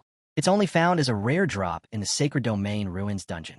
They say no more than 10 of them are found in an entire year. She stared at the shining stone, then blurted out its name aloud. Sunlight holy stone. At the same exact moment, Zhou Yi echoed the same words, confused but drawn to its aura. Sunlight holy stone. Both of them were in awe. The pilot girl had at least heard of it, but for Zhou Yi, it was completely unknown territory. Master Chi Jun walked toward a massive lava bridge at the heart of the forge, speaking as he went. This radiant stone is formed from the essence at the sun's core. Once fused into a weapon, its divine power becomes a purifier, perfect against the forces of darkness. Undead, demons, anything corrupted by shadow, they'll be consumed by divine light. Their powers will collapse on contact. Now that Chi Jun had everything he needed, the user, the attributes, and the materials, he began the forging process. In one swift, fluid motion, he extended his hand, the sunlight holy stone glowing in his grasp. Divine energy surged around him. Suddenly, from within the molten depths of a lava pit, rare materials began to rise. First, meteoric iron silver steel, gold grade, sourced from celestial meteorites that had crashed into the earth. Divine in nature, and almost impossible to melt. Second, abyss obsidian, legendary grade, a pitch black or born deep within the rifts of the abyss. Its energy radiated a dark, suffocating aura. Third, dragon soul crystal core, gold grade, the crystallized soul of an ancient dragon, harvested only after defeating one in battle. It pulsed with raw, dormant power. More materials began to rise from the lava, one after another. Fourth, the Dragon Clan's Guardian Star Fragment, epic grade, a core remnant from a fallen celestial body, radiating ancient draconian essence. Fifth, Tear of the Holy Spirit, legendary grade, said to be the teardrops of a fallen angel, purified through sacred rituals. It shimmered with a soft, divine glow. All 5 rare materials hovered midair, suspended by pure energy. Without wasting a moment, Master Chi Jun activated lava smelting. At once, the 1,000-degree flame roared to life, turning from orange to a deep red, enveloping the materials completely. The smelting began, and as the heat intensified, the spirits trapped within each item began to stir. These weren't just inert stones. Each held the lingering souls of monsters from when they were alive. As they melted, eerie howls and pained cries echoed through the forge, the spirits writhing, screaming as they were burned away. Then came the divine tempered sledgehammer, a sacred forging tool said to be blessed by the gods themselves. Master Chi Jun brought it down with crushing force. Again and again, he hammered the molten mix, purging every impurity. Each strike thundered through the chamber, slicing the air with a high-pitched crack like a blade cutting the wind. Zhou Yi and the pilot girl stood speechless, watching every moment unfold. The forge lit up with a wild, holy radiance as the molten mass settled into the casting mold. Then the real forging began. Master Chi Jun hammered relentlessly, his strikes deliberate and powerful, shaping the weapon from raw essence into divine steel. Between blows, he chanted sacred incantations, guiding the spirit of the weapon into form. Finally, raising the hammer high, he shouted, "This is it, the final strike." The pilot girl, realizing what was about to happen, quickly raised a protective barrier around herself and Zhou Yi, shielding them both. With all his strength, Master Chi Jun brought the hammer down one last time. Boom! The force of the impact shook the entire forge. From the heart of the anvil, a brilliant light erupted, revealing a fully formed long sword, radiant and gleaming with divine power. It was the weapon forged for Zhou Yi, the shining holy sword, a legendary tier blade. Its stats were stunning. Plus 68 strength, plus 71 constitution, plus 65 agility, plus 74 intelligence. The sword required level 25 with no race restrictions. Only those from warrior, knight, swordsman, or sword soul classes could wield it. Its special effects were equally incredible. Plus 80% attack speed. Radiant's ability consumes mana to unleash light-based splash damage. Divine Power deals significantly amplified damage to all dark-aligned enemies. As soon as it was complete, Master Chi-Jun unleashed a skill that launched the sword directly toward Zhou-Yi. It flew at full speed, and the moment Zhou-Yi caught it, he felt a strange surge rush through him. That sensation quickly transformed into something overwhelming. Raw power. Legendary weapons must recognize their master, Chi-Jun said. Release your energy and subdue it. Zhou-Yi nodded. He let his power flow, and instantly his Seraph bloodline activated. Brilliant light flared from within him, casting the entire forge in a radiant glow. Even the pilot girl took a step back, caught off guard by the sudden intensity. The sword pulsed in his grip, glowing brighter. Then, slowly, it began to settle. It had accepted him. The shining holy sword had chosen Zhou-Yi as its master. At that moment, the weapon's full stat sheet revealed itself to him, each attribute point boosting his own significantly. Zhou-Yi looked down at the blade, a slight smile forming on his face. Bonuses to all 4 core attributes. 3 powerful abilities, and that attack speed boost. If my opponent attacks once, I can strike 3 or 4 times before they even recover. Behind him, the pilot girl finally broke the silence. Well, she said with a small smile, looks like you're satisfied with the weapon. The pilot girl suddenly turned toward Master Chi-Jun, noticing something was off. Her expression shifted. What are you doing? What happened to you? Everyone's eyes followed hers, and what they saw stunned them. The once towering, broad-shouldered blacksmith now looked completely different. His body had thinned out drastically, his face pale, and his posture weak. He seemed as though every last drop of strength had been drained from him. Where once stood a powerful master, now stood a man barely holding himself up, like a fruit withered and dried by the sun. With a faint, raspy voice, Master Chi-Jun muttered, "Forging a high-tier weapon requires immense magic power. Ending up like this is nothing unusual." The pilot girl leaned closer to Zhou-Yi and whispered quietly, "A legendary weapon like this one requires dozens of complicated processes. Only a master like Chi-Jun, with a rare innate talent, can craft it in such a short time. Normally, it takes an average smith 2 to 3 months." In front of them, Master Chi-Jun removed the heavy forge gear from his body and let out a sigh. "You should leave now. I need rest." He glanced at the sword once more. Most of the materials used for the shining holy sword are of divine origin. If you ever plan to upgrade its star rating, only use divine-grade materials. Anything less, and its power will weaken. Zhou-Yi lowered his head respectfully, offering sincere thanks for the weapon. The pilot girl stepped in, gave Zhou-Yi a light tap on the shoulder, and said, "Come on, let's go. You still have one more reward to collect." As they began walking out of the forge chamber, Master Chi-Jun, now fully bare, turned and dove straight into the lava pool behind him, disappearing without a word. Zhou-Yi followed the pilot girl into a new chamber, this one filled with warm lighting and rows of elegant outfits. Inside was a clothing room, and the moment he stepped in, a group of tailoring girls surrounded him from all sides. Without wasting a second, they began measuring him, adjusting fabric and double-checking every detail. This custom-made equipment set will be crafted specifically for him, so precision was everything. Zhou-Yi stood there quietly, but as the measuring tape wrapped around his waist and hands moved across his arms and chest, he started to feel a bit awkward. Some of the girls came even closer, their curiosity getting the better of them. One leaned in and asked, "Do you have any specific requirements for this armor set?" Zhou-Yi, clearing his throat, replied confidently, "Light armor, focused on strength and wisdom." One of the girls gave a nod. "Understood. Your gear will be ready within a month. Someone from your school will deliver it to you personally." As they finished their work and stepped away, the girls began whispering and giggling among themselves. "He has such a slim waist," one said with a grin. "I touched his stomach," another whispered. "His abs are seriously toned." A third girl chuckled. "He still looks so innocent, though." Standing nearby, the pilot girl overheard them and smiled to herself. "College students these days, they sure know how to have fun." She turned back to Zhou-Yi and called out, "All right, it's time to collect your survival competition reward. Come here and make your choice." With a wave of her hand, a holographic screen popped up in front of him, revealing a list of rare skill rewards. "These are all yours to choose from," she said. "Pick whichever suits you best." Zhou-Yi's eyes scanned the options, analyzing them one by one.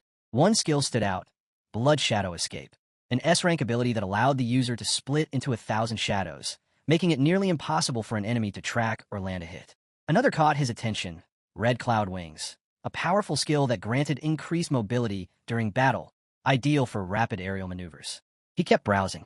Many of the options were elite-level life-saving abilities, designed to give professionals a critical edge when caught in deadly situations. After reviewing every skill, Zhou Yi finally made his decision. He reached out and selected the S-level Space Jump Stone, a rare item that, when activated, allowed its user to instantly teleport 10 kilometers in any chosen direction. The Space Jump Stone came with a limitation. It could only be used 3 times. As soon as Zhou Yi finalized his choice, the pilot girl looked at him, slightly curious. Space jump, huh? Definitely a powerful escape tool. But why not go for a resurrection-type item instead? Zhou Yi simply smiled, calm and confident. No, this is exactly what I need. Inside, he thought to himself, sure, resurrection items are rarer, but I already have the rebirth cross the system granted me. This space jump stone, I got the plans for it. Seeing that he was firm in his choice, the pilot girl didn't press further. She nodded and handed him the shimmering stone. All right then, from this moment on, it's yours. The moment Zhou Yi took it into his hand, something strange happened. A chilling presence surged from within the stone, cold and malevolent. His senses were immediately assaulted by a deep, sinister voice that echoed in his mind. Free me, let me out, set me free. His heart thudded. A sudden wave of fear struck him like a blow. He stood frozen, the weight of the presence making his body tense. The pilot girl noticed the change in his expression. Her brow furrowed. What's wrong? You don't look so good. Did something happen? Zhou Yi quickly forced a laugh, shaking it off. No worries.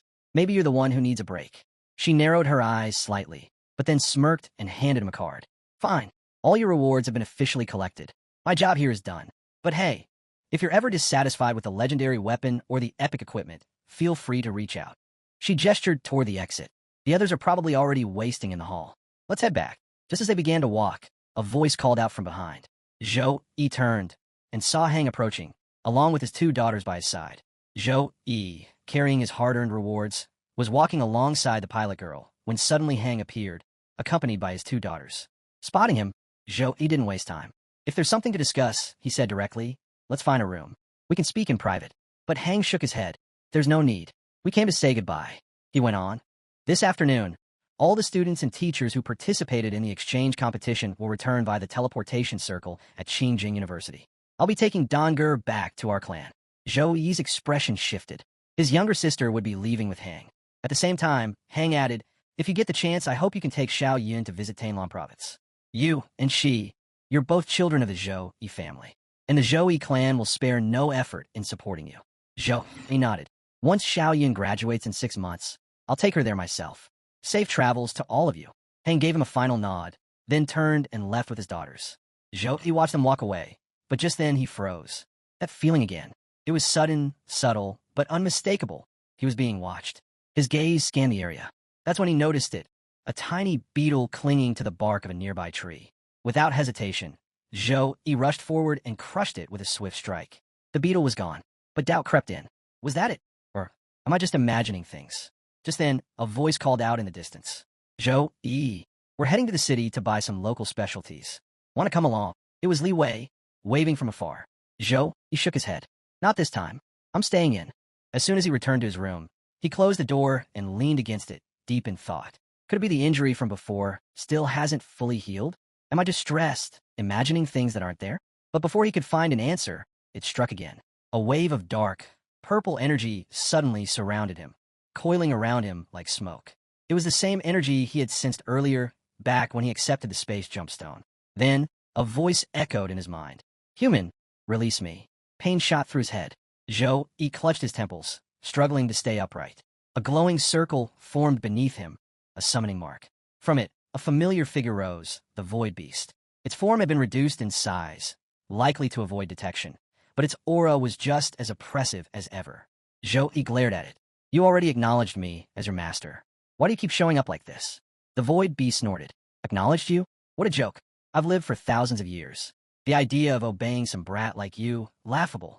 If it weren't for that bizarre technique you used at the end, you'd never have stood a chance against me. Zhou Yi's voice hardened. Inside the secret realm, you injured 63 people. 10 of them died. The Xiao Yin Professionals Alliance had to spend massive resources to revive and heal the students and repair the realm itself. If they find out the real culprit is still alive, do you think they'll show you mercy? The Void Beast let out a cold, mocking laugh. Threats? Is that all you've got? Zhou Yi narrowed his eyes. You know, the Alliance's third-tier mages have all mastered a technique, the spirit-shedding art. It strips the intelligence from high-level magical beasts, turning them into mindless tools. He stepped forward slowly. So, if you're really that fearless, I'm sure you wouldn't mind becoming a soulless puppet. But even if you die, Zhou Yi continued, voice steady, your bones, blood, and skin would still fetch a very good price. At that moment, the Void Beast's expression changed. The Void Beast clenched its teeth, fury rising in its voice. What do you mean by that? Zhou Yi didn't respond right away. Instead, he calmly summoned the space jumpstone and held it out in front of the beast. You fought me and ended up seriously injured, he said. I can't take you to a healer, so you'll need something else to recover your strength. The moment the Void Beast laid eyes on the stone, its expression changed completely. It was mesmerized. There was no hiding it. The desire in its eyes was primal, almost uncontrollable. It stared at the stone as though nothing else in the world existed. Zhou Yi's voice cut through the silence. 1 year. Assist me sincerely for 1 year. Your abilities are too valuable to waste. After that, I'll dissolve the contract and grant you your freedom. The Void Beast hesitated, then asked, and why should I believe you? Zhou Yi didn't blink. You don't have a choice. Trust me, or die. Without waiting for a reply, he summoned the Void Butterfly as well and handed it over. I'm returning your companion, he said simply. Then, turning away, Zhou Yi began to walk. Behind him, the Void Beast remained frozen, clutching the stone and the butterfly, watching in silence. Just as Zhou Yi reached the doorway, a voice called out from behind. All right, but there are some things you should know. He turned to see the Void Beast, now chewing on the space jumpstone while speaking. My companion, she told me something. This was the first time she'd ever been captured. And the one who did it wasn't human. It was something else. Something unknown. Zhou Yi's expression immediately turned serious. The scene shifts to the city market, where 3 girls had come out to shop. Vendors filled the streets, shouting over each other to attract customers. Blazing Fury Blade, fire element crystals embedded in the hilt, burns through monsters like butter. Only 998. Honored customer. Today only, battle armor plus a nail clipper. Buy one, get one. No tricks, no scams, just genuine goods and fair prices. Amid the buzz of the market, Jiangchu Ran stood at a stall browsing through equipment and jewelry. She inspected each item carefully. Beside her, the seller girl smiled proudly. Miss, this hairpin is embedded with an ice crystal. It's not just beautiful, it offers defensive properties too. She then picked up another item, holding it out with both hands. This gemstone has been enchanted by a wood element mage. It speeds up wound healing, perfect for a strong and graceful professional like you. But just as she was about to show more, a hand reached out from the side and casually picked up a piece of jewelry near Jiangchu Ran. The hand moved into the mirror's reflection, revealing none other than Zhou Yi, standing right beside her. With a slight smile, he held up the jewelry and said, This one suits you better. Jiangchu Ran's face immediately turned red, a mix of embarrassment and surprise, laced with a little happiness. W, what are you doing here? You said you weren't coming, she added, flustered. Zhou Yi shrugged casually. I finished my business, figured I'd come grab a few local snacks. The seller girl watched the exchange unfold and couldn't help but smile. A handsome young man and a beautiful girl, quietly teasing each other. It was like something out of a romance novel. What a perfect pair, she thought. Just watching them make my heart flutter. But then, a voice suddenly called out, loud and clear, calling Jiangchu Ran's name. Zhou Yi, Jiangchu Ran, and the seller girl all turned to look in the direction of the voice. In the distance, a young man's excited voice rang out. I never thought I'd meet you here. This must be fate. Without hesitation, he rushed toward Jiangchu Ran, stopping right in front of her. But her face immediately went blank with confusion. Who are you? She asked, puzzled. The young man bowed respectfully. Miss Jiangchu Ran, noble people often forget the little ones. I am Wang Hao, nephew of Wang Beishan, 3rd generation of the Thunder Prison Wang family, ranked 2nd among this year's Thunder Element geniuses.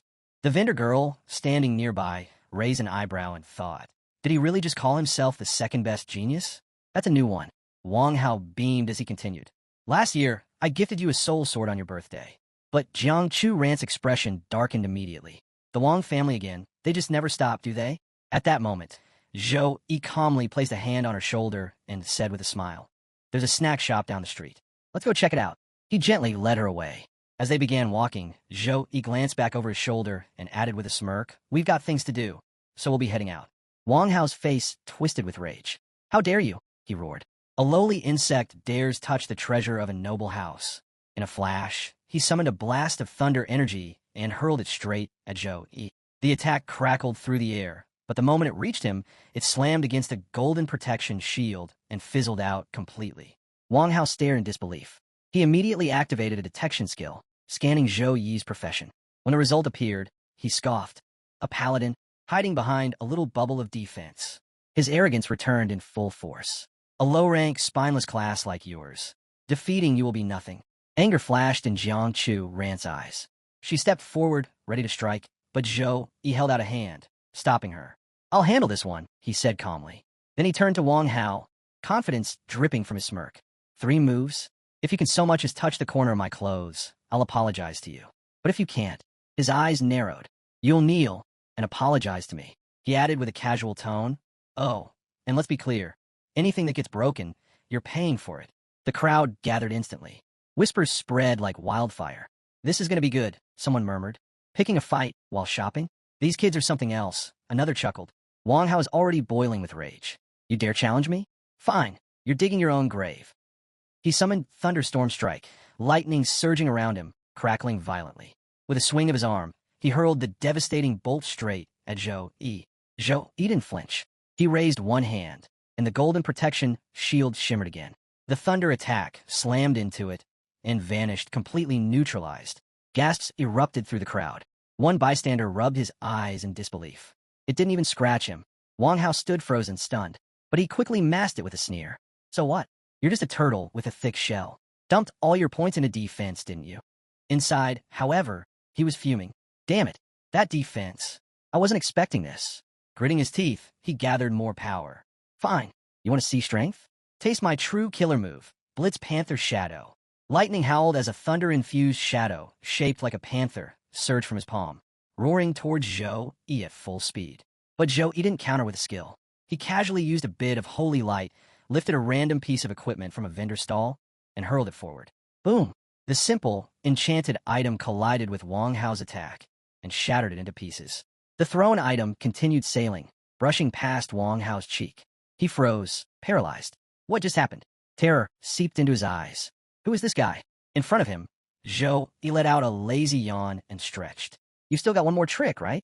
Go ahead, don't waste time. Wang Hao stared, stunned. Impossible. I've never even seen this guy among the top-ranked nobles. Just a paladin. How could he be stronger than me? His arrogance cracked under the pressure of pure disbelief.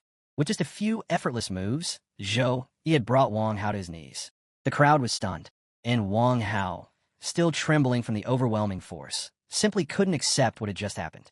How could someone so low-ranked overpower me like this? Refusing to admit defeat, Wang Hao clenched his jaw and drew his sword. There's no way he can dodge this. Thunder crackled across the blade as he poured all of his power into it. Then, in a blur, he charged straight at Zhou Yi, unleashing a furious thunder slash. But Zhou Yi didn't even flinch. He calmly raised a single finger, and from the sky above, a beam of holy cross energy crashed down. Boom! A pillar of light engulfed Wang Hao, flattening him to the ground. The attack ended as quickly as it began, but the silence afterward was deafening. Zhou Yi looked down at the fallen figure with cold indifference. So this is the so-called lightning genius? What letdown. The crowd was frozen, speechless. Then, slowly, Wang Hao regained consciousness, but only to fall back to his knees, head spinning with humiliation. Rage filled his eyes, but he couldn't move. Around them, the murmurs started. Li White, doesn't he look familiar? Yeah, he has the aura of a saint knight. I swear I've seen him somewhere before. Then someone gasped, pointing. That's Zhou Yi. He's this year's exchange competition champion. Realization swept through the crowd. The vendor who had earlier been selling to Jiang Chu Ran nodded knowingly. No wonder. That strength, it makes sense now. And the girl with him? That's his girlfriend, Jiang Chu Ran. Wang Hao heard every word. The truth hit him like another wave of lightning. He had just been humiliated by a freshman, and in public. Still on his knees, he could only watch as Zhou Yi walked away alongside Jiang Chu Ran, completely unfazed. Calm, in control. Wang Hao's eyes burned with hatred. Zhou Yi, I'll let you walk away this time. But when my brother comes back, you'll regret ever crossing me. Then he looked at Jiang Chu Ran, venom dripping from his voice. And you, how dare you betray the Wang family? My brother will never forgive this. Elsewhere, Zhou Yi's entire team moved forward through the crowd, drawing attention from every direction. At the front, Housemaster Wu led the way, calm and proud. Whispers spread instantly. That's the Su Hang team. He's even more handsome than he looked on the broadcast, one awestruck student murmured. And Jiang Chu ran. She's stunning in person, another added. As they reached the inner courtyard, Housemaster Wu was greeted by Housemaster Chung from Qingjing University. Wu smiled warmly. Thank you for your hospitality. Truly. But Housemaster Chung was clearly irritated. Oof. Your team stole all the glory. We were nothing but stepping stones this time. Wu chuckled lightheartedly. Now, those are strong words. Friendships matter more than rankings, don't they? Still grumbling, Chung crossed his arms. Whatever. We came in last. Let's not sugarcoat it. Just then, students and teachers from the other universities began gathering around. A sudden shout rang out. Everyone, prepare for departure. A teleportation circle began glowing on the ground. Mages moved quickly, activating its intricate runes. The energy within began to hum with magic. One by one, students began stepping into the circle, ready to be sent back to their respective academies. Among them, Zhou Yi approached Jiang Chu Ran for a brief goodbye. Until next time, he said with a light smile. Take care, Jiang Chu Ran replied with a nod. Around them, others exchanged words and playful jabs. Next time I'll crush you. In your dreams. Laughter and light banter filled the air as everyone made their farewells. Within moments, light enveloped the teleportation circle, and the crowd began to vanish, one group at a time, until the area slowly emptied, leaving behind only the lingering energy of the spell and the echoes of competition. Zhou Yi and the entire team were instantly teleported back to Suhang University, landing right at the central plaza where both the housemaster and headmaster were already waiting for them. The moment they arrived, a warm cheer rose from the faculty and students, welcoming them back as the championship-winning team. Among the welcoming party stood Housemaster Zhou and Housemaster Song, both smiling proudly. Zhou held up a newspaper, chuckling as he waved it in the air. Suhang University's name is everywhere this year. We've stolen the spotlight, and this championship win is all over the headlines. Housemaster Song laughed along. You all did an outstanding job. Truly. Then, the headmaster stepped forward, addressing everyone with a calm but commanding tone. The exchange competition isn't just a match, it's a battlefield. A stage for schools to test the strength of their students and the quality of their teaching. And like any battle, great merit brings great reward. He then turned to the substitute team and called their names. Tan Wei, Zhang Zi, Su Chang, Hong Bin, and Zhao Qingzhu. You may have been substitutes, but you shined in both the individual and survival matches. A pause. Then he continued. Each of you will be awarded 5,000 points. Their eyes widened in disbelief. 5,000 points? Smiles slowly spread across their faces as the weight of the reward sank in. For perspective, clearing an abyss-level goblin dungeon only earned 500 points. With 5,000, they could run that dungeon 10 times. For most students, collecting that many points would take an entire year of grinding missions. Yet here they were, rewarded instantly. Then the headmaster looked to the main team. Jiang Chu Ran, Song Xiaolan, Wei Tai Xian, and Tang Ling. You all performed exceptionally in the competition. Each of you will receive 20,000 points. They bowed respectfully. Thank you, headmaster. Finally, the headmaster turned his attention to Zhou Yi. As the captain, you led the team to victory. You, a Saint Knight, defeated Mechanist Wu Shuang and Warrior Li Wei in the individual matches. You took on the combined forces of 9 schools in the survival round and turned the tide. You protected your teammates. You brought home first place. You are, without a doubt, the cornerstone of our success. A beat, then he announced. You will receive 100,000 points.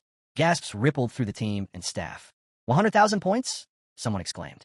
That's worth 3 billion in cash. Another rolled his eyes. What are you talking about? You can't buy S-class techniques with money. 100,000 points can get you one from the school's resource bank. A third person joked. With that many points, even a pig could be trained into a divine beast.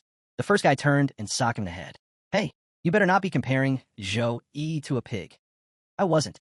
I didn't mean it like that, the third quickly defended. The others laughed, but they all agreed. Zhou Yi earned every single point. The headmaster nodded. Suhang University never holds back when it comes to rewarding those who deserve it. For now, take some time and rest. Everyone responded in unison. Yes. And just like that, the team began to disperse. But Zhou Yi stayed back. He stepped forward toward the headmaster. The headmaster noticed and asked, What is it, Zhou Yi? You want to ask something? He already had a good idea of what was coming. He didn't even need Zhou Yi to say it. The headmaster narrowed his eyes. You want to ask about Housemaster Fan of Qingjing University, don't you? Zhou Yi nodded. Yes. The headmaster sighed deeply, his expression turning grave. This incident, it's shaken more people than you know. Even someone at Housemaster Wu's level doesn't know the full picture. My advice, stay out of it. But Joey didn't back down. He locked eyes with the headmaster and replied firmly, "What if? I'm already involved." Without wasting for a response, he lifted his hand, and a space crack opened right in front of them. The headmaster turned sharply, startled by the sudden rift in space. "Zhou," he continued, "the Void Beast companion told me something strange. It wasn't captured by humans. Whatever took it wasn't from this world. Could Feng he be involved?" The headmaster's eyes narrowed as he stared at the glowing rift.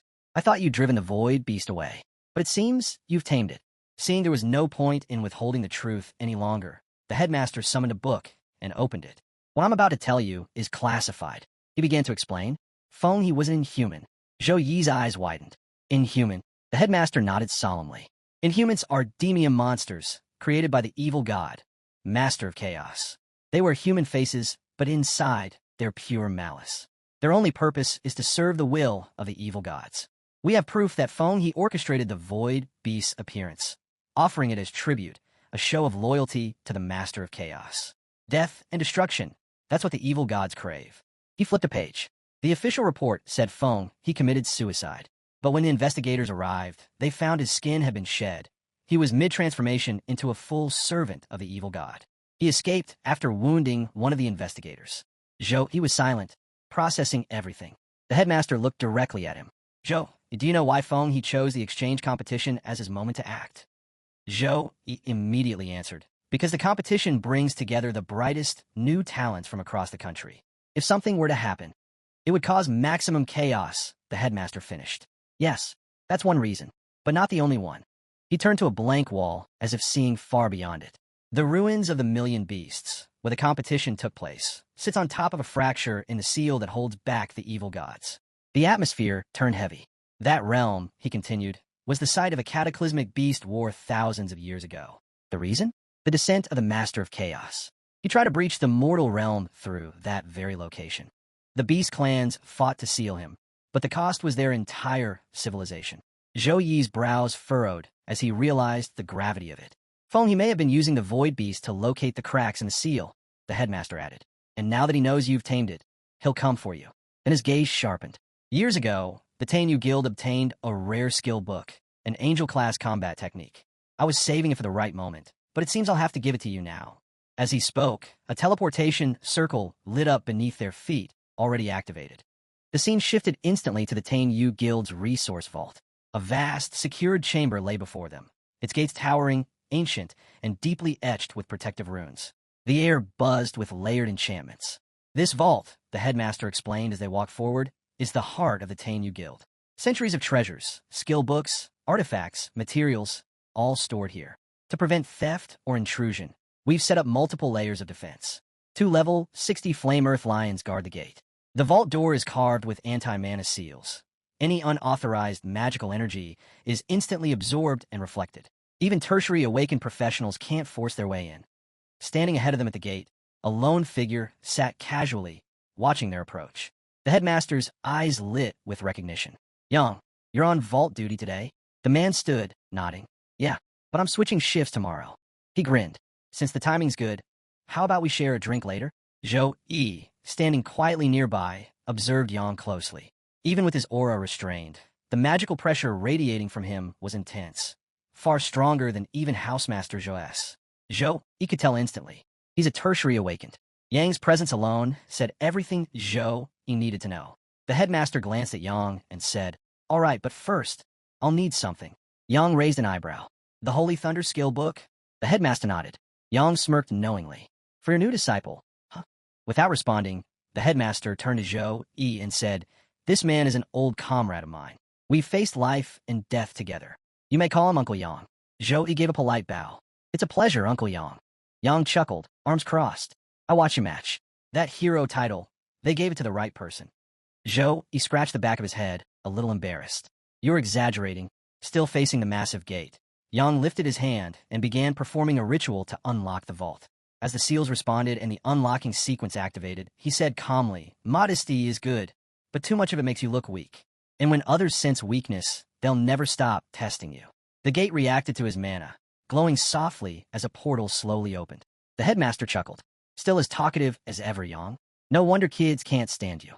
Yang didn't skip a beat. "Well, youngsters should learn to respect their elders' wisdom.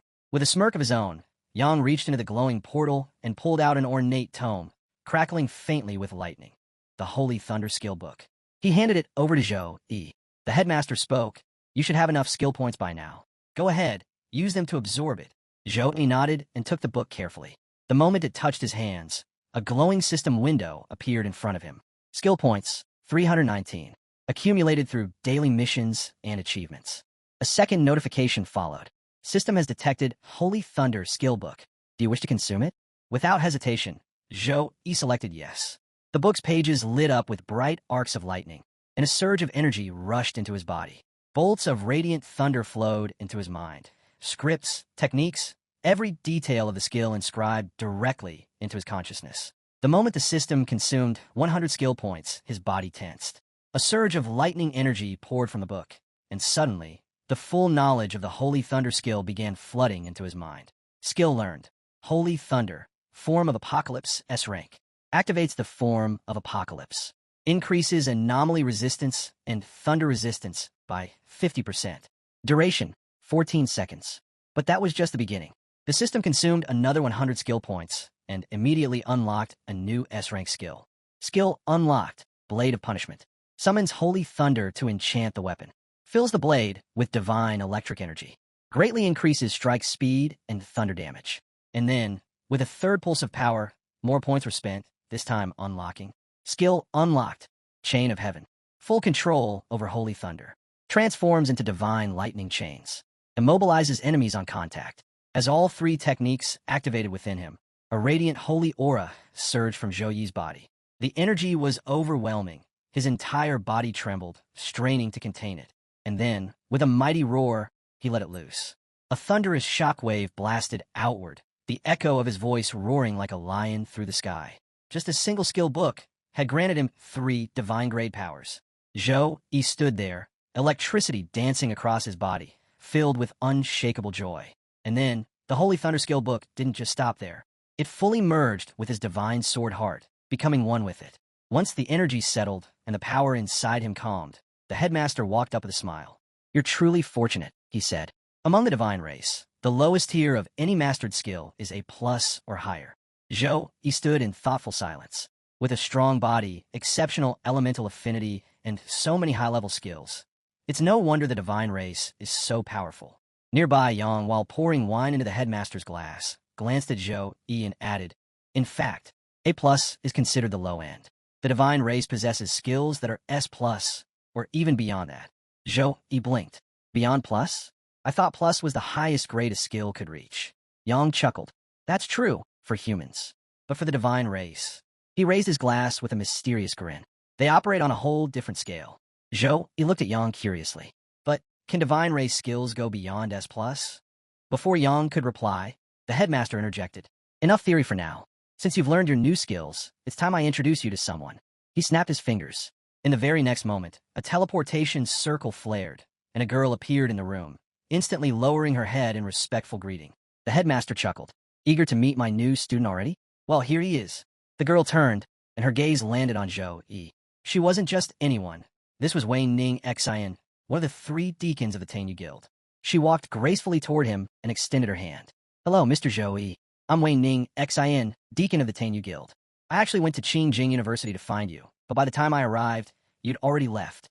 Zhou Yi shook her hand, clearly surprised. You came looking for me? The headmaster grinned. Deacon Wei handles recruitment for the guild. She has a sharp eye for talent. Can't help herself when she spots a promising seedling. Just then, Yang chimed in. Deacon Wei, Zhou Yi is only a first-year student. Let's not drag him into guild affairs just yet. I need to speak with the guild master. In the meantime, why don't you give him a tour? Wei Ning Xian smiled and nodded. Very well. She led Zhou Yi through the towering gates of the Tanyu Guild's base. This guild was founded 45 years ago, she explained as they walked. This base was the original headquarters. Today, many of our members and their families live here. It used to be nothing but forest and mountains. But after 5 major expansions, it's now nearly the size of a small city. And we're about to begin our 6th. Zhou Yi took it all in, but then his eyes widened in shock. High atop a mountain cliff, a massive dragon rested, scales shimmering like polished jade. His jaw dropped. That's the Eastern Dragon. I've only ever seen it on TV. Wei Ning Xian chuckled. That dragon is our guardian beast. It's protected the guild for the past 32 years. I wouldn't recommend getting too close, though. He's got a nasty temper. As they walked, Zhou Yi's attention shifted to a nearby tower, surrounded by a small crowd. Curious, he pointed. What's going on over there? Wei Ning Xin turned to look. That's the Realm Tower. The guild's headquarters houses 3 battle realms, Golden, Epic, and Legendary. Members can challenge them for training and rewards. She pulled out a card and handed it to him. Here, try using my card. Give it a go. Zhou Yi didn't hesitate. He just unlocked powerful new skills. This was the perfect chance to test them. Using her card, he selected the Nightmare level challenge. Sighing Plague Realm. As soon as he entered, a system prompt appeared. Nightmare difficulty, Sighing Plague Realm. Recommended level, 23 to 30 player count, 1 to 8. At the edge of the continent lies a land ravaged by disease. Monsters corrupted by forbidden magic wander this cursed ground, attacking anything that moves. Then the warning faded, and the first wave began. A horde of zombies surged forward, over 200 of them. Most were level 20, capable of using bite and claw, while mid-level ones at level 22 unleashed deafening roars that could shake concentration. Zhou Yi stood perfectly still. Then, raising his hand, lightning surged through his palm, crackling with raw thunder energy. With a single devastating strike, he cut through the entire first wave. Dozens of zombies were torn apart in an instant, scorched and shattered by divine thunder. Activating form of Apocalypse, his anomaly resistance and thunder resistance shot up by 50%, giving him an incredible edge in this plague-infested realm. Even at level 1, the form granted him a temporary power boost for 14 seconds, more than enough for a skilled fighter like him. Wave after wave fell to his holy thunder techniques. Blade of Punishment lit his weapon with divine electricity. Chain of Heaven bound enemies in place before they could even touch him. He didn't slow down for a second. When the dust settled, a notification appeared. Level 1 cleared. 200 zombies defeated. Completion time, 35 seconds. Right away, a portal to the second level, Mutant Village, opened before him. Zhou Yi stepped through without hesitation.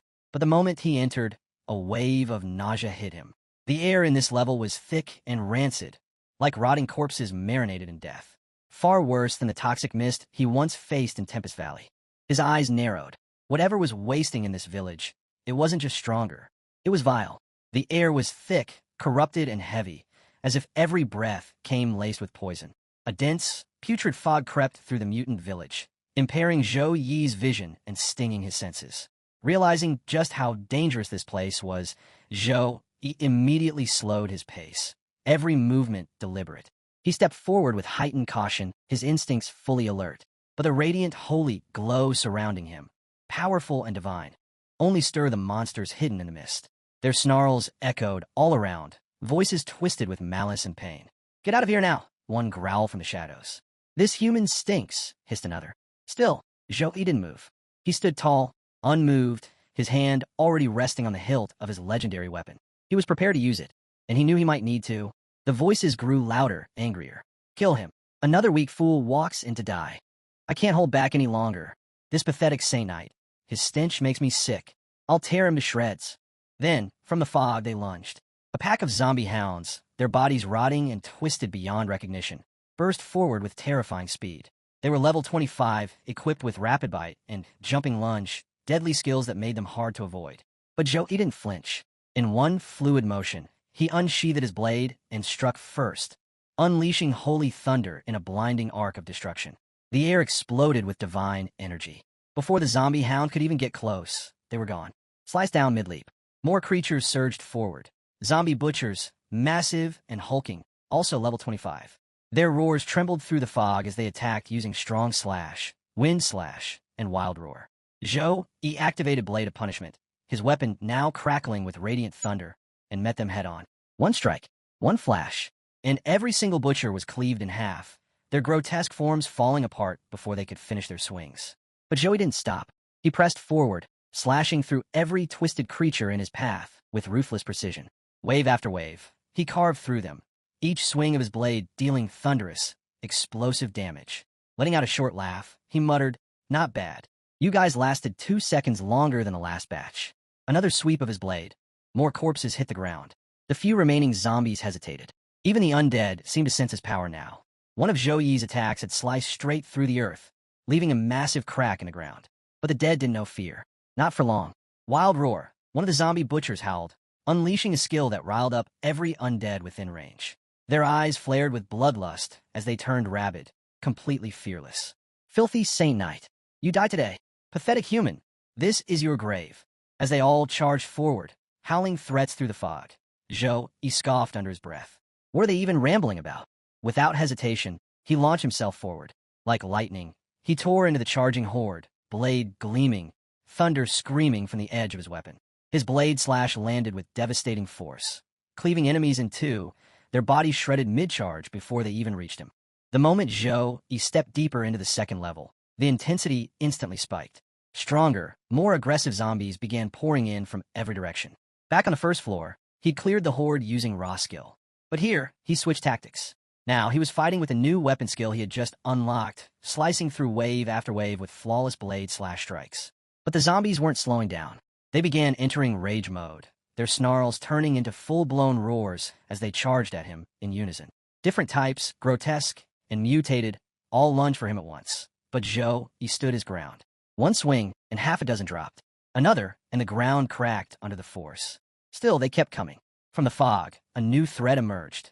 Worm-like zombie beasts, their grotesque mouths wide open, lunging to bite. He sidestepped fluid and fast, slicing them down with surgical precision. But despite his efforts, the number of zombies kept increasing, pressing in one step at a time. He began stepping back, maintaining distance while cutting down anything that moved. That's when a plague spreader zombie, level 26, crept up behind him. Its mouth hung open, green ooze dripping from its rotting jaw. The stench was overwhelming. The monster suddenly charged in, releasing Plague Breath, one of its deadliest skills. If inhaled, it would infect the target, draining HP per second until they collapsed. He turned at the last moment, grabbing its face with one hand and shoving it away, struggling visibly. He was clearly in trouble. Gritting his teeth, he raised his sword and sliced the creature clean in half. But it was too late. He'd already been exposed to the breath. Without wasting a moment, he activated Death Resistance, a powerful skill that allowed his body to rapidly heal from lethal toxins. The burning sensation in his arm began to fade. Backing up, he repositioned himself just behind the thickest part of the incoming wave. Earlier, he had wielded a long-handled warhammer, excellent for sweeping attacks, but too slow for close quarters. Now, he switched to the shorter blade, activating Blade of Pure White for better control. It was the right call. With a new weapon, everything became easier. But it was taking too long. He'd been in this realm for over a minute, and had only cleared about 20 monsters. The pace wasn't fast enough. If he didn't switch soon, the numbers would overwhelm him. He considered Blade of Punishment, but decided to save it for something bigger. Looking at the crowd of undead gathering around him, a sly smile crossed his face. He lifted 2 fingers to his forehead, closed his eyes for a brief second, and whispered, "Holy Storm." A howling whirlwind of sacred energy erupted from his body, spinning violently and surging toward the enemy wave like a divine cyclone. As soon as the Holy Storm hit, you have killed Zombie Butcher. You have killed Plague Spreader. You have killed Worm Beast. One after another, notifications flooded the screen. He stood at the center of the maelstrom, his coat fluttering from the holy wind, watching as every single zombie in the area was wiped out. Then, another message appeared. Second level cleared. 100 zombies eliminated. Time taken, 1 minute 50 seconds. A portal shimmered open in front of him. Next stage, the Forbidden Church. Without hesitation, he stepped through. This time, the setting changed drastically. No grotesque monsters. No swarming hordes. Just silence. In front of him stood a man, tall, cloaked, and clearly infected, yet maintaining a human-like posture. Surrounding him were several nuns, their heads bowed, motionless. Zhou Yi's eyes narrowed. This wasn't a person. It was the zombie bishop, level 45, a priest of the undead, cloaked in shadow and decay. He possessed dark, twisted powers. Dark Ball, zombie summoning, death curse. He stepped forward and spoke calmly, his voice like a sermon. I see in your eyes questions. You've entered the realm of life, of the living. That's why you seek answers. He kept his blade low but ready. If God always helps, then why this? The bishop chuckled darkly. My faith lies with the ancient God, the one who governs the cycles of life and death. Under their will, he raised his hand, the nuns around him slowly beginning to move. Even chaos is divine. At last, the truth behind existence has been revealed. Life is fleeting and delicate, but follow our God, and you'll break free from the chains of mortality. Step into eternity. Lie without end. Watch centuries roll by while others perish. Imagine standing tall as time crumbles around you. Immortal, untouchable. As he speaks, The zombie bishop reaches out to our hero and offers, "Join me. Drop that narrow-minded blade of justice. Embrace the gift of immortality. Taste its bliss." Our hero, captivated, begins repeating the bishop's words. Slowly, he walks forward, drawn in by the promise of eternal life. His eyes start to glow red, the bishop's influence tightening its grip. "You understand now," the bishop says, pleased. "This is what everyone desires. And you've been chosen." But just then, our hero halts. "I've got something to say," he replies. The bishop leans in. "Speak, child." The Lord listens. He never sees it coming. In a flash, our hero unleashes a fierce sword strike, yelling, "To hell with you." His blade tears through the bishop's skull, slicing halfway through and sending the undead priest flying across the chamber. Our hero stands tall and declares, "That so-called immortality? It's a curse. Death is the true release." Half of the bishop's face is gone, torn and ruined. Yet, even in defeat, he laughs. "You fool. You'll regret this." He roars to the nuns nearby. "Destroy him. Show him what happens to those who defy our Lord." At once, the silent nuns spring to life. Spears extend from their arms, their eyes glowing a deep, furious red. Seeing them, our hero grins and takes his stance. Without hesitation, they rush him from every side. But our hero strikes first. Dust explodes around them as blades clash in a violent storm. And when the haze settles, every nun lies battered on the ground, groaning in agony. Those who still breathe, he walks toward them, sword raised. With the holy thunderblade of punishment, he executes the elite zombie nuns one by one. The surviving few scream out in fury, overwhelmed with rage. He approaches, laughing. "Oh, so now you found your voices?" Before they can react, his blade flashes, cutting them down where they stand. More rush in to avenge their fallen. He chuckles again. "You really think you're strong enough to stop me?" His sword answers for him, swinging with such speed and force that the air itself splits. The sheer power creates a raging vortex, shredding everything in its path. The battlefield becomes a storm of steel, our hero cutting down every enemy without pause. From afar, the zombie bishop watches with eerie delight. "Look at that lightning, that flesh. Let's seal the sins of this world. Let our screams echo like hymns for our God. The louder we cry, the deeper the ritual carves into hell itself." But the time for talk is over. Our hero begins walking toward him, sword steady, voice calm. "Now it's your turn." Hearing that, the zombie bishop lets out a low chuckle. "You think you can take me down alone?" In an instant, a surge of dark crimson energy erupts from him, racing forward and stopping right beneath our hero's feet. The ground glows. A sinister circle begins to take shape under him. Before he can react, it locks him in place. Our hero struggles, trying to step back, but he's frozen. His body won't move. Suddenly, a strange formation lights up at his feet, centered right where he's trapped. He narrows his eyes. When did he set this up? He tries to break it, slashes at it, testing for a weak point, but nothing works. The formation doesn't even crack. Realization dawns. So that's it. Those weak, clumsy attacks, they were a distraction. You were buying time for this. Before he can make another move, hands start rising from within the formation, shadowy, clawed, and cold. They latch onto him, yanking him down. More and more hands burst from the magic circle, grabbing at him from every angle, wrapping around his arms, his legs, his chest. Trapped and surrounded, our hero's eyes sharpen. What now? Zombie bishop traps Zhou Yi into a formation using his trick, and from within that formation, several hands start to pull our hero inside.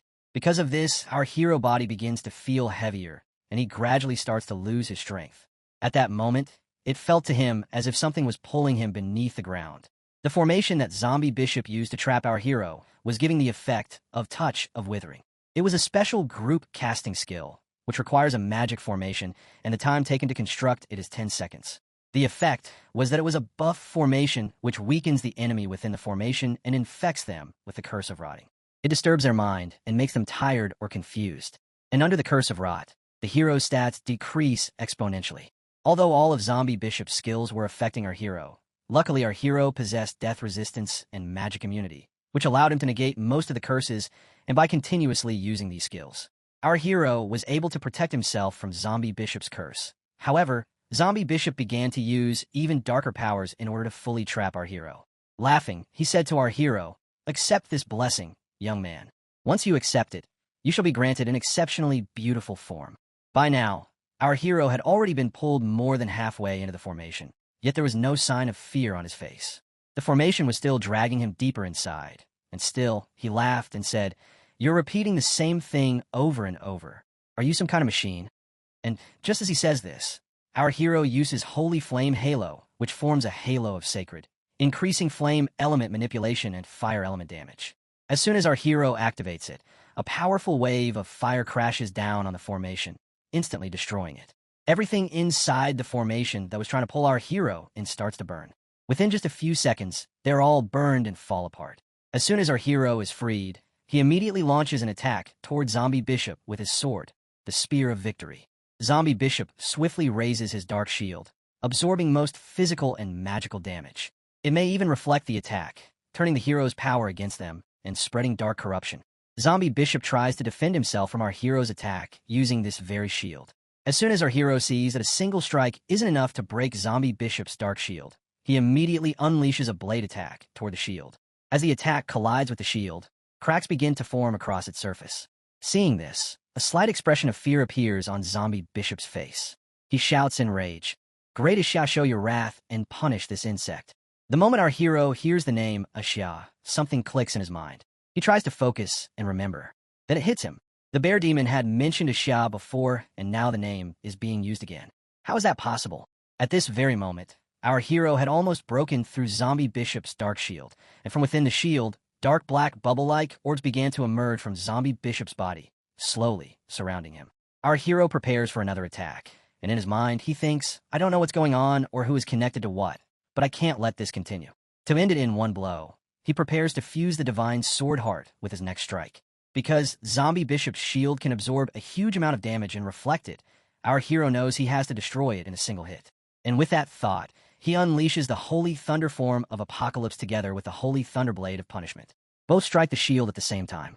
As the attacks collide with it, the shield shatters instantly. The hero's blow lands cleanly on Zombie Bishop's neck, severing his head and sending it flying into the distance. Yet, even with his head separated, Zombie Bishop isn't dead. His body and head lie apart, but a black, liquid-like substance begins to ooze from within. Slowly, his entire body dissolves into the dark fluid, which starts creeping and shifting, piece by piece, trying to reconnect. Zombie Bishop's head, still filled with rage, shouted, "You insolent brat! If you're not willing to surrender, then I will devour you in place of Ashia." By this time, our hero had already entered his angel physics state. Hearing Zombie Bishop's words, he laughed and replied, "You actually look much better this way." And now, countless eyes and teeth had begun to appear across Zombie Bishop's entire transformed body. That dark liquid form started attacking our hero, launching wave after wave toward him. Our hero dodged swiftly, weaving side to side to evade the incoming strikes. But as the dark attacks began closing in from all directions, he instantly activated the Holy Light Shield, targeting Zombie Bishop's liquid form. The shield trapped Zombie Bishop completely, sealing his entire body inside. Without hesitation, the hero unleashed Holy Thunder, chains of heaven. Countless chains of divine lightning descended, wrapping tightly around Zombie Bishop and locking him in place. Seeing this, Zombie Bishop began to scream, "Let me go. You will have to pay for your actions. Oh great God, punish this defiler for his sins." Seeing Zombie Bishop writhe and cry out in pain, our hero calmly says, "Don't deceive yourself with hopes of salvation. Accept the light of judgment." Without hesitation, our hero uses his final skill, Chain of Heaven. Massive chains filled with sacred energy pierce through Zombie Bishop's body and lock him in place. Screaming in pain, Zombie Bishop yells, "Let me go, or the radiance will turn you into ashes." The Holy Thunder Chain of Heaven is an S-level skill. It uses holy thunder within the chains to completely trap the enemy. Seeing it take effect, our hero starts to reflect. All class skills fall into 5 main types: attack, defense, buffs, debuffs, and limitation. There are also rare, summoning, or creation skills, but among the 5 limitation skills are the rarest. Within them, control skills are the most powerful. They perform best in combat, and with a good control skill, you don't even have to worry about accuracy. As Zombie Bishop thrashes in pain, bound tightly by the holy chains, he shouts in fury, "Ashia's wrath will reduce your soul to ashes. You will suffer for eternity." Hearing the name again, our hero calmly asks, "Who is this Ashia you keep mentioning?"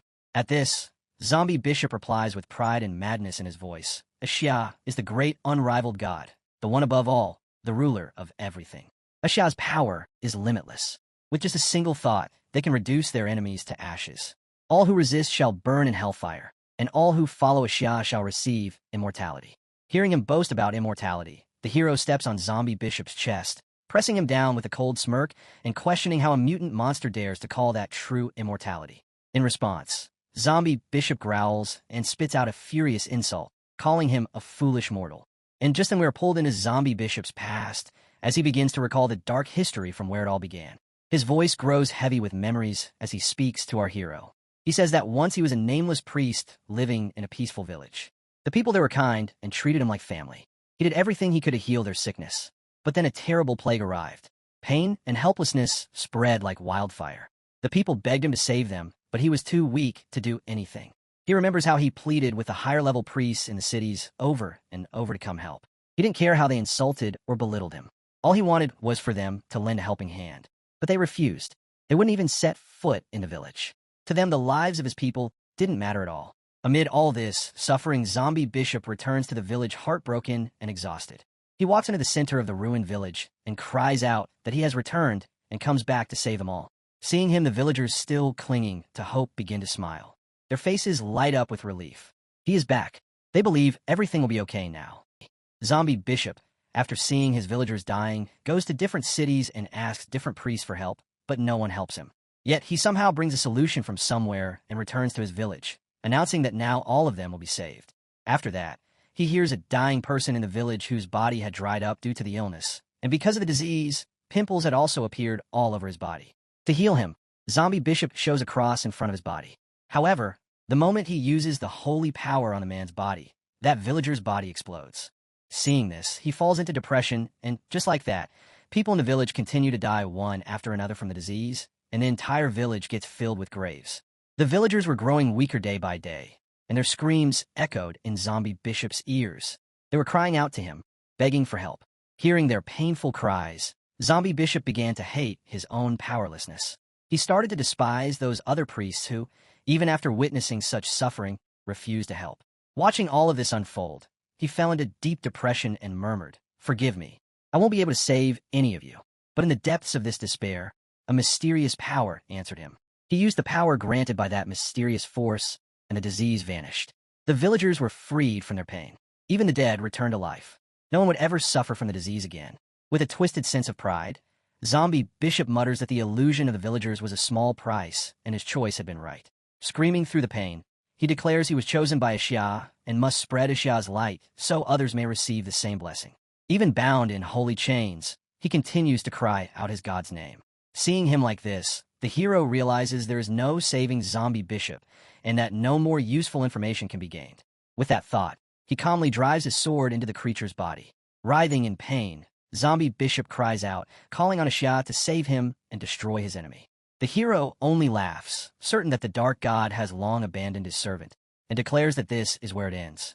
Enraged by the insult to his god, Zombie Bishop vows to drag the hero to hell with him. He begins activating his self-destruction. His liquid form spreads across the area and starts glowing bright red. Watching this unfold, the hero remains unfazed and remarks that he is simply too slow. With those words, he lifts Zombie Bishop into the air, using his chains, and immediately activates his cross skill. A holy cross descends from the sky and ends Zombie Bishop's game in a single strike. Even in his final moments, Zombie Bishop cries out to Xia for help, but no answer comes. Just like that, in one swift moment, he is gone. After clearing the dungeon, the hero receives his rewards. A chest appears containing high-grade life potions, mana potions, protective chest armor, and boots. These rewards weren't too bad, but the experience he just received still wasn't enough for him to level up. Then our hero turns around and looks behind him, where the statue of the evil god stood. Zombie Bishop's liquefied remains were splattered over it. Our hero picks up a random iron rod from the ground and throws it directly at the statue. The rod hits the statue with force, shattering it into pieces. The moment he destroys the statue, messages appear congratulating him for destroying the evil god statue and confirming that extra rewards have been received. Among those rewards, he finds something special called the Holy Crystal. It was born in the primordial age and created by powerful gods who infuse their energy into unique objects. It can be used for the secondary awakening of holy classes and can be found in both God and evil realms. This is the first time the hero has obtained a secondary awakening item. Seeing its value, he decides he must explore this realm even more. With that thought, he walked out of the dungeon. He was greeted by Deacon Wei, who told him he did very well. She informed him it took him 10 minutes and 25 seconds to clear the realm on his first attempt, which placed him in the top 20. Without wasting a moment, our hero handed over the items he had acquired and looked her straight in the eyes. He told her that he was giving those to her and wanted to enter the realm again. Deacon Wei blinked, clearly surprised. She asked why he wanted to go again and reminded him that this was not some kind of game. The energy consumption there was intense. Just then the giant ranking screen flickered to life behind them. The top clear records of the Sighing Plague realm appeared in glowing letters. At the very top stood first place Wei Qi Xian, and its second place was Ning Xinu. Our hero stared at the board for a long moment, then turned back with fire in his eyes. He said that the first run was for exploration, and this time he wanted to challenge the fastest clear. He believed he could beat first place. Deacon Wei's smile faded as she warned him that the top 10 were all level 30, and he should wait until at least level 27 to challenge the leaderboard. But the hero's resolve was clear. Seeing his determination, she nodded and advised caution, refusing to accept any items from him. Just then, someone called out to her. It was Zheng Ming, her nephew, a level 24 berserker and second-year student at Suhang University. He said it took him 2 months to finish off the otherworld creatures, and he was exhausted. As they're conversing, our hero, on his way out, is deep in thought, clearing creatures from other worlds through dimensional gaps. When I was in Tempest Valley, I discovered that lower-level otherworld creatures can pass through medium-sized dimensional rifts. Thinking about this, he heads toward the portal, remembering his master's words. According to Master, not only did the country enter level 3 wartime status, but they also sent legions to sweep for any possible otherworld creatures near the gaps. After that, Wei asks Viming about the casualties. Viming replies with a serious tone, saying there were 12 people in their team, but only 8 made it back. He adds that even with the legions protecting them, it was a close call, and without them, he probably would not have survived. Hearing this, Wei becomes a bit worried. She points out that 1/3 casualties is a terrible number. Then she asks Ming if he called his mother and questions why he did not tell her about such a dangerous mission. Ming laughs and admits he came to Wei because he kept the mission secret from his mother and fears her scolding. Wei gets annoyed and says she can't help. Ming smiles and calls her Annie playfully. Then Wei notices the hero and asks why he hasn't entered the realm. The hero steps forward and says he already did and came back. Wei is shocked. He shows her the updated dungeon record, placing him first with a clear time of 1 minute 59 seconds. Stunned, Wei asks if he really cleared a nightmare-level realm in under 2 minutes at level 23. Then our hero calmly repeats that he wants to try it once more, but this time on Abyss difficulty. Wei looks at him and calls him a monster, then tells him to take her card and use it as much as he wants. As our hero turns to leave, Ming suddenly recognizes him and reacts with shock, saying that he is Suhang University's #1 student Zhou Yi. After that, 2 months go by. In that time, the Sighing Plague realm on Abyss difficulty becomes a proving ground for the strongest. And at the very top of its leaderboard stands E. The records speak for themselves. E at level 29 cleared the realm in just 1 minute and 29 seconds. Right behind him, but far slower, is E again, now at level 35, who took 4 minutes and 15 seconds. In third place is Margareta, also level 35 with a time of 4 minutes and 32 seconds. These results shake the entire community. Whispers start spreading among warriors and students. Someone mutters in disbelief that the record for Sighing Plague realm was broken in just 1 minute and 29 seconds. Another voice says they are still stuck at the first stage. Then someone else points out how incredible it is and says this must be the power of Guild Master Wang's direct disciple. As he steps out of the realm, he hears a few students talking in awe about what he just did. Their voices echo around, filled with disbelief and admiration. One student exclaims that the nightmare difficulty record is 59 seconds. A girl responds, saying not even second awaken classes are that fast. Meanwhile, Yi's name shows up on the leaderboard again with another unbelievable record. On nightmare difficulty, he tops the Sighing Plague realm with a clear time of 59 seconds at level 26. Wei Qi Xian follows with 2 minutes 40 seconds, and Ning Xinu is third with 2 minutes 45. He couldn't help but reflect on his journey as he walked out of the realm. His mind replayed the past 2 months, which have been incredibly fruitful. These past 2 months have been incredibly fruitful. When Master Wang, who he learned I was farming the realm, he personally gave me his card. Of course, I would raise my level as fast as I can without point limitations, he thought to himself. And with every dungeon he cleared, his level had increased steadily. Now at level 29, he was not just becoming stronger in level, but each of his talents had also grown significantly. The path ahead seemed limitless as his strength continued to soar. When he checked his phone, he saw a message from his Master Wang, asking him to come meet. Without wasting a moment, he headed to the location. As soon as Wang Hui saw him, he smiled and said he had gained 6 levels in just 2 months, which was exactly what he expected, and that it was impressive. Placing a hand on Yi's shoulder, he grinned and said he could have taken him to the deeper wilds to hunt monsters and reach level 40 or 50 even faster. Then he asked if he knew why he didn't do that. With a calm face, he answered that it was because tertiary awakened classes had empty levels with less training and couldn't unleash their full strength. Only those who trained on the edge of life and death became truly powerful. Wang Hui nodded seriously and said that in the world of strong people, there were always some with no talent who got their levels up using family resources, but even after secondary or tertiary awakening, they stayed weaker than others. Then he handed Yi a scroll and said that now he had reached level 29, it was time to prepare for his secondary awakening. While handing over the scroll book to our hero, the headmaster said, a Saint Knight's secondary class will be the Apocalyzer. It enhances the class's control over holy light and significantly boosts offensive power. But that's for regular Saint Knights. Your offensive is already extremely powerful. This is the class awakening book for Apocalyzer. Commune with it through your mind to view the requirements for class awakening. In the moment the scroll book came into our hero's hands, right then and there, a notification about the class book appeared telling him to meet the awakening requirements and evolve the class from Holy Knight to Apocalyzer. Reading this notification, our hero focused his attention on the scroll book. As he did, the requirements slowly began to reveal themselves to him. The first requirement: this class could only be accepted by someone whose first class is Saint Knight. The second: reach level 29. The third: 100 sacred crystals. And then came the fourth: 100 will of repent. It was this final requirement that caught our hero off guard. Confused, he looked at it and asked, what is this will of repent? Does that refer to the remorseful will of cultists who followed evil gods? At that, the headmaster explained, do you remember the repent skill you acquired in the plague realm? You'll need to use it to extract the will of repent. But be quick. You must collect it within half an hour or their souls will dissipate. The moment our hero heard the headmaster's words, he immediately asked him directly, how do you know I have that skill, master? The skill our hero was referring to was repent, a grade C skill that allows the user to use it on cultists to make them produce the will of repent and can also be used within half an hour after their death. In response to his question, the headmaster calmly replied, I knew you would receive this skill when I heard you were farming the Sang Plague Realm. It was a must-run realm for holy classes, and knowing you, you've probably already collected more than enough sacred crystals. Saying this, the headmaster began to walk away. Watching him leave, our hero began to reflect silently. So master had already prepared for my second awakening. Just then, the headmaster added, you only need to complete the fourth mission for your secondary awakening. To that, our hero simply responded with a yes. The headmaster let out a small laugh and said, there's a mission with cultists on the school network. You might be able to receive the will of repent from them. Go check it out.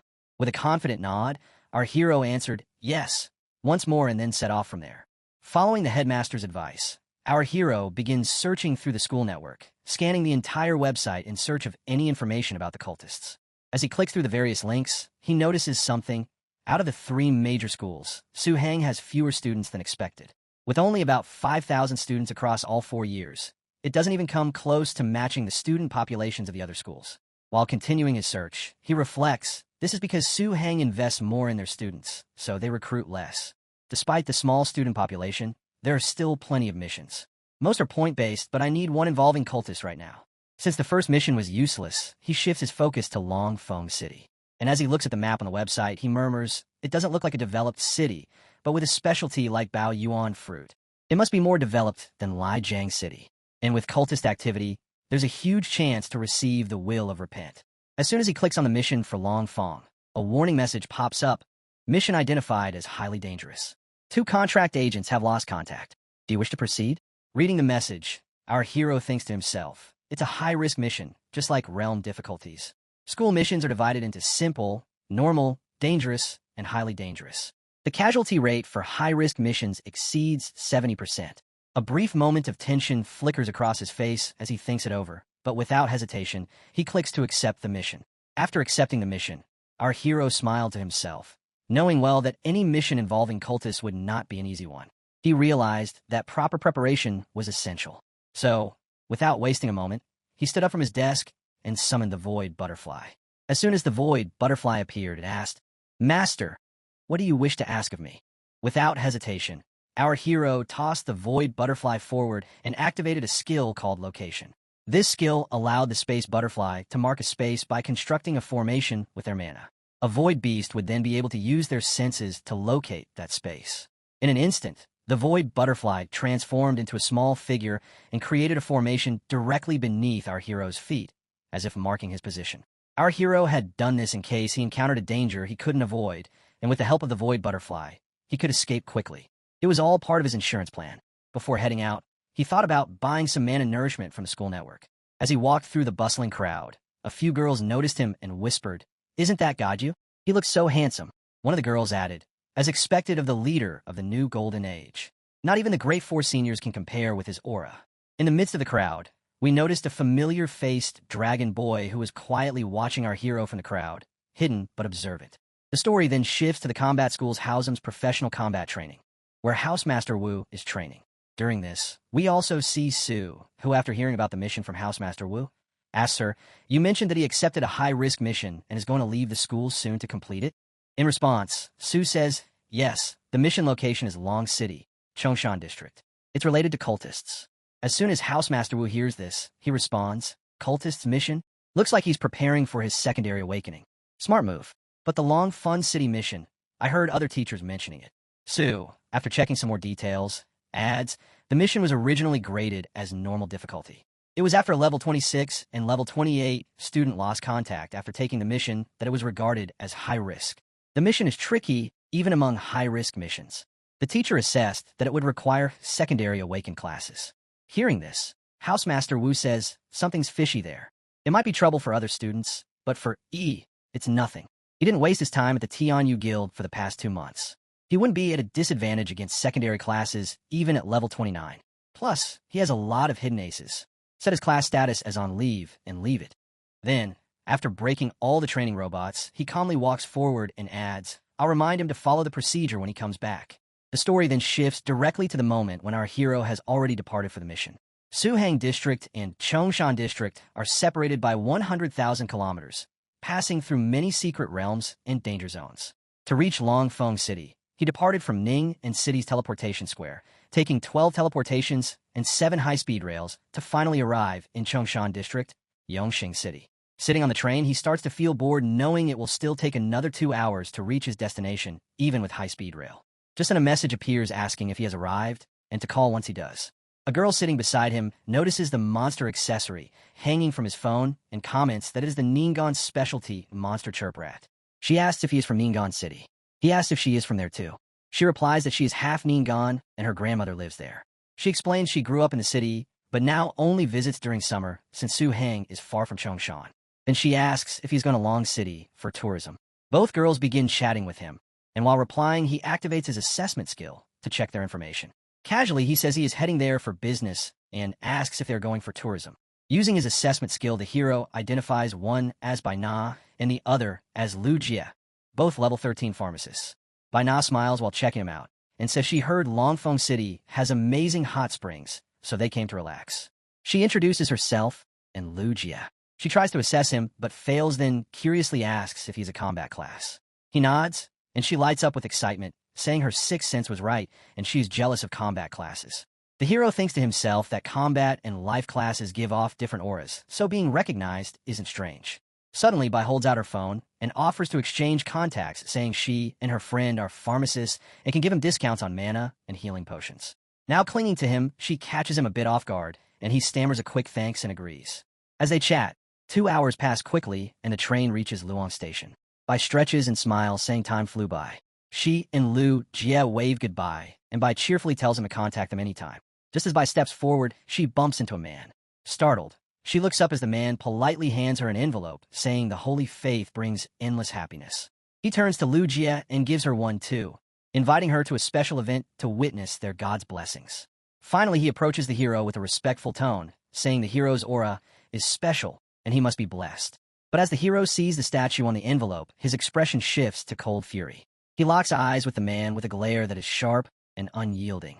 Sensing the intensity in our hero's gaze, the man instantly pulls the envelope back in panic and takes off running into the crowd without saying another word. Lu Jie, curious, holds the envelope in her hand, opens it, and starts reading its contents. As she flips through the pamphlet, she tilts her head and wonders aloud if religion is really that popular in Luong City. Before she can finish the thought, a calm but cold voice cuts in, telling her to throw it away because it is annoying. Startled, Lu Jie turns to the source and asks why there is something wrong with it. That is when Bai steps in, her expression more seriously than before. She explains that it is normal not to know and says her brother worked in Long City for years and told her everything. According to him, that religion only started about a year ago. She pauses, then continues in a quieter voice, saying that at first people claimed they gained benefits after joining, like improved stats and faster level ups. But it didn't stay innocent. People began to change, and not in good ways. Her brother's classmate used to be gentle and soft-spoken, but after joining the holy faith, he became aggressive and unstable. Now he lashes out over the smallest things, and his own family is afraid of him. She sighs and says the faith calls it a sign of true devotion, but to her something feels deeply wrong. Lu Jie frowns while still holding the pamphlet and questions how miracles like that could even be real. Bai quickly waves it off and says not to try to understand it, and warns her not to get involved because no one really knows what they are hiding behind that polished image. In front of them, the conversation fades as the hero silently watches the retreating figure of the man who handed out the leaflets. His gaze narrows and his thoughts race. He remembers seeing the God of Light at Tempest Valley, but also knows true miracles are not something that show up casually in daily life. If what they say is happening in Long City, then this must be the work of cultists hiding behind religion. His expression darkens as he realizes this is no longer just a mission. It is a battle against something twisted wearing the face of faith. After parting ways with the two girls, the hero arrived at Hangyong Shopping Mall at 8:30 p.m. On the 9th floor, a crowd had gathered in front of a place resembling a church. The atmosphere buzzed with whispers and murmurs.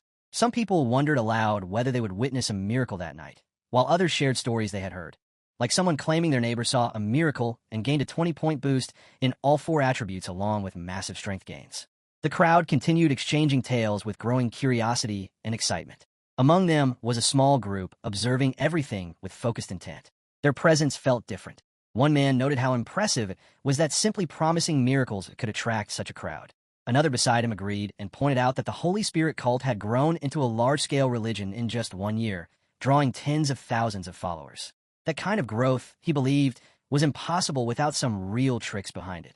The first man, known as Guman, added that they needed to capture footage of how these supposed miracles were being faked. Zhao Ling, a level 19 fighter and one of the team members, cautioned him not to go too far. She reminded him that investigating the cult and an A-level threat came with serious risk, and one wrong step could get them all killed. Guman responded with a light smile, agreeing to stick to gathering evidence without any direct confrontation.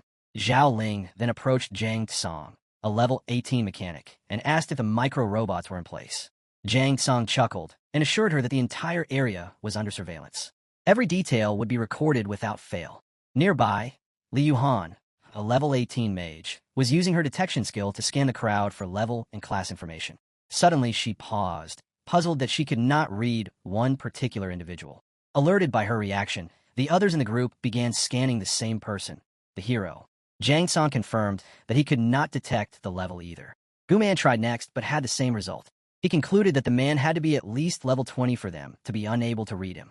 Still scanning, Zhang Tsang commented on how rare it was to find someone above level 20 in a place like Long City, where even level 18 professionals were considered strong. The idea that someone that powerful would attend a simple Holy Spirit cult event was unexpected. Then Lu Yuhan, while still detecting and feeling a little scared, said, "He has a sacred aura around him. Could he be a member of the Holy Spirit cult?" While they were all trying to detect our hero, at that moment our hero sharply looked toward them, and as soon as he looked at them, all 4 of them were instantly gripped by fear. Zhao Ling, trembling with fear, said, "Just one look from him fills me with terror. He must already be a second transition expert. From now on, during our operation, we must make sure not to draw his attention." Her teammates all agreed with her. They were all terrified just from seeing the sharp gaze of our hero. Meanwhile, our hero, looking at them, was thinking to himself, "These 4 people don't seem like ordinary citizens, but that has nothing to do with me. My target is the Holy Spirit cult." Just then, the bell of the temple rang, and the door opened. A few people dressed in priest uniforms started walking in from the doorway, drawing everyone's attention toward them. As they walked straight to the main stage, the one leading the group stepped forward with a smile and welcomed everyone to the gathering organized by the Holy Spirit cult. He said that those who had stepped into this place were destined to meet the Holy Spirit Lord. He introduced himself as Priest Lu and said it was his honor to guide them on the path toward divine grace. Our hero listened closely to the man's words while scanning the people around him. He noticed one of them was level 18 and two were level 17. Their levels weren't that high, and he quietly wondered what tricks they might try to pull. While the priest kept speaking, he explained that the Holy Spirit cult worshipped the Holy Spirit Lord, and that their teachings were meant to lead them toward light and redemption. In the eyes of the Holy Spirit Lord, all living beings were equal. As he spoke, some items were brought out and displayed in front of the crowd, which stirred greed among those gathered. The more they looked at the items, the more attracted they became. The priest continued presenting each item with ceremonial pride. He explained that those who devoted themselves fully would receive endless blessings from the Holy Spirit Lord. The church, he said, offered exclusive access to special training dungeons at no cost to members. It also distributed valuable cultivation resources, including mana-enhancing potions and powerful treasures that strengthen the body. All of it was available to those who remained faithful. Each month, members would also receive 8,000 mid-tier Zia currency as an activity allowance. The crowd buzzed with rising excitement. Some compared it to their own lives, noting how they worked tirelessly for only half that amount. The thought of receiving double without effort sparked interest. Others began to dream of changing their fates, believing the resources could help them become powerful professionals. Amused by the growing enthusiasm, the priest smiled and declared that such generosity was a reflection of the Holy Spirit Lord's boundless love, freeing followers from material concerns so they could commit to the faith completely. Two assistants stepped toward a statue covered by a cloth and began to unveil it. The priest raised his voice and proclaimed that the Holy Spirit Lord's divine power knew no limits. He would now demonstrate that divine might in person. As the cloth was removed, a majestic but mysterious statue came into view. Though its properties were unknown, it exuded a powerful presence. The priest stepped forward and addressed the gathering. He announced that this moment was a rare gift, a chance to witness divine glory and experience the grace of the Holy Spirit Lord firsthand. Our hero tried to identify the statue, but he couldn't. However, the statue was releasing a strong magical aura, which our hero could clearly sense. Because of this, he suspected it might be a magic prompt as well. Interestingly, the group opposite him was thinking the exact same thing. The Holy Spirit statue. They're about to fake a divine miracle. We must gather evidence this time. At that moment, Priest Lu turned toward the statue and shouted, "Holy Spirit Lord, reveal your power. Let these devout believers witness your great miracle." Hearing his words, everyone became excited. Then Priest Lu rang a bell, and immediately afterward, a light appeared above the statue. As the light manifested, a golden-colored visible figure began to emerge, and it started pulling everyone's attention toward it. Everyone was stunned at the sight of the golden figure. Some people even shouted loudly, "It's a miracle." The golden light emanating from the statue started to affect the bodies of some people, empowering them. And then the golden figure began to chant spiritual words. These spiritual words entered the ears of the people, making them feel increasingly strange. They started asking each other if they were hearing voices, believing that a real miracle was speaking to them. Gradually, the people began falling under the hypnotic influence of these spiritual words, losing their clear-mindedness. Even the group that had been trying to detect our hero was not spared. They too started falling into the trance. However, the girl named Lu Yuan managed to protect herself. A protection set had automatically formed around her, shielding her from the influence of the spiritual words. At that moment, her companion Zio Ling suddenly shouted excitedly, "I've become a second-level professional." Seeing Zio Ling acting strangely, Lu Yuhan felt deeply confused. She could clearly sense that Zio Ling's condition remained unchanged, yet Zio Ling kept insisting she had advanced. Then Gu Man suddenly raised his voice, claiming the resources were enough to make him the strongest warrior. Zhang Tsang followed, shouting with excitement that he had become the top mechanical engineer of the Janjia nation and would finally bring pride to his family.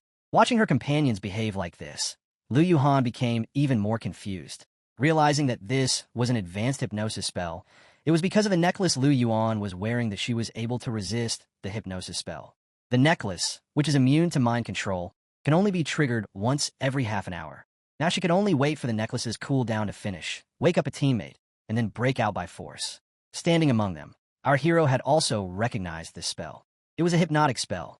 Some people trapped under the spell's influence had already started moving toward the statue on their own, and our hero, pushing them away, was thinking, could it be that the Holy Spirit Church recruits believers using this method? Meanwhile, the priest looked at the statue and remarked that the sacred relic bestowed by the bishop was truly extraordinary. He then turned to his companion and told him to begin the operation. noting that they had already lost time with the sermon and the others must be getting anxious. His companion stepped forward to carry out the order. The priest rang the bell again, and a shadow quickly formed. From it, several figures emerged. The priest bowed his head in greeting as the figures revealed themselves to be zombie bishops. The moment they appeared, our hero sensed the dark aura surrounding them. He immediately recognized it as the presence of cultists. The leading bishop turned to the priest Liu and questioned the delay. Liu replied that the sermon for the Holy Spirit Church had taken longer than expected. The bishop dismissed the concern coldly, saying expendables were not worth wasting time over, and warned him not to let it happen again. He then placed a hand on the statue and declared that once the sacrificial ceremony ended, Liu would officially become part of the Holy Spirit Church and receive the Holy Lord's blessings. As his hand touched the statue, dark energy began pouring from it. The priest gratefully acknowledged the bishop's support. Among the crowd, our hero observed in silence, noting that when cultists did not use the power of the evil god, they appeared completely normal and most professionals would not notice. However, as a holy knight blessed by the holy light, he could sense evil auras clearly. To him, the darkness surrounding the 5 cultists stood out like ink on white paper. The bishop raised his hands and began chanting loudly, calling on the Holy Spirit to reign eternal through the ages. He declared that the offerings had been fully prepared and invited the Holy Lord to accept them. The crowd continued to chant, repeating his words with growing intensity. As the chants echoed across the temple, a strange light enveloped the statue. It began to shift into a monstrous form. Its mouth opened wide and began drawing the soul power out of the surrounding people. However, the crowd, under the illusion, believed that the statue was granting them power. In truth, the statue was greedily absorbing their soul essence, and yet oblivious to the danger. Everyone continued to celebrate ecstatically. Seeing this, our hero thought grimly, is it slowly extracting their souls? Meanwhile, the crowd continued to shout madly, Holy Spirit, eternal, everlasting through the ages. Holy Spirit, eternal, everlasting through the ages. Watching the horrifying scene, our hero's thoughts raced. Ordinary humans have such weak soul forces that they're almost negligible. After death, their souls usually don't even manifest. But the soul is crucial.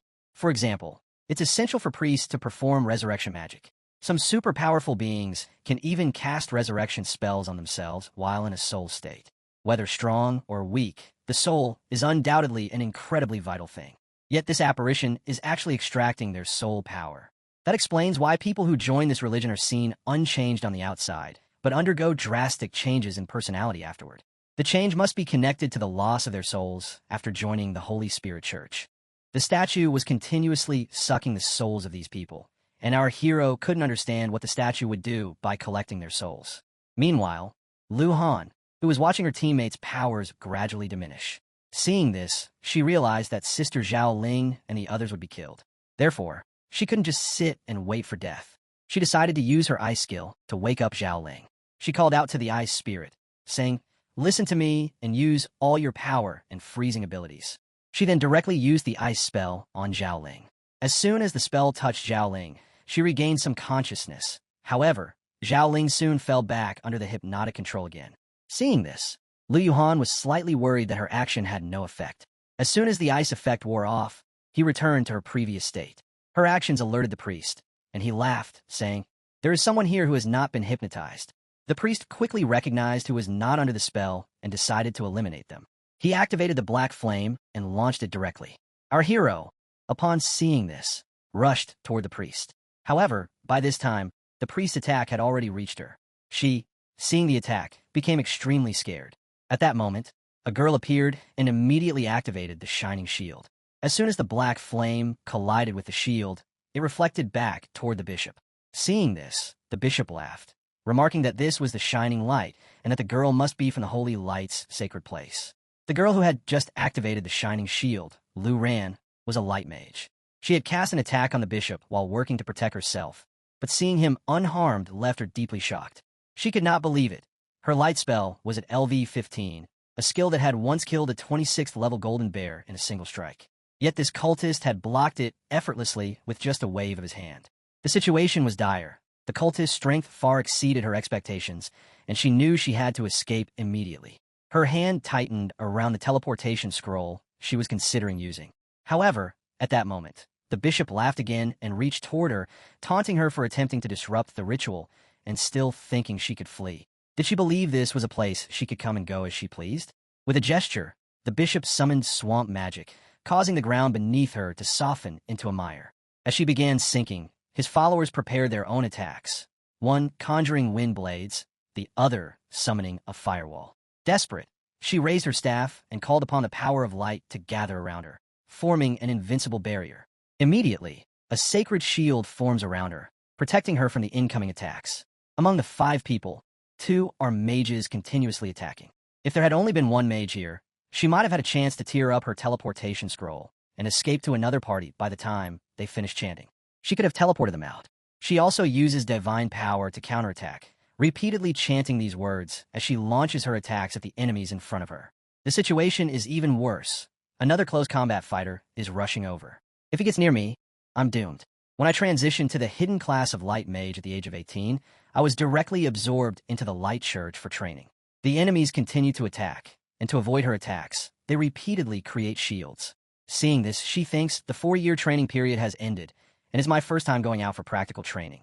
I thought I could destroy this fake cult with my power. Is this the price I'll have to pay for my life? Our hero had been standing and observing the fight for a while, and when things went beyond what he could tolerate, he immediately summoned his warhammer. With a single strike of the hammer, he struck the entire building, shaking it violently. The force of his hammer caused some of the cultists to die, and everyone's attention immediately shifted toward him. She was carrying her injured companions on her shoulders and was preparing to leave, saw our hero, and said, "He ended it with just one blow." The bishop, upon seeing our hero, became frightened and said, "There's another spoiler here." Seeing the holy energy radiating from our hero, the priest grew visibly fearful. As our hero closed the distance, the bishop questioned whether he was a high knight of the Holy Throne of Light. In response, our hero coldly declared that the gathered cultists had all earned death. Meanwhile, from a distance, she observed the scene, her mind racing. 2 mages and a warrior, all above level 25, had even activated a magic shield. Even a level 29 class wouldn't be able to eliminate them instantly. Could he be a second-tier class? She had suspected something was amiss in Longfeng City. It must have already drawn the attention of the church. Enraged by our hero's words, the bishop snapped at him not to overestimate his abilities and immediately ordered his companions to attack. The cultists surged forward, but our hero simply unsheathed his sword in one fluid motion. With effortless precision, he cut them down, standing untouched amidst their fallen bodies.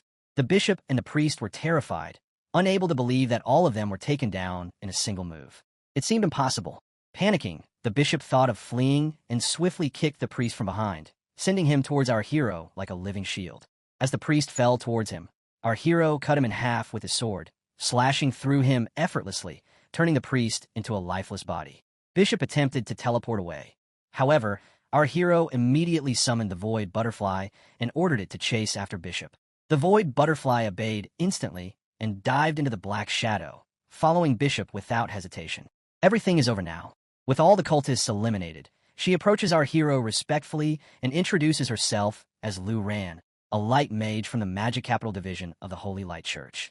Observing him closely, she thinks that the concentration of holy light around him is not just strong, but seems like the very incarnation of holy light itself. She can even feel the joyous aura radiating from the holy light enveloping his body.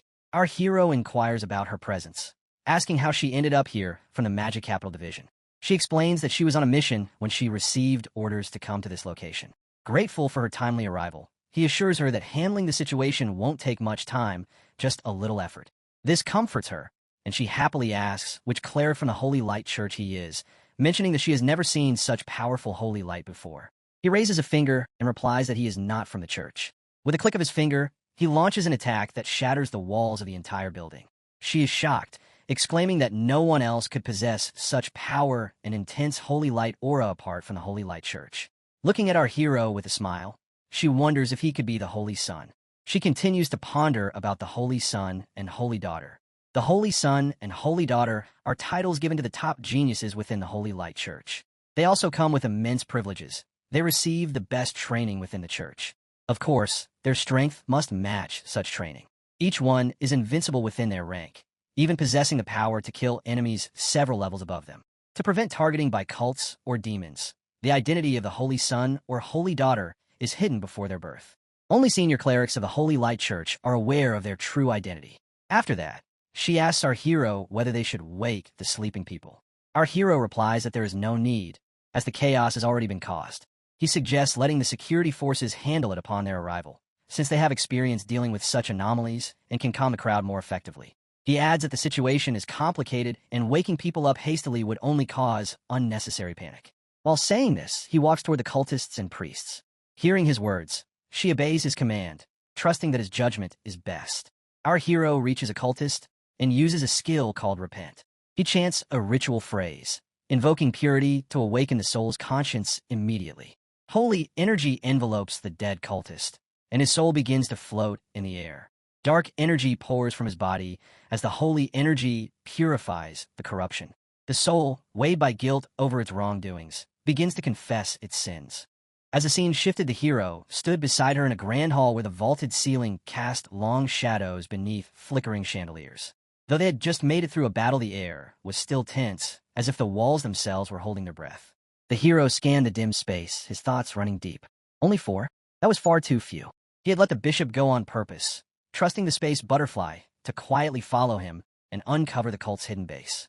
Now, felt like the right time to give chase, and the idea struck his mind with clarity. She stood quietly next to him, her posture calm, but her mind filled with doubt. She had the Repent skill too, but was nowhere near as strong as the Holy Sons. She felt the gap in their power like a weight pressing down. His connection with light elements was unreal. If she followed the Holy Sun's path for cultivation, maybe her power would grow too. But would he even let her? That question echoed in her heart with no answer. Suddenly, a figure darted into view from the stairwell above. Dressed in uniform and moving with practiced precision, he landed cleanly and pointed his weapon forward. It was a security officer from Longphone, and his tone left no room for questions as he ordered them to drop their weapons and raise their hands.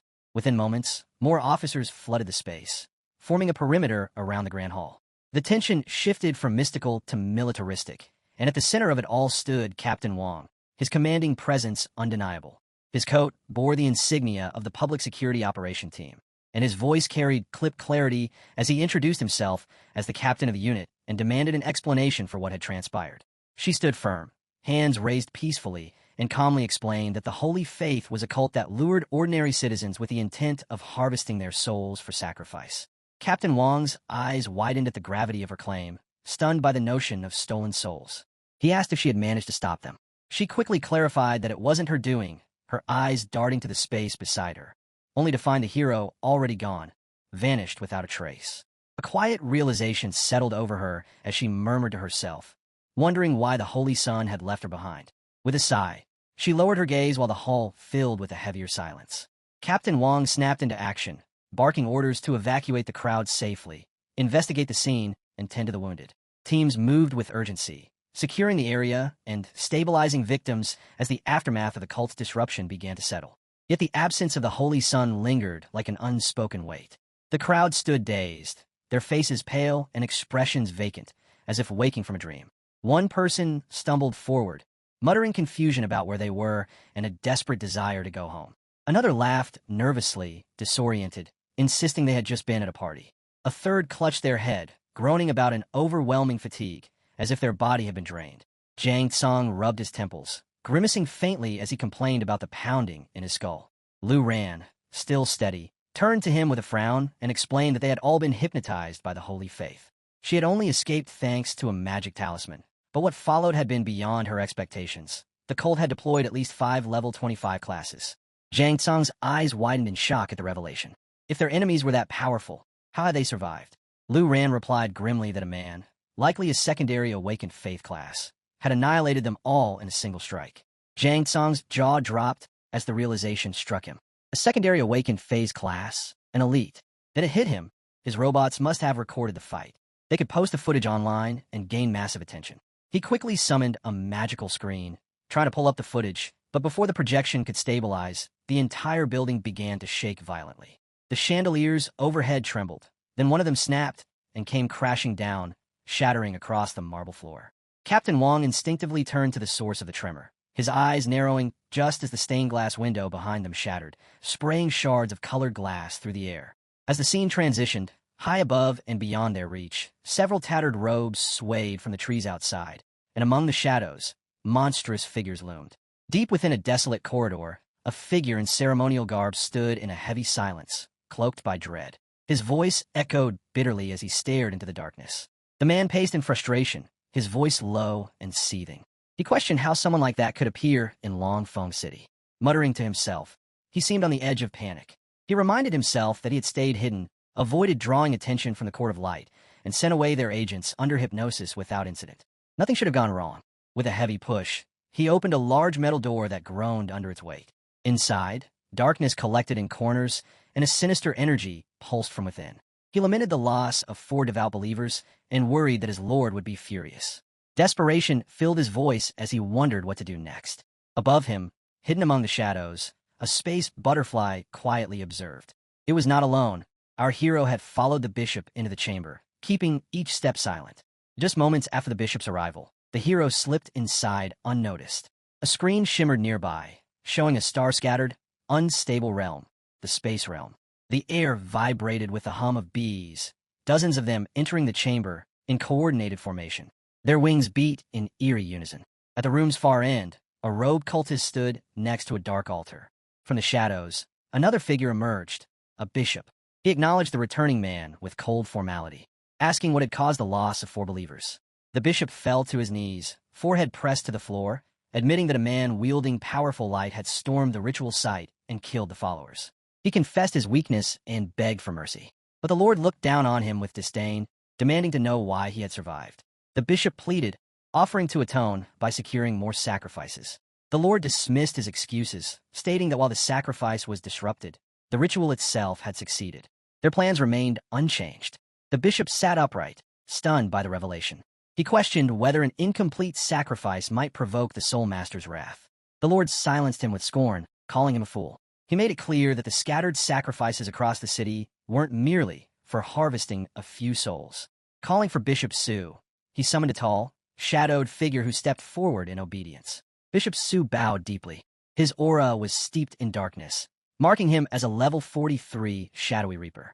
Without emotion, he began to explain the plan that was powerful enough to shake the entire world.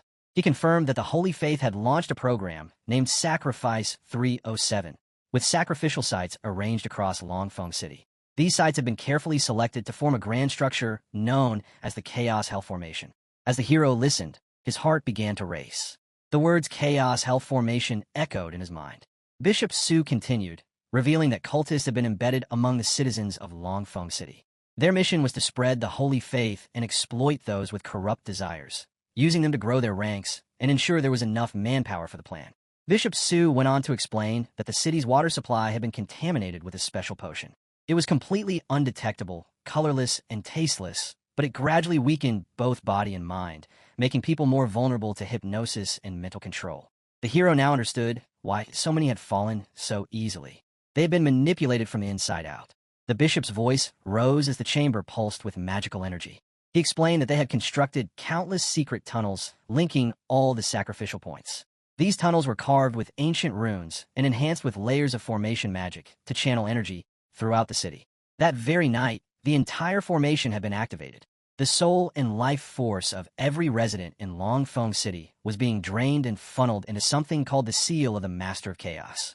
The bishop's body trembled as he spoke of the final objective.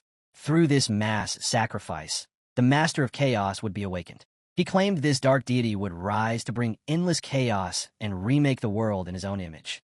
The hero stood frozen in disbelief as the horrifying plan became clear. An evil god was about to be resurrected at the cost of an entire city's lives.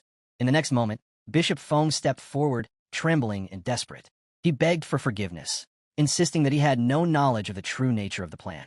But the Lord's expression turned cold and contemptuous. He rebuked Bishop Feng for his ignorance, stating that such a vital task could never have been entrusted to someone so foolish. Then, narrowing his eyes toward a dark corner of the room, the Lord sensed something. He asked who was hiding there. The hero's eyes widened. He instinctively retreated further into the shadows, trying to remain unseen. But the sudden motion betrayed his position.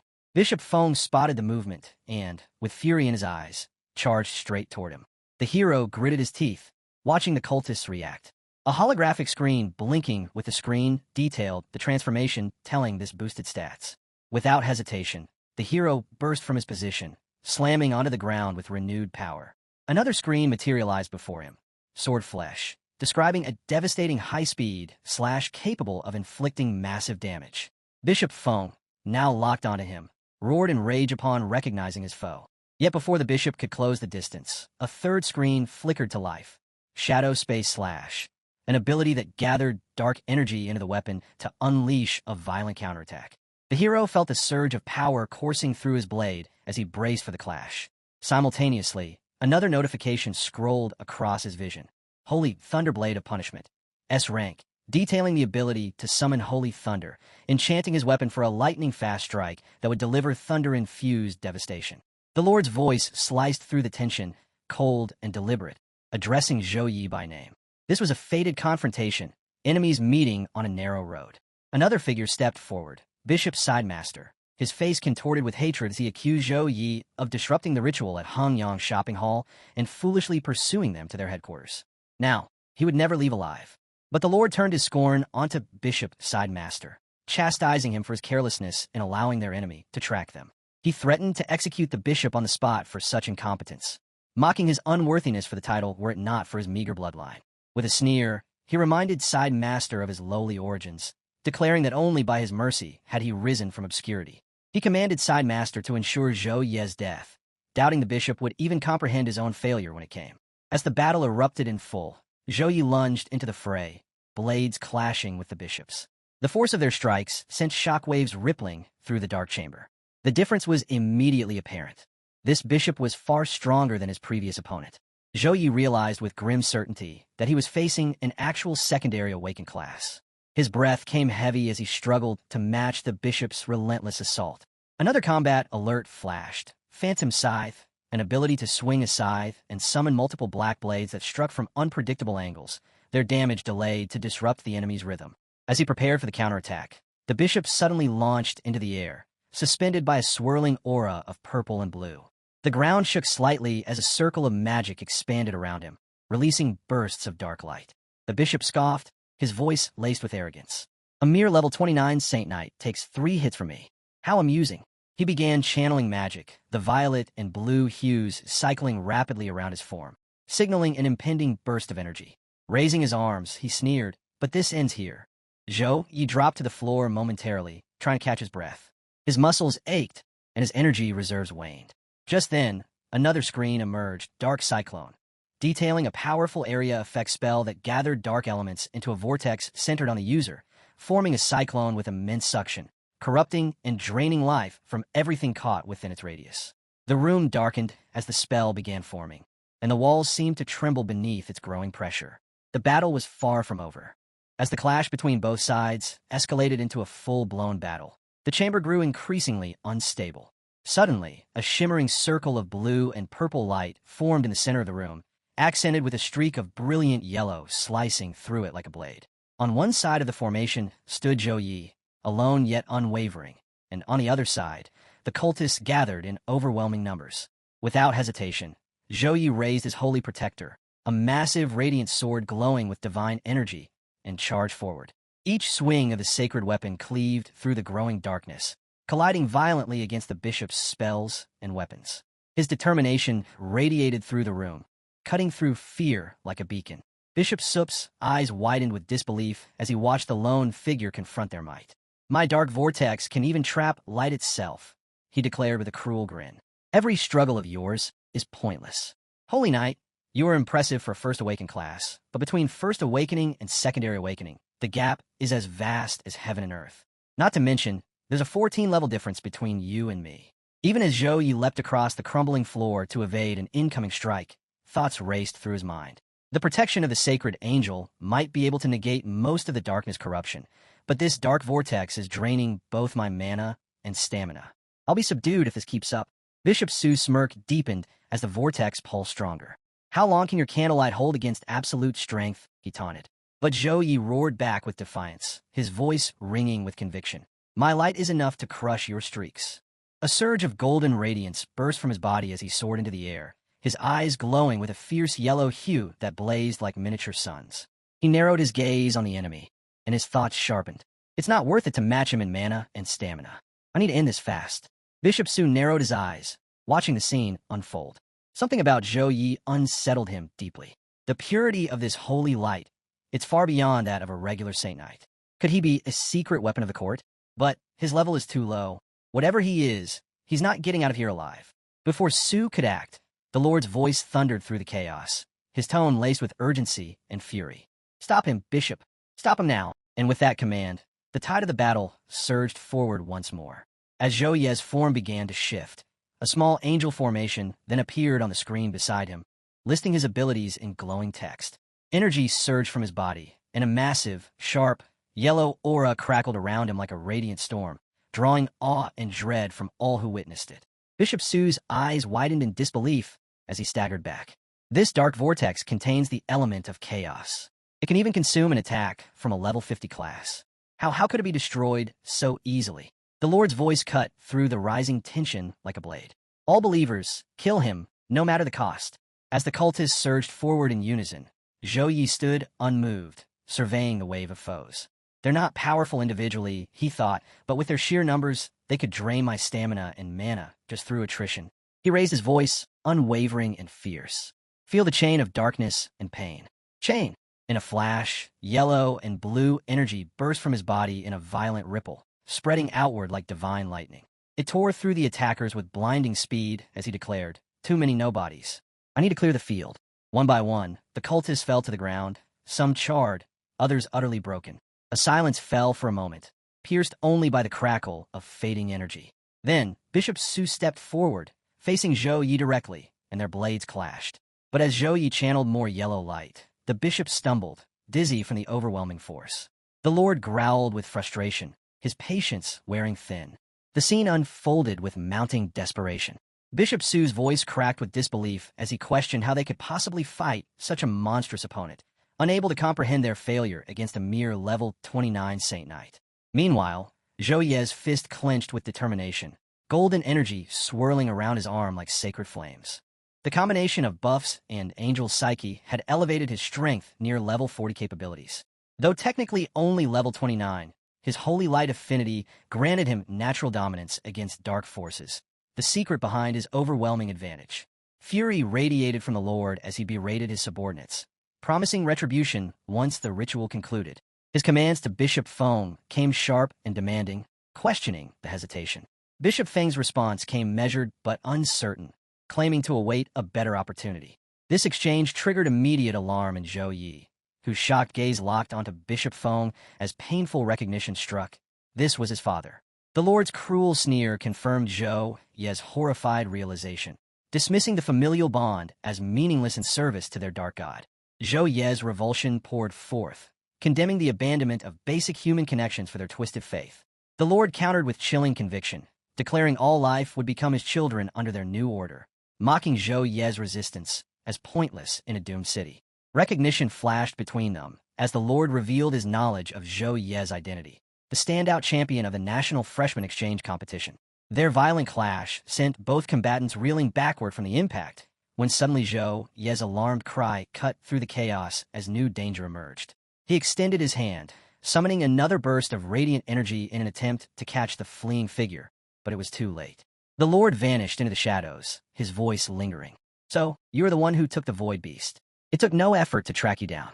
And just like that, the enemy was gone, leaving behind only silence and the storm still burning in Zhou Ye's heart. As Zhou Yi stood up from the rubble-strewn ground, a flicker of unease crossed his mind.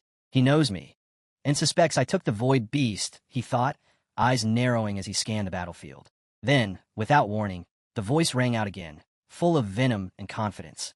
"Housemaster Feng, you're the maniac who escaped," Zhou Yi said firmly, his tone sharp with disbelief. Feng stepped forward slowly, an eerie calm in his expression.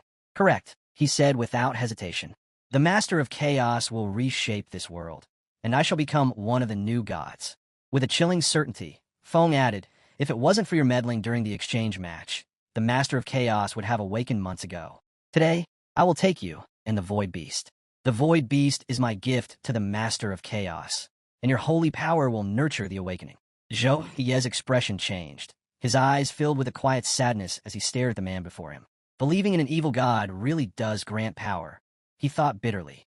I remember Feng. He was just a level 49 secondary awakened assassin. But now he's nearly as strong as Housemaster Wu. a level 52 warrior. Without warning, jagged swords erupted from the ground beneath Zhou Ye's feet, launching upward with violent force.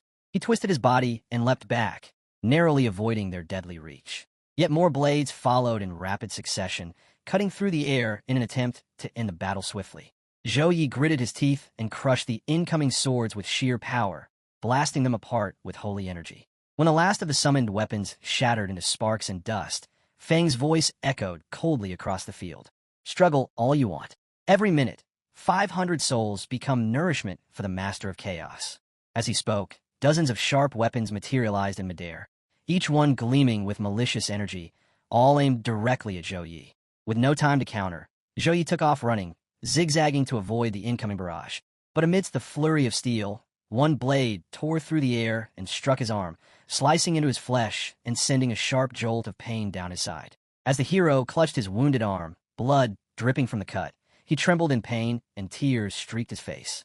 Suddenly, a golden light turned toward him, illuminating the battlefield with an eerie glow. Without warning, an explosion shook the ground beneath him, and in its aftermath, the hero's body transformed into a strange black foam. Yet he remained standing, seemingly unaffected by the blast. The sky above turned crimson, casting a bloody hue over everything. Housemaster Feng extended his arm forward with unnatural grace, summoning something that stood upright, as though awaiting command. Another golden light descended with devastating force, striking the earth like divine judgment. Someone in the crowd murmured about it being a punishment of light, recognizing it as Light LV-16. French remained unervingly calm amidst the chaos, his expression betraying no excitement. He analyzed the situation with cold precision, recognizing the attempt to limit his movements before delivering a lethal strike with the punishment of light. He remarked internally that these were standard tactics, but his opponent had forgotten one crucial detail. He had once been a master of the War Academy. With calculated precision, he launched the abyssal chain toward the hero, ensnaring him instantly and rendering him immobile. As the chain tightened around the struggling figure, French scoffed at the hero's efforts, noting that this was the same mindset he had taught his students a decade ago. Then, with arms flung wide and head lifted in manic triumph, he declared that this was the hero's end, his voice dripping with sadistic glee. Trapped and bound, the hero clenched his fists and gritted his teeth in frustration. The chains were suppressing his holy power, leaving him powerless as he collapsed to the floor. Feng loomed over him like a predator, pinching the hero's mouth until blood dripped from his cheek, then bringing his fingers to his lips with an unholy gleam in his eyes. Without warning, Feng gestured toward the ground, summoning violent storms as grotesque monsters clawed their way from the cracks in the earth. The hero could only watch in stunned horror as the dark creatures surrounded him. Feng's voice rang out with twisted joy, proclaiming these abominations as the heralds of the Master of Chaos' arrival. The scene shifted to the building's exterior, where the sky burned crimson and waves of red energy surged upward. Inside, lifeless bodies littered the floor, their souls drifting away silently. The hero, still bound, called out names by Lu Jie, but his words dissolved into the void, unheard by the departed. Feng stood nearby, unmoved, as the hero's rage burned in his eyes. He shouted at Feng, calling him and his kind monsters. Feng responded coldly, dismissing the deaths as necessary sacrifices that fools like the hero could never comprehend. Torn between escape and duty, the hero wrestled with his thoughts. He could summon the void beast to flee, but doing so would doom everyone in Longfeng. Resolute, he consumed a congenital potion, S+ grade, feeling its effects surge through him. His recovery speed skyrocketed, negativity resistance spiked by 100%, and his fractured psyche began mending rapidly. Feng watched with a sneer, dismissing it as a useless struggle. But the hero rose with newfound strength, defiance burning in his eyes. He invoked the power of the holy, awakening the kindness within Feng's soul. Feng's expression twisted in disbelief as he demanded to know what the hero was doing. Power erupted from the hero's body, red and yellow energy swirling together, illuminating the darkness. A screen flickered into view, displaying Will of Repent collected. Blood spilled from the hero's mouth, but he stood unshaken, unwavering even in agony. All around him, the ground trembled as monsters wielding swords and arrows marched forward, their grotesque forms encircling the bound hero like a pack of wolves ready to strike. Just as the blades were about to descend, the hero stood tall, defiance in his eyes, and from his body surged a brilliant burst of yellow and blue energy. The shockwave blasted outward, crushing the monsters instantly, their bodies disintegrating into ash before they could even react. Feng staggered backward, his eyes widening with shock as he instinctively clenched his fists. Under his breath, he whispered in disbelief about the overwhelming power before him, realizing with growing horror that his opponent was attempting to breach some unimaginable threshold. His hands trembled uncontrollably as he brought them up to rub his eyes, as if trying to wipe away some terrible vision, before the terrifying truth escaped his lips. This was the unmistakable phenomenon of secondary awakening. With visible effort, Feng composed himself, though his voice carried an undercurrent of barely contained dread as he continued speaking. He admitted that witnessing a secondary awakening in progress had profoundly expanded his understanding. Yet he recognized with grim certainty that his opponent had already descended into utter desperation. Under normal circumstances, he explained with forced calmness, achieving secondary awakening required exhaustive preparation. Stockpiles of mana stones to stabilize the physical transformation, specialized energy boosts to fortify internal reserves, and most crucially, an entire team of elite protectors to shield the vulnerable awakening process from any external disruptions. His voice grew sharper, colder, as he pointed at the chains that still bound the hero. You're currently held down by a virtual chain designed to suppress holy power. You're alone. You have no energy supply. The force now building inside your body will soon spiral out of control. It will tear you apart, rip your soul into fragments. If you fail, at best, you'll suffer a massive level drop. At worst, you'll be annihilated completely. As the tension in the air thickened, a figure appeared beside the hero, Saint, who watched the unfolding scene with somber eyes. In a calm, unwavering voice, he said, "But you're a weird child. Even if there's only a fraction of a chance for success, I cannot let it happen." The monsters, though momentarily shattered, began emerging once more from the red-lit shadows, forming a complete circle around the hero. Their weapons gleamed with deadly anticipation. Feng raised his hand once again, and with a voice full of venom, he commanded, "Die, in your secondary awakening." As the scene opened, waves of monsters surged toward the hero, their grotesque forms moving with murderous intent. Unshaken, he stood his ground, continuously generating radiant streams of golden and blue energy, creating a shimmering barrier that kept the horde at bay. Then, without warning, a glowing window appeared in midair announcing that the second advancement had been achieved, Judicator level 30. The screen showed a list of new Judicator exclusive skills with judgment and dissonance among them, each one pulsing faintly, as if waiting to be awakened. With renewed strength flowing through him, the hero focused his mana and directed a concentrated surge of golden and blue energy straight at Housemaster Feng. A razor-thin beam of golden light shot out like lightning, racing across the battlefield. Feng, caught off guard, froze as the energy struck him with blinding force. Golden light erupted throughout the mansion, illuminating every corner, and Feng was thrown backward, collapsing to the floor. As he fell, his form distorted, his face twisted grotesquely into that of a monster. "It's useless to think a second-rate holy knight like you can hurt me," he snarled. His shape shifted again, this time into a twisted version of a wild sheep, its eyes burning with malice. "I have devoured more ants like you than I can count," he growled. Suddenly, the ground split open, and several more monsters emerged, their grotesque shapes clawing toward the surface. The hero looked on with mild surprise, but remained composed. "No need. Your dying words are just noisy." He summoned golden mana again, and a new system window flashed before him. Channeling, divide wrath, wrath through moral flash. As the monsters leapt into the air and began their assault, the hero raised his hand, his eyes glowing with holy fury. "Sinner, I sentence you to," he declared, and in a sweeping motion, he released a radiant wave of energy. Death. The blast surged forward, golden and absolute, but just as it reached the advancing creatures, one of them shouted defiantly, "You won't succeed. The power of my lord." Before the sentence could finish, the hero's expression shifted. From the shadows, a vast surge of red and black energy emerged, spreading like a storm through the hall, its pressure overwhelming. His eyes widened in disbelief as he faced the incoming wave. The room darkened under the weight of the power, and a chilling voice echoed, "Submit. Why not perish together?" The corrupt energy slammed into him, and the hero staggered back, black energy spilling from his mouth. Still conscious, he gritted his teeth as whispers flooded his mind. "Pain is the only truth. Join us." A voice hissed with a manic laugh. Blood trickled from wounds on his face and neck as he fought to remain standing. Then, from the darkness, a monstrous figure emerged, a beast with massive golden eyes and jagged teeth, its aura oppressive and wild. Words echoed all around him like a curse. "Become the one. attenuate as one. Be part of me. The hero, trapped within the suffocating force of the mana storm, clenched his fists.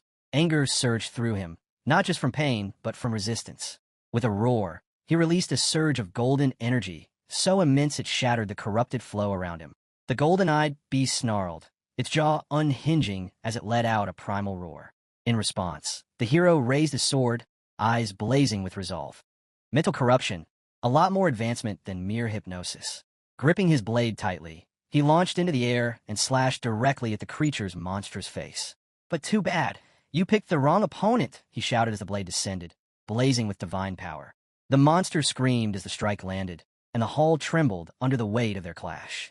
The hero's eyes burned with fury as yellow mana began to radiate from them like wildfire. He took a step forward, rage fueling every motion. How dare you? He snapped, golden energy intensifying around him. The monster sneered, but before it could react, the hero barked again. Why wouldn't I dare? Holy Knights! He began walking toward the beast with unrelenting resolve, energy crackling around him.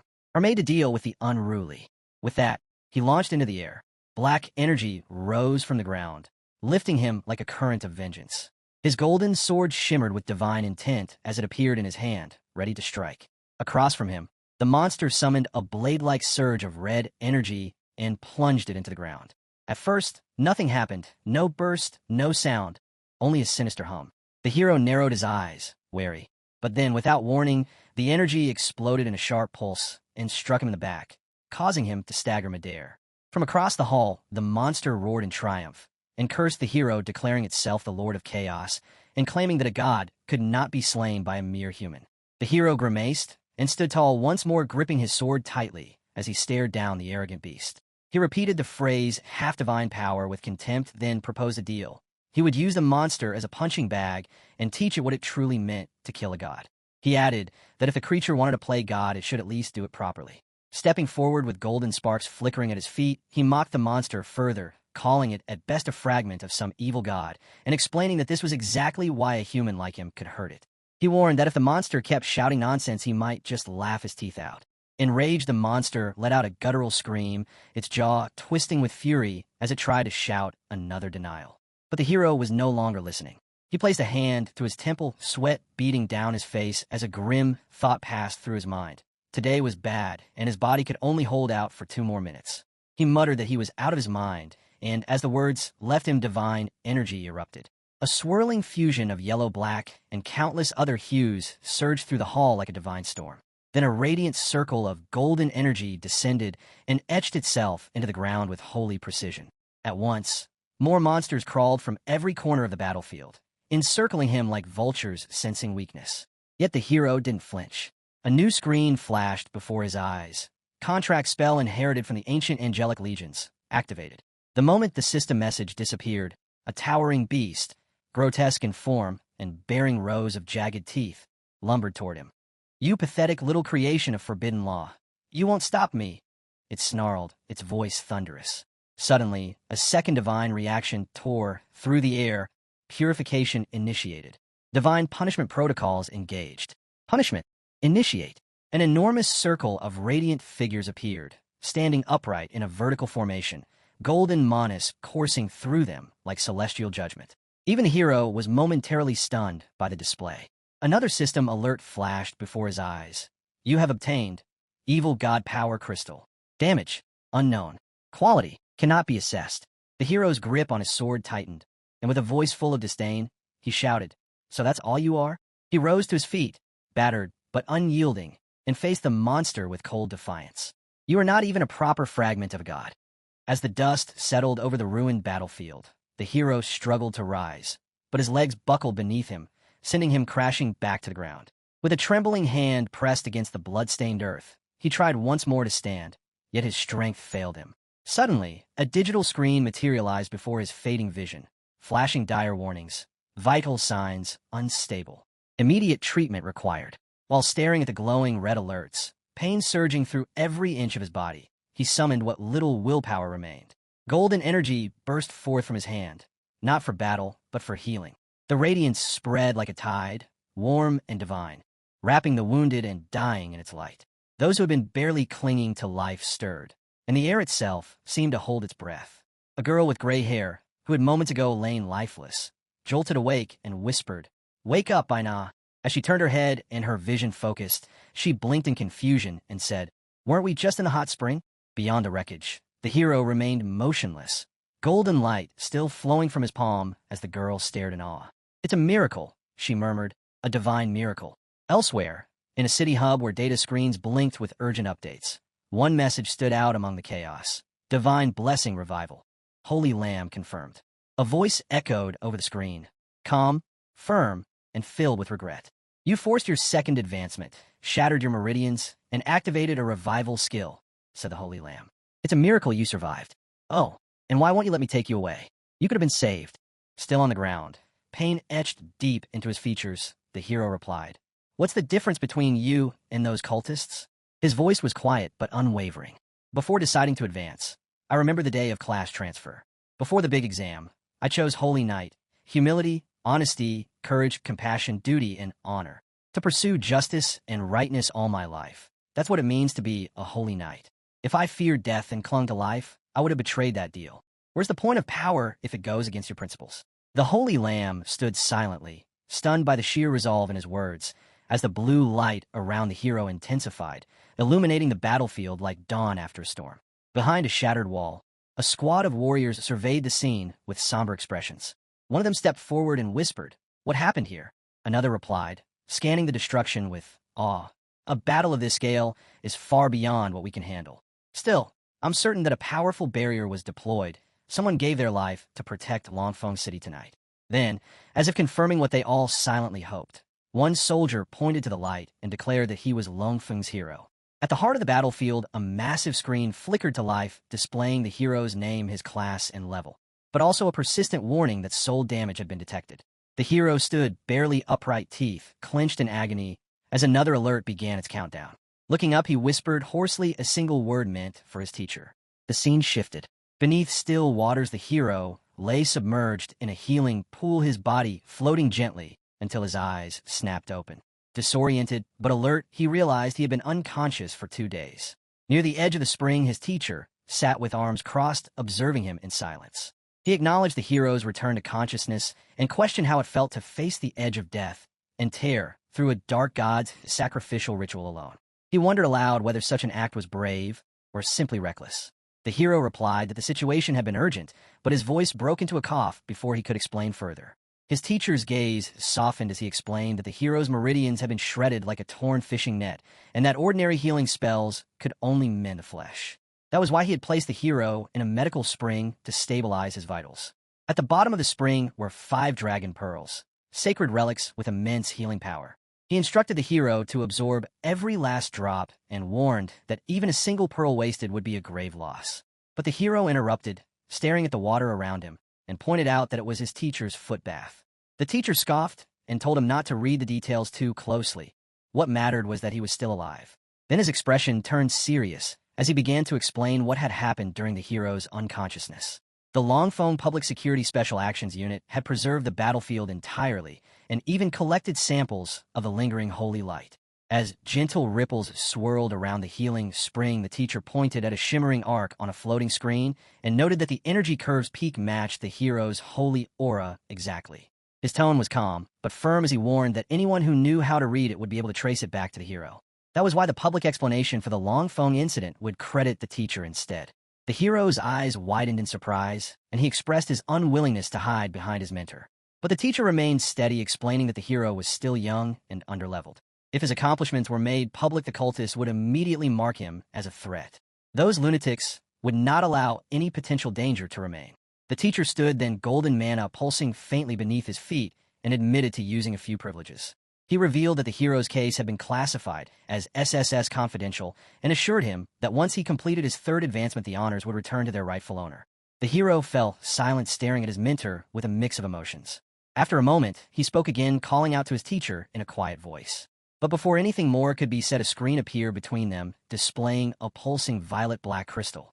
The hero narrowed his eyes and recalled that after defeating the evil god, he had discovered its true form was merely a power crystal. This was the face of the so-called evil god, harmless in appearance, yet responsible for countless ruined lives. His thoughts drifted back to the monstrous figure he had faced its power, its aura, the dread it exuded. He shuddered. The teacher, still seated by the spring, raised his hand with a slight scoff. A mere shard daring to stir up stones, he muttered, golden mana dancing around him like fireflies in the dusk. Steal it by forwarding the hand, the teacher said as he reached out. He examined the object closely and explained that it was a condensed core of pure negative energy. It emitted a strange mental frequency, something like, but before he could finish the thought, the hero's expression changed. A realization struck him and his eyes widened in understanding. It spread silently, he realized, slowly wrapping itself around the minds of anyone who came near.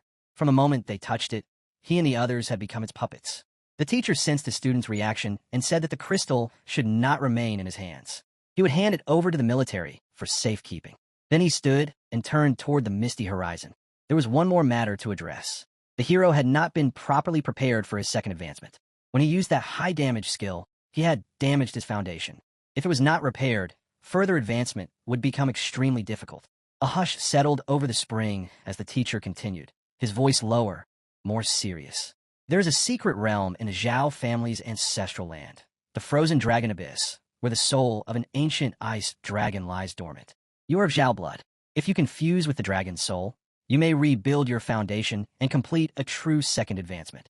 His gaze turned contemplative, as if distant memories stirred behind his eyes. Once your condition stabilizes, I'll have the Zhao family come retrieve you. There's someone who's been calling for you nonstop. You'd better wake up to her. As the scene shifted, the sterile halls of a high-security compound stretched into view. Xiao Ran walked quietly, her boots clicking softly against polished stone. Behind her, a red-haired girl appeared with a voice sharp with scorn. She called the sight pathetic and taunted Xiao Ran for being weak. She pointed out that with low level and low skill, there was nothing Xiao Ran could possibly use to protect her brother Zhao Yi. Xiao Ran flinched, but gave no response. The girl continued, circling her like a predator. She remarked that Xiao Ran looked soft and fragile, and was basically just a burden. Giving her such a perfect body was a waste, she said, and suggested that it should be returned to her instead. She claimed only she could make proper use of it and promised to protect Zhao Yi in Xiao Ran's place. Shocked, Xiao Ran murmured the word exchange, as if trying to understand. But before anything more could happen, a familiar voice echoed down the corridor, calling her name. She turned around stunned to see Zhao Yi at the far end of the hallway. Though still pale, he was standing on his own. She gasped in disbelief and asked how he had gotten out. Zhao Yi looked at her with an unreadable expression and asked if she remembered what she had just said to him. Her eyes widened in confusion, and she apologized, admitting that she could not remember. Then the atmosphere shifted and the scene transitioned once more. Inside the command tent of a military camp, a heavy war report was being delivered. A soldier knelt before a grizzled commander who loomed like a shadow in a dimly lit room. The soldier spoke, gravely addressing his master and reporting that the Longfeng City base had been destroyed. He added that French was dead. The commander narrowed his eyes and asked what had happened. As the scene transitioned, a gray-haired boy was seen carefully cutting plants in a quiet garden, his blade slicing through stems with practiced ease. Without looking up, he asked why Wang Hui would go there. Shen, who stood beside him, replied with a sharp edge in his voice. An inside report had come in. Wang Hui's personal disciple Zhou Yi had been on a mission in Longfeng City. He had spotted French in action and contacted Wang Hui immediately. That was why he appeared there. Shen paused, his eyes narrowing as he muttered that if Vangru was involved, things had just become much more difficult. He instructed that all branches were to go dark using full deep divine mode and to avoid military entanglements at all costs. Then something seemed to click in the gray-haired boy's mind.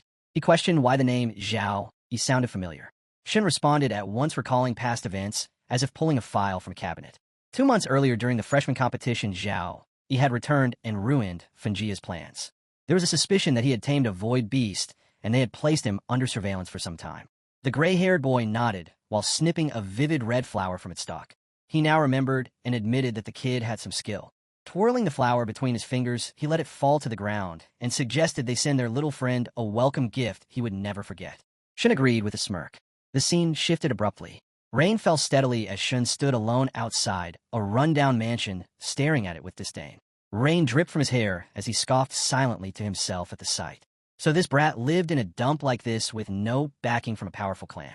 How could someone like him have such freakish strength? It was truly bizarre. But before he could think further, his thoughts were cut off as a wave of violet mana surged from the mansion and slammed into the ground nearby. Shen instinctively stepped back, his eyes narrowing as he demanded to know who was there. A grotesque monster emerged from the shadows with jagged teeth like broken glass and eyes gleaming with perverse hunger. One of them sneered with a voice thick with malice and spoke of a love for women and children, claiming their fear smelled delicious.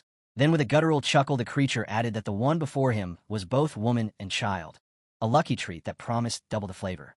As purple manna pulsed ominously, Shun's body began to shift, swelling and twisting until he assumed a colossal form. He looked down at his flaming aura and murmured to himself, wondering if what he saw was flame or a dragon bloodline awakening. The monster barked a laugh, clearly amused, and welcomed the apparent death wish. Elsewhere, far from the mansion, the hero's senses sharpened. His garments had begun to tear as his transformation activated instinctively the moment he locked onto the dark energy. He recognized it as the presence of a wild beast and referred to it as an empty-winged butterfly.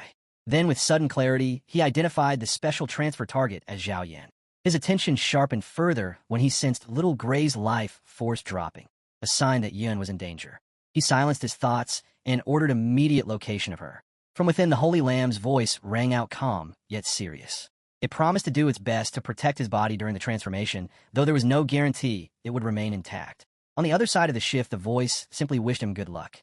With no time left, the window behind him shattered, and the hero launched forward like a comet, slicing through the rain-soaked air. As he neared the battlefield, he finally saw the scene unfold. His sister Yun was trapped, and Shun was locked in combat against monstrous enemies. Through clenched teeth, the fighter turned to Yun and asked if she could still stand.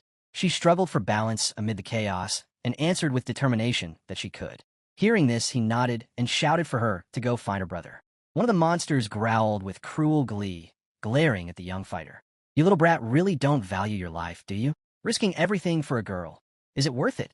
Shin stood tall, fire crackling from his mouth as he sneered. "Is it worth it?" He released a torrent of flame and shouted back, "That's none of your business." The fire exploded outward, casting long shadows and shaking the very ground as debris and flames scattered through the battlefield. In the center of it all, the hero finally arrived, his eyes scanning the destruction, his heart pounding with dread. Yin ran to him, eyes wide and tears brimming. She threw her arms around him tightly and cried, "Brother!" He knelt down and hugged her gently, voice filled with tenderness and sorrow. "You are finally here? That man was so scary. He hurt little Gray." The hero looked at her with a mix of sadness and resolve. "Don't be scared. I'm here now." As the dust settled and the last echoes of battle faded, a sudden thought struck Zhao Yi's mind like lightning. Why would Shun Lingfeng show up here of all places? Almost as if answering the unspoken question, Shin stepped out from the shadows with his usual smirk and a trace of arrogance in his tone. He welcomed the hero with a sarcastic comment about finally arriving and called him a responsible brother. Before Zhao Yi could respond, Xiao Yin stepped forward defiantly, positioning herself protectively between Shun and her brother. Her voice rang out strong as she warned him not to speak that way. Shin raised an eyebrow and feigned hurt, saying that her words stung, especially since he had risked his life to save her. Xiao Yin stood her ground with a determined look, insisting that while she would repay the debt, Shun had no right to speak ill of her brother. She recalled how, since childhood, her brother had always shielded her from danger and called him the best brother in the world. That declaration caused Shun's smirk to waver, frustration flickering in his expression. He turned to Zhao Yi and pointed out that at least Xiao Yun had shown gratitude, unlike him. He questioned whether Paladin Academy taught their students to ignore people who save their lives. Zhao Yi looked at his sister and smiled faintly. He told her that Shin was simply jealous and throwing insults out of spite. While he acknowledged Shin's role in saving her, he warned her that it might be part of a larger scheme. She looked at him curiously and asked if that was true. Zhao Yi confirmed it, calling the whole act classic sour grapes. Shin's composure snapped as he yelled in disbelief, asking if Zhao Yi truly thought it was all a ploy and if he believed Shin was jealous. His words were cut short by a sudden spray of blood from his mouth. A black blade had pierced through his back, and he collapsed to the ground in shock. Zhao Yi remained still, holding his sister close while keeping a cold gaze on the fallen Shun. Shun, struggling to breathe, managed to speak between clenched teeth, telling Zhao Yi to stop hesitating and help him, insisting that he was not dead yet. Zhao Yi narrowed his eyes, but made no move, his voice dry and laced with irony. He remarked on Shun's continued sarcasm despite his condition and questioned whether the wounds were truly that serious. His expression darkened with suspicion as he demanded to know why Shun had been at his house in the first place and how he had just happened to be present when Xiao Yun was attacked. Shin glared at him in silence, refusing to explain. Elsewhere, in a dim alleyway, a group was chatting idly. One of them mentioned a rising trend, revisiting the old homes of legendary figures in hopes of gaining insight or latent power. Another dismissed the idea as ridiculous, accusing the first of lying. But the first person insisted that many were doing it now, hoping for inspiration or spiritual residue. Back in the present, Shun clenched his fists in frustration. He wondered bitterly why he could not simply be passing through the area without suspicion. He told himself that others were not the only ones with opportunities and that no one knew the truth behind his visit. His face twisted with regret and shame as he admitted to himself that the real reason he had been there was too embarrassing to reveal. Suddenly, Xiao Yun embraced Zhao Yi tightly, tears in her eyes. She asked if he was all right. Zhao Yi softened and gently rested a hand on her back, apologizing for frightening her. But as he held her, his gaze dropped and froze on a deep scratch along her leg, something previously hidden by her clothes, and his breath caught in his throat. Not keeping up with wounds, the hero of the story collapsed. Xiao couldn't hold back his tears when he saw him fall. She leapt forward in panic, her mind spinning and heart racing, questioning herself over and over again. What had she done? Her voice trembled as she begged her brother not to scare her and urged him to answer the phone. Behind her, someone remarked how the place looked more chaotic than a battlefield.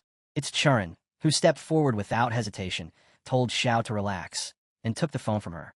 At that moment, Chu Ran rushed toward the fallen hero with a worried face. She handed him a potion and urged him to drink it quickly, saying it would help him recover. While that happened, Churin healed him, but called him a troublemaker and scolded him for diving into a turbulent zone without any magic. He said it was a miracle the boy was still alive after being pulled back from death. He then tells them that he wasn't the healing type and could only manage to stabilize the wounds for now. Meanwhile, our boy asked Churin how they had even managed to arrive there. Churin told him the void beast sensed his injury when it crossed the patio. After the turbulence brought him here, it went to find Churin, and they rushed over together. He said the aura matched the girls from Longfang's country, but they weren't after him. They had targeted Zhao Yun instead.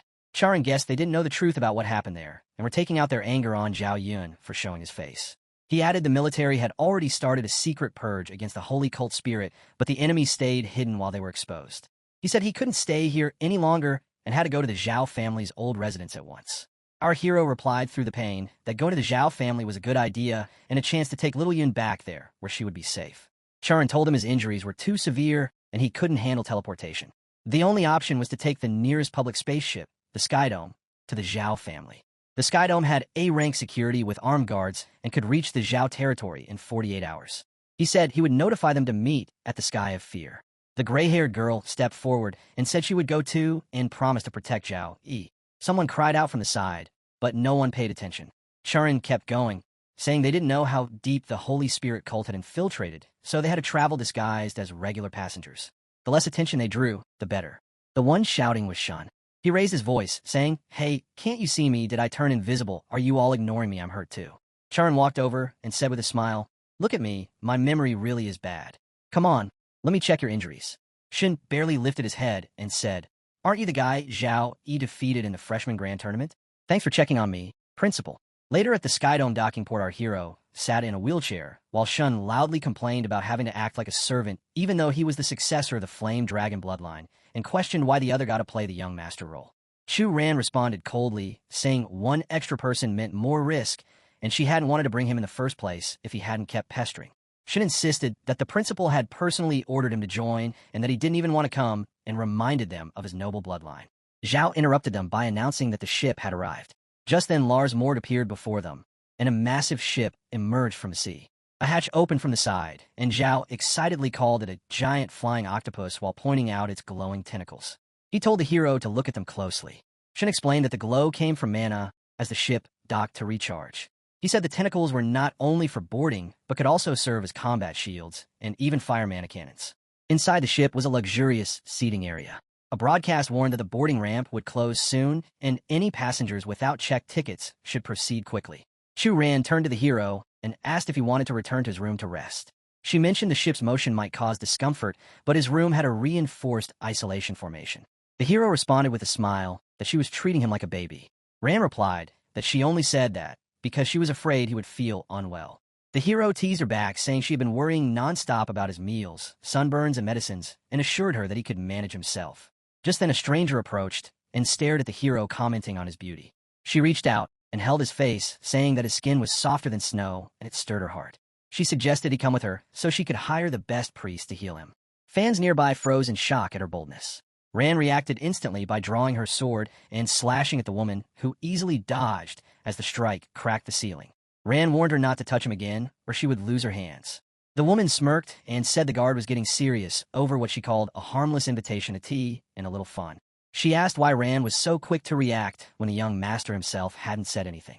She then suggested that maybe Ran was not a guard but a lover, and said it explained her extreme reaction.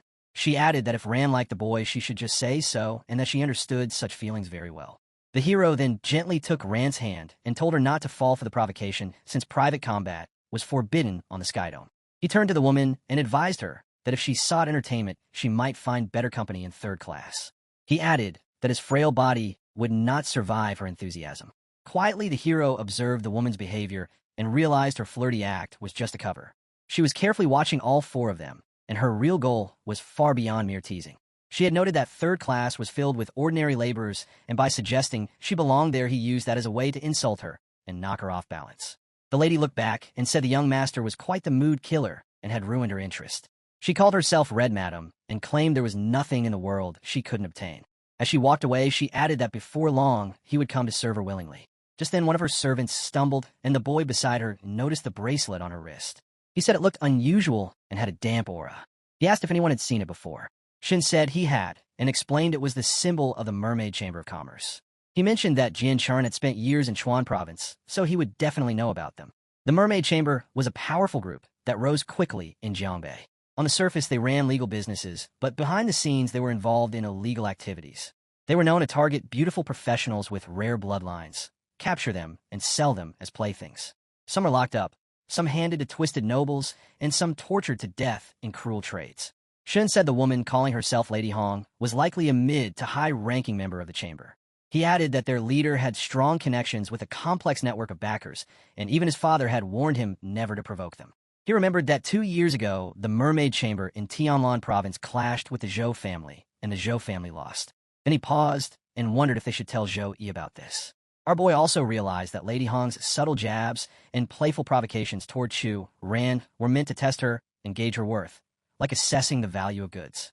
Among the four of them, Zhao Yun was the weakest. If they were planning to make a move, she would be the easiest target. He turned to Shun and asked if he could stay by Zhao Yun's side for the next 2 days on the ship and make sure she stayed safe. He said that since Lady Hong had been rejected, she might try to retaliate in some other way, and he was worried Zhao Yun would be her next target. She gave a confident reply and said not to worry. He could easily handle watching over one little girl. As the ship drifted silently through space, a maid walked down the corridor outside the passenger rooms. Suddenly, a stream of red mana slipped through the gap beneath one of the doors. It was a room where Ran and Zhao Yun were sleeping. Shun, unaware of anything, was fast asleep on the sofa. The mana belonged to Lady Hong. Watching from afar, she murmured to herself that a rare beauty was in the making. She moved her staff toward Ran's face and noticed something. She had detected the presence of succubus blood, a rare trait that could fetch a high price. Then her eyes shifted to Zhao Yun, and she observed that the girl seemed to be a young master as well. Looking at Shun, she noted that his appearance was plain, but his body was sturdy. She figured he could work in the mines for 10 years without issue. She assumed the rest of his family looked just as ordinary. But just then, Shun's eyes snapped open. Without hesitation, he kicked at her, but she blocked the attack effortlessly. Lady Hong grew irritated. Chang was no longer calm. He jumped up and threw a fiery punch, shouting angrily, asking who she was calling ordinary-looking and insisting he wasn't. But before he could finish, she blocked his attack and pinned him down. The two locked eyes in a fierce death stare as Chang clenched his teeth in frustration. Suddenly, Ran joined the fight and launched an attack of her own. Lady Hong leapt back, and for a brief moment, a flash of surprise appeared on her face. She revealed her claws and struck back hard, knocking them both away with ease. She called them little prey and said she would tear their souls apart. Then, narrowing her eyes, she muttered with a smirk that it all made sense now. So they had been lying to her the whole time. All that dragon blood nonsense was a cover. Lady Hong turned her gaze toward Ran, her eyes narrowing in interest. She wondered if Ran carried the bloodline of the Sakuga. She said Ran wasn't as simple as she seemed, especially with that level of purity. Meanwhile, in another room, Zhao Yun was with our hero. He remarked that thanks to Lady Hong's own item, the Tian House security system couldn't detect any activity inside the room. That gave them the perfect chance to act without restraint. Back in the other room, Lady Hong calmly adjusted her clothes and mocked them. She said even if they went all out, they were just a group of wet-behind-the-ears kids. She promised to show them what true power looked like. Shen darted forward to attack, but Lady Hong activated a prototype blood technique, summoning puppets. The puppets intercepted Shen mid-charge. Lady Hong ordered them to cripple the red-haired one, but not to damage the others' faces. Shen burst forward with a flaming punch, shouting that she had gone too far, and this was outrageous. He smashed one of the puppets, but it quickly reformed behind him. Before he could react, they launched a wave of blood magic at him, overpowering him. Just then, Ran attacked with a rapid phantom strike aimed at Lady Hong. But the puppets caught her with silk threads, binding her in midair and halting her movement. Suspended and stuck in front of Lady Hong, Ran heard her taunt her again. With a smirk, Lady Hong asked how it felt to be caught in Big Sister's entangling silk wrap. Suddenly, more puppets attacked from behind and struck Shen in the back. He screamed in pain as Lady Hong stepped up to our hero, her eyes glowing with amusement. She asked him what tricks he had left and told him to use them quickly, otherwise she might lose her patience. She warned that he had truly angered her this time, and she would turn him into a specimen. Our hero observed her carefully. Every attack the puppets made required her to reinforce them with her own mana. She was depleting her energy fast. He thought about the tool his teacher had given him, one powerful enough to destroy the space Lady Hong had created, but using it would blow a hole right through the cabin floor. It was risky. He decided it would be better to wait until she got closer, then trap her with another item. While he planned, Ran was getting overwhelmed by the puppets. Her eyes glowed red, and her skin was marked with deep red lines. Suddenly, a voice reached out to her. It was Lady Hong, speaking in a strange tone. She urged Ran to stop holding back and use her true power. Ran resisted and told her to go away. But Lady Hong insisted, saying they were the same and shouldn't fight it. She reminded Ran that Zhao Yi was severely injured, and Shun Feng was just a loud-mouthed weakling. Only Ran had the power to protect him now. Was she really going to be so selfish and let Zhao Yi suffer? As she spoke, Lady Hong grabbed Ran by the neck. Ran shouted that it wasn't like that, but the voice kept pressing. She reminded Ran that Zhao Yi once risked his life for her, and now he was helpless and could barely stand, but still tried to protect her. What about her? She couldn't even break free from a thin silk ribbon. How could she claim to protect him? Lady Hong told her to release the suppression and awaken the true power of the succubus bloodline. Just then, a yellow device in our hero's hand began to glow, and with a thunderous explosion, the silk bindings tore apart, and the puppets were blasted away. Lady Hong's skin burned as she laughed wildly, looking at Ran. Brother Zhao Yi, she said, long time no see. Our hero froze in shock. That strange aura, it was her all along, the one that had been clinging to Charon's body. Ran had now transformed. She stood tall, having fully awakened as a pure-blooded succubus. Her aura surged, and power radiated from her presence. Shun, Zhao Yun, even the horse, all stood stunned by her transformation. Ran now appeared in her full, majestic form. She stepped forward and declared that if Lady Hong intended to hurt Brother Zhao, she'd have to answer to her. She called her a mere level 13 puppeteer. Mana buzzed violently through the room. Lady Hong laughed and said that even with a succubus bloodline, Ran couldn't overturn the heavens. She extended her hand again and launched another silk-binding spell. She taunted that the Mermaid Merchant Association already had so many succubus specimens, they could fill an entire cold storage unit. As her skill surged forward, our hero cried out, Chu Ran.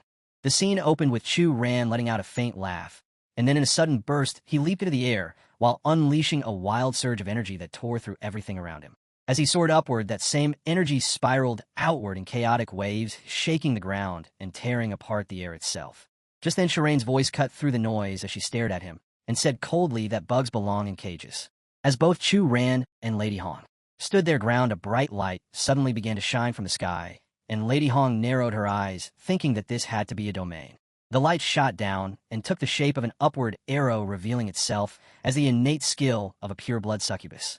In an instant, all enemies within Chu Ran felt their combat abilities weaken across multiple aspects, as if their strength and control were slipping through their fingers. The moment Lady Hong noticed the growing presence of red energy swirling everywhere, she realized that Chu Ran's current aura felt at least 10 times stronger than it ever was before. That energy continued spreading violently, and everything around them began to fall apart as structures cracked and the ground itself shattered. Lady Hong glared at him and raised her hand toward him in anger, but as Chu Ran pushed the energy toward her, Lady Hong froze in place, clearly nervous. Then the red aura surged directly into her mouth, and she let out a dangerous scream as Chu Ran suddenly pulled his own hair while the energy roared around him and fragments of memory rushed through his mind. As Lady Hong coughed, that same red energy began flowing out of her mouth, and she shouted, asking what he had done to her. Chu Ran just grinned and replied with a Chu Ran laugh, saying that he was only helping her reveal her youth, and even teased her about how cute she used to be. At that moment, Chu Ran launched an attack on her shadow retrospection, forcing her to relive fragments of her past, while the technique extracted life force and materialized negative memories one by one. Lady Hong clutched her head and growled that her brain was being torn apart from the inside as her memories were probed and her mind was stretched thin. She screamed and surrounded herself with a wave of blood as her voice echoed through the space, yelling that he should stop pretending to be innocent because pure-blood succubi were truly monsters hidden in human form. She sneered and said that if that kid Chu Ran cared about ever found out his real nature, it would all fall apart. Hearing that, Chu Ran paused and muttered the name of a powerful skill called Purple Abyss Demonic Sourftomb, just as a rush of purple energy exploded around them and spread fast. Lady Hong laughed and extended her hand toward him with a cold smile, saying there was no use trying to provoke her further, because in her domain, she made the rules. Her purple eyes started to vanish as she whispered that it was time to end this. Then out of nowhere, a girl with gray hair appeared looking stunned, and in the same moment a doll's head began to shake before the statue it was attached to cracked and shattered. The girl was calmly sitting in front of a dressing table, and while brushing her hair, she remarked how interesting the battle between a succubus and a shun was before whispering that the succubus's name was Xiao. She lay back on the bed deep in thought, and wondered if this Xiao had any connection to the Tianlan Xiao family. Then she called out and said to inform the old man, because this year she wanted to personally select the tribute. The scene quickly shifted to Run, who was standing eagerly and calling out for brother Zhao Yi. Right after that, Zhao's little sister approached, and with a worried tone, she said that Sister Ren didn't seem right. Before she could move closer, Shin appeared and held her back, telling her not to go near them, because Shun was in a dangerous state right now. Chu Ran stepped forward and said that she had promised to come find him, and that Chu Ranner had waited for so long. He looked confused when she came closer and placed a finger on his lips before softly asking if that would help him remember. His eyes widened as he suddenly remembered the moment she had embraced him tightly and kissed him, and he said in disbelief that it was when she gave him that last breath that he was able to endure the forbidden technique and tame the void beast. Her eyes lit up, and she said joyfully that he finally remembered her. Just then, Shin jumped forward and attacked her while shouting for her to let go of Zhao Yi. A swirl of white and purple energy burst between them, and she stood up with fury in her eyes, turning to face him. She called him a little Shan and asked why he was being so aggressive since they were supposed to be teammates. Shin yelled back, saying that she should drop the act because she wasn't Jiang Chu Ran at all, and that he knew she had bloodline powers and that she was a monster pretending to be someone else. He stared at her suspiciously while purple energy swirled again, but she was already charging at him with a glare and said with venom that she'd rip out his tongue and use it as a drink snack if he didn't shut up. Just then, Zhao, who had been watching from his wheelchair, called out for Chu Ran to stop, but she was already throwing a punch which missed as he ducked, and Chu ran away. She quickly turned around and chased him before slamming him down and grabbing him by the hair. He groaned and asked if she was angry because he called her a monster, repeating the word over and over as if to trigger her. Zhao began coughing again, but before he could do anything, she punched Shini in the face and snapped at him, calling his words nonsense. She continued gripping him tightly and taunted him, saying that if his claws couldn't even scratch Madame Hong's skin, then he had no chance of hurting her because he was still the same arrogant fool. Zhao finally shouted for her to stop, but she began to unleash her holy power shield and blasted everything around her in a fit of rage. Then Zhao stood up slowly and pleaded with her not to hurt Shin anymore. Shin stepped forward and told Zhou Li he is doing all this to save him. If you fall under the succubus's enchantment, the mission the principal gave me will completely collapse. He warned him gravely, explaining that the person before them wasn't the Jiang Churen they once knew. It was something far darker, something born from the symbiotic consciousness within her bloodline, which had now taken full control. If she doesn't vanish, Shin declared, the real Jiang Churen will be in mortal danger. At that moment, the woman in question confirmed it herself. That's right, I'm not Jiang Churen, she said, her voice icy. That version of her, weak, helpless, was gone. I still remember how she sobbed when she begged me to take over and save him, tears running down her face like a pathetic, drowned mutt. I even mocked the sound of her cries, enjoying the disgust on his face. But before she could say more, Zhou Yi snapped. Shut up. His voice trembled with fury. She gave up everything, her bloodline powers, to protect me. Say what you want about me. I don't care. But you don't get to insult her. Xiao Ran is the strongest girl I've ever known. I stand by every decision she makes. Moved, the girl paused before softening her voice. Thank you for saving me. 3 times you saved me, in the dungeon, in the freshman competition's secret realm, and again just now. Zhou Yi looked at her and vowed, "If I can, I'll definitely repay you 3 times over." She stared at him for a long moment before asking gently, "But can you? Can you bring Xiao Ran back?" Zhou Yi, heart heavy, responded, "Tell me, how do I make you go back to where you belong?" Surprisingly, her expression turned playful, and she said, "You poor little thing." Then, without warning, she kissed him. "This is your first repayment." But her smile faded. The cost of summoning me, she can't afford it. Zhou Yi's thoughts spiraled. Each time she lost control, it had been to protect him. But what exactly was this cost? Desperate for answers, Zhou Yi called out to Shun Lingfeng. "What's this symbiotic consciousness you mentioned?" Shun, still nursing a bruised and battered face, grumbled, "Why the hell am I even helping you jinxes? Stick with you people any longer and I'll end up in a crematorium," he snapped. Then, reluctantly, he started explaining what little he knew. "My old man said high-level bloodlines are like ancient monsters sealed in the body. If the host is strong, the consciousness helps. But if the host is weak, it tries to take over, like possession." Zhou Yi's eyes widened. "Possession?" "Yes," Shen confirmed grimly. "That's likely what happened to Jiang Churen. Some believe this symbiotic consciousness is just a second personality that emerges under stress. Others say it's the soul of an ancient ancestor, lying dormant in the blood, waiting to be reborn through the host." He added, "There's only one thing we know for sure. If someone keeps using bloodline powers beyond their limit, they either lose their mind, get taken over, or self-destruct." Zhou Yi's mind reeled. He now realized the cost of asking her for help was, at the very least, surrendering control of one's own body. "So, you've been distracted lately because you're losing control over the symbiotic consciousness?" he asked. Shen could only shrug. If he knew how to deal with it, he would have solved it by now. Just then, Shun's sister broke in. "Brother, you must know how to save Sister Ran, right?" Shen paused, eyes flickering as if some old memory had surfaced. Then suddenly he exclaimed, "Go ask the Zhou family's patriarch. Those old men have seen everything. If they can't handle it, then go to the Jiang family. They're even more powerful." A problem like this would be solved in minutes. Before they could act, masked enforcers entered the area. "Who's fighting here?" "You're disrupting the order of the firmament," they demanded. Shen tried to explain, but the finger of blame was already pointing at him. "It's him," they said. "Me?" Shen shouted in outrage. "Do you have no conscience?" He was quickly dragged away, shouting, "I'm innocent. Why should I take the fall for someone Jiang Churen beat up? When I get out, I'll dismantle your wheelchair." Meanwhile, the firmament descended upon the sky docks, and passengers were instructed to disembark in an orderly fashion. After being released on expensive bail, Shun grumbled, "Zhou Hong came to pick you up personally? Must mean you're something special." Just then, the firmament docked, and Xiao Bai pointed out the vehicle. She warned him to keep things low-key, reminding him of the principal's orders. This matter was top secret. Uncle Hung greeted them warmly. "Year, you've worked hard. Get in and rest." Zhou Yi, startled by the familiar tone, replied, "Thank you for the trouble." But the moment they drove off, something went wrong. The tires burst, pollution spewed, and a spider web-like net enveloped the vehicle. Jiang Churen, or perhaps the consciousness inside her, identified it at once. "This is an S-ranked item. Is sold, spiderweb." Uncle Hung chuckled. "Miss Jiang has a good eye. But what the principal wants to discuss must stay inside this barrier. It blocks all mental transmissions." Inside, Xiaobai formally introduced herself. "I'm your cousin, Zhou Xiaobai," he said with a grin. "Here, a gift for our first meeting. Hope you like it."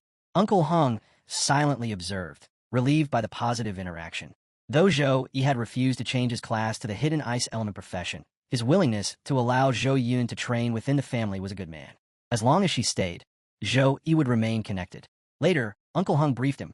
The Zhou family's power is divided between the Patriarch and the Elder Council. The old Patriarch guards the Ice Dragon Tower, while the Elder Council, led by Elder Zhou Feng, manages resources for outer disciples. The two sides rarely see eye to eye.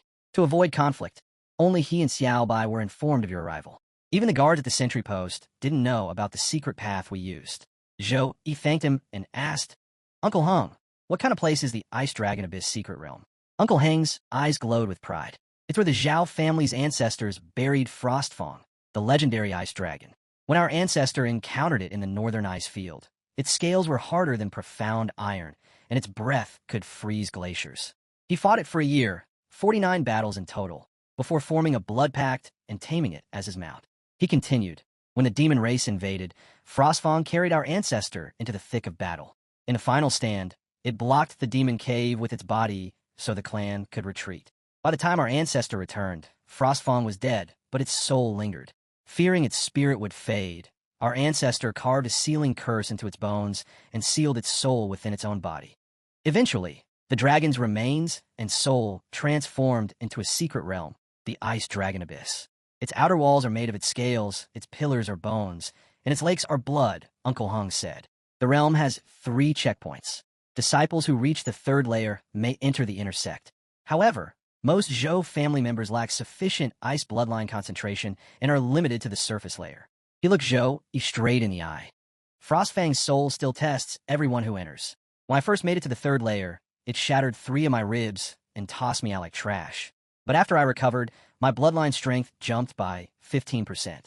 It's a place of huge reward, but even bigger risk. 50 years ago, a 3rd-rank elder tried to force his way in. Frostfang's breath froze him on the spot, turned him into an ice pillar instantly. Zhou listened, the weight of legacy, danger, and destiny settling heavily. Uncle Hung kept it real with our guy, telling him he had to head up to the 3rd floor where the Frostfang's remnant soul was chilling, literally. But this wasn't some regular stroll up the stairs. To make that icy beast submit, he'd need to bring out the same kind of wild, desperate energy their ancestors once had. Basically, go full beast mode or go home. Our hero just nodded and said he got it. But Uncle Hung wasn't done yet. He asked, if you're still feeling like trash, when exactly are you planning to dive into the Ice Dragon Abyss?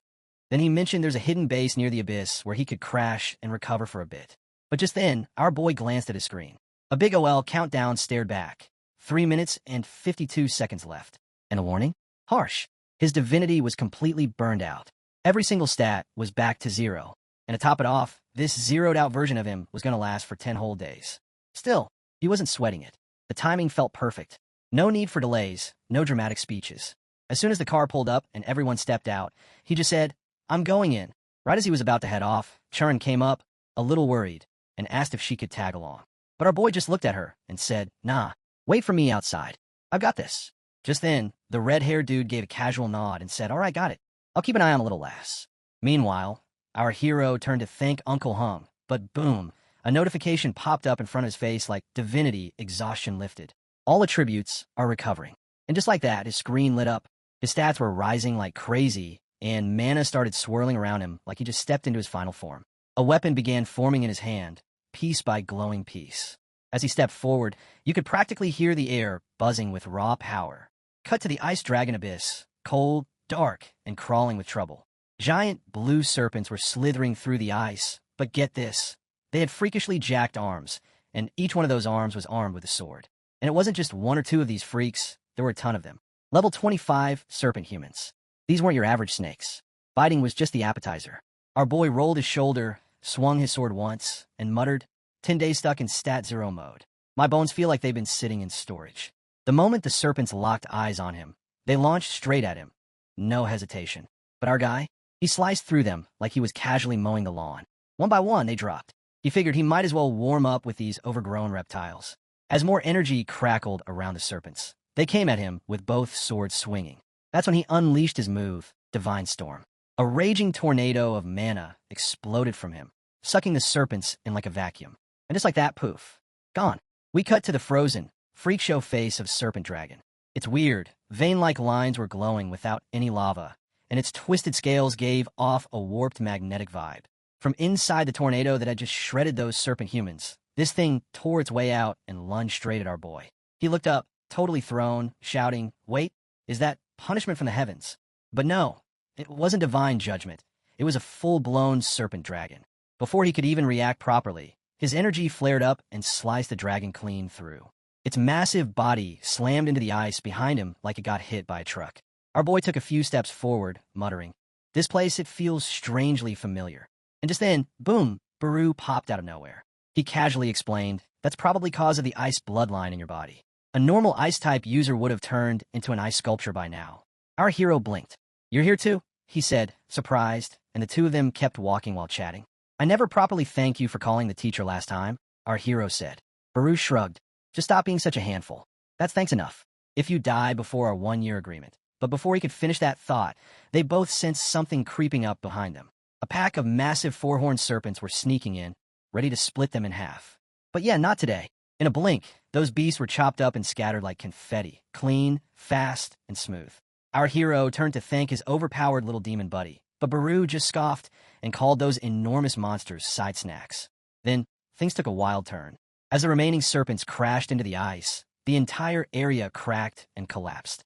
Our hero slipped and slid right into a massive underground cave, jumping across slabs of ice midair like a pro, trying not to eat snow. He glanced down, his nerves kicking in, and muttered, "What is this place?" Below him was a massive army of demons. Literal ice demons. As the mist cleared, he realized this wasn't just a group. It was the frozen remains of the demon army that went head-to-head with the ice dragon Frostfang back during the demon invasion era. He scanned the area, and his stomach dropped. There had to be around 200,000 of them down there. And the worst part? He'd only made it to the second level of the secret realm. He needed to play it smart and save some strength. But of course, the demon army noticed the intruder. Without hesitation, our hero went full power, pulling out his go-to combo, Blessing of Dawn and God's Covenant. Yellow and blue mana buzzed and crackled around him like fireworks on steroids. The ice element density here, it's way more intense than outside, he said. Enough to bury all of them. Suddenly, the entire battlefield exploded with thunderous energy. Up above, the Monster King roared, "Everyone, guard the skies." Too late. From the clouds, a massive hand broke through and slammed a mountain of ice down on their heads like a divine high-five of destruction. Not wasting a beat, our hero raised his hand and shouted, "Freeze!" The blast of energy hit the area, instantly locking the remaining demons in a wall of solid ice. You could practically hear them getting cold to death. But our boy wasn't done. He gave a slight tilt of his head, and boom, divine storm again. The freezing wind twisted into tornadoes, ripping through the demon ranks. Bodies smacked into each other, unable to resist the pressure. It was chaos. Multiple mini-cyclones tore through the battlefield, turning the demon army into powerless ants. No one could stand against him now. The Demon King was losing it. "You sneaky little worms," he bellowed. "Our clan's battle soul will never fade. How dare worthless ants like you challenge us?" His guards began pounding their weapons in rhythm, ready to turn the tide. And that's when it happened. A thick, pitch-black mist started swirling around them. Something bad was coming. Out of nowhere, a squad of soldiers fired their weapons, releasing a sharp black energy that rings so loudly our hero has to cover his ears, wondering what on earth just happened to the bone skeletons.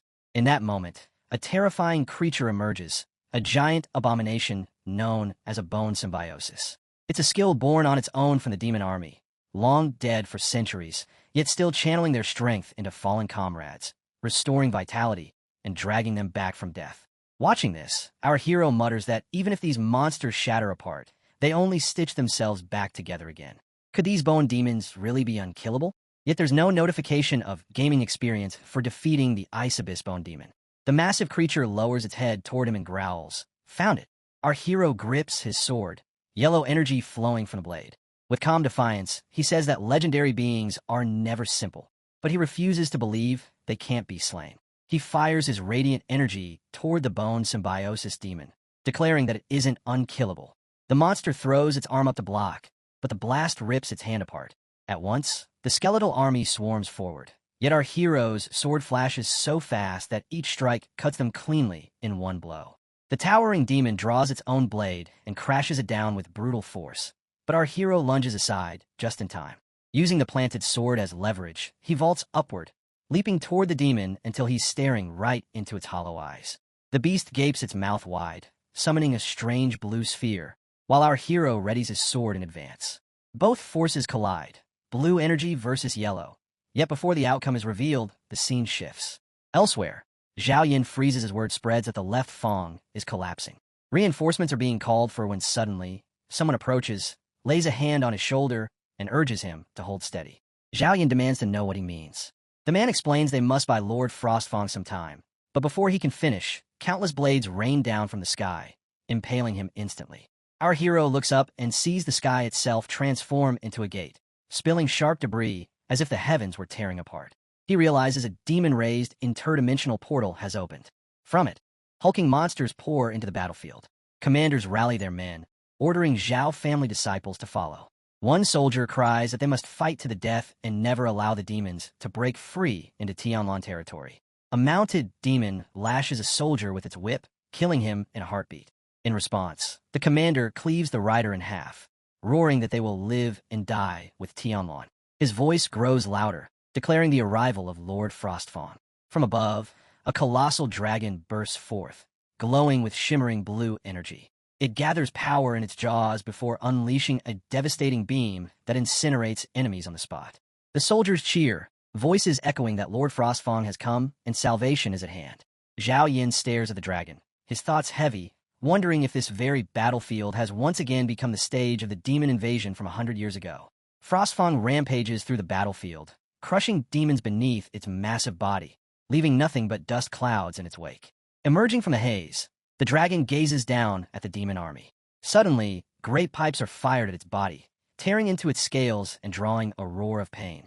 Without even glancing down, Frostfang slams its body with overwhelming force, reducing the ground and the gate demons into rubble and dust. Yet a handful of gate demons slip past and charge at the humans.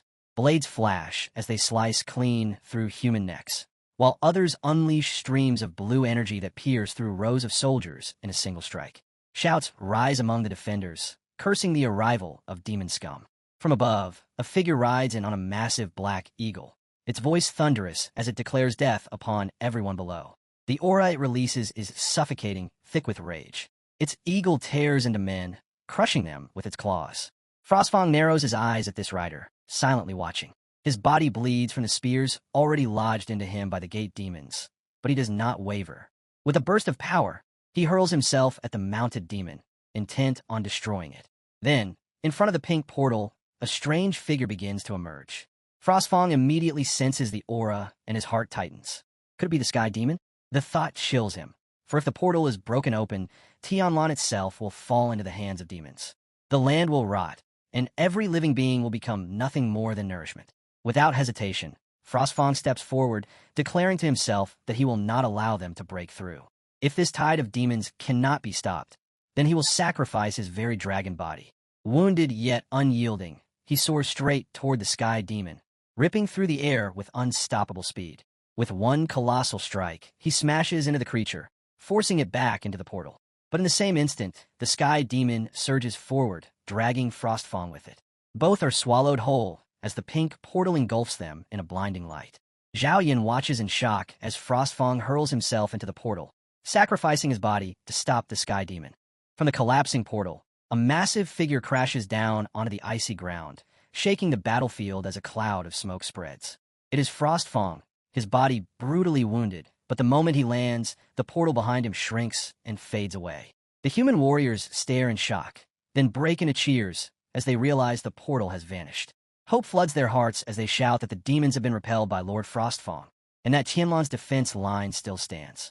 Their voices rise together, chanting "Long live Frostfang." But Zhao Yin's thoughts are different. He quietly realizes that Frostfang must have thrown his dragon core into the portal and detonated it. Lying nearly lifeless on the icy ground, Frostfang breathes heavily. Zhao Yin looks at him and whispers that at least he has not failed his promise. Suddenly, a voice calls out Frostfang's name. Zhao Yin turns and sees a man running in panic. He is the Zhao family's ancestor. His thoughts scatter into the past, but he snaps back to reality as a massive sword slams down at him. He manages to block with his blade, though the sheer impact hurls him across the icy field, slamming him through one mountain, then another, before finally pinning him into the third. Still, he steadies himself and lands firmly. Ahead, he notices a strange gleam. Looking closer, he realizes its dragon scales embedded into countless bony skeletons. He laughs at himself, walking forward casually, muttering how he failed to notice earlier. Their movements are too uniform, their attacks too mechanical. These bone demons aren't natural at all. The demon swings its sword again, but this time, Zhao Yin doesn't move. The blade halts just above his head, unable to touch him as his aura flares. He smiles coldly, saying his ancestor was right. These skeletons are indeed the culprits behind Frostfang's tragic fate. The enraged Zhao family ancestor would never allow such enemies an easy death. Shatter and reform, an endless curse of resurrection. Using Frostfang's dragon scales as fuel, they've been refined into Frostfang's tomb guardians. Anyone who dares trespass is attacked, the skeletons endlessly reassembling even after being broken. Even a second-year master would crumble against such endless attrition. Now he understands why Zhao disciples always fail at the second checkpoint. Yet if one refrains from violence and poses no threat, these mindless guardians lose their target. It is a cruel but brilliant revenge, transforming the enemy's body into a barbaric weapon and trapping them in their most hated undead state. A punishment far worse than death. Narrowing his eyes, Zhao Yin thinks of his old ancestor. Passing through the skeletons, he vows one day he will surpass them all. Deeper within, his gaze lands on massive dragon skeletons, frozen stiff. Suddenly, a force slams into him with terrifying strength, smashing him through mountain after mountain until his body is pinned into the last. Before he can even grasp what hit him, a familiar presence emerges. Frostfang appears once more, glaring at him with fury. Frostfang demands to know who he is, why he has intruded, and whether those bastards sent him to trap the dragon in this ice cave. Our hero is stunned, but quickly realizes this is indeed Frostfang. Yet the dragon's rage only deepens as it calls him a mocker and a parasite, a level 30 insect unworthy to sharpen even its claws. Frostfang declares that humans stare with greed, wishing to refine him into a weapon. His voice shakes the icy abyss as he opens his jaws, preparing to annihilate his enemy with a breath attack. Our hero shouts for him to wait, claiming he is a descendant of a Zhao family. But Frostfang dismisses it as another lie, saying the name Zhao has been used far too many times. He calls it trash and swears to cut him into 1,000 pieces, unleashing a massive wave of blue energy whose force scorches everything it touches. The hero barely escapes, leaping aside. More blasts rain down, crashing into the mountains, forcing him to dodge constantly. He insists Frostfang once sacrificed his dragon core to seal the demon portal, that he was remembered as a hero of the Zhao family. But Frostfang spits back in fury, calling it nonsense. The dragon core is his heart, he says, and no dragon could rip it out himself. He claims it was the intruder who stole it, and now dares try to mislead him with lies. Each accusation is followed by devastating blows that send the hero smashing from mountain to mountain. Still, he refuses to yield, knowing Frostfang vows to tear apart anyone who deceives him. Finally, when the hero manages to stand before him again, he pleads for Frostfang to calm down and listen. But before he can finish, Frostfang's massive tail whips him away, slamming him hard. Even so, he lands on his feet. His eyes harden as he realizes Frostfang's memories are broken. Trapped in this icy prison for centuries, the dragon has grown deranged, blaming anyone who approaches for his suffering. The once proud ancestral beast is now consumed by madness. Even in this state, the remnants of Frostfang's dragon's soul still radiate fear, the same fear that lingered even 100 years later. The hero admits his own level is far beneath Frostfang's might, but giving up is impossible. Since he has come to the Ice Dragon Abyss, he refuses to return empty-handed. A glowing cross forms on his forehead as he declares that if Frostfang wants a fight, then he will fight until the truth is remembered. Yellow energy erupts from his body, clashing against Frostfang's piercing blue mana. The blasts rattle the abyss as he leaps with his sword, challenging the dragon directly. He roars that if the Zhao ancestor could forge a contract with Frostfang, then he too will prove his bloodline and make the dragon acknowledge it. His ultimate slash strikes, landing hard against Frostfang. At that moment, the scene shifts. Far away, Shun Lingfeng bites into a dragon fruit. Smirking, he tells Xiaobai beside him that he has stood there for 3 days and 3 nights, waiting for her husband's stone. Xiaobai warns him sharply that if he keeps talking like that, he'll lose his tongue. Shun Lingfeng only laughs and teases her further, asking if she is pretending to be Jin Churen now. Just then Xiaobai barges in, saying all this is bad and everyone must leave quickly. They ask what is going on, but she says father told her to get them all out as soon as possible, even before she had arrived. Where's Xiaoyun? She asks. Shun Lingfeng demands what she means, and to explain herself clearly. She grabs Xiaoran's hand and says she cannot talk about it. Hurry and come with me. Xiaoran replies that if she does not explain, they cannot offer a solution, and besides Brother Yi is still in the Ice Dragon Abyss, so there is no way she will leave easily. Shun Lingfeng insists that she is not incompetent and tells him to say what happened, so they can help if possible. Xiaobai replies that she means no disrespect, this is not something they can handle, and if they do not leave now, it will be too late. On the other hand, someone flashes Lady Hong's hand, and it is Zhao Heng who warns her that this is the territory of the Zhao family of Tian Lane, and she will not cause trouble here. Within that second, the redhead and the white-haired girl land there, and the demonic aura of Lady Hong surges as she tells Zhou Heng that to suppress the bloodline freeze, his power is not even 30% of level 40, and asks if he really thinks he can stop her. Pang responds that no matter how difficult things are for the Zhao family, they will still not allow outsiders to harm their guests. Meanwhile, he is thinking that Zhao Yi is at a critical point in his breakthrough in the Ice Dragon Abyss, and they absolutely cannot let Lady Hong ruin it. At first, he decides he will risk frostbite to his meridians to hold her off until Zhao Yi emerges. Then he fixes sharp eyes on Lady Hong, smiles, and questions where she is going. She reached a door in a room and greeted Xiaobai with the words, "Long time no see." Shun Lingfeng, Xiaoran, and Xiaobai were all stunned that she was still alive. The story shifts half an hour earlier, where the Zhao family patriarch is sitting with Lady Hong. She mentions that this year's gold marrow crystal has arrived and presents him with 3 trunks. The patriarch considers it too much trouble for Lady Hong to have come all this way, and thinks she only needs to say the word for him to send someone to fetch it. The story reveals that the gold marrow crystals are consumable and classified as level 1 epic energy crystals. The third elder of the Zhou family instructs someone to bring it up, and 4 people step forward carrying trunks of Thousand Mechanism, Snow Silkworm Silk, and Mystic Ice Jades.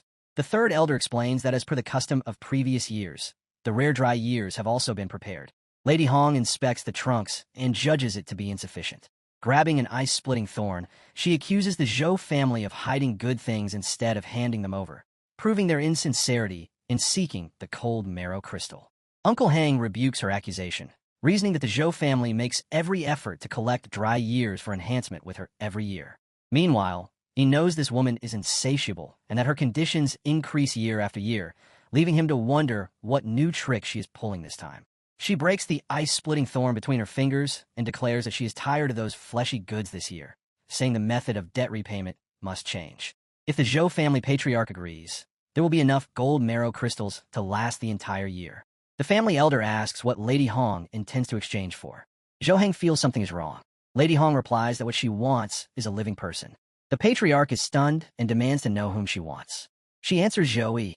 Zhou Heng immediately rises in shock and exclaims that trading a living person is unthinkable, all the while wondering how Lady Hong set her sights on Zhou Yi. Lady Hong remarks that he is quite humorous, adding that 1 person in exchange for the lives of an entire clan is a very cost-effective deal. The patriarch refuses and urges Lady Hong to leave, insisting that Zhao Ji is a junior of the Zhao family, and there is no way he can be traded. Lady Hong questions if refusing to hand him over means the Zhao family can still survive. She mocks that even if they do, they will only last 2 months. The elder reminds the patriarch that 3 children died last year from bloodline freezing, and without cold marrow crystals the outcome will be disastrous. The patriarch knows the Mermaid Merchant Guild controls a mine of these crystals, and that the Zhao family's cursed ice bloodline grows weaker each day. They need the crystals to strengthen their bloodline, speed cultivation, and ease the freezing, so they have no choice but to trade large amounts of resources with the guild every year. The patriarch says there is no need to continue, for the Zhao family would rather face extinction than trade lives for survival. The elder urges him to at least think of the children, reminding him that Zhao Yi is a genius but still too young to save the clan. He insists the family must stay alive to see any hope of resurgence. But the patriarch replies that Zhao Yi has never been protected by the clan and should not bear its burden. When the elder insists the children can wait, the patriarch dismisses Lady Hong. In his heart, he knows the elder is a fool, for Lady Hong is forcing a choice between Zhao Yi and the family, and she clearly sees that only Zhao Yi's limitless future holds their true chance of recovery. Lady Hong smiles, pleased that the Zhao family will protect Zhao Yi from today. She turns and orders the supply of cold metal crystals to be cut off, declaring that the Zhao family and the rotten old man will perish together. Then she snaps out red strings and thanks Xiaobai for leading the way. She wraps those strings around Patriarch Zhou's neck and snaps them, and he falls to the ground. Lady Hong snarls that the patriarch dared to wink at Xiao Yun right in front of her and asks if he takes her for a blind person. Xiaoran and Shun Lingfeng pounce, vowing that this time the enemy will die by their hands. Lady Hong's minions move to stop them, but Shun Lingfeng slices the minions to strips with his sword. A few minions rush Xiaoran, who holds a sword. She cuts them like crispy cloth, and they drop dead. Shun Lingfeng casts a spell that burns away the remaining minions. Lady Hong watches and comments that in just 3 days they will learn to cooperate, and notes that it seems they practiced in private, finding them increasingly interesting. She thinks Xiaoran and Shun Lingfeng both show subtle signs of a breakthrough and could be considered geniuses, though she adds that with a pearl already ahead they will eventually turn to dust. Xiaoran thinks that guarding Patriarch Zhou limits her movement and distracts her, and wonders if this woman was not eliminated last time, and how she is with the Zhao family again, and whether Patriarch Zhou is not allowed to speak about her, and whether Brother Zhao he is not allowed either. Suddenly a few strings shoot right past her face and bind her in seconds. Lady Hong sneers that Xiaoran's combat experience is lacking. More strings shoot from the ground and bind Shun Lingfeng. Lady Hong declares that she loves these young masters and ladies from the families, calling them talented yet useless. With the warm-up over, she decides to deal with them personally. She slams into Shun Lingfeng, taunting him as a little succubus, then slams Xiaoran and taunts where her power from last time is gone. She pins Shun Lingfeng to the wall, saying that her blood thread snare really likes his flames, and calling him Little Fire Dragon.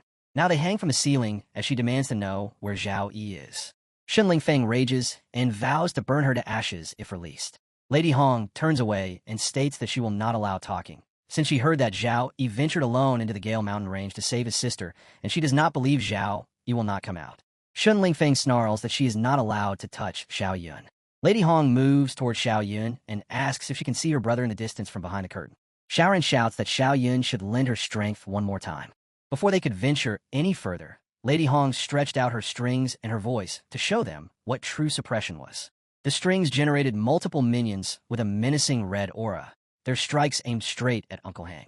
Uncle Hang released freezing air and warned Lady Hong that she had gone through too much trouble creating so many puppets just for Zhao Yi. He dashed forward with his iron chain, smashing apart the silk minions, while telling his children to take Xiao Bai and Xiao Yun away quickly, and that he would hold the minions off. Lady Hong slyly ordered her minions to leave Zhou Hang, but Xiao Bai and Shun Lingfeng quickly grabbed the girls, preparing to escape. Meanwhile, our hero had already transformed into a celestial being of pure energy. He faced the dragon, ready to unleash his power, reminding it of who he really was. The dragon fired a surge of blue energy, but our hero simply stepped aside, letting the beast release the frustration it had bottled up after being trapped and roasted for so many years. With just a flick of his wrist, our hero slammed energy onto its forehead. He then prepared a soul-blending punch, demanding obedience. The dragon's memories suddenly surfaced, and it recognized our hero as its master.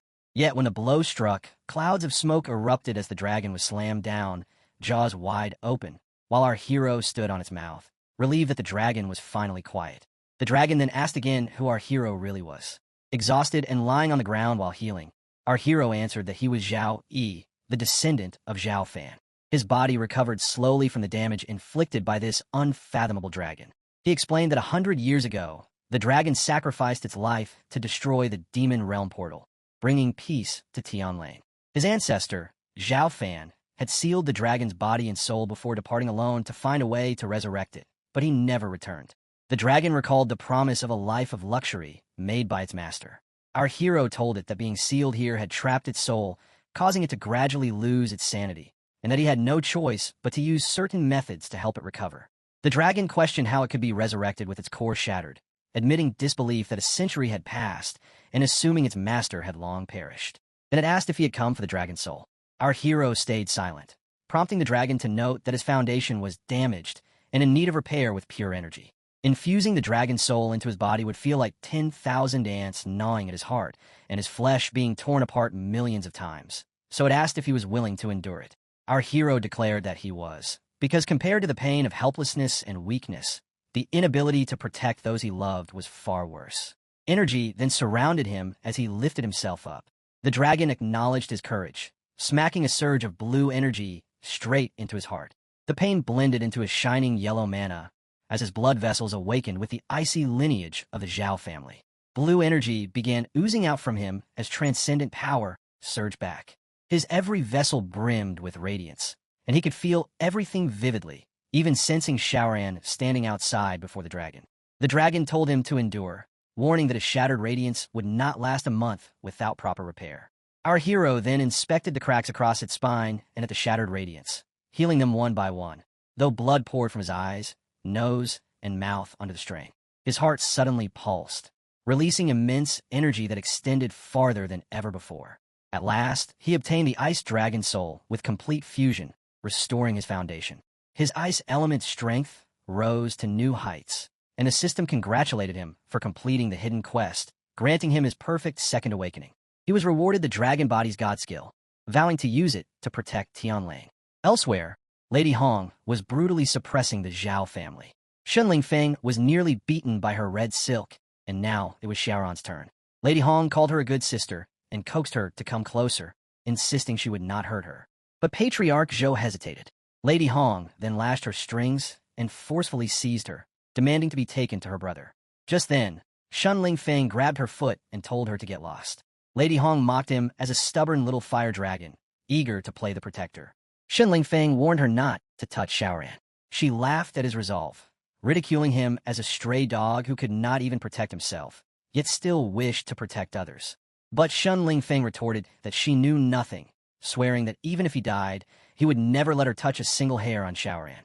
She ordered him to move aside, but he refused, pressing against her shoulder in pain, yet not letting go. Xiaoran wept, crying for him to let go, pleading that he should not worry about her and should escape quickly, insisting her brother would not blame him. But Shun Lingfeng bit Lady Hong's foot in defiance, despite the punishment. Lady Hong struck him hard, sending him flying, but he resisted even that blow, crawling back toward her. This made Lady Hong pause, thinking that this boy had tougher bones than she had expected. To make someone of the proud fire dragon bloodline submit in such a way proved his worth. And though he was indeed stubborn, he was also a very valuable person.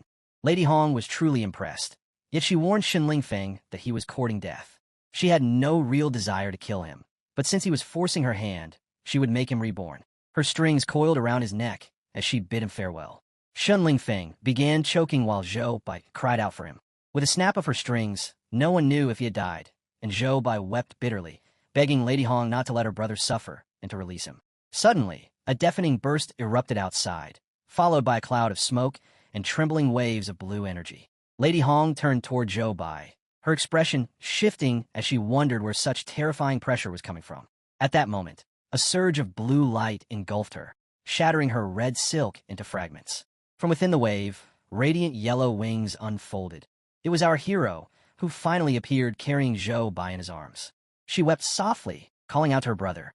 Our hero looked at Shun Lingfeng, who was gravely wounded, and then at Xiaoran, who remained pinned to the wall by Lady Hong's silk. When he looks at Zhou Bai and Uncle Hang, who are also wounded, Uncle Hang still emits red, freezing energy that shoots toward our hero, but his eyes beam with blue and yellow light as he counters. He raises his hand, and sharp chains of energy lash out at Lady Hong. She smiles like a maniac and summons 2 minions made of silk, then multiplies herself into replicas, declaring that Zhou Yi has finally come out. The chains slam down from above, shredding her minions from every side, but she leaps behind our hero and taunts him to be a good girl and returns home. He stomps the ground, breaking it apart, then spins and fires blue energy that almost catches her. She realizes he holds terrifying power.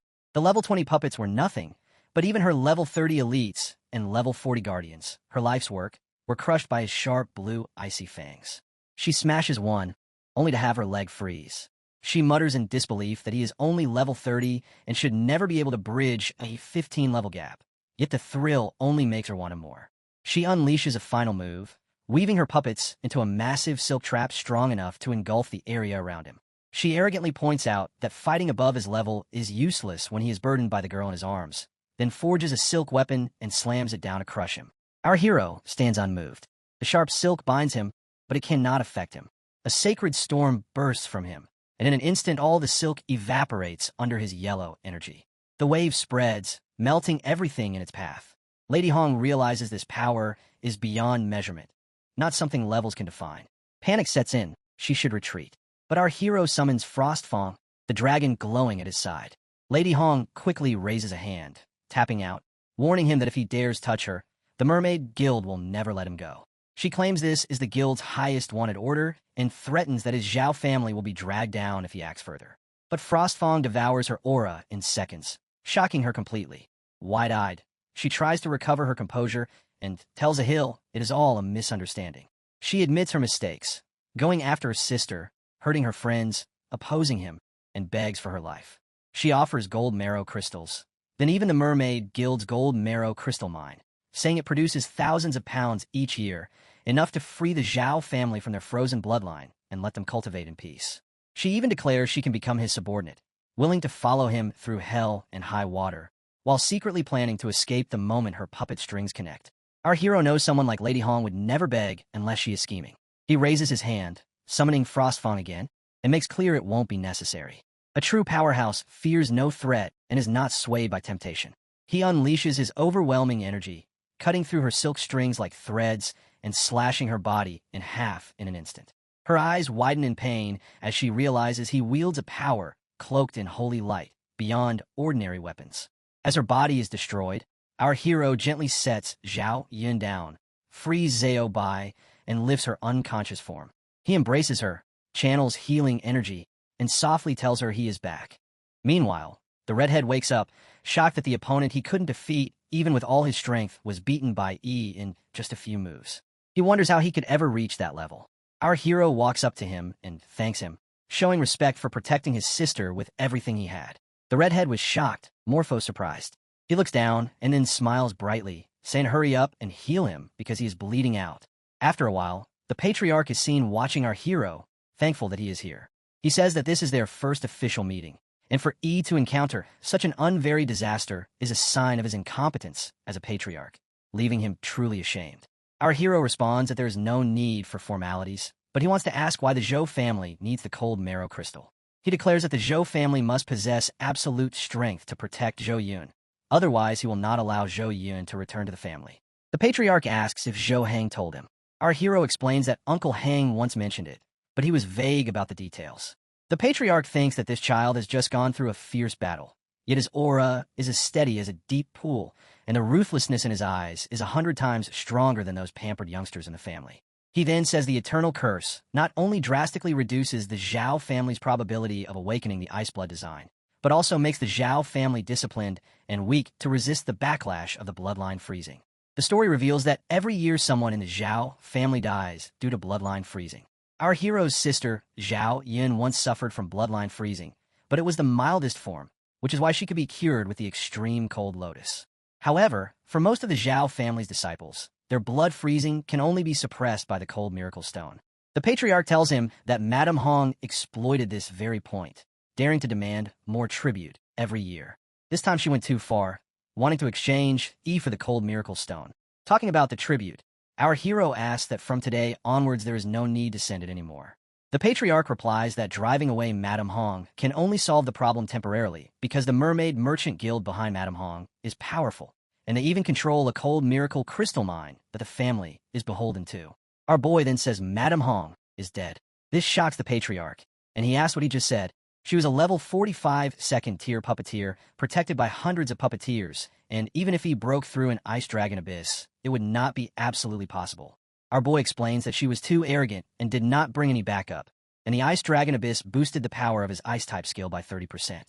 More importantly, he shows Frostfang, saying he awakened it in the ice dragon abyss. The patriarch is so stunned that his eyes water as he listens about Frostfang. He asks if it still remembers their ancestors.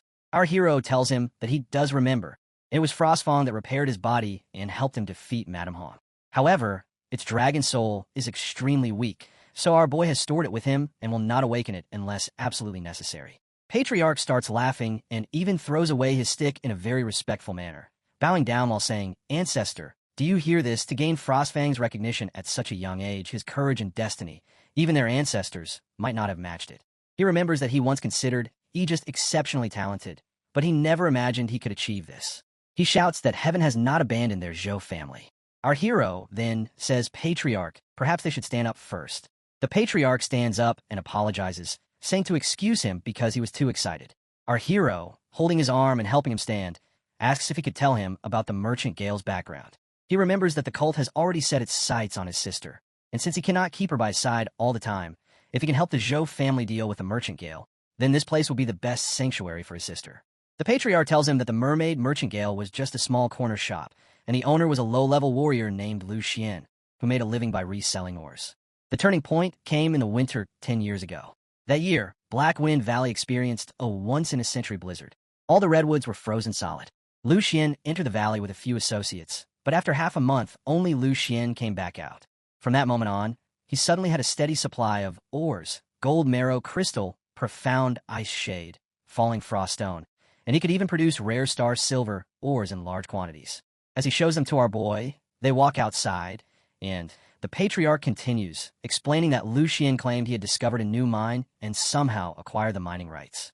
For years, countless people have tried sneaking into the valley to investigate, but they either became lost or froze to death before ever reaching the so-called mine entrance.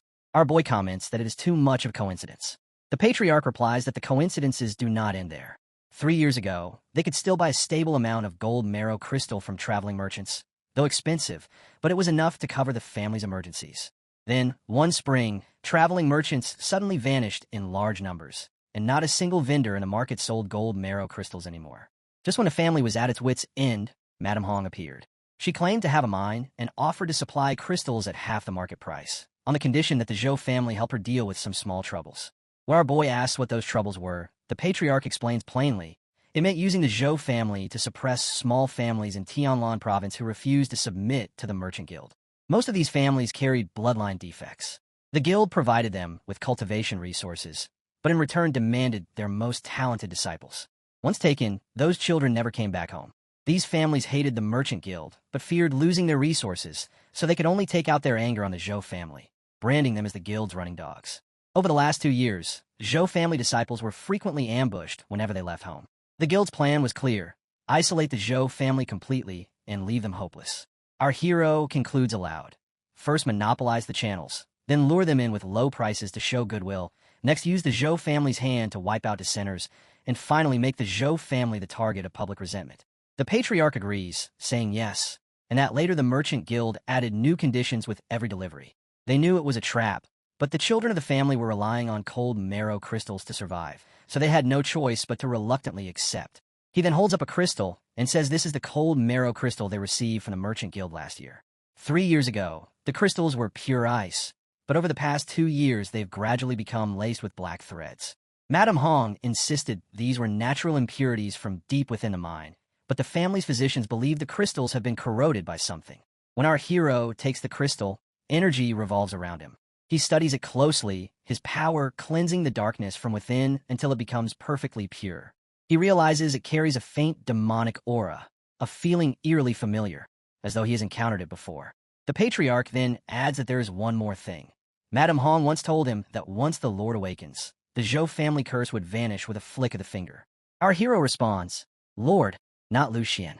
The patriarch agrees, explaining that to be able to produce so many rare ores and to have a level 45 second-tier puppeteer like Madame Hong willingly running errands, there must be a real power behind it. Lucian alone is not worthy. Our boy says he understands, and that since Madame Hong is dead, the merchant guild will not let this matter rest. He declares he will bear the consequences of his actions. The patriarch is stunned, saying what kind of words are those? He reminds that he is of Zhou family blood, the same blood as their ancestors. His affairs are the Zhou family's affairs, and no matter how great the storm, the Zhou family will face it with him. Our hero pats the patriarch's hand, acknowledging his intention. He admits he has never truly been alone. Turning to his companions, he notes that the redhead and the others are dragging their feet. Just then, new voices called out that the principal had heard of trouble on Yi's side and sent the 3 of them over. A priestess, a mage, and a warrior girl arrived. Our hero greets them, remarking that it has been 2 months since he last saw them, and that they have improved quite a bit. The warrior girl proudly replies that of course they have, because they stick with brother Yi, and they cannot afford to fall behind. The mage girl mutters in the priestess's ear that Ling she said on the way she wanted to ask brother Yi about the ice magic, yet she chickened out when she saw him. The priestess passes the question to Yi, but our hero only looks at her calmly, doesn't stop walking, and says it's urgent so he will explain on the way. As they head forward, the patriarch watches silently, smiling to himself that Zhou, he truly resembles their ancestors. While the others chat casually, our hero drifts into thought, suddenly feeling redundant. If it were before, he would have infiltrated alone without hesitation. The demonic energy in Black Wind Valley has no effect on him, and even against enemies many times stronger, he could still use the power of the Void Beast to retreat safely. But right after killing Madame Hong, the system that had remained quiet except for daily missions suddenly reappears. The notification announces a triggered unlimited time mission to uncover the secret of the Mermaid Merchant Guild with his companions, with the reward being an S-rank skill book. To him, it feels like a forced command that completely blocks the path of acting alone. Yet the system reminds him it is called the strongest auxiliary system, one that never makes meaningless arrangements. So perhaps what matters this time lies within the mission itself and within his companions. Thinking about them, he recalls their injuries and realizes he always believed he was strong enough to protect those he loved, but being strong enough is only a false proposition. Madame Hong's appearance taught him that even the fiercest lion can falter, and if left alone, even hyenas would dare to take a few bites. Just then, the warrior girl calls out to him, saying if they don't leave now, it will be completely dark. Xiaobai also checks if he is fine and reminds him the teleportation array is ready and must be reached before it closes. The redhead grumbles that they should have done this earlier, while the girls complain they are hungry and ask if they're going to eat first. Our hero recalls the little habits of his companions and comes to believe that they are not a burden at all. They are the ones who allow even a mighty lion to rest in peace. The Black Wind Valley is a place of ice and snow all year round, with a blood-red mist hanging heavy over it. Few who enter ever come back unscathed. Strangely, the Mermaidian Merchant Guild's lair is hidden here, yet Lucien seems unafraid of its secret being exposed. When our hero's jeep halts at the entrance, Zyobea points out that the public maps only mark the valley's edge, while the interior is completely blacked out. Our hero isn't surprised. He summons his possession skill, and a butterfly appears, carrying his magic into a circuit that marks hidden coordinates. This butterfly can tear through the void and jump instantly to deserted spots. Tai Xian curses the place, saying the wind feels like thorns. He agrees, noting it's even colder than the deepest ice.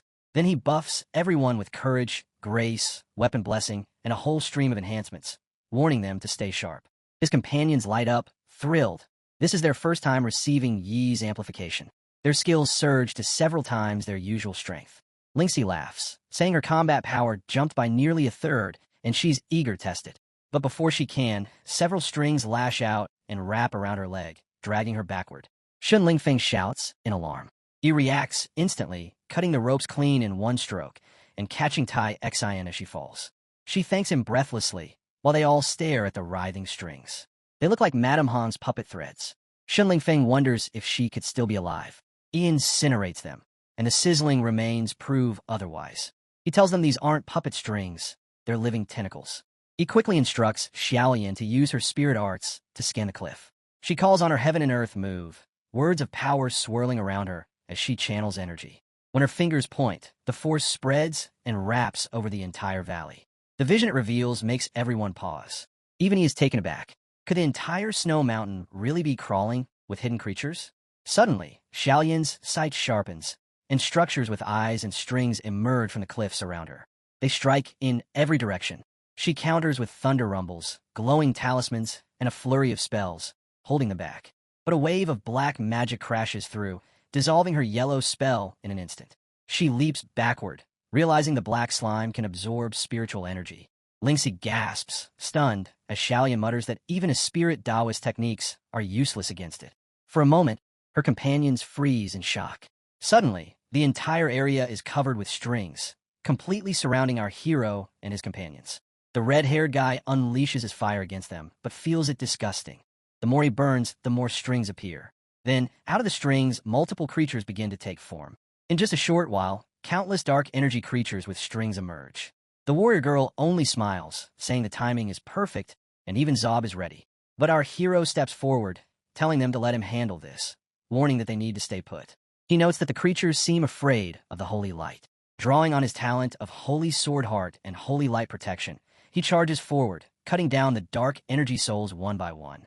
With a swift slash, he remarks that they don't react to weapons, but physical attacks are effective. He calls out orders. Taiyin and Churan are to break their defenses from the front, while Churan also covers the rear. The three of them will advance in a triangular formation. The warrior girl grins, declaring that it's her turn to show what she can do. Our hero instructs the rest of the companions to stay inside the light shield and not step out.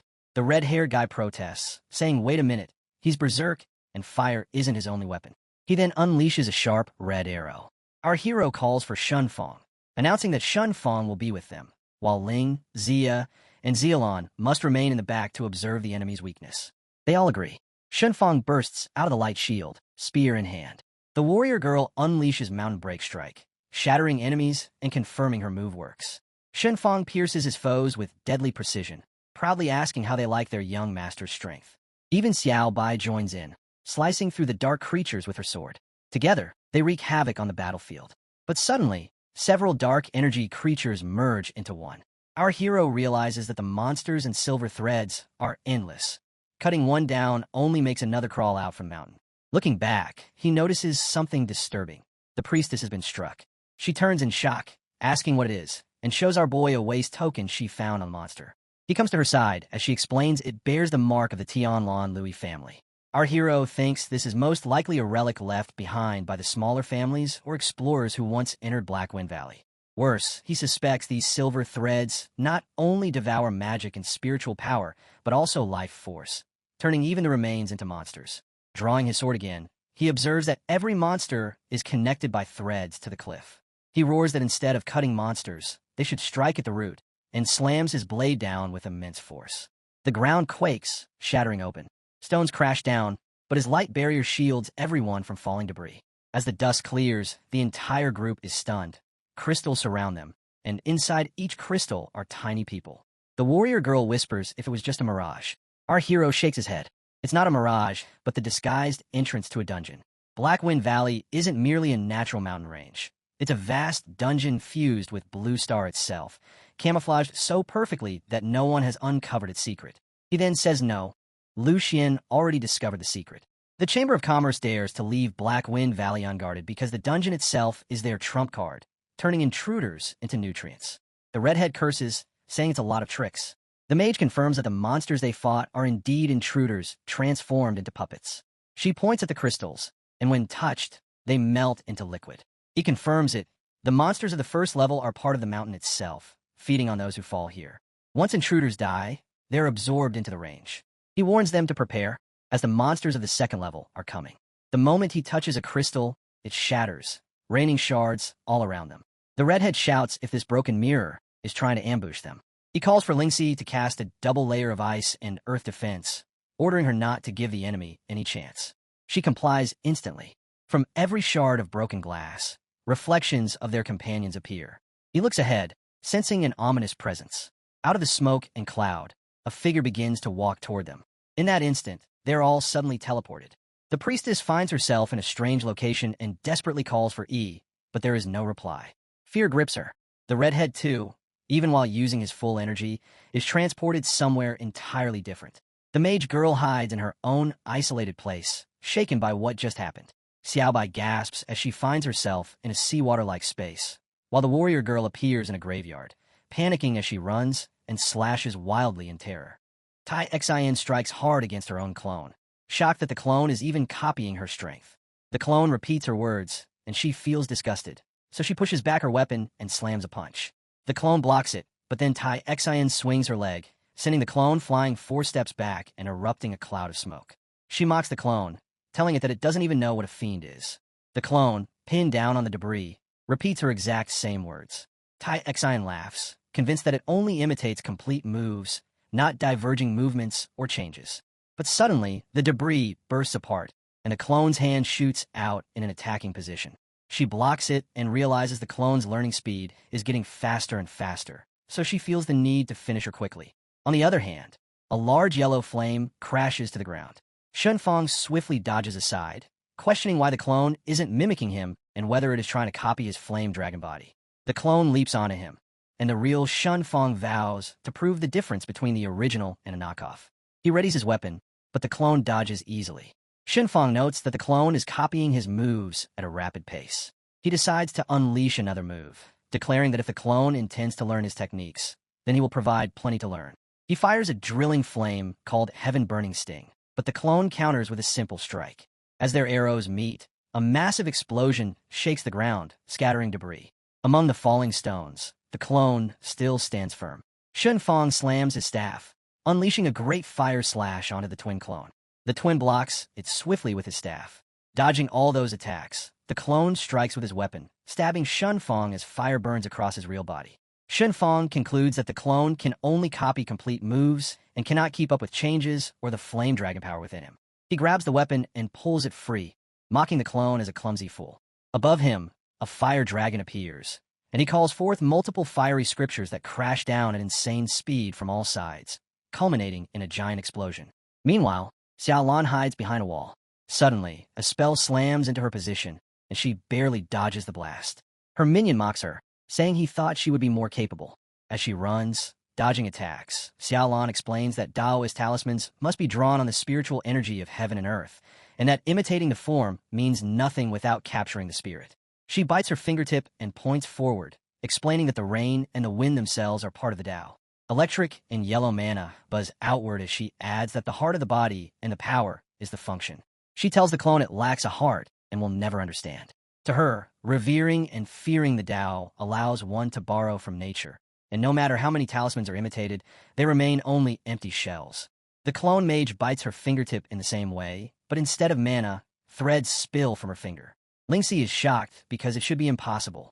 Suddenly, her body is pierced from all sides by sharp weapons, and she dies instantly. Elsewhere, Lingxi faces her clone. The clone tells her that struggling is useless, insisting that even as a copy, it can still defeat her. Lingxi, bruised and weakened, thinks to herself that she is not struggling, but waiting for the clone to reveal its weakness. Only 10 minutes have passed, yet the clone has progressed from simply mimicking her voice, appearance, and skills to actively attacking. Lingxi wonders how the clone can even set up special traps for her. Its growth speed is astonishing. But since the clone is a dungeon monster, there must be a way to defeat it. Lingxi blasts a flare of mana, blinding the clone to hide. The clone quickly reads her move and accuses her of trying to hide, demanding she come closer so their bodies can unify. Lingxi notices there are no frost patterns forming, and suddenly, something clicks in her mind. She steps out to face the clone head-on, realizing that from the start, she had been confused about what kind of power could completely copy more than 10 years of her effort. The truth dawns on her that the clone can only copy the shell, not the precision control of the elements.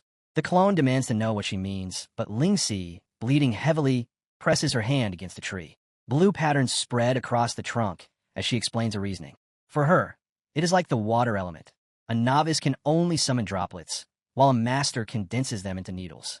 But with the ice element, the clone lacks even the most basic frost pattern, which proves how crude its understanding of the element truly is. She slams her mage staff onto the tree, and a blue laser blasts outward. She explains that what the clone cannot learn are not just details, but that the true power of a full system mage is to make the elements cooperate. Yellow and green mana surge around her, and blue crystals explode toward the clone. The clone turns away, and countless magic circles flare into existence behind Lingxi, each one rattling with thunder. Lingxi declares that magic is not about copying moves, but about understanding the elements. She admits that given enough time, the clone could probably replicate those spells as well, but she refuses to grant it that time. From the glowing circles, beams of searing energy burst forth, lancing toward the clone and burning it away in a storm of destructive power. Two tornadoes of light energy collide as he fights his clone head-to-head. A massive, nuclear-scale explosion erupts, then the blast ripples outward again as cross-shaped signs appear. He notes that the interval between using the Holy Light Cross scale and the previous use was only 0.5 seconds, and the force extension error was reduced by 0.1 degrees. He realizes the clone's imitation accuracy keeps improving and that its moves are no longer the mechanical copies they were at the start. More disturbingly, he can feel the clone analyzing his weaknesses in real time as they continue to trade blows. He lunges with his eye-strong move and presses forward, thinking that a sparring partner that learns this quickly is too valuable to waste. They clash viciously with their swords, attack after attack.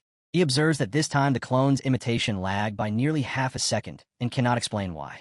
Both of them slip into berserk mode, and their skin tones shift, the clone changing as well. He recognizes that they are replicating a scale from a different dimension and that copying a formation of a different element drastically increases the delay. He wonders whether the clone's database gets jumbled when integrating a new formation. As they strike fiercely, mana buzzing around, while he is pushed aside, the clone finally speaks. It taunts E for being talkative, calling him a chatterbox and demanding to know what he wants. The clone feigns thoughtfulness, then smirks arrogantly and declares that its only desire is to see how far the replica can go. It insists that it knows everything about E and therefore cannot be killed. He answers by recalling an old saying from his homeland about talking big. He extends his hand as lightning crackles around it, shatters the surrounding ice crystals with a strike, and warns the clone that its tongue might sprain from boasting so much. In an instant, the clone cracks and collapses, crying out as it breaks apart. He realizes he always knew the mirror had been reflecting him from the moment the fight began, and that every delay in the clone's learning coincided with a flash on the mirror surface. The clone's learning depended on real-time observation through that mirror, and despite its attempts to hide by unleashing a continuous barrage of skills, it could not escape the fact that it was created from E and thus known to him. With that, the clone shatters and vanishes. He turns and finds Lingxi standing nearby, worried plainly on her face. She runs to him the moment she sees him and checks if he is all right. They stand before the mirror, Lingxi asking whether he managed to save Chu-Ran, while E asks what has become of Xiao-Ran. On the clear surface of the water, Chu-Ran stands facing her clone. The clone, clad in her own succubus form, taunts her by insisting that she is suppressing it again, too afraid to accept her own bloodline power. Such cowardice, the clone sneers, makes her unworthy of being called Hammond's chosen daughter. Ran struggles with the pull of her succubus consciousness, feeling as if countless hands are clawing their way out of her body. The succubus within offers its aid, warning that she will not be able to dodge the clone's next attack. Yet, Ran hesitates, desperate not to lose her consciousness again. At the very least, she resolves to stay in control and complete this mission with Zhao. Her succubus self whispers that Zhao will be disappointed if he sees her defeated and reminds her that her only true power lies within the succubus consciousness itself. Ran cries out, declaring that this power exists to obey her command alone. At her call, the succubus energy stirs, but the clone immediately lashes forward, mocking her resolve. It demands to know why she does not try blocking with the very hand she is too afraid to unleash. Drawing her demon blade, Ran manages to dodge the strike. The clone slashes again from the side, but she narrowly evades once more. The clone smirks and declares that the difference between them is obvious. Ran worries about too many things: Zhao's opinion, the fear of losing control, and even the presence of her clone, while the clone fears nothing. Succubus mana surges violently around the replica as she swings her sword at Ran's throat. Ran pulls back just in time, but the assault continues.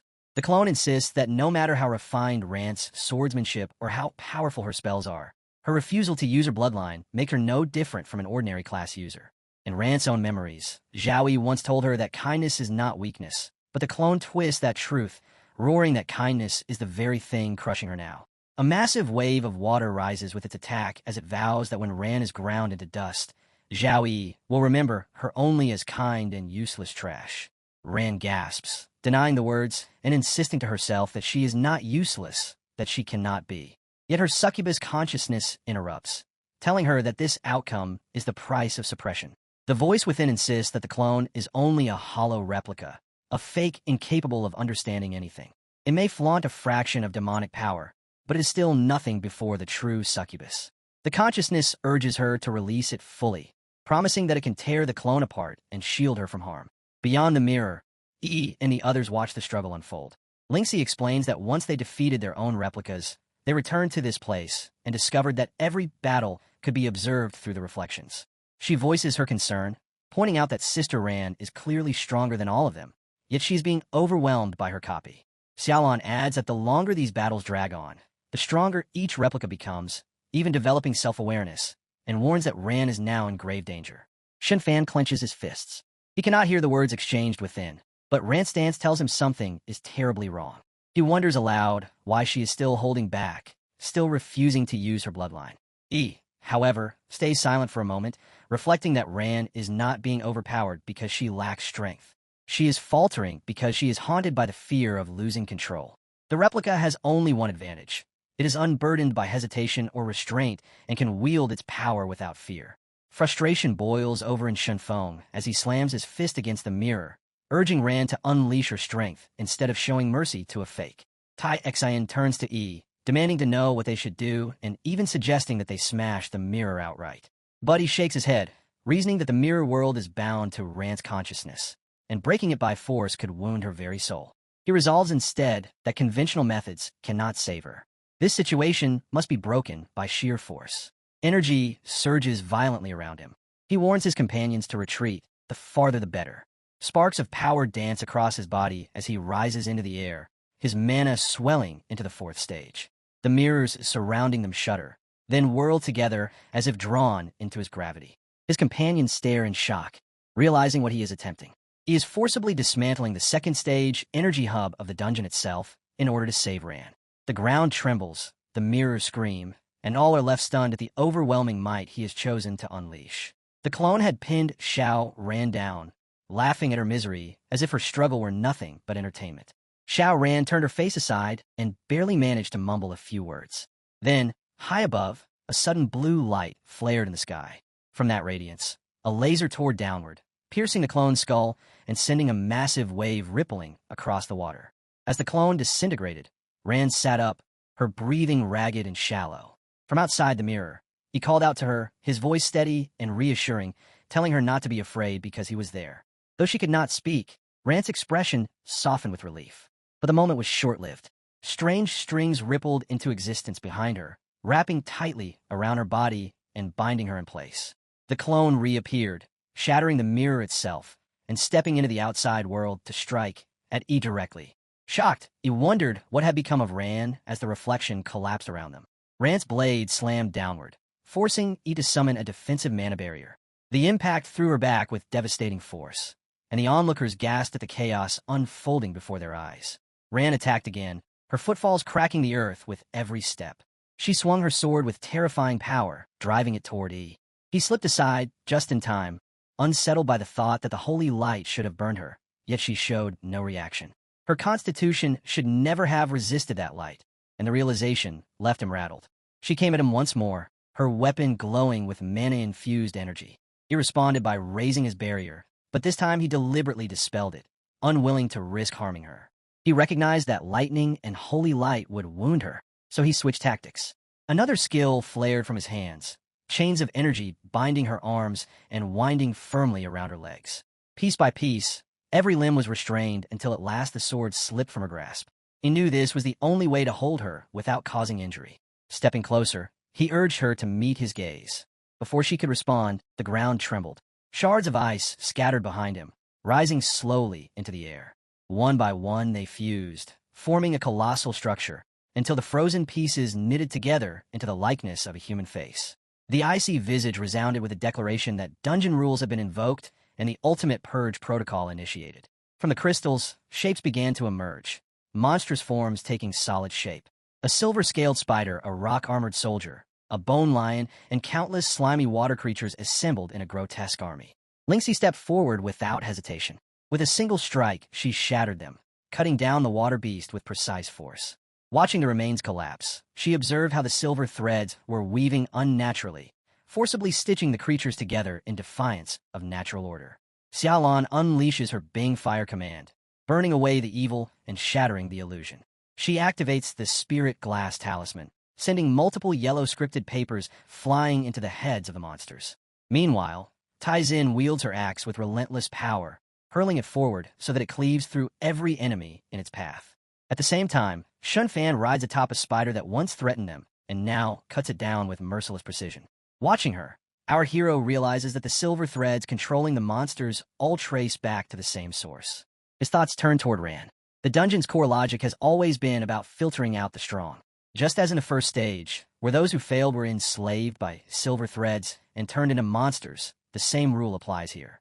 Even though he destroyed the energy hub of the second stage, Ran never fully broke free during her mental trial. Her unstable succubus bloodline left an opening, and the dungeon seized it, turning her consciousness into a puppet. The true master of this scheme is the dungeon's final boss, who views him as the greatest threat and has been forced to release every monster to wipe him out. Determined, our hero surrounds himself with the blue mask technique. His mind races, recognizing that an enemy who wields such vast mental control usually hides its true form far away. But if Ran is ever to be freed, the final boss must be dragged out into the open. With a heavy heart, he steels himself. To run, he silently apologizes, knowing that what comes next may bring her pain, but only for a little while. The ground trembles as a massive red rectangular block erupts upward, followed by others until they encircle Ran completely. In moments, the blocks close in, trapping her inside. She hammers against the walls, but her hero forces himself to look away, his voice calm as he declares that if someone cannot wield their power safely, they should not touch it at all. He immediately calls Xia Lan, urging her to seal the energy around Ran with a key-locking talisman. Lan, locked in her own battle against the beasts, answers at once. She draws upon the talismans of heaven and earth, invoking their boundaries with solemn words. The flow of chi has limits. The evil miasma shall be cut off without, the chaotic breath sealed within.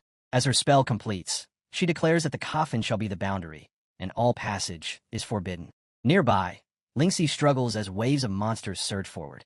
She shouts to her comrade that the numbers are overwhelming, and even with all their strength, they are barely holding the line. Shunfan agrees, hacking through more foes, yet admitting that no matter how many they destroy, even the fallen beasts devour one another and rise again, endless in their assault. Our hero's gaze hardens. The dungeon has unleashed its entire army, and if they continue to fight head-on, the girls will be drained of their energy in less than half an hour. Worse, he'll be forced to divide his strength just to shield them. He knows there is no choice. Drawing upon his deepest reserves, he resolves that this is not the time to hold back. To break this stalemate, he must resort to the most direct and devastating method at his disposal. His command is swift. He orders everyone to fall back and erect their strongest defenses, warning them not to falter no matter what unfolds before their eyes. Without hesitation, they obey.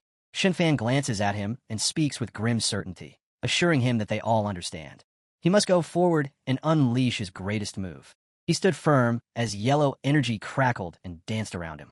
Xiao Ran watched with quiet admiration, her gaze full of awe. Our hero remained silent while the energy thickened, growing more violent with every passing moment. Even the monsters froze, held in eerie stillness. One of them parted its jaws, but before it could act, a surge of dark energy ripped through the horde. In the next instant, every monster was torn apart and reduced to pieces. Taizin blurts out in shock, looking like a giant creature. Lingxi studies the giant monster, her eyes fixed on the pulsing purple mana core lodged in its heart. She realizes the dungeon must be attempting to merge all the scattered monsters into one abomination. Her magical senses pick up the swirling torrent of energy around the silver core, its strength easily double that of all the previous enemies combined. Our hero exhales slowly, already knowing what he must do. Raising his hand, he summons divine S-rank level 1 angels. Yellow beams descend from the clouds, striking the ground like pillars of light. From that brilliance, enormous angelic wings unfold, and armored figures carrying divine bows step forth. Their towering forms loom behind him, each angel as tall as a tower. Shunfang stares in disbelief, stunned that Zhao Yi could summon beings of such caliber. Taizin gasps in awe, wondering if this is the ultimate skill of the Holy Knight. But Lingxi's expression tightens, her body trembling. The sheer presence of the angels freezes even the chaotic space of the dungeon for an instant, and she can feel the terror of their energy. The giant monster stirs, but our hero is already braced. He knows that summoning angels drains 30% of his health instantly, and every second they remain consumes his mental energy. If he survives this battle, he will need to advance divine summoning to reduce the cost. With steady resolve, he commands the angels to eliminate the monsters. At once, they lose a barrage of arrows, each one glowing with divine mana. The storm of projectiles rains down, shattering the battlefield. Explosions erupt as the arrows pierce through the monster horde, and smoke rises in dense clouds. The giant beast raises its hands to shield itself, but a devastating blast still tears through its body, leaving a gaping wound. Lingxi watches in awe, admitting that Ji's power has surpassed the limits of the dungeon itself. Yet her voice trembles with worry, for she knows he cannot sustain this summoning for long. Such power takes a crushing toll on one's mind. Our hero sighs again, resigned but unshaken. He had no choice but to use it. Turning away from the angels, he fixes his gaze on Ran. His mind races, deciding that leaving the monsters to the angels will suffice.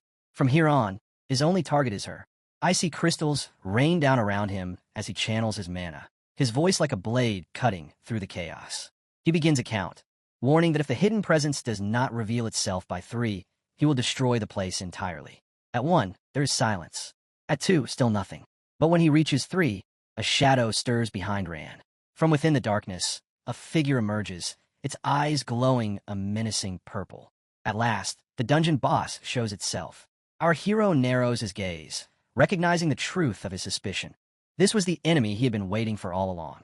He recognized at once that both the crystal of purification and the mind-calming liquid were perfectly suited for Chu Ran. Observing the black creature known as the Heart Eater, our hero remarks that it had been corrupted by a dark being. The creature looks directly at him while standing by the glass and says, "Interesting." It studies our boy closely, then adds that no matter who has barged in, all those who broke in over the years, our hero is both the youngest and the strongest. Yet his aura is far more powerful than most of the other attackers. Suddenly, multiple strings begin binding around the Heart Eater, and our hero shields his eyes as the glass shatters. The creature approaches his face and says not to be so tense, as it did not come here to fight. From within the broken glass, multiple pieces of equipment appear, and the Heart Eater turns, saying that on the contrary, it wishes to offer him a choice. Our hero's eyes widen in surprise as he gazes at the equipment. Among them are the crystals of purification, filled with purifying energy capable of removing any curse. There are also mind-calming liquids, essential for suppressing the berserk factor of the bloodline.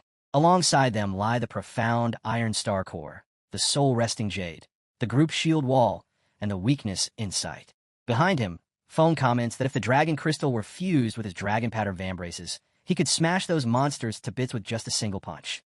Tai Xian remarks that such healing defenses are a truly generous offer for her, while he considers that even the Zhou family's perpetual curse could be lifted by the crystal of purification.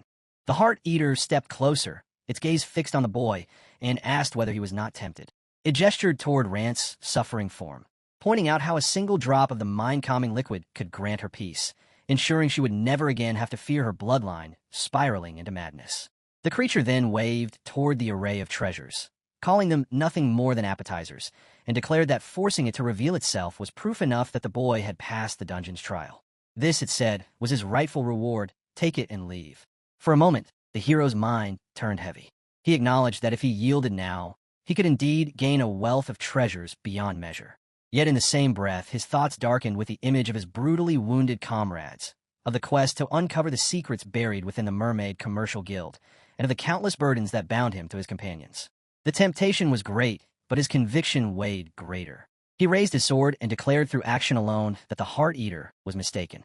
With a thunderous strike, he swung, forcing the creature to slip aside.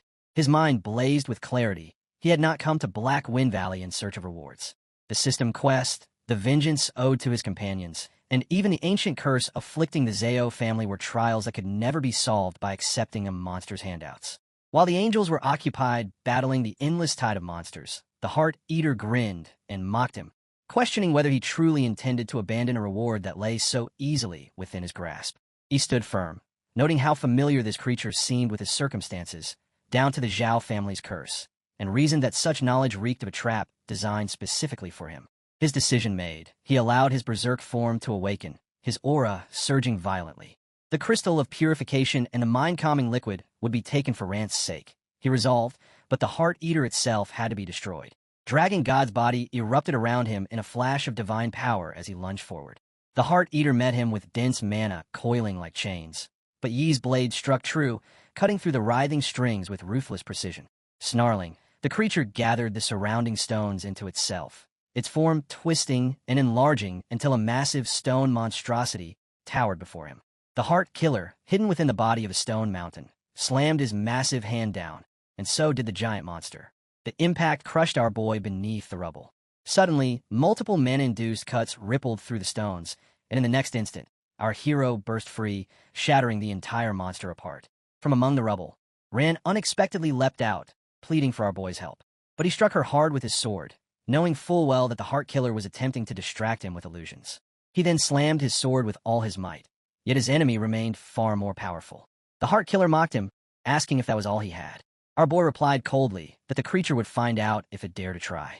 Dark purple energy surged as the Heart Killer declared that he had been willing to grant a reward and let him leave, but Yi's obstinacy had ruined it. With a twisted grin, he revealed that while the clearing program was running, he had finished learning everything, and he dared Yi to fight them once again. Bursting into laughter, he unleashed a yellow laser beam that destroyed Yi's puppets.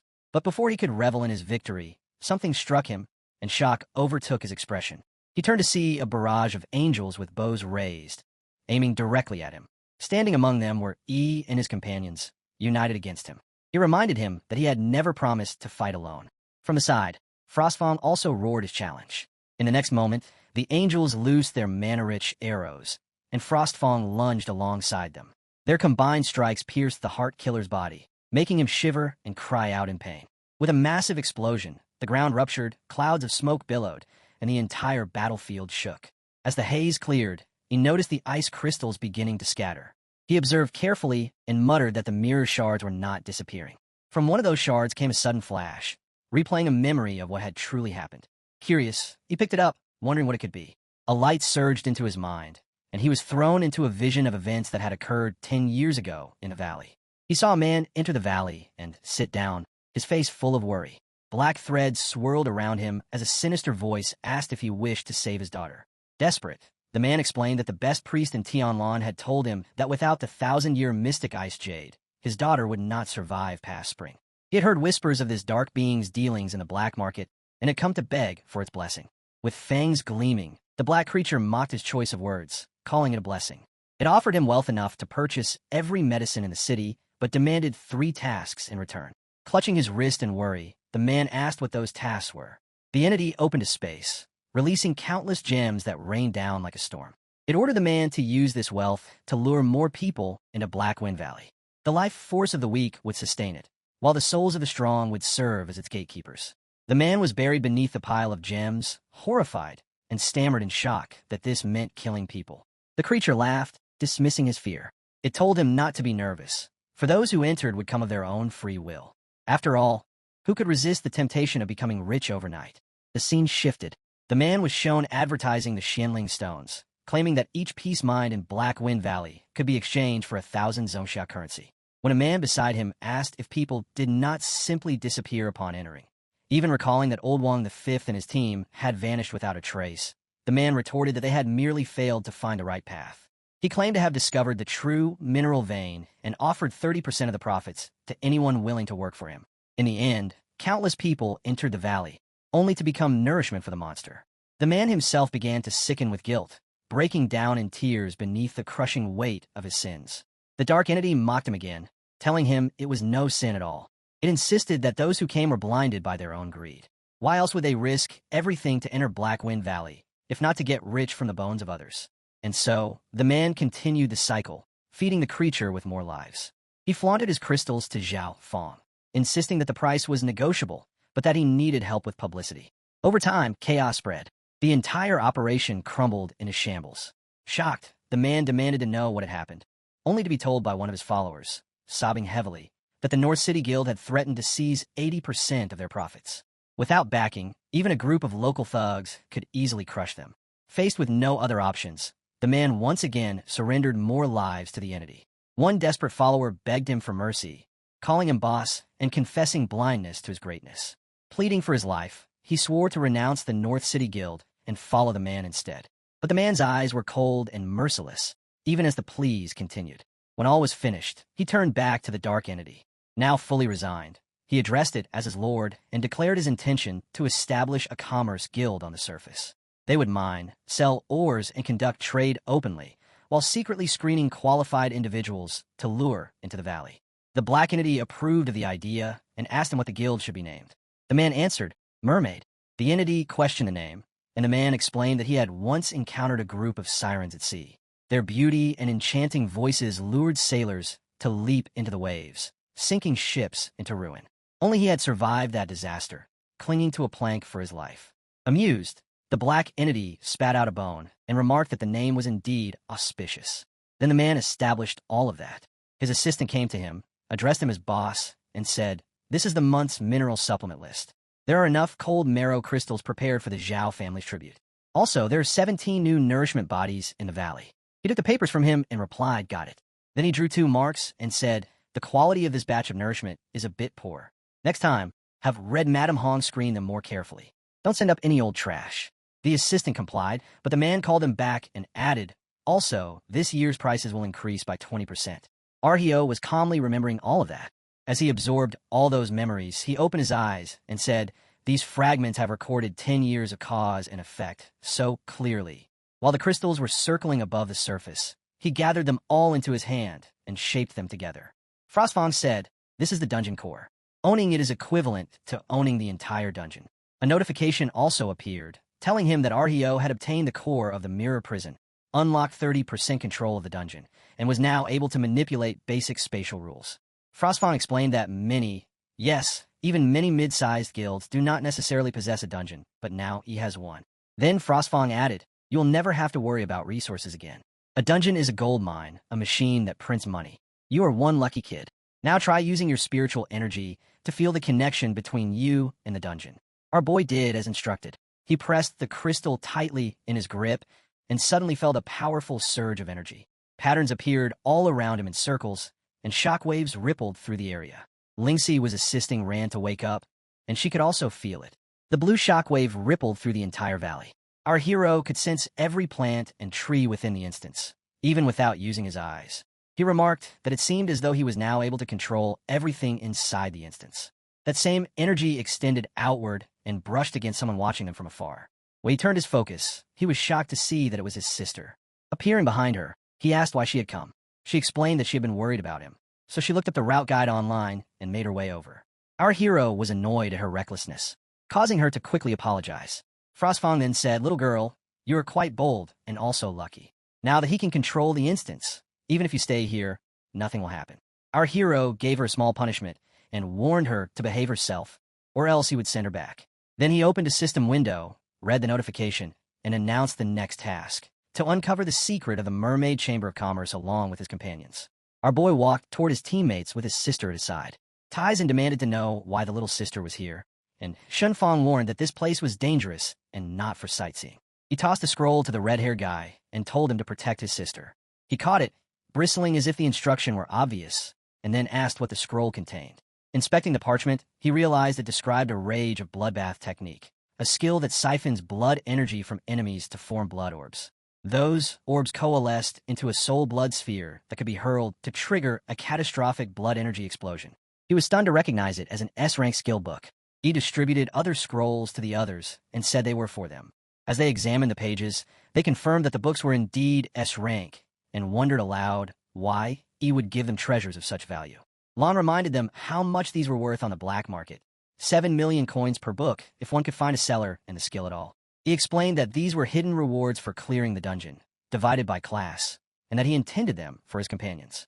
The red-haired guy protested at first, saying even his Shun family owned 3 S-rank skill books and that it felt wrong to accept such wealth, but he insisted they had cleared the dungeon together.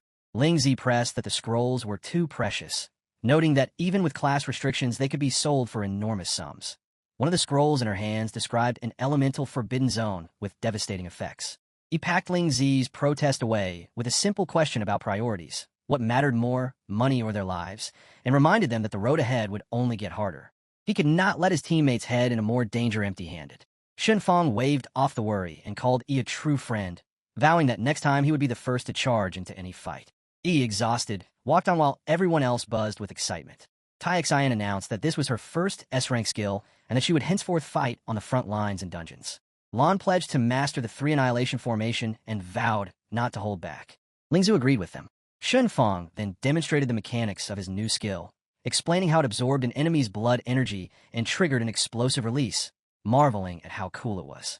Taixien countered that her own skill could instantly kill low-level foes and teased that his method required build-up, calling it lame.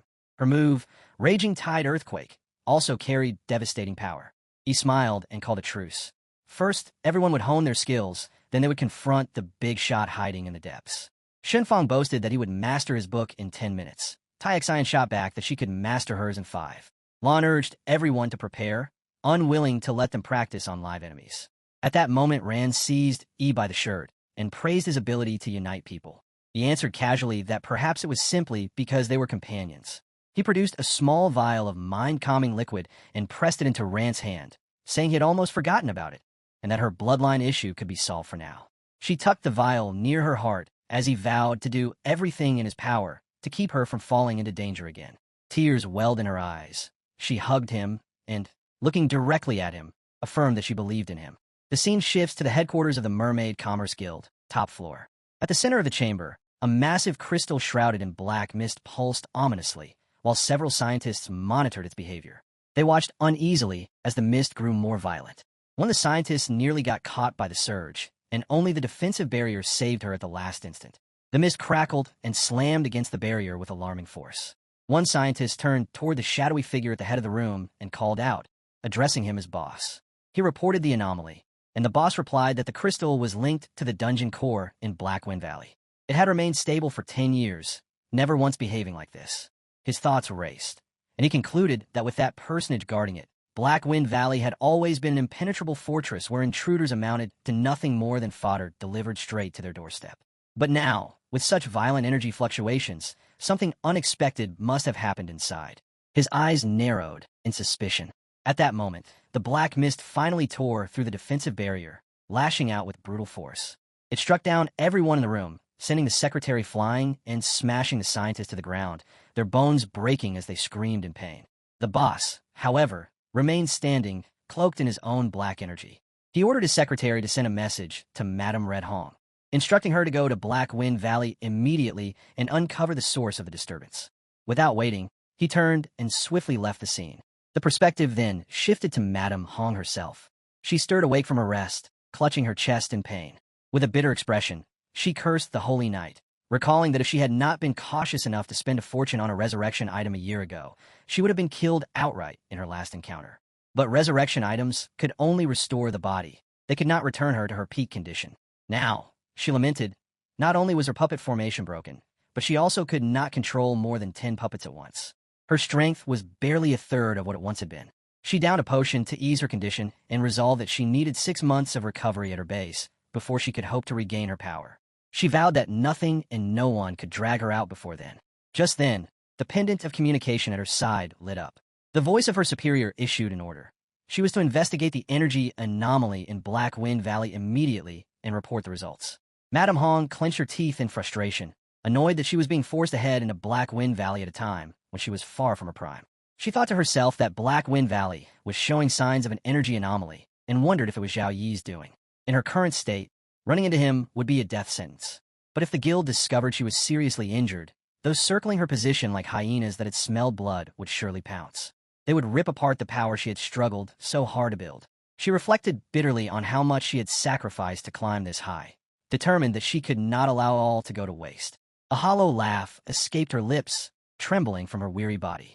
With a sharp motion, she tore the medicinal patch from her arm, resigned to the truth that her life was nothing more than a drift beyond her own control. She instructed her guard to prepare the car. Meanwhile, elsewhere, our hero quietly observed the situation through the crystal. He stood at the center of the dead-blooded crystals, aware that unseen eyes were watching him. He understood that the mirror prison had always served as a guardian for the dark creatures, and the truth about them must be buried within these fragments. Uncovering it meant discovering the enemy's vital weakness. He turned around and tapped on one of the mirrors.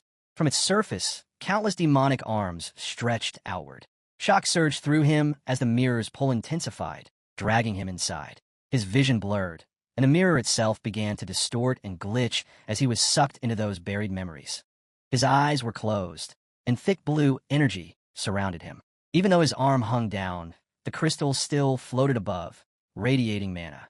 Frostfang appeared beside him. As he opened his eyes, he realized the information was too chaotic, as though something was deliberately obstructing him.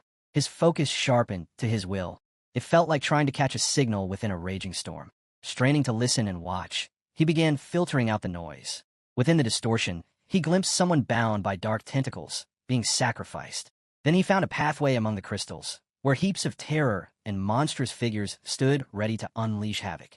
Suddenly, a blinding light erupted from the crystals. Shielding his eyes, he was still thrown backward by the pressure.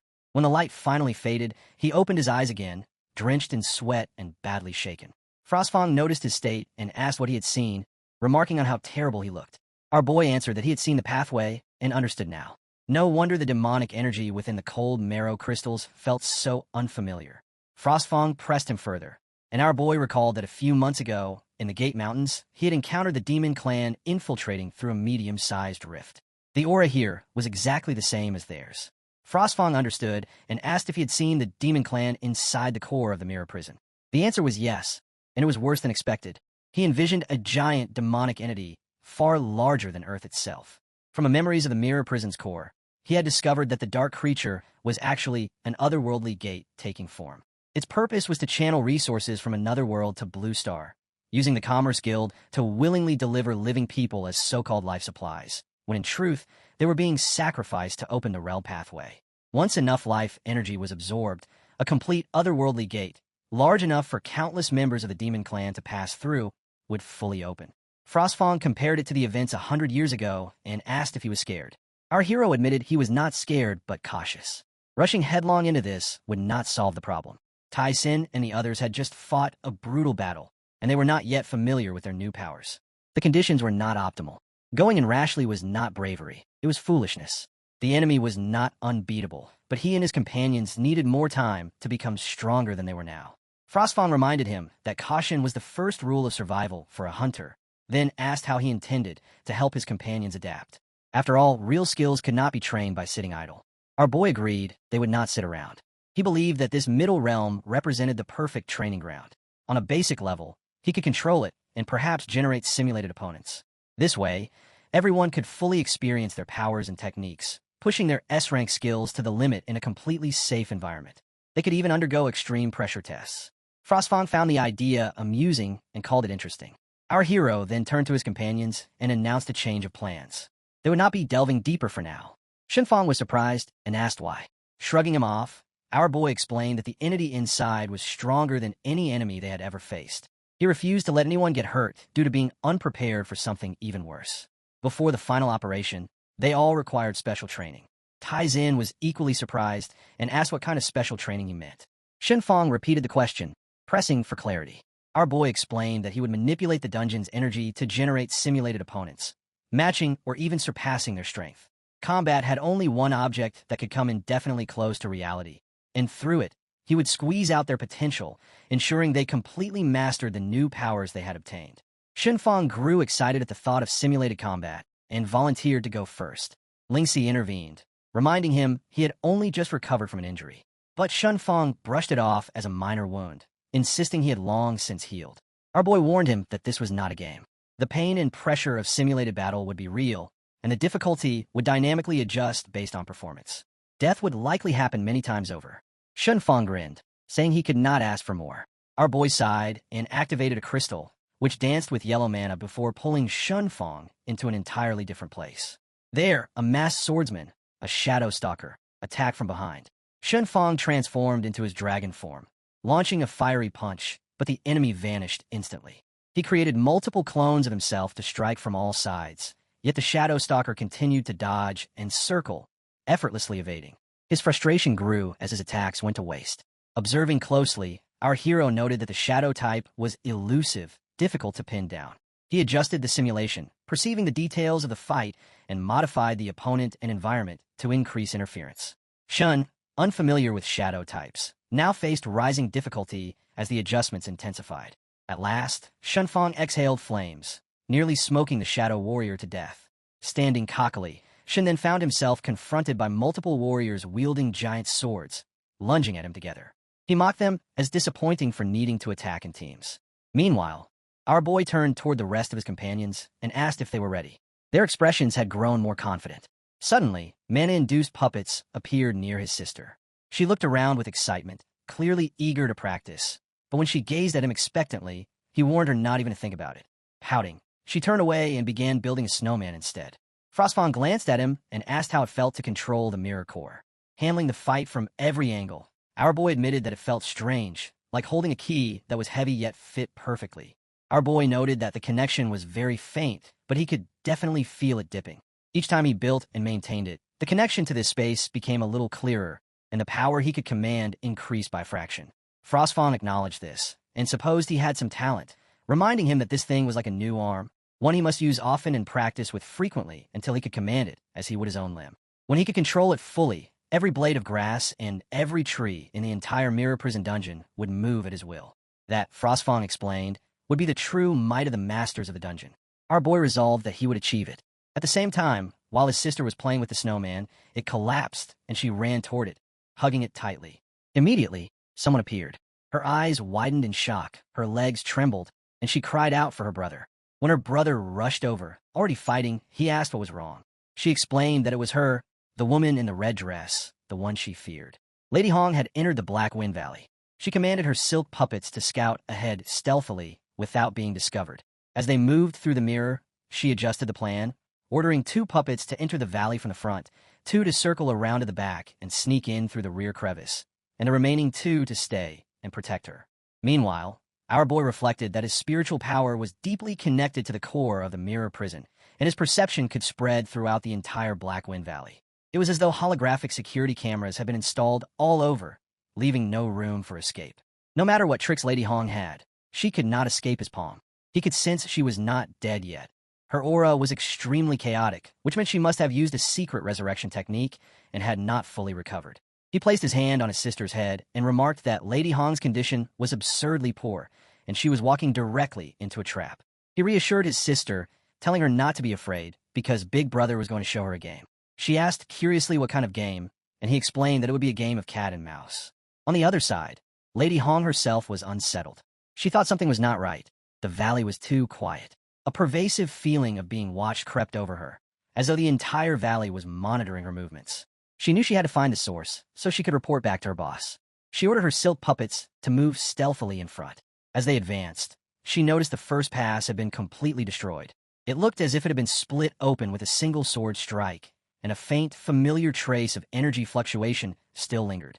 She placed her feet on the ground and recognized it. Holy light. While rushing forward, she thought that it had been him after all.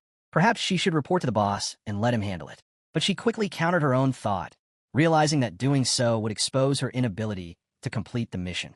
She decided instead to first contact the hidden surveillance points in a valley to confirm the situation.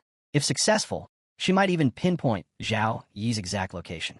Raising her sleeve, she activated her contact beads, but they failed. She considered the possibility of interference, though she thought it impossible. Even the Commerce Guild's highest-level secret communications were being blocked. She noted that puppet strings were powered by soul energy, and thus should not be affected by ordinary energy shielding. Yet there was a certain pressure present ever since she had entered the valley, and it had slowed the connection considerably.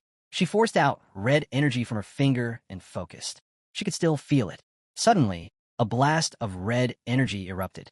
She cried out as the connection vanished. Looking toward her puppets, she realized they had been hit mid-run, pierced through their ribs.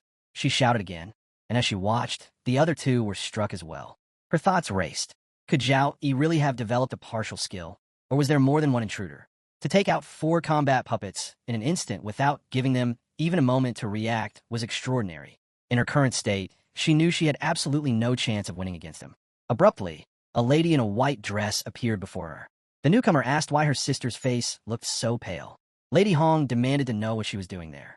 The woman replied that she was just passing through to collect the sex tribute. She reminded Lady Hong that when she had been better than before, it was she who had collected all the sex tribute in her place. She even offered to take care of this mission for her too. Lady Hong, furious, accused her of killing her puppets. The woman feigned confusion, claiming she did not understand what Lady Hong was talking about. It looked, she said, like Lady Hong had run into serious trouble, and she advised her to hurry back and recuperate. Perhaps, she added, there was more than one intruder, and Lady Hong should not risk dying again. Lady Hong snapped back that her sister was as sharp-tongued as ever. The woman countered playfully that maybe it was from spending so much time together, and that she must have picked it up from her. Lady Hong relented slightly and ordered her to go ahead and scout further. But while flying, she suddenly turned back toward the girl. The girl in the white dress was shocked.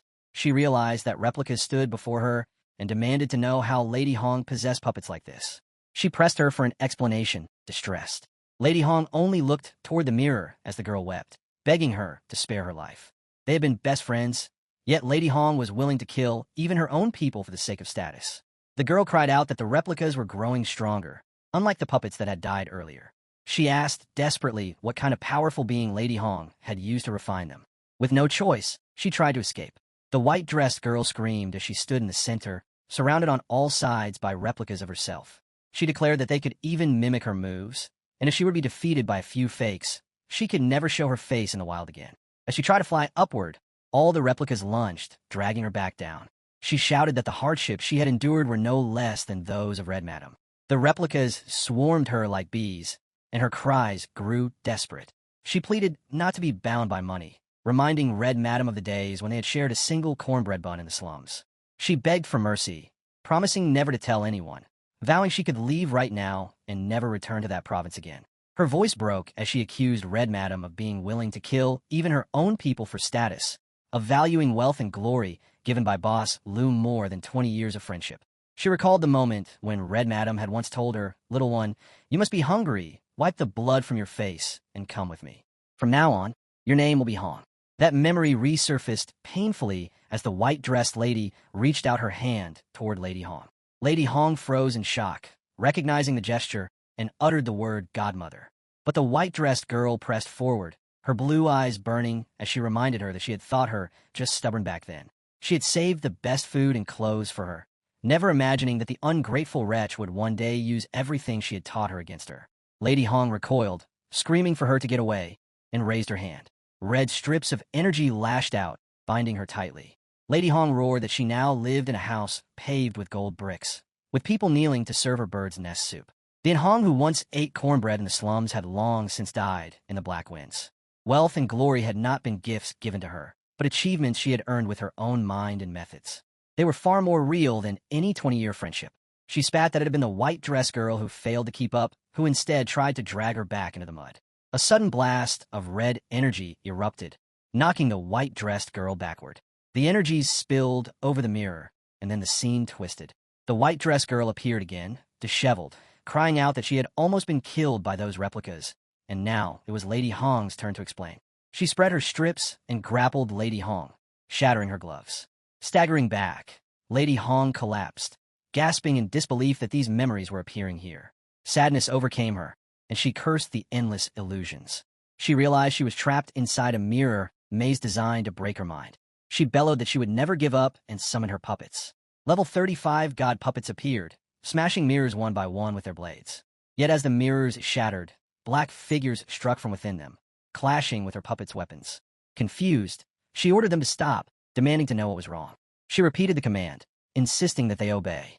But the puppets continued striking, even hitting each other, and when she screamed again, they ignored her. She demanded an explanation, horrified, until she saw their eyes glowing red. One puppet grinned and slammed her to the ground. Shock overtook her as she realized this was not an illusion. It was control. Zhao, he could even seize her puppets. His dominance over Black Wind Valley was completely beyond her comprehension, and now she was utterly alone. She decided she had to escape to report what had happened directly to the boss. He must surely have a plan. She ran frantically, only to feel the ground split beneath her. She was hurled down hard, barely able to rise. Her puppet strings were being interfered with, toyed with like a spider trapping an insect in its web. She cursed, realizing she was nothing more than a plaything in Zhao Yi's hand.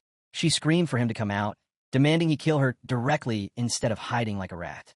The mirrors activated, and Zhao Yi's voice declared that she would struggle just as though she had sacrificed and struggled, forcing her to feel despair.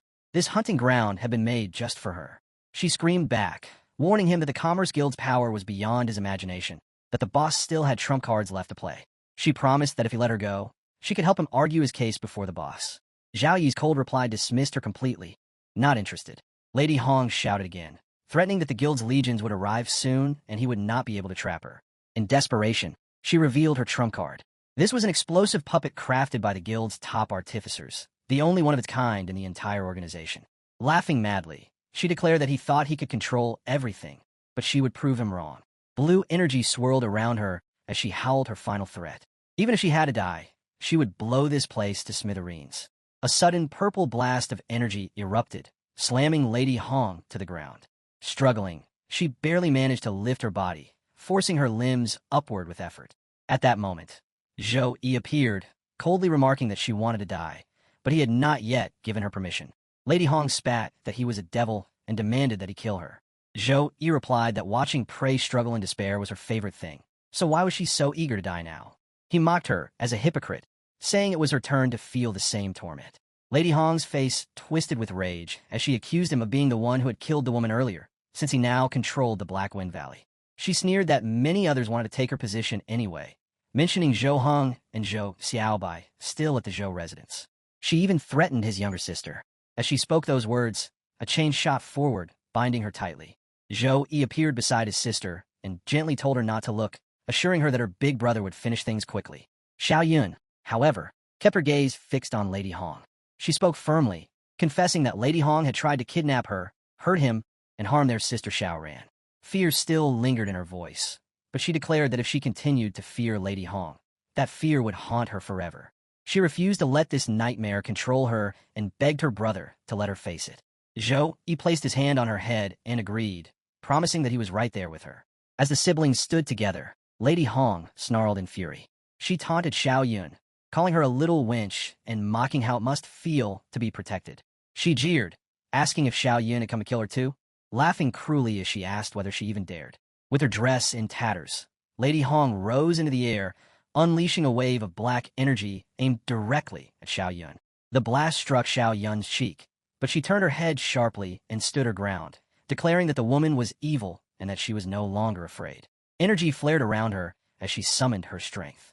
Lady Hong sneered at the sight, mocking her again, saying she had not forgotten how Xiao Yun used to cry behind her brother, hiding in fear, and now dared to point a weapon at her.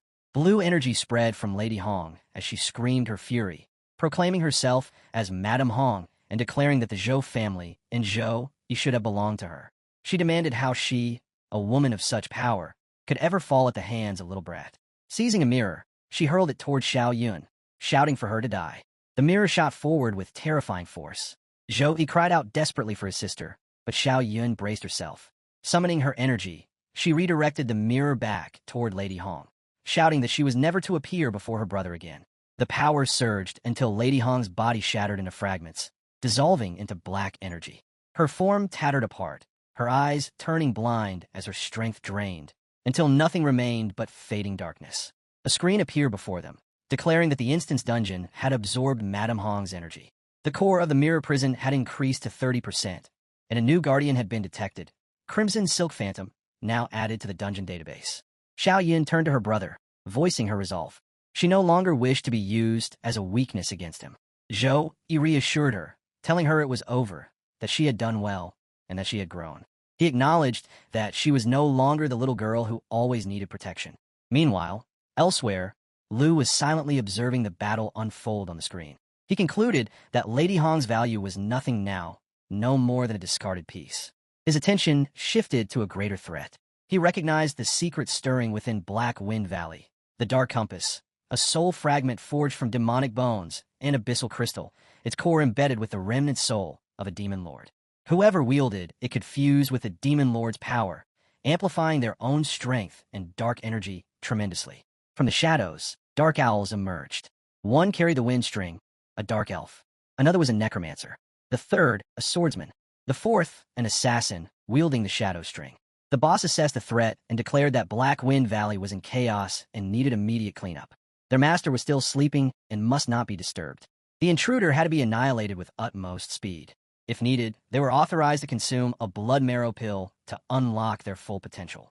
One knight stepped forward confidently, vowing that Dark Owl forces would ensure the intruder never returned alive. The boss gave a final order: find the rat causing this trouble and crush them. As the scene opened in the boss's court, one man was punishing a captive. The air was thick with cries, and someone barked harshly that the chains binding their bodies could not be broken, while the brand seared straight into their limbs. Lady Hong stood nearby, her gaze cold, and she declared that rather than letting the man live and waste resources, it was better to turn him into nourishment for the master. She lay on the ground in submission, reporting that this month they had already offered 177 people to the master. On the other side, Zhou Yi observed quietly. He recognized the mark of the Mermaid Guild and thought back to the female assassin who had died earlier without her body being absorbed by the instance dungeon. That meant the guild must already have learned of Lady Hong's death. His worry deepened. Lu Xian was likely already on his way to kill him.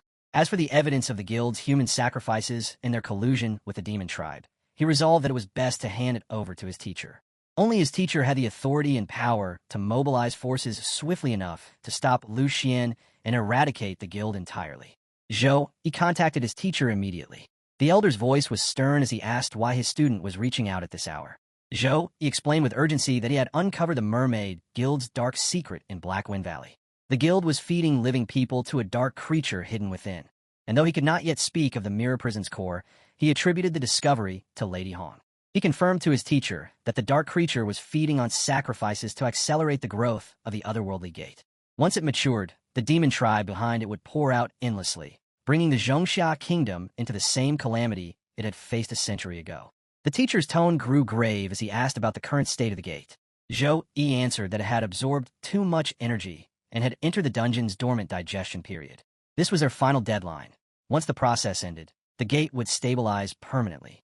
The teacher responded with resolve, saying he would immediately use his highest authority to alert the military and order an elite unit to seal off Black Wind Valley at full speed.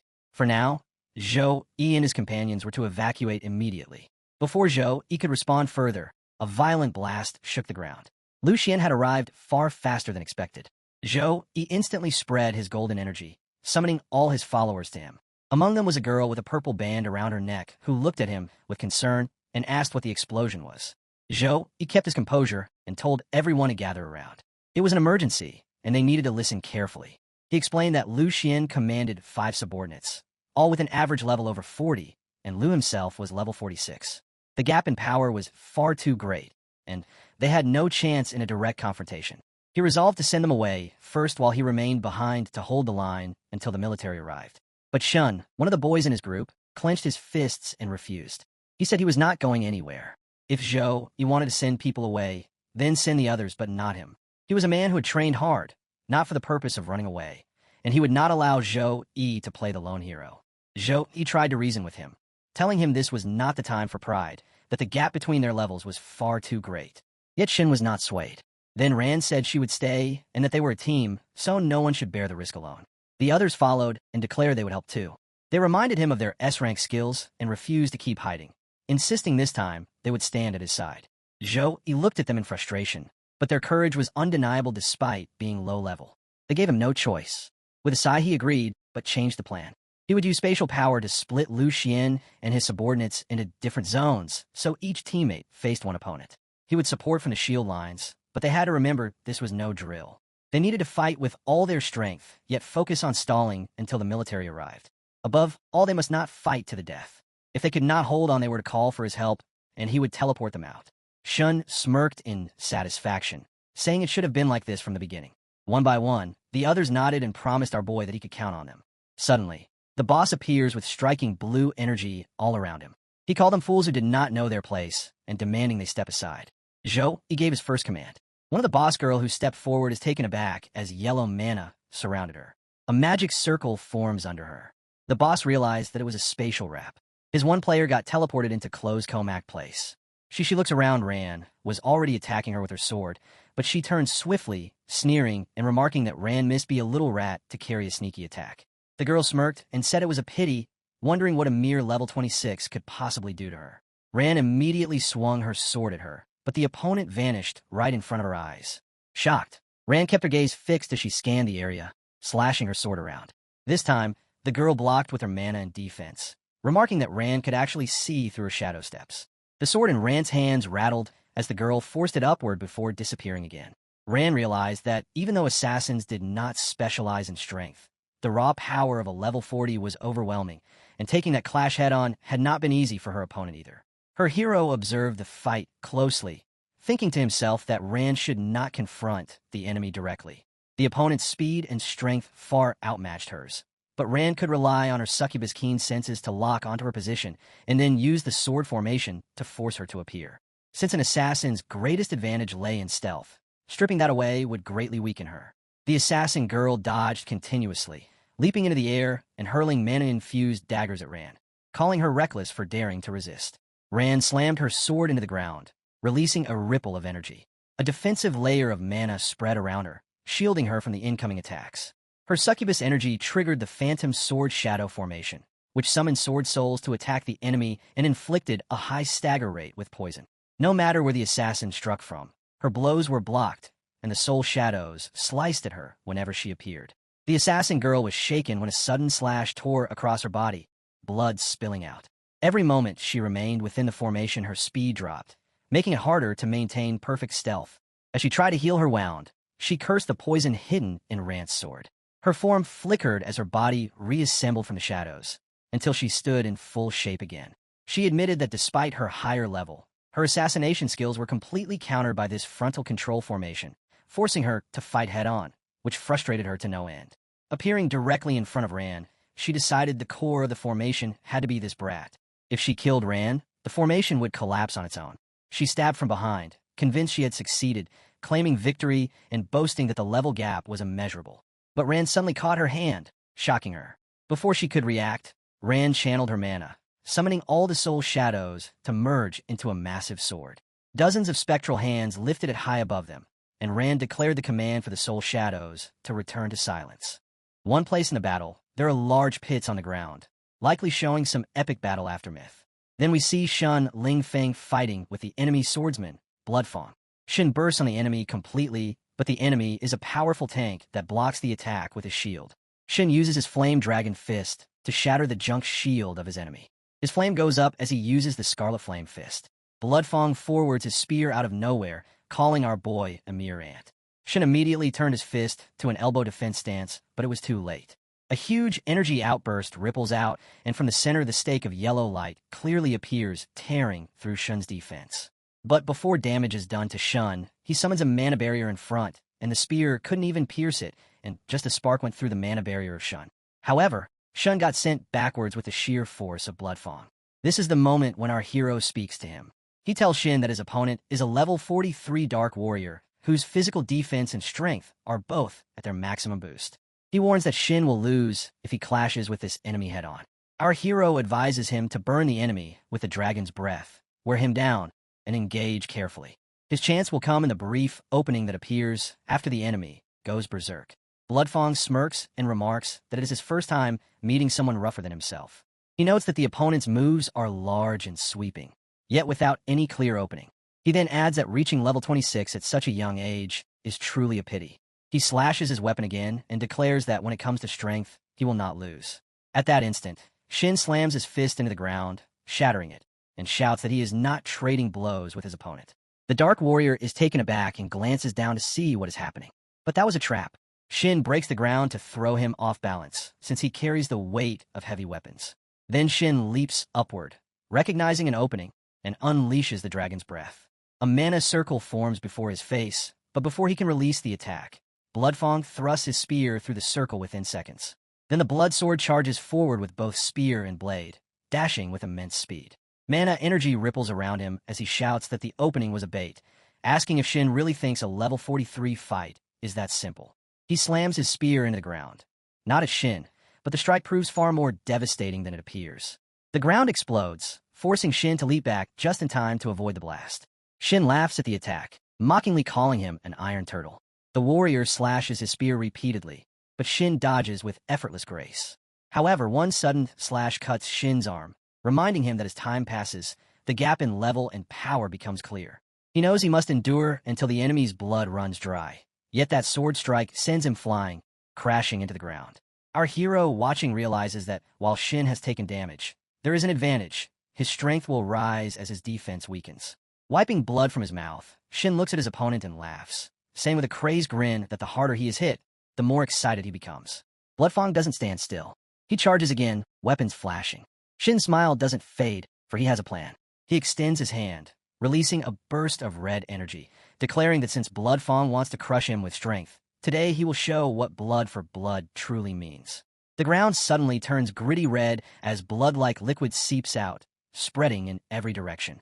Shin directs the flowing crimson toward Bloodfang, who stares in disbelief as the slimy red fluid forms glowing spheres that drift toward him. He feels disgusted as the red slime clings to his armor, unaware that it's no mere distraction. It's draining his life force and power, and he cannot shake it off. He roars at Shin, demanding to know what dark art this is. Though he manages to remove one slime, he cannot free himself from the rest. Shin laughs loudly, taunting that the Iron Turtle's shell won't save him now, and dares him to taste his own power. Then Shin activates Bloodbath Fury. A system notification appears, stating that Bloodbath Fury draws the blood chi from the enemy to form a bed of blood. The beads rise into a soul blood orb and launch at the target, triggering a violent chi explosion. A massive blast erupts, engulfing the area and reducing Bloodfang to pools of blood. His life ended instantly. Elsewhere, our hero observes the battle through his mirrors, standing amidst the smoke. He can see every move of his players, speak with them, and guide them through each fight. His gaze then shifts to Lan, who struggles against a skeletal monster. She lies on the ground as the creature prepares to strike. Our hero touches the crystalline ball hovering above his head, which connects to every mirror, and realizes that Lan is in danger. He acts swiftly as the orb emits golden light in all directions. Using that radiant projection, he creates a mana barrier around Lan. The skeletal beast slams its fists, but the blows bounce off harmlessly. It strikes again and again, yet Lan remains protected. Her eyes widen in shock, unable to believe that a mana barrier has appeared before her. She glances around and sees the skeletal monster crumble, leaving only its skull behind. With no enemy left, she realizes that Zhou Yi was the one who saved her, and she quietly thanks him for saving her life. Our hero realizes that maintaining control over 5 battlefields at once drains his mind far more than he expected. Fortunately, none of the others are in immediate mortal danger. He shifts his focus to Yun's side and sees that everything there remains stable and safe. With that confirmed, he turns his attention to the greatest problem that still needs his hand. Our hero turns toward one of the mirrors, where countless monsters are seen pouncing at a lone figure. But this man is no ordinary fighter. He cuts through the beasts like they are vegetables. None can stand before him for even a second. He is the enemy's warrior, Lu Xian. The hero activates his crystal ball to summon reinforcements. As soon as he speaks, waves of blue mana surge from the orb, making it tremble violently. Moments later, monstrous beasts burst from the earth, tearing through the ground within seconds. In less than a minute, these towering creatures rise above the battlefield, ready to strike down the enemy. Across the vast mountains, entire clans of monsters charge at Lu Xian as the hero commands them to intercept. From the ground, black strings suddenly sprout around Lu Xian's legs, coiling like tentacles. He glances at them with disdain, calling them nothing more than ants. Then, without warning, a massive shockwave erupts from him, shattering the bindings and obliterating everything nearby in an instant, while he remains standing still, completely unfazed. From the smoke, a woman emerges without warning. Her eyes gleam crimson, and her hair bears a striking resemblance to Hong's, hinting at a connection between them. She suddenly leaps toward Lu Xian, summoning her crimson-souled phantoms as countless spectral minions rush to attack him. Yet Lu Xian remains unfazed. He remarks that Hong never seems to stay dead, realizing at once that the protagonist must have revived Madame Hong for his own use. Extending his hands, he releases a surge of red energy that shoots toward her, wrapping tightly around her body in mere seconds, even before she can strike. The immense psychic force slams her violently to the ground, and as smoke rises, her fate becomes obscured. When she fails to reappear after a while, Lu Xian grows irritated. He commands her to stop hiding and to face her death directly. He then unveils a strange artifact from his possession. It oozes a red, slimy liquid that seeps into the earth before surging upward. In moments, the viscous substance forms into a towering red warrior. As Lu Xian raises his hand, the monstrous figure mirrors his motion, a living replica of a manhwa warhead. But before he can order the construct to attack, a red streak of light suddenly descends from above, striking his hand with such force that he cries out, not even realizing what has happened. His summoned warhead collapses to the ground as several blazing laser beams rain down, triggering a devastating explosion that annihilates everything in its path. The source of these strikes is none other than our hero, floating high above and observing the entire battle from the start. One of the laser beams veers toward him, and Lu Xian counters swiftly, yet the hero reacts instantly. Without flinching, he conjures a yellow mana barrier that halts the blast. The effort appears effortless, though Lu Xian stares up in astonishment, remarking that a mere level 30 opponent can withstand half his power and that the secrets hidden within him are far more intriguing than he imagined. The hero gazes down silently, though he is even surprised to see cracks forming along his mana barrier. At that moment, Lu Xian ascends into the air until he hovers at the same height, his body radiating torrents of red energy as his berserk state takes hold. Yet instead of attacking, he abruptly slashes in a direction unknown, leaving the hero momentarily confused about his intent. Then Lu Xian turns back toward him, his sharp gaze unwavering. He declares that anyone capable of stealing the core of the mirror prison and wielding it to such an extent is either a once-in-a-century genius or a fool unaware of his own limits. At last, the hero responds, acknowledging the remark and addressing him as Boss Lu Xian. He states that compared to Lu Xian's grand act of using living humans as sacrifices to sustain the gate to another world, his own feat of tracing energy through the mirrors is insignificant. Yet in his mind, he knows the truth, that the demonic beasts he sent forth could never truly stop Lu Xian. Their only purpose was to buy him precious time.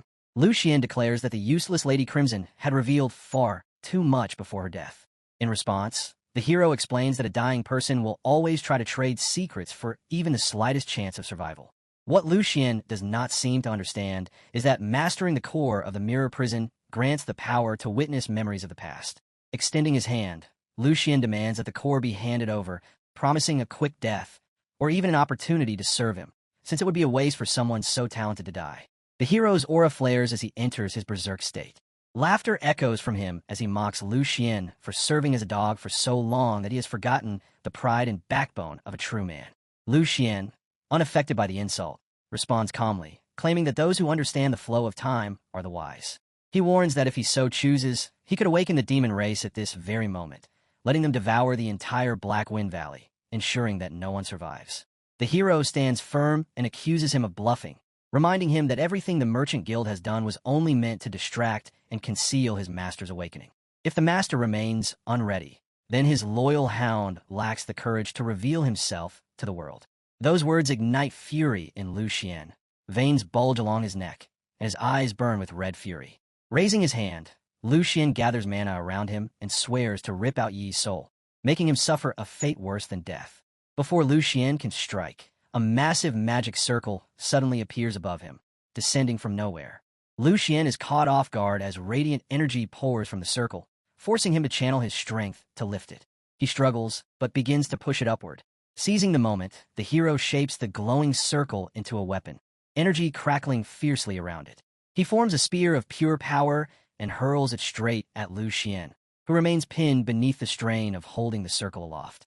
With no other choice, Lu Xian calls upon his ultimate ability, Hellish Torrent. The system reveals that this forbidden power extracts dark energy from a vast area, forming a torrent infused with annihilation and corrosive force. The ground trembles violently as shadows twist, and the air itself begins to corrode under the sheer magnitude of the unleashed darkness. Then a tremendous explosion ripples across the battlefield, shaking the air itself. Our hero watches closely as strange light bursts out from within the crimson sphere hovering in the distance. In that instant, he understands that the Angel of Justice, wielder of the light attribute spear, must have unleashed a devastating blow upon the land. From the shockwave of that strike, a towering beast emerges, roaring as it crashes down upon our hero. Its voice booms through the chaos, admiring his instinct to strike first, yet dismissing such efforts as meaningless before overwhelming power. The hero stands firm as the monstrous strike descends upon him, but he swiftly clasps his hands together, weaving another spell. In response, countless mirrors form in front of him, each reflecting the face of his enemy. The attack, however, is so destructive that the mirrors shatter instantly, breaking apart under sheer force and sending the hero hurtling miles away. Even so, he twists midair and lands on his feet. Blood drips from his mouth, proof of the brutal damage he endured, but his stance remains unbroken, his will undimmed. Lu Xian, amused, acknowledges the effort. He notes that a level 30 warrior has managed to wound him, but declares that this moment marks the end. Channeling his mana, he conjures a spell through a circular plate floating before him. At once, a red skull-like creature materializes, and his body mutates into a monstrous crimson form. The system registers the transformation, identifying it as a fusion with the borrowed energy of a demon lord, a temporary empowerment that multiplies every attribute to terrifying levels. Lu Xian raises his head and admits that forcing him to use the compass's original power is a feat worthy of pride. Then he clenches his fist, announcing the death of his opponent with silent intent. Our hero's eyes widen as he senses the surge of killing intent rushing toward him. The red mana strike hits him with blinding speed, the impact so immense that his body vanishes with a sonic boom. Shattered stone and debris scatter around him as he crashes across the field, yet he rises again, his form battered but intact. Gazing at his opponent, he quickly assesses the situation, realizing that the enemy now stands beyond level 46, empowered by an epic-grade artifact. The transformation has elevated Lu Xian's power to an entirely new tier. Even though the hero's class naturally counters dark energy, the sheer level disparity leaves him with no viable chance of victory. Just as the thought crosses his mind, his focus splits. Across the battlefield, he spots Tin locked in combat against another warrior. She barely avoids the relentless sword strikes, and her weapon is already gone, leaving her defenseless. The hero swiftly channels power through the crystal sphere, creating a shimmering mana barrier around her, ensuring the enemy can no longer harm her. Lu Xian takes notice of this action and laughs, realizing what the hero has been doing all along. He comments that the core of the mirror prison has been sustaining 5-meter-wide spatial zones throughout the battle. That explains why the Dark Owls have been unable to penetrate the hero's defenses within his territory. It will take them effort to escape, he observes, but with the hero dividing his focus, victory will not come easily. Our hero wipes the blood from his mouth and, with calm determination, dismisses the taunt. In his mind, however, he understands the truth. Maintaining multiple mirror spaces while fighting at full force is draining his mental energy at a dangerous rate. His only option now is to gamble everything, to divert the mental power used for maintaining the mirror spaces and pour it entirely into driving the core of the mirror prison at full capacity.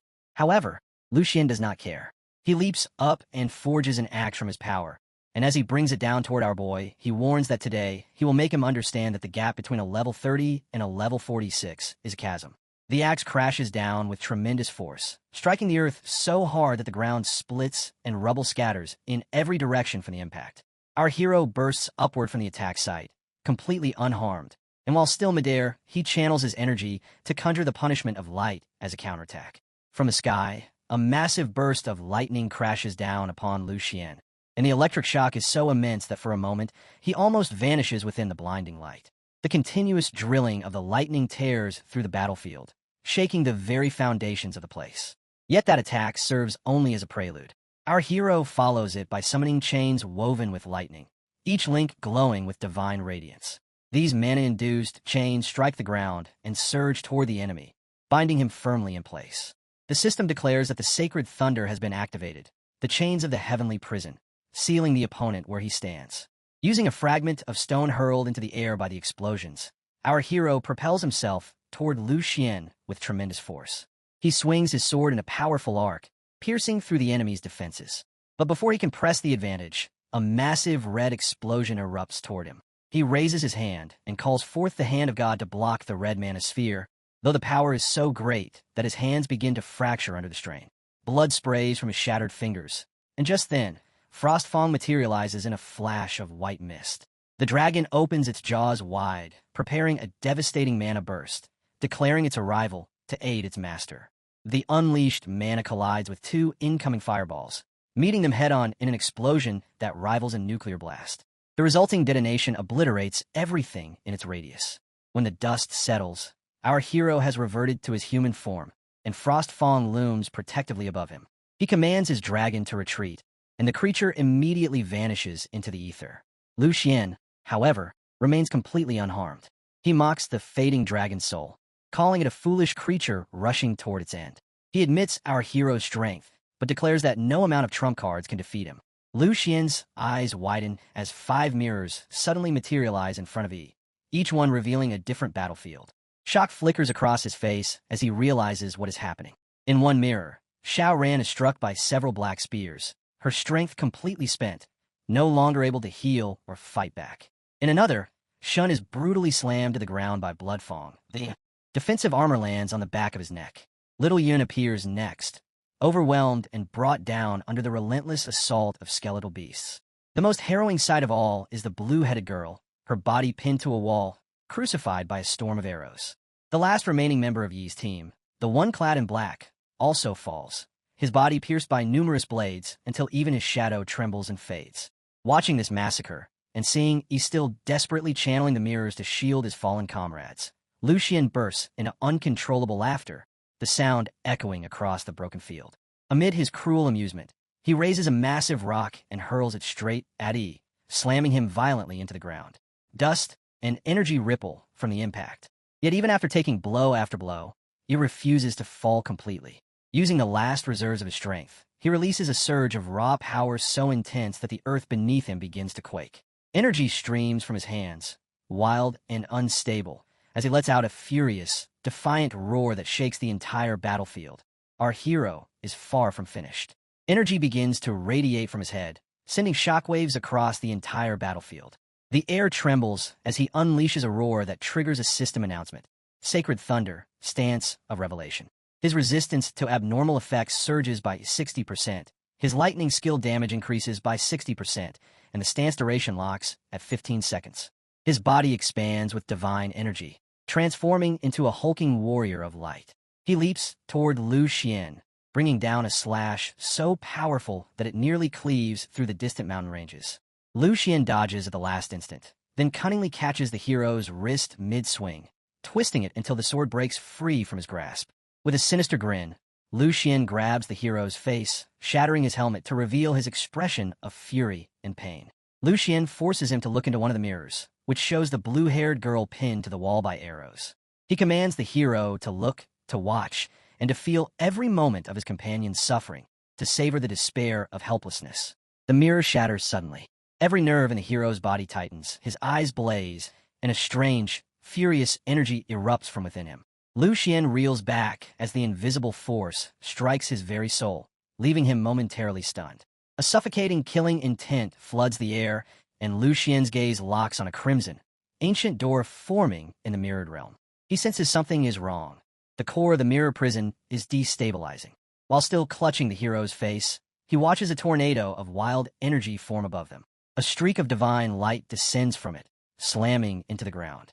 The shockwave hurls the hero backward, and even Lu Xian braces against the impact as he observes his opponent radiating eerie, jelly-like energy. Lu Xian realizes that this psychic surge is monstrous, pure, primal, enough to shake his soul. He stammers that such power belongs to a being of at least level 60.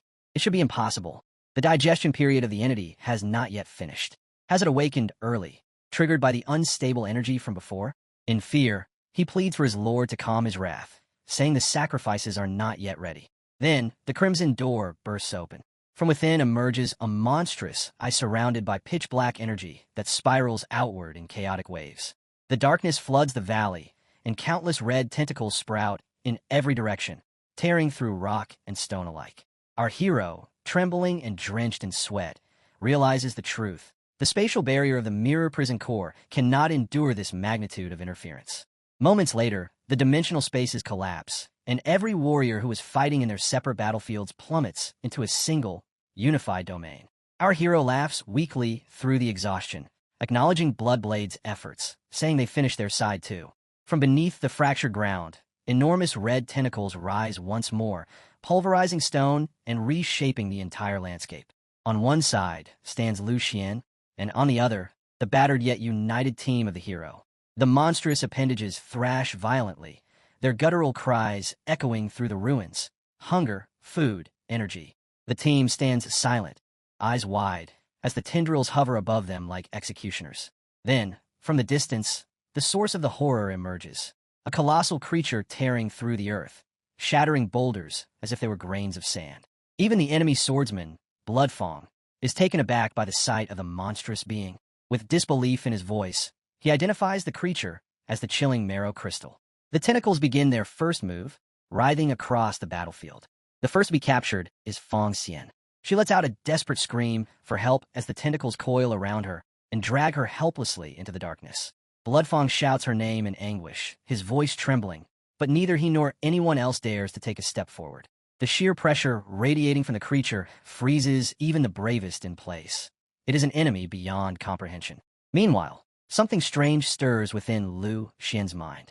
His eyes gleam with a mix of fear and reverence as he mutters that Shi Kai, to be chosen by the master itself, has received the highest form of blessing. Lu Xian steps back from the monstrous creature, his tone cold and dismissive as he declares that since they have already summoned the master, he will return to prepare a new batch of sacrifices. One of his subordinates shouts after him, demanding to know if he intends to abandon them in the face of this nightmare. Standing over a glowing circle, Lu Xian glares back and snarls that such insolence is meaningless, insisting that he is only leaving to gather more offerings to satisfy the master's hunger. Almost immediately, the warriors hear the creature's guttural voice echoing across the field, shrieking for more food. Lu Xian's final words before stepping into the portal are chilling. He commands them to slaughter the remaining humans and feed their bodies to the master. One terrified girl begs to follow him, pleading for escape, but he ignores her entirely and vanishes into the portal's light. Left behind and desperate, the remaining warriors hastily pull out the blood marrow pills. One of them swallows it, his body convulsing as he goes completely berserk. Fueled by madness, he charges at the creature with renewed power, but before his blade even lands, a massive tentacle smashes him into the ground with a bone-crushing blow.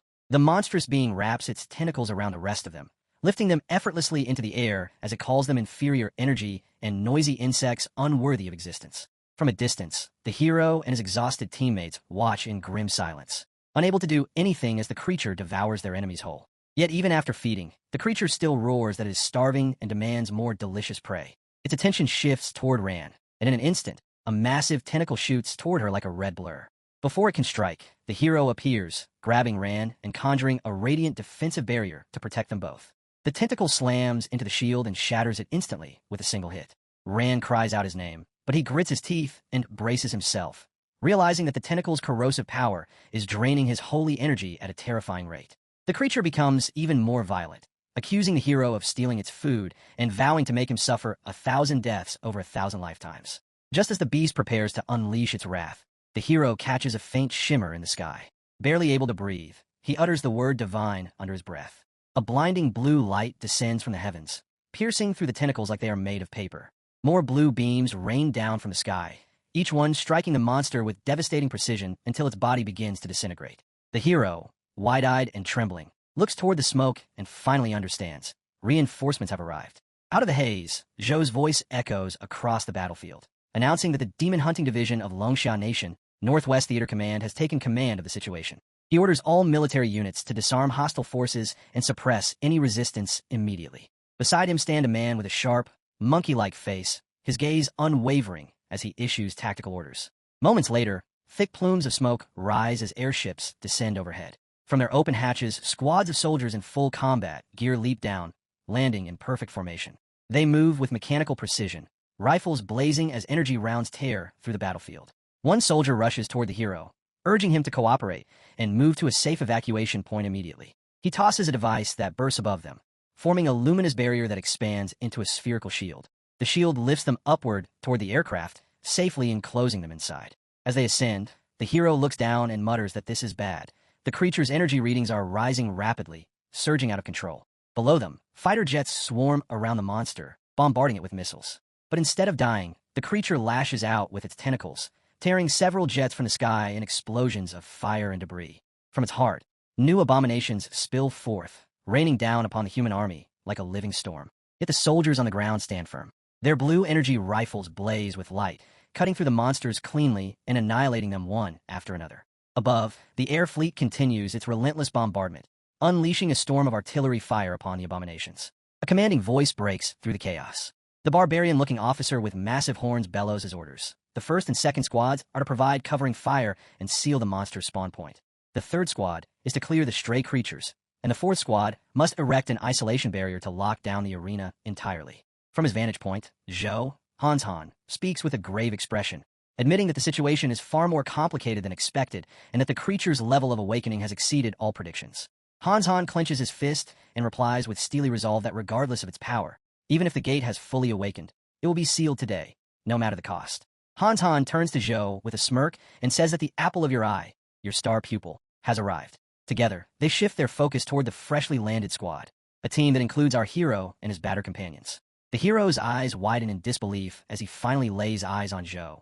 But before he can move closer, he finds himself surrounded by a group of healer midges who rush to tend to him and the girl in his arms. One of the healers instructs the hero not to move, explaining that the girl he carries is suffering from severe poisoning and that the toxins have already invaded her meridians. Another healer, clutching a glowing staff, adds that it will take at least half an hour to completely neutralize the venom. The healers begin channeling mana through their staffs, drawing out the poison from her veins as glowing wisps of dark mist gather around them. Xiao Ran, barely conscious, looks up at the hero and weakly tells him that she is fine and that he should go handle what he must. But the hero refuses to leave her side. Seeing this, Zhou walks over, his tone sharp yet calm, telling him not to act impulsively and to follow the arrangements of the medical team. He assures the hero that the battlefield is now under their full control. But the hero shakes his head and warns Zhou with urgency in his voice, saying that the gate is absorbing the energy from the attacks. He insists that if the bombardment continues, something catastrophic will happen. From where he was moments ago, he saw it clearly. Each artillery strike only thickens the black mist enveloping the gate's surface. Hans listens for a moment, then places a heavy hand on his shoulder and says in a steady tone that he understands the student's concern, but in his book, there is no problem that cannot be solved with a cannon blast. And if one blast is not enough, then you simply hit it again. The hero tries once more to stop him, urging him to wait and insisting that this gate is not an ordinary dimensional rift. But Hans has already turned away. He raises his hand and gives the command to all units, his voice amplified by mana. All forces are to switch to random saturation strike mode. Energy attributes are to be randomized every 30 seconds, and barrier teams are to lock down the space entirely so that not even a single fly escapes. Across the battlefield, a chorus of acknowledgments rings out as soldiers and units respond to the order. Within moments, the entire combat network reconfigures.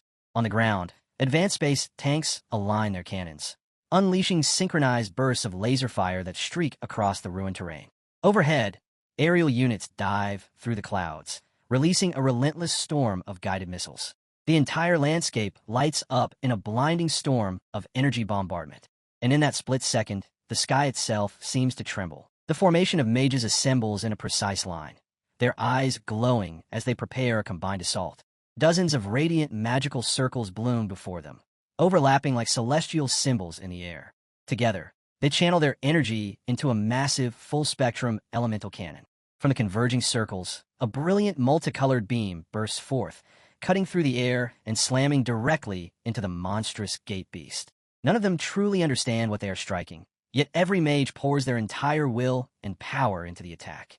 The resulting explosion is colossal, a deafening shockwave that ripples through the battlefield and sends dust and smoke spiraling skyward. But instead of faltering, the beast only grows more enraged. Its colossal tentacles lash outward, extending beyond their usual reach and raining destruction across the lines of armored space tanks. One brutal strike is enough to crush several tanks into twisted metal, leaving soldiers scrambling in panic. Amid the chaos, Zhou descends personally from above, cutting through the beast's sinewy tendons with precise arcs of magic. As his boots touch the ruined ground, he looks up and sees the towering monster still standing tall and utterly unscathed. Their gazes lock for a brief, dreadful moment, and a sudden beam of concentrated energy erupts from the monster's eye, nearly vaporizing him on the spot. The same deadly energy ripples outward, reflecting the same frequency as the very attacks they have been firing. In that instant, the horrifying truth becomes clear. The creature is reflecting their own firepower back at them. Space jets fall one by one from the sky, consumed by returning blasts of blue energy. A searing beam cuts directly toward the hero's team, wiping out several soldiers in its path. Han clenches his teeth as realization hits him. The gate is mirroring and amplifying every single attack they unleash. A nearby soldier reports in panic that the gate's rate of evolution has surpassed all projected estimates, and that both its physical and energy resistances are rising continuously with no sign of slowing down. It turns out that Zhou, the one struck down moments ago, was merely an imitation created for combat projection. The real one steps forward now beside Han, his face grim, declaring that conventional firepower is useless. They must locate and destroy the gate's core before it evolves any further. Han nods heavily and recalls the grim history of their encounters with otherworldly gates. In the past, soldiers had to sacrifice themselves to probe such anomalies, attacking various points and observing reactions. Thousands would die before they could pinpoint the true location of the core. He then orders the 9th Squad to stand by, announcing that in exactly 1 minute they will commence a core-finding operation. The hero listens carefully, every word searing into his mind. He steps forward and asks whether this core they speak of is the point where energy fluctuations are the most intense and unstable. Zhou confirms that he is correct, explaining that the core of the Otherworld Gate is both the nexus and the weak point of its energy system. Once it is destroyed, the gate collapses. That principle has guided the military for over a century. But the hero reveals something that makes both Zhou and Han freeze. He produces the crystal core he obtained earlier, and explains that it had once absorbed the dark energy of the mirror prison. That energy left an imprint, and through it, he can faintly sense where the gate's energy converges. None of their external attacks affect that point, meaning it must be the true core. Han approaches, his expression serious, and warns that knowing the core's approximate position is not enough. A spatial distortion field encases the entire gate, deflecting every strike and making direct hits impossible. The hero remains silent, thinking quickly, before finally proposing that he could open a temporary pathway to enter the gate directly and locate the mark of the core himself. However, he would need the military to create a large-scale diversion to conceal his actions. Zhou immediately refuses, declaring the plan far too dangerous. But the hero insists that they have no alternative. The gate is evolving with every passing second, and delay means more lives lost. He tells Zhou that certain paths must be walked, and someone has to take the first step. Silence follows. Zhou exchanged glances, unable to refute his resolve. Moments later, Xiao Ran and the others rise despite their exhaustion, volunteering to join him. Zhou protests furiously, calling them reckless and forbidding their involvement, saying their levels are too low and entering the gate would be suicide. Han glares at the hero and demands whether he truly understands what he is getting into, warning that the dark energy within the gate will strip away his consciousness and turn him into a mindless killing monster. But the hero meets his gaze calmly. He knows the risk, yet he declares that they have no choice. Han stern face softens slightly, and a faint smile breaks through. He pats the hero's shoulder and says that he's got guts, and if he manages to return in one piece, this old soldier will treat him to the finest drink available. Before anyone can respond, multiple alarms light up across the battlefield displays. Han ignores them all and issues his command in a booming voice. On his mark, maximum firepower protocol will commence. Every main cannon, every fighter jet, is to unleash everything they have on the gate. Light mages are to employ advanced purification magic to suppress all demonic auras, drawing the gate's attention. The light battalion assembles at the front line, their combined chants resonating like a hymn. Together, they form a planetary-scale light formation and invoke the holy decree to purge all darkness, preparing for synchronized discharge. Meanwhile, the space cannons finish charging, locking onto the gate's presumed core. On Hanshan's signal, they prepare for simultaneous bombardment. But the water mages cry out over the comms, reporting that their shields can no longer withstand the tentacle strikes. They beg for reinforcements as dark mages join to hold the line, preventing the rays from breaking through. Inside the operation zone, the hero has already begun his ritual with the crystal core. Zhou assists beside him, focusing on replenishing and stabilizing his holy energy, urging him not to hold anything back. Brilliant blue light swirls around them as raw mana surges through the air, Every muscle in the hero's body tenses, veins glowing with power as sweat pours down his face. When he finally opens his eyes, they blaze with divine radiance. In that instant, he transcends his limits. His perception sharpens beyond mortal bounds. He can see through the monsters themselves. Then, with a single blinding motion, he launches forward at incredible speed. From the command post, Hanzon witnesses his movement streaking like a star across the battlefield and immediately shouts for activation of the Earth System Forbidden Spell, Aegis of Earth. A massive protective dome rises as the ground trembles. Within the gate, a grotesque landscape unfolds. Gigantic monsters and endless tentacles writhe in madness. The hero dives through the chaos, cutting straight through a colossal skull, obliterating it in an instant. He drives deeper, tearing through wave after wave of creatures until he finally reaches the inner sanctum. There, pulsating and grotesque, lies the true core, an enormous organ connected to veins of blood and shadow. And then, horror strikes as a monstrous eye opens upon the core itself and fixes directly on him. The hero realizes he has been discovered. Countless tentacles lash out toward him with lethal precision. He dodges with everything he has, narrowly avoiding the deadly strikes, while below, the monstrous horde turns its attention to him entirely. Outside, his physical body remains within the ship, surrounded by his allies who can only watch, helpless, as the battle between light and darkness unfolds in the heart of the gate. From below, monstrous flames surge upward toward the hero, but a crystalline barrier materializes before him, absorbing the inferno completely. The searing blaze collides with the translucent shield, sending ripples of light across its surface. Then, from above, the creature's tentacles whip down with brutal force, shattering the crystal formation into glittering fragments. The hero reacts instantly. His body moves with lightning speed as he evades the cascading debris, emerging unscathed. In a fluid motion, he raises his hand and releases a radiant mark that flies straight toward the monster's colossal eye. The sigil strikes true, searing into the target and disrupting its control.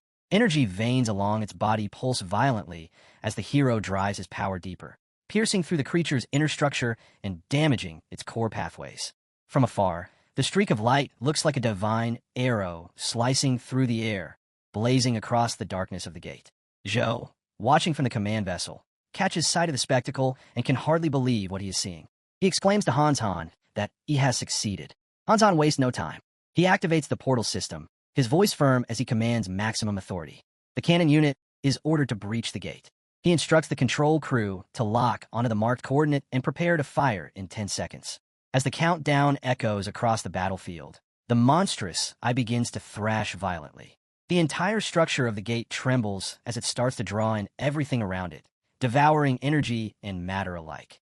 Soldiers shout over comms that the Otherworld gate is going completely berserk and warn all units to brace for impact. Suddenly, control panels flash red. The radar systems collapse, emergency stabilizers fail, and both power and steering units report catastrophic malfunctions.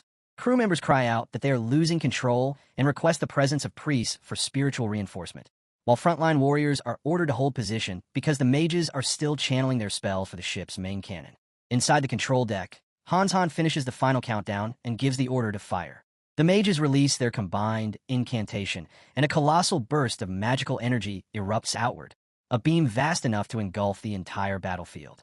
The explosion strikes the creature head-on, smashing through its crimson core with divine precision. The impact shakes the entire realm, tearing the space around the gate apart. The monster writhes in agony as the beam rips through its body, and the hero, from within, sees it desperately consuming demonic entities in an attempt to heal itself and resist annihilation. Hanzon bellows across the comms, demanding all units to unleash their full power and strike while the creature is weakened. Ground and aerial forces respond immediately, unleashing a rain of laser fire that bombards the core from every angle. Zhou joins the assault, summoning his own devastating magic. His eyes glow golden, a sign that he has entered his berserk state.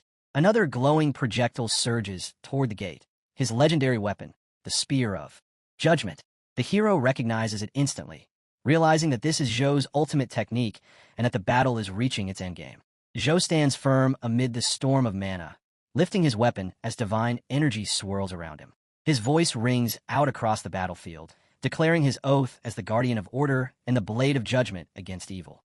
With a resolute heart, he channels the holy decree, invoking purification and final condemnation in the name of light. The radiant spear surges forward like a comet and pierces the core of the gate directly. A blinding explosion follows, light erupting from every crack and corner of the abyss. The resulting blast is so powerful that its shockwave reaches the hero, hurling him through the void. He coughs blood, his body nearly shattered as he plummets downward. Xiao Ran calls out to him frantically, but he gives no response. In the command ship, Han realizes what has happened. Yi's consciousness has been shattered by the overwhelming energy released during the gate's destruction. He orders the medics to prepare the highest-level mental support equipment immediately. Xiao Ran grips the hero tightly, urging him to hold on. Han Shan's next order booms through every comm channel. The Otherworld gate has been destroyed, and all forces are to begin battlefield cleanup and provide medical aid to the wounded. Yet, even as they start their recovery operations, something sinister stirs once again. Deep within the monstrous remains, the gate's core splits open, leaving behind a massive, pulsating crater. Fleshy veins twitch back to life, and a grotesque voice echoes through the air, declaring that the so-called invaders will pay for their shameless intrusion. Multiple vessels inside the gate reawaken, glowing with malevolent energy. The hero, barely conscious, murmurs weakly that the creature is consuming the flesh and blood of demons to reconnect to another gate. Hearing this, Zhou immediately conjures the Domain of Punishment, an ancient purification spell that summons countless holy circles above the battlefield. At his command, the circles unleash beams of pure light, slicing downward in divine retribution. As the purifying light descends, the dying creature's voice rises one final time, filled with hatred. It calls the humans of the Blue Star arrogant and warns them that destroying one gate will never be enough. It promises that more rifts will open across their world and that vengeance will come for them all. But before it can finish, the final blast of holy light strikes, engulfing the entire entity in an apocalyptic explosion. The shockwave vaporizes every remnant of corruption, eradicating the gate completely. When the light fades, the battlefield falls silent. The tentacles, the monsters, and even the dark mist vanish without a trace. The air clears, leaving only wreckage and exhausted soldiers. Later, inside the medical bay, the hero lies unconscious within a recovery capsule. Xiao Ran approaches Zhou anxiously and asks about Yi's condition. Zhou assures her that under the blessing of the holy light and the support of the medical pod, the hero will recover soon. Moments later, Yi's eyes flicker open weakly. In a faint voice, he begins to utter the words it said, "We are," but before he can finish, Zhou completes the sentence for him, explaining that they were invaders. Zhou gently instructs the hero to close his eyes, calm his spirit, and leave the rest to him. He channels a warm light into his fist and places it over the hero's chest, transferring restorative energy. Then he turns to Xiao Ran and instructs her to remain and watch over him while he goes to assist with battlefield cleanup. She nods, promising she will not leave his side. Back on the surface, Han oversees the aftermath, scanning reports as medics tend to the wounded and engineers work to restore the damaged systems. The battle is won, but the cost is immense. Many soldiers lie dead or gravely injured. When Zhou joins him, Han gives a weary smile and says that they owe the victory to him. Zhou shakes his head and replies that it was Han Shan's leadership and determination that led them to the core, and he merely finished what needed to be done. With a heavy sigh, he then asks the question that hangs over them all. What is the final casualty report? Chapter 110. The air feels heavy as Han delivers the report, his voice low and bitter. 37 dead. More than 120 wounded. The mages took the worst of it. Yet despite the carnage, he adds one small mercy. The Otherworld gate is completely destroyed. No monsters made it through. A tiny light struggling inside a sea of loss. Captain Wang stares at the battlefield footage on the screen, jaw tight. He leans in, taps the display, and commands the system to record every fallen soldier's name. "I'll visit their families myself," he mutters, a promise weighed down by duty. Before the moment settles, a face flickers onto the screen. Someone calls urgently to Captain Wang and Captain Yeo. A medium-sized rift, energy spikes detected in the abandoned mining zone near Modu. Wang's eyes sharpen instantly. He asks whether monsters have emerged yet, how fast civilians are being evacuated. Roger answers at once. No monsters so far. The mining area was deserted long ago, and a 5-kilometer perimeter is already locked down. Han steps in, saying headquarters wants the captains to take an allied team and handle it immediately. Wang doesn't hesitate. "We leave now," he says. But Han calls after him again, bringing up Zhao Yi, this strange kid who senses dark energy clearer than any instrument. "If we just used him." Wang stops, glare sharp enough to cut steel. "No." Han pushes again, urging him to think. As they stride toward the damaged sector, engineers rush around them, repairing the wreckage. Wang suddenly asks why soldiers wear uniforms and carry weapons at all. Han Shan's answer is quiet but firm. So our kids can live peacefully. So they don't have to shoulder this madness when they're 19. He goes on. 20 years ago, he had a student like Zhao Yi, able to sense dark energy with terrifying clarity. The boy was 25. They used him as a living detector. In the end, they couldn't even find his full body. Wang shakes his head. Zhao Yi isn't a tool. He's someone who might change the entire war one day. And that's exactly why we can't burn him out before he's ready. If the sky is falling right now, then we adults are the ones who hold it up. Han exhales, curses under his breath, and nods. You're right. I got carried away. He straightens, eyes narrowing. Fine. Let's go crush this thing first. Wang rolls his neck, issuing orders as he walks. All able-bodied members must assemble and resupply within 5 minutes. Logistics will secure the perimeter afterward. And just as his last word leaves his mouth, a distant tremor echoes through the air. Sharp, unmistakable. Wang's gaze hardens. The next battle, he murmurs, has already begun. The scene shifts to the quiet hospital room. A finger taps gently on our boy's forehead, followed by a teasing voice saying he behaves far better with his eyes closed. None of that usual prickly attitude. Leaning closer, the executor studies his face and smirks, saying young ladies seem to like this look of his. Even her niece, who normally dismisses every man alive, is begging to meet him. She keeps brushing his cheek with casual mischief. But the moment she turns away, our boy raises an arm and calmly says he already advised her niece to give up. He sits up slowly, meets her eyes, and calls her executor Wei. She nearly jumps out her skin. Her hands fly up to cover her face as she hurriedly twists his head toward her, pretending she said nothing at all. She forces a laugh. Student Zhao Yi is awake. He asks if the teacher has orders for him. She hesitates, caught off guard, wondering how he knows. He gets to his feet and explains simply. When the teacher isn't present, his non-military confidants show up instead. It means something urgent has happened. And urgency is something he has grown used to. She sinks into the couch and tells him the guide master is already heading to the motor rift. What happened at Black Wind Valley far surpassed expectations. The original plan was simple. Zhao Yi would use the Zhao clan's Ice Dragon Abyss to stabilize his second transition foundation. No one imagined it would drag him into a war of that scale. She says the guide master feels guilty and wants Zhao Yi to stay at the Zhao estate and recover. Everything else can wait until he returns. Her tone shifts as she continues. Lu Xiang has been captured by the military. A tribunal awaits him, and every force he's secretly controlled, open or hidden, has already been seized and dissolved. A few low-level followers slipped away, but they're insignificant and won't cause trouble. Crossing one leg over the other, she tells him plainly, he turned the tide. His contribution stands out above everyone else. Because of that, the military has officially transferred ownership and usage rights of the entire Black Wind Valley to his personal name. She raises her hand, magic shimmering, and an item drops softly into her palm. The land deed. According to the guide master, the resources there may help resolve the Zhao family's urgent problems. Zhao Yi steps forward and studies the deed, saying the teacher must be referring to the scattered, cold marrow crystals. He really does know everything, he murmurs. She nods, saying her message is delivered. She gets up, bids him farewell, and turns to leave. He is still holding the deed when she suddenly stops. She leans close, rests her forehead against his, and asks softly, one last time, if he truly isn't considering joining the Tianyu Guild. His answer is steady. I'm not considering it. And with that, she slips out of the room, leaving him alone with the deed still warm in his hand. When the door shuts, silence folds around him. Our boy stands still, arms crossed, thoughts sharpening like blades. He lifts his hand, and the cold marrow crystals rise, drifting weightlessly. Their pale glow reflects in his eyes as he murmurs that the strength of his second transition is far too small, laughably small, before the weight of a real war. The crystals hum, magic awakening, and a faint voice rings out. On the climb toward the peak, a lone wolf eventually collapses. Borrowing the momentum of others is not cowardice. He watches the swirling light and answers quietly that the road ahead is filled with danger, thorns, and unseen traps. What he needs is a kingdom, one completely under his command. Energy coils around the crystals like mist tugged by a storm. The scene shifts to the Zhao family corridor. He stands there just as his little sister comes sprinting toward him, her voice trembling as she scolds him for disappearing and frightening her. She leaps into his arms. He places a hand on her head, telling her he only worried that the Black Wind Valley battle might spill over and affect her. Then he turns to Uncle Hung and Cousin Xiaobai, thanking them. Uncle Hung replies that protecting Yun is their responsibility, and the matter Zhao Yi requested has already been handled. Uncle Hung gestures for him to follow. Our boy nods.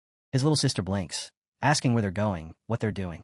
He taps her head gently and says they are heading to the heart of the Zhao family tower to retrieve what rightfully belongs to her. The scene jumps to a meeting room crowded with anxious clan members. Whispered conversations fill the air. One asks why the clan head summoned them, and what could be happening. Another mutters, he heard Lady Hong is dead. A man jolts, panicked about their supply of cold marrow crystals. Dozens of young clan members rely on those crystals to suppress their bloodline freezing. They beg for a solution, insisting the family's survival depends on securing more. Their eyes drift toward the main seat at the center, but the chair remains empty. Instead, an old man sits beside it, silent and waiting. Suspicion and tension, not the air. Then the door opens. Every head snaps toward it as our boy enters, holding his little sister's hand. His uncles walk behind him. The room falls into a stunned hush as the Zhao family watches them approach. He steps before the clan head and greets him politely. The clan head nods and tells him to sit. Zhao drags a chair out and sits with unshaken confidence. A man nearby glares. Another sneers, asking if he really thinks he's qualified to sit there, whether he understands respect or seniority. A third gives a shallow smile, but reprimands him anyway, saying that even a high-purity bloodline shouldn't make him act so brazenly. Our boy's gaze sweeps over them. Calm, cold, a blade dipped in frost. His eyes narrow, gleaming with warning. He says he did not come here for pleasantries.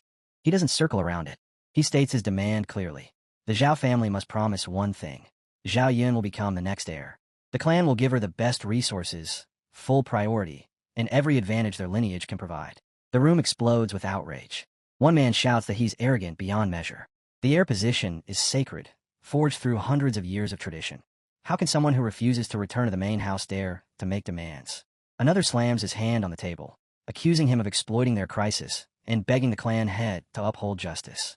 A third rises angrily, yelling that a bit of talent has gone to Zhao Yi's head if he thinks he can hand their centuries-old foundation to a little brat. Uncle Hung rises at that moment, voice steady. He says he can prove Zhao Yun's bloodline concentration. It's 3 times greater than his own.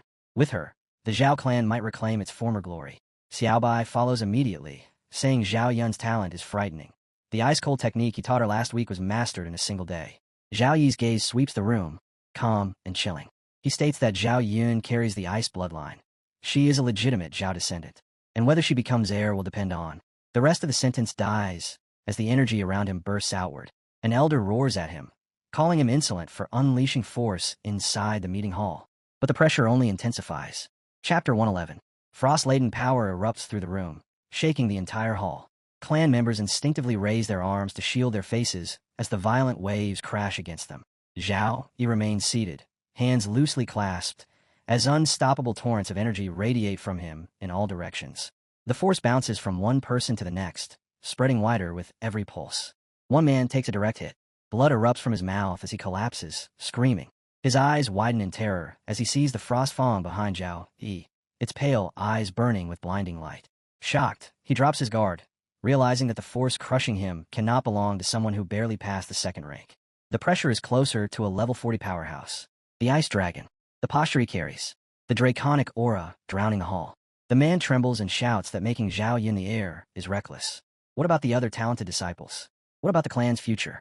He refuses to accept it. He disagrees. But the pressure around him only tightens. Our boy reacts instantly. His voice cuts through the hall like a blade. This useless shouting ends now. If he doesn't shatter the old rules they cling to, they will never understand anything. He places a hand on his own chest, eyes cold, and declares that he is the new rule from this moment onward. The clan head watches silently. He can see every surge of power being controlled with precision, compressed, restrained, and unleashed at will. The boy's growth rate is monstrous, frightening even for him. As Zhao Yi points forward, the frost marrow crystals around the room begin to crack, splintering under the pressure. He speaks clearly. Every year, the Zhao clan pays a heavy price to the mermaid merchant Goyle to buy frost marrow crystals. But now that Goyle's old hunting ground, Black Wind Valley, belongs to him, the crystal reserves buried there surpass anything the clan has imagined. He says he will allow the Zhao family to station one absolutely trustworthy member there permanently to mine the crystals. With a steady stream of those resources, the Zhao bloodline can stay strong for generations. And this is only the beginning, the first step toward wiping out the curse entirely. He vows to end it. The clan head holds the fractured crystals in both hands. After a long breath, he tells Uncle Hung that they will follow Zhao Yi's plan. He orders Hung to choose 100 clan members today and send them to Black Wind Valley immediately to start transporting crystals home. Uncle Hung nods deeply, saying the heavens clearly have not abandoned the Zhao family. He calls Zhao Yi's generosity unimaginable, something the whole clan should be grateful for. Then another man steps out, frowning. He says this still feels like forced submission, letting the strongest dictate their future. He questions whether the young master simply wants obedience. Zhao Yi lifts his eyes, answering without hesitation. What he is offering them, no faction in the world could ever give. He gathers all the crystals from the table and turns to the third elder. He asks how much the clan spends every year purchasing dungeon access for their disciples. How many coins, how many favors they must beg for just to earn one secret realm entry. The third elder replies that this is the way things work for every family, even the greatest ones. Why is he asking? Zhao Yi looks straight at him and asks, slow and steady. What would the clan do if they owned their own private dungeon? One that could be upgraded, one that granted eternal rules approval to those who cleared it. The room freezes. Everyone stares at the crystals glowing in his hand. Then the third elder suddenly bursts out laughing. He calls the boy insane, saying youth has finally gone to his head. 90% of all dungeons in the Zhongxia nation are controlled by the military and the three great guilds, and he dares to dream of owning one. Families with private dungeons are almost mythical. Ancient noble houses guard them like crowns of their lineage. The third elder slams his hand down, furious, asking if Zhao Yi truly expects them to believe he owns one right now. Our boy raises a single crystal. You'll know soon enough whether I'm lying. The crystals in his hand rise, pulled together as though answering a silent command. Dozens merge into one shining mass, reshaping into a rotating sphere, a diamond-like globe spinning above the table.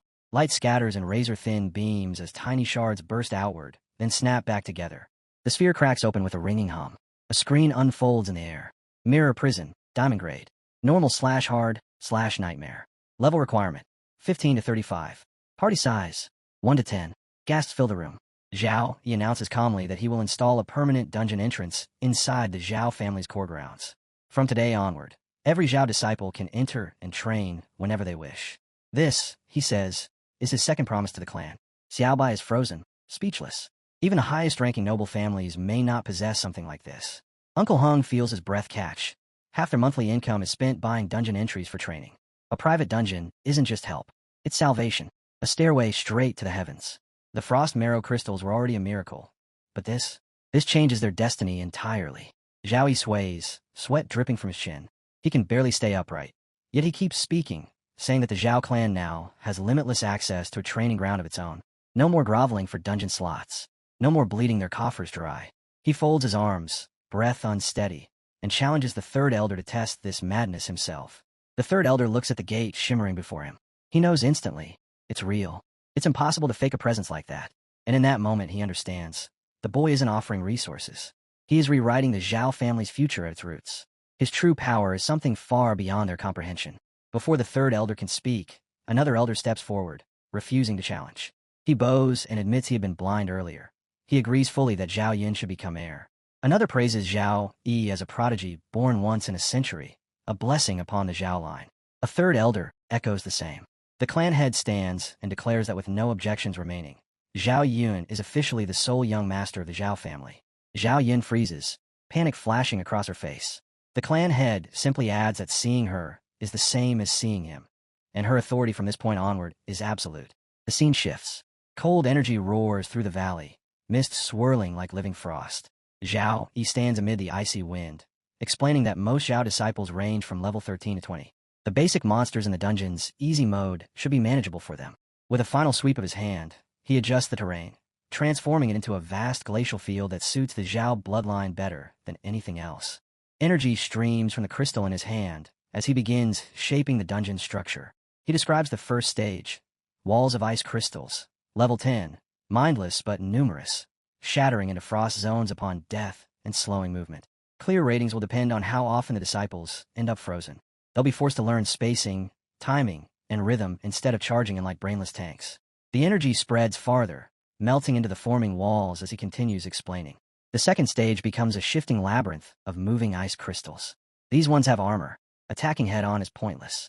His disciples will need to observe, reposition, and strike at the weak points.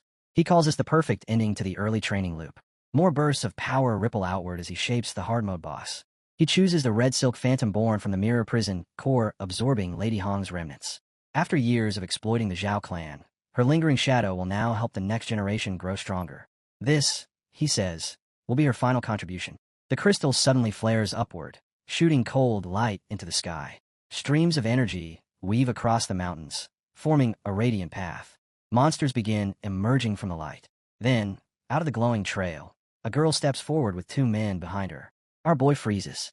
Even with only 35% control, he created something this detailed. He raises a hand toward the crystal, mind racing. If he can shape a dungeon like a creator god at 35%, what happens at 100? Could he rewrite base rules? Bring dungeon powers into reality? Before he can spiral any further, the Frostfang erupts from the energy and slaps him hard. He yelps, and the Frostfang snaps back that this dungeon exists to strengthen the Zhao clan, not to inflate his god complex. A true master uses power. He doesn't let power use him. Zhao rubs his cheek and nods. You're right. A striped tiger trots by, and riding atop, it is Zhao Yun, waving excitedly and calling out to her brother. Chapter 112. The scene shifts. Zhao Yun now stands quietly in front of him. He studies her for a moment, then tells her the dress she's wearing looks beautiful on her. The ceremony is tomorrow. Why does she look so sad?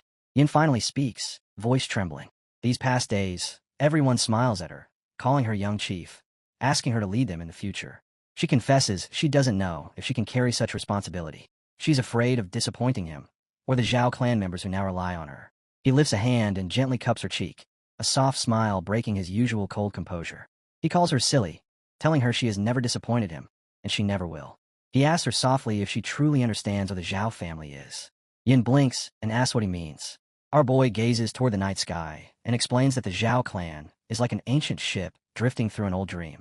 From the outside it still looks magnificent, but inside, it's rotting, cracks everywhere, holes patched with desperation. They even bow their heads to enemies for frost marrow crystals, just to keep the ship afloat.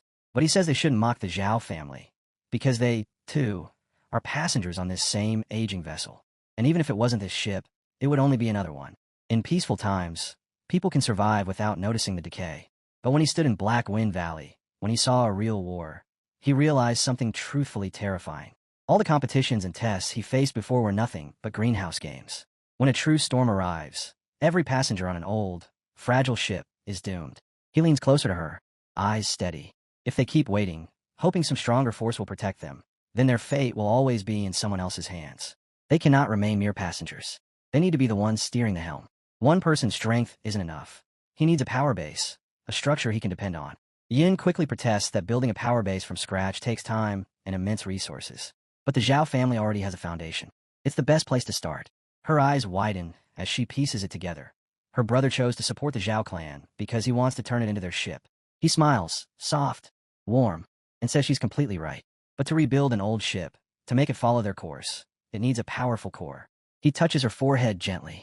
Golden energy flows from his fingertip as radiant zinc-colored light blooms from her skin, awakening her high-purity ice bloodline. He tells her that no matter how much the clan head or elders trust him, he will never change his class for the Zhao family. To them, he will always be an outsider, someone they must eventually question. But Yin is different. She is the perfect bridge, the only one. The rightful heir the clan accepts wholeheartedly. With her at the center, the Zhao family can unify completely and form the strongest alliance with him. Yun's eyes tremble with tears as she says she understands. If she stays only as the little sister he protects, someone he constantly has to look back for, then what is the point of awakening this bloodline? She swallows hard and promises him that she will become his most reliable right hand. She says she can bear this responsibility. He grins, pinching her cheek playfully, and tells her good, because from now on, they'll fight side by side as siblings. Yin wipes her tears, sniffing, and lifts her chin proudly. She reminds him that she's the young chief now, so he really shouldn't be pinching her cheeks anymore. He lifts both hands in surrender, giving her a dramatic nod. All right, whatever the young chief commands. Off to the side, the old-timer watching them rubs his chin, baffled. Did this brat secretly unlock some insane seduction-type skill? With just a handful of sentences, he fired the girl up enough to charge out and conquer the world. The old man silently whistles. Terrifying talent indeed. The scene shifts to the Great Hall. Voices echo as someone announces that Zhao family disciple Zhao Yun is to step onto the ceremonial platform. Two girls walk beside her, supporting her arms. Then young Chief Yun appears at last. A man in the crowd leans forward, muttering that this tiny girl is about to become their young chief. Another insists that although she's young, her presence is overwhelming. Someone else adds that her eye's bloodline purity supposedly reaches 70%. But the first man grumbles that bloodline purity alone won't magically grant her the ability to manage an entire clan. A third quickly shushes him, reminding him that her brother, the national high school tournament champion, is standing right there watching everyone. Another whispers that the outer sect claims Yun gained her position because she found an honorless dungeon and offered it to the clan. The murmuring grows impressed. If they had a dungeon, they'd be demanding a military officer rank instantly. Someone laughs and says that's because they're thinking far too small. The scene shifts again. Shenlin Feng stands nearby, gaze locked on Zhao Yi. He mutters that these people only dare whisper behind Yun's back, never in front of her. A girl beside him chuckles, saying she's noticed Yun is even more protective of little Yun than Brother Li is. The ceremony continues. Yun approaches the clan head, bows deeply, and speaks with clear determination. Zhao Yun pays respect to the clan leader. The clan head raises his voice and declares that as the head of the Zhao family, he now establishes Zhao Yun as the official young chief. Seeing her is the same as seeing him. All clan matters will follow her command. He instructs her to kneel before the goddess and offer sincere prayer. Yun kneels. Her voice is steady as she calls herself a descendant of the Zhao family. She repeats the decree that seeing the young chief is equal to seeing the clan leader, and all clan affairs will follow her decisions. She vows to carry on the ancestors' will, never disgrace her duties, never fail the trust of the clan members, never fear the dangers ahead, and never chase personal glory, only the prosperity of the Zhao family. She invokes heaven and earth as witnesses. If she breaks this oath, she accepts the punishment of ice backlash and permanent loss of her bloodline power. Then she rises and steps in the center of the platform. A sudden eruption of energy tears through the hall, violent, radiant, explosive. The clan head jolts to his feet, panic rushing across his face. What is happening? The clan head's face tightens. For a moment, he fears something has gone wrong, that the ritual failed, or worse, that the goddess herself rejected Yun. Someone beside Zhao Yi leans in quickly, telling him not to worry. This isn't misfortune. This kind of resonance only appears when a bloodline is exceptionally pure. It's a blessing from the goddess. A blinding radiance erupts. From within the swirling light, the goddess descends, ice, moonlight, and divinity woven into one figure. Her voice echoes through the hall as she addresses Yun, saying that with such a bloodline, she will freeze every obstacle and uphold her oath without faltering. Yun stands frozen in awe. The goddess then declares she will become Yun's scepter. She turns into a streak of shimmering light and shoots toward her. Yun flinches in surprise, but then steps forward bravely. Her eyes' bloodline flares violently, zinc-colored energy blooming like a second sun. Gasps break across the hall. Someone cries out that this is a divine miracle. Another shouts that this is the legendary divine grace baptism, something only mentioned in ancient texts. The awakening of an S-rank talent. The last of the energies settles like falling snow. The clan head immediately asks her talent level. A glowing screen appears. S-rank. Legacy of the Ice Goddess. The clan head explodes with joy. He shouts that this is the very same talent their ancestor possessed when founding the Zhao family. He says the ancestor's glory has returned, that the heavens are clearly lifting the Zhao clan. The hall erupts into thunderous roars, voices shouting that the heavens bless the Zhao family, that S-rank talent belongs to myths, and that the Zhao clan's revival has finally arrived. The scene shifts. Yun steps forward to the center of the stage, facing her people. She calls them fellow clan members. She introduces herself as Zhao Yun, acknowledging that she is young, inexperienced, and suddenly burdened with enormous responsibility, that her heart trembles with fear. But she continues. The goddess' blessing is not because she is special. It's because the Zhao family needs hope. It needs change. It needs a new future. She stands taller and promises that from today onward, she will walk beside every one of them. She says their resources, their strength, and their path forward are right here, beneath their feet. The hall shouts her title, chanting young chief until the walls tremble. Beside Zhao Yi, a girl wipes her eyes, saying Lil Yun has grown up so much. Zhao Yi smiles faintly and answers that she has always been brave. She simply needed her moment. Yin raises her hand. Energy sweeps outward. Frost forms at her feet, racing across the floor and rising into a towering structure. A great crystalline door forms, and a screen appears.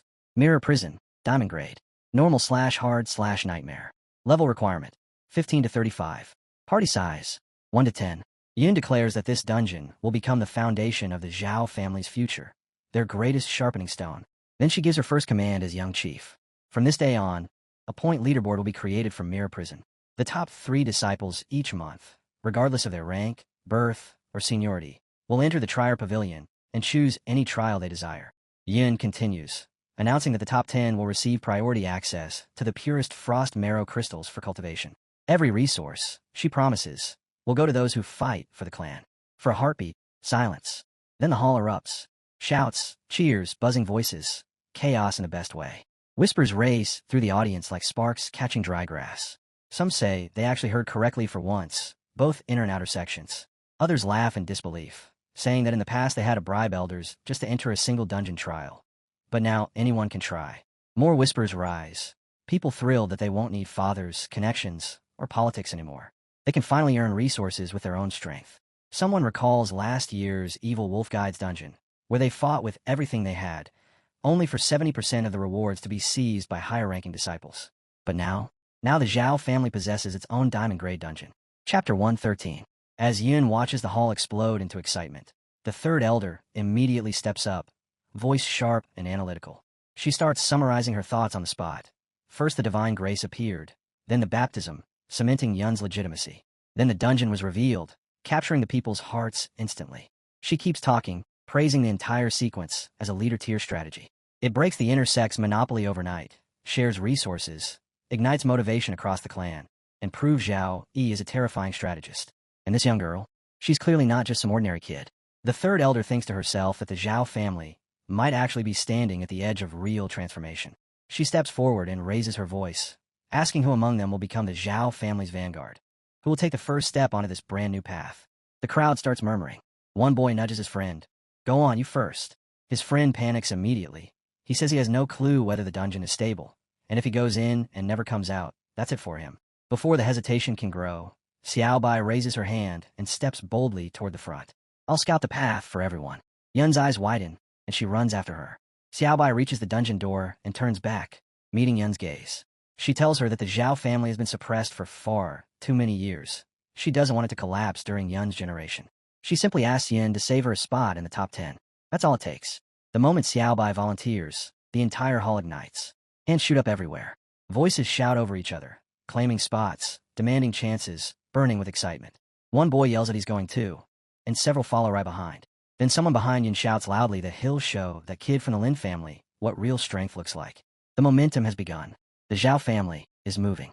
Yin stands there with his arms crossed, silent, steady, until his energy suddenly surges outward like a shockwave. The crystal formation around him blooms and spreads, casting shimmering reflections across the hall. Someone in the crowd gasps, whispering that they can actually match what's happening inside the dungeon in real time. As they step closer, the truth hits them. The observation system inside this realm isn't ordinary. It's military grade. In the future, they'll be able to replay battles, study mistakes, and learn techniques directly. No more dying blind. No more falling without knowing what struck them. The murmurs grow louder as people begin questioning the true origins of their young chief. They enter the room together. A translucent screen materializes, listing their names and levels one after another. Huangfan, Fistmaster, level 18, challenge difficulty, easy, party size 4. Zhou Shiran, Mage, level 18, challenge difficulty, easy, party size 4. Mo Momo, Assassin, level 18, challenge difficulty, easy, party size 4. Zhou Dong, Priest, level 18, challenge difficulty, easy, party size 4. The challengers step into the inn, and the world shifts. Thick fog rolls in instantly, swallowing the room and blurring their vision. Voices erupt in confusion. Zhao Yuran's sharp warning cuts through the chaos. There are enemies in the mist, and they're fast. A pack of wolves bursts from the fog, snarling as they charge. Zhou Dong takes command without hesitation. She orders Huang Fan to use Earth-Shaking Fist to break their momentum. She tells Shiran to cast ice fog behind the pack to distort their sight, and she directs Momo to slip into stealth once the fog appears, then take down the slowed alpha wolf. Huang Fan braces himself. Shiran lifts her sword, crystal energy spiraling around the blade like frost lit by fire. A floating screen appears, explaining Earth-Shaking Fist. Ground shock, minor damage, heavy slow. The moment Huang Fan punches the earth, the ground quakes violently. The wolves stagger, limbs buckling, their entire charge collapsing in an instant. Shiran darts forward, eyes sharp and focused. A wolf lunges at her. She swings, connects, and then flinches in shock as the beast detonates into fragments. She stumbles back while someone shouts for holy light. Green energy erupts behind Zhou Dong, wrapping her in shimmering protection. Breathing hard, Shiran warns that the wolves have armor, and her strikes can't pierce them cleanly. The explosions leave dangerous debuffs. She checks her screen and sees frostbite, movement reduced by nearly a third. Zhou Dong shifts tactics immediately. She orders Huang Fan to keep knocking enemies away, breaking them into isolated fights. Shiran must freeze their legs with ice spikes to cripple their movement. Momo is to stay mobile, harassing the pack and eliminating low-health wolves before they can self-destruct. Outside, the crowd watching the projection starts whispering again. Sister Xiaobai might be a priest, they say, but her control over the battlefield is terrifying, and her reaction speed borders on monstrous. They whisper about how terrifying the wolves' self-destruction really is, the blast radius, the crippling slow, the way one mistake can snowball into death. Then they point at Momo, amazed. After taking just a single hit, she completely recalculated every wolf's movement path and positioned herself as if she already knew where each one would strike. Their teamwork doesn't just look good, it's flawless. Someone in the crowd finally understands the point of this stage. It isn't about raw strength at all. It's a trial of control, positioning, and perfect coordination. Anyone who charges in alone is asking to die. The third elder watches in silence, her expression shifting. The dungeon design is brilliant. Ice armor wolves, death explosions. This isn't some easy power leveling trick. This is how real warriors are forged. Warriors who fight with their lives on the edge of a blade. She suddenly realizes the Zhao family's future, its next 50 years, might depend entirely on this dungeon. But another thought bothers her. Is Zhao truly selfless enough to give away something this valuable just for the title of young chief? Was she wrong about him? She shakes her head almost immediately. Impossible. There must be another motive, something she still hasn't uncovered. 10 minutes later, the group inside finally clears the stage. They stand there panting, hands on their knees, the last of the ice-armored wolves lying dead at their feet. A screen rises in front of them, congratulating the team. Xiaobai glows faintly as the notification appears. 500 experience gained, level 18 to 19. Huang Fan grins and walks over proudly, telling her she did amazing, leveling up just like that. Shiran grumbles that she's still 1,000 experience short and needs to deal more damage in the next round. Xiaobai shakes her head and says she only leveled because everyone worked together. There's no way she would have earned that much alone. The next stage appears on the screen. Ice Armor Bear's lair. Excitement ripples through the group. Someone shouts that they should push to stage 2 and try leveling everyone up. Outside, the audience erupts. People swear they just saw Xiaobai level up right inside the dungeon. Someone else yells that they shouldn't waste time. They want to level too. A tank advertises himself loudly, claiming he can take hits like a wall. Another priest boasts they can keep any team alive as long as the lineup isn't completely brainless. The third elder watches Xiaobai quietly. Ambition, compassion, she sees both in the girl. Nearby, someone remarks that the Zhao family finally has its own dungeon and won't have to worry about experience anymore. Their strength is going to skyrocket. Uncle Han steps up beside Yun and says Xiaobai's level up says more than 1,000 speeches. The crowd's excitement is about to burst. Yin lifts her voice above the noise, telling everyone not to rush. The dungeon will open in batches according to level, so everyone will get their chance. The ceremony ends here. Those who wish to enter should register and form teams. The first batch leaves in 30 minutes. Cheers erupt. People thank the young chief and immediately start discussing party setups. Someone insists that for Ice Crystal Wolves, control skills are the key. A mage says they need a rock-solid frontline. An assassin mutters they just need teammates who can hold aggro so they can shred the backline in peace. Yin stands there, quietly observing everything unfold. Crystal mining is handed to the third elder. Dungeon management goes to the clan leader. And the basic authority over the mirror prison lands with Yin. Our boy immediately catches the meaning behind all of this. By dividing responsibilities and balancing everyone's benefits, the only way any faction can secure the resources they want is by fully supporting Yin. Meanwhile, he alone keeps the highest authority over the mirror prison, standing above the chaos while watching how the clan will shift in the coming days. What he didn't expect, though, was Lil Yun awakening the S-rank legacy of the Ice Goddess. S-rank talents burn through resources like starving beasts. He sighs inwardly, deciding that the next time he meets his teacher, he'll definitely bleed him dry. He still remembers spotting a 10,000-year ice marrow stored in the old man's hidden chamber. Yeah, it's time to go collect that. Chapter 114. The scene shifts. Our boy stands on his bed as golden energy floods the entire room, spreading like a rising tide. A screen snaps open, congratulating him for completing a daily mission with an SSS rating. Another follows immediately. 20 free attribute points gained. Sitting cross-legged as the energy swirls, a third notification appears. Great recovery points earned. 10 in total. He winces slightly and reaches for his neck. With a faint groan, he commands the system to show his personal stats. The panel rises. Name, profession, level, talent grade, everything. He stares at it and mutters that even after so many days in TI and LA, he's only accumulated 200,000 EXP. Leveling up still feels painfully far away. Another tab brings up his Divine Awakening level, the grade, and all relevant details tied to his current state. He thinks about the gear he has. B+ potions, basic equipment, items that barely matter to him anymore. Still, they can be stored in the family vault as backup rewards. The stronger his people grow, the steadier Yun's footing becomes inside the Zhao clan. As he continues meditating, a wave of zinc-colored energy erupts around him. Frostfang appears out of thin air, chuckling at how emotional our boy sounded earlier. He mocks him, saying this sibling affection was so touching he almost believed our boy had become the true core of the Zhou Yin family. Our boy snorts and replies that Yin needs prestige, and the Zhao clan needs someone who can give people hope. He only gave Yun manager-level authority anyway. The real power remains firmly in his own grasp. Another screen flickers into existence. 30%. Our boy's eyes narrow. He calls out a Frostfang, asking if he noticed it too. His own strength just rose by 5%. He lays out his guess. The mirror prison might not be complete.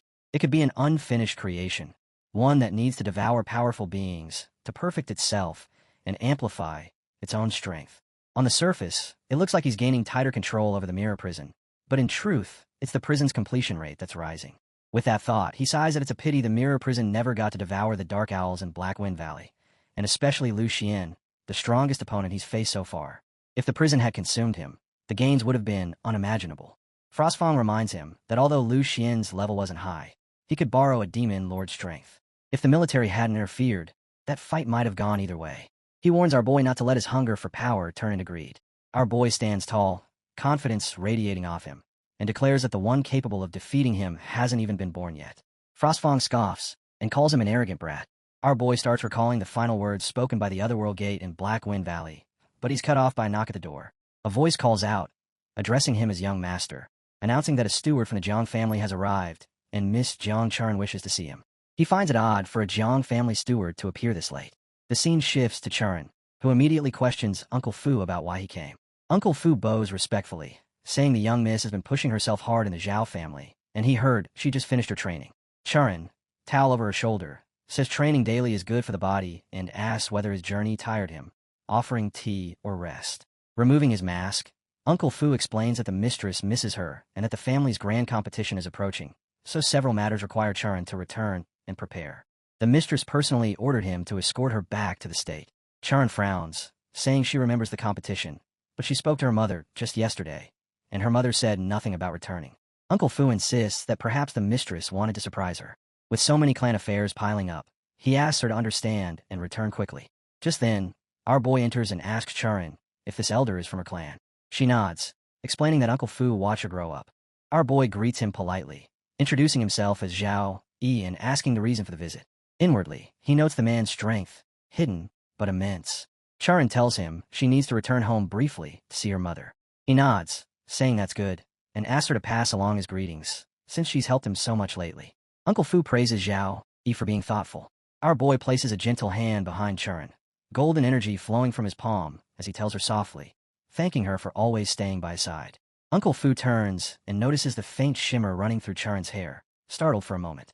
She laughs softly, saying drying her hair with holy light is exactly the kind of thing Zhao Yi would casually do. He tells her to stay cautious, and if anything happens, she should contact him immediately. Uncle Fu then asks where the young miss wishes to depart from. Chuan nods, saying she'll go change, and they can leave right away.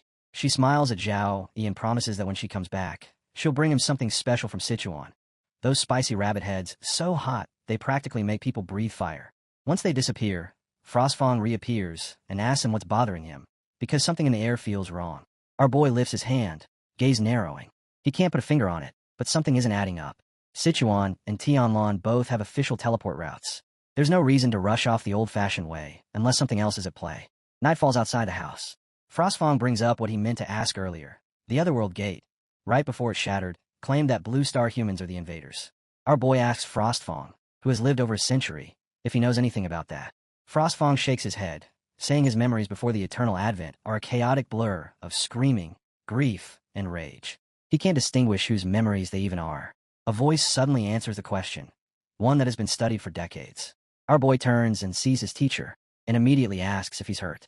The teacher explains that the Modu Rift has been temporarily sealed, but at a far greater cost than expected. The light system mages suffer the most, because their holy light naturally suppresses demonic energy, making them the demon's first targets. The teacher lifts a blue stone toward him, cold, glowing faintly. He says it's the core of a level 48 demon lord from the Moda Rift, and tells him to feel the energy within. Our boy grips it, and freezes. His eyes widen, as he recognizes the shape of the energy. It matches something he's witnessed before, something that once distorted the very lenses of his eyes. Suddenly the world shifts. A ring of flame, cliffs rising like broken teeth, and everyone standing on scorched stone. He tightens his hold on the demon core. Instantly, the energy blasts outward, reacting to the light in his eyes. Golden power erupts from the ground and gathers around him like a living tide. He hurls the stone down, and slowly the storm of power fades. When the last ember dies, he looks to his teacher. The teacher tells him the truth. This energy is the same demonic power found in Wild Wind Mountains and in Black Wind Valley. All of them come from the same otherworld, perhaps even the same faction. The teacher gazes up at the moon, voice heavy. Demons from the otherworld are attempting an invasion unlike anything in recorded history, more intense than ever before. The military and wilderness teams pushed deep into multiple otherworld zones and discovered ruins. Not demonic temples, but actual cities. And the cultural traces match Blue Star's long-lost ancient civilizations. After comparing data from hundreds of ruins, the military reached one overwhelming conclusion. In an era so ancient it might as well be myth, a transcendent civilization from Blue Star launched a colonial war. Our boy asks quietly what the eternal game even is then. Was their current world born from an accident, or shaped by a plan set in motion ages ago? The teacher answers that no one knows why the eternal game descended. They're still too weak to uncover the truth. The only certainty is that they inherited a legacy weighed down by sin and hatred. The teacher turns toward him and says he must prepare himself. This world needs him, the new Lord. Chapter 115. The scene opens with his teacher standing beside him, calm, yet carrying the weight of a man who has seen too many battlefields crumble. He lifts his hand, and a glowing word map blooms in the air, casting shifting light across the room. His voice stays steady as he explains that medium-sized rifts are normally dealt with by the military and the major guard units. But right now, those forces are stretched thin. Too thin. He mentions the southern region, where an entire mirror village was wiped out just last week, half the population torn apart by 3 demonic hounds crawling out of a minor rift. Their defense lines, he says, are being chewed away piece by piece. If this keeps up, the people won't wait for a medium rift to break through before falling into panic. That's why he called him here. As the map shifts, highlighting each region one by one, our boy asks what exactly the teacher wants him to do. The teacher explains that the Hidden Dragon platform is a restricted zone, reserved only for those with major military merit or those officially recognized as exceptional talents. He reminds him of Black Wind Valley, how he and his team erased minor rifts without hesitation.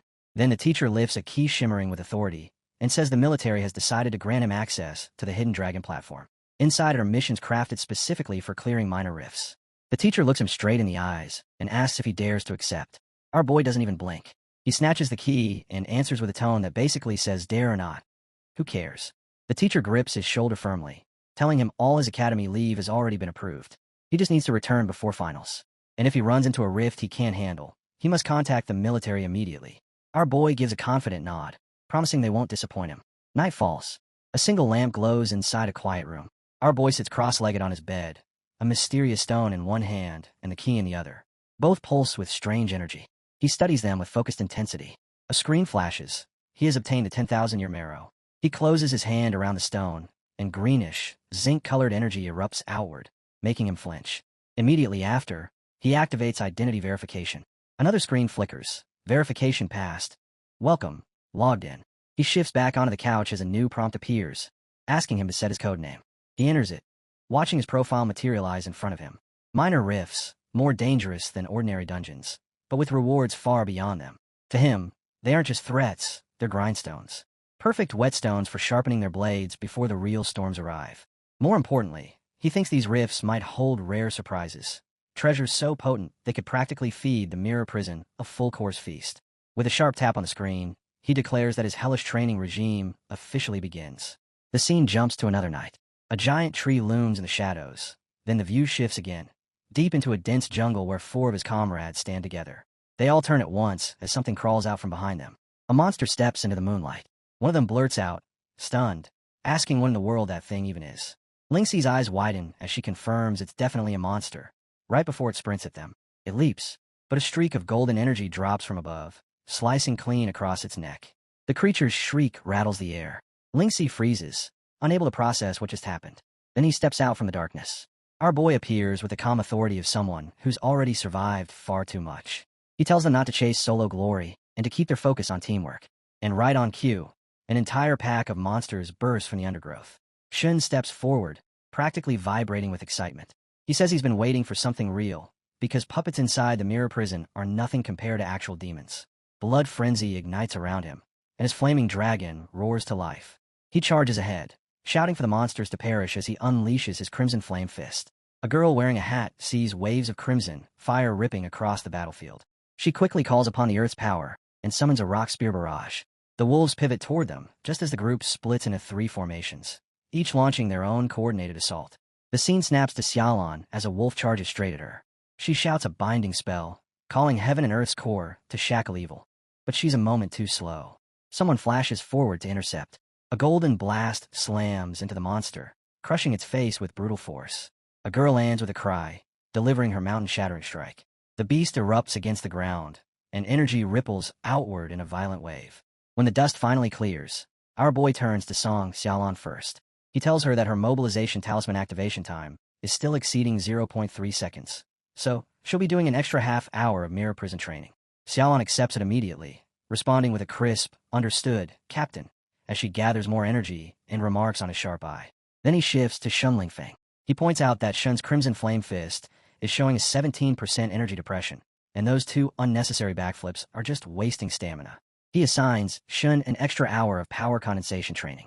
Shun only grins wider, completely unfazed. 15 minutes later, a massive crimson blast wipes out the entire wolf pack in one go. The scene transitions again. They now stand inside the crimson mirror. A notification flickers to life, stating that the dungeon has absorbed demonic hound energy, raising the mirror prison core control to 36%. As they stare at the defeated hound corpses, our boy notes that new Guardian Infernal Demonic Hound data has been successfully added to the dungeon database.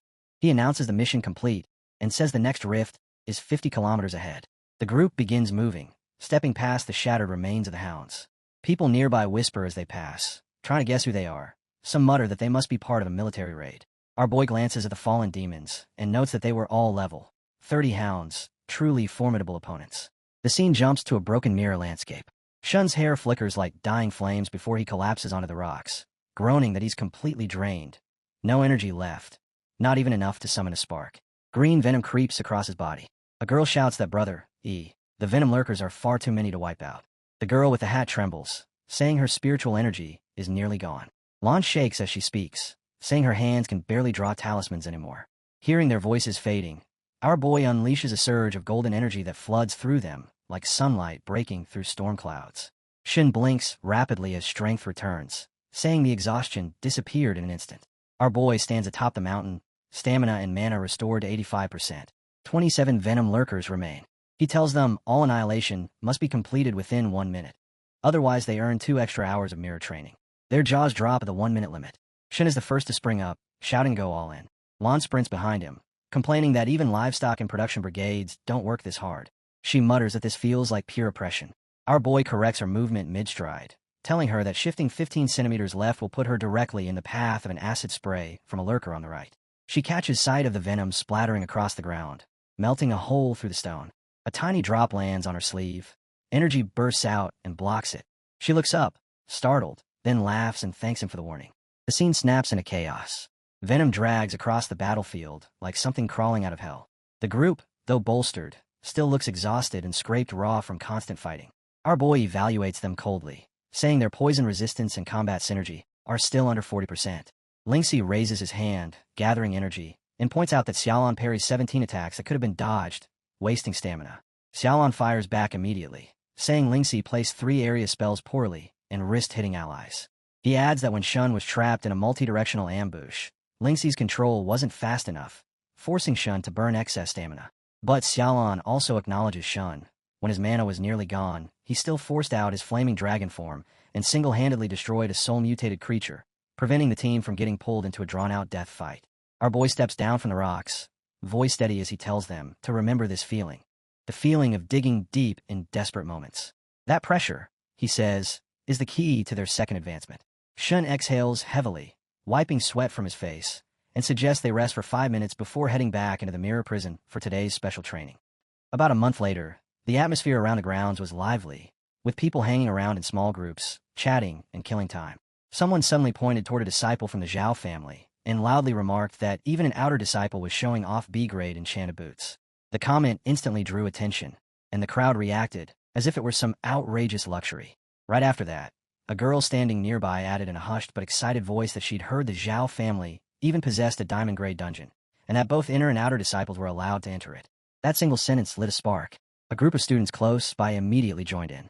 One of them boasted that during his latest run, he'd managed to shave an entire minute off his dungeon clear time, and because of that, the clan leader personally rewarded him with an enchanted ice skull short blade. Another person beside him nodded enthusiastically and said that if someone stayed inside that dungeon all day, they'd turn into an expert, even if they'd start out as a nobody.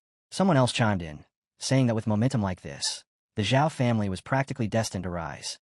Just as the discussion was heating up, a boy suddenly rushed over, his voice filled with excitement. He claimed that as long as outsiders handed over 50% of the dungeon profits, they could also enter and farm the Zhao family's dungeons. He said it was far more cost-effective than dealing with the Hungry Wolf Guide, and urged everyone to hurry up and register while they could. But halfway through his pitch, his words cut off. His expression stiffened in confusion as a jeep came roaring in at high speed. The screech of brakes tore through the air, the tires skidding sideways, and the students nearby jumped back in shock. The jeep door swung open. A man stepped out first, followed by a group that clearly looked like his crew. One of them barked loudly, demanding that the Zhao family's manager come out immediately. The way he stood made it seem as if this place already belonged to him. At that moment, the girl stepped forward, frowning, and asked why the Hungry Wolf Guide had the nerve to show up on Zhao family territory. The leader of the group, that infamous Hungry Wolf, strode straight up to her with a mocking grin. He asked her what she thought she was doing and told her to stop playing dumb. With a cold voice, he declared that in Tianlan province, all dungeon business had always been under the control of the Hungry Wolf Guide. He accused the Zhao family of breaking the rules and stealing their customers right out from under them. His hand clenched into a fist as he demanded to know whether they didn't owe him an explanation. The girl took another step forward, her expression firm, showing no intention of backing down. She replied that the dungeons belonged to the Zhao family, so why should they explain anything to outsiders? She reminded him that when the Hungry Wolf Guide had monopolized the dungeon business and squeezed every other force dry, they'd never once bothered to talk things out. Hearing that, the Hungry Wolf leader burst into laughter. He mocked the idea of peaceful discussion, called her a little girl, and said that in Tianlan province, the Hungry Wolf Guide's fists were the only law. If they didn't hand over the dungeons, he warned, the Zhao family would be flattened without mercy. Ling's anger finally boiled over. Zinc-like energy surged out from her body, rippling through the air as her eyes turned icy with fury. She said coldly that it seemed all of the Zhao family's past concessions had made the Hungry Wolf Guide forget something important: who the real king was, and who was nothing more than a pawn. Just as she was about to push things further, a hand grabbed her arm. Shin stepped forward and placed himself in front of her. With a calm but cutting tone, he asked what kind of mongrel dog dared to bark so early in the morning at someone else's doorstep. The Hungry Wolf leader shot him a sharp glare and sneered, calling him Little Shun. He mocked that Shun hadn't even grown his fur yet and still dared to interfere, asking if he even knew who his grandpa was, dripping sarcasm as he called him a little hero. Shun didn't react to the insults at all. He simply told them that he would count to 3, and that they and their dogs had better disappear from his sight. That sentence snapped the last thread of restraint holding the Hungry Wolf leader together. He roared that Shun was courting death, and immediately ordered his men to attack and cripple the brat. His subordinates rushed forward, purple energy swirling wildly around their bodies. Shun remained where he was. He stood firm, unmoving, not even lifting a hand to counterattack. But just as the charging gang was about to reach him, Tai Xen burst forward. The girl swung her axe with force, and Shin calmly reminded them that he had already given them a chance they chose to ignore. Tai Xen's axe erupted with violent red energy as it slammed into the attackers, tearing through them one after another. She announced herself as the immovable bastion, standing tall as the last body crashed to the ground, and her axe sank into the dirt beside her. The Hungry Wolf leader pointed straight at her, grudgingly admitting that she had some skill, before barking an order for everyone to go all out. His entire crew surged forward again, every one of them glowing with dense purple energy. Tai Xen raised her hand and began chanting, calling upon heaven and earth to establish the foundation of the 5 elements. She hurled out a gravity talisman, and golden energy exploded forward toward the charging enemies. Before it could strike, a deafening blast erupted. The explosion shook the ground, and both Tai Xen and her targets were thrown violently backward, slamming into the dirt right in front of the Hungry Wolf leader. He stared at them in shock, his mind racing as he wondered who these people really were. Before he could sort it out, something rolled between the fallen figures, spinning on the ground in a swirl of red energy. Flames ignited in Shun's hand as he shot up into the air, his gaze locking on a hungry wolf with terrifying intensity. The leader's eyes widened as he muttered in disbelief that Shun was only level 27. Shin dropped back down, fury pouring off him like fire. He charged straight toward Hungry Wolf, slamming his feet into the ground as a massive burst of energy exploded outward. He shouted back at him, repeating level 27, and declaring that level 27 was more than enough to deal with someone like him. The students watching from the sidelines were completely stunned by the blast Shun had just unleashed.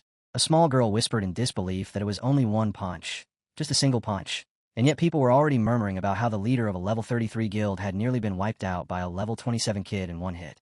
As the smoke cleared, Hungry Wolf suddenly transformed, his body swelling into a massive wolf-like form. He threw his head back and let out a savage howl before launching himself straight at Shun with terrifying force. He roared that the talk about one punch was nonsense, that the damage was nothing more than a tickle. Snarling, he called Shin a foul-mouthed rat and swore he'd tear his mouth apart. The students standing in front of the transformed beast watched in shock as Hungry Wolf raised his massive paws, trying to shield himself from the flames. But the fire only grew heavier and more intense. He began shouting that it was too heavy, struggling against the scorching heat, snarling through clenched teeth that he still had fangs, refusing to retreat. When the blazing assault finally subsided, Hungry Wolf opened his mouth again, stubbornly repeating that he still had teeth. Link, who had been observing closely, suddenly widened her eyes and shouted for a stone wall to rise. A thick rocky barrier surged up in front of Hungry Wolf. Agal stood straight, muscles tense, ready to react at any moment. At the same time, Shin leapt back into the air, calling Hungry Wolf out for being too accustomed to acting arrogant. He said that even back when he was a fallen noble, he wouldn't have bothered looking down on someone like him. Shin surged forward once more. Link, still stunned, hurriedly activated a fire attribute amplification. Lane reacted just as fast, eyes wide as she invoked 5 Thunder Body protection. A new wave of red fire exploded from Shun, crashing into Hungry Wolf head-on. The wolf let out a piercing cry as the energy engulfed him. Shin shouted at him, calling him nothing but a beast. The overwhelming power made Hungry Wolf's massive body tremble violently. He screamed, coughed up thick black blood, and was hurled backward, slamming hard into a wall. His body slid down until he collapsed against it, and his wolf form faded, revealing his human shape once more. Panting heavily, he stared at Shun and the others, muttering that they were monsters, that these people were definitely monsters. Shun and his team landed firmly on the ground, standing tall and unshaken. Shun looked down at the defeated Hungry Wolf and calmly asked how someone with such weak ability dared to come causing trouble with the Zhao family. He even mocked him, wondering aloud if he should praise Hungry Wolf for his childish innocence. Hungry Wolf didn't respond right away. He sat there with his head lowered, his thoughts racing. These people weren't ordinary level 27s at all. Their control over force and their combat instincts were clearly honed through countless life and death battles. He even realized just how terrifying the benefits from his dungeon must have been. Then, with a twisted grin, Hungry Wolf lifted his head and burst into laughter. He claimed it had only been a near tie, loudly boasting that it had been 4 against 1. He sneered and warned them that his guild leader was a level 42 Dark Knight, someone who would never let any of them walk away alive. Right as his words fell, something heavy slammed into the ground. An arrow pierced the earth with brutal force. Hungry Wolf lowered his voice and muttered that if they handed over the dungeon and allowed his boss to slaughter the entire Zhou family, there might still be room for compromise. The arrow quivered where it had landed. Shin calmly stepped forward and planted his foot on it, pressing it into the soil. He asked flatly whether they should just kill them here and now. From the rooftop of the nearby mountain, the boy who had been watching the entire scene finally spoke, his voice calm as he said there was no need to go that far. Shin increased the pressure of his foot on the arrow and told Hungry Wolf to crawl back and deliver a message to his guild leader. Mind your own business. He warned him that if the Zhou family was bothered again, the one who would move next wouldn't be him, but their captain. Outside the city, a towering building glowed beneath the night lights, its glass walls reflecting the cold brilliance of neon and steel. As the view slipped inside this ultra-modern structure, the atmosphere immediately turned oppressive. A group of people stood gathered around a long table, the tension thick enough to suffocate. Some of them looked exhausted, battered, and barely holding themselves together. One man complained bitterly that they'd risked their lives, nearly wiped out their entire team, and this was all the reward they were getting. Demanding 80%, he said, was no different from outright robbery. Another man stepped forward, hands pressed together, as if begging for mercy. He said that according to the old rules, they were only supposed to hand over 70%, and the remaining share was meant to help the brothers buy supplies, repair their gear, and survive. Before he could finish, the leader's foot lashed out. The kick sent him crashing hard to the floor. The leader coldly told him to shut up. The boy on the ground tried to speak, calling out Captain, but the leader cut him off without hesitation. He said the dungeon had been cleared by their guild's guards, and since it was their territory, their rules applied. Either they handed over 80%, or they'd be stuck in this place forever. Panic spread through the room. The man who had been kicked clutched his stomach, trembling in pain as he struggled to stay conscious. Someone nearby whispered that they should just accept it. Just last week, another captain had resisted, and ended up trapped inside a dungeon forever. At that moment, glowing butterflies began drifting through the air. They shimmered softly, releasing streams of golden energy that floated like dust. At the table, two men leaned close, speaking in low, sinister tones. One muttered that the crazy bastard who used fire should be torn apart. The other laughed quietly and said that when the timing was right, they'd kill the Zhao family's men, and the woman, and the dungeon would belong to them. Their laughter cut off abruptly. Both men collapsed where they sat, blood spilling across the table as a single golden butterfly fluttered upward, radiating the same mysterious golden light. The scene shifted to the left, where two more men stood frozen in shock. Without warning, a violent burst of golden energy detonated between them. The shockwave sent one of them stumbling as the other was forced back several steps, the pressure crushing down on them in silence. Outside, a different scene was unfolding. The Hungry Wolf Guild leader stood tall, a level 42 Dark Knight whose very presence carried an oppressive weight. His signature aura rolled outward as he coldly declared that making the Hungry Wolf Guild lose face was unforgivable, and that this matter would not end here. A level 2 curse wizard stepped forward cautiously, saying that based on the wise guild leader's judgment, the opponent's strength was no laughing matter, especially with the Zhao family involved. Right after that, a level 2 assassin added that they had just received word from Bloodblade. The contract had been rejected. The risk was simply too high. Then the level 3 heavy shield warrior spoke up, his voice firm. He suggested gathering everyone and raiding the Zhao family that very night, wiping them out without leaving a single survivor.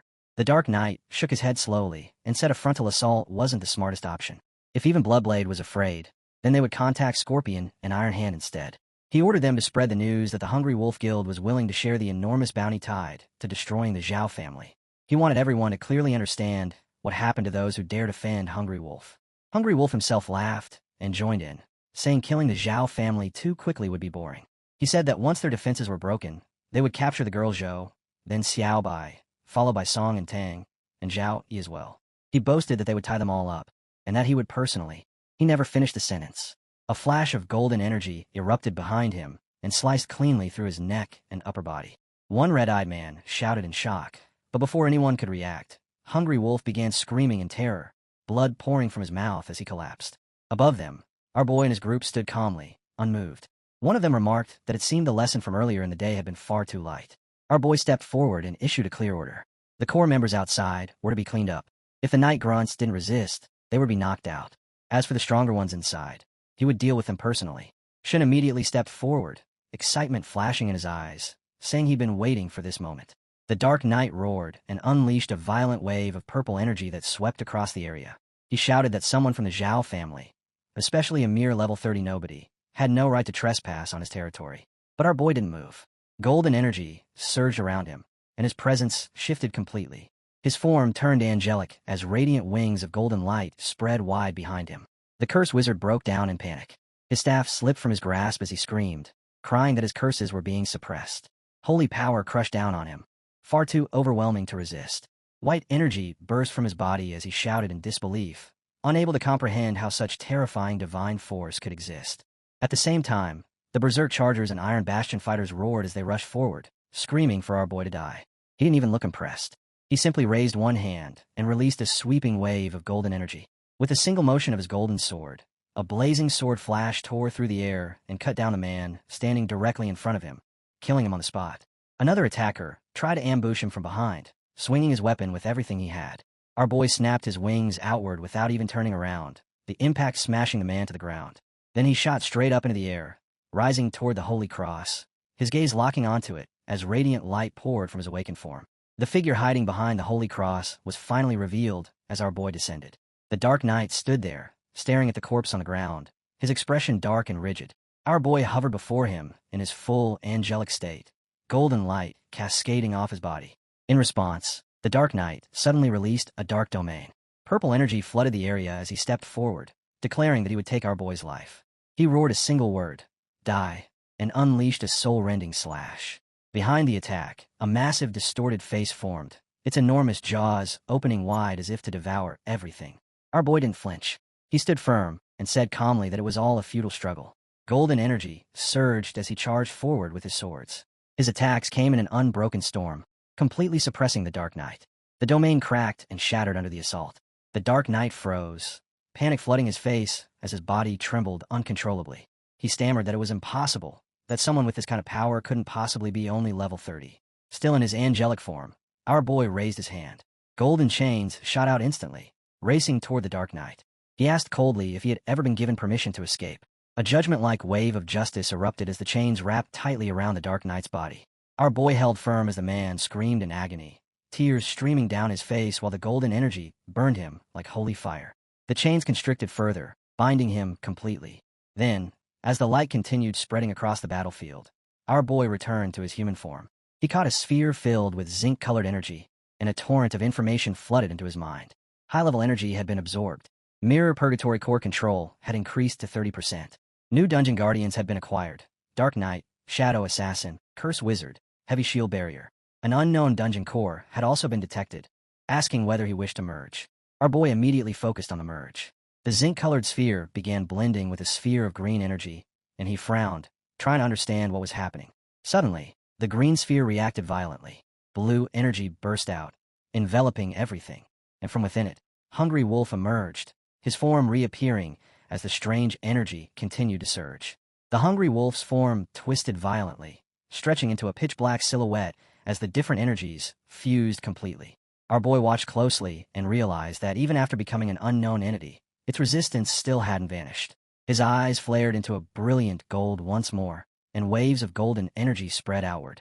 The green sphere floated silently at the center as the golden light circled it endlessly, layer after layer, like an unending vortex. Golden energy coiled tightly around the purple energy stone. A screen abruptly appeared in the air. Merge successful.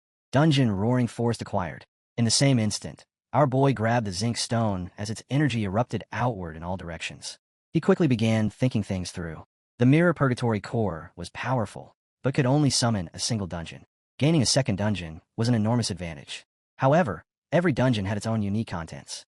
If he released this one for the Zhao family to use, other factions would immediately assume the Zhao family had annihilated the Hungry Wolf Guild. That kind of misunderstanding would throw everything into chaos. Showing it off now would only drive the onlookers watching the Zhao families rise into a frenzy like rabid beasts. For now, this dungeon had to stay hidden. His gaze dropped to the ground where zinc energy continued to pour out. He leapt away from the glowing area and headed straight into the dungeon's basement. The moment he arrived, he froze. Shock flashed across his face as he instantly activated his appraisal skill. Every box lit up at once, information flooding his vision. S-grade potions, epic-grade equipment, a piece of gold equipment, and even S-grade medicinal treasures. Standing there with the zinc stone still pulsing in his hand, he realized just how outrageous this haul was. No normal guild would ever hand over resources like this. It was proof of how brutally low-tier professionals have been squeezed dry and exploited. As he stood there, another message appeared, prompting him to take the items. Golden energy spread across the boxes, bathing everything in light as he stepped forward. When he looked inside, dragons and beasts filled his vision. Then a golden dragon began to form, and before he could react, he found himself standing on its back. His eyes widened as the dragon surged forward and slammed into something, sending several pieces of armor flying through the air. He recognized one of the armor sets immediately, but before he could process it, a full golden armor set stepped forward. Several more armored figures appeared around it, crossbows raised and ready. Near the golden dragon, a massive beast suddenly emerged. The armored figures fired their crossbows in unison, but the beast shattered their weapons effortlessly, snapping them apart like twigs. Another screen flashed before him, asking whether he was willing to accept the Apocalypse Dragon Knight's inheritance trial, experience the true power of war, and confront the shadow of destruction. He only hesitated for a brief moment. The inheritance of the Apocalypse Dragon Knight was something he absolutely could not miss. He accepted without hesitation. The moment he did, a violent surge of energy slammed into him. His vision shook, his eyes blinking uncontrollably as the power flooded through his body. He slowly closed his eyes, and a deep, ancient voice echoed in his mind. The Apocalypse spoke, telling him that this was the true power of the Apocalypse Dragon Knight. A new screen immediately appeared before him, displaying a quest: defeat the Beast King. A massive one-eyed beast materialized in front of him.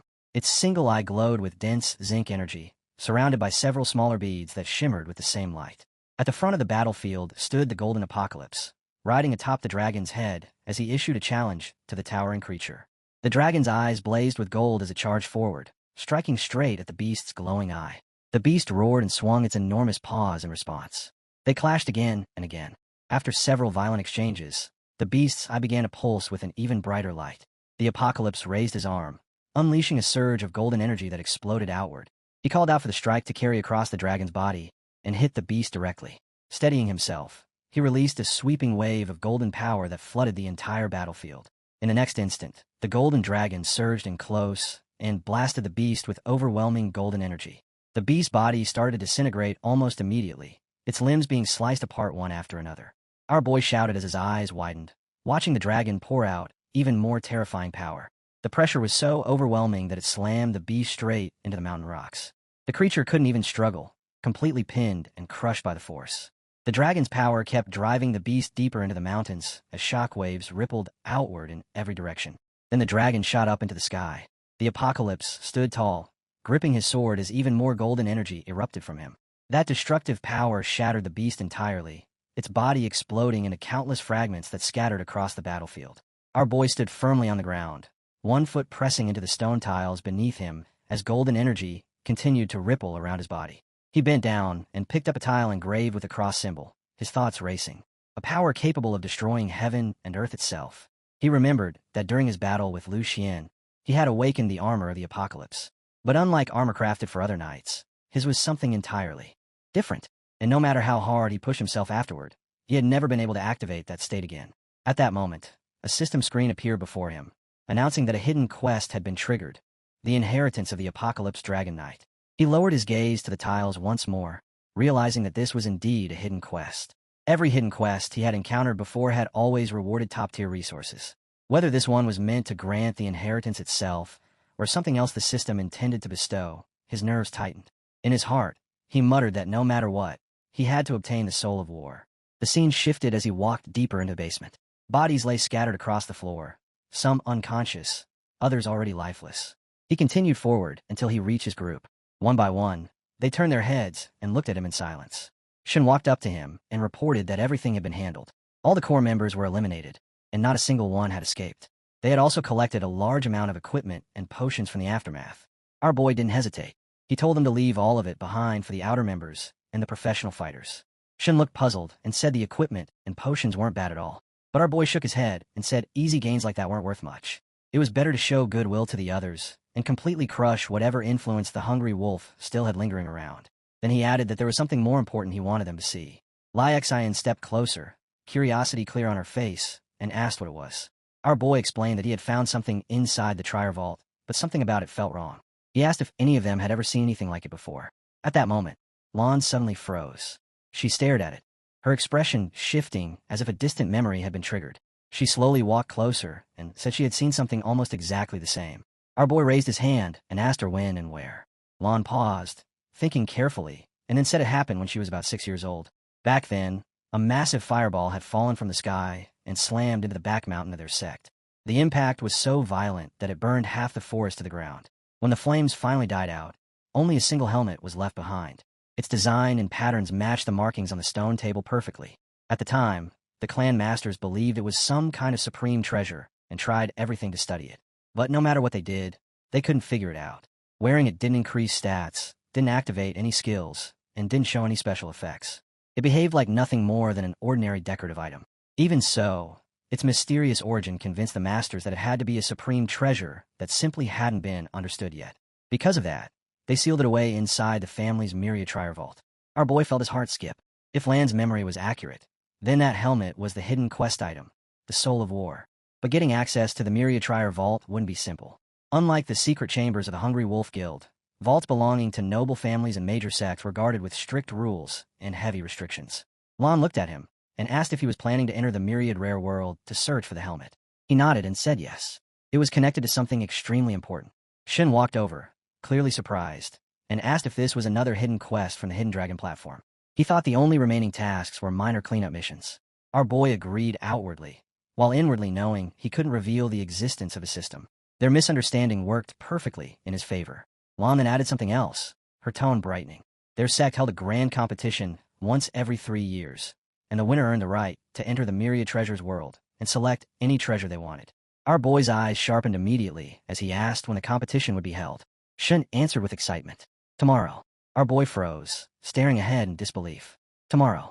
A world map flashed into existence, a single black spot pulsing at its center. In the next instant, a swirling hole wrapped in zinc-colored energy tore open. Our boy stepped forward without hesitation, the rest of the group following closely behind. He spoke calmly, saying this was already their 5th transmission. Lai Xan groaned immediately, complaining that everything felt too cramped and way too windy, telling everyone to just hold on. Ling waved a hand, clearly less amused, saying that every person she looked at seemed to be spinning in circles.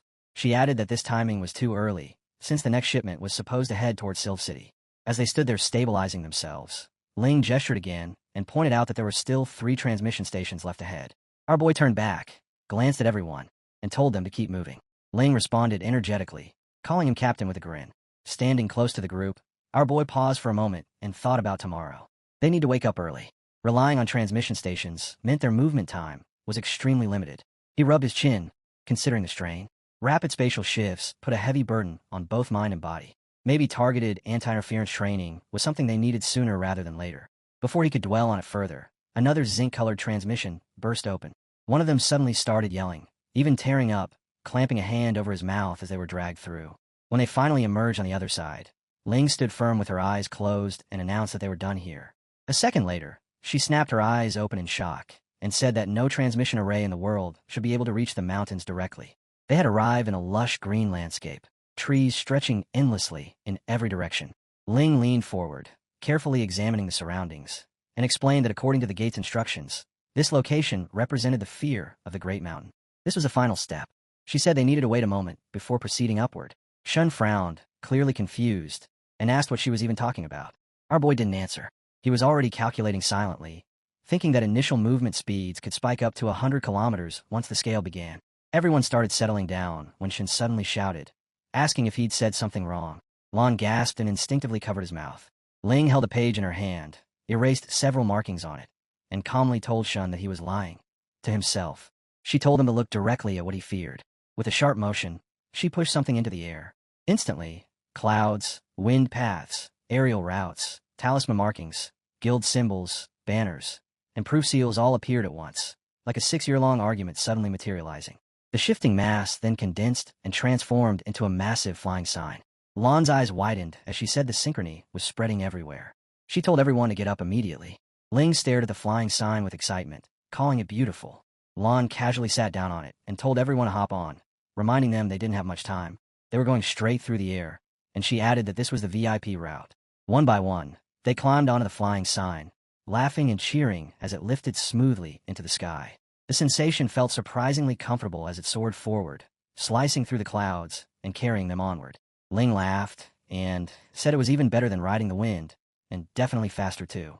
Shin leaned back in a relaxed, almost lazy posture and commented that this felt way more comfortable than the new free movement method they'd been using. Not far from them, our boy sat beside Lon.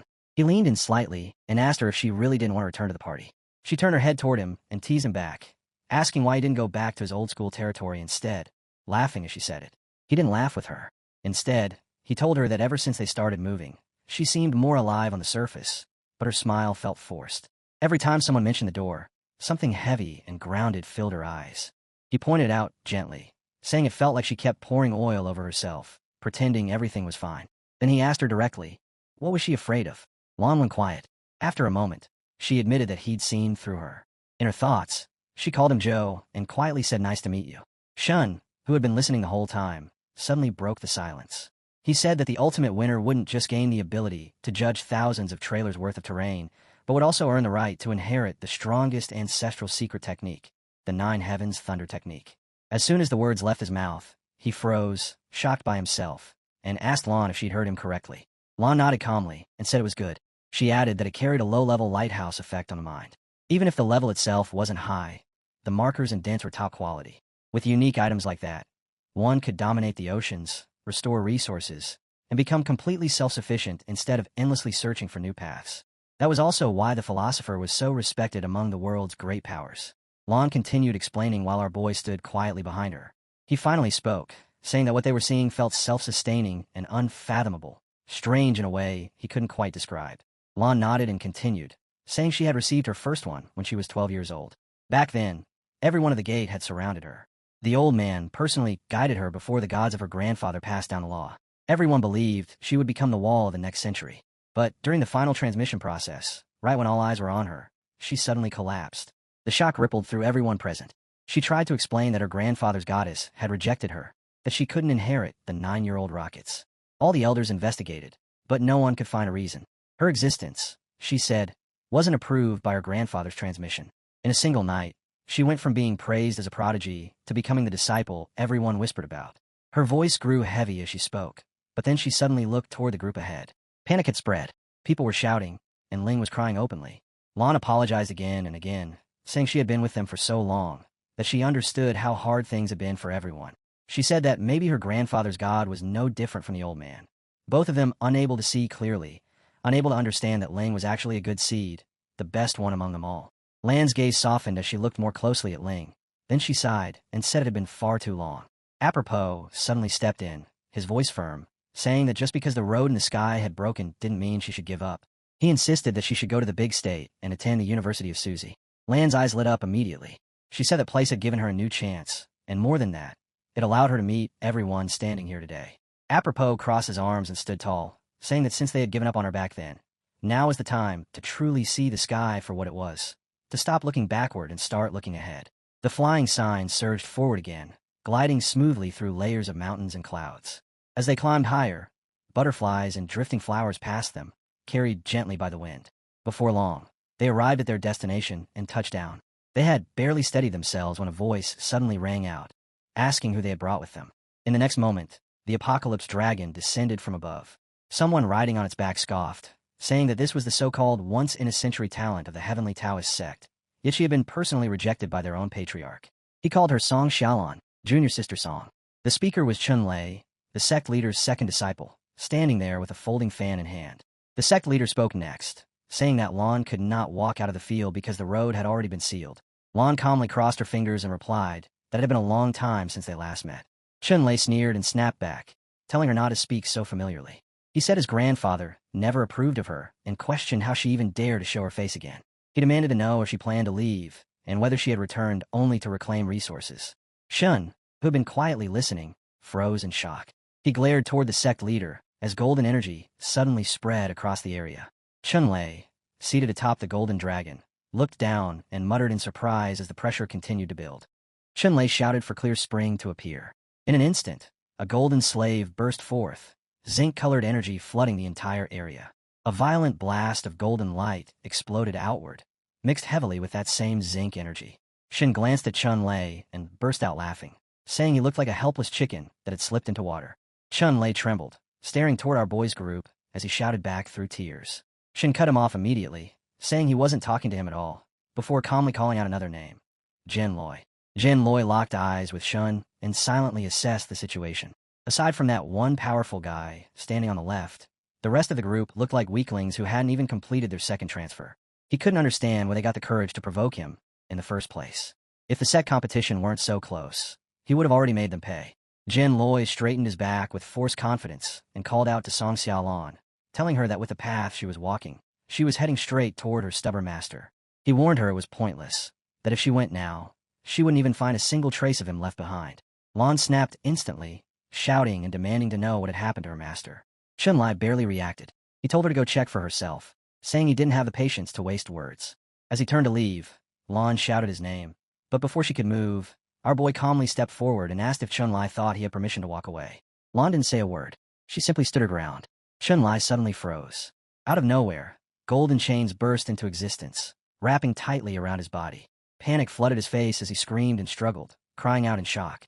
Standing on his flying sword, our boy shoved him forward without mercy, sending Chun-Li crashing hard into the ground. Rage exploded from Chun-Li as he shouted, demanding to know if they dared attack someone inside the Tiandao sect. But the moment he lifted his head and looked at our boy and Lon, an overwhelming pressure slammed down on him. It was heavier than even the sect leader's aura when enraged. His mind went blank. Who was this person? Just staring up made his instinct scream that taking even one step would mean instant death. Chun pressed his face into the ground, his entire body trembling. Then he felt it, the subtle but terrifying shift in the auras of the three people standing behind our boy. His fear deepened. Where had Lon found monsters like these? He swallowed his pride and chose to endure the humiliation. This wasn't a battle he could win. He told himself he would report everything later and let the sect leader deal with her. Chun finally struggled to his feet and warned them coldly that attacking people within the Tiandao sect would not go unnoticed by the Sect Integrity Institute. Then, forcing a fake air of generosity, he said he would tell Lan what she wanted to know. After Lan left the mountain, the sect leader had ordered Master Bao to take in a disciple and pass down his legacy. He refused outright. For years, he had also shielded Lan, declining artifact refining and pill-making duties. Worse still, Lan's cultivation had stagnated because she spent all her time buried in ancient texts. The sect leader eventually lost his patience. 3 months ago, Master Bao was demoted to gatekeeper of the Myriad Treasures Vault. He was forbidden from refining pills, crafting artifacts, or cultivating, and his stipend was cut off entirely. That was all Chen knew. Ling rushed to Lan's side and softly called her name. Our boy muttered something under his breath in Korean. Chen turned back in confusion, asking what he had just said. Lan stepped forward. Her eyes lit up, glowing gold. She said that ever since the day the founding ancestor's statue rejected her, the entire sect had started treating her like some kind of abnormal existence. Whispers followed her wherever she went, eyes filled with doubt and suspicion. But her master never once turned his back on her.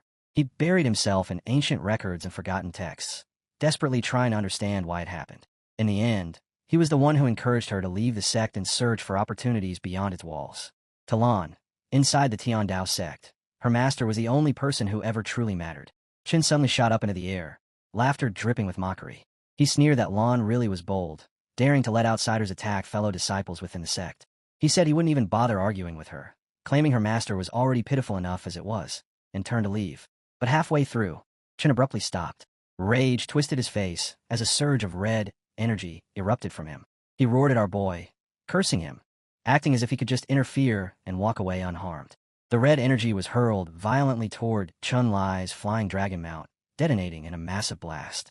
Chun Lai screeched in fury and panic, immediately summoning Clear Spring again. He activated the water summoning talisman and water guiding technique, torrents of water surging to stabilize the situation. Lan rushed to our boy's side and said she had to go to the Myriad Treasures Vault immediately. Our boy didn't hesitate for even a second and agreed. Lan shot off on her flying sword, cutting through mountain ranges and soaring over peak after peak as the scenery blurred beneath her. The focus shifted toward the Tiandao sect's Myriad Treasures Vault as she drew closer. Mid-flight, her expression suddenly changed. She said the 12 Yuan 10 spirit-looking array had been activated, and even the sect leader had deployed the inner mansion guards. Her heart sank as she realized her master's situation was far worse than she had imagined. Her gaze hardened, and she silently vowed that no matter the cost, she would save him. Just then, as she rode her flying sign, someone on the ground shouted for her to stop. She glanced down coldly and said she was looking for Elder Bao, warning that if he tried to block her, she wouldn't show mercy. Before anything else could happen, another man stepped out from behind and declared that this was the trial world, a restricted zone where trespassers would be killed on sight. He immediately began chanting a long incantation, calling for heavenly thunder to descend, earth fire to rise, and 8 trigrams to assemble into a heavenly formation. With the authority of the 3 pure ones and the power of the 12 yang, a massive net of thunder and fire formed in an instant. With a sharp command, he sent it flying. Several thunderbolts erupted alongside the blazing net, shooting straight toward Lan's flying sign. Traveling beside her, our boy asked calmly if she was confident. Lan paused for only a heartbeat, her mind racing as the thunder crashed down toward her. The bolts slammed into the net, and she responded instantly. Her energy exploded outward as she traced swift signs through the air, eyes widening slightly in surprise. A violent surge of red light expanded in all directions, shattering the thunder and tearing the fiery net apart completely. The man on the ground froze, his mind going completely blank. In that instant, he realized she had just used the gluttonous beast's spell-breaking talisman, a technique that only a direct disciple of an elder could ever cultivate. His eyes widened in disbelief. What he had just seen shouldn't have been possible. Lan descended toward him, offering an apology for the offense, but her eyes burned sharply as she spoke. Panic overtook the man.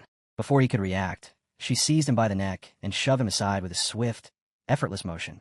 She was about to move on when thunder suddenly rose behind her. A voice called out. Lan's eyes widened. As the thunder split through the air, she twisted her body aside at the last possible moment, causing the strike to crash straight down instead. Someone muttered about ugly thunder just before a violent explosion erupted from the impact. Lan shot out of the blast radius, still gripping a bolt of lightning in her hand. She slammed it down onto a man's shoulder, and once again, the words ugly thunder echoed as another explosion tore through the ground. The shockwave sent her flying back. Before she could fully regain her balance, an arrow was released from behind. She sensed it instantly, reached out, and knocked it aside, stopping it cold before it could touch her. Someone suddenly lunged from behind, trying to stab her with an arrow at close range. Lon spun without hesitation and drove her heel into him, sending his body flying backward. More attackers rushed in from the front, but she didn't slow down. She fought straight through them, kicking and striking non-stop, knocking each one aside, as if she were carving a path forward. Another attacker tried to rise from the ground and strike, but she lifted her leg and delivered another clean, crushing blow. She paused briefly, brushing her thumb across her lips. Then she reached out and grabbed her senior brother's sword, telling him she needed to borrow it. The moment it was in her hand, her energy surged. She released a fierce wave and charged forward again. Blades of energy tore through the air one after another. Several men collapsed instantly, some dying where they fell. Golden light spread outward like a raging storm, swallowing the battlefield. One soldier stepped forward and shouted that senior sister Lon was only anxious to see her master and had no intention of hurting anyone, urging everyone to stop blocking her. Another soldier rushed in stubbornly, insisting that the sect leader had given strict orders not to let her pass. Lon stood there, calm yet terrifyingly focused, and spoke 2 words: heavy money. The man's expression changed as he recognized the magical trajectory she had just formed. His face drained of color as he shouted for everyone to get off the ground, realizing it was the 8-trigger enemy trapping array. Lon remained unmoved. Thunder gathered in her hands, for streams of lightning twisting tightly around her fingers.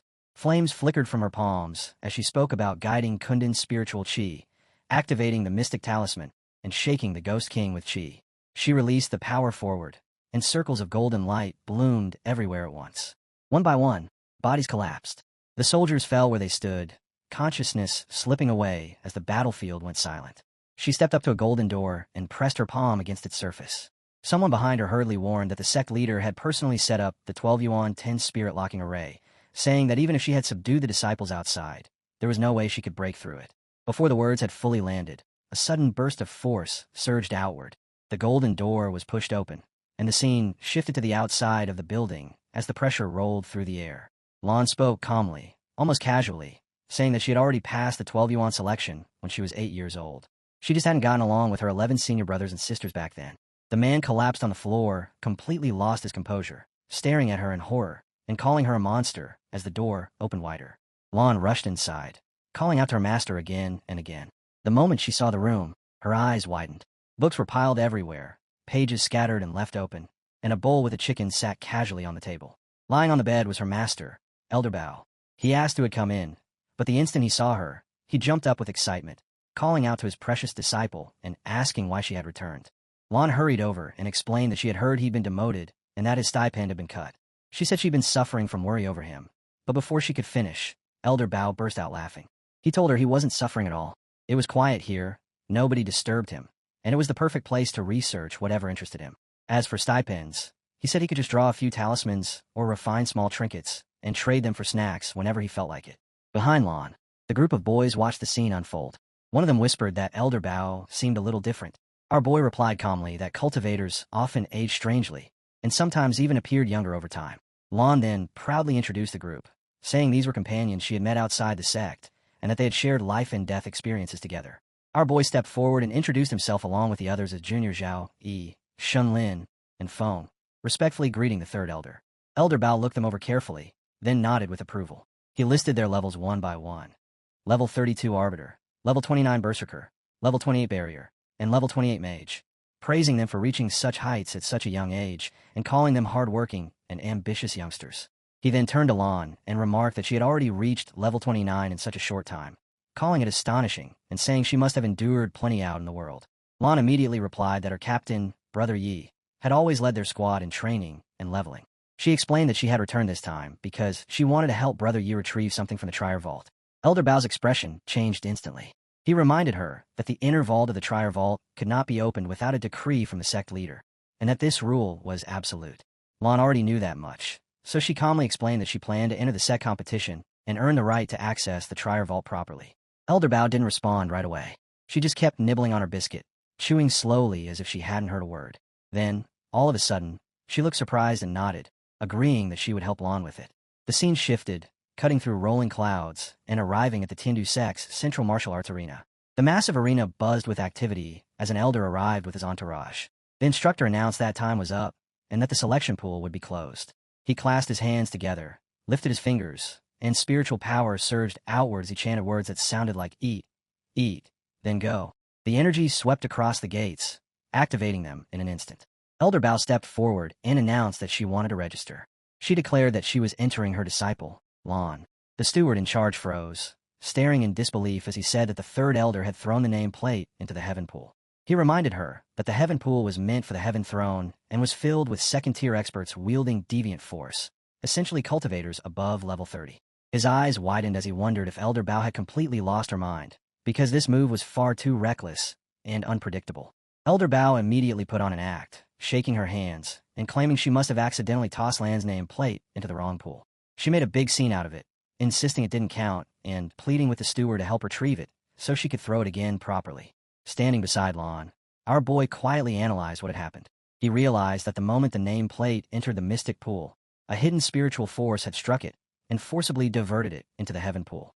Someone was clearly trying to use the heaven pool to eliminate Lan. Lan turned to our hero, Brother E, and asked if he could trace the source of that spiritual energy. He replied that it had come from the high platform, but the method used was deliberately concealed. Lan understood immediately. Just then, someone stepped forward and addressed Elder Bao as Junior Sister Bao, saying that everyone had seen the pool selection and that it couldn't be changed. The speaker was none other than the Tian Dao sect leader, Xin Yangzi. He scolded Elder Bao sharply, asking how an elder could treat the sect's rules like a child's game.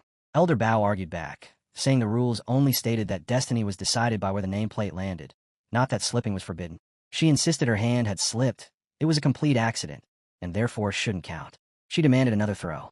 Another elder stepped in, saying rules couldn't be twisted so casually. He ordered Junior Nisong to withdraw from the competition at once, warning that the heaven pool was filled with second-tier experts above level 30, and that entering, it would be no different from walking straight to her death.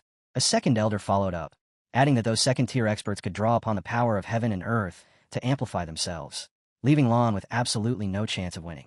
A third voice joined in, urging her to withdraw immediately before it was too late. Yangzi looked at Lan calmly and said that if she felt fear, the sect could allow her to quit. There was no need to suffer through a meaningless struggle. Elder Bao tried to speak, wanting to say something to Lan, but before she could finish, Lan stepped forward. She said that since her nameplate had already fallen into the heaven pool, then that was fate. She was willing to accept it and compete there. Deep down, her thoughts raced. Someone on the high platform had tried to harm her the moment she returned. Only the sect leader, the second senior uncle, and the fourth, fifth, and sixth senior uncles were seated there. One of them had clearly targeted her. She then asked the sect leader and all the senior uncles to witness with their own eyes whether she had wasted her years outside the sect. Yangzi stared at her in silence. In his mind, she had to be insane to agree so easily. To him, this looked like her throwing herself toward death just to save face, not caring about her reputation as someone once abandoned by the ancestors. In the end, he spread his arms and announced that since her resolve was firm, the decision would stand. The competition officially began. Zinc-colored energy flowed through the arena as a massive screen appeared, displaying the match details. The first battle of the heaven pool was revealed. Lei versus Song Xianluan. The moment the pairing appeared, the entire crowd erupted. Whispers spread instantly. Everyone talked about senior brother Lai, the sect leader's direct disciple, and almost unanimously decided that Lan was finished. Someone muttered that it was already over, that she had practically signed her own death note. Senior brother Lai's fights usually ended with opponents dead or crippled. In their eyes, there was no suspense at all. Inside the arena, Lai stared coldly at Lan, his gaze sharp and cruel. In his mind, he wondered how Song Lan planned to escape this situation, already looking forward to watching her struggle. The view shifted to our boys' group. Shun snorted, calling the spectators frogs trapped at the bottom of a well. Ling asked quietly if senior brother Lai was really that strong, but before anyone could exaggerate his reputation, Shun waved it off casually, saying he was just the strongest of the new generation and nothing worth fearing. At that moment, Ling's master walked over and told her go. Ling answered immediately and stepped forward. As she entered the arena, she stood firm, scanning the surroundings, as purple spiritual energy spread across the walls from Lai's aura. She glanced at him as he approached, power surging outward with every step. Lai told Song Lan that if she admitted defeat now, she could at least preserve some dignity. Lan dropped into the arena as thunder exploded around her, cutting him off instantly. She told him to stop spouting nonsense and start the fight. He didn't give her even a moment to prepare. The attack came instantly, forcing Lan to dodge as the blast slammed into the ground behind her. Purple energy flooded the arena again and again as Lai pressed forward relentlessly, while Lan continued to block and evade. Then she finally pushed back, releasing thunder of her own. Her lightning tore straight through his force, Yet Lai only responded by pouring even more energy into the battlefield. Our boy watched closely and quickly saw what Lai was trying to do. He was using wide-range attacks to shrink Lan's movement space, forcing her into a head-on clash. But the execution was sloppy. The spiritual energy output was far too wild, far beyond what was necessary. At least a third of his power was being burned on meaningless momentum and useless coverage. Ling watched anxiously, her heart tightening as she silently reminded herself that Lan had to stay careful. At the same time, our boy couldn't help wondering how someone at level 35 could still have such crude control over spiritual energy. He even suspected that Song Lan's presence had shaken Lai's composure and thrown him completely off rhythm. From the stands, Elder Bao crossed her arms with a pained expression, muttering under her breath about how her precious talismans were being wasted on this nonsense. Back in the arena, Lai continued firing off energy while gripping his sword tightly. He noticed that his speed had doubled, yet he still couldn't land a single clean hit. In his mind, he convinced himself that the Thunderlight manifestation technique Lan was using had to consume an enormous amount of mental energy, and that she wouldn't be able to maintain it for long. As he braced his feet against the ground, energy erupted from beneath him. Then he charged forward at insane speed, power spraying everywhere, determined to see exactly where she thought she could hide now. The spectators gasped in shock. They recognized the move instantly. It was senior brother Lai's ultimate technique, Frenzied Thunder Heaven Prison. People whispered in awe about how perfect the power, speed, and angle looked, like something straight out of textbook demonstration. Yangzi watched as well, his eyes narrowing slightly. To him, although the spiritual energy looked violent and the momentum terrifying, it still lacked proper cohesion. At least 30% of its power was still being wasted. As the massive wave of energy surged toward Lan, she calmly raised her hand and sent thunder forward. Her lightning shot straight ahead as Lai unleashed an enormous blast of his own force. Then, in an instant, everything changed. She suddenly channeled golden thunder energy and landed heavily, releasing a powerful burst as a lotus-shaped barrier formed around her. Elder Bao's eyes widened in disbelief. Crossing her arms tightly, she realized that Lan was deflecting energy with absolute mastery. She couldn't believe how sharp her disciple's mind had become after spending time outside the sect. Inside the storm of thunder, the dense spiritual energy was redirected by the spinning lotus petals, shattered into countless thin streaks of lightning, and released harmlessly outward. When the golden energy collided head-on with the purple force, both powers began collapsing into each other. The crowd reacted instantly. Someone watching blurted out that Lan's control was insane, but the way she smoothly operated her spiritual energy and dismantled the attack with pure technique was on an entirely different level. Another onlooker muttered in disbelief, wondering what kind of insane opportunities Lan must have run into while training outside the sect. Back in the arena, Lai refused to acknowledge anything remarkable. He sneered that her techniques were nothing more than cheap tricks, unworthy of a grand stage like this. Without hesitation, he began chanting his next art. Kuan-Yan, thick earth, heed my command. Bind spirits and lock forms, suppress. As his voice echoed, the energy across the arena suddenly sank deep into the ground. The battlefield went unnaturally quiet, leaving Lan standing there with no visible spiritual energy swirling around her. Then the earth exploded. A violent blast shot up beneath her feet, chunks of stone flying everywhere.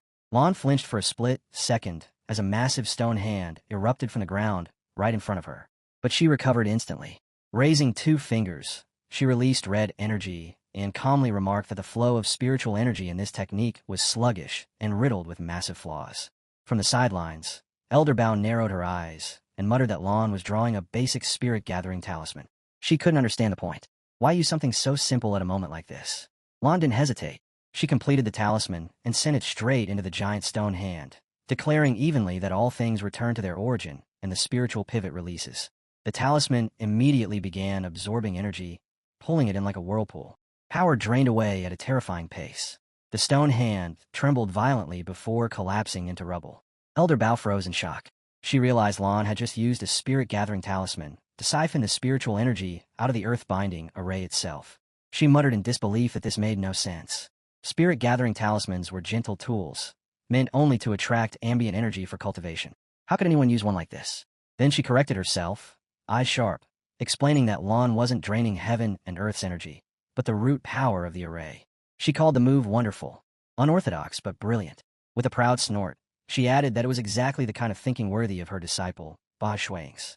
Someone else echoed the sentiment in disbelief, repeating that Lan had really used a spirit-gathering talisman to dismantle an earth-binding array. Lai heard everything, and his composure shattered. He roared that her methods were heretical and swore she wouldn't be able to counter his next move. His energy spread wildly as he began summoning power on an entirely different scale. Lord of the Nine Heavens thunder, heed my command. Lightning absorbed the screaming energy and erupted everywhere, as if the sky itself were tearing open. The Nine Heavens thunder talisman formed, Thunder Domain 1 activated, and every ounce of his power fused into a single, devastating strike. The attack surged straight toward Lan. She stood calmly at the center of a glowing circle as the mixed forces closed in. Spiritual power wrapped around her completely, forming a shell of shifting light. The energy spun and twisted, enclosing her like a radiant cocoon as the battlefield held its breath. She planted her feet firmly on the ground and spoke calmly through the raging storm. Heaven and earth positioned, mountains and lakes connected, a shift of stars. With those words, energy rippled outward from her body like waves spreading across still water. Lai forced a massive surge of golden energy toward her, but the moment their powers collided, her golden force shattered his thunder domain and ripped his energy apart. Lai froze, his thoughts spiraling in disbelief. When had she even had time to set up an array? Lan appeared behind him, her voice steady as she laid out his flaws one by one. She said his thunder domain lacked sufficient mental energy, making it unstable from the start. It also lacked water vapor, leaving nothing to soften or regulate the flow. Thunder and fire were raging uncontrollably, throwing the 5 elements out of balance and distorting his entire foundation. Lai refused to accept it. He roared in denial and slammed another violent surge of purple energy up from the ground, heavy and oppressive as it rushed straight toward her. Lan didn't hesitate. She sent thunder back at him and calmly explained that the true essence of talisman arrays lay in mutual generation and mutual restraint, in understanding the core nature of each element rather than brute force. As the thunder spread, wave after wave, it wrapped around his attack instead of clashing head-on, forming a complete circle. Lai stiffened, panic creeping in as he shouted that the thunder domain's magic circuits were broken, that this shouldn't even be possible. Lan landed lightly on the ground and addressed him as senior brother Lei Zhe. She told him his thunder magic had form, but no spirit. Stepping closer, she said he had only ever chased raw ferocity, never truly understanding the talisman arrays that gave power its meaning. He stared at her, shaken, as memories flooded back. When she was only 12, she had already defeated a level 15 opponent. Back in a yellow pool arena, her talent with talismans had been on an entirely different plane, far beyond anyone else, and everyone had said her future was dazzling. From the moment she entered the Tian Dao sect, all eyes turned to her instead of him. He trained relentlessly for 10 years, pushing himself to the limit, yet none of it could match the effortless brilliance she displayed. People called her the future pillar of the Tian Dao sect, the one destined for ultimate potential. She never even tried to take it from him, yet she claimed everything he believed should have been his: the attention, the cultivation resources, and even their master's expectations. As old memories start drifting back into his mind, everything he once forced down and buried comes surging to the surface, and he remembers a time when he even felt grateful to the ancestor for tearing away what he was convinced was nothing but a fake genius mask. After Songlan left, the world finally went silent again, and he returned to being the center of the Heavenly Dower sect, the lone prodigy everyone admired. So he abandoned everything, grabbed every chance he could, and clawed his way upward through constant struggle until he stood where he is now. Yet one question keeps scorching him from the inside. Why did she have to come back? All at once, Lei's voice explodes across the field, sharp with panic and anger, as he screams that Song Lan should never have returned and that she needs to stop staring at him with those eyes. While opposite him, Song Lan simply stands there, composed, those golden eyes fixed on him without fear and without wavering. In the same breath, Lei starts crying, his emotions snapping loose and spiraling out of control as his wings unfurl and sweep around his body, power surging from him in a wild, unstable tide. He throws his head back and roars while activating his technique, invoking the 9 heavens' divine thunder, burning his own blood, burning even himself, to feed the attack, and as blood seeps out from his body, thunder detonates around him, and lightning lashes across the battlefield. Shouting and sobbing at once, he unleashes everything he has and calls forth the Thunder Dragon. And from the torrent of his energy, a gigantic monster takes shape, glowing in blue and purple, its white eyes snapping. Onto Song Lan as it turns toward her. Far away, the spectators can only gape, one of them blurting out that this is the final form of the 9 heavens thunder art, the world-destroying Thunder Dragon, and that Brother Lei Zi has actually reached such a realm, while another person beside them speaks with a shaky voice and says he's gone insane, because if that power keeps escalating, someone is definitely going to die.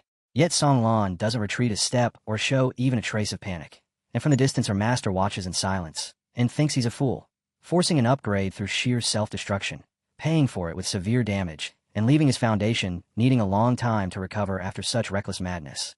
At the same time, one of Lei's fellow disciples yells himself hoarse, desperately ordering Lei Zi to disperse his energy right now unless he wants to completely cripple his cultivation.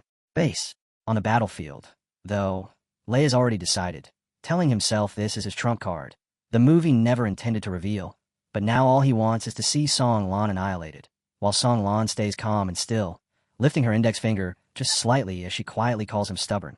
At once, golden lights begin to appear around her like fragments falling from the sky, each one activating the moment it touches the ground, until a dense rain of golden rays pours down and spreads across the battlefield, the lights drawing together and spinning into a circular formation as she guides them with exacting control. Song Lan recites her technique, breaking those lights apart and drawing them back together again as an array, letting the formation settle into its natural circulation.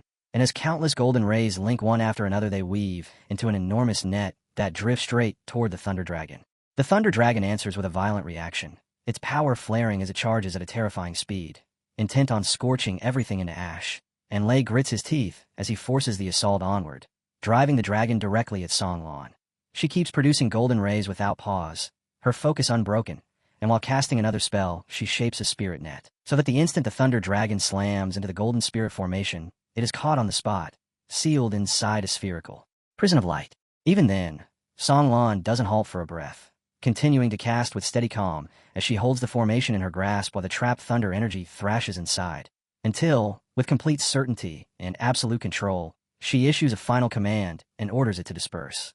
Without stopping, she sends out rolling golden waves, spreading that golden energy across the entire battlefield as the flowing currents gradually angle toward Lei and wrap the space in crushing pressure. Then she opens her eyes completely, extends her hands forward, and unfurls her palms, calmly commanding the Thunder Dragon to divert, turning its raging thunder might into golden energy and reshaping it under her control. After which she interlaces her fingers into a precise hand sign and softly calls for purification. And, as the energy changes, something deep in the air seems to draw taut, like a soul being carefully pulled through a cleansing strain, leaving the nearby onlookers frozen in shock, unable to make sense of what they're witnessing. Next, she brings both index fingers and thumbs together to form another seal, activates the following technique, and guides the 5 elements through their cycle, sending everything back toward its origin while dispersing the excess power. Across from her, Lei Zi stares at his Thunder Dragon, as if he can't believe his own eyes, screaming that it's impossible and that his Thunder Dragon cannot end like this. But before he can do anything else, a sudden burst of fire erupts inside the formation, and the Thunder Dragon detonates in a violent explosion, the blast rolling across the battlefield as a scream rips out, so loud, so full of pain that the entire scene feels crushing. He drops to his knees, folding forward as blood spills from his mouth, while Song Lan remains planted on the ground, composed and unwavering, and explains that what destroyed his dragon wasn't some mysterious, profound array at all, but merely the basic technique he himself chose to abandon. At those words, Lei Zi's strength drains away, and he lowers his head in front of Song Lan, desperately bowing as he admits defeat. The leader presiding over the match is plainly shaken by the result, and after a brief pause he starts to announce that this bout belongs to Song Xiaolan, declaring her the victor, only for his tone to turn icy as he continues, and says the win is void, reminding everyone that Song Xiaolan is the one the founder rejected with lightning before all eyes, calling it fate itself refusing to accept her. Because fate has rejected her, the leader declares that she has no destiny at all with the Heavenly Dao sect. Song remains where she is, silent after hearing those words, plainly caught off guard. Yet she neither answers back nor argues, while the leader keeps going, saying that if it weren't for the Thunder Elder back then, a path-broken person like her would have been driven out long ago. Only then does Song finally lift her voice, calling out to the leader and insisting that the cause of that past incident is still uncertain, and that today she intends to prove the great Tao has 3,000 paths, not merely the single road left behind by the founder. But before she can finish, the leader cuts her off, brushing it aside as nothing more than slick talk, accusing her of relying on cheap tricks and unorthodox arts that harm foundations, claiming this alone shows she has taken a crooked route, and insisting the founder struck her down because he had already seen her true nature. Still standing there, the leader announces with icy finality that the Heavenly Tao sect will not acknowledge her victory in the slightest, and Song stays rooted to the ground, staring straight at him without moving. Then the leader adds that out of consideration for her master, her cultivation will not be crippled, but from this moment their connection is severed. Effective immediately, she is banned from Mountain Sage forever. The pressure abruptly surges, and she lets out a strangled cry as a thin line of blood slips from the corner of her mouth and thunder energy erupts around her body. She fights against the crushing force, only now understanding how terrifyingly heavy it truly is. And in that instant, Master Bao shouts toward Song Lan in alarm, calling to her disciple, while others nearby widen their eyes in shock as everything escalates. And Master Bao whips toward the leader in fury, demanding what he thinks he's doing. The leader answers evenly, telling her to calm down, saying they are merely carrying out the sect's will, and assuring her that Song Lan will not die. Master Bao fires back at once, calling it utter nonsense, pointing out that a level 55 is suppressing someone at level 29, and warning that if this goes on even a little longer, her foundation will be ruined for life, then stating flatly that if the junior brother doesn't stop, she will step in herself. Right then, one of our boy's companions suddenly yells that brother, he has arrived, and our boy strides forward to place himself in front of Song, making her stare at him in surprise as she calls out to him. He holds his ground in front of her, golden energy spreading around his body as his presence swells to fill the space, and in a calm yet unyielding voice he asks if this is truly the Heavenly Tao sect, demanding to know who exactly gets to decide this fate they keep preaching about, whether it's them, or a silent statue that can't even speak. He glares at them, anger rising, and challenges what they dare call the righteous path, asking if it's really their self-important lightning art, or the countless roads cultivators across the world have walked.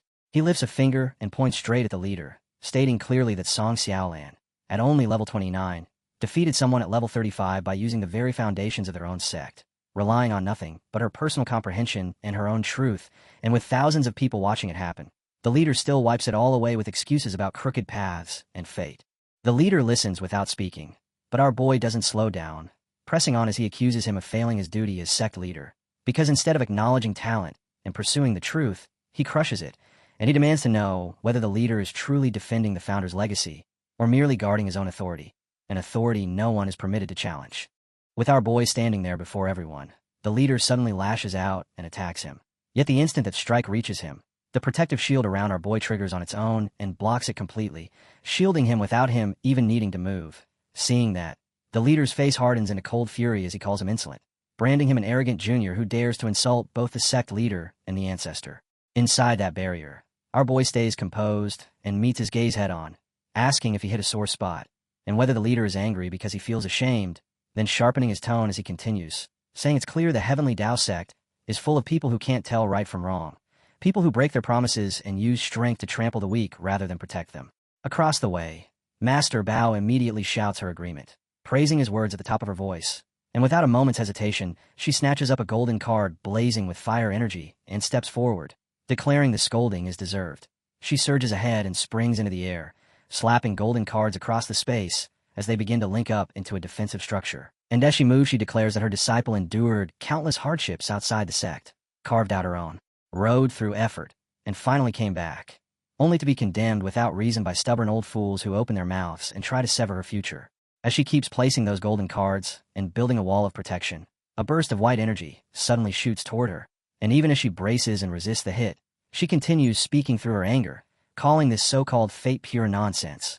She demands to know whether anyone ever truly investigated what happened with the ancestor statue back then before passing judgment, and she accuses them of knowing only how to cling to the ancestors' past accomplishments while forgetting that the ancestors set rules to teach reason and foster natural talent, not to suppress others, not to wield authority as a tool to tighten control. That is when the leader's rage finally bursts loose, and he shouts at Bao, accusing her of repeatedly violating sect rules, showing no respect to elders, and slandering the ancestor, declaring her rebellion is now plain for all to see. Then he thrusts his hand forward, and a small temple-like structure condenses within his palm, radiating a crushing pressure as he announces that today he will use the 9 Revolution smelting tower to cleanse the house and impose discipline within the sect. When he flings the tower up into the sky, clearly about to activate it, someone nearby hurriedly calls out, urgently asking the leader's brother to think again before it goes too far. But the instant the tower rises and hovers there, its power begins to spill outward and spread through the surroundings, bearing down on everything beneath it. And our boy, Master Bao, and Song stand facing it as the pressure steadily intensifies. Song looks up at the tower and immediately understands what it is, thinking that the 9 Revolutions smelting tower of Zhuiyang is a life-bound treasure capable of melting gold and iron, refining all things, and even burning the soul itself. And she realizes in that moment that this is no longer mere suppression. This tower is being used to kill.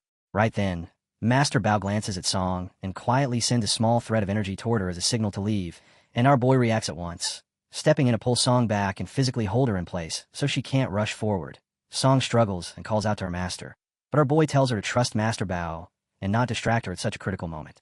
Master Bao plants her feet, fury rising in her chest, and one golden card after another begins to appear around her, as she declares that if they think they can suppress her, it won't be so easy.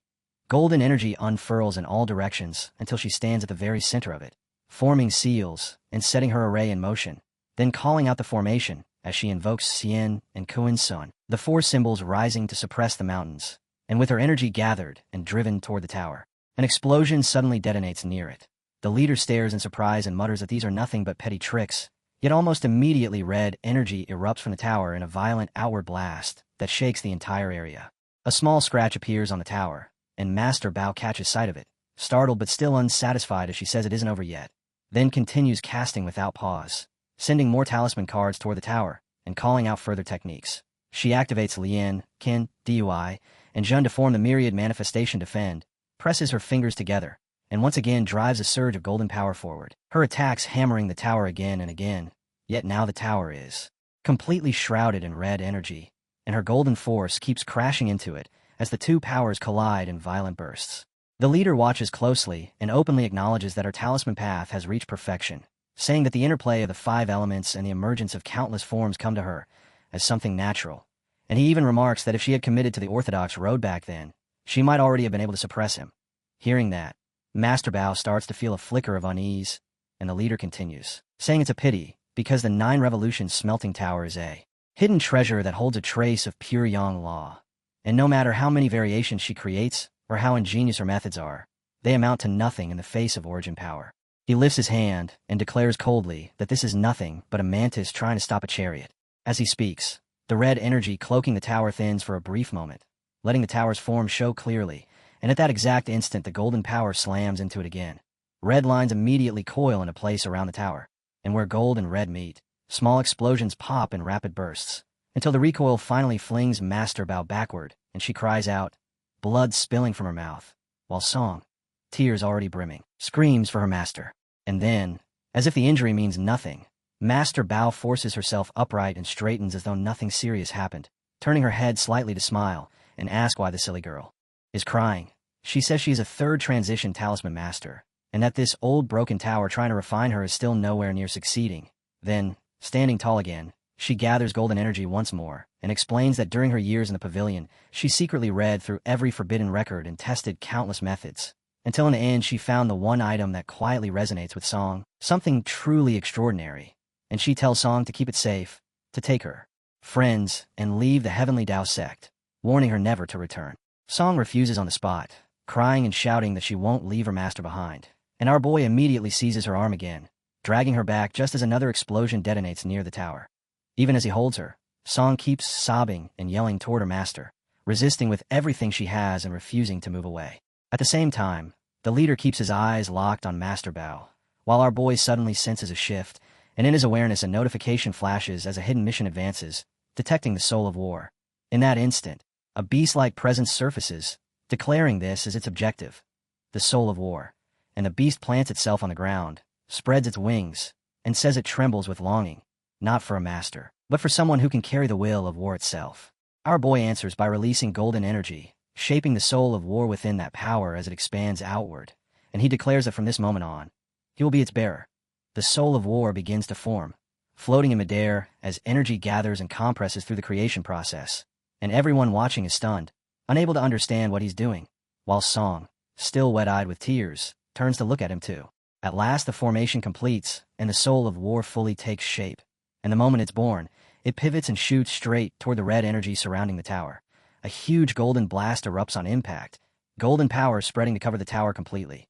Then one explosion after another rips through the area, shaking everything, until the leader shouts in disbelief, unable to accept what he's seeing as he demands what kind of power this even is. Right as the tower finally shatters into pieces. Across from them, Master Bao steps forward laughing, her presence calm and unwavering as she stands firm and declares that she, Bao Shuiying, has returned once again. When Song turns to look at her master, she freezes on the spot, stunned into stillness as she calls out to her, and in that instant everything she's endured over the years comes flooding back at once. The cold looks from the people in the sect, the ridicule and the whispers thrown behind her back, the loneliness that followed being rejected by the ancestor statue, the nights drowned in self-doubt, helplessness, and confusion, until she's reliving how she questioned herself again and again, wondering if she'd lost the orthodox thunder path, wondering if the road she chose was simply wrong. And all of that emotion, all of that pain and uncertainty compresses into this single moment so violently that it feels like something deep inside her finally cracks and shatters. She stands there and slowly begins to draw energy again, her expression shifting as confusion drains away and clarity takes its place. And in a low voice, she says she finally understands. Back within the Tao sect, the leader's disciples rush forward in a panic, asking whether the sect leader is all right and demanding to know what's happening with the thunder energy surging around them. While at the same time, the golden armored figure of the Soul of War appears once more, standing firm, its presence utterly different now, not like something bound by spells or constrained by talismans, but like a force of heavenly punishment itself, meant to purge corruption, uphold justice, and snap chains apart.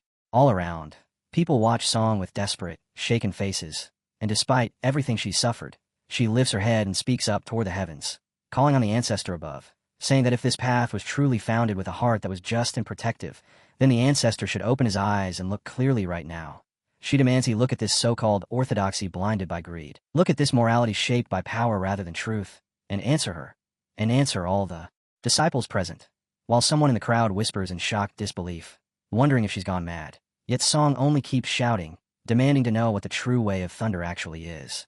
As her words ring out, energy begins to circulate around her in a wild churn, gathering and refining as it moves, and the scene shifts beyond the Tao sect into the surrounding bushes, where countless spiritual items and treasures float up and tremble in response. Someone yells in confusion that their treasure is moving by itself. Another cries out that even their Bagua mirror is reacting. And then voices rise in sudden alarm as people begin shouting that the ancestor has appeared, that the ancestor's true form has manifested. Back on the battlefield, Master Bao and the Soul of War both lift their gaze in surprise, and above everyone the ancestor finally appears, drawing every eye to him as he raises his hand, and purple energy begins to gather and spread outward. In the next heartbeat, that purple energy twists and turns toward Song, and she looks up in shock, unable to understand what she's seeing. Then the purple power surges straight at her and launches into an attack. Song spins and tries to flee, crying out as she runs, her voice full of fear and pain, while the energy pursues her without mercy. Master Bao shouts her name too, alarmed as she calls out to her. Yet Song keeps crying and screaming while the purple energy closes the distance, until that crushing power fully encircles her and her figure is swallowed up, the surge engulfing everything around her as well. From the other side, the ancestor looks toward her and releases even more energy, thinking she is a foolish child, and the purple power continues to spread around Song, ripping apart her already damaged clothes and wrapping her from every direction. The ancestor's voice rolls out as he explains that by witnessing authority, she has come to understand justice, and by enduring injustice herself, she has finally comprehended the heart behind it. While Song writhes in pain under the overwhelming force, thunder roaring through the area as the power strips away everything unnecessary, leaving behind only pure energy and truth as she undergoes her transformation. As the thunder rages on, the ancestor acknowledges that she has finally seized the true meaning of the thunder law, and Song stands there with her hair lifted and floating in the air, thunder energy surging wildly around her body as though answering her will. The ancestor continues, saying that although the heavenly Tao sect preserved his tradition, it lost his true spirit, and now, with the last remnant of his will, he clears her name and reconnects her to the original tradition, declaring that she now holds the authority of the heavens, the thunder that carries out judgment between heaven and earth. And suddenly an enormous burst of purple energy erupts outward, shaking everything as it tears across the battlefield with overwhelming force. Nearby, the golden figure of the Soul of War watches in silence as the surroundings burn and tremble, then releases golden energy in response, countering and balancing the destructive power flooding through the air. At the same time, the ancestor's manifestation sharpens and becomes clearer, his presence transforming into the thunder astral existence itself, and Song, now standing in her entirely new form, bows deeply to offer thanks as disciple Song Xiaolan expresses her gratitude to the ancestor. Her cultivation climbs as well, rising from a level 29 Spirit Taoist to a level 30 Thunder Astral Taoist. Behind the leader, someone speaks in stunned shock, realizing the ancestor has personally manifested to pass down inheritance. While the leader himself thinks in disbelief that the ancestor's remaining will has directly pushed her into the second transition and granted her the very same hidden class the ancestor possesses. Then the ancestor calls out Xianyang, and immediately the leader bows deeply and answers that this disciple is present. The ancestor's voice turns cold as he says that although the leader was supposed to guide and protect the sect, power has taken root in his heart, selfishness has blinded his judgment, and his stubbornness drove him to suppress talent, nearly ruining the sect's true traditions. And for that reason, the ancestor declares punishment is warranted. Hearing it, the leader panics and starts shouting frantically, trying to explain himself. But before he can get the words out, thunder energy slams down onto his body, leaving him completely stunned, unable to resist at all. The ancestor announces the sentence, stripping away the leader's cultivation and condemning him to the Nirvana Thunder Abyss, cast down into its lowest layer. And in the same instant, chains forged of thunder snap into existence and coil around the leader, locking him up completely. He screams in fear and regret, begging for mercy while admitting his faults, but the judgment doesn't pause, and the ancestor declares that 10 years of thunder cleansing will be required, and that without enlightenment, he will not be permitted to leave, leaving the leader hanging in midair. The leader's followers can only stare in shock, realizing that a level 55 celestial master is utterly powerless before even the ancestor's remnant will, while thunder energy keeps spreading and shaking the entire sect. Then the ancestor declares that from this day forward, major sect matters will be decided jointly by the elders, and that the approval of the Thunder Astral Taoist Song Xiaolan will also be required, adding that once her cultivation reaches level 50 and her heart is completely purified, her status will be firmly set. Song stands quietly in place, eyes on the ancestor as she listens to every word, and the ancestor continues, saying that when her Thunder Astral Path is fully completed, she will restore the heavenly Tao sect's lost glory and return its tradition to its true form. The leader's followers immediately lower themselves and bow, stating that they obey the ancestor's decree.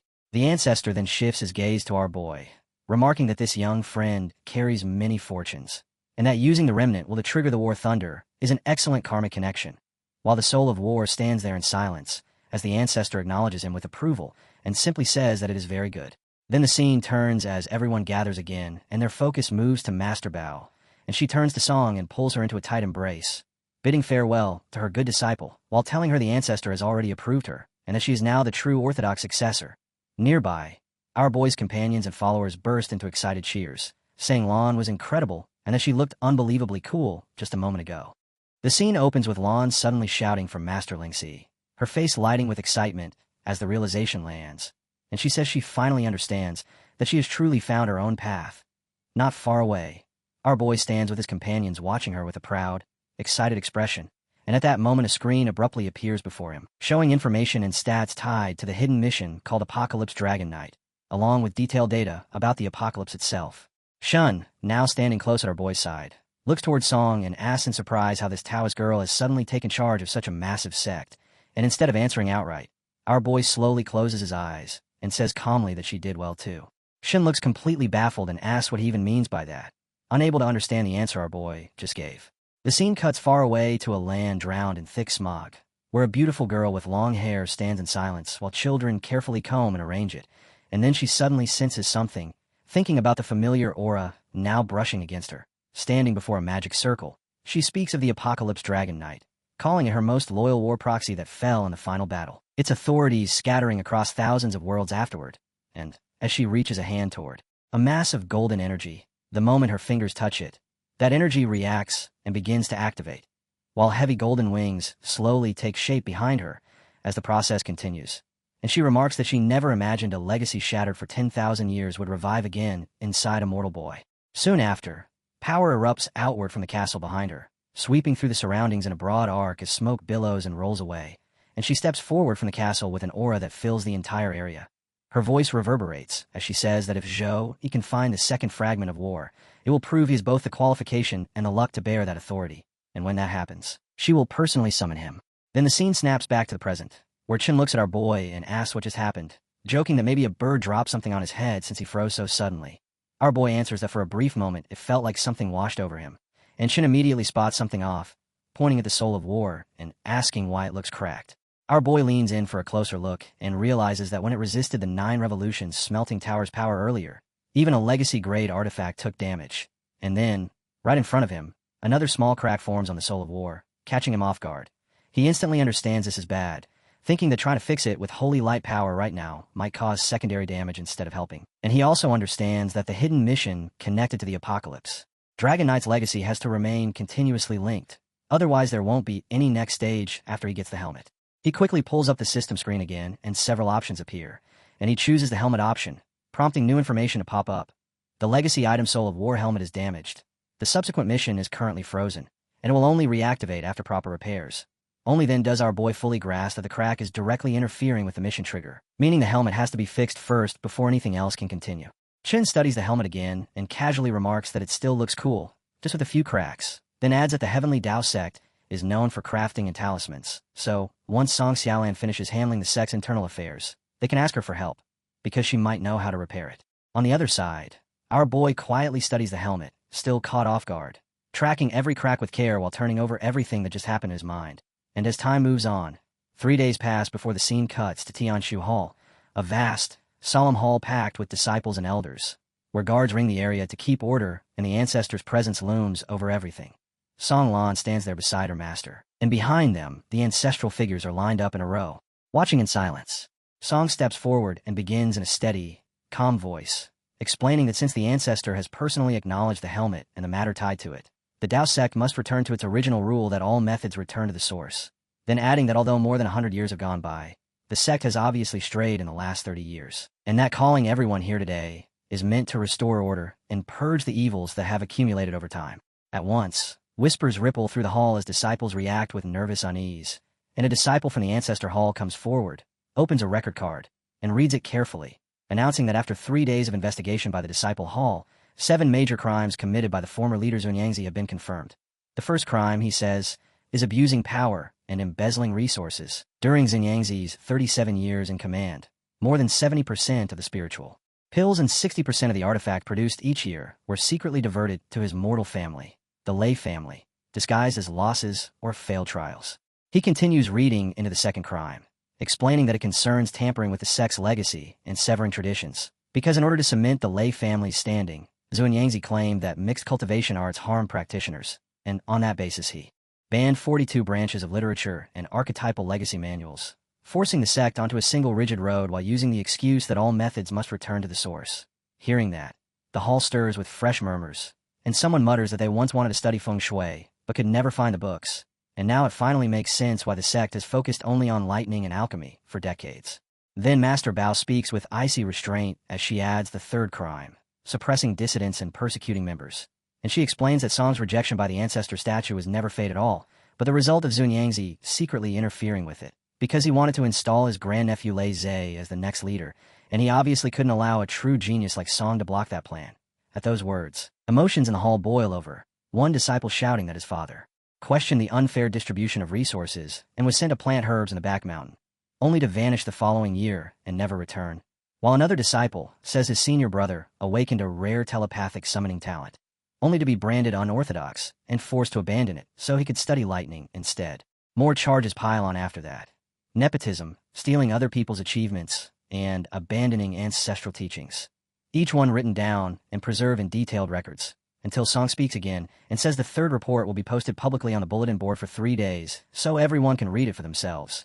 She acknowledges openly that many were forced to take part, forced to stay quiet, or forced to comply under pressure. And because of that, the Disciple Hall is opening a confession hall, where anyone who voluntarily confesses or reports wrongdoing will be shown leniency. And as she speaks, purple energy slowly rises off her body, her demeanor composed yet crushingly authoritative, as she warns that anyone who keeps hiding things or tries to resist will be punished severely. In the crowd, a young girl whispers with excitement that Lan looks unbelievably cool, saying she has the aura of a true grandmaster, while another girl remarks that her mix of mercy and severity is handled perfectly. Right then Shun strides forward and, bristling with anger, says that if Xuanyangzi pulled something like this in the Shun family, his legs would have been broken and he'd have been tossed to beasts. And Song answers without wavering, declaring that she has returned, and that from now on, things will be different. Some of the younger disciples start praising her with open excitement, calling Lan amazing, saying they admire her, even blurting that they want to be as cool as her one day, and someone actually runs up and wraps Song in a tight hug out of sheer admiration. Meanwhile, Shin suddenly scans the hall and asks where Chun Lei is, pointing out that he was Xuanyangzi's second disciple, and wondering if he should go teach him a lesson. He steps in and explains that Chun Lei already confessed to doing dirty work under Xuanyangzi's orders, and according to sect rules his cultivation has been abolished, his memories wiped, and he's been expelled. Then he pivots, saying that as for repairing the helmet, he's found useful information. Within the sect, The finest craftsman besides Xunyangzi once served as the artifact hall's head. But after opposing Xunyangzi 20 years ago, he resigned and went into seclusion in 3 days. Earlier, Yi informed Elder Makui about the damaged helmet, and today the reply finally arrived. Elder Makui believes they can attempt the repair using something called Earth Core Thunderfire. Because the Thunderfire furnace in the Forbidden Area requires 3 elders to keep it stable, Songlan explains that her master, her uncle, and she will take responsibility for maintaining it. Yet Elder Machue makes it clear that during the repair the helmet may resonate strongly with the Thunderfire, and that reaction could become unstable. So they need someone with powerful mental strength and a deep link to the helmet to remain close and steady its spirit throughout the process. Songlan then says calmly that the only person who can do that is Brother Yi, and Shin reacts with visible surprise, clearly thrown by how suddenly that decision lands. But Songlan continues, explaining that the process will be unbelievably painful, almost like throwing a piece of one's own consciousness straight into a blazing furnace. Hearing that, our boy is stunned for a brief moment, but he quickly forces himself steady and asks when they'll begin, and Songlan answers that they start tomorrow, telling him to rest properly tonight because the repair will take a long time and will drain his mental strength heavily. After that, the scene jumps to the start of the repair, with energy already spreading through the area as the preparations come together. And a moment later, a man holding the helmet looks toward our boy and asks if he is Zhou Yi.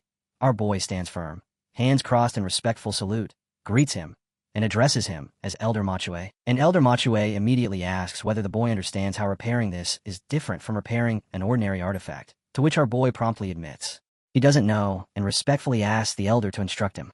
The elder explains that common artifacts are damaged only in form, and those can be fixed with materials and craftsmanship. But this helmet is not like that, because its injury lies in its intent and spirit, meaning it must be restored through thought and will rather than through simple physical materials. He goes on to say that each core Thunderfire holds pure yang energy, power great enough to annihilate everything, or refine even the laws themselves.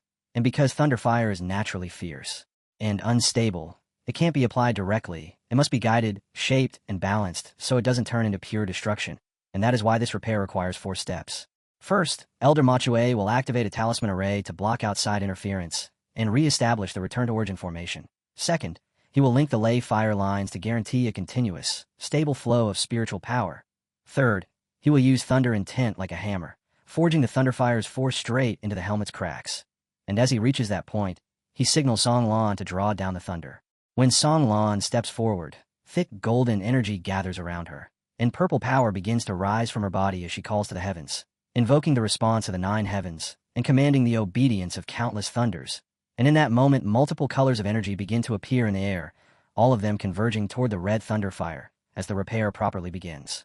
The elder suddenly moves, shouting for them to start right now, and he lifts his hammer and brings it down in precise strikes on the helmet, sending sparks and surging energy scattering, while our boy stands firm at his side and summons his own power to stabilize the process. As he works, the elder calmly explains the 4th step, that he must use holy light as a medium to harmonize the violent clash between the Thunderfire and the helmet spirit, because a single mistake won't just risk cracking the helmet's outer shell, it could erase the inner spirit completely. The helmet begins to blaze with a fierce glow, and without warning the barriers around them shatter, cracks spidering rapidly across the walls, and our boy stares at the helmet in alarm and asks what's happening as those fractures widen. The elder keeps striking, sending wave after wave of energy outward, and barks at the boy not to move, leaving our boy frozen in place, stunned by the whirl of purple energy coiling around the helmet. Songlan watches with mounting urgency and demands to know what he's doing, and the scene tightens onto the elder's hands and his method as he reassures her not to panic, explaining that every hammer blow is measured and exact, and that he is sending 7% of his consciousness into the helmet to steer the restoration. The helmet's spirit is resisting, he says, so someone has to enter its core and suppress it from the inside. Golden energy floods the space as Master Bao shouts in disbelief, warning the elder that this is a gamble with life itself. If the boy fails, his mind will be devoured, and then they're all finished. Yet purple energy detonates outward anyway, shaking everything, while our boy looks into that golden power and realizes this is the helmet's inner world, fractured and chaotic, and fighting him at every turn. He speaks directly to the helmet, telling it that resisting won't save it will only destroy it, and he promises he will fix it and make it whole again. As he drives his energy deeper into the helmet, the cracked outer shell splits apart, exposing a colossal figure within, and our boy holds his ground as that towering presence speaks down to him, challenging him and asking whether he dares profane the authority of war, whether he dares claim he is worthy to wield its power. Then the attacks begin, huge, relentless strikes, and our boy braces, and when the giant stomps down, he catches it with his arms through sheer force, standing firm and refusing to yield. Song Lan surges forward, shouting for our boy as she notices blood on him. But the elder snaps a warning not to interfere, explaining that if they interrupt now, his mind will be trapped forever and he'll become a living dead. He has to endure it himself, because the war ended when his old master fell, and our boy, battered and gasping, mutters that wars don't end with masters alone. Sometimes you have to carve your own path. The helmet and its shield lash out again and call him arrogant, and our boy's eyes flare fully gold, tears mixing with hard resolve as a system screen flashes before him with the words justice judgment. The black helmet's golden energy surges toward him, spilling chaos and striking from every direction, and our boy springs back just as the giant lunges with a massive blow, while the screen flickers again. Holy Light Cross, 5B rank. He gathers his golden power and meets the shield and helmet head-on, and in that clash he realizes, startled, that the force is Light Retribution, level 18, a rank, a light attribute spell that calls down lightning on a target, its strength depending on a user's light affinity. Yet the helmet answers by firing arrows of golden energy, and he's struck, blood bursting from his mouth as he slams into the ground hard enough to scatter stone and debris. Even through the pain, our boy glares up at the helmet and feels its eyes lock onto him, and the anger surges hot enough to fuel him as he transforms into his giant form, his energy exploding outward while he roars that he will force the helmet to submit to his war intent, refusing to be beaten by the spirit sealed inside. Our hero unleashed a sequence of techniques, Divine Storm, Holy Fist combo, along with several others, and his strikes hammered against the black helmet until fragments shattered away and scattered across the area around him. Up above the chamber floor, someone asked the elder why the fluctuations had suddenly grown so violent, since the surface beneath them was releasing waves of glowing energy. The elder answered that perhaps the boy inside had discovered some special method to stabilize it. Within the chamber, the black helmet stared straight into the boy's soul, where it seemed to witness something preserved and radiant, a ringed presence hovering above his head. The helmet sensed protection, judgment, purification, and even an unhealing force, multiple strands of powerful war intent existing together with overwhelming intensity. After observing this coexistence of forces, the helmet finally admitted that the boy truly possessed the qualification required to bear it. At the same time, the hero gathered the scattered fragments surrounding him and quietly calculated his next step. Then, in one swift move, he gathered the dark helmet's pieces and sealed them completely within a binding formation. When he stepped back outside, an aura condensed around him as he suppressed the arrogant beast and forced it into submission. The flower immediately began to shine with a different brilliance, and wing-like shapes resembling a helmet appeared above it. The elder watched the entire phenomenon unfold, fascinated, and murmured that it was working. The helmet was actively cooperating with the repair. Everything remained steady as the process approached its final stage, and then suddenly a burst of dazzling light shot upward, striking the roof and smashing straight through it. The crowd stared in shock as a pillar of white radiance surged toward the sky, and several people gasped at the strange signs forming overhead, as if the heavenly Tao sect had just witnessed the birth of a legend. The flower fully released the helmet's energy, and the helmet itself slowly rose into the air before drifting toward the hero. The moment he reached out and touched it, a system prompt appeared. The Soul of War helmet repair was complete, its rightful owner had been recognized, and Raid Thunderfire Infinity was now equipped. The item greatly increased resistance against thunder and fire damage, while also activating a hidden quest titled Apocalypse Dragon Heights Legacy Mission, along with a clue directing him to return to the Roach Mountain range along the Dragon Spine line. The elder looked at the boy with clear appreciation and said that not only had he restored the helmet, he had even made it acknowledge a master. After years spent forging and encountering countless extraordinary artifacts, this was still the first time he had witnessed something so strange. The little girl hurried over and asked whether he was all right after seeing him wipe away the bane marks. The hero replied that he was fine. His mental energy had been heavily drained, but the rewards were far greater, and that the successor had relied entirely on Elder Mo's full support. Then, turning toward the blue crystal, he admitted that his own forging ability was still immature and that leaving such an item in his possession would only waste it, so he offered it to Elder Mo as a gesture of gratitude. The elder was instantly stunned when he recognized the material as Star Sky Metal. He grabbed it in excitement and explained that a forging holy item was an S-rank divine object rumored to grant equipment self-evolving spirits. Amazed that the hero possessed such a massive piece of it, the elder declared that with something like this, the boy could practically be considered family. Ahio stated plainly that the item now belonged to the elder. Hearing this, the elder replied that if Ahios ever faced forging matters in the future, he should come directly to him for help. Ahios immediately thanked Elder Mo in advance. The elder then added that with the Star Sky material in hand, he would be able to stabilize the link between the helmet spirit and the hero, but the process required Gelsong's legacy Thunderfire to temper it continuously for half a month. Ahios was visibly surprised when he heard that the process would take half a month. Song then suggested that he remain at the Heavenly Tao sect for the time being. Ahayos explained that after completing the helmet's repair, he had received a clear guidance message pointing toward the location of its other parts. Song clarified that many high-level artifacts possessed resonance gating, meaning that once one piece was restored, it often led to clues about the next. She assured him that she would personally take responsibility for the helmet during the tempering process. Ahayos thanked her for the effort. She then explained that her master already intended for her to formally recognize the sect, so she would not be able to travel with him. After that, she revealed the location of the next objective. Aoyu stated that the destination was the Blackrock mountain range, specifically the Dragon Spine mine. She recalled that the area was known for producing abstain iron along with iron crystals. At that moment, another girl entered and immediately asked whether the hero was safe. Ling Feng then turned to Taizan and asked if she knew anything about the spine mine. Taizan paused to think before explaining that the mine was the secluded residence of her adoptive father, the suppressing mountain martial Emperor Vanjin, who personally guarded the place. Hearing such a grand title, Ling Feng reacted with surprise and asked whether her adoptive father was truly powerful. Taizan confirmed that he was extremely strong, explaining that 30 years earlier he had been a renowned fist master throughout the central Xia continent. However, she also revealed that 30 years ago her adoptive father had lost his right arm in an accident. After that incident he changed his temple retreat and rarely allowed outsiders to see him again. He had established a strict iron rule. Unless the mine itself was threatened or the visitor happened to be an old acquaintance, any trespasser would be personally escorted out by him. Ling Feng reasoned that they were not going there to cause trouble but simply to ask for help, so they could just explain their purpose, and besides, as friends of his daughter they should be allowed to pay a visit. Taizan insisted that Ling Feng did not understand her adoptive father's personality, describing him as extremely stubborn, and she did not want everyone to waste the journey or accidentally spark a conflict. The hero thanked her for considering his situation, but stated that he still had to go and meet the man. He declared that they would find a solution, and if the martial emperor refused to meet them, they would give him a reason he could not ignore. Ling Feng agreed with that thinking, saying that rules were rigid while people were alive, so they should head there first. In the end, Taizan had little choice but to agree. Meanwhile, the heroes began reflecting on the situation. The martial emperor had hidden himself away while suffering from such a severe arm injury, and with his daughter already buried, that harsh temperament alone probably did not explain everything. There had to be a deeper reason behind it all.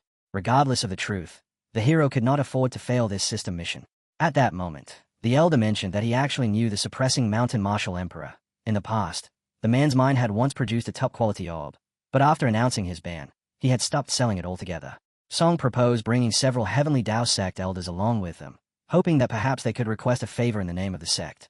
The old man immediately shook his head and said it would be pointless, explaining that in the past people had already visited in groups and even tried offering free forging services, yet none of it had worked. The hero then told Song that the Heavenly Tao sect needed her and that this place was the battlefield where she should prove herself. If she could establish a position here, the entire sect would eventually become a powerful ally for her in the future. With that understanding, everyone around the hero quickly reached the same decision.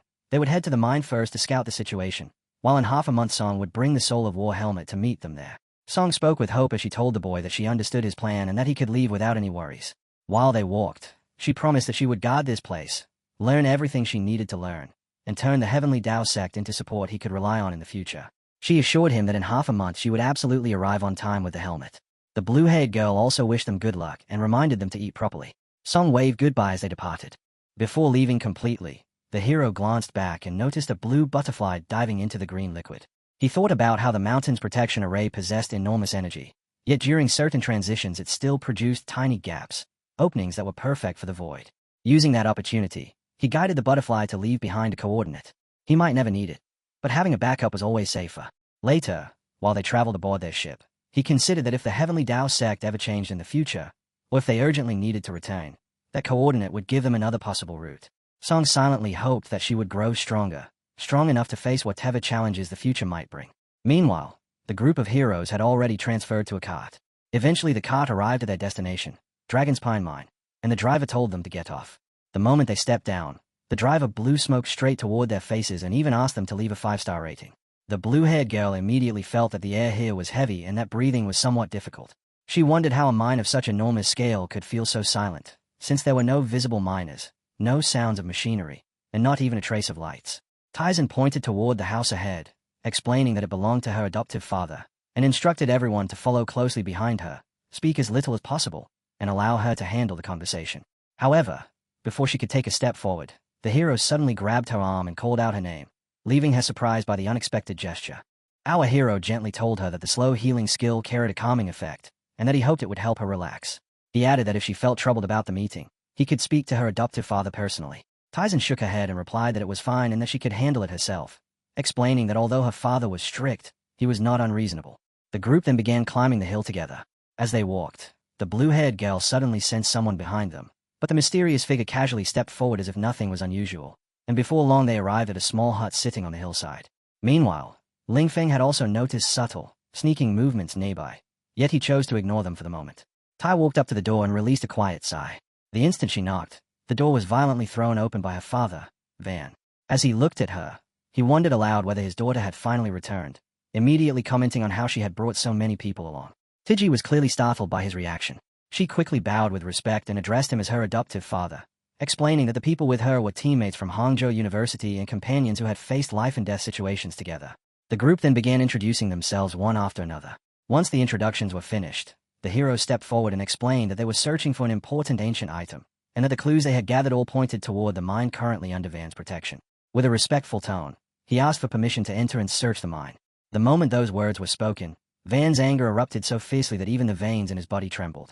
He demanded to know whether they truly understood the name Shin, then abruptly turned away and declared that the mine was a restricted area where no one was allowed to enter without an invitation. Their talk of ancient item clues had nothing to do with him, he said, and he ordered Taijin to take her friends and leave immediately. The hero firmly insisted that the ancient item was extremely important to them.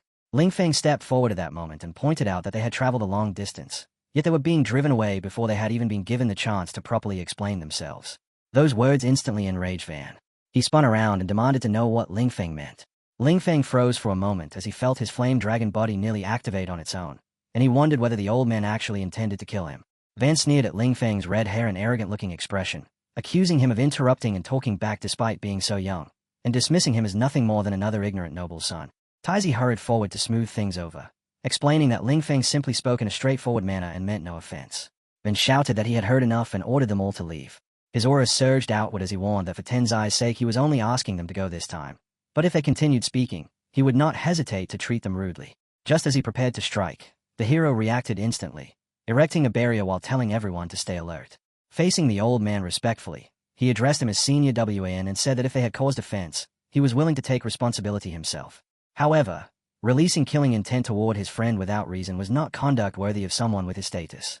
He calmly asked the old man to take a moment and settle down. Van was stunned that such a young man had managed to steadily block his furious strike, though he remained wary. When the barrier gradually faded, the old man shouted that the boy had quite a sharp tongue. Tiexin's daughter immediately rushed forward, trying to stop her adoptive father from escalating things further. Yet at that exact instant, the hero made his move. In a flash he appeared behind the group, raised another barrier, and unleashed the holy chain. The chain shot outward, wrapping around his companions and pulling them backward. At the same moment a massive explosion erupted through the area. The old man quickly retreated into his house and slammed the door shut. The blue-haired girl trembled and admitted that she had been frightened out of her wits, muttering that Tiexin's father was terrifying and that she simply could not understand why he had reacted with such intense anger. Ling Feng, still seething, slammed his fist into a nearby stone, cracking its surface as frustration spilled over. He complained that the old man was completely unreasonable. He had done nothing wrong. Yet the man had clearly tried to kill him even though they had never met before. Unlike the others, the hero remained composed. He could sense that something about the situation was not right. The hostility Tiexin's father had shown toward Ling Feng had erupted far too suddenly, and felt strangely targeted. It was not the reaction of simple dislike. The red hair, the remark about a noble son, those details suggested they had stirred up an old memory buried deep within the man's past. Whatever grudge the old man carried was clearly far deeper and far more complicated than they had first assumed. Turning to Taishin, the hero told her that her father's reaction likely had a reason they did not yet understand and that she should not blame herself for it. For now, they would remain nearby and try to find another way to uncover the truth. She quietly nodded and agreed to follow his lead. As the group moved through the area, the hero began noticing another odd detail. The mine was far too silent. Even after work hours, a place this large should not feel so completely lifeless. He asked Taishin whether it had always been like this back when she had lived there. An eerie stillness hung across the entire site. Then, suddenly, a strange sound rang out from above, sharp enough to put everyone on edge. The door creaked open once again, and her father stepped outside with a deep frown, as if something troublesome had appeared at the worst possible moment. Focusing his senses, the hero traced the sound toward the large mining tunnels in the southeast. It did not resemble the cry of a beast. Instead, it sounded like a human voice, yet twisted and distorted in a way that felt deeply wrong. Ling Feng remarked that the sound felt evil. Taizan immediately asked her father what had happened inside the mine, but the man gave no reply. Instead, he suddenly leapt forward, heading straight toward the source of the noise. The hero quickly told the others to follow him.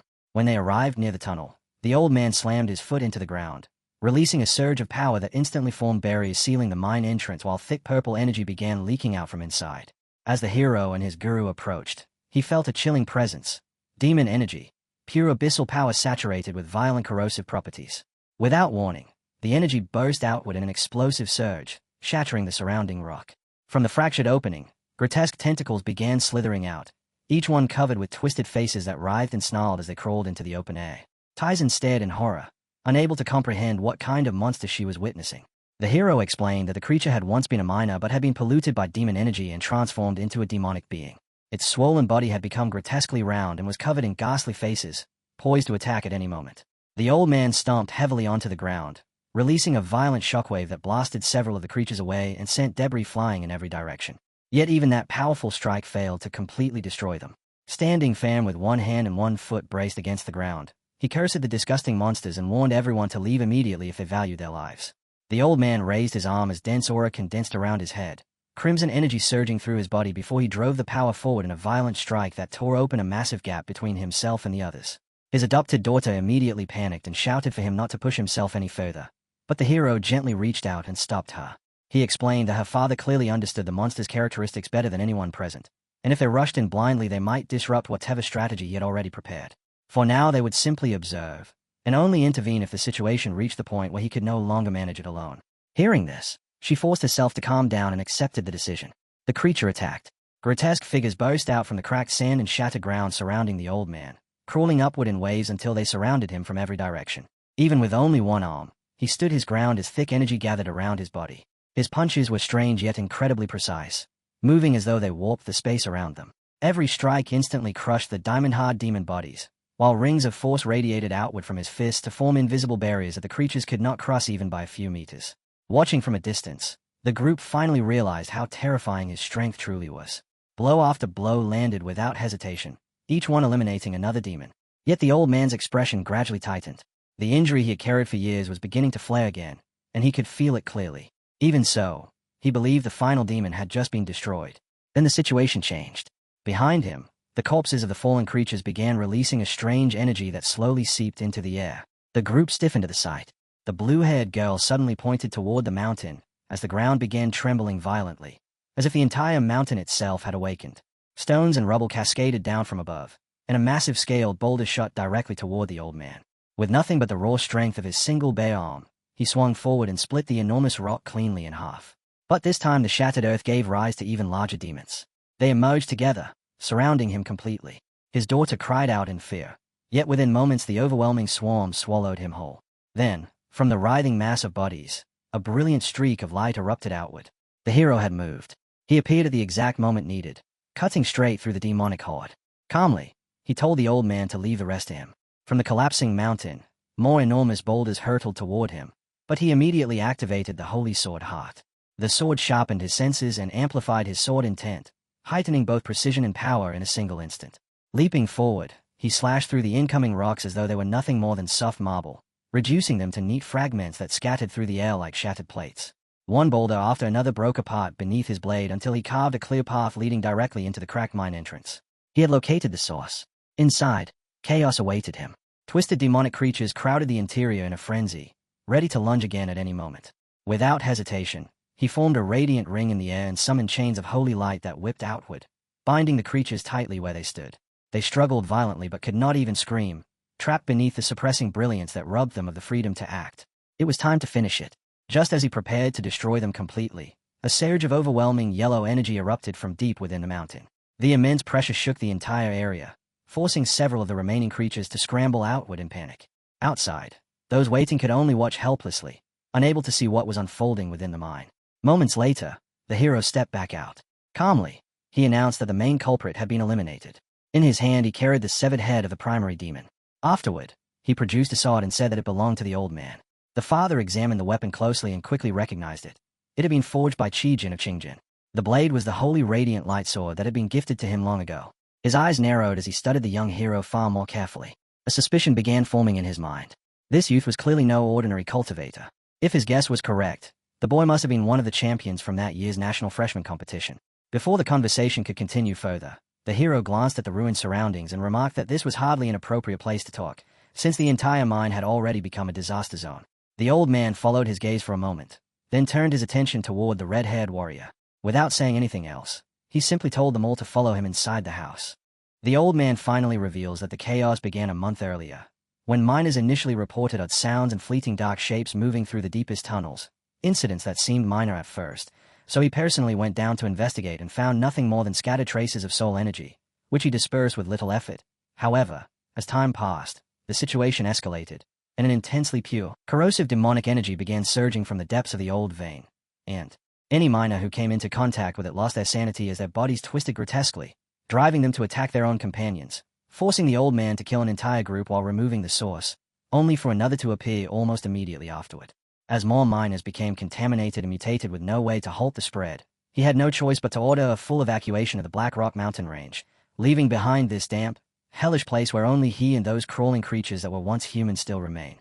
Ling Feng asks whether he never sought assistance from higher authorities, the military, or the guild, but the old man shoots him a sharp, irritated glare that makes Ling Feng immediately understand the answer. Even so, the old man explains that he did file reports through emergency channels, yet no response ever came. Our hero comments that remaining alone to both wait for reinforcements and contain the spread is an act worthy of respect. Though before continuing, Ling Feng recalls the earlier look of disdain from the old man. Then our hero explains that they came here in search of an ancient item, with every clue pointing toward the depths of this mine, and since that item is crucial to him, he proposes a deal with the senior. The old man tells him to go on, so our hero states that the old man has already witnessed his ability, that holy light which completely suppresses demonic monsters and energy, meaning he can thoroughly explore the mine, locate the source, and resolve the disaster entirely. And in return, he only asks for permission to search for what he needs within. The old man falls silent briefly before remarking that the boy is clever, noting that if he refuses now, the boy would certainly find another way or even fabricate a reason to force compliance, prompting our hero to smirk and reply that the senior is overthinking it since he only wants fair cooperation. The old man answers that a deal can be made, but it comes with one condition. And as Ling Feng and Taishan grow curious, he declares that the two of them must fight tomorrow. Hearing this, our hero's eyes widen while the others react in shock. Yet the old man calmly adds that they are to fight with everything they have. Ling Feng slams his hand onto the table in frustration, demanding to know what this is supposed to mean, complaining that he has been treated poorly from the very beginning and is now being forced to fight Taishan without reason, making the entire demand incomprehensible to him. While Taishan also questions her father, pointing out that Ling Feng is her teammate and someone she trusts with her life.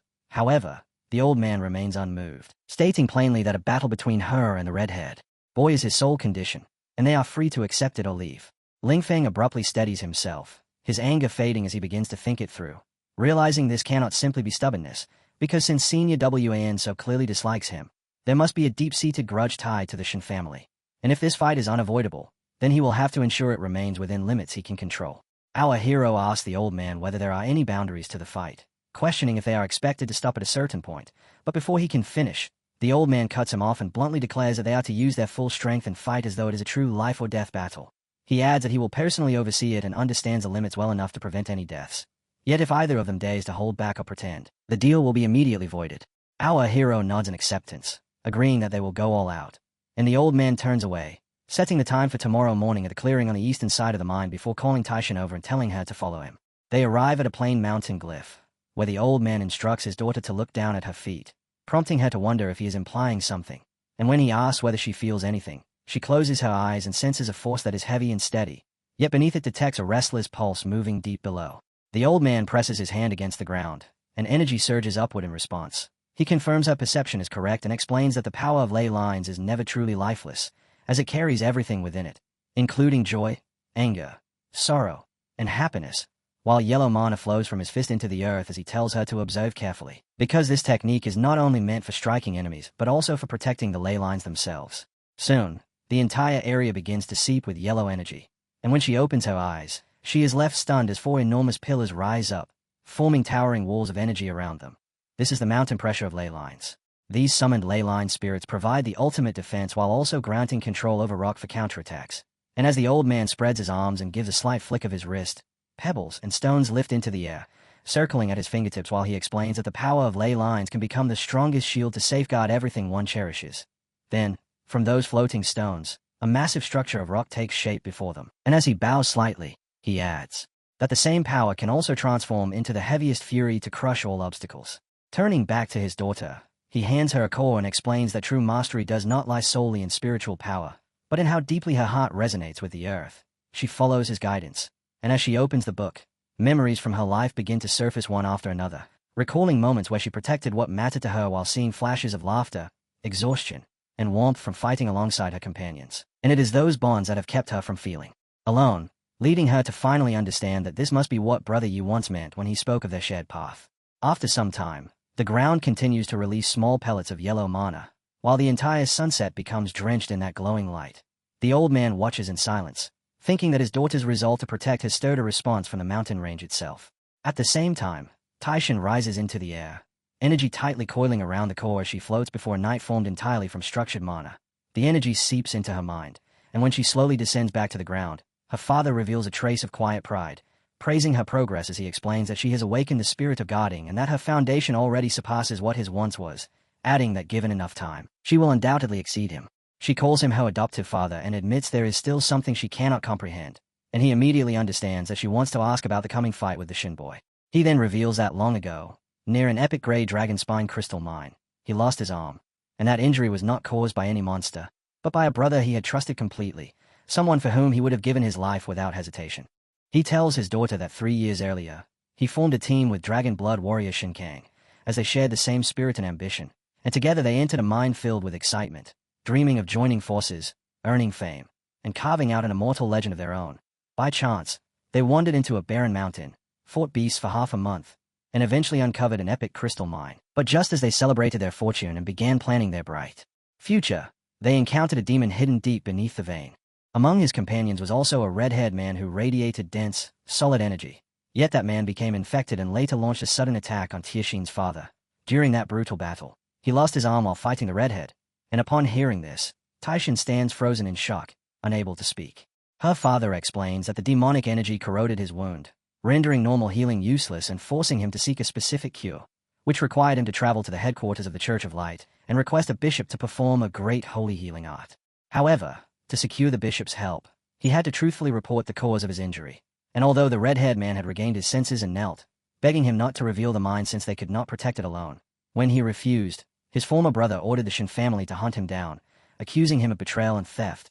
Heartbroken, he dragged his broken body away, concealed his identity, and fled into the desolate depths of the Black Rock mountain range, killing anyone sent to silence him. Through tears, Taishin apologizes for never knowing any of this, but her father reassures her that it was never her fault and that he would not direct his anger at a young man simply for being part of the Shin family. Yet the rage that has burned inside him for 3 decades cannot be erased, and he tells her that he wants her to win tomorrow's battle not out of revenge, but to prove a point, that the child Wan raised alone in these wild mountains with a single arm is stronger than the Shin family's dragon blood prodigy who grew up indulged with endless advantages. At last, Taishin understands her father's feelings, and she vows to give everything she has in the battle tomorrow, prompting her father to praise her and say she truly is his daughter. The scene then shifts to our hero's side, where the blue-haired girl offers Lingfeng a drink, but he refuses, saying he is too consumed by anger to even consider it. She asks if he is still upset about the old senior, and Lingfeng admits that he is, since the old man wanted him dead upon first sight and now demands a duel without any clear reason. He questions why our hero agreed at all when the old man is obviously being unreasonable, and wonders if they could simply find another way into the mine or even force their way inside. Our hero calmly explains that forcing entry would only worsen the situation, acknowledging that anyone would feel anger at being treated with hostility and dragged into a fight, yet reminding him that they came here to resolve their own problems, not create new ones. He points out that the old man is both Tiashin's father and the guardian of the mine, so forcing their way in would only harm her. He insists that he agreed to the duel not to wrong Lingfeng and certainly not to sacrifice anyone, but because he believes in him, believing that a single battle cannot break the trust shared between true companions. Hearing this, Lingfeng grows flustered, asking why such heavy words are being said all of a sudden, while denying that they were ever companions to begin with. Later, at the battleground, our boy and the girl watch from a distance as the fighters stand ready within the pavilion, and the blue-haired girl wonders whether it is truly alright for Taishin and brother Lingfeng to go through with this. But our boy tells her to trust them, as this fight carries deep meaning for both sides. The old man looks at his daughter and reminds her that since this is a full-strength battle, holding back would only insult her opponent. The moment the fight begins, both fighters dash forward, cracking the ground beneath their steps as Lingfeng immediately gathers fighting energy into his fist and drives a heavy punch toward Taishin, who raises her defensive shield and blocks it without hesitation. Lingfeng smirks, as the strike was only a feint, and follows with another punch. But Taishin reacts faster than expected, slipping aside and completely avoiding the blow before launching a counterattack, only for Ling Feng's defense to remain steady and unshaken. They continue to exchange attacks in rapid succession, yet none of their strikes truly land, as the same pattern repeats again and again. Our hero observes the fight closely, noting that Ling Feng's speed is higher than usual, which suggests he is suppressing a deeper anger, while Tixin's knuckles and movements have become sharper and far more fluid than before. Ling Feng subtly shifts into a defensive stance, blocking each incoming strike with precise control, and our hero quickly realizes this is a problem, because the two know each other's habits too well. Their actions driven almost entirely by muscle memory, meaning the duel risks turning into a prolonged battle of endurance with no clear winner. Without warning, Ling Feng's horns emerge as dense energy begins to leak from his body, and he activates Blood Rage, boosting both his attack power and speed by 20% while pushing himself into a heightened, excited state. Tixin immediately responds with her own technique as the ground erupts, sending sharp crystal-like stones shooting toward him. This is Leyline Shock, a B-rank skill that channels leyline power to generate spikes from the earth. Ling Feng grows irritated as he is forced to halt his advance and fully commit to defense to avoid being hit, shattering one stone after another until every spike is destroyed, after which he lands briefly and asks when she learns such a move. She tells him to look more carefully, reminding him this is not a friendly sparring match on a training ground, and while she acknowledges that her level, skill grade, and combat ability are all below his, this is still the full-strength battle they both agreed to. She declares that this duel carries the answer her father has waited 30 years for and stands as her first true test to prove herself, insisting that he may defeat her, knock her down, or leave her unable to stand. But he must never treat her with pity. As their clash continues, those watching fall into a brief, stunned silence.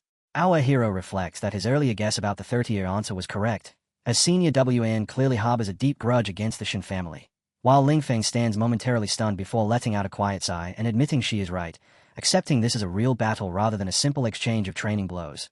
With that resolve, he summons his Flame Dragon body, tearing the ground apart across several meters as the Flame Dragon Bloodline trait activates, raising all his attributes by 40%, his form expanding as he warns Tixin to be careful.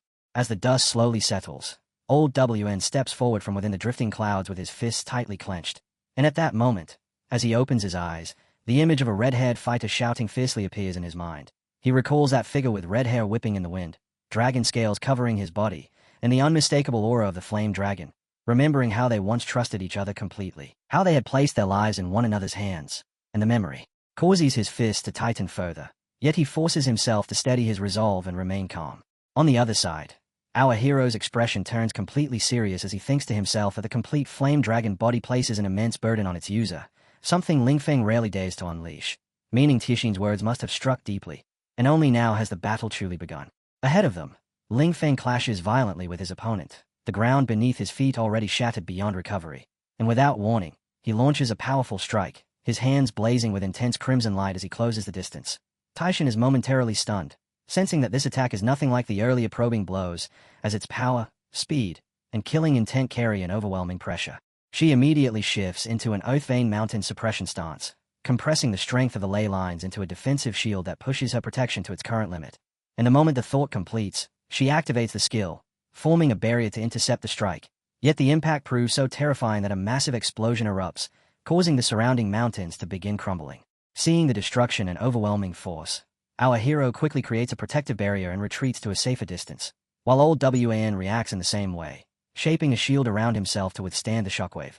As both sides defend against the aftermath, Ling Feng lets out a fierce grin and raises his hands in approval, praising her solid defense before immediately following with a thunderous roar as he unleashes dragon breath, flames bursting violently from his mouth like an uncontrollable inferno. In response, Tixin summons massive boulders in front of her, forming a thick barrier to resist the flames, yet the destructive force steadily devours the rocky shield, threatening to break through at any moment. And in the next instant, an enormous blast shakes the battlefield as dust surges into the sky and the mountains crack under the pressure. Then, in a sudden flash, Tixin appears directly in front of Ling Feng, catching him completely off guard, and shocked by his sudden advance, he hastily forms a defensive shield. The moment that barriers collide, another violent explosion erupts, sending shockwaves rippling across the already shattered ground. Ling Feng's shield breaks apart, and his body is flung backward, crashing heavily into a jagged cliff as his condition worsens instantly. Yet in the same moment, Tixin presses forward with another attack, clenching her fists as she charges straight at him with extreme speed. Ling Feng quickly forms another shield, and once again their defenses collide with tremendous force. Watching from a distance, our hero grows more serious as he analyzes the situation. recognizing that Ling Feng's strength lies in explosive bursts of power and the burning damage of his flames, but the complete flame dragon body drains his energy far too quickly, meaning he must end the fight soon. While Tiexian's strength lies in defense and endurance, using steady protection to wear down Ling Feng's stamina over time. Meanwhile, Ling Feng now appears in terrible condition, his clothes torn, his body covered in wounds, and his posture lowered into a strained defensive crouch as he struggles to withstand her relentless assault. Yet as the battle drags on, Taixian also begins to tire. She comes to a stop, raises a hand toward her face, and fixes her gaze on Ling Feng with unwavering focus. In that moment, Ling Feng regains some strength, spreads his arms, and begins explaining that this technique, called Rage of Blood, is an S-rank skill once taught to him by a brother, noting that she has seen it before, but that just yesterday he spent all his saved skill points to raise it to level 5, causing it to transform completely, now allowing it to absorb blood energy from the battlefield by gathering scattered life force and the remnants of combat into a sphere of destruction. He adds that once detonated, it releases triple damage, and as soon as he finishes speaking, red droplets begin to fall from the sky. Within seconds, strange eyes form within those drops, and they rush toward Taixian at terrifying speed. At the sight of those crimson droplets, she quickly raises multiple shields around herself, her eyes widening with shock, disbelief, and alarm. From afar, old Wan watches with heavy thoughts, noting that this red-haired boy understands battle rhythm and the chaining of skills far beyond what others his age can achieve, admitting that while the Shin family may be detestable, their training of younger fighters is undeniably formidable. Meanwhile, Ling Feng laughs and shouts that the triple damage stack has aligned, declaring that if she can withstand this, then Shin Ling Feng will truly accept defeat. But before he can say more, his expression suddenly turns serious as fear becomes visible and sweat begins streaming down his face. At that exact moment, Taixian drops to her knees, surrounded by a completely different kind of power, and with a soft smile, she speaks of how mountains possess souls and the earth carries veins, expressing her wish to become part of that mountain itself. Seeing this shift, Old Wan's eyes widen in disbelief as he tries to call out her name in alarm, sensing her intention. But before he can finish, her eyes turn completely white. In the next instant, enormous stone pillars erupt from the ground, forming a colossal barrier that leaves only a narrow opening at the top, and within that enclosure, a brilliant yellow light radiates outward. Suddenly, from that gap, a surge of golden aura shoots into the sky as violent winds sweep across the battlefield. Watching this, Old Wan mutters in stunned disbelief, realizing that mountain resonance cannot be activated by skill level alone, as it requires extraordinary affinity with the earth veins and a heart devoted entirely to protection. Yet Taixian had only begun learning it half a day ago, meaning this is not merely talent but the depth of her heart, a profound love within her that causes the mountains themselves to answer her call. On the other side, Taixian stands calmly in place with her eyes closed, now fully restored, as a steady yellow aura continues to flow around her body. Ling Feng smiles as he looks at Taixian and urges her to come at him. And the moment those words leave his mouth, he activates his skill, forming a massive sphere of energy with flames spiraling wildly around it as it slowly advances toward her. She remains perfectly calm, a soft yellow glow enveloping her body, and without any exaggerated movement, she simply extends her hand forward in a steady motion, while at the same moment Ling Feng charges straight ahead and releases his attack with everything he has. In that instant, Taixian activates her technique, manifesting a massive hand that catches his strike within its grasp. On one side, Ling Feng pours every remaining ounce of strength into his attack, while on the other, Taixian channels all her power into resisting him, causing Ling Feng's condition to deteriorate rapidly as blood begins to stream from Tiexian's eyes as well. In that critical moment, she reminds herself that she cannot lose, because this battle serves as proof for her foster father, and as their forces continue to collide, violent turbulence spreads across the battlefield until something resembling a tear begins to form in space itself. Seeing this enormous, our hero is filled with shock as fear appears on his face, and within mere seconds, the rupture expands to a massive size. Ling Feng and Taixian stand on opposite sides of the widening gap when our hero suddenly shouts for Ling Feng to get away, immediately activating his skill and sending out chains resembling iron toward both of them. However, at that same moment, Ling Feng becomes trapped within the pull of the expanding rift and cries out that he cannot move, as the strange force is draining his energy. Meanwhile, our hero's ability binds Taixian first, preventing her from being dragged further, and as she watches Ling Feng being pulled toward the void, she desperately stretches both arms toward him, trying to stop his fall. Seeing her determination, Ling Feng is stunned and calls out her name in disbelief, while Taixian firmly orders him to give her his hand. Within seconds, she manages to halt his descent and pull him closer to her. Ling Feng, who had been suspended in mid-air, collapses into her arms once freed, and when their eyes meet, he offers a weak smile, acknowledging how remarkable her power is and even noting that she managed to create a point of spatial distortion. At that moment, a system notice appears, explaining that such a phenomenon occurs when extremely high energy collides within a confined area, causing the local spatial structure to temporarily collapse and generate a terrifying suction force. After reading the notice and hearing his words, Taishin smiles faintly and insists the fight is not over yet, reminding him that she endured his attack and that the outcome must now be decided. Hearing this, Ling Feng smiles, slowly closes his eyes, and admits defeat, fully accepting her technique. Meanwhile, the rift created by their clash continues to expand violently, releasing intense disturbances and powerful winds across the area, as old Wan, our hero, and the companions beside him watch everything unfold from a distance. Suddenly, our hero's expression changes completely as a bright yellow glow appears before him, and at the same time, a liquid-like substance begins dripping from the rift, splashing onto the ground below, while the key tied at his waist starts shining brilliantly, leaving him momentarily stunned at the sight.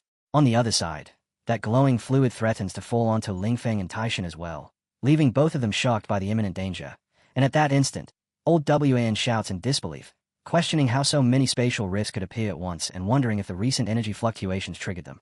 At the same time, a system notification appears on our hero's screen, warning that dense clusters of small spatial rifts have been detected across the Black Rock mountain range, with threat assessment still in progress and the current count already at 17 and rising. Soon after, another alert follows, announcing the activation of an emergency mission, stating that the multiple spatial ruptures now qualify as a Level 3 regional disaster and recommending that all nearby combat personnel intervene immediately as the number climbs to 25. While our hero processes these urgent messages, old Wan calls out sharply, urging Taishin and the red-haired fighter to retreat at once, as this crisis has already exceeded what they can handle. But right after shouting, he suddenly falls silent, and a strange smile spreads across his face, while at the same moment, our hero activates his skill, swiftly dodging the falling liquid as he rushes straight toward Ling Feng and Taishin. He forms a yellow shield around them, places his hands on their shoulders, and asks whether the flame dragon body can still hold. Hearing this, Ling Feng grits his teeth in frustration and replies that it is enough, while Taishin gives a faint smile, wipes her face with her hand, and calmly assures that she is fine. After confirming their condition, our hero turns, scans the chaotic battlefield, and immediately begins issuing commands, telling Ling Feng that 5 rifts have opened on the left side and the monsters have not fully emerged yet, so he must use Dragon Breath to suppress the exits. Then he directs Taishin to the 3 rifts ahead on the right, explaining that the rock layers beneath them are weakest and should be collapsed first to seal the openings. The moment he finishes speaking, both Ling Feng and Taishin rush forward into battle. Ling Feng grins wildly and shouts that Big Brother is stepping in before activating his skill and charging ahead, wiping out 4 or 5 monsters with a single strike. While on the other side, our hero also launches his attack, and after advancing a certain distance, he turns back and calls out to his companion, instructing her to position herself directly above the largest rift, where the concentration of demonic energy is highest, and deploy an elemental forbidden zone. Hearing this, Lingxi raises her staff high and begins casting a complex spell, and moments later, the magic activates, Elemental Forbidden Zone at level 6, forming an isolated elemental field that summons crystalline projectiles to bombard the area, triggering secondary explosions and dealing devastating damage. As a result of her spell, shard-like projectiles resembling ice begin raining down across the battlefield, and at the same time, our hero draws his weapon and charges straight into the mass of monsters ahead, swinging again and again with precise force, cleanly slicing his enemies in half one after another. Then he presses 2 fingers against the ground and activates another skill, and in an instant, every monster before him is completely incinerated as blazing yellow light floods the entire area. Watching all of this from afar, old Wan stands utterly stunned, realizing that they never hesitated, because from the moment the rifts appeared to the launch of a full counterattack, barely 5 seconds had passed. As our hero continues fighting, he calls out to Ling Feng once more, informing him that 3 additional rifts have opened along the left flank and that Dragon Breath must be used to suppress their exits. Old Wan studies Ling Feng closely, wondering how this young fighter of the Shin family still has strength left when the flame dragon body has clearly faded by more than half, leaving him barely able to stand. Yet even without any reserve power, he continues executing every command flawlessly, his trust in Zuyi's orders appearing absolute. It is a 4-person team with an average level below 30, yet they harvest monsters like a perfectly synchronized war machine. And that Holy-class warrior Zuyi seems even more terrifying, as every skill he uses not only eliminates enemies but also perfectly fills the gaps in firepower between his allies' attacks. His movements may look ordinary at first glance, but in reality, he constantly maintains a triangular formation, keeping the 2 melee fighters, Ling Feng and Taishin, within immediate support range while positioning the mage at the safest possible long-distance point. As old Wan reflects on this, Ling Feng continues unleashing skill after skill, annihilating the monsters around him, and seeing this, our hero calls out again, issuing another precise instruction regarding the second rift on the left, front top right 3rd red light point, directing that Dragon Breath be used to handle it. While giving these commands, He realizes that even in such chaos, Ling Feng still retains the ability to observe the entire battlefield and respond with frightening accuracy. Fighting in high-intensity close combat while simultaneously monitoring the entire battlefield and issuing tactical commands requires an almost inhuman level of mental processing, something far beyond what would normally be expected from a mere level 30 youth. He wonders whether Ling Feng has ever commanded battles on the scale of a legion, yet given his age, that seems unlikely, leaving only one reasonable explanation: relentless, day after day, hellish training that forged him into what he is now. Meanwhile, on the other side, our hero continues cutting down monsters without pause. The old man reflects on the way these youngsters fight together, their coordination flowing like water in motion without the slightest interruption, a level of harmony that could only be forged through countless brushes with life and death. He recalls his own youth and wonders whether he ever truly shared such a bond with his companions, and perhaps he once did. Yet when they faced that legendary great monster and greed took root in their hearts, that trust and cohesion shattered as easily as fragile glass. Now, as he watches these four young fighters, he quietly feels a sense of relief, knowing his daughter has found true companions, a team she can entrust her life to without hesitation. Before long, they begin clearing the chaos scattered across the battlefield, with our hero moving like a streak of yellow light as he swiftly eliminates the remaining black demonic creatures, leaving behind only a thin black line in his wake as he sweeps through, finally announcing that everything has been dealt with. Just as the ceiling above begins to repair itself, X suddenly shoots out from the opening and lands ahead, the impact erupting into a cloud of smoke, drawing stunned gazes from the rest of the team as a strange creature emerges from the cracked gap, its blue eyes glowing with an eerie light. The creature barrels forward along the path, leaving destruction behind it, prompting Ling Feng to curse at it and angrily question whether it thinks the group cannot see it, while our hero immediately identifies it as an abyssal demon of level 42, a monster belonging to the legendary class. The blue-haired girl asks in confusion why it is smashing the surrounding mountain peaks, and Taishan wonders whether it might be digging for something hidden beneath them. Our hero grows uneasy as he observes its behavior, realizing this does not resemble a random invasion, as the creature's actions clearly follow a specific purpose. Suddenly, a memory surfaces in his mind, the trigger of a hidden quest tied to the legacy of the apocalypse, Dragon Knight Wang Wu, whose indomitable will lies buried deep within the veins of the earth, where beneath the towering dragon spine, one can secretly obtain the unbreakable foundation known as the Unyielding Arm God. And the final clue of that quest points directly to Black Rock Mountain and the Dragon Spine Mine. Another memory follows, recalling how the old man once mentioned that deep within the entire vein, a stream of extremely pure and highly corrosive demonic energy had begun leaking outward, and as these pieces come together, our hero realizes that whether it is this abyssal demon or the monsters within the mine, all of them are searching for the same thing hidden within the Black Rock Mountain range, the unyielding braces. He quickly informs the team that the creature is digging precisely where those braces are buried. Without hesitation, he grows his scales, summons his sword, and leaps toward the creature, striking again and again at the demon's shield. Yet no matter how many blows he delivers, not even the slightest dent appears. The defense proves far stronger than anticipated, bolstered by the protection of a legendary grade monster. So when brute force clearly fails, the hero immediately unfolds his domain, multiple rings forming above his head as he leans slightly forward, and in the same instant a complete dimensional barrier locks into place, freezing the creature where it stands. The demon thrashes in bafflement, unable to understand why its body no longer responds or why the very laws of existence seem to deny it, until realization slowly dawns that unseen threads of command are seizing control of the surrounding space, shaping a domain of order that suppresses enemies and rewrites the balance of everything within it. It can sense the presence of magic, yet finds that conclusion absurd, because it has already become a newly born demon. Unhurried, the hero tells it that within this domain it is nothing more than a stubborn rock that simply takes a bit more force to shatter, prompting the demon to tense every nerve and proclaim absolute loyalty to its god's will, insisting it cannot fall here and will never be defeated by a mere demon. And then, drawing on all its strength, it tears apart the dimensional barrier and bellows praise to the demon god. The resulting shockwave slams the hero's companions back into the stone walls, after which the demon turns toward the young fighter and demands to know what kind of trick a human used to make a low creature like him feel fear. And in answer the hero calls forth a radiant golden structure. This construct is, in fact, an immortal soul seal that shields the soul while continuously restoring energy, and its greatest advantage is that the longer the battle drags on, the more the wielder's power steadily increases.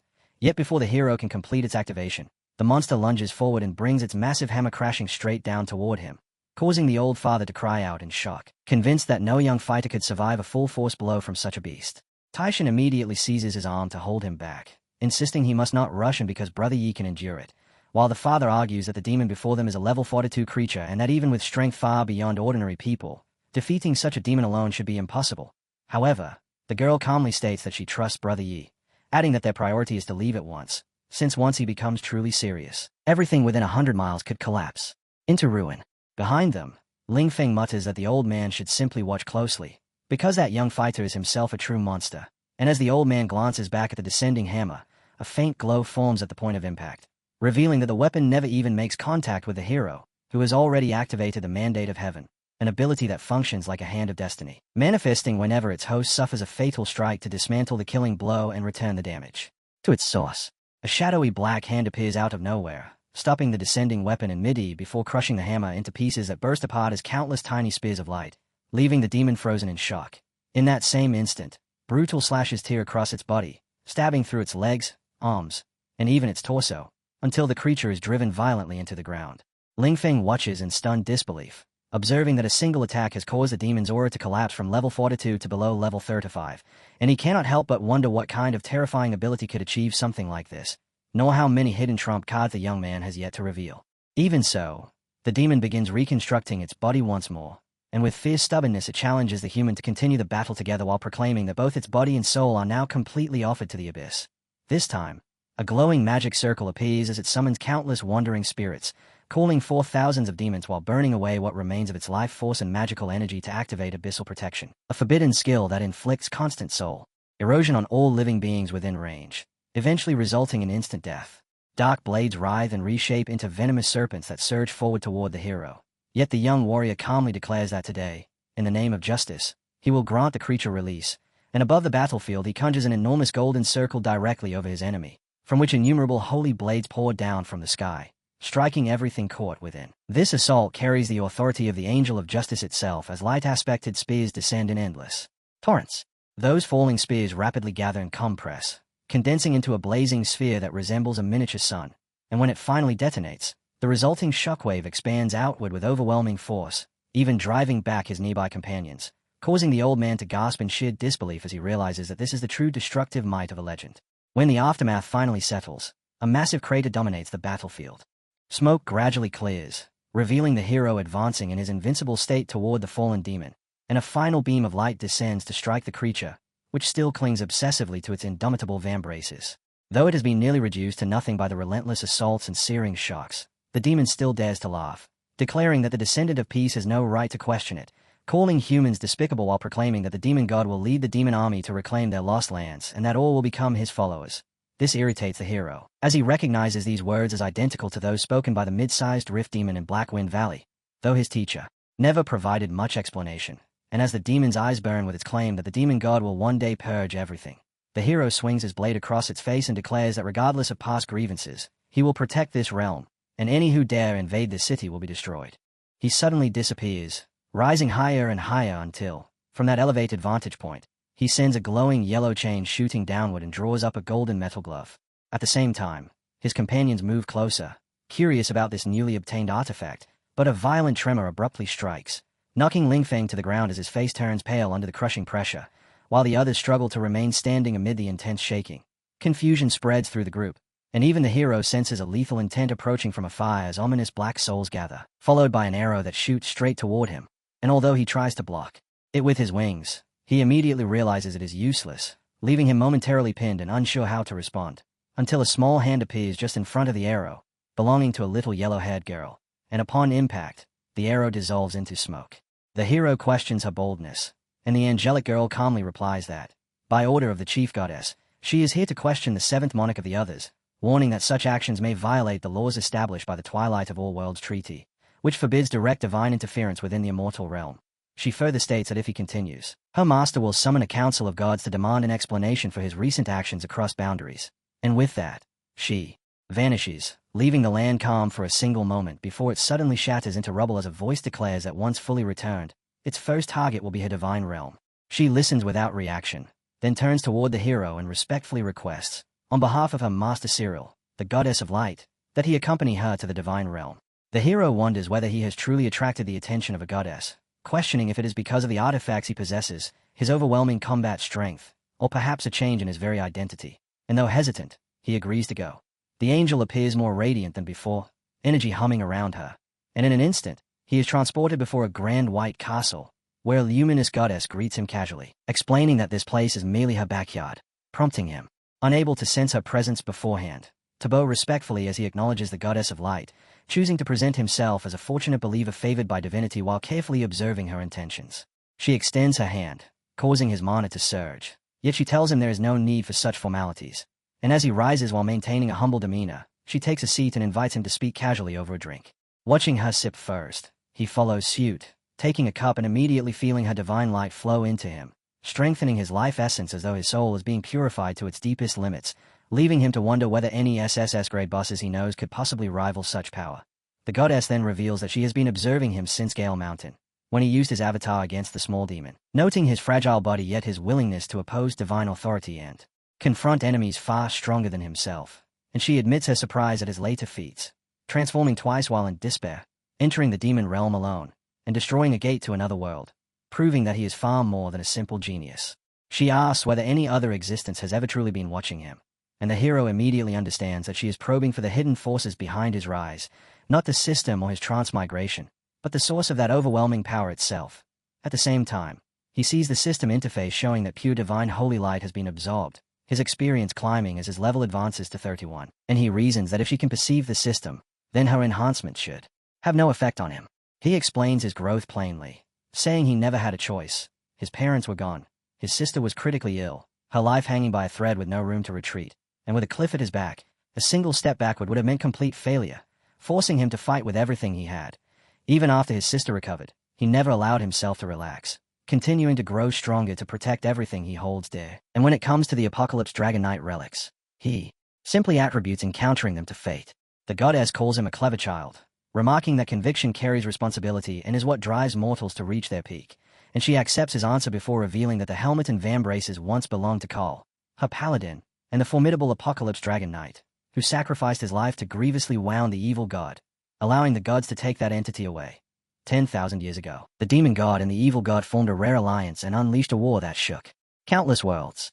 She goes on to explain that although the gods paid a tremendous price to seal the evil gods and imprison the demon god, they were never able to completely destroy them, and had the war continued, the myriad realms would have slowly withered into ruin, leading both sides to agree to the twilight of the myriad realms accord in exchange for the survival of their followers, creating a fragile era of peace.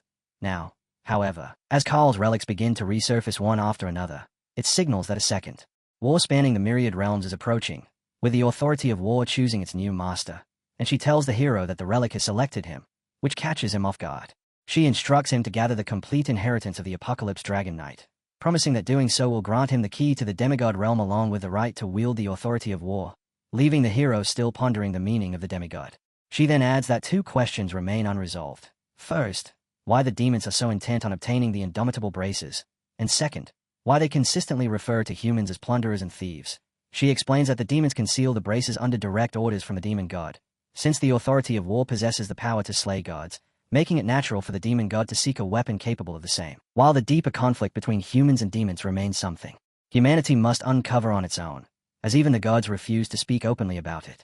The hero cannot help but wonder how far this mystery truly extends as she stretches her arms, then tells him that as a witness to his journey, she has prepared a gift for him, instructing him to close his eyes as something begins to form in her hand. With his eyes closed, the system alerts him to a supreme origin intervention and the initiation of a divine grace baptism, while she explains that this blessing can only be received once in a person's lifetime, as its immense power flows through him.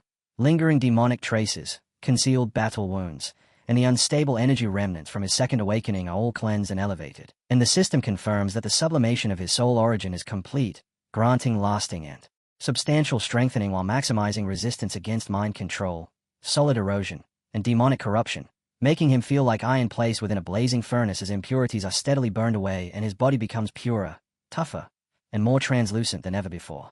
The system then reports that the restructuring and reinforcement of his life foundation are complete, permanently increasing the growth potential of all attributes and boosting every attribute by 25%, as his body begins to emit a cosmic aura. Divine balance is achieved, and compatibility with higher-level energies is perfected. The hero realizes this is far beyond a simple increase in stats, as his entire being is undergoing a fundamental transformation, and when his level rises to 32, he understands that the real advantage lies in raising his future limits far beyond what any resource or skill alone could grant. Suddenly, he becomes aware that his hair has grown dramatically and that he stands naked before the goddess, who watches with quiet amusement, and with a casual flick of her wrist, she clothes him before declaring the baptism complete, stating that he is now one chosen by divine grace and reminding him that such blessings carry responsibility. The relics have selected him, and he must shoulder that burden, prompting him to bow with respect and promise he will not fail, after which she vanishes, leaving behind only a trace of smoke. The hero returns, and his companions immediately rush toward him, relieved and excited to see him unharmed, quickly noticing his longer hair and changed clothing as they ask why he disappeared. He calmly tells them that he went to see the god of light, which shocks them, leading them to question whether he truly means the supreme and benevolent deity who governs all laws of light and holy practitioners, suspecting instead that he might be delirious from exhaustion or injury, while he continues, explaining, and the old man studies him closely, observing that in just a few minutes his aura has transformed into something pure and translucent, carrying a faint divine pressure that leaves him astonished, as a level 30 holy practitioner being summoned by deity is nearly unheard of, and with such divine favor, this child is certain to become one of the city's strongest experts within a decade. The hero then turns to the old man and asks about his condition, receiving the reply that he is fine, while the others stand behind him, quietly admiring his long hair. And when the hero apologizes for leaving them in the middle of the chaos, it catches them off guard. But the old man reassures him that eliminating the source of demonic energy within the veil and obtaining what he came for made everything worthwhile. As they continue talking, the mountain behind them collapses into fragments, yet none of them pay it any attention. And the hero turns to the old man to ask about the clue he obtained when claiming the braces, specifically the reference to the Star Ascension platform. The old man considers this for a moment and remarks that it is only natural the young hero would be unfamiliar with it, as the platform is a secret realm used exclusively for the Zhongxia Heavenly Rank competition and is never revealed to the public.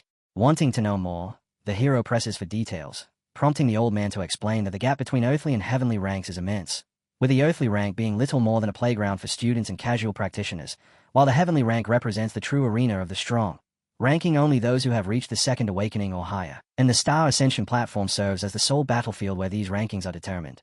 Its entrance is jointly guarded by the military and 3 major guilds, and it can only be accessed through a designated teleportation array, while the realm itself suppresses power to prevent the aftermath of battles from damaging its foundation, and every participant is issued a trial token to track their performance and points.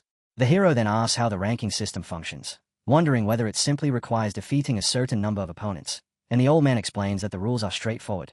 Challenge someone already on the list, and if you win, you take their rank while the loser drops by 1 position, with the person at the bottom being removed entirely. There are also 3 absolute rules: no sneak attacks, no killing blows, and no insults, and anyone who breaks them is permanently expelled. While the top 100 receive official rewards, and the top 10 gain access to deeper layers where even rarer resources are stored, which is likely where the equipment he seeks can be found. The hero raises another question, asking how he can issue a challenge if the top 10 are already within the secret realm, and the old man answers that the 4th-rank fighter, manhwa, is a battle fanatic who has remained within the Star Ascension platform for years, constantly accepting challenges, meaning the hero can confront him directly. The hero expresses his thanks, and the old man replies that in truth, he has been the one receiving help, while Lingfeng excitedly suggests they leave at once, only to be reprimanded by the old man, who reminds him that entry requires reaching the second awakening, something only the hero among them has achieved, leaving Lingfeng startled. The hero explains that they must move forward together, but since the second awakening is a strict condition, the others should use this time to focus on breaking through, and the old man advises his daughter to stabilize her strength, assuring her that under his guidance she can reach the second awakening within half a month, to which she obediently agrees. Lingfeng then tells Taishan that he will return to the Shen family to accelerate his own awakening and challenge her afterward, and she responds that she will be ready, while their blue-haired companion declares that she must head back to school, now at level 29, to prepare for her own second awakening and finally place her growth first, and the hero watches them with a smile, satisfied to see everyone striving to improve, and affirms that this is a good thing. Later, they are shown alive as a car arrives to take them away, and they wave goodbye to Taishan and her father before heading toward the nearest town's teleportation waypoint, where the rest of his teammates step onto it and vanish one after another while waving him off. Left alone, our hero lets out a sigh and admits it has been a long time since things were this quiet, making the silence feel unfamiliar, when suddenly a mage behind him announces that the teleportation array leading to the Star River Forest realm is about to activate and urges him to step into the designated zone immediately, prompting our hero to comply and enter the teleportation area. At once, the system announces that the hidden mission titled Apocalypse Dragonite Legacy has been completed, then congratulates him on obtaining a new ability called Holy Bulwark, classified as an S-tier skill, followed by another S-tier skill named Undying Amber, along with additional rewards that include free attribute points and 50 skill points. Shortly after, another system notification appears, informing him that he has acquired an item called the Unyielding Arm Guard, which possesses the property of forcibly reducing incoming damage to 30%, and at the same time, a new hidden mission is triggered, Apocalypse Dragonite Legacy, Mission 3. described as the breath of the gale liners by the throne, and the void scar brands the heavenly steps, granting him ultimate speed capable of shattering the void as well as a permanent war boost. Afterward, our hero passes through a doorway and enters a tavern filled with the usual chatter, then approaches the bartender, who asks whether it is his first visit and what he would like to drink. Instead of ordering, our hero produces an envelope and states the Star Ascension platform, prompting the bartender to open it as his eyes immediately brighten, after which he releases a blue scanning light, and once the scan is confirmed, he declares that the recommendation, Suppressing Mountain, Martial Arts Emperor WA Engine, has been verified. The next thing the bartender sees clearly surprises him, yet he maintains an oddly amused expression as he proceeds to ask for our hero's name, affiliations, main class, and level in order to register his details, and our hero provides all the information from the beginning. Upon hearing that he is level 31, the bartender is visibly shocked before returning to that same amused look, explaining that, according to the rules, a respected priest at level 31 does meet the minimum requirement to enter the Star Ascension platform, but he adds a cautionary note that the average level for placement matches and subsequent ranking challenges is level 35, meaning that entering now would likely subject him to double suppression in both level and experience, and although there is no penalty for failing the first challenge, the initial match rating would be recorded as low, which would later allow higher-rank fighters to reject his challenges due to insufficient rating, effectively shrinking his pool of opponents and making it much harder to climb the rankings. So most participants choose to prepare more thoroughly and return later to secure a first victory. And with that explanation, the bartender asks whether he is certain about registering at this time. A man nursing a drink overhears the exchange, and a blonde nearby casually advises that the kid should take the good advice and return in 3 to 5 years, while another patron mutters that young people nowadays have grown far too arrogant, believing themselves invincible the moment they complete their second transition. A third adds that he has likely never witnessed a true duel between experts and only feels impressive after defeating a few low-level monsters. Yet our hero listens without reacting and calmly states that he is certain, asking the bartender to proceed with the registration. And although the bartender agrees and gestures for him to follow, the onlookers remain unimpressed, remarking that he does not understand his own limits and that they will simply watch him lose miserably.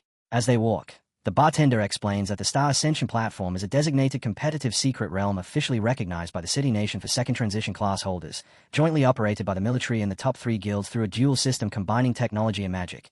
He continues by outlining that the realm is divided into 4 primary functional zones: the registration area, the arena, the rest zone, and the resource exchange sector, and includes a built-in combat power balancing system that suppresses any excessive strength above level 60 to maintain fairness. Then points out a massive metallic structure and explains that every day, thousands of elite participants arrive through designated teleportation arrays spread across the country, all pursuing a single goal: to inscribe their name onto the heavenly ranking, where a higher position brings resources, authority, and fame, which is why battles are constantly fought to secure or improve one's standing. When our hero reaches the platform, he is informed that his next step is to proceed to the Comprehensive Combat Power Assessment Hall for an initial evaluation of his abilities, the results of which will generate a preliminary potential report and determine the matchmaking range for his first placement match. The staff member, addressing him as Godye, reveals that he is his biggest fan, praises the National Freshman Tournament matches as incredible, and expresses confidence in his strength, while wishing him good luck. And even as the portal activates and pulls our hero away mid-conversation, he still manages to offer his thanks, while amidst the many second transition individuals around him, a faint thought crosses his mind. Yet he remains firm in his resolve that this time he will climb back up, knowing well that the officials handle everything with strict seriousness, even down to a single coin. As he takes in his surroundings, he notices the overwhelming foot traffic and realizes that class holders are not permitted to wander freely, while the city itself appears highly advanced, with towering screens suspended high above and even buildings stacked atop other structures. Soon, a notification appears displaying the real-time heavenly ranking, where among the top 4 positions Wei Yichishing holds first place and Mo Ya occupies the 4th, prompting our hero to scan through the thousands of names only to find that his own is nowhere to be seen. And as his rank drops by 2 more positions, he clicks his tongue in frustration and concludes that he needs to start fighting back immediately. A hovering robot suddenly appears above them, directing all class holders bound for the Comprehensive Combat Power Assessment Hall to proceed straight ahead, while another mechanical voice announces that the arena entrance lies to the front left and that ongoing matches are open for free viewing. Taking this in, our hero notes that the entire setup is far more structured than he expected, nothing like the loose organization of the Adventurer Guild, and he finds this acceptable, since Clay rules mean fewer unnecessary complications. At last, he arrives at the entrance of the Comprehensive Combat Power Assessment Hall and steps forward, just as a burly man exits, briefly glances at him, and immediately identifies him as a level 31 priest, then walks off while thinking that someone with such a low level in a support class will not stir anything here and is merely a newcomer, while our hero himself remains focused, simply wanting to see how his level measures up under official standards. As candidates are called in one after another, his turn finally comes, and he is summoned into the assessment area, where he walks up to a portal and steps into a blue mana circle designed to reveal true potential. The system instantly confirms his identity and prompts him to choose a testing mode, displaying options such as a basic stat scan, a skill power evaluation, and a holographic combat simulation. And after a brief consideration, our hero decides that the combat simulation offers the most direct measure and selects it, initiating the assessment. The system instructs him to counter simulated enemy attacks within 60 seconds, and 3 knights materialize with infrared targeting locked onto him, while the system clarifies that scoring will depend on damage taken, reaction efficiency, and energy usage. As the countdown hits 1, the holographic opponents lunge from every direction at once. Outside, the staff member who called him in is already taken aback that he chose combat simulation without hesitation, assuming it to be arrogance. But when he checks the tablet, it already shows that round 1 has been cleared and that round 2 is being generated, leaving him stunned and questioning what just happened. Meanwhile, inside the simulation, our hero seizes the enemies by their faces, moves at speeds surpassing sonic levels, slams them into the ground, crushes their heads, and erases them before they can even react, clearing round 2 just as effortlessly. And by the time the third round begins generating, the staff member is even more shaken, noting that the boy has reached round 3 in only 9 seconds and wondering if there is an error in the system, prompting him to immediately pull up the recorded footage. As the system replays the real-time recording, he watches our hero obliterate enemies with a single punch, realizing the combat is entirely genuine, while nearby observers react in disbelief, one asking if he just instantly killed 3 assassins, and another questioning how someone with that kind of movement speed could possibly be only level 31. In the next round, fully equipped guards appear alongside a mage and an actual assassin, and as our hero observes them, he understands that this is no longer a single enemy scenario but a coordinated warrior-mage-assassin formation.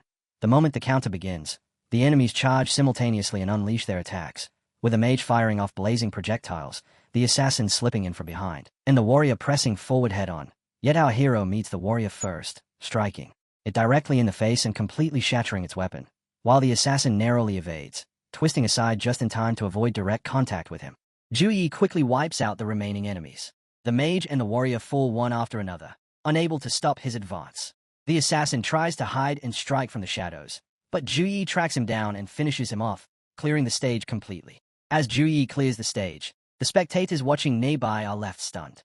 A gray-haired boy blurts out that Juyi didn't even use a single skill, claiming he's just guessing the right moments to move. But a blonde-haired boy immediately disagrees, pointing out that Juyi's control over his power is terrifyingly precise, with not even a single drop of energy wasted. Just then, the AI announces that Juyi has successfully cleared Stage 4 and is now advancing to challenge Stage 5. Moments later, before the crowd can even process it, Juyi clears Stage 5 just as effortlessly. Moments later, Stage 6 begins, and before anyone can react, Juyi clears it just as instantly. Just like that, Juyi charges into Stage 7 and destroys several opponents in an instant, clearing the stage without slowing down. After 60 seconds pass, Juyi has already cleared every stage. Just like that, his assessment on the Star Ascension platform comes to an end. The AI system immediately begins generating a comprehensive combat power assessment report for Juyi. The audience watching Juyi's assessment live fall silent, their eyes locked on the screen as they wait for the update on his combat power report. Moments later, the AI releases Juyi's combat assessment report. The screen shows his class as Paladin, level 31, with astonishing stats: Strength 860, Constitution 845, Agility 850, and Wisdom 890. Every core attribute is judged S rank, granting him an overall triple S rating. But the AI quickly announces something unexpected. His results exceed the platform's standard limits, and a special assessment calibration is required to verify the data. The moment the report appears, the entire crowd falls silent. Their eyes widen as they read the unbelievable assessment, completely stunned by Juyi's overwhelming stats. Shock spreads through the crowd. A blonde-haired spectator grabs his head in disbelief, shouting that Juyi actually received a triple S rank, something he's never seen in 5 years of watching assessments. Nearby, a black-haired boy stares at the screen and nervously lists the numbers: 860 strength, 845 constitution, 850 agility, and 890 wisdom, muttering that stats like that belong to a level 45 professional, not someone at Juyi's level, and wondering if the machine is broken or if this monster's power is truly real. Moments later, the AI announces that the calibration is complete. The system confirms the results are accurate and declares that Juyi has officially obtained initial access to the advanced zone of the Star Ascension platform. Just then, a brown-haired spectator quickly turns to his teammate and urgently tells him to inform the guild's upper management right away. An unconventional genius has just appeared, and they must recruit Juyi into their guild at any cost. Just then, The AI announces that Juyi has unlocked the qualification to challenge rookie tier ranks 91 to 100 on the heavenly ranking. The crowd is left stunned by the announcement. One spectator blurts out that Juyi skipped the beginner and intermediate zones entirely and jumped straight into the advanced zone.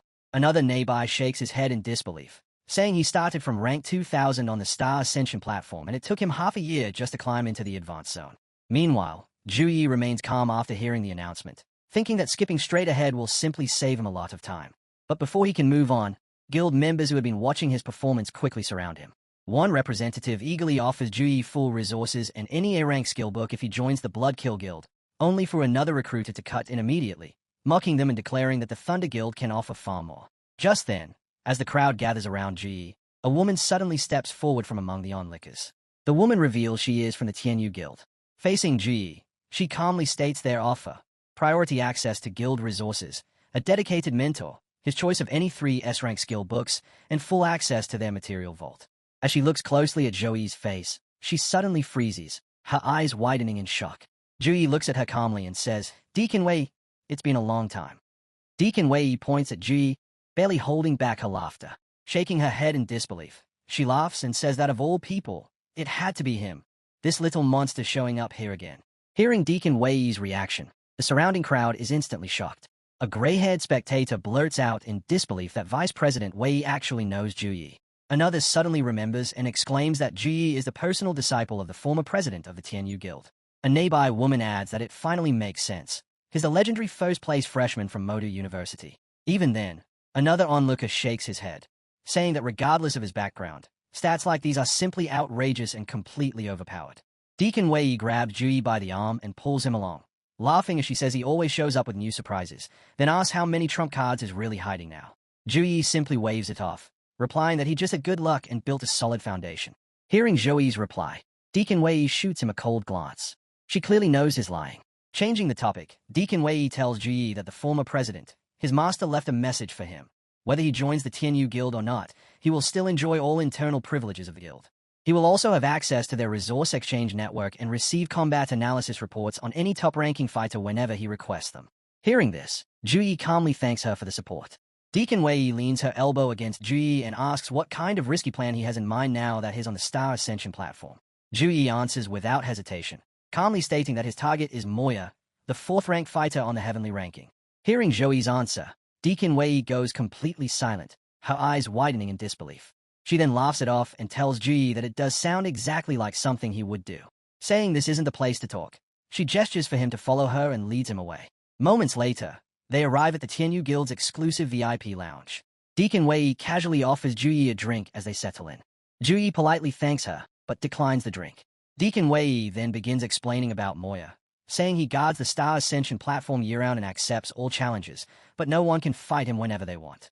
The platform follows a 10-tier ladder rule, meaning challengers must climb through the ranks step by step before reaching him.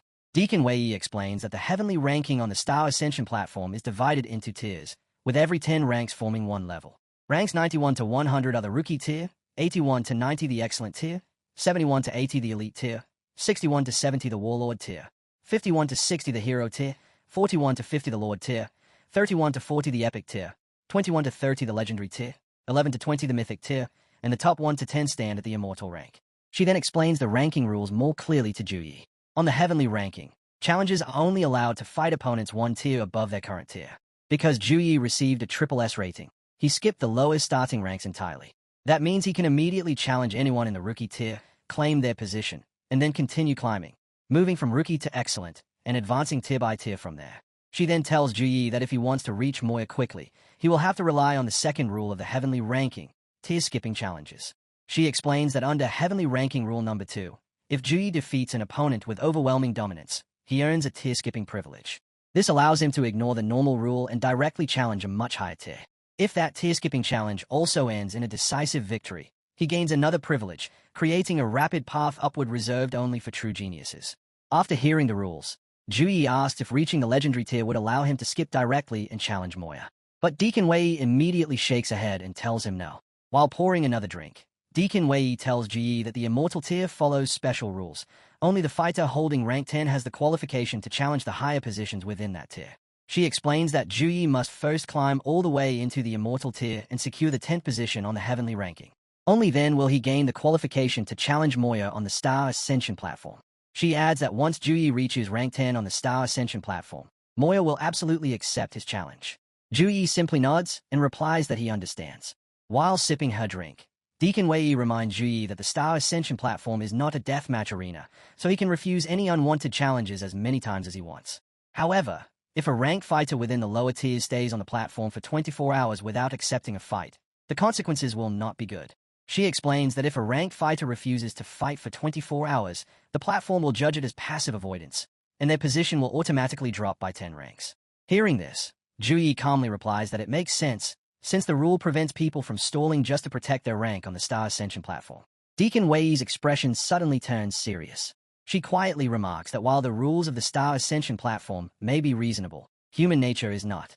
Deacon Wei warns Juyi that his SSS rating has already shaken the entire platform. Countless people will now be watching him, and many will try to snipe him.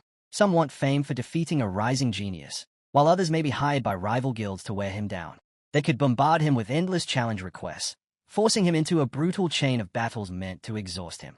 Hearing the warning, Juyi calmly nods and thanks her for the reminder. Deacon Wei then hands Juyi a badge, explaining that it grants the highest access level to the Tianyu Guild's Star Ascension platform server. With it, he can instantly review any opponent's recent combat footage, skill analysis, and detailed weakness reports in real time. Juyi takes the badge and thanks Deacon Wei. She casually replies that there's no need. After all, the stronger he becomes, the better it reflects on the Tianyu Guild. Deacon Wei suddenly leans in close to Juyi. Her face inches from his as a mischievous smile slowly spreads across her lips. She then asks Juyi if he avoided using any special buffs during the assessment earlier. Juyi calmly confirms that he didn't use any buffs at all. Leaning back on the sofa, Deacon Wei smirks and tells Juyi that she's starting to feel sorry for his future opponents. Just then, the AI system notifies Juyi that rank 92 on the heavenly ranking, Xiaochen, is now available to be challenged. Seeing the notification from the Star Ascension platform AI, Juyi stands up and tells Deacon Wei that it's time for him to go. Deacon Wei simply waves him off in farewell. Before leaving the VIP lounge, Juyi suddenly asks Deacon Wei if it would be too ridiculous for him to reach rank 10 by the end of today. Deacon Wei stares at him, then lets out a sharp laugh, saying ridiculous isn't the word. If he actually pulls that off, his name will be plastered across the front page of every classhold and news outlet in the country by tomorrow. Juyi shows no reaction to her words. His expression remains completely calm and unchanged. Juyi walks out and the door slams shut behind him. Inside the lounge, Deacon Wei slowly closes her eyes, her expression turning serious as she begins to wonder what kind of storm is about to unleash next. Moments later, Deacon Wei makes a call and calmly reports that Juyi has arrived. She tells the person on the other end that his assessment result came out as SSS rank, that she has already explained all the Star Ascension platform rules to him, and that Juyi is currently heading to challenge rank 92 on the heavenly ranking, so there is no need for them to worry about him. She then adds that what they should really worry about isn't Juyi at all. The real concern is that after today, the entire history of the Star Ascension platform might be rewritten because of his performance. After defeating Xiaochen, who held rank 92 on the Star Ascension heavenly ranking, the AI immediately displays the next available targets between ranks 71 and 80. Some of those fighters are currently locked in battles, others are offline, while a few remain available to be challenged. Looking at the 71 to 80 rankings, Juyi calls Deacon Wei. She advises him to challenge rank 79, Axella, a level 47 alloy warrior with an old spinal injury that causes a 0.3-second energy lag whenever he fights at full power, giving Juyi a clear opening to win. But Juyi ignores the suggestion and instead asks her to send the combat data for rank 75, Lei Bao. Deacon Wei pauses briefly, then agrees. After a moment, Deacon Wei sends Juyi the information on Lei Bao. She explains that he is a level 41 Thunder Brawler and a Black Panther Beastman, known for extreme speed and devastating striking power. Once he activates Frenzied Thunder, a super armor state that doubles his strength in Berserk mode, he becomes even more dangerous. She warns Juyi that she doesn't recommend fighting him, since Lei Bao nearly crippled the challenger just last week after losing control during Berserk. But Juyi simply replies that he knows exactly what he's doing. Juyi looks up at the AI drone hovering above and calmly orders it to initiate a tier-skipping challenge against rank 75, Lei Bao. The system immediately announces that the challenge has been issued and is now waiting for the opponent to accept. After a short wait, the drone informs Juyi that Lei Bao has accepted the challenge and the match will begin in 10 minutes. Juyi simply nods in response. Meanwhile, in the spectator section of the Star Ascension platform, the AI announces that Juyi has defeated Juichen. Another announcement follows immediately, stating that Juyi has issued a challenge to rank 75 on the Star Ascension platform, Lei Bao. The spectators are stunned by the announcement. One boy mutters in disbelief that Juyi is actually using a tier-skipping challenge to fight Lei Bao. Another shakes his head, saying Juyi must be crazy to challenge someone from the elite tier immediately after finishing a match. Another spectator suddenly recalls Lei Bao's reputation, saying his fighting style is practically a fight to the death every time he steps into the arena. Hearing that, another man shakes his head and wonders if Juyi is here to break records, or simply get himself killed. Meanwhile in the arena, Lei Bao appears before Juyi, stepping forward with a cold, imposing presence. Lei Bao appears before Juyi, a white-haired fighter surrounded by crackling purple lightning. The moment he steps into the arena, he tells Juyi that he already watched the recording of his previous match. Hearing that, Juyi shows no concern at all. With a calm, serious expression, he simply responds with a quiet, "Really?" Seeing no reaction from Juyi, Lei Bao narrows his eyes and asks if he isn't even curious about why he brought that up. Juyi calmly replies that you probably just want to say you won't end up like my last opponent. Hearing Juyi's reply, Lei Bao is left momentarily speechless. But a moment later, Lei Bao suddenly bursts into laughter and tells Juyi that you are wrong. Lei Bao suddenly activates Frenzied Thunder Super Armor. Purple lightning erupts across his body as violent energy crackles around him. Staring at Juyi, he declares that against his last opponent, a level 42 fighter, he only used 70% of this power. He then tells Juyi that he is the first opponent who has forced him to go all out from the very start. With purple lightning exploding around him, Lei Bao suddenly launches forward at blinding speed, charging straight at Juyi while shouting for him not to die too quickly. Meanwhile, in the spectator stands, one man begins sweating as he stares at the arena and mutters that it's over, Juyi is dead. In the arena, as Lei Bao closes the distance at lightning speed, Juyi doesn't react at all. He remains completely calm, watching as Lei Bao rushes in, fist already cocked and ready to strike. Lei Bao swings his fist straight toward Juyi, the strike tearing through the air with violent force. But even under that fist strike, Juyi stays completely calm. With a slight tilt of his head, he casually dodges the punch as if it were nothing. Seeing his punch miss so easily, Lei Bao freezes for a moment. Sweat begins to run down his face as he stares at Juyi in shock.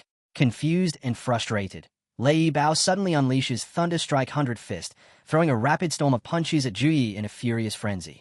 Juyi watches calmly, a faint smile forming on his face as he effortlessly dodges every strike from Lei Bao's furious barrage. Then golden aura gathers around his fist as he activates his own technique and suddenly charges straight toward Lei Bao. Juyi drives his fist straight into Lei Bao's gut. Blood bursts from Lei Bao's mouth as the purple lightning around his body shatters and scatters from the impact. His eyes roll back, and he collapses unconscious in an instant. Meanwhile, elsewhere on the Star Ascension platform, Xiao Chen, who had just been defeated by Juyi earlier, suddenly sits up on the stretcher being carried by healers. Coughing up blood, he excitedly blurts out that the punch Juyi just used is the exact same move that Monster used on him. The healers repeatedly try to force him to lie back down as he keeps rambling despite his injuries. Meanwhile, in the arena, Lei Bao looking at Juyi was left stunned and confused. He looked at Juyi in a confused expression and could not say anything. Juyi just smiled at him and thanked him for the match. Juyi suddenly slams Lei Bao into the ground and sends him flying across the arena.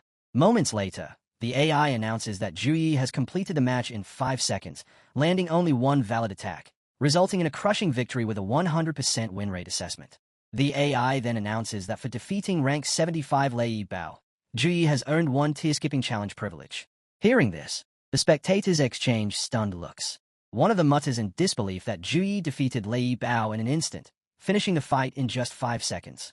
Another stands there with his mouth wide open, saying Juyi didn't even use any complex skills, just a single punch and a kick were enough to bring Lei Bao down. In the stands, someone blurts out that Lei Bao's Frenzied Thunder Super Armor, the same defense that withstood a level 44 fighter for 3 full minutes last week, was shattered by Juyi with just a simple punch. The crowd erupts into non-stop chatter as the entire arena buzzes with disbelief. Meanwhile, among the spectators, a sharp-looking black-haired youth watches the arena through a pair of binoculars. With a faint sigh, he mutters that he's truly jealous the Tianyu Guild managed to secure a rising star like Juyi. He then tells his subordinate that Juyi seems extremely ambitious, so they should notify Rock Shield Shijian that he might be the next target. The subordinate asks whether they should activate the Snipe Protocol, but the black-haired youth immediately refuses, saying there's no need to offend the Tianyu Guild over something so small. Meanwhile in the arena, Juyi begins receiving a flood of challenge requests from various ranked fighters. Remembering Deacon Wei's warning that many would try to snipe him during the ranking climb, he calmly rejects every single request. Juyi then turns his attention to the AI screen floating before him, which displays the rankings from 51 to 60. Without hesitation, he orders the system to use his tier-skipping challenge to target rank 51, Shijian. The AI immediately confirms that the challenge has been issued and is now waiting for the opponent to accept.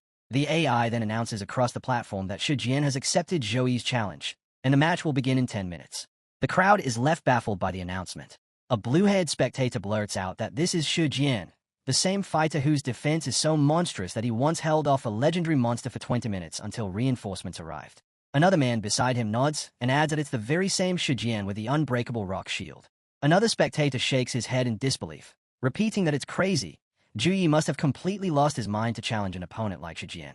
Meanwhile, in another area of the Star Ascension platform, Xiaoqian and Lei Bao are resting under medical care. Lei Bao lies on a stretcher while Xiaoqian, already recovering, casually eats a slice of watermelon and even offers him a bite.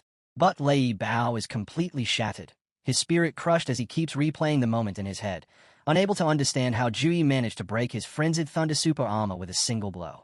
Getting no response, Xiaoqian casually remarks that the watermelon is pretty sweet and tells Lei Bao he should try some. But still heartbroken, Lei Bao quietly refuses. Meanwhile in the arena, Shijian appears before Juyi.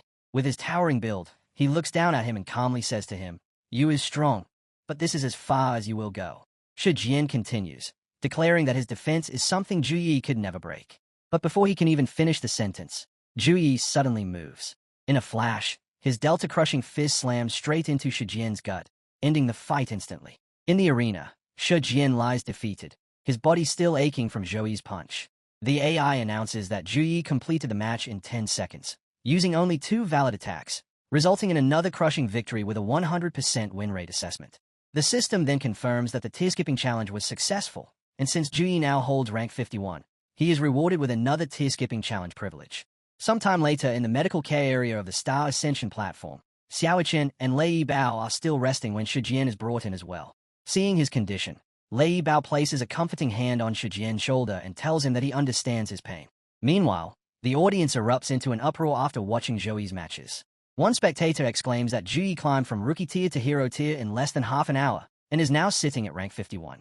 Another says he has seen many geniuses before, but never a monster like Juyi. A third voice wonders who Juyi will fight next, asking if he plans to challenge the epic tier directly now. In the arena, Deacon Wei contacts Juyi and congratulates him for reaching the hero tier on the Star Ascension platform. She tells him that he has now become the 3rd fastest climber in the platform's history. Hearing this, Juyi looks slightly puzzled and asks, "Only 3rd?"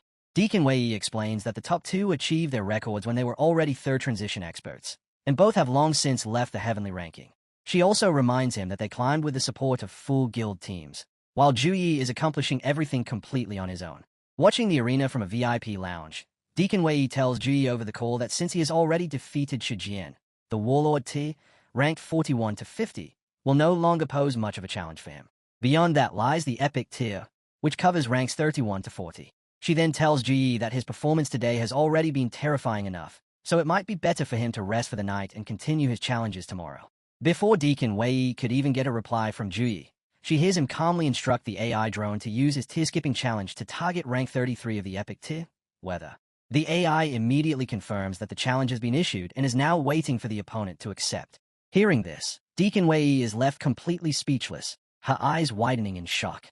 Rubbing her forehead while still on the call, Deacon Wei calls Juyi a little brat and warns him that rank 33 is Vader, a chain-saved professional and level 45 Chaos Master. She advises him not to let Vader lock him down with his chains during the fight. Just then, the AI interrupts with an announcement that Vader has accepted the challenge, and the match will begin in 10 minutes. 10 minutes later, Vader appears in the arena before Juyi, and the match officially begins. Vader steps into the arena and calmly introduces himself, stating he is Chaos Master Vader, asking Juyi to advise him. Juyi responds calmly and respectfully, returning the greeting to Vader. The AI announces that the match has officially begun. As the match begins, Vader lightly taps his staff against the ground.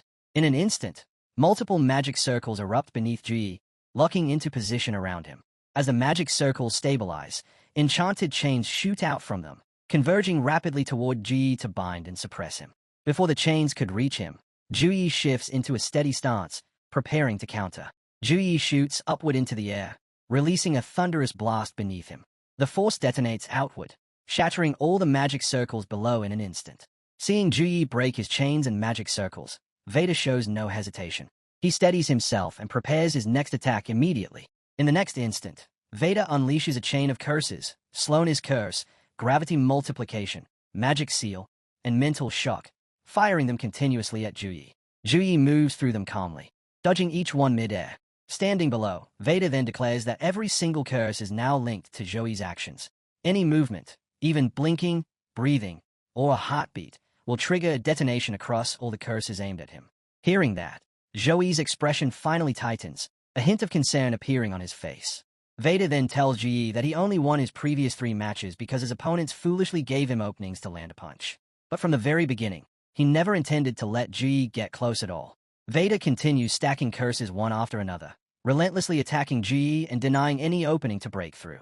Still hovering mid-air, Juyi calmly looks at Veda and asks if he really said any movement. Hearing Juyi's words, Veda snaps out of his confidence for a moment and stares at him with a stunned expression. Juyi calmly brings out his divine sword.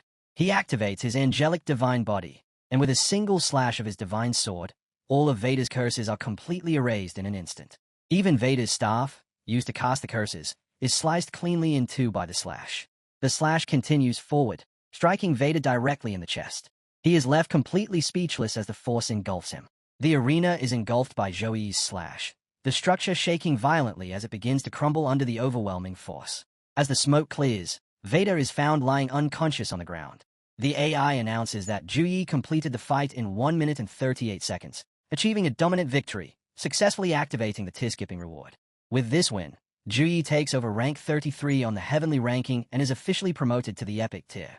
Meanwhile, in the VIP lounge, Deacon Wei watches Juyi's match footage and murmurs that he defeated a level 45 Curse Master in under 5 moves.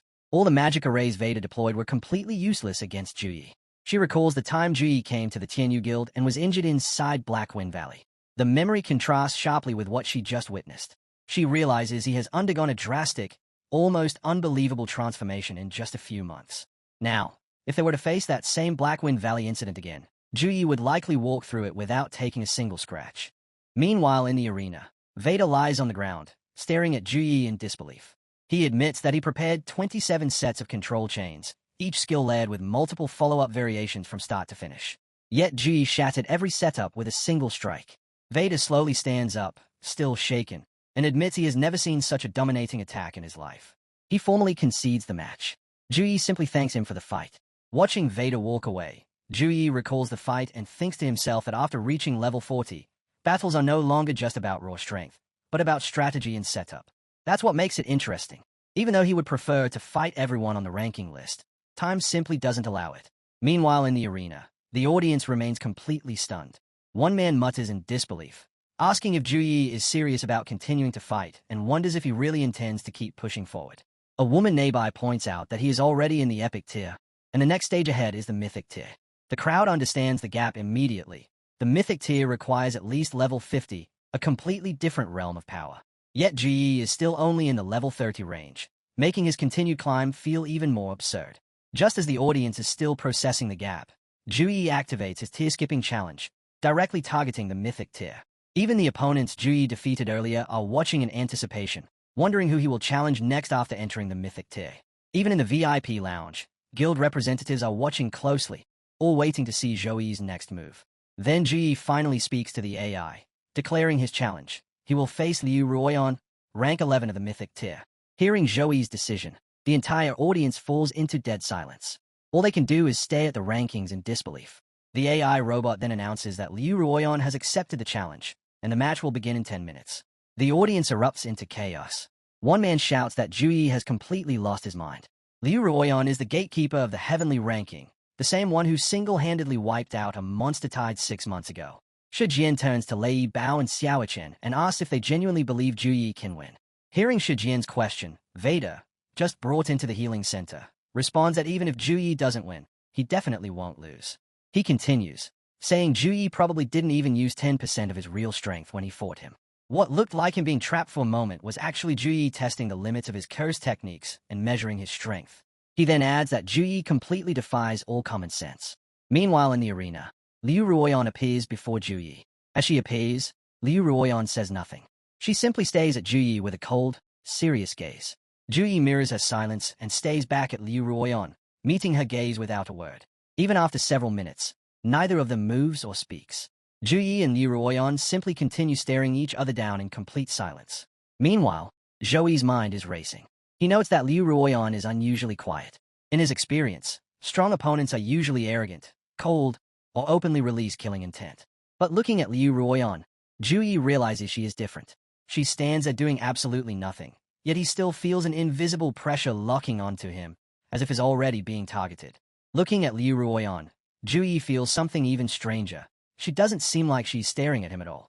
But to Juyi, it feels like she already knows exactly where he is at all times, even without directly looking at him. Meanwhile in the audience, the crowd erupts into cheers as Liu Ruoyan steps into the arena. Many are seeing her in person for the first time, while others complain that even getting a spectator seat cost them 10 times the normal price due to her appearance. Deacon speaks into a walkie-talkie, confirming everything is going smoothly.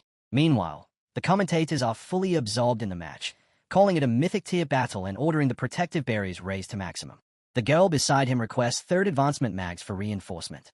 They load vast energy and stones to activate the sun, the 7-layer defensive barrier. A blue barrier forms above the combat ground, stopping any attack under level 60 from passing through. The robot restates the rules. Surrendering after a 10-second knockdown or stepping out of bounds results in a loss, and lethal skills remain strictly forbidden. It then calls for both combatants to prepare. Our boy and Ruyan take their positions. The signal to begin is given, and she vanishes as she instantly activates a skill. 2 guns appear in her hands as she takes aim at our boy. She fires blue bullets at him, but he summons a defensive barrier to block the shots. She follows with a better skill, launching a massive energy sphere. The blue sphere expands rapidly and slams into our boy's barrier. Its speed, intensity, and size catch him off guard. From a distance, Ruyan watches to confirm a direct hit. She is about to turn away but fixes her gaze back on our boy. Out of nowhere, our hero leaps into the air, his hand surging with power, and unleashes a sacred fist combo toward Ruyan. As he closes in, another gun is already aimed at his head, ready to fire. The savage Ruyan shoots without even looking. But our hero instantly shifts to the other side, the ground shattering from the impact while he narrowly avoids the blast. He notes that her speed is boosted to around 1600, meaning even peak second advancement fighters would struggle to match her, yet she still surpasses him. He recalls her earlier moves being below rank, realizing she was trying to force his hand. Ruyan proves far more formidable than expected. Ruyan suddenly ascends while he stands frozen in shock. Multiple glowing mana spheres form around him. By the time he notices, they detonate like explosive grenades, engulfing the area. In slowed perception, our boy slips through the destruction, avoiding every blast with precision. Her eyes widen as she realizes he used 7 distinct boost patterns, dodging with a reaction time under 0.3 seconds. She presses on, drawing her guns again and firing relentlessly, forcing him into a defensive stance. This time, he calmly kneels, places a hand on the ground, and activates his skill, releasing a faint rain of light. The ground splits apart, forming defensive stone walls that block every incoming bullet while he stands atop them like a throne. Ruyan leaps upward and remarks that low-level skills will not work on either of them, urging him to reveal his true power, then unleashes an S-rank Frostfall Storm. She merges both guns behind her as blue energy surges outward. As the skill activates, beams of blue light fire toward our boy at explosive speed. Our hero studies them carefully, draws his Dragon Slayer sword, and with a single swing and light slash, the glowing trail from his blade neutralizes every incoming attack, casually deflecting even her S-rank assault. He then drives the sword into the ground, causing the terrain to shift and crumble into scattered stones. Our boy answers her challenge as golden trails of light begin to flow from his body. From the ground, Manhua-infused silver chains rise toward Ruyan, lifting her into the air. They coil tightly around her, forming a confined prison. Our boy observes from below. Within the glowing enclosure, she questions whether it is an energy cage of lightning combined with holy power. As she attempts to move, her legs are restrained as well. She realizes the barrier's primary effect is to immobilize the target. However, she soon senses that this is only the surface effect. Studying further, she detects a secondary ability altering her stats, watching the numbers steadily decline. She notes that in just 4 seconds, all 4 core stats have already dropped by 1% and continue decreasing. The prison fades, allowing her to act again.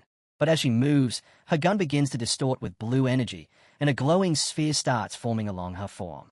Rui infuses her 2 pistols into a diabolic machine gun, thinking that as long as she destroys the node she will be fine. As she fires, a thick cloud of smoke erupts from the ground, yet she fails to notice chains still creeping up behind her. In an instant, they coil around her again, forming another holy prison while our boy stands behind, silently watching it unfold.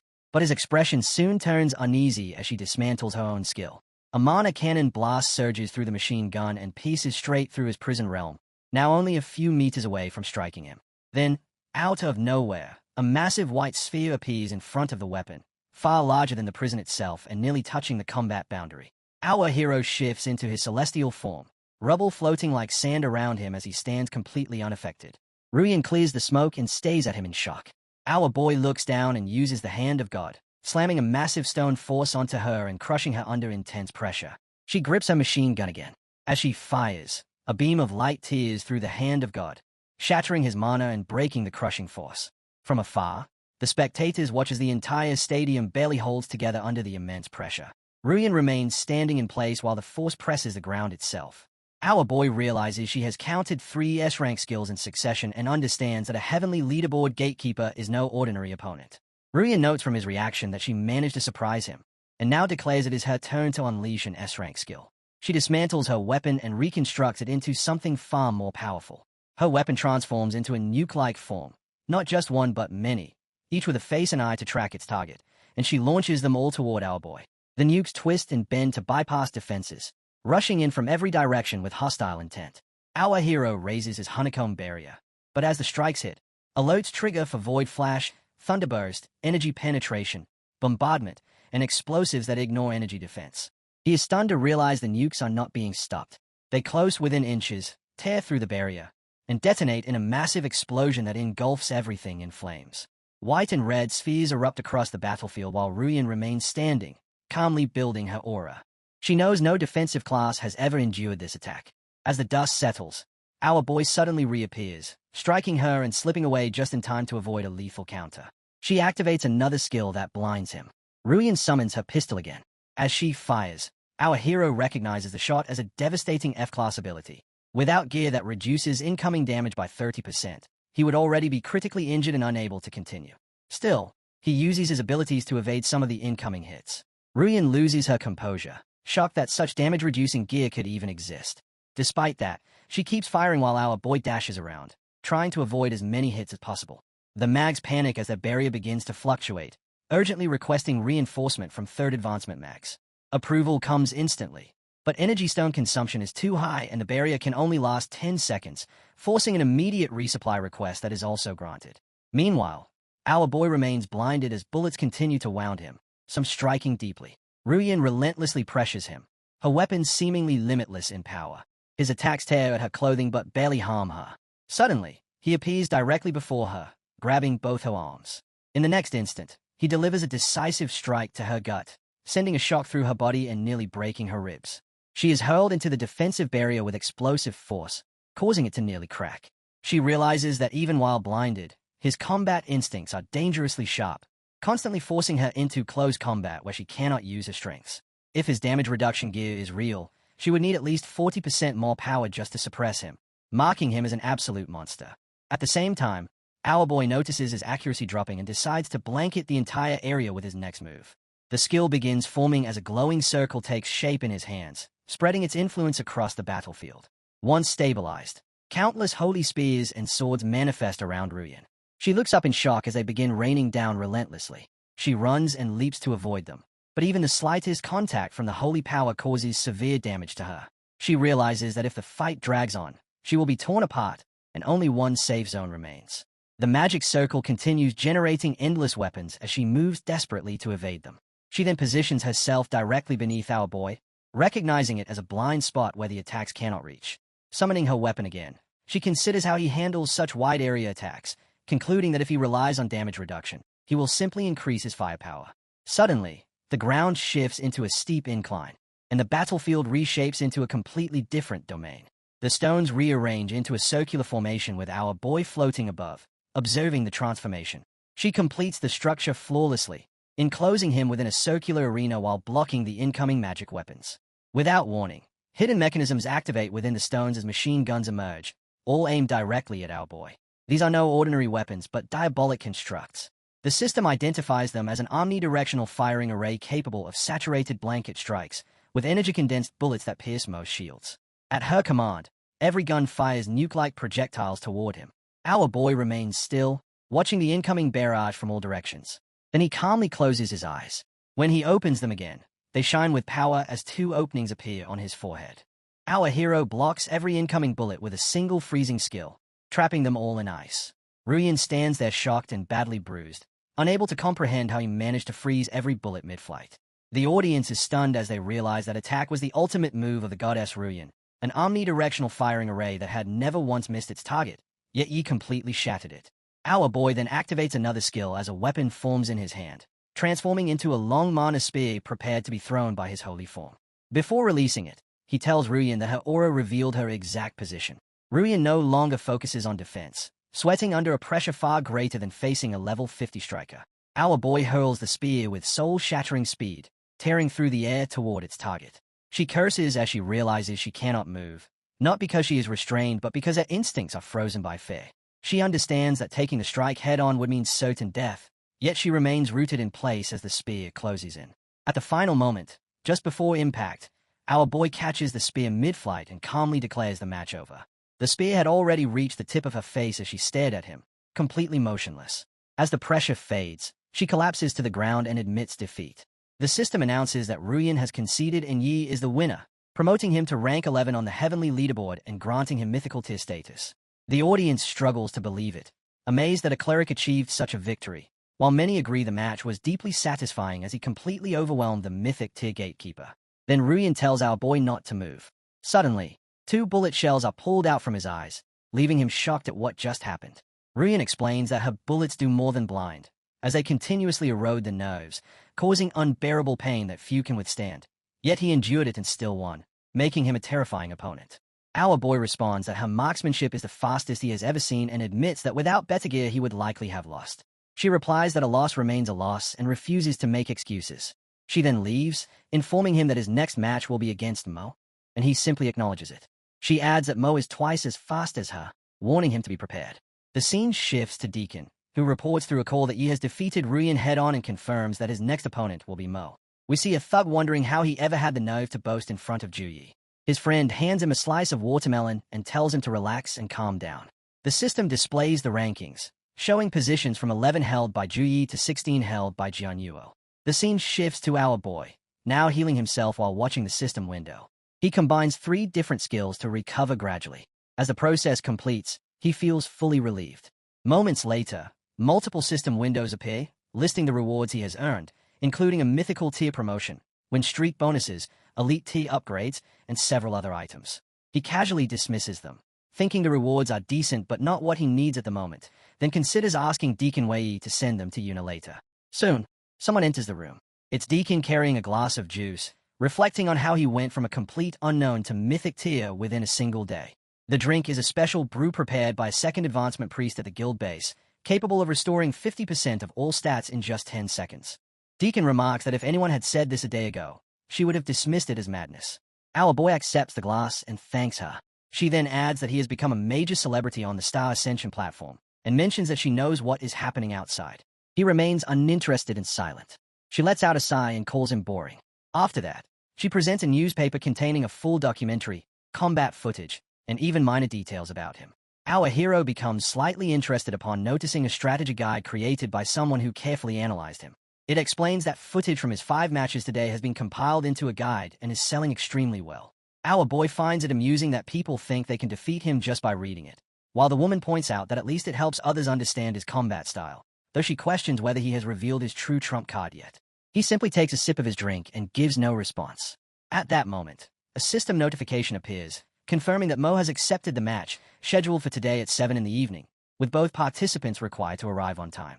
As our boy checks the match timing, the woman remains calm and notes that they have 3.5 hours, enough time for him to recover and for her to explain exactly what kind of opponent he is about to face. She reveals that Mo is a level 54 Shadow Blades master known as Shadowless, holding a record of 274 wins and only 22 losses, which immediately catches his attention. She further explains that all 22 defeats came against a rank 3 opponent. In earlier encounters, he could barely last a minute, but in their most recent match, he managed to endure for over 10 minutes, steadily improving through each battle. She then shows footage of his fight against the former rank 4, a level 54 elementalist. At that time, Mo was only level 51 and possessed just 2 signature skills. One of them is the S-rank skill Shadowless Step, which erases his aura, movement sound, and energy fluctuations, making him completely undetectable while moving and only visible at the instant he attacks. Another is the S-rank skill Flash, a strike so fast that it cannot be followed by the naked eye, once powerful enough to slice through a legendary tier weapon of equal level. His strategy revolves around remaining unseen, ensuring that by the time he is detected, it is already too late. Our boy reflects that being entirely imperceptible makes him a dangerous opponent. Deacon adds that he possesses one more skill, though it has only been used once against a rank 3 opponent. The fight occurred inside a sealed domain, so no one knows exactly what happened, but after the technique was used, the rank 3 fighter emerged 5 minutes later covered in injuries. She concludes with a strong suspicion that it was his true ultimate move, but it ultimately failed due to the gap in their levels. Our boy thanks Deacon Wei. She replies that she has already sent him all of his opponent's public battle records and suggests he take time to review them if he does not want to be caught off guard. Before leaving, she adds one more thing he should know, as their subordinates have reported that betting pools for his match against his opponent have already opened. Surprisingly, more people are placing bets on you than on Mo. Our hero finds that impressive. He notes that Mo is ranked 4th on the heavenly leaderboard and has long been famous, so normally people would favor the established veteran.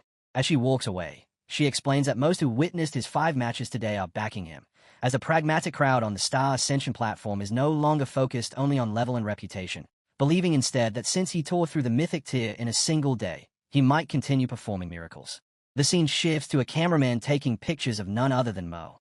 A reporter steps forward and asks about his thoughts on tonight's match, describing the newcomer as extremely aggressive and pressing him with questions about how he evaluates his opponent. Mo remains calm and silent. After a brief pause, he simply states that he will win, adds that his opponent is not bad, and acknowledges his strength. These mixed remarks leave the reporters confused. As Mo walks away, they recall that he rarely speaks, which is why he is known as Silent Jewel Blades, and one of them wonders if anyone would even dare to call him that to his face. The focus shifts to the combat ground, where rank 4 Mo faces rank 11, our hero.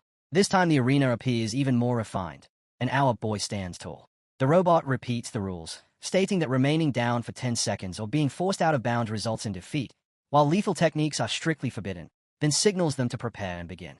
Our boy immediately activates his celestial form, draws his sword, and launches a slash toward his opponent. What follows unsettles him, as he cannot tell where his opponent moved. Yet the next instant the strike comes from behind him. Reacting quickly, our boy swings his sword in a full circle. He narrows his eyes, pushing his holy light perception to its limit, but still cannot detect anything, so he decides to force his opponent into revealing himself as the ground begins to tremble. He activates his string-based skill, forming a circle above him that sinks into the ground to drag out his hidden opponent. The strings continue searching, while a faint blue light flashes around at blinding speed. That movement belongs to Mo, and our boy finally spots him. He gestures, sending all the strings toward that presence. Mo counters with a single strike, shattering every holy string instantly. Before closing in, our boy surrounds himself with flames, letting them swirl around his body while he floats in the air to guard against unseen attacks. Mo's presence almost vanishes, detectable only through mana. Then, without warning, he appears directly in front of our boy, their energies clashing and sparks erupting between them. Mo questions how many of his recordings were studied, while our boy stares without understanding. Mo presses further, pointing out that his movements, habits, and attack patterns were all anticipated, asking again how many recordings were watched. Our boy answers that he reviewed every public recording since Mo reached Mythic Tier, all 43 of them. Mo feels a sense of respect, while our boy assumes Mo must have done the same with his own matches. Mo replies that 5 matches alone would not be enough. He reveals that he studied everything, from the entrance exam to the National Freshman Tournament and even internal university training footage, totaling 217 recordings, which surprises our boy. Our boy points out that he was only around level 10 back then and questions the value of watching those. As they exchange pressure, the ground beneath them begins to crack. Mo explains that everyone starts weak before becoming strong and that combat logic, movement, and skill preferences develop over time rather than appearing suddenly. He leaps upward, stating that to truly understand someone, one must observe them while they are still learning and making mistakes. Our boy responds with a surge of force as he strikes the ground. Mo draws his second blade and explains that he never underestimates any opponent, believing that anyone who stands in the arena deserves his full effort regardless of level. Our boy struggles to understand why so much effort was spent studying him for a single fight. Mo points his blade forward, his energy surging as he declares that both have read each other well, making the opening exchange even. Our hero lets out a quiet sigh and admits that he was only testing reactions until now. But from this point forward he will fight seriously. His aura intensifies, causing the ground beneath him to freeze. Mo responds with a slight smile, acknowledging the shift as the real battle begins. Both fighters move at such extreme speed that they vanish from sight. They collide repeatedly, unleashing fire, ice, and sand in chaotic bursts, with even the smoke unable to settle. Their bodies slam against the defensive barriers again and again as the battle escalates without pause. The commentators are stunned as the energy stones are draining 3 times faster than expected, with 4 out of 7 defensive barriers already shattered, forcing them to call for immediate reinforcement. The other fighters cannot even see the combatants anymore. They appear only as streaks of light colliding with each other. The observers remark that the battle feels worthy of fighters at level 32. Mo continues to dodge Yi's attacks with ease. Yet he understands that Yi, despite being level 32, surpasses him in strength, defense, and elemental mastery. Still, he holds a hidden advantage. As he closes in on our boy slides his sword forward, but the opponent vanishes, proving that speed remains his absolute domain. Our boy grows irritated, realizing that the imperceptible state of shadowless step is becoming a serious problem. All he can see now is a flat, endless ground with faint traces of smoke. He fixes his gaze on a single point to concentrate, yet still senses nothing at all. Raising his sword high, he uses it to detect any slight disturbance around him. He keeps wondering where the next strike will come from. Within a second, Mo appears behind him. Our boy reacts instantly, turning around to block a dual sword strike from Mo. Mo follows with another slash and shifts position again, while our boy locks his focus, carefully tracking every movement. Mo attacks once more, and our boy directs his blade straight at him. Mo presses forward, attempting to pierce through with his sword. As the clash happens, our boy drives his sword into the ground, using it to block the attack with ease. Mo then pivots with precise footwork and reappears behind our boy in a flash, while our boy has not even turned yet. Leaping upward, Mo prepares to cut through our boy's neck. Our boy responds by using the Hand of God, blocking the strike directly with his arm. The impact shatters the protective covering on his hand, while Mo's refined strike continues through and leaves a deep wound on our boy's leg. For the first time, our hero drops to one knee as the injury weakens his stance. Mo raises both his swords, energy buzzing around them as he prepares his next attack. His eyes sharpen as he focuses. He unleashes a cross-shaped slash, sending intersecting waves of energy toward our boy. Our boy raises his sword to defend. Even so, the force remains devastating as Mo watches the attack carve through the arena. The impact nearly throws our boy out of the mag's defensive boundary. The commentators react in shock, witnessing something unprecedented. Our boy summons holy chains, using them to anchor himself and maintain his position. Mo leaps forward as well but gets caught within the anchored chains, forcing him to lose his footing. Seizing the moment, our boy manipulates the strings embedded in the ground to prepare a counterattack. He then dives downward, thrusting his sword into the ground in a decisive move. Mo immediately understands, realizing why our boy had studied all 217 recordings of his habits. There is no way that sequence should have been dodged, revealing that our boy intentionally allowed it to avoid the cross-strike. Mo concludes that Yi has been hiding a trump card all along. A glowing pattern forms on our boy's chest as energy begins to gather within it. His eyes flare with light as the system confirms his transformation into an immortal soul state, boosting all his stats temporarily by 0.8%. Divine Lightning, Heavenly Prison Lock, and String of Order activate simultaneously within him. Our boy realizes that if he cannot match the opponent's speed, he will instead dominate the battlefield by sealing every escape route, pushing his magic to the level of Holy Flame Hallow. A massive sphere of fire forms in his hand, ready to be unleashed. He slams it into the ground, causing the terrain to shatter instantly as uncontrolled strings erupt outward. The agile Mo leaps upward, evading the strings while using the rising debris as footholds to rush toward our boy with his blade ready. He rises above our boy, preparing another strike. But in that instant, he notices something that shocks him. The ground beneath our boy has completely frozen.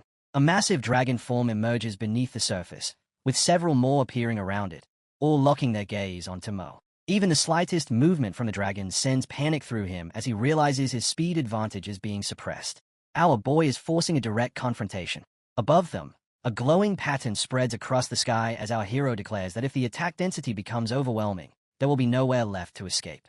The scene opens with holy blades shooting violently toward Mo, crumbling the ground.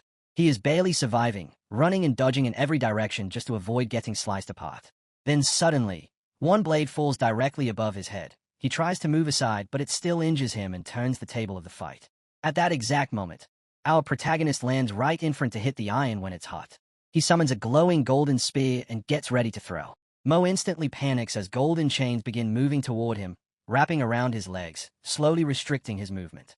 Without wasting a second, our hero launches the golden arrow straight toward Mo. When Mo sees the arrows coming, he quickly thinks that he can dodge it and have to face them head-on. Mo steps back slightly, trying to buy some time to use his skill. He raises his weapon while powerful black energy starts forming rapidly. The cloud goes dark and dark energy creeps down at Mo where his body is oozing out light. Deacon notices strange anomalies forming, purple lightning flashing, and dark clouds gathering. She worries as she realizes that Mo is about to use his signature move. Our hero also starts to feel the pressure and thinks that this power is far stronger than anything Mo has used before. Then the purple energy spreads out, transforming into countless white blade-like attacks rushing toward our hero. These are thousands of blades meteor fall. Meanwhile, Mo's eyes turn completely black and emotionless as he stands still. He says that in this moment, darkness descends, the world will feel pain, and his blade is the ultimate law. But then suddenly, he snaps out of it and questions himself, wondering what he is even thinking. Right after that, a massive strike hits the ground, causing an explosion that shatters everything around it. Even then, the golden chains break through the power of the blast. The explosion is so intense that stones scatter everywhere, almost like they are weightless pieces of cotton. Our hero then activates a giant golden hand, and energy begins spreading outward from it. The golden hand reaches toward the incoming white energy, but the energy pieces straight through it as if the hand isn't even there. After that, the golden hand starts melting, breaking apart into glowing particles like clouds. The scene shifts toward a divine bulwark. Our protagonist realizes that his immortal soul mark is converting part of the damage he takes into temporary stat boosts. The longer the fight continues, the stronger he becomes. But at the same time, his mana is draining too quickly, and he knows he won't last long enough if this keeps going. He looks shocked as he brings his hands together, thinking that he needs to find Mo quickly. Mo is hidden, but since Meteor Fall is still active, it means he is still somewhere inside the arena. As long as he's there, there has to be a weakness. Suddenly, more purple energy strikes appear, forming 3 thick lines of energy slicing through the area. Elsewhere, the system controllers watching everything are shocked. One of them immediately requests emergency intervention from a third advancement mage. Meanwhile, Mo stands still, holding his weapon and continuously releasing sky-blue energy that begins to crack and shatter the surrounding mirror-like structures. The mirrors eventually break completely, shattering and falling apart. Our protagonist, filled with anger and determination, flies forward at full speed. He recalls that out of Mo's 43 recorded matches, there were 3 where he used this exact move. Suddenly, something clicks in his mind. In the first match, Mo took half a step back with his left foot before activating Meteor Fall. Our hero pauses mid-air, thinking deeply. In the second match, it was the same half step. In the third match, again the same movement. 3 matches, same habit. He realizes that it's for stabilizing Mo's center of gravity. That means Mo cannot move while the skill is active. Now fully focused, our hero continues flying, searching for Mo while thinking that he must still be standing in the same spot. He decides that if he can get close enough before the attack ends, he will win. Meanwhile, our hero's friends worry that he is heading straight into Meteor Fall, which is nothing more than pure suicide. At that moment, propulsion energy bursts behind our protagonist, pushing him forward rapidly. He flies nearly 50 meters ahead with full speed and unwavering determination. Crossing through a wide and clear space, he quickly covers 20 meters. As he gets within 1 meter, he finally sees Mo standing there, holding his blades and staring right back at him. Our hero reaches out and places his hand on Mo's shoulder. Mo reacts loudly, almost shouting. Our hero grits his teeth in anger and stares at him, thinking that he finally caught him. Mo looks completely shocked. His eyes widen, and tears start forming as he stares at the protagonist in disbelief, wondering how he got there. Suddenly, golden energy explodes outward, forming a thick and powerful aura around them. The onlookers are stunned. Both sides are completely shocked by the intensity of the golden energy. Then smoke begins to rise, and the ground clears out as everything settles, revealing the aftermath. It becomes clear that our protagonist has returned to his normal form, but he got stabbed by both blades of Mo. The audience calls them lunatics, but then Mo's expression starts changing. He slowly closes his mouth like bro is about to die, but he suddenly bursts into loud laughter like he's completely lost it. At that moment, our protagonist drives his sword a little deep into Mo's chest. Mo feels the pain and starts crying like a kid. Our hero realizes that Mo's mana fluctuations are changing. Many dark holes start to appear above them. Mo says that he didn't want to use this, but an opponent like he deserves it. Our buddy is confused as he stares at the purple balls swelling. The balls start to swell way out of control that the complete body of Mo disappears under them. Then the complete pavilion gets filled with these swelling balls. The people watching are confused and cannot even see what is happening. One mentions that this is the same move Mo used once before during a ranking match. Even the system controllers notice something is off.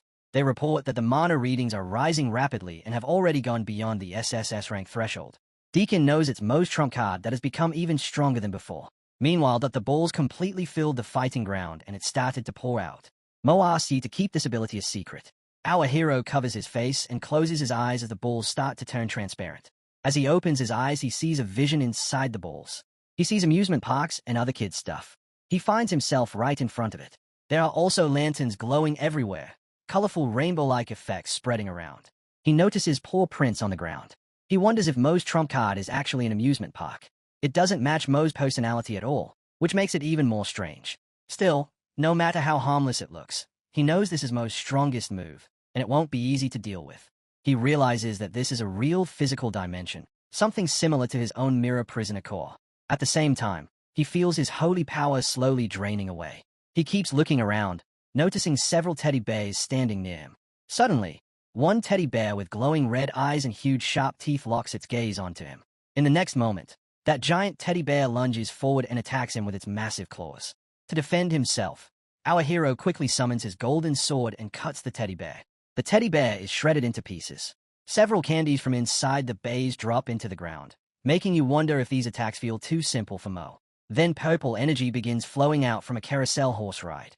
At the same time, all the swings and rides start releasing purple energy, aiming directly at our hero and hitting him repeatedly.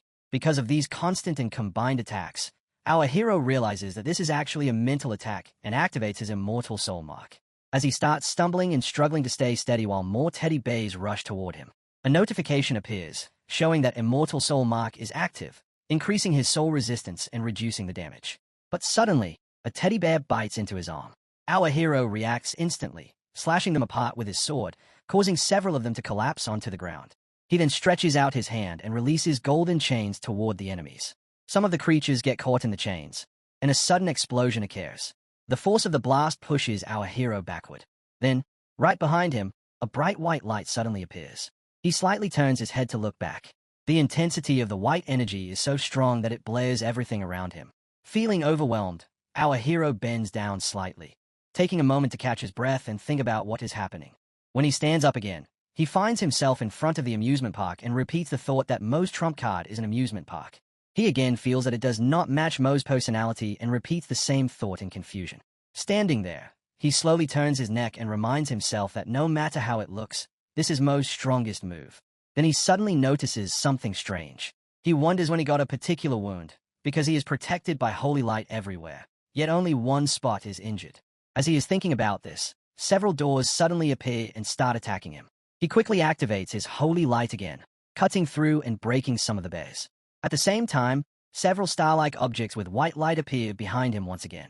His eyes lock onto them, and he looks shocked as he stares at them with wide eyes. Now his mind starts replaying earlier moments, remembering when he was in his massive golden form facing Mo. He recalls placing his hand on Mo's shoulder during that moment. He then looks down at his own hands, feeling confused, thinking that he is sure he already caught him and questioning where he even is right now. Standing there, he also starts thinking about all the injuries on his body and wonders what is actually going on. Suddenly, everything in the amusement park, including the dragons and the glowing stars, starts releasing energy toward him. He feels uneasy and realizes something is wrong, like he has forgotten something important. More strange elements appear, all spreading white energy around him. While he is standing there, two teddy bears suddenly appear on his right side. Our hero tries to punch one of the dolls, but it bites into him.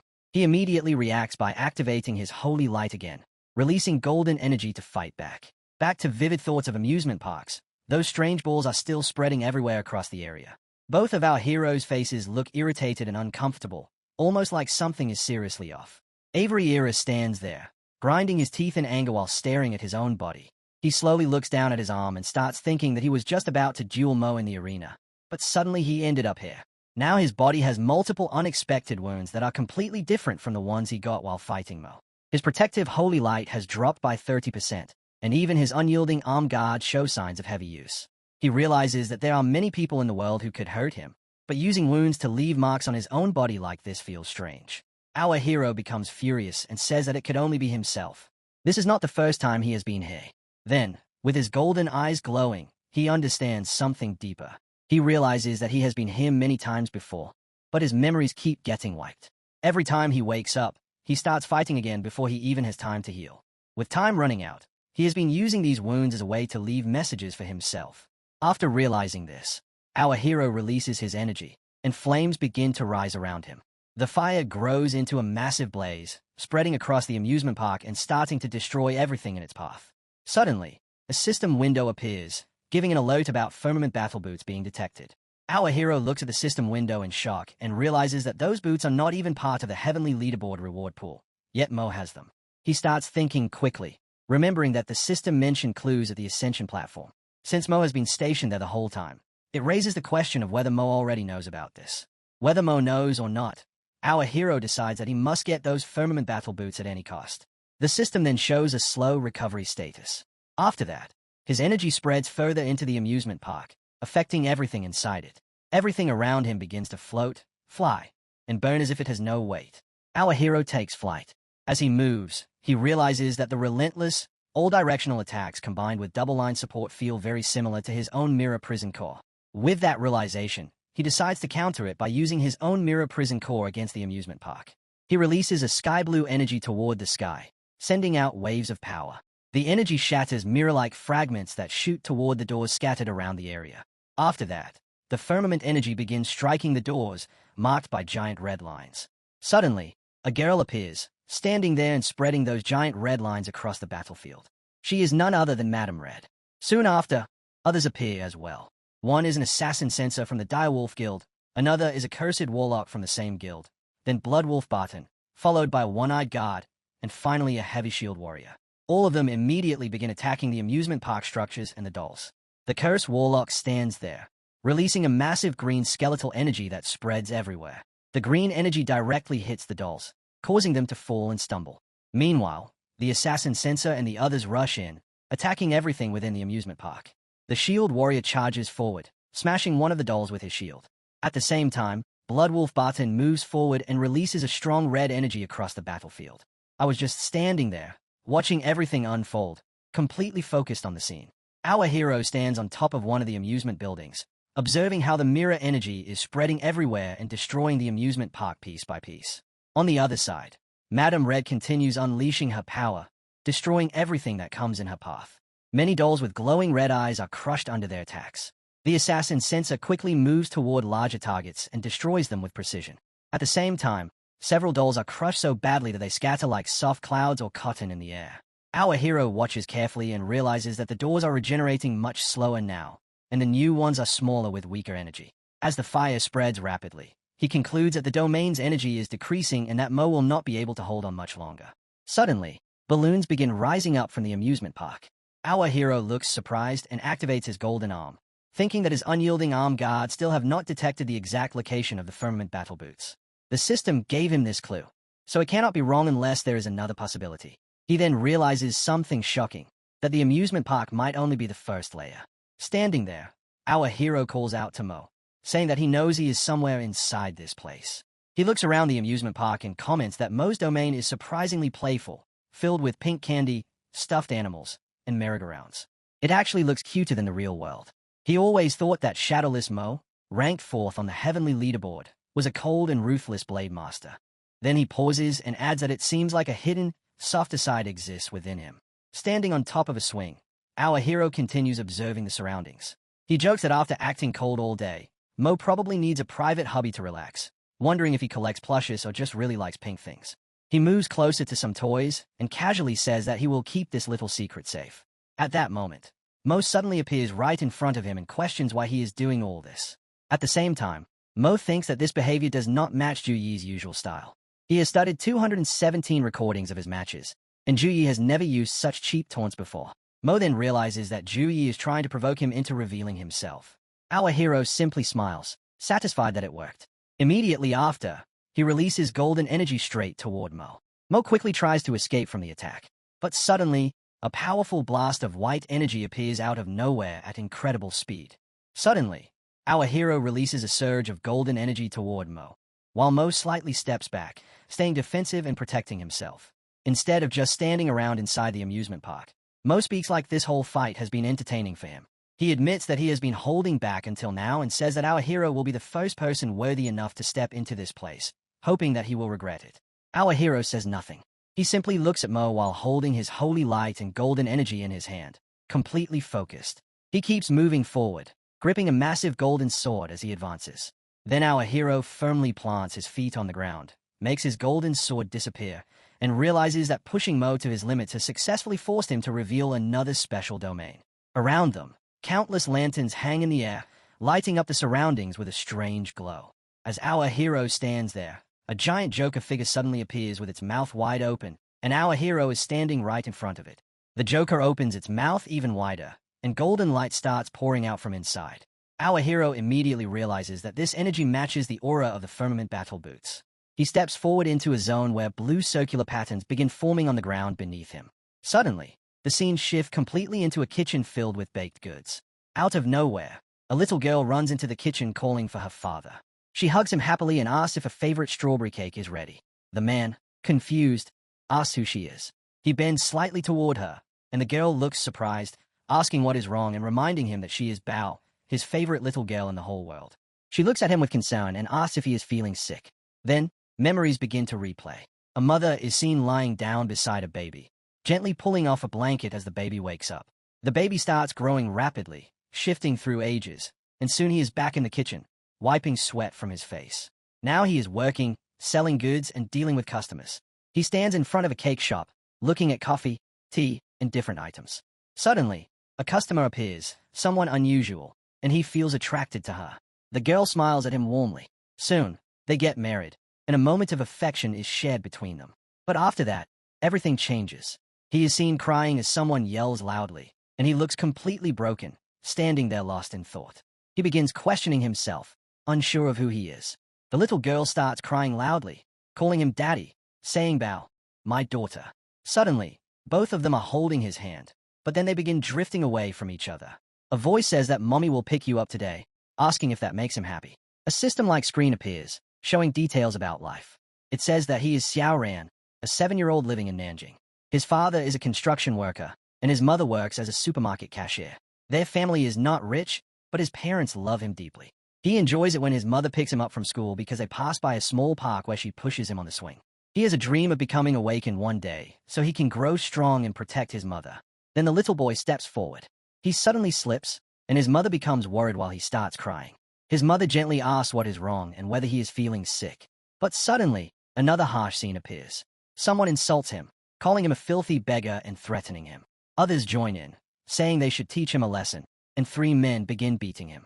A voice describes him as someone at the bottom of society, someone whose real name no one even remembers. 15 years ago, he had a home and worked on construction while his wife raised their child. Life was hard, but he found comfort in sending money home every month. Then a sudden illness drained all his savings. Even though he recovered, he lost everything. His wife left with their child, and he was thrown out because he could not pay rent. From that point on, the streets became his home. He starts questioning if he really is a beggar and wonders why these memories do not feel like his own. He insists that he should not be a beggar and says that he is old Zhang, but then immediately denies it, realizing that is not right either. Our hero is now completely confused, asking himself who he really is. The gamblers beating him say they do not care who he is. As he cries out asking who he is, strange pharaoh-like beings appear. Then monsters with swords shout battle cries, attacking him. Even as they strike him, he keeps asking who he is. Others yell at him to pay his debts, accusing him of trying to hide, and they continue beating him mercilessly. Our hero becomes overwhelmed and fed up with these endless memories. Different voices keep telling him different identities. One says he is Wang, a man with a daughter to feed. Another says he is Xiao Ran, whose mother is waiting. Another says he is old Zhang, forgotten by everyone. Another says he is Iris, sworn to protect the forest. Another says he is part of a horde that must fight. Another says he is Jiangwei with responsibilities due. The identities keep shifting endlessly. Countless soul-like figures surround him, each one insisting he is someone else. They say he is old Zheng, Iris, a warrior, Zheng, and many more. They describe him as Li Tiozhu, a miner who worked for 40 years until his lungs turned black. They say he is Su, a girl who died young in a hospital without ever visiting an amusement park. They say he is Granny Chen, who waited years for a son who never returned. They say he is Zhao, a worker who fell from scaffolding while his wife still waits for him. At the end, our hero screams, asking who he really is. The voices continue, calling him Lin, a trafficked woman who tried to escape but failed. They call him Wang, a cab driver supporting his daughter. They call him Widow Ju, a tofu seller ignored by her own son. They call him Liu Ergu, a thug who cannot even write his name. They call him Agul, a girl who dreamed of singing but ended up trapped in a harsh life. They keep listing more identities, overwhelming him completely. Suddenly, bluish energy starts forming around our hero's head and face, and his eyes widen in shock. Then a figure named Frostfang appears, releasing cool bluish energy toward him. Frostfang stands in front of him and calls out, telling him to wake up. Our hero looks at him, eyes wide, focusing on his words. Frostfang explains that all these memories are fake and that only his real life matters. Our hero quickly responds, saying he understands and thanks Frostfang. He realizes that the most terrifying part of Mo's domain is not its attack power, but how it targets a person's deepest fear, the question of who they truly are. The first layer of the domain causes memory loss. The second layer goes even further by inserting completely realistic memories of other lives into the mind. Each life feels real, from Wang's love for his daughter to Xiao Ran's dependence on his mother, to old Jing's despair. Hundreds of emotions and regrets feel like they belong to him. The domain tries to overwrite his real identity with these fake lives, forcing him to feel their pain and lose himself completely. With the energy from Frostfang supporting him, our hero stands firm and declares that before his mind gets erased again, he will destroy this entire place. Our hero gathers immense power into a massive sphere, and the moment it crashes down, everything within its range is instantly frozen. Towering, razor-sharp cones of ice rise and solidify, spreading their form across miles. Every memory tied to his allies and companions gets trapped within the ice and shatters at once. He breaks free from those strange visions, including that eerie clown face, as everything collapses. Now, our boy steps forward toward his opponent, freezing everything in his path in a single moment. Mo stands frozen as well. Even within his own domain, our hero approaches him and points out that maintaining such a domain costs far more than just mana. Mo responds that despite experiencing hundreds of lives, he still held onto his sense of self. He admits that our boy is the most terrifying person he has ever encountered. Our hero calls forth his celestial sword, energy crackling around it, and declares that it is over. He drives the sword into Mo, shattering the ice as a surge of dark energy bursts outward. Back in reality, the domain collapses, and both fighters fall onto the battlefield. They crash onto the ground with heavy force, sending smoke rising everywhere. The spectators are stunned to see both fighters severely injured, questioning what exactly happened to their bodies. The system begins its analysis and determines that both sides have lost the ability to continue fighting. As the data is processed, the audience remains tense and fully focused on the outcome. The red-haired girl watches in shock as our boy slowly rises to his feet. The system immediately announces that Ju Yi stood up before Mo, declaring him the winner. His companions erupt with excitement, celebrating that their fighter has defeated the 4th-ranked contender on the heavenly ranking. Despite being only level 32, he overcame a level 54 opponent. Deacon finally relaxes, relieved that Yi secured the victory. Amid the lingering smoke, our boy stands firm while Mo is placed onto a rescue stretcher and rushed toward medical care. While lying there, Mo reflects on how Ju Yi is a disciple of Wang Hui from Shuang University. Wang Hui was already known as a monster in his time, yet his student has surpassed even that. His companions grow anxious, realizing that from tomorrow onward, the name Ju Yi will spread throughout the entire country. The scene shifts to a healing capsule where our boy is fully restored to his peak condition. He looks refreshed as he lifts his face out of the healing fluid. Our hero then sits up inside the capsule as the recovery process completes. Just as he prepares to step out, Deacon approaches and remarks on his rise from an unknown figure to mythic tier within a single day. She adds that class-holder forums across the country have exploded with reactions, describing how intense the discussions have become. She leans in close, nearly startling him, and questions whether he belongs to Tianyu Guild, wondering where such a monster was found. She brings up Wei Ningxin and how well Tianyu managed to hide him. Holding a dramatic pose, she continues that she said nothing, yet others filled in the gaps themselves. The old veterans constantly think about surpassing rival guilds, and this battle alone will leave them envious for an entire year. Noticing her expression shift, Our boy becomes slightly uneasy and calls her name cautiously, so she realizes he is still unclothed. She quickly turns away, shutting her eyes, and explains that the old president has always been too occupied with official duties to guide him personally, something he has long felt guilty about. Our hero acknowledges this as he prepares himself. Facing the other direction, she waits while our boy gets dressed, then explains that the president has always been observing his progress and reviewing recordings of every one of his matches. She mentions that the president asked her to deliver a letter. Our hero takes the letter, confirming that it truly came from the president. He opens it and reads that by now he should have already defeated Mo. It continues that rising from obscurity to 4th place on the heavenly ranking in a single day has exceeded all expectations. However, the message was not written to praise him, but to warn him of something important. Our hero pulls out a photograph enclosed within. The president explains that Liu Xian from Blackwind Valley has ties to the Holy Spirit cult in Longfeng City. During further investigation, Liu Xian escaped from prison and vanished. What makes the situation worse is that someone is investigating him, and that individual is clearly an enemy. If it were only Liu Xian, it would not be as concerning, but the hidden forces behind him are far more dangerous. Once his role in resolving the Holy Spirit cult and Blackwind Valley crisis becomes known, he will face relentless assassination attempts. An innocent man often suffers because of what he possesses, and in this case, there are already people seeking his life. If he were a guild president, things would change, as targeting him would mean confronting an entire faction. There is no pressure, but if he has ever considered building his own faction, now is the time. Regardless of his decision, support will always be available whenever needed. Our hero reflects that Liu Xian is already working with demons, and if he is also connected to the Holy Spirit cult, then demons and evil gods may be forming an alliance. If that is true, then creating a guild is no longer optional but essential. Deacon asks what the president said. Our boy tells her that his teacher advised him to establish his own guild. She responds that this should have been done much earlier. With his current reputation, simply announcing it would attract a line of applicants stretching from the Star Ascension platform all the way to Shuang University. She adds that the first group of members is crucial, and it is better to have fewer capable individuals than to accept just anyone. She offers to help screen candidates if needed. All he says is that it is time to begin. A system notification appears, triggering an achievement quest to form a guild. The conditions are to establish the guild and recruit 100 members.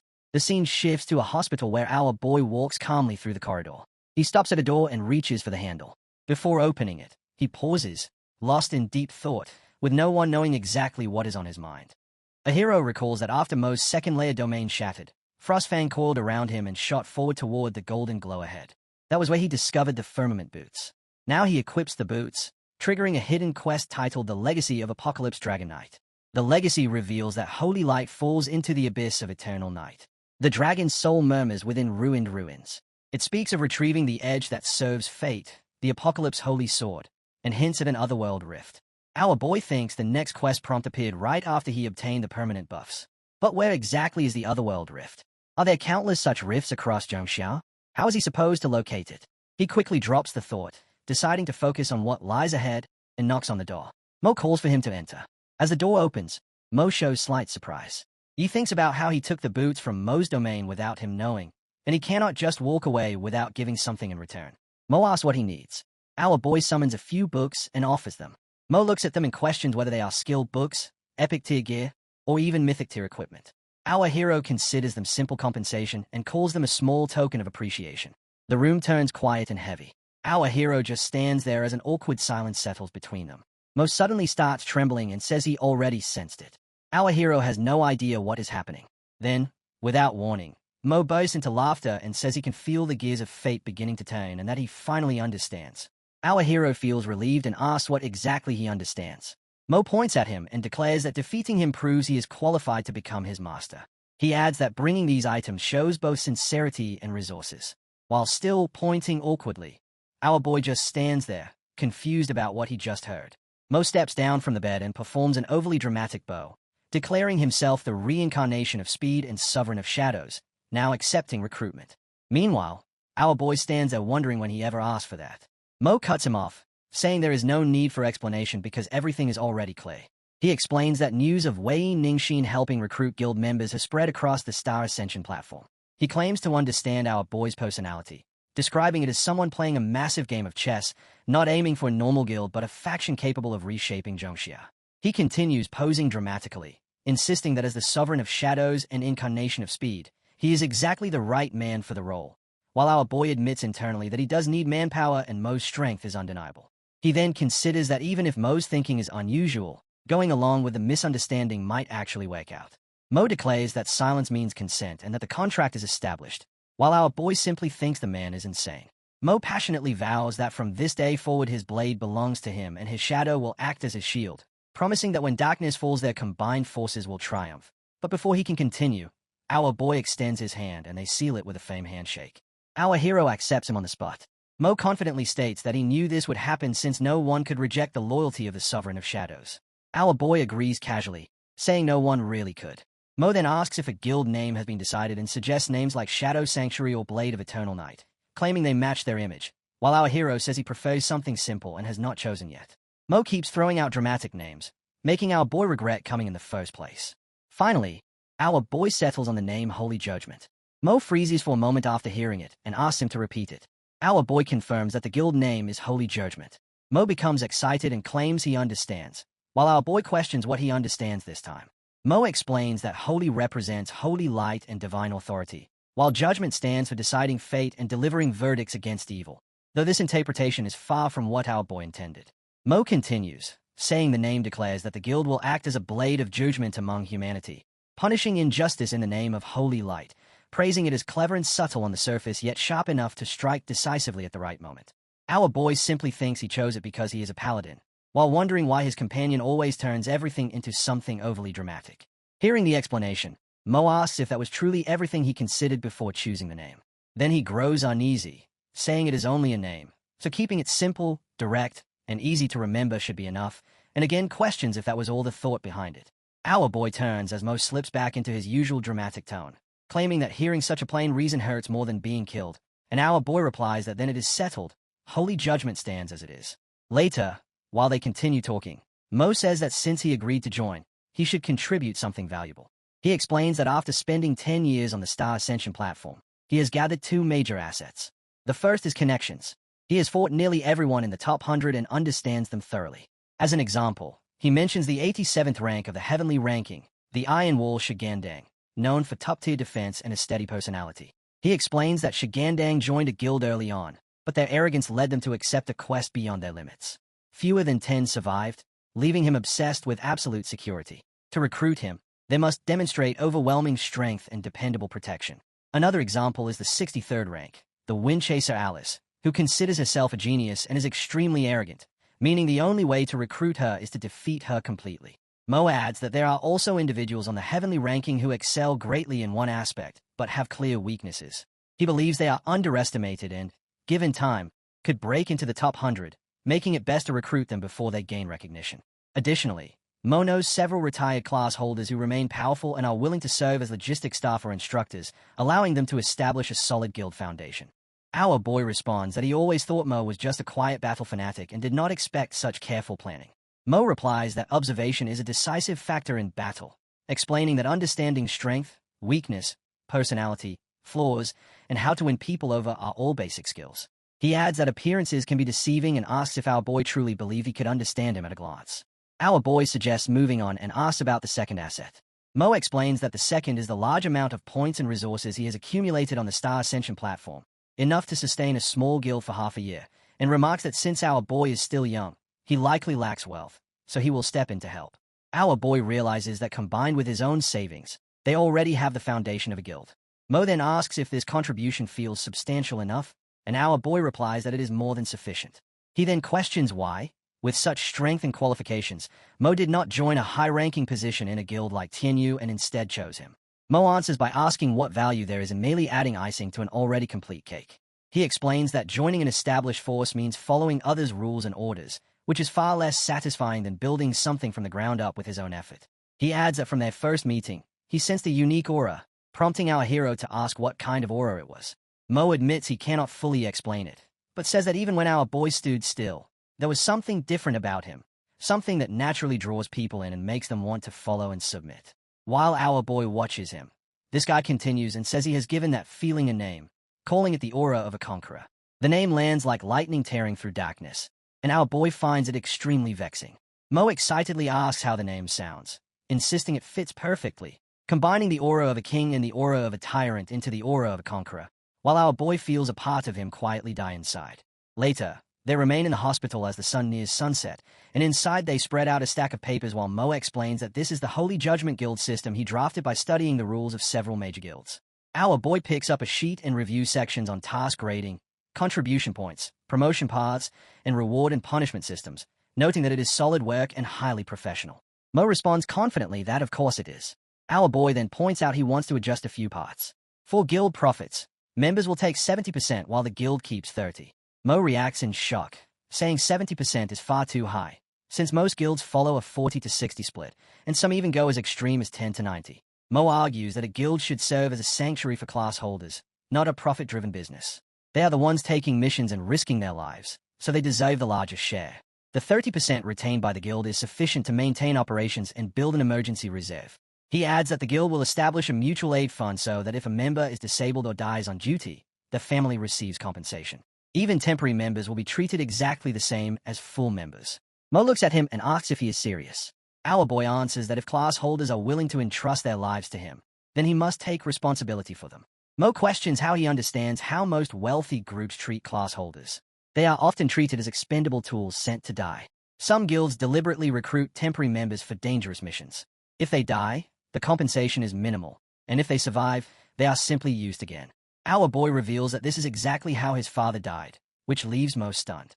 He explains that his father's level was low, so he could only join a temporary team recruited by guild, and they placed him in the front to absorb damage. Something went wrong during a mission involving an abyss, and when it erupted, it scattered the entire team. His father vanished into it, and they never even found his body. Our boy went to demand justice, but the guild dismissed it by saying his father was only a temporary worker and refused to pay anything. He declares that he will not allow such tragedies to happen within his faction. He follows this with the belief that in times of poverty one should perfect oneself, and in times of prosperity one should care for the world, stating that this is the path he chooses. Mo repeats the words about perfecting oneself in hardship, trying to grasp their meaning, and begins to reflect, thinking about his 30 years of life and the 10 years he spent on the Star Ascension platform, where he witnessed too much. He recalls seeing geniuses fall while villains rise, brothers betray one another, and human lives treated like weeds. He had come to believe the world worked this way, where the strong dominate and the weak are devoured, and that climbing higher required abandoning concern for others' lives. He then remembers that with Yi's strength and talent, he could have easily focused only on himself, yet he chose to speak of caring for the world in times of success. Mo thinks that if this ideal can truly be realized, he would devote his life to following him, and he begins to cry. He then tells our boy that he understands and will write this principle into the guild bylaws, ensuring no one is allowed to alter it. He then asks whether the Jew family has many promising youths and suggests prioritizing recruiting them. She responds firmly that she does not want a single member from the Jew family, leaving Mo to ask why. Our boy explains that his sister Ju Yoon is the youngest master of the Jew family, so she must build her own circle and her own team, and the Jew family will serve as her foundation in the future. Mo arranges the papers neatly and agrees, saying he will avoid involving Jew family members in his planning, and promises that after the Spring Festival he will present a fully established guild. Our boy asks why the Spring Festival is being treated as such a fixed point. Mo looks surprised and asks if he really does not know that the Spring Festival is only a few days away. Our boy realizes he has been so occupied lately that he completely lost track of time, remembering how his youngest sister had been pleading for him to return home for the festival. So he tells Mo that he needs to make a trip back to Tianlan. Mo tells him everything here is under control, so he should leave without worries. As our boy prepares to go, Mo reminds him to bring back some Tianlan local specialties after the festival. Mo then drops onto the bed, thinking that Holy Judgment might actually turn out quite well. Soon after, a blue portal forms within a magic circle, and our boy steps out from it. He walks through the streets of Tianlan and overhears people talking about how the Jew family wiped out another corrupt guild last month, even though its leader was a second transition class holder. Someone comments that provoking the Jew family was a foolish move, while another adds that all nearby guilds and gangs have either been destroyed or surrendered willingly. A waiter nearby also mentions that the Jew family has improved wages for workers at their mines, including his own son, and concludes that people are now looking forward to a better future under them. Our boy notices that the area now has more buildings, and the family guards patrolling the streets are energetic and completely different from how they appeared a few months ago, making him feel proud of Yuna. Right then, she appears, full of excitement upon seeing him. Both she and her cat rush forward and cling tightly to our boy. Yi gently pats both of them, finding the scene unexpectedly adorable. She grabs his hand and excitedly tells him that last month they completely wiped out the Black Tiger Gang, and even their boss tried to escape, but was stopped when she ordered people to block his path. And our hero responds that it sounds impressive. She continues by saying they also increased wages at the mine, which has attracted many new workers, and our boy replies that he already heard about it on the way. She eagerly adds that tomorrow is the Ju family's traditional season event known as the Crown Seizing Tournament, and since it will be her first time hosting it, she asks if he will accompany her. Our boy agrees with his usual calm smile. She clings to her brother once more, calling him the best in the world. The story begins as countless meteors crash into a castle and the surrounding land, setting the entire place ablaze. This is the homeland where the elves once lived.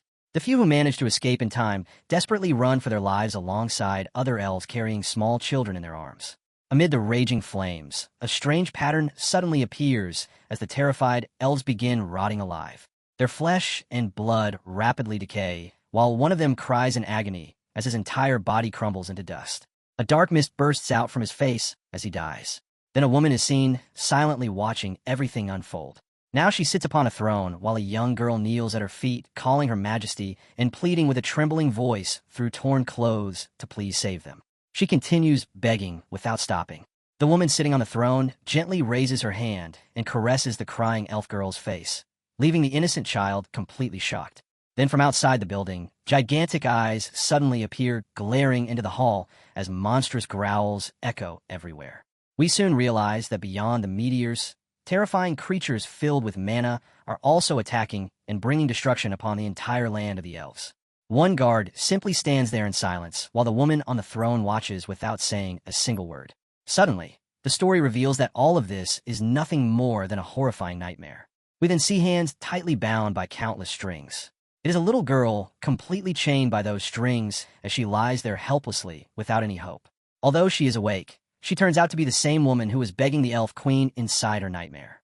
The woman before her asks whether she is having nightmares again. The same elf woman from the throne now floats before her and asks how much longer she can continue enduring this. 1 day, 2 days? She claims that soon she will escape on her own, even without being released. The chained human girl responds with a trembling voice that before dying, she will definitely drag her down with her. The demon elf slowly approaches the exhausted girl, grabs her face, and asks why she continues putting herself through all of this. The tired human girl turns her face away and declares that she was born and raised in Zhongxia, so she will never betray her country. She also swears that the traitor from the Jiang family will eventually be torn apart. The demon elf then begins fading away into dust while wishing her the best of luck. Once again, the human girl falls silent after hearing those words. The scene shifts to a sword slicing through parsley. We are inside the mirror prison space where our hero battles against his own mirrored clones in order to surpass himself and challenge the limits of his abilities. During the fight, he recalls how he told his teacher yesterday about meeting the god of light and the apocalyptic holy sword. The story then flashes back to that moment as he informs his teacher, who reacts in shock and asks whether the god of light truly exists. Our boy explains everything to him while keeping the system a secret. However, he still reveals how he was summoned by the god of light and how he is searching for the legacy of the Apocalypse Dragon Knight. His teacher straightens his posture and says that it is exactly what he would expect from his disciple. As far as he knows, our hero is only the second transition class holder to ever gain an audience with a god. The teacher continues by saying that even third transition class holders usually only manage to communicate with gods, while those who can actually meet one are unbelievably rare. However, the otherworld rifts our hero mentioned should belong to the medium or large-scale category. The teacher then hands him a letter while explaining that the energy inside a small rift is far too weak to contain a divine artifact. With his current strength, he is already qualified to participate in medium rift raids. He tells him to come find him after the spring festival so they can raid a medium rift together and search for the clues he needs. The teacher then gives him a sealed document and says he heard that his guild has already been established, so this will serve as a gift. Our hero excitedly accepts it and thanks him. Afterward, his teacher says he has other matters to handle for now, so they will continue talking another time, and our boy also bids him farewell. But the moment he opens the letter, he realizes it contains something completely unexpected. It turns out to be the deed for a floating island. The document states that the entire island has been granted to our hero. It possesses its own independent magic energy core, a complete defense system, and is a fully functional floating island. He thinks that 90% of the people in Zhongxia can barely secure a tiny corner on the public floating islands. The remaining 10% either spend unimaginable fortunes to purchase one or desperately fight for a place on them. Yet his teacher casually handed him an entire independent floating island just like that. Back then, while smashing apart his mirrored opponents, he thinks that the gift from his teacher is worth at least 10 billion, making it far too valuable. An independent floating island is basically the greatest recruitment advertisement possible. He wonders whether Moya would lose his mind from excitement after hearing about it. As he continues remembering everything, he starts wondering what his friends might be doing right now. The scene shifts to the prestigious Shun family. Ling speaks in his usual carefree and excited tone, saying that nobody could possibly imagine how cursed the Black Wind Valley truly was. A woman hands him a cup of tea, and as he takes it, he says that the moment they stepped inside, it felt as if they had entered a completely separate dimension. Another woman peels a grape and feeds it into his mouth. While opening his mouth wide to eat it, Ling says they even later visited the Heavenly Tao sect, that unbelievably mysterious sect which never allows outsiders to enter. A third woman is now combing Ling's hair while he enjoys all the luxurious treatment around him. He proudly says that his buddy Song is now the person in charge there. We finally realize that Ling is surrounded by 4 women treating him like royalty. One of them, named Shengu, asks whether this Zhou Yi is really that incredible. Ling excitedly replies that Zhou Yi is decent enough and only a tiny bit stronger than him, but he will definitely catch up sooner or later. Another woman named Mei leans closer and says that Ling used to constantly complain about Zhou Yi stealing his top scorer title, yet now he almost sounds like he admires him. Ling quickly denies admiring him like that. Another woman named Xiang then asks whether that means he's become Zhou Yi's lackey instead. Ling instantly gets furious after hearing that and loudly snaps back, asking what she means by lackey because they are partners. She immediately hugs him while gently caressing him and says yes, they are partners, but deep down Ling still understands his own place. The fourth woman, there named Ru, then says he should not blame his older sister for speaking carelessly because instead, he should make you listen to him. This time her remark sounds much more serious, causing another sister to quickly signal Ru to stay quiet. Ling also tells Ru that things are not the way she thinks. He explains that brother, he has saved his life more than once, and that he himself has grown much stronger because of him. Ru still tries arguing back by saying Ling is the young master of the Shin family, while Yi is merely some unknown nobody. But right at that moment, someone suddenly arrives looking for Ling. It turns out to be Patriarch Shun, whose expression carries slight disappointment as he looks toward Ling. When Ling calls out to him, the Patriarch remains silent because he wants to speak with him alone. Ling quietly stares back at him as well, immediately sensing that something serious is going on. The Patriarch silently thinks that the look within this child's eyes has completely changed. The Patriarch tells Ling that losing your temper like that finally makes you seem like a real man. Then he sits on the sofa and asks what your plans are next. Ling, with a passionate tone, says, I want to go to the Forbidden Land to complete my awakening. The Patriarchs are shocked to hear it. All 4 sisters are shocked too, but more worried than surprised. One sister asks Ling if he is serious about what he said earlier. Then the 3 of them surround him and tell him to stop talking nonsense. More than 50 people from the family have already died there. It is a very dangerous Forbidden Land, and he is not going there. The eldest sister says the Forbidden Land is extremely dangerous. Back then, the great uncle went in and never returned. When the grand uncle came out, his dragon blood went berserk. He went mad for 3 years and finally took his own life. Then there was the third grand uncle. When he came out, we all thought he had succeeded until 7 days later, I saw his blood vessels burst with my own eyes. The elder sister looks dazed while saying this. He starts crying a little and says, I don't want you to end up like that too, Ling. After hearing all of them, Ling stomps his foot, saying, old sisters, I know that. But as soon as he tries to continue, the sisters surround him, saying he is already strong enough. Why does he insist on taking the risk? They even ask the Patriarch to talk sense into Ling. If something happens to him, what will the family have left? They almost cling to him while he asks them, please don't be like this. He wants to go no matter what. Just then the Patriarch stands up and says, enough. All of them stop arguing at once. The Patriarch sees the 4 of them have spoiled him since childhood, but they haven't noticed the current Ling is no longer the little brother who relies on sister's affection. Ling calls his grandfather, realizing things have become serious now. The Patriarch states, you already know he has his own intentions and will not block you at all. Then he glances toward his sisters and adds that no one else will stop you either. Then he presses his shoulder, saying, however, I will tell you plainly right here now. The Patriarch eagerly says, once you enter your life and death are entirely your responsibility. If your complete awakening fails, the Shun family will choose a proper feng shui spot to bury you, so you can reincarnate well in your next life. Ling gestures respectfully and says, don't worry, I definitely will not die before you do, old geezer now. The scene cuts to our boy, who senses a notification and grabs the phone for pocket right away. The notification is from Tai, who says that her adopted father is suddenly heading towards Shun family for revenge. So what should we do now? Our boy immediately thinks that Senior One is really going to the Shun family to take revenge for what happened a year ago. Our boy keeps thinking that whether it is the Shun family or the Wei family, if anything happens to either side, it will become a massive loss and leave behind pain that lingers. He feels that if he goes there himself, he might still have a chance to mediate between them. So he replies to send him the address. The scene shifts to the two elders facing each other while mana swirls around them. Elder Van's aura spreads so hard it cracks the ground meters away. On the other side, Patriarch Shun stands wrapped in blazing mana, fully ready to throw hands. The Shun family watches in tense silence, curious to see what happens when these two monsters finally clash. Tai stands nearby too, clearly far more worried about her father than anyone else. Van glares at Shun and angrily says 30 years have passed, and you still have nothing to say. Shun calmly asks what exactly he wants to hear. An apology? A confession that he was wrong? Then Shun proudly admits he cannot say any of that, because if he had to relive it all again, he would make the exact same choice. That answer pushes Van over the edge as killing intent burns inside his eyes. Lightning suddenly explodes out of his body while the ground shatters apart from the pressure of his rage. The Shun family can barely stay on their feet against the violent mana currents pouring from him.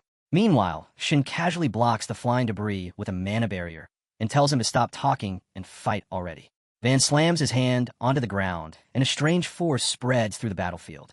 The shattered rocks suddenly rise into the air, turning into hundreds of sharp stone arrows. Then Van launches the deadly stone spikes straight at Shun. Shun instantly raises a massive wall of flames and burns through every stone shard without effort. But Elder Van already predicts that move and charges straight through to smash Shun's defense apart. As his fist crashes forward, he reminds Shun that 30 years ago they were brothers who fought and survived together. He trusted Shun with his life back then. The impact sends both of them crashing deep underground. Van angrily says Shun now acts shamelessly innocent, like he was not the one who cut off his arm and left it to rot like trash.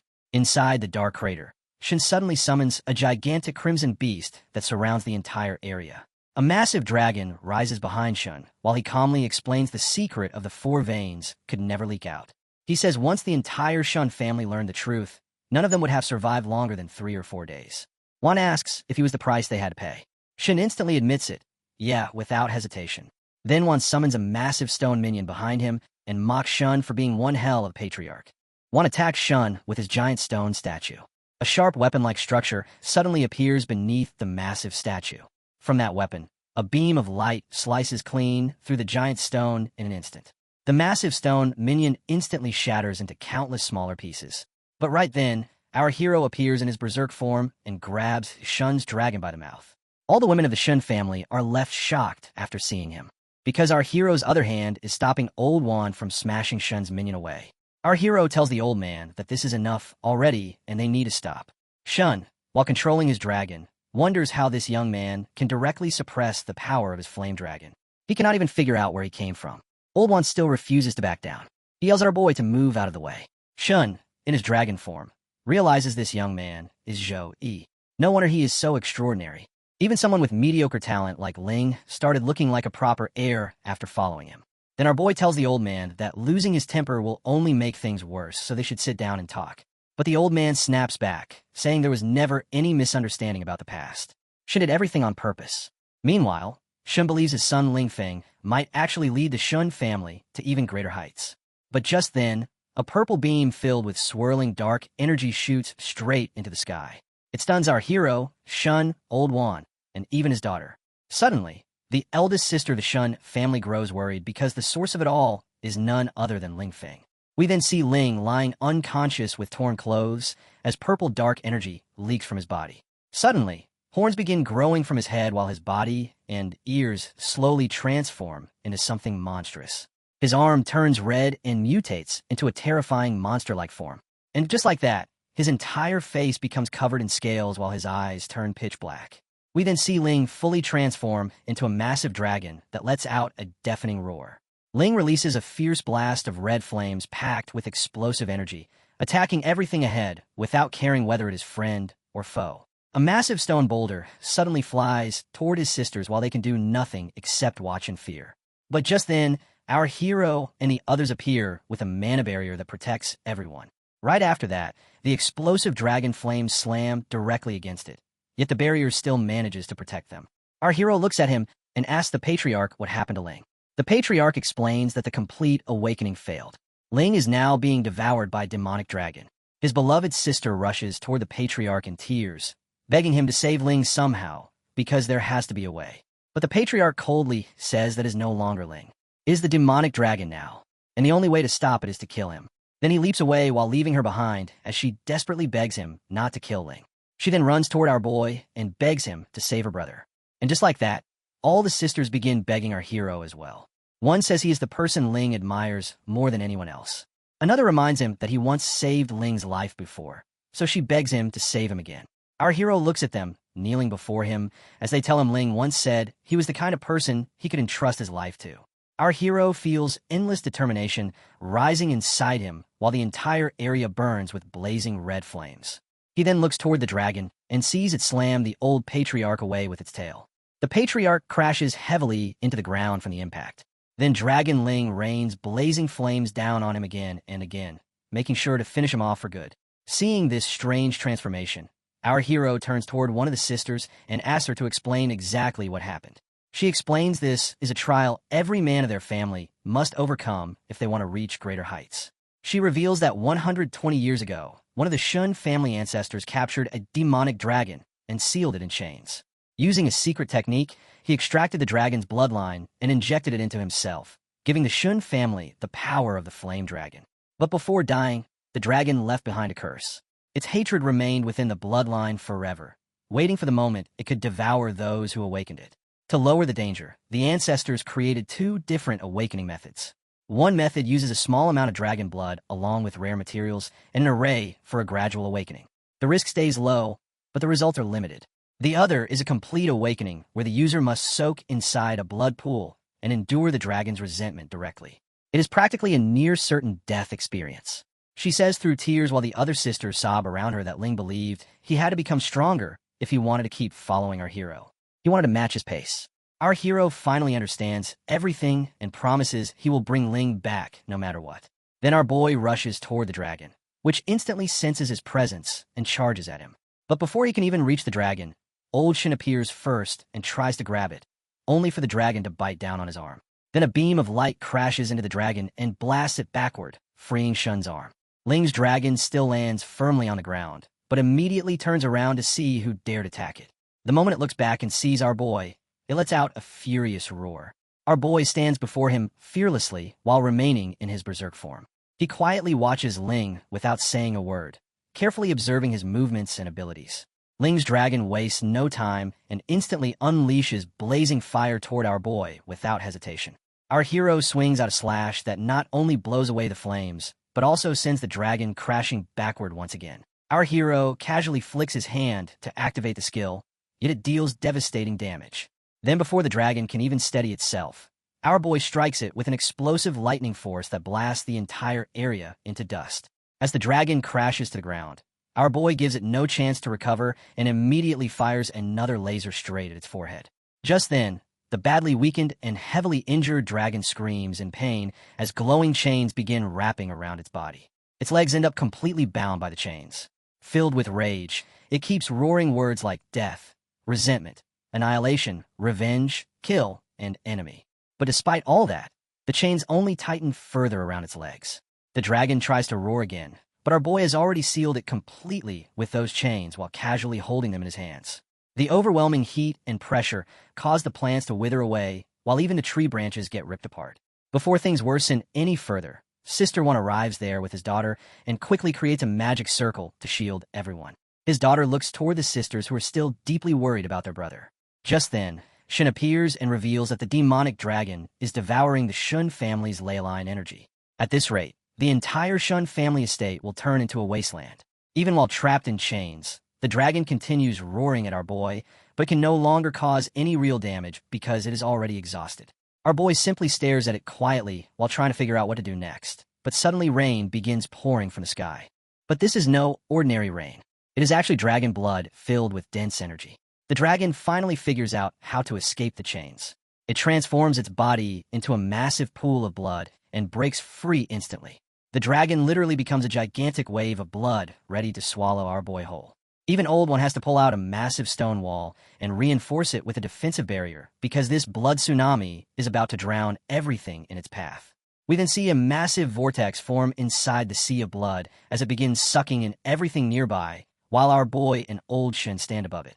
Just then, Wan's defensive barrier finally shatters and blood begins seeping inside. Worst of all, one of the sisters gets dragged away by the sea of blood while Wan remains completely focused on the dragon. The violent waves of blood nearly drown her as she struggles to breathe. That blood is no ordinary liquid. It tightens around her body like a living grip and starts dragging her deeper underwater. She wonders why she is submerged inside this strange blood sea and suddenly starts seeing the corpses of Shun family members around her. Meanwhile, more streams of blood take shape and attack the other sisters, but Old One blocks them while ordering the remaining 3 girls to leave immediately. While barely holding back those deadly blood attacks, he starts feeling hopeless because the endless streams of blood simply refuse to stop. The 2 sisters barely manage to escape in time. One of them becomes furious at Ling and says she wants to kill him herself after seeing all the destruction he caused. Meanwhile, the scene shifts toward Shun, who is using a drilling axe to push through the poisonous blood attacking him. At the same time, our hero summons a magic circle that completely prevents the blood from even approaching him. The dragon roars again and reforms from the blood pool into a massive dragon once more. Filled with sinister energy, it launches giant streams of blood toward the magic circle and smashes against it violently. But the magic circle does not even budge. Our boy realizes that even holy light has no effect against attacks created from pure resentment. Now the dragon slowly steps forward as its rage spirals completely out of control. It swings its gigantic claw at Shun, who immediately takes a defensive stance to block it.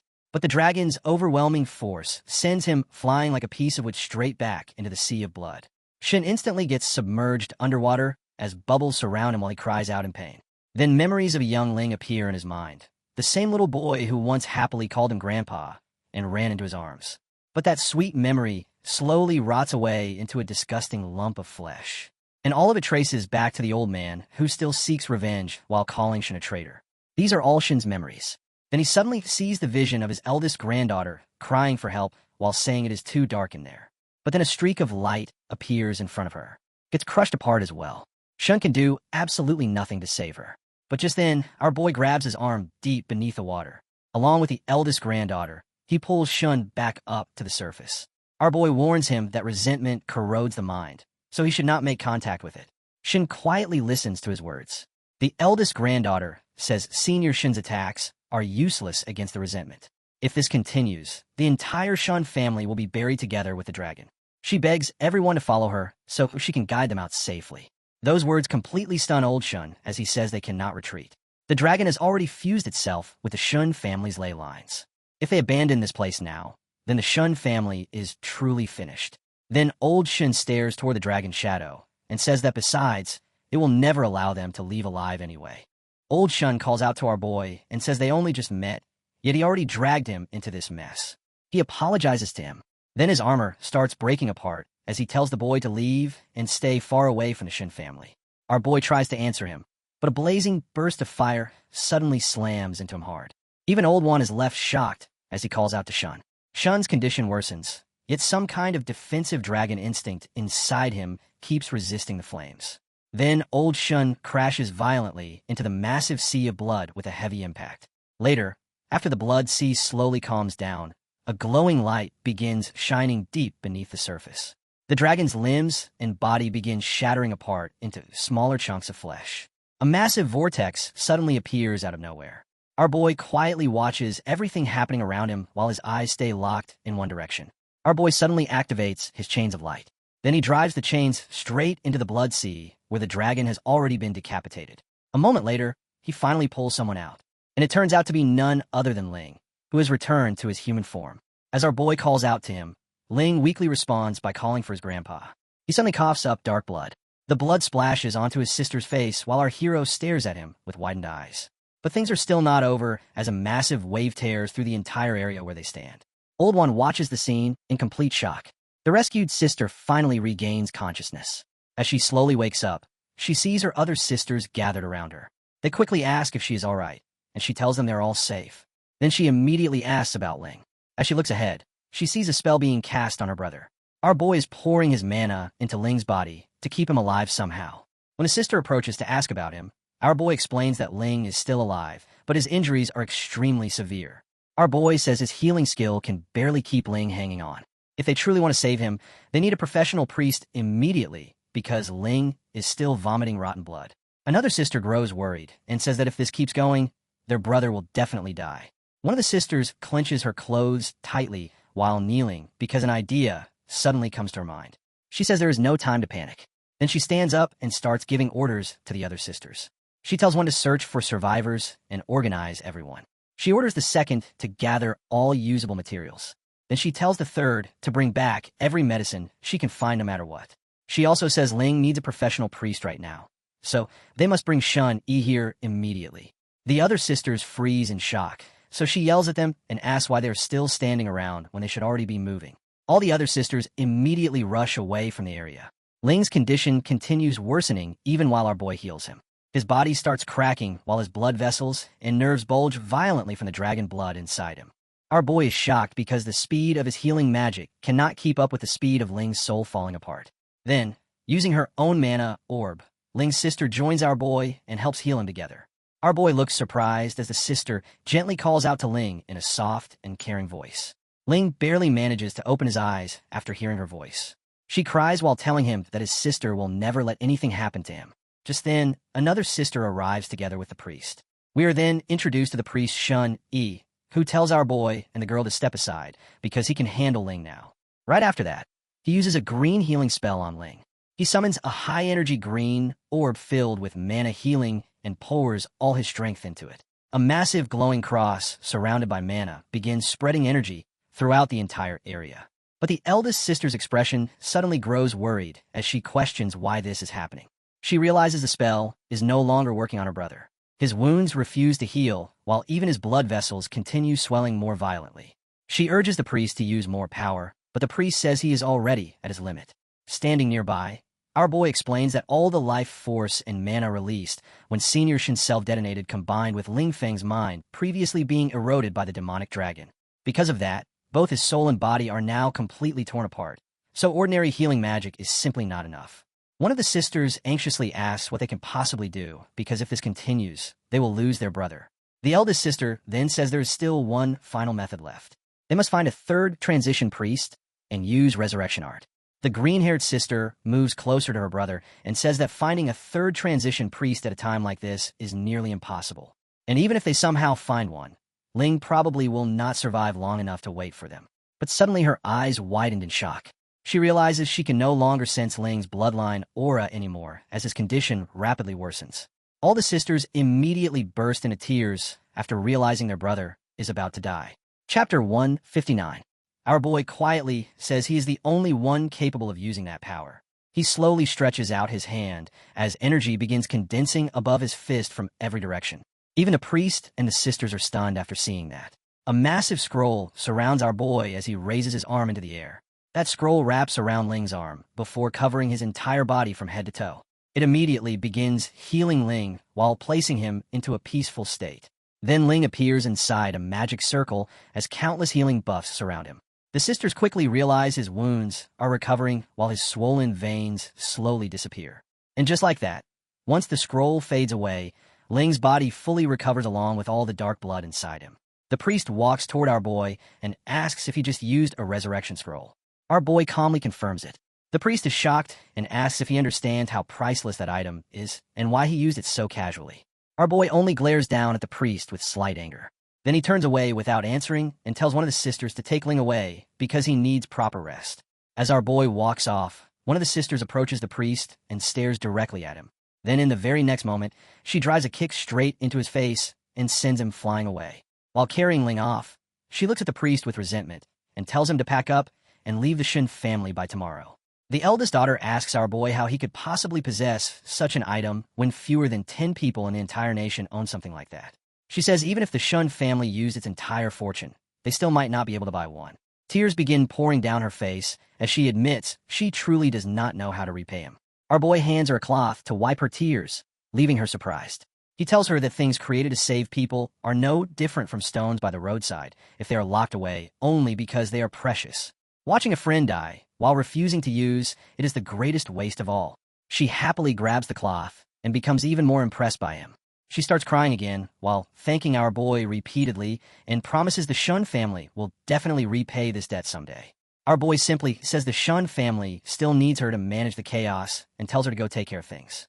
As she leaves, she tells him that once everything in the Shun family settles down, he can ask for anything he wants. Our boy silently wonders whether it was really alright to let her leave like that. Our boy then turns toward his other friend. The two simply stand there while staring silently ahead. In a deep voice, she says her adoptive father has been standing there for a long time. After all, the death of the Shun family patriarch must have left his emotions in complete turmoil. Nobody knows whether the grudge he carried for 30 years has finally disappeared. Our boy jumps down into the pit and calls out to the senior. Juan immediately answers that he did not come here for revenge. He stomps his foot and tears the ground apart even further while yelling that for 30 years he kept asking himself the same question. He only wanted to know what Shun was truly thinking back then. Juan has completely lost control. His mana starts leaking violently as he screams that now he can never ask Shun again because he is already dead. Our boy tells him that before Senior Shun died, he asked him to pass along a message. Juan immediately freezes in shock. Our boy then slowly begins telling Shun's story. Our boy explains that Shun said after regaining consciousness and returning to the Shun family, he begged his father to find a high-level priest to heal Juan's arm. But the moment his father and the others learned about the epic grade or vein, greed overtook them and they completely ignored Shun's objections so they could monopolize the vein. He even says Shun begged his father to let Juan leave because he was innocent and only lost his arm because of him. But Shun's father called him a foolish child and said if news about the epic grade or vein spread outside, the Shun family would eventually be destroyed for protecting a traitor. He asked Shun whether his so-called brotherhood mattered more than the lives of 300 Shun family members. Then the father ordered his men to lock Shun inside the dungeon while forbidding anyone from visiting him without permission. Shun said that although he opposed everything, he was knocked unconscious and imprisoned.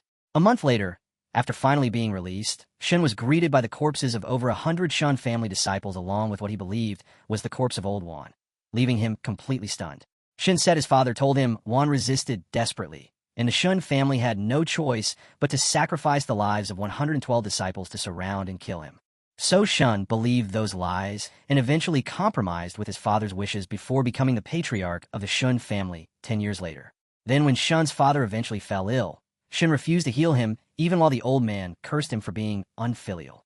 But Shun calmly replied that as the patriarch, he could only prioritize the interests of the family. He could not allow personal emotions or selfish motives to interfere simply because the man was his father. Shun said the old man was now old and useless to the family and should stop wasting its resources. Shun later revealed that after becoming patriarch, he punished everyone involved in the pursuit back then, including his own father. At that time, he only hoped his actions would bring comfort to Juan's spirit in heaven. But the moment Juan stood before him alive, Shun realized he had been deceived for 30 entire years. Shun admitted that times had already changed and the misunderstanding and damage were already done, so any further explanations were meaningless. Shun said he was not explaining all this to seek forgiveness, but only to confess that he truly regretted everything. And carrying that regret, Shun killed the dragon and saved his grandson as well. Then he added that he already instructed Shun to transfer half the ownership of the old vein along with half the profits earned over the past 30 years into Juan's name. Finally, Shun said that if there's a next life, he hopes he will no longer be born into the Shun family, so he can become Juan's true brother who roams mountains and rivers together with him through life and death. Hearing all that, Juan curses Shun and calls him bastard. Then Juan finally loses control of his emotions and screams that what Shun truly owed him was not an apology from an old man, but 30 entire years. He punches the ground while shouting 30 years again and again. Even his daughter finally understands the pain her father carried all this time. Then the old man turns his face away as if he might already be crying heavily. Then he asks our boy whether he thinks Shun sacrificing everything for his family was truly worth it. Our boy replies that to the Shun family, Shun was a hero. The old man quietly falls silent after hearing those words. Then he walks past our boy and says he hopes the boy never has to face a dilemma like Shun someday. Our boy calmly replies that he never will. He says he will become strong enough that he will never need to make such choices. Then our boy declares that he will have everything. After hearing that, the old man bursts into laughter and praises him, saying the boy truly has guts, and this old man is impressed. The scene shifts into the damp darkness where Ling walks around wondering where he is. He checks his strength and feels his whole body overflowing with energy. Even his shoulders and chest carry marks of the flame dragon burned into his skin. He realizes he cannot use the flame dragon's power right now and wonders if this place is suppressing it. Suddenly, a massive eye opens behind him, making him realize he is completely doomed. Ling turns around and freezes after seeing that horrifying eye. A terrifying, malicious aura spreads through the damp darkness around him. Huge claws suddenly try to grab him, but he barely jumps away in time. Then a giant mouth with glowing eyes lunges forward, ready to devour him alive. Instead of running, Ling charges straight at it and smashes a punch into its face, but the moment his fist lands, he gets punched across the face from nowhere. The creature standing before him asks if he has already forgotten. Ling does not hear it clearly and throws another punch, only for the exact same thing to happen again as he gets struck the second his attack lands. Ling thinks he heard something angry, and the creature tells him that they are the same existence.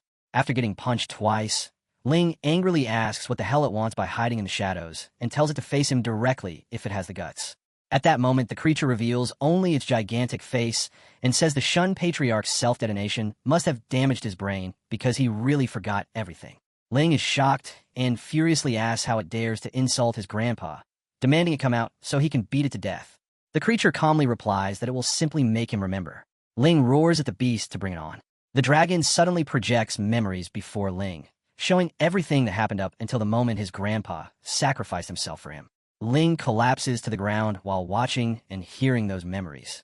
With a trembling voice, he realizes he destroyed his entire family and forced his grandpa to self-detonate. The dragon tells him it is all because of him. He is the one who doomed his family, and the beast laughs right in his face. It reminds Ling that he was the one obsessed with achieving complete awakening and becoming the perfect vessel. His grandpa sacrificed himself to save him, and the Shin family's century-old foundation was ruined by his own hands. Ling's eyes widen in horror as the truth sinks in. The dragon calls him the sinner of the Shun family. The beast continues crushing his spirit, saying his family deserves to have their descendants scattered and slaughtered every single day. Then it tells Ling to disappear along with them, causing him to panic completely. Darkness surrounds everything, endless pitch-black darkness where he cannot see a single thing. Later, when Ling slowly opens his eyes, he finds himself surrounded by massive stone structures. As his vision clears, he notices a sword pierced straight through his chest. The dragon asks why they should coexist when its blood flows through his veins and every heartbeat uses the dragon's power. It says Ling deceived it, yet still expects it to protect the Shun family. According to the beast, every member of the Shun family deserves death. Their glory was entirely stolen power. It then asks if Ling remembers how his father died. The dragon reveals it purposely stopped his father from using his powers at the critical moment, leading him to be trampled to death by monsters. Ling slowly loses his sanity hearing all this. He realizes the dragon is right. Their power truly was stolen. Blood drips from his chest into the damp darkness below. Finally, the dragon reveals its true appearance, a horrifying face attached to a towering, monstrous body. We then see the past where the dragon once lived alone inside a cave. A red-haired man approaches with food and gently tells it not to be afraid because he only wants to feed him. Soon after, the dragon asks if the man plans to take him home. The red-haired man replies yes and explains that humans already discovered a way to open rifts into other worlds. The red-haired man then shows the dragon a contract and asks it to become his familiar so he can bring him home. The dragon trusts him because of his kindness and calls him Shin Quan. But the moment the dragon agrees, magic circles and chains of light suddenly appear from every direction. The dragon is instantly trapped by the chains. In desperation, it asks Quan what is happening. Quan betrays him completely and mercilessly stabs him with a spear because that had been his plan from the very beginning. That is when we learn Shin Quan was one of the very first members of the Shun family who tried to capture the dragon for its blood. The scene shifts back to Ling as he walks out from the light. He discovers a massive sword pierced through his chest while his body remains chained up in terrible condition. The dragon suddenly grabs him with its claws and stabs another claw into his chest while roaring that he is a member of the Shun family and must go to hell together with him. The dragon's eyes glow brightly as Ling desperately tries to use his mana, shouting that if someone has to die, then the dragon will die first. Right in the middle of their fight, the entire dimension suddenly starts cracking apart as a holy yellow light pours inside, and a familiar voice calls out to Ling. Ling's eyes widened after realizing the voice belonged to none other than Brother Yi. Then countless yellow lights shaped like mana spheres shoot toward them. Some of them transform into ropes that Ling tightly grabs onto with both hands. And just like that, he slips free from the dragon's grasp and quickly slides away from danger. But the mana ropes suddenly tighten again as the dragon catches Ling once more with its claws and stabs into him again. The dragon roars that Ling belongs to him and that the Shun family still owes him a debt. Our hero finally enters the dimension while holding onto the mana strings. He appears with his sword in hand and coldly declares that he will kill the dragon as well. The dragon is shocked the moment it senses our hero's terrifying power. Our boy immediately swings his sword straight toward the dragon's head, but the beast warns him that it already exists inside Ling's body, and killing it would mean killing Ling too. Our hero instantly stops the blade before it can pierce the dragon. Our hero calmly asks the dragon if it really believes he has no way to erase this tiny fragment of resentment. At that moment, he summons an Esrin purification scroll together with holy water from the Palace of the God of Light, along with a top-tier exorcism talisman. He says he currently carries at least 5 different methods capable of completely erasing the dragon from Ling's body. Our hero explains he is not sparing the beast because he lacks the ability to kill it, but simply because wasting precious items on it is not worth the trouble. Hearing that completely shocks the dragon and leaves it speechless. Still unwilling to give up, the dragon argues that destroying it would also erase the flame dragon bloodline flowing inside Ling. Then it asks whether our hero would still accept an ordinary class holder without any dragon blood as his partner. Ling becomes shocked as well, because he also fears losing that power. Our hero replies by asking if the dragon seriously thinks he values Ling only because of the flame dragon bloodline. Our boy says Ling may be reckless, hot-tempered, stubborn, and obsessed with saving face, but he treasures friendship and loyalty more than anyone and never backs down from danger. Whenever our hero is in trouble, Ling is always the first person charging ahead. Whenever others insult him, Ling becomes even angrier than he does himself. Ling stands there completely stunned as our boy tells him that dragon blood or not, Ling will always remain his partner.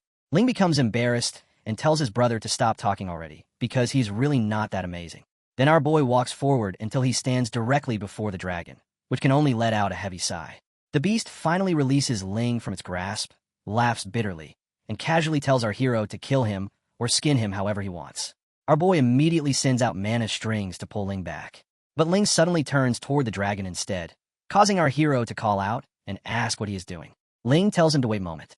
Then he gently places his hand on the dragon and apologizes on behalf of the Shun family. He says the dragon's remains are still buried beneath the blood pool and promises he will find a way to send him home so he can finally rest in peace. The dragon instantly becomes furious and asks why it should believe him when his ancestors deceived it. According to the beast, nobody from the Shun family can ever be trusted. Ling calmly tells it that the dragon no longer has a choice. In front of brother E, it cannot win and it cannot escape either. Then he places his hand on the dragon again and tells it that its only remaining hope now lies with him. The beast asks what will happen if he fails. The scene shifts outside where the elder sister watches the resurrection scroll without blinking, waiting for the exact moment Ling comes out. She remains standing there silently without doing anything else. Tai walks up behind her while thinking she has already stood there for nearly 4 or 5 hours straight. Tai approaches her and asks if she is worried about Ling Feng. The elder sister quietly answers yes and admits she has been waiting for him this whole time. From outside, they can only see Ling bound tightly by countless strings. She wonders why he still has not awakened even after they already used the resurrection scroll. Tai cheerfully tells her not to worry because brother E is here and Ling will definitely be alright. We then see our hero continuously casting spells while Tai explains that brother E said Ling's mana has been constantly compressing. Our boy continues casting spells while Ling remains inside the resurrection scroll, showing signs of an upcoming breakthrough. The elder sister asks Tai if she knows that when Ling was born, his mother passed away. Less than a year later, his father also died too. Many people in the family called him a cursed star that brought disaster, blaming him for his parents' deaths and treating him like an outcast. Only she and her 3 younger sisters stayed by his side, protecting him and watching him slowly grow up over the years. The elder sister admits Ling may be a little spoiled, but deep down, he is truly a good kid who never deserved any of this suffering. She softly says she ended up sharing a strange story and asks Tai if she minded hearing it. Tai immediately answers that she does not mind at all. Then she gently pats the elder sister and tells her she needs to stay strong, if not for herself, then at least for Ling. The elder sister's dress nearly slips off, causing Tai to instantly apologize in embarrassment. She awkwardly admits she probably has no sense of personal boundaries at all. Tai suddenly notices the elder sister smiling and asks why she started smiling out of nowhere. The elder sister calmly says they only just met, yet both of them keep apologizing to each other as if they have known each other forever. Tai says she might actually be right before turning her attention back toward waiting for Ling to emerge. Tai reassures her not to worry because Ling will definitely be all right in there. Suddenly, the resurrection scroll begins reacting intensely as the mana sphere inside starts behaving strangely. The circular barrier surrounding the resurrection scroll begins crackling apart. Our boy finally lets out a relieved breath after realizing his friend Ling succeeded. Ling suddenly opens his eyes wide. But the moment the resurrection scroll shatters apart, Ling emerges with dragon wings and a dragon tail growing from his body. The overwhelming force blasts our boy backward as Tai quickly asks if he is all right. Our boy lands perfectly on his feet between the girls while Tai hurriedly asks where Ling is. Our hero looks up in surprise after spotting him. Then the elder sister looks toward Ling and her eyes widen in complete shock. Ling has transformed into a human-dragon hybrid. He regains full consciousness and realizes this is the demonic dragon power he always longed for. Excitedly, he turns around and starts flapping his wings to test them out. Then he shoots straight into the sky while shouting that this is not the demonic dragon's power anymore, because it now belongs to him. He flies higher and higher, breaking through the sound barrier with unbelievable speed. After that, he creates a massive energy sphere to test its strength before firing it toward the ground to measure its destructive power. The gigantic beam tears through mountains and pierces everything standing in its path. Ling stands there stunned because he finally achieved the second transition he dreamed about for so long. As he lands back on the ground, his elder sister rushes toward him. Ling excitedly calls out to her and tells her to look because he achieved the second transition. He happily announces that his second transition succeeded perfectly. But the next thing he sees surprises him even more as his excitement instantly fades. His sister does not care about any of that and simply hugs him tightly. Ling immediately removes all his dragon scales. She cries while saying he scared her half to death and asks if he has any idea how terrified she felt. The elder sister continues weeping while saying she thought he would end up like the elders. Ling gently wipes away her tears and tells her to look because he is completely fine now. He reassures her not to worry because he has become seriously strong now. Better now.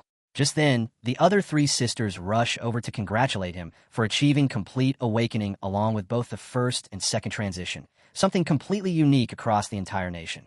While everyone talks excitedly, Ling confidently tells them not to worry because with sisters as amazing as them, there's no way he would die this early. He happily gives all the credit to them.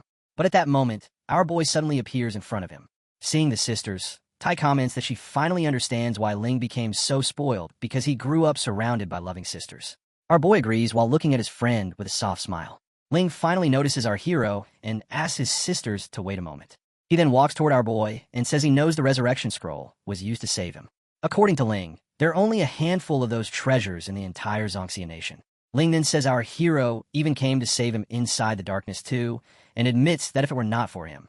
Before he can finish, our boy interrupts and says that even without him, Ling still would have made it out alive. Ling becomes surprised after hearing that. Our boy casually says Ling's vitality is basically like a cockroach because he simply refuses to die easily. Ling becomes completely dumbfounded after hearing the word cockroach since boys in this world have no idea what cockroaches even are. So he simply brushes it aside and assumes our hero means he is extremely tough and strong. Ling turns away while looking both annoyed and suspicious, asking who even told him to compliment him anyway. His elder sister quietly comments that Ling truly met a benefactor this time. Another sister says his entire aura feels completely different now, and she agrees with that observation.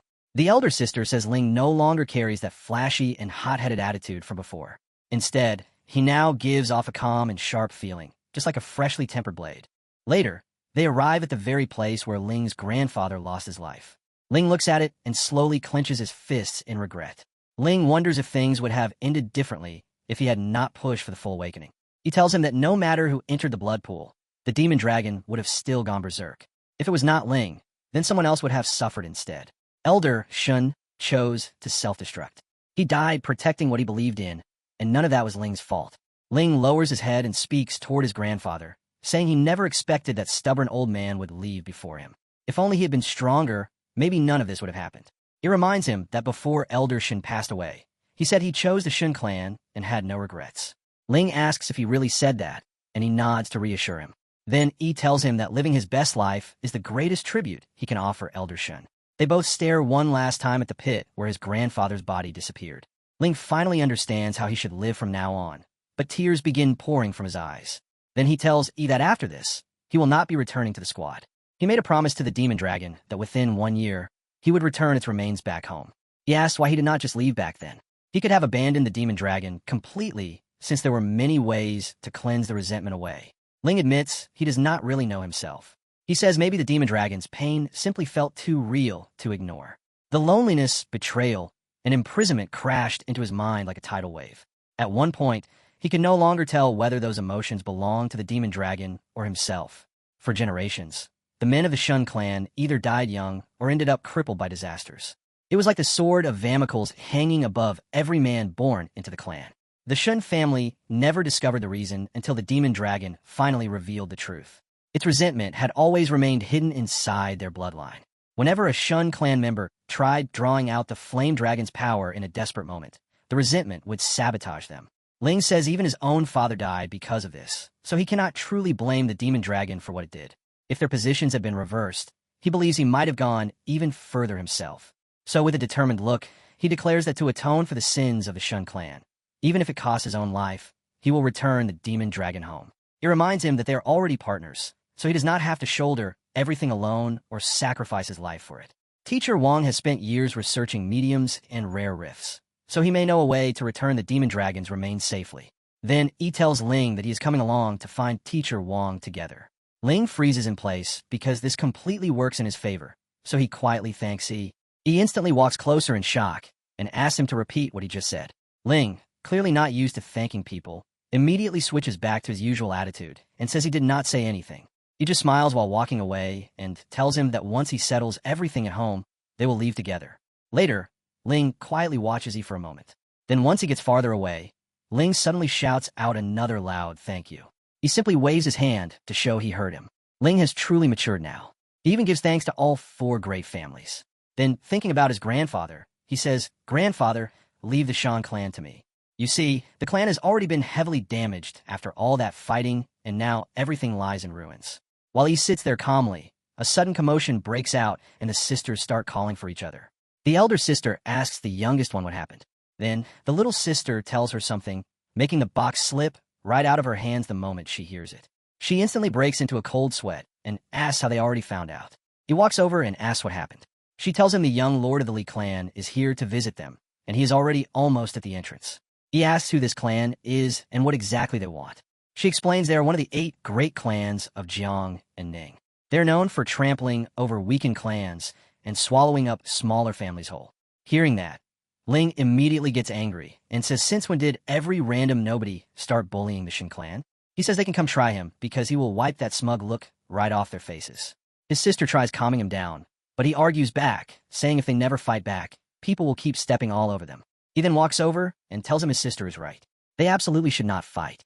He explains that even if they chase away the Li clan today, tomorrow the Zhang, Wang, and Zhao clans will come knocking too. Maybe he can deal with 1 clan, but what about 10 of them?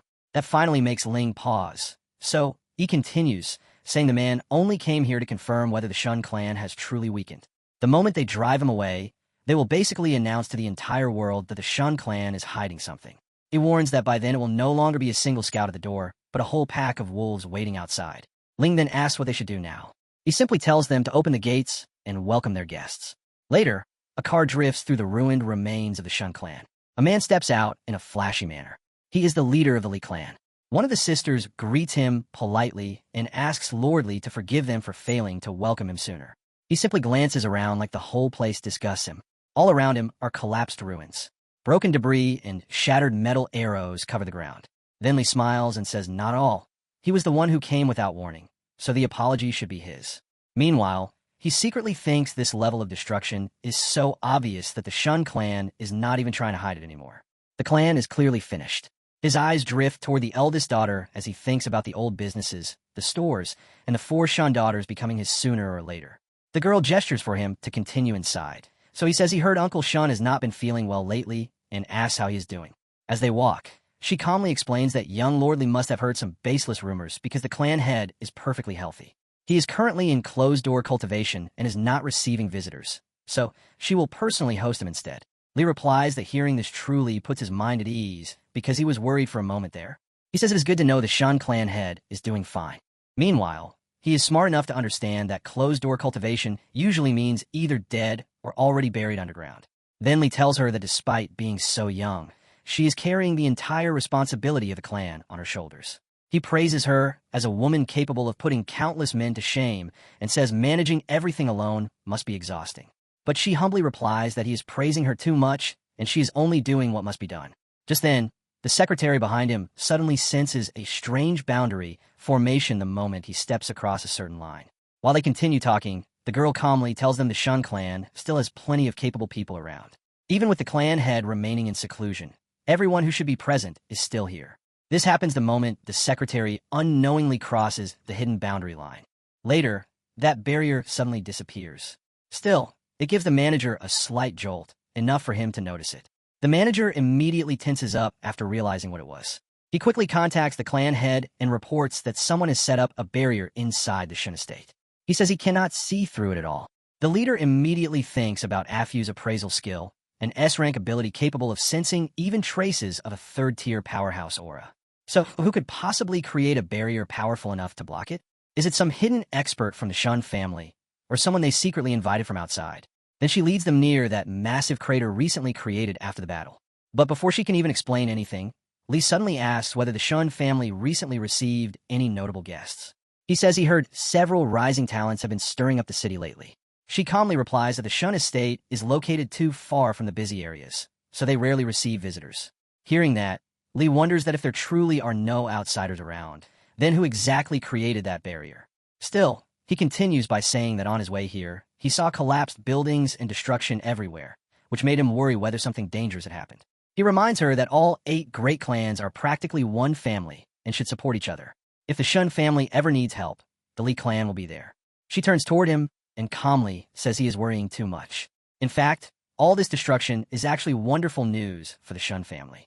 Lee immediately looks confused hearing that. The girl continues by saying that a once-in-a-century genius has finally appeared within the Shun family, and he achieved a breakthrough just yesterday. Right as she says that, a massive explosion suddenly erupts behind her. Huge waves of smoke burst upward and spread across Lee's stunned face from the sudden explosion. But the moment he looks ahead, his eyes widen in complete shock. Standing there is Ling, calm and completely transformed. Ling reveals his demon dragon scale body. Not only that, he unleashes a dragon flame strike, and a gigantic sphere of fire explodes from his hands. As he fires it forward at terrifying speed, the attack tears through the mountains ahead like they are nothing but soft cotton. Seeing this, the sister proudly says her brother has finally completed the full awakening of the flame dragon blood. Once the flame dragon blood fully awakens, cultivation speed rises at an unbelievable rate. Throughout the family's entire history, every person who achieved full awakening eventually became a third-tier powerhouse. Lee watches everything in complete disbelief. The girl then calmly adds that her brother will clearly be no exception. Now he grits his teeth while thinking that this is not merely a full awakening. Judging from the aura, Ling has already stepped into the second tier. A second-tier practitioner still in his teenage years is something the entire city has never seen before. Still, Lee quickly regains his composure and says talents like this always shine brightest when they are young. He says even during his first meeting with young Master Shun, he could already tell he was destined for greatness. Such news is truly worth celebrating. Then he asks why the Shun family head would suddenly enter seclusion at a moment like this. The girl replies that yesterday her brother awakened the true soul of the flame dragon, and its power resonated with the bloodline of every member of the Shun family. The family head also felt the resonance. A bottleneck that trapped him for many years finally began to crack, so he immediately entered seclusion. She says she hopes the family head emerges soon, because once he does, his strength will surely rise to an entirely new level. Lee gives a strange laugh and says this is truly a blessing for the Shun family. Meanwhile, he thinks that the explanation about bloodline resonance and a cracking bottleneck sounds believable enough, but the timing feels way too convenient. He realizes the girl has kept her mouth tightly sealed, and he has failed to uncover a single useful detail. Still, he thinks that whether the Shun elder lives or dies, he cannot allow any information to slip past him, or he will never be able to explain himself after returning. Suddenly, a giant shadow looms over them, and one of the guards nervously asks what is going on. A massive boulder is floating high in the air, while chunks of rock continue falling from it. As the view zooms out, it becomes clear that it is not just some giant boulder. The thing is practically the size of a small meteoroid. And this gigantic meteoroid is not floating by itself. Elder One is the one holding it up. He tells Ling that he pulled back too much during the previous strike, so he orders Ling to attack again. Ling simply tells him to bring it on. The moment he says that, he launches himself toward the giant meteoroid to shatter it apart. The old man also prepares himself while holding that enormous meteor overhead. Then, both of them attack at the same time. Ling uses both his wings and tail to strike. His tail slices forward so fast that trails of blazing fire remain in the air, while the attack tears straight through the gigantic meteoroid. The enormous rock simply vanishes because the slash is far too fast and sharp. Li stands there stunned, realizing it is a Berserker-class move. Ling Fong has actually advanced into the second tier as that infamous wildcard class that sacrifices defense for overwhelming offensive power and burst damage. This is absolute madness. The Shun family has completely lost their minds. Several streams of fire suddenly rush toward them, but the girl casually blocks them with a single punch. She explains that Senior One is currently training her brother in real combat, so things naturally become a little chaotic. She says it would be better if their guests avoid getting caught in the crossfire. Li then asks who exactly this Senior One is. She explains that Senior One is a mountain-shaking warlord and an old friend of the family head. He came personally at the family head's request to train Ling through actual combat. Now he bites down on his hand while thinking about the title mountain-shaking warlord. Since when did the Shun family build connections with someone at that level? The family barely had any experts left to begin with. The other clans had all been waiting for the Shun family to collapse so they could swoop in and divide everything among themselves. Meanwhile, Ling and Wan continued training relentlessly, throwing punch after punch without stopping. Li silently observes that not only has the Shun family not collapsed, but now they somehow have both a complete madman and an unknown powerhouse called the mountain-shaking warlord backing them up. Just then, streams of mana suddenly begin descending from the sky onto the ground below. Wherever that mana touches, dried roots and withered stems immediately return to life. And before anyone realizes it, massive trees begin growing all across the ruined estate. Li stretches out his hand to inspect the mana, because the moment it touches him, the uneasiness in his heart begins fading away, and even his own mana starts feeling clearer. He wonders if this is the power of a holy class practitioner. Such pure energy should belong to someone at least at Archbishop level, if not even higher. The source is actually Li. He casually tosses several glowing green seedlings forward. Those green seedlings fall onto the barren land below. Then, in the very next moment, gigantic shoots burst upward and rapidly spread across the shattered buildings, rebuilding the destroyed estate back to its original form. Li realizes that the three-time champion of the National Freshman Exchange Tournament is none other than the legendary prodigy of the Star Ascension platform and the youngest person ever to break into the top 10 of the heavenly ranking.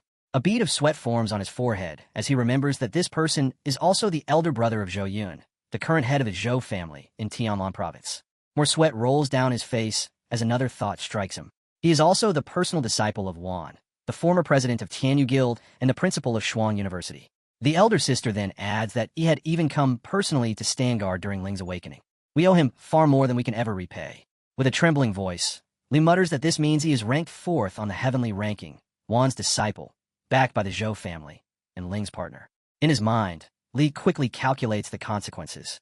Making a move against the Shun family now would mean offending the Tianyu Guild, the military, the Zhou family, and the suppressing mountain martial emperor all at once. His face turns pale as he realizes that even if every great family joined forces, the plan would likely end in disaster. Instantly switching attitudes, Li forces out a smile and says that he suddenly remembered an extremely important matter that requires his attention. Since Head Shun is not present today, he will not stay any longer. The elder sister tries to respond, but Li quickly cuts in and says that he will return to visit another day.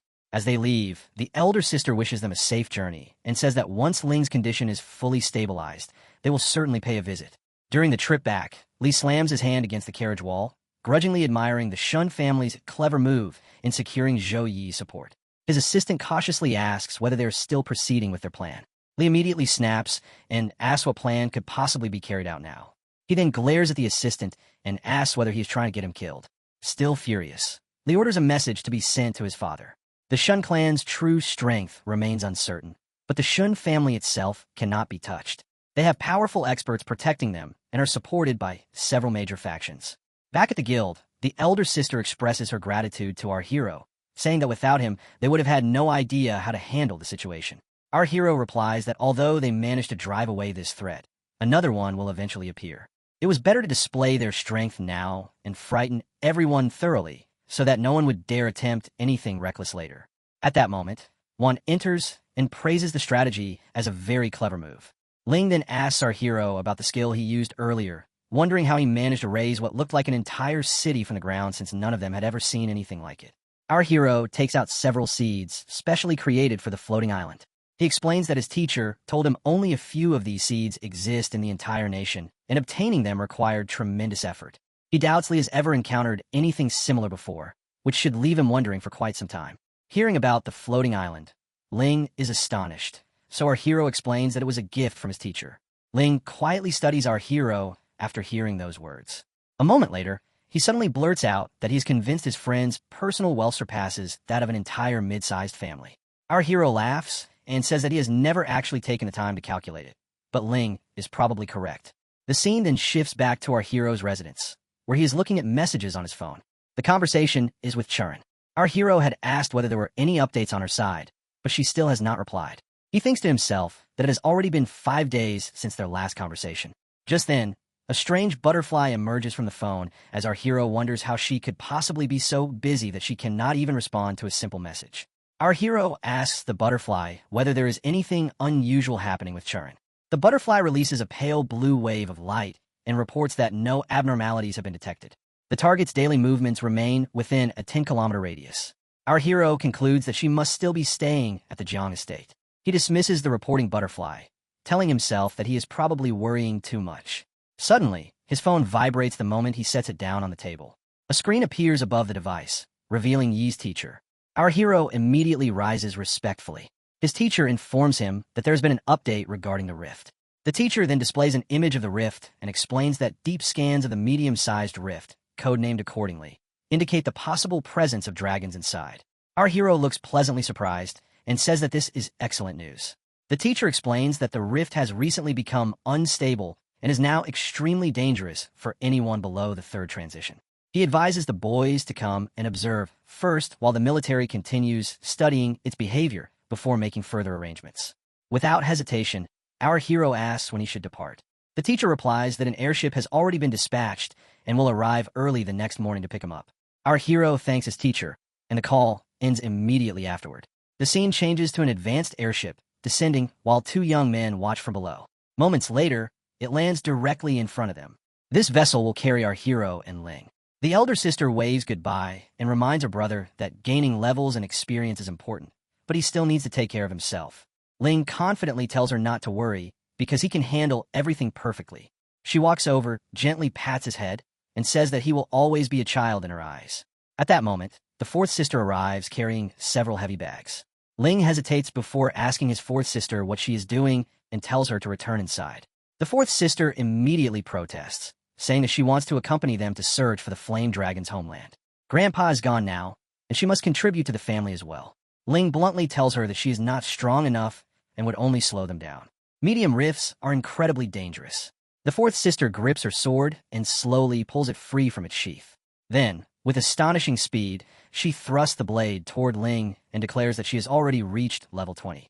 She has met the military enlistment requirements and will not be a burden. With another motion, she unleashes a sword slash so fast that a visible sword aura cuts through the air. The aura strikes a nearby stone structure and reduces it to fine dust with a single attack. Ling stares at her in shock and asks when someone with a support-type class became capable of such feats. The 4th sister proudly smirks and says that she has been secretly training all this time. When she insists that she refuses to spend the rest of her life under someone else's protection, the elder sister immediately smacks her on the head and reminds her that the building she destroyed had only recently been repaired. She then tells the 4th sister to listen carefully to Ling and avoid causing trouble for everyone else. The 4th sister quickly apologizes and adds that she is actually a very good cook and can still be helpful. That is when our hero steps forward and agrees to let her come, provided she follows orders and never runs off on her own. The 4th sister immediately jumps with excitement and promises that she will obey every instruction. Ling then asks our hero why he decided to allow it. Our hero calmly explains that if they refuse, she will probably follow them secretly anyway. That would make her much harder to protect. Besides, as long as she stays with the rear guard, she should remain perfectly safe. At that moment, our hero notices one speaking privately with his daughter for quite a while. So our hero approaches the old man and says that they are leaving the Shun family in his care. The old man reassures him and says that there is nothing to worry about. Then he adds that he is entrusting his daughter to him.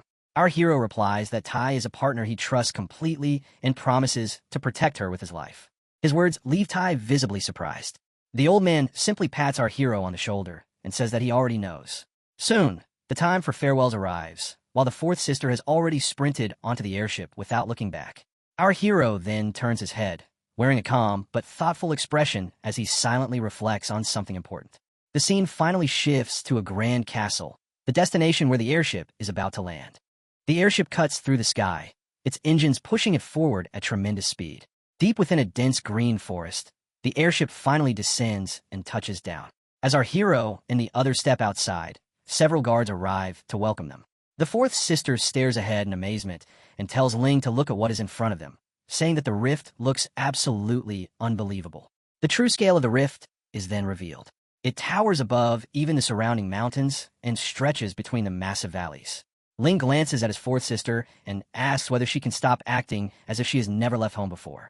The fourth sister grins and teases him, asking what exactly he plans to do about it. Tai asks our hero what he thinks about the rift, and our hero admits that he noticed something unusual as well. Our hero silently observes that the energy fluctuations are several times stronger than those from the unfinished rift in Blackwind Valley. Yet despite that, everything feels strangely calm. Our hero remarks that the rift resembles a stagnant pond. At that moment, an army truck rushes toward them, repeatedly sounding its horn and signaling for everyone to move aside. As our hero's group steps out of the way, a convoy of military vehicles begins advancing forward. Then a massive skeletal skull comes into view, belonging to an enormous creature. The fourth sister gasps in surprise when she realizes it is the skeleton of a dragon. She immediately turns toward her brother, hoping to see some kind of reaction, but Ling remains completely calm. After a moment, Ling finally speaks and says that his bloodline power is not responding at all. Ling explains that either the remains are so ancient that every trace of the bloodline has already vanished, or the creature never belonged to the same lineage in the first place. A soldier informs our hero that Commander Wang is inside and has left instructions allowing him and his companions to enter directly. Our hero thanks the soldier before heading inside. After entering, our hero reports his arrival to his teacher, who is pleased to see him. The teacher remarks that arriving at the perfect moment is better than arriving too early and invites them over. He then leads them to a map and explains that the rift was discovered 3 weeks earlier. Initial investigations rated its danger level as Class C, making it appropriate for class holders between levels 30 and 40. 3 scouting teams have already been sent inside, and this is the furthest point they have reached. Pointing toward a glowing red marker on the map, he explains that the scouts did not encounter a single threat on their journey. There are no monsters, poisonous gases, or traps. Instead, they discovered enormous deposits of blue crystal throughout the area. This mineral is a key material used for crafting high-end weapons. Its purity is exceptionally high, and the quantity available is astonishing. The military has already authorized limited mining and transportation operations. Tai then comments that she has heard her adoptive father mention blue crystals before. On the black market, the ore can sell for $5,000 per gram, while high-purity specimens command unimaginable prices. She continues by estimating that, based on the distribution of the veins, there are at least tens of thousands of tons present. The teacher nods in agreement and pulls up another report. Besides the enormous blue crystal deposits, he reveals that they also discovered gigantic dragon skeletons inside the mines. Displaying images of the remains, he points out that there is not just one dragon, but many. Tai is shocked by the sight of the dragon bones, and even our hero realizes that the remains they saw earlier must have belonged to dragons as well. Our hero asks the teacher how the dragons died. The teacher replies that this is precisely the mystery they are trying to solve.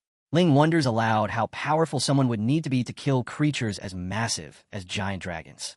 Our hero notices that Ling appears to be deep in thought.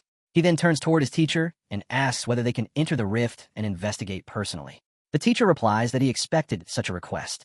He explains that a military squad will soon head inside to retrieve another batch of dragon remains, so they can accompany them. Our hero thanks his teacher. The teacher then adds that there are 2 conditions.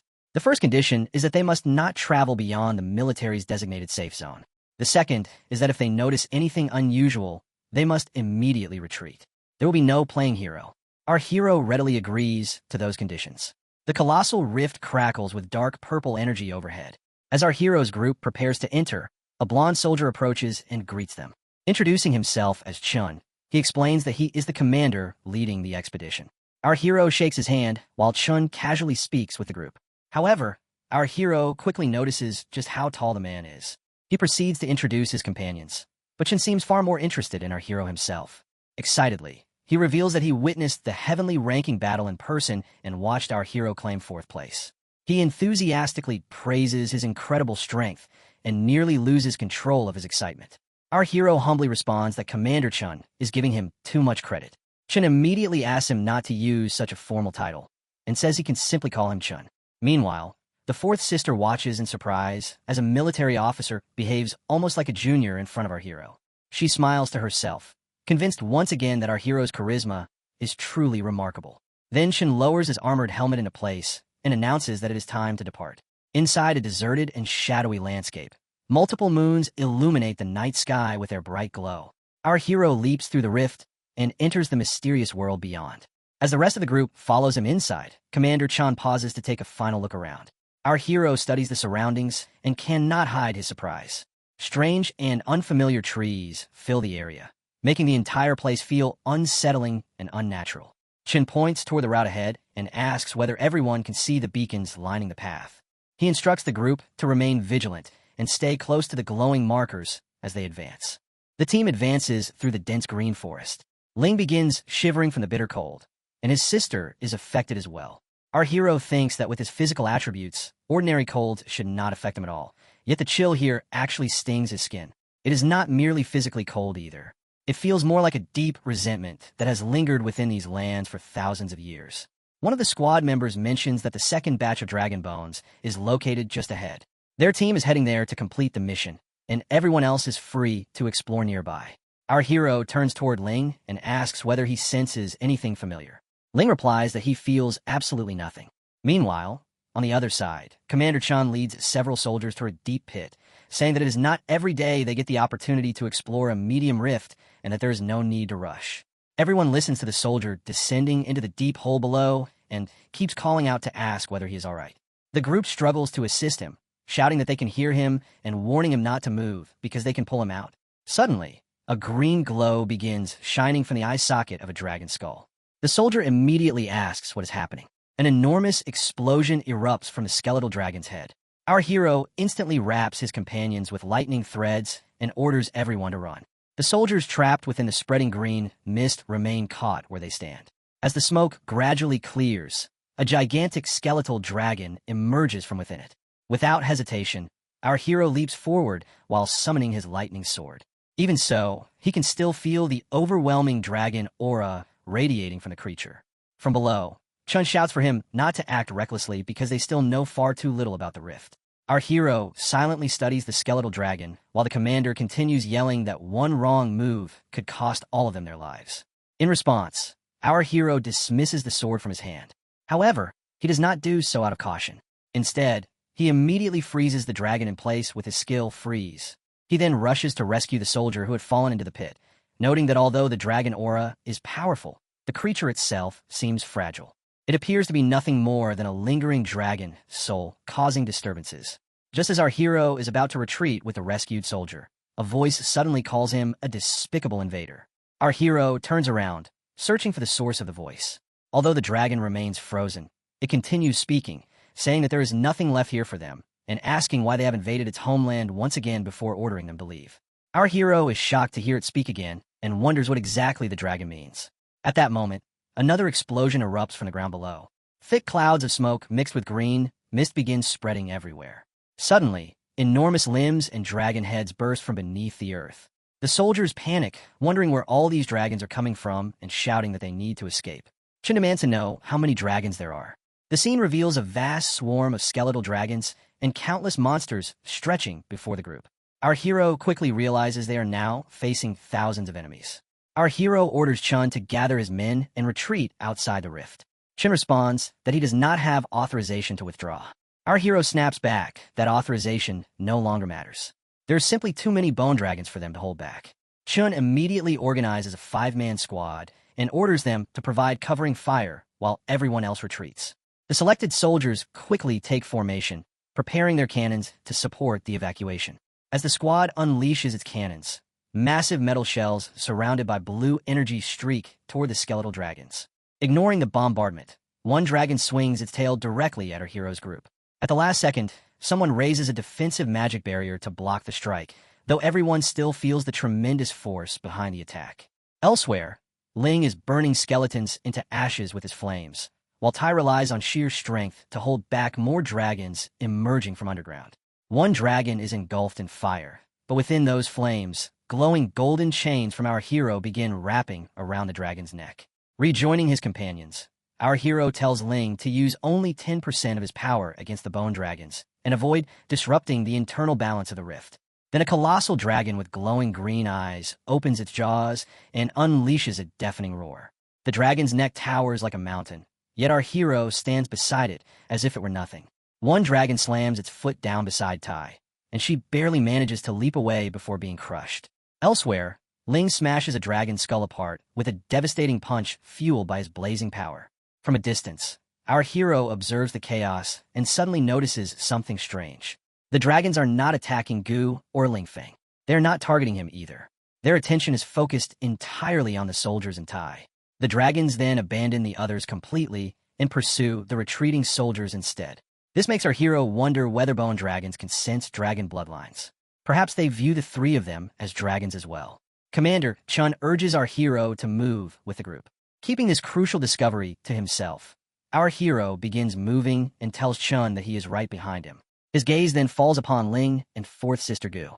Ling finally reaches our hero and says that perhaps his flame dragon power is responsible for attracting all of this. Our hero has already considered that possibility, but instead he tells Tai to take Gu and leave immediately. He and Ling are going deeper into the rift. Gu has sensed it as well and immediately insists that she is coming with them and refuses to leave. At that exact moment, a dragon spear is hurled toward her with deadly precision. Golden rings instantly wrap around Gu and pull her backward just in time, allowing the spear to pass harmlessly beneath her arm. Our hero firmly refuses and says they cannot guarantee her safety. He orders Tai to take her back. Tai immediately grabs Gu by the arm. She then leaps toward the exit while resisting the holy chains, even as dragons continue prowling behind them. Standing near the edge of the rift, Chin tells our hero that the commander instructed them not to interfere if he chose to act independently. He wishes him safety, and our hero thanks him. Chun then withdraws together with the remaining soldiers. The dragons suddenly turn away, alter their direction, and begin marching elsewhere. The dragons march straight past Ling and our hero without paying them any attention. Ling wonders where they are headed, while our hero decides the best option is simply to follow them. As they travel, our hero points out something unusual about the wounds covering the bone dragons. These injuries clearly were not sustained during battle. Ling asks what he means by that. Our hero explains that in a genuine fight, bones would be shattered, cracked, or splintered apart. Instead, these wounds are astonishingly clean, and nearly all of them strike critical areas.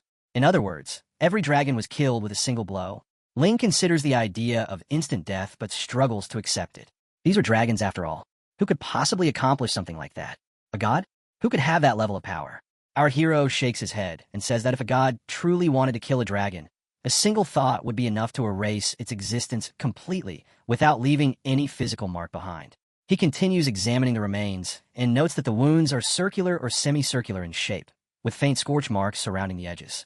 The uniformity and precision of the cuts suggest that every dragon was killed by the exact same weapon, perhaps some form of energy weapon similar to a laser cannon. Yet these dragons have been dead for at least 1,000 years. Blue Star could not possibly have possessed such advanced technology during that era. Ling suggests that perhaps aliens were responsible. Our hero admits that the theory makes sense. Beastmen, elves, and dwarves all arrived on Blue Star through rifts. From a certain perspective, they could be considered aliens. Following that logic, other civilizations may have entered this world through rifts as well.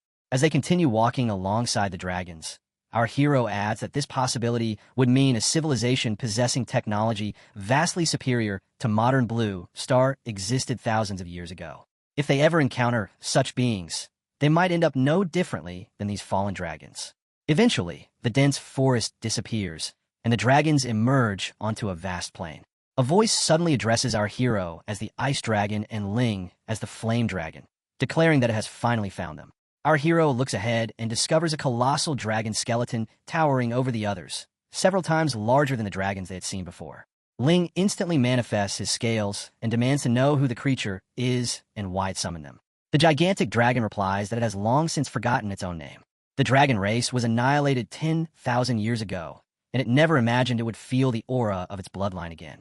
Our hero reflects on the mention of an event 10,000 years in the past, realizing that the truth is even older than he initially estimated. Looking at the countless skeletal dragons surrounding them, he asks the colossal dragon what happened here all those years ago. The enormous dragon raises its gaze toward the 3 moons before answering.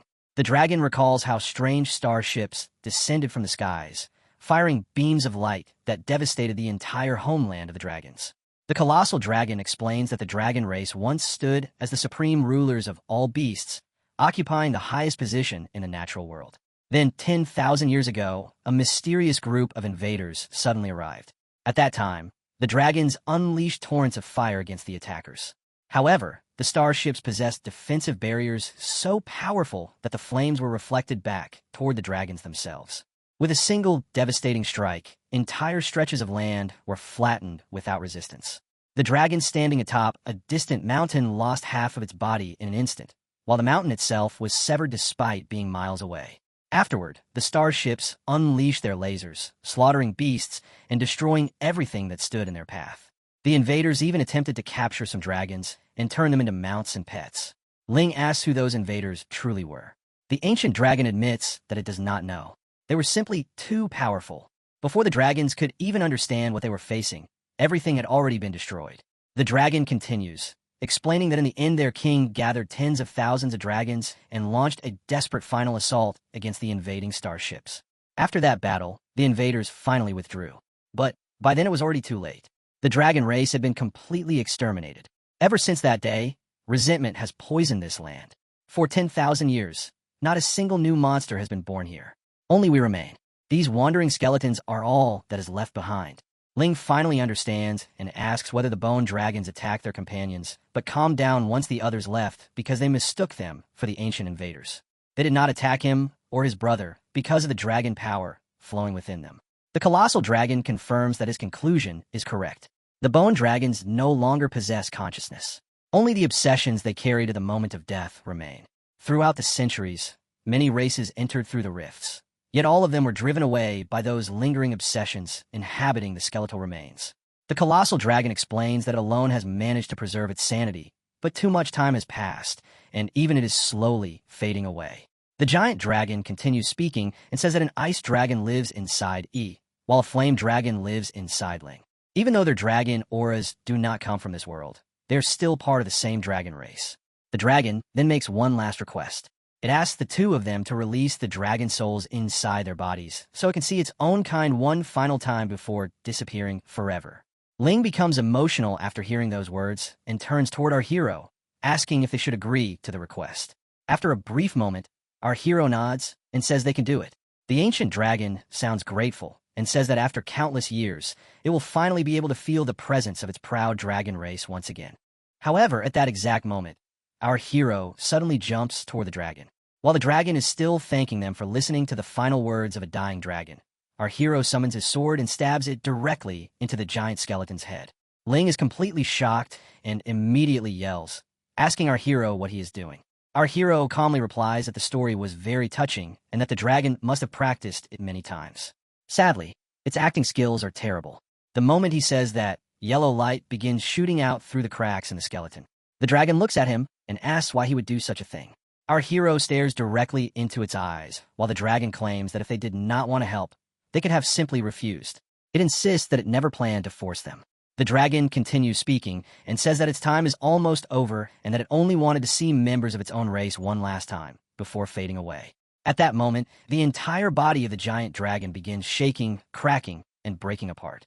Ling watches in shock as the massive skeletal body starts shattering into pieces. However, our hero simply smiles and says that for a dragon that supposedly lived for 10,000 years, it is surprisingly impatient. Pulling out his sword, he explains that the dragon rushed through its sad story far too quickly because it wanted to gain their sympathy. The dragon's eyes suddenly glow again with a dangerous light, while our hero continues exposing the truth. He says that the dragon was also far too eager when making its request. Did it really think that a sad story would distract him from noticing the mana coming from the activated formation beneath them? Our hero explains that he already traced the mana flow and carefully mapped the entire formation spread across the ground. Because he already has the complete structure of the formation in his mind, He knows exactly what is happening here. After hearing this, Ling becomes furious. He realizes that the giant dragon lied to them from the very beginning. It never wanted peace and was actually trying to kill them. Just then, more skeletal dragons begin rising out of the ground. A huge dragon appears behind Ling along with 3 others, all ready to attack at any moment.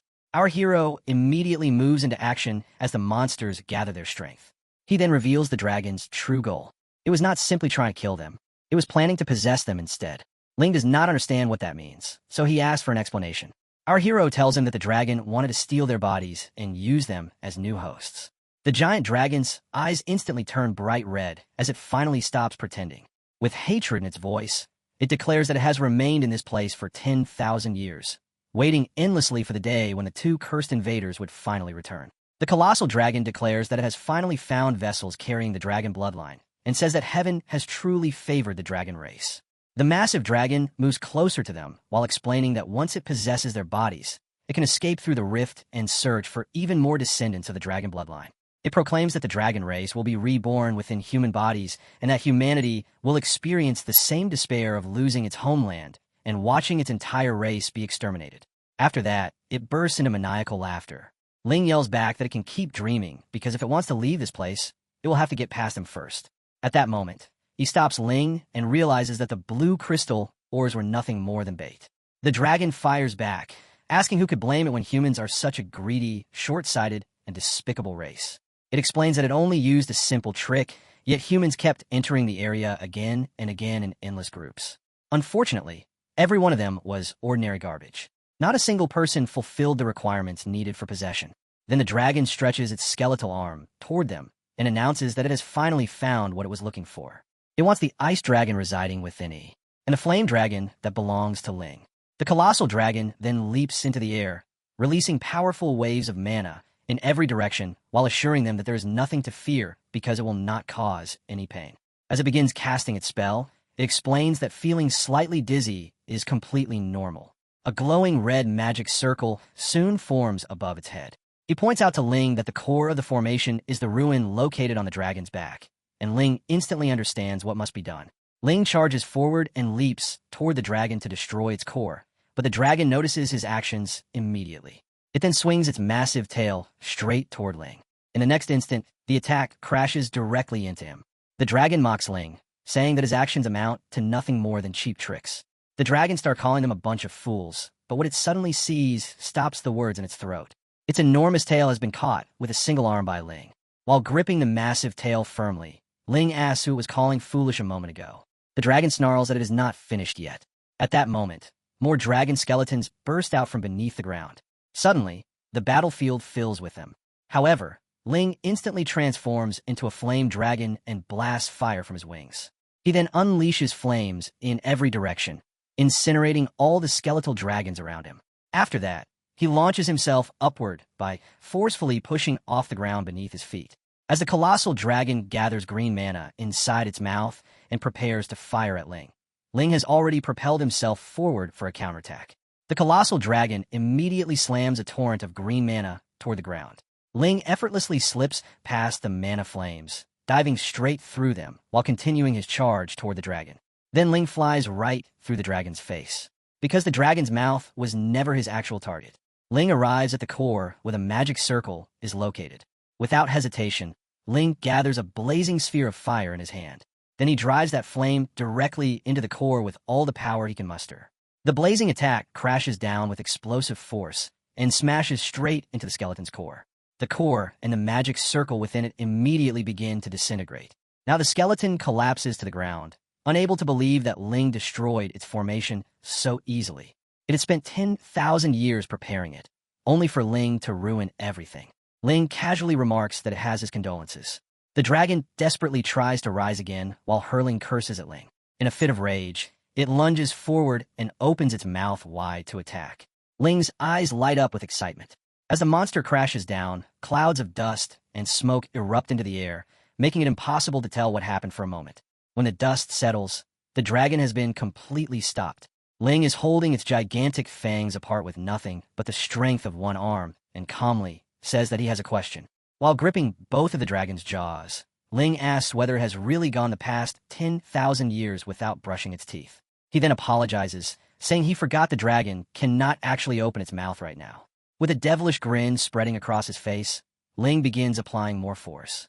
The dragon's spine bends the wrong way before it cracks apart. Ling practically tears apart the dragon's neck and rips its head clean off. He watches the colossal dragon's severed head crash into a nearby skeleton. Even then, the soul inside still hangs in and it can't believe what happened, claiming that it is impossible. He cannot understand how a mere flame dragon could possess such terrifying power. Ling mocks it by asking if this is truly all a 10,000-year-old dragon can do, and whether it genuinely believed it could possess them. He then declares that the dragon is nothing more than a collection of arrogant, lingering souls. He adds that it would have been a complete joke if they had actually fallen for such an obvious trap. Just then, more dragons emerge from the ground, each carrying the same soul as the colossal dragon. It becomes clear that the battle is far from over. He tells Ling Feng that there are still a few more ants left for him to clean up. Ling immediately responds that he will take care of them right away. The colossal dragon cries out that if they continue destroying everything, its race will truly disappear forever and begs them to stop. Both of them turn toward the dragon and ask if it really thinks that is why they are here. Standing directly before the colossal dragon's face, he casually turns away, completely ignoring him, and states that he knows a method to reforge a dragon's body. The moment he hears that, the dragon hurriedly explains that possession will not be necessary. He claims he can create new physical bodies for the dragon souls residing within them. He reminds them that a dragon with an actual body is more than 10 times stronger than one existing only as a soul. As long as they stop attacking, he promises to reveal the method. The proposal sounds appealing to both Yi and Ling, causing them to exchange faint smiles. He then turns back toward the dragon with an amused expression and remarks that he should have said that from the beginning. After all, he is not an unreasonable person. Then Yi grins and offers to help reattach the dragon's head so they can have a proper conversation. A moment later, the broken spine reconnects and fuses back onto the torso.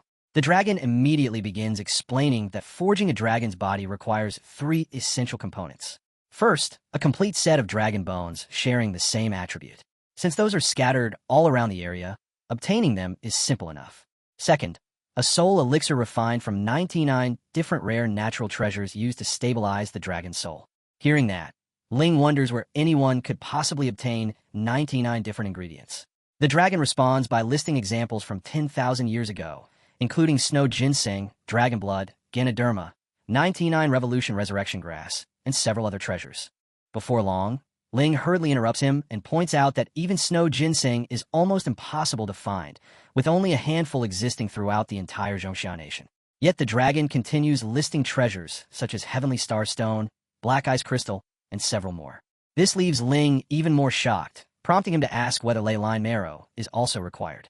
A single gram of that substance could purchase an entire city on the black market. Still, the beast keeps going, naming dragon ambergris, phoenix roost wood, the leaf of eternity, and other priceless materials.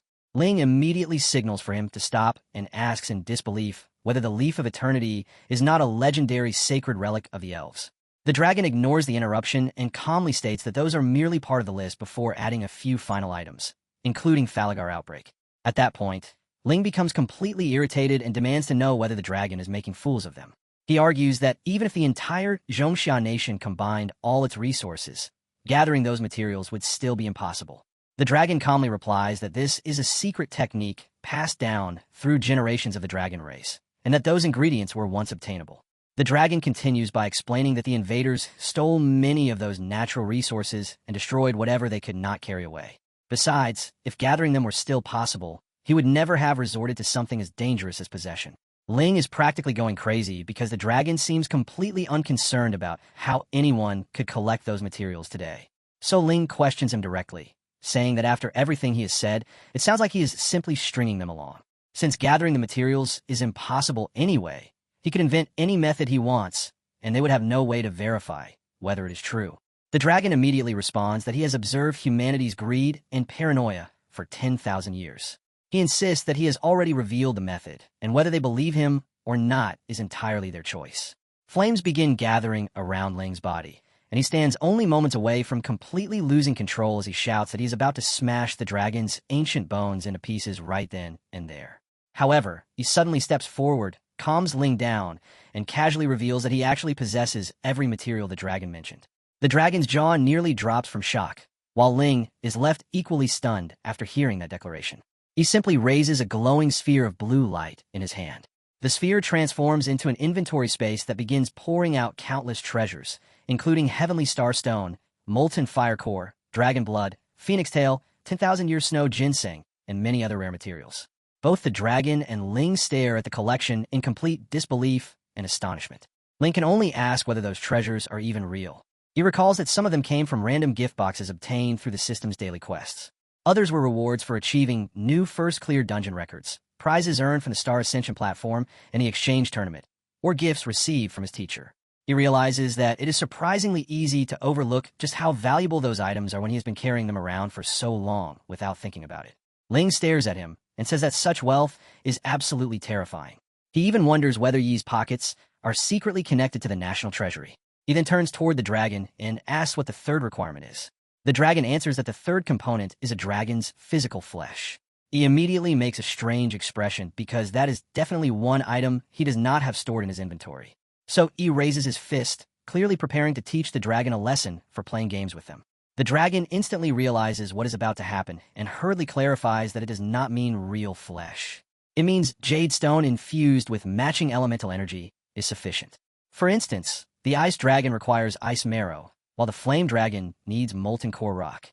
He immediately fixes the dragon with a dangerous stare, remembering how to try to play games with him moments earlier. Suddenly, with nothing more than a simple gesture from E, an enormous mass of glacial ice rises from the ground. Both Ling and the dragon are left stunned by the sight. The dragon cannot help but wonder what kind of background this young man truly possesses. Meanwhile, he recalls that a system quest from several days ago had rewarded him with an entire mountain of ice marrow. At the time, he had no idea what it was meant for, but now he realizes it was prepared for this exact situation. After all, 10,000 years of snow naturally transforming into ice marrow would be almost impossible. The system had already supplied every required material long before he ever arrived here. For the first time, he truly understands how terrifying the system is. It somehow knew he would come to this place, encounter the golden dragon, and require these rare treasures. To avoid divine detection and accurately predict future events, such preparation would be unimaginable. Staring at the system window, he wonders whether it is really nothing more than a simple cheat ability. In the end, he concludes that whatever its true purpose may be, uncovering that secret is beyond his current strength. Those questions will have to wait. Right now, Frostfang is what matters most. So he turns toward the dragon and asks what comes next now that all the materials are prepared. The dragon answers that the next step is to establish the formation and begin reforging the body. The dragon then warns them that there is one thing they must understand first. The success rate is only 20%. Ling immediately asks what exactly that means.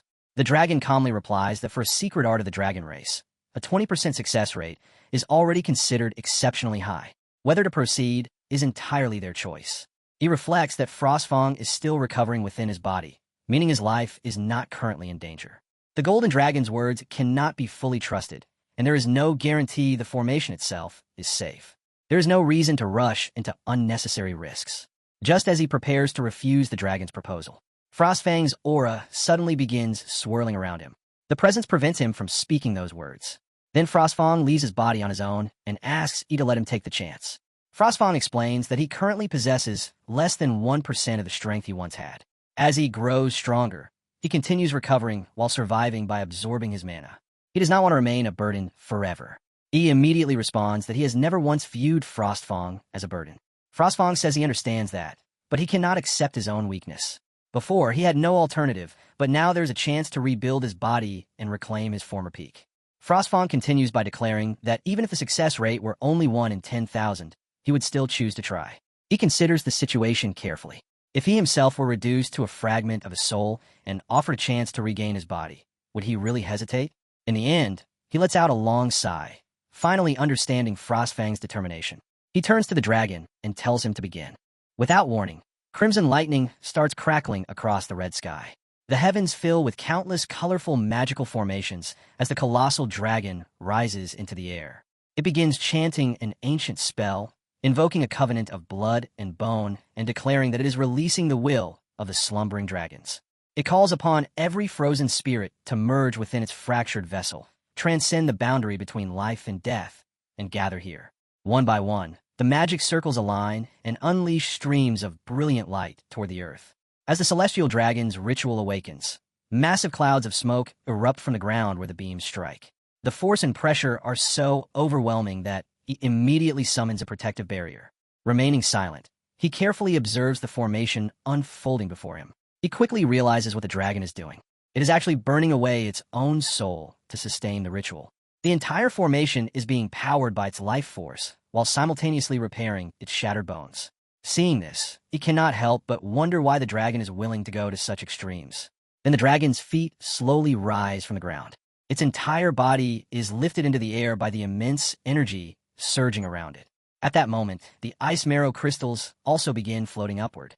The countless ice crystals start circling around Frostfawn. Soon afterward, they merge with the skeletal frame, creating a massive vortex of bones and frozen crystals. As the surrounding dust finally settles, a complete skeleton takes shape. Using the ice marrow as a foundation, flesh begins growing over the newly formed skeleton. Just like that, Frostfawn obtains a completely restored body, or more accurately, a fully reforged one. Meanwhile, the colossal dragon has nearly exhausted all of its mana. So he channels his own mana into the formation to keep it running. He supplies the colossal dragon with enough energy to continue the ritual. The colossal dragon notices who is providing that support from behind. After realizing the source, it turns its attention back toward Frostfawn. Frostfawn remains suspended within a sphere of green energy as his body continues healing.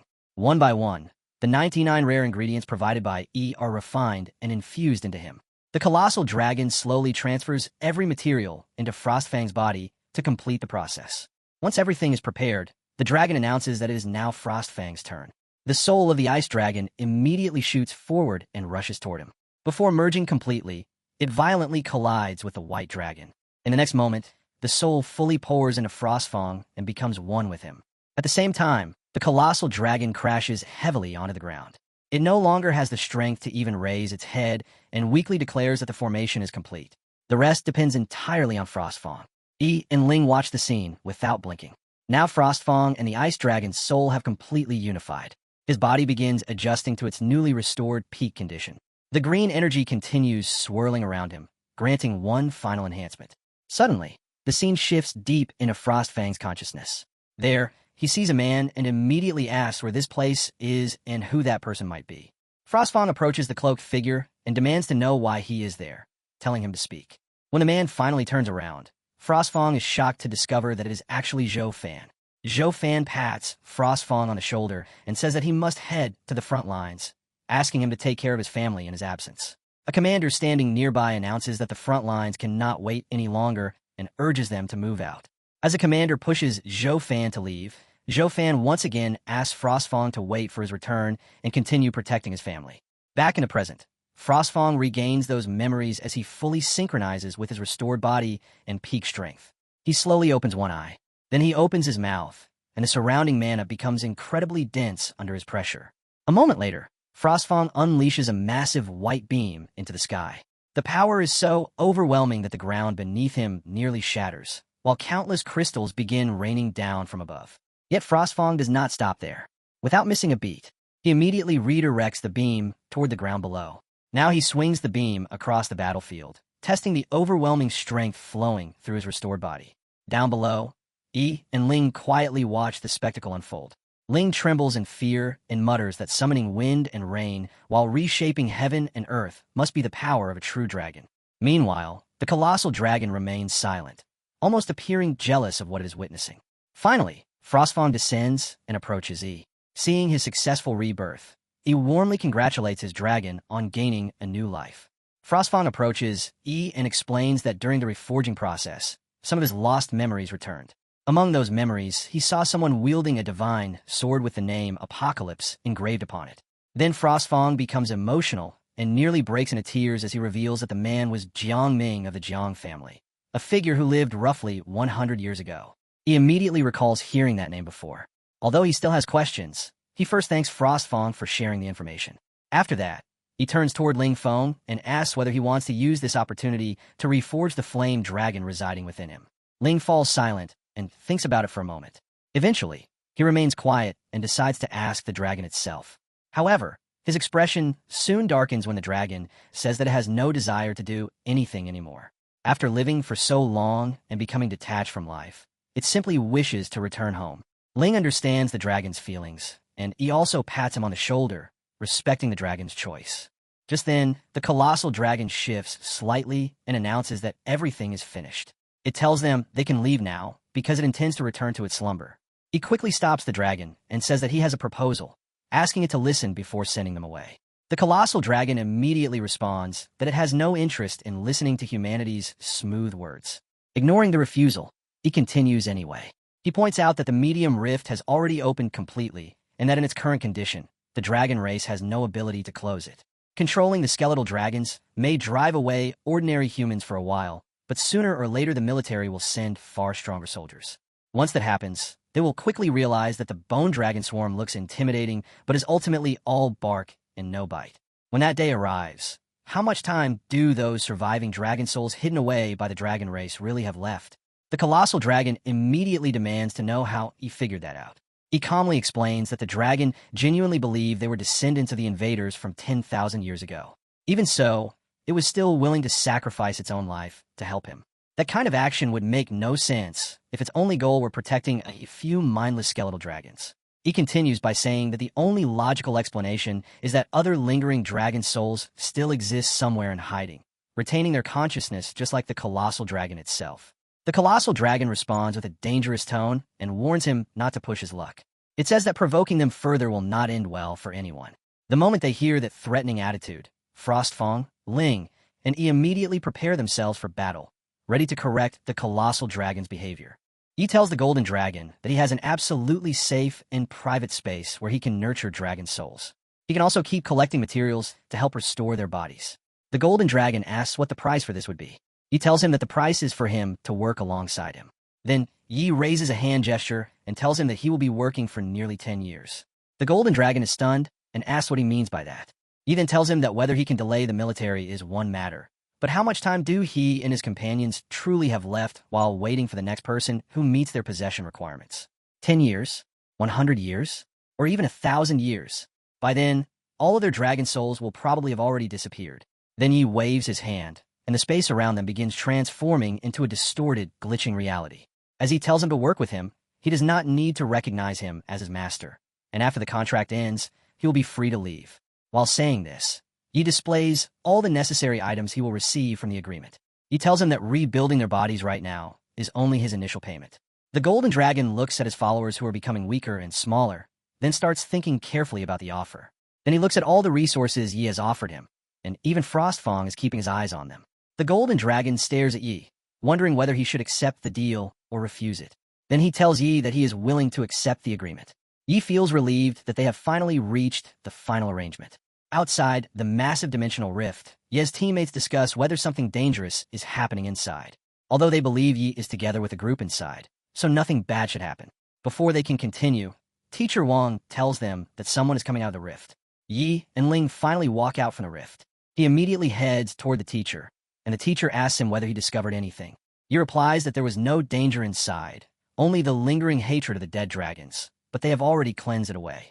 Yi further explains that during the purification process, their resentment mistook him for an enemy from 10,000 years ago. The teacher begins thinking deeply, while Ling's sister happily sees that her brother has finally returned. However, noticing the serious expression on his teacher's face, Yi asks him what is wrong.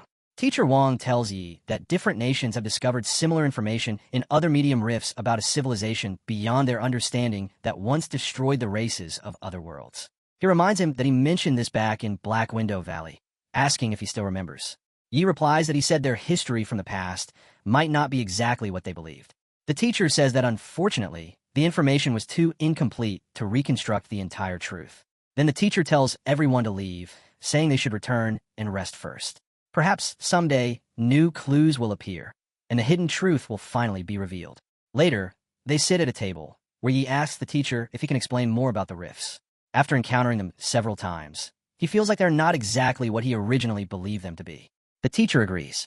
Teacher Wang simply waves his hand in the air, creating a dark blue portal, and explains that the spatial rifts on Blue Star are separated into 3 categories according to their energy levels: small, medium, and large.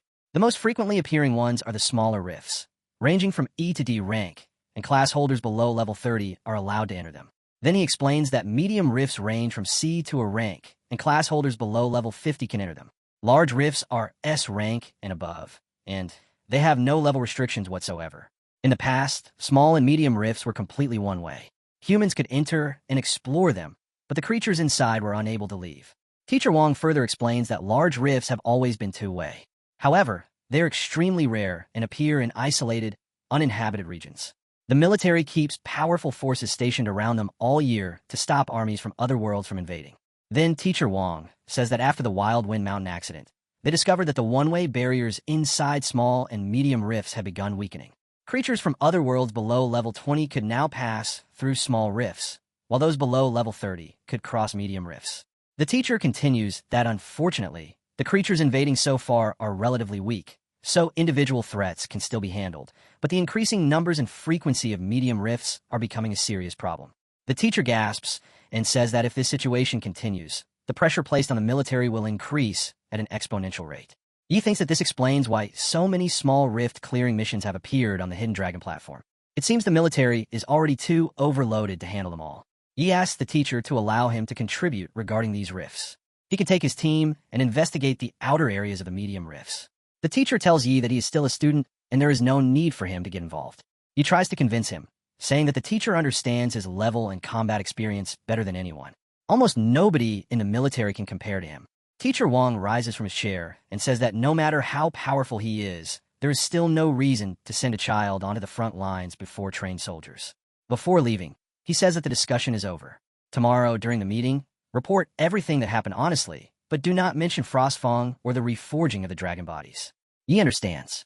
Meanwhile, he wonders why his teacher's aura suddenly became filled with sadness and cannot figure out the reason. While the teacher walks away, Yi keeps thinking that forcing the matter further would only make his teacher feel worse. And as for everything else, he will handle it later. He says goodbye to the teacher, and the teacher tells him to rest as well. Later on, Teacher Wong holds a watch in his hand, and as he opens it up, inside, there's a picture of two white-haired disciples. One is a girl, and the other is a boy. A memory appears on Teacher Wong's face as the cry of one disciple echoes in his mind, with that person begging him to save him. Teacher Wong clearly recognizes Ye's strength and talent, but the brighter someone shines, the more attention they attract. Then the teacher closes the watch, thinking that some people carry bad intentions, some wish to use you, and some may even try to destroy you. Not everyone will show kindness just because someone is powerful. The teacher decides that instead of making Yi carry the burden he once carried, he would rather see his student walk toward a bright and extraordinary future. We see a camera casting a beam of light inside a temporary conference hall. Several important figures are seated around a table in an online meeting with Teacher Wong. The Horned Senior Elf begins the meeting. The meeting is carried out by Yi, who explains that he will be presenting the main information he gathered from the rift he recently explored. The Beast Elf asks Yi that it has been a long time, and he has become even stronger compared to the last time they met. Sitting beside him is a man in a suit. He asks Teacher Wong about Yi and wonders if he is the kid involved in the Wild Wind Mountain incident. Teacher Wong reassures the suited man and confirms that the contents of his report are completely accurate. He says he will personally vouch for him. On the table, there's also a cat-faced man and a curvy woman with venomous snakes crawling all over her body. However, Yi begins explaining that the inside of the rift contains a destroyed monster planet with C-rank energy levels. 10,000 years ago, invaders from a highly advanced civilization entered through a rift. They harvested resources and slaughtered the monsters, who were the dominant race of that world. The dragon race was even temporarily enslaved by them. In the end, under the leadership of the Dragon King, the dragons destroyed the rift and died together with the invaders. They were attacked by a group of bone dragons when they entered, but those were only the remains of the lingering resentment, which had already been purified. They expanded their investigation range to 3,000 kilometers and discovered no signs of any living creatures. Based on the current information, they have classified this rift as a low-threat area. The exploration footage has been delivered to everyone's communicators. They can check it whenever they have time. The cat-faced man asks if there are any remaining traces left behind by those invaders. Yi replies that according to the dragon's resentment, all the invaders died during that explosion. The suited man asks that since it has been confirmed safe, they should begin large-scale mining operations. He promises that the blue crystal ores are enough to fully equip their frontline forces and greatly reduce their current burden. The other seniors all agree with him. Then the beast elf praises Yi for his contribution and asks what reward he wants. Equipment, skills, skill books, points, everything is available. Even the suited man suggests assigning him to a special force unit with the highest benefits. Yi says he does not need any personal reward. The beast elf asks him what he wants instead. Yi explains that he recently created a new guild called the Holy Judgment Guild. He wants the military to grant his guild access rights to this rift. The suited man asks if he understands what that would mean. He tells him that after a medium rift is cleared and secured by the military, the first wave of resources belongs to them. However, the real treasures hidden inside the rifts, such as ruins, inheritances, or opportunities capable of completely changing someone's fate, cannot be controlled only by the military. The suited senior tells him that those resources are meant for groups or individuals who have made major contributions to the nation. He further explains that in the past, a class holder obtained an ancient inheritance from a medium rift. His strength instantly jumped from level 30 to level 50, turning him into an absolute powerhouse. There was also a small, unknown guild that discovered dungeons inside a rift and eventually rose into a top-tier guild. He continues that a pass represents an immeasurable amount of resources. Every year, countless medium rifts are discovered across the nation. However, they issue no more than 10 passes annually. A newly established small guild holding a pass is like a child walking through a crowded street while carrying a solid gold brick. He asks if they are truly confident that they can protect it. He clenches his fist and says that anyone who wants to steal this gold brick can come and try. His fists have never been something he uses only for decoration. The beast elf admires his courage and says that he has guts. He likes his attitude and grants him the pass. Meanwhile, the suited man holds his head because he is clearly not someone who acts without thinking. Meanwhile, the cat-faced man also becomes interested in Yi and calls him a fascinating little brat. Then the beast elf rises from his chair, happily wraps his arm around the suited man's face, and tells him not to be so strict. He says that a small guild like this cannot possibly create that much trouble, and finally, the suited man agrees. Then the snake-like girl, with a charming appearance, finally speaks. She asks whether a newly formed guild with this level of courage is something worth keeping an eye on. She points toward Principal Wong and says that whenever this guy causes any problems, Principal Wong will be there to deal with the aftermath. The beast elf turns around and says that everything is settled, and the meeting is now dismissed. Teacher Wong tells Yi that he performed well, and his pass will become usable after 1 month. He thanks him for informing him about the pass and says that he needs to visit his family. He wants Ling and Tai to stay with him for some time. The teacher agrees, saying that he will keep an eye on them. The scene shifts to an entirely green sky where a woman throws several balls into the air. These balls begin to open up and transform into monstrous bugs with glowing tails and terrifying predator-like faces. These creatures immediately fly in one direction at incredible speed. The place they are heading towards is none other than a huge green, monstrous serpent. The woman who threw them is preparing another lightning skill, even though she is already heavily injured. As she unleashes her technique, she completely covers the serpent's entire body with those glowing-tailed insects. The insects begin devouring the serpent's body and even make their way toward its eyes. They cling onto the serpent's body and bite away chunks of flesh from it. Then the thunderous assault from these beetles tears the serpent apart into countless pieces. Down on the ground, the woman who has finally defeated the serpent feels a moment of relief. But she is severely injured and coughs out blood.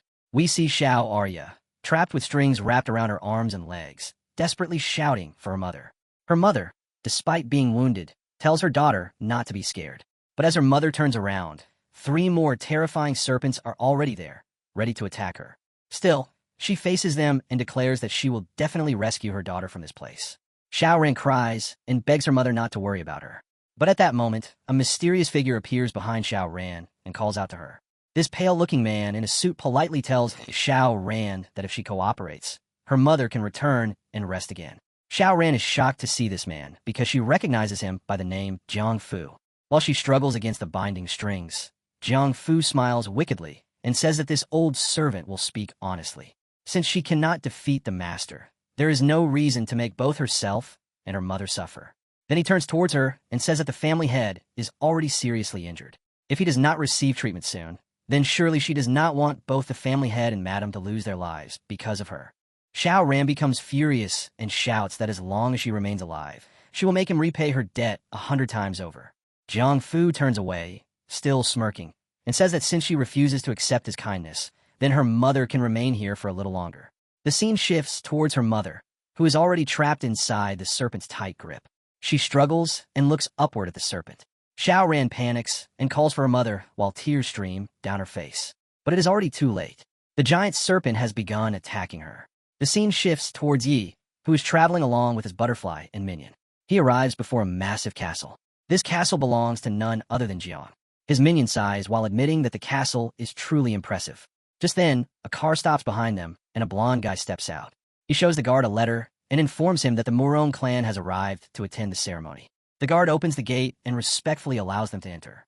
From a distance, Yi observes the guests arriving at the ceremony. After watching closely, he notices a defensive blue shield-like ray covering the entrance. Yi realizes that it is an energy barrier and wonders if this barrier is the reason he cannot connect with his sister. His minion denies it. He explains that as long as he has locked onto the location, he can travel anywhere without any interference. The minion says the real issue is Jiang Chern's location, which is extremely unstable. The void guide, Butterfly, can only detect that she is somewhere nearby. He looks around and asks in what situation a location could become unstable. The minion answers that there are two possible reasons. The first one is that she is inside a hidden realm dungeon where the spatial coordinates are completely isolated. Then while preparing to explain the second possibility, the minion folds his arms and pauses for a moment. With a serious expression, the minion explains that the second reason could be that she is not on the blue star at all. Yi stays calm and thinks that since her location is unstable and he cannot reach Chern, he will have to enter the Jiang family first and investigate. When Yi approaches the gate, a guard asks him to present his invitation letter. Yi introduces himself as a friend of Miss Chern and asks him to notify her about his arrival. The guard repeats his demand and says that if he is a guest, he should have an invitation letter. Yi responds that he does not have one. The guard immediately apologizes and explains that anyone without an invitation is strictly prohibited from entering. The second guard, standing nearby, quietly tells the other guard to wait. He recognizes Yi and says that he is the champion of the freshman tournament and is very close to Miss Chern. Now the guard understands who Yi actually is. The second guard warns his fellow to show respect because he could become their future young master-in-law. The first guard then smiles and apologizes, explaining that for the safety of all guests during the ceremony, they cannot allow anyone without proper authorization inside. The second guard suggests contacting Miss Chern because even a written order from her would be enough for them to arrange his entry. He turns around and thinks that this is exactly the problem because he cannot contact or call Chern. Behind him, the car humbly lowers itself and apologizes for being unable to help Yi. He checks his phone and notices there are still no replies from his previous messages, so he sends another text asking what exactly is happening. He thinks that since he cannot enter through the main entrance, he will have to find another method to sneak into the castle. Just then, a limousine suddenly speeds over and stops right in front of him. The black window lowers, and a blonde guy inside becomes slightly excited after seeing Yi. This arrogant, rich brat recognizes Yi and asks what is wrong, unable to enter the castle. Didn't Miss Jiang give him an invitation? He simply stares directly into the eyes of this foolish guy without saying anything. The rich brat looks disappointed and says it seems he does not hold much importance to her after all. Then, with a proud expression, he says that the Jiang family's gates are not open for any random stray cats or dogs. He listens to all his nonsense and simply asks if they even know each other. The blonde becomes irritated and asks if he did that on purpose. Does he think saying something like that is enough to make him angry? He simply walks away without paying attention to him, making him furious as he shouts that he is from the Thunder Prison Wong family and tells him not to ignore him like that. Wong Fu, sitting beside him, tries to calm the blonde down, saying that all this yelling and shouting is not how someone with proper manners should behave. The blonde angrily tells his brother that Yi is the person who embarrassed him in front of everyone. In Jiang City, he refuses to leave Miss Jiang alone, and he even claimed that the Thunder Prison Wong family was nothing impressive. They need to teach someone like him a lesson. The story reveals that this troublesome guy is named Wang Xian. He is the master of the Thunder Prison Wong family, and he says not to think he does not understand what his real intentions are. But deep in his thoughts, he acknowledges Yi and realizes that for an ordinary person to come this far, he must definitely possess some ability. He knows the only problem is that this guy insists on competing with him for what belongs to him. Wang Xian calls his special agent Uncle Waiyu. Beside his car, the energy star begins gathering at the door. Wang Xian orders his uncle to erase every trace of Yi. He continues walking away while the car enters the castle. He reaches one side of the wall and casually places his hand on the defensive array. Yi realizes that hidden energy nodes are placed every 10 meters, all connected with the underground formation and perfectly linked together. It is even more complicated than the Heavenly Dao Sect mountain defensive array. He understands that breaking through the defensive wall by force would only alert the guards. He thinks about what he should do next. Then he looks upward and notices 3 structures shooting toward him with tremendous force. He does not even flinch as the 3 structures crash into the ground at a distance with enormous impacts. From those stone structures, 3 monstrous zombies with glowing eyes emerge. Without giving them even a moment to move forward, Yi swings his sword, and the sword aura instantly tears them apart. Yi then notices a purple glow appearing before him and looks at it coldly. From a distant location, a massive purple aura surges through the ground and rushes toward him. He casually swings his sword, and his extremely condensed sword aura blocks the huge wave of purple energy. Then he looks toward the sky and sees another structure descending toward him. He activates his eyes to deal with this structure. Just then, sacred strings appear and bind a massive structure from every direction. When a structure is blocked, another terrifyingly huge zombie monster emerges from within it. He does not even bother fighting the zombie. Instead, he asks the person controlling all of this if he has finished playing his tricks. Then he calmly reaches his hand forward. He tears open a realm and reaches a person who looks like an old and exhausted sorcerer, grabbing him directly by his clothes. Through that realm, Yi drags the old man out. The giant monster above him instantly disappears into mist. Yi realizes that this man is a corpse-refining warlock. He has heard that Sichuan province is filled with extraordinary talents, and it seems the rumors are actually true. The old man is sweating heavily. He is likely the uncle Lu sent by Wang Xian to assassinate Yi. However, he never expected that Yi could tear through space and grab someone directly. This is not an ability someone at level 33 should possess. Lu asks Yi to release him because the person supporting him is someone Yi cannot afford to offend. Meanwhile, the old man himself cannot move at all. Yi replies that before launching an ambush, did he ever consider that he was not someone who could be easily messed with? Yi coldly tells the old man that he has been following him ever since he left the family gates. He had urgent matters to handle, so he did not bother dealing with him earlier. Just then, a strange energy shock begins spreading inside the old man's body, while Yi tells him that he simply came searching for his own death. As he holds his neck, flames begin appearing across the old man's entire body along with thick mist. In an instant, his whole body catches fire right in front of Yi. Soon, the man transforms into a paper figure as his body completely disappears. On the ground, only a piece of paper remains, copying the old man's appearance with strange sorcerer markings. Yi smiles after realizing it is a paper doll substitute technique used by the old man. He picks up the doll and carefully examines it. The doll catches fire as the old Lu realizes that it is unfortunate the doll could have exposed his location immediately. But he says it is fortunate that this method is much cheaper than a resurrection item, far more useful, and can even be used repeatedly within a short period.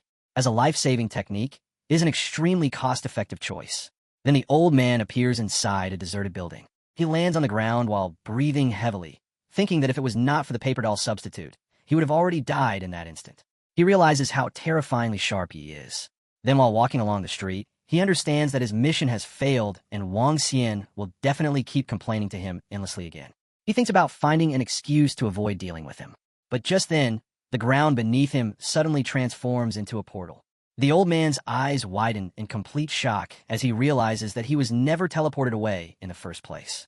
The old man looks at the faded streets and wonders if this is actually the same street from before. He looks around at the trees and buildings and notices that everything is identical. Even the same streetlights and cracks on the bluestone pavement remain exactly where they were.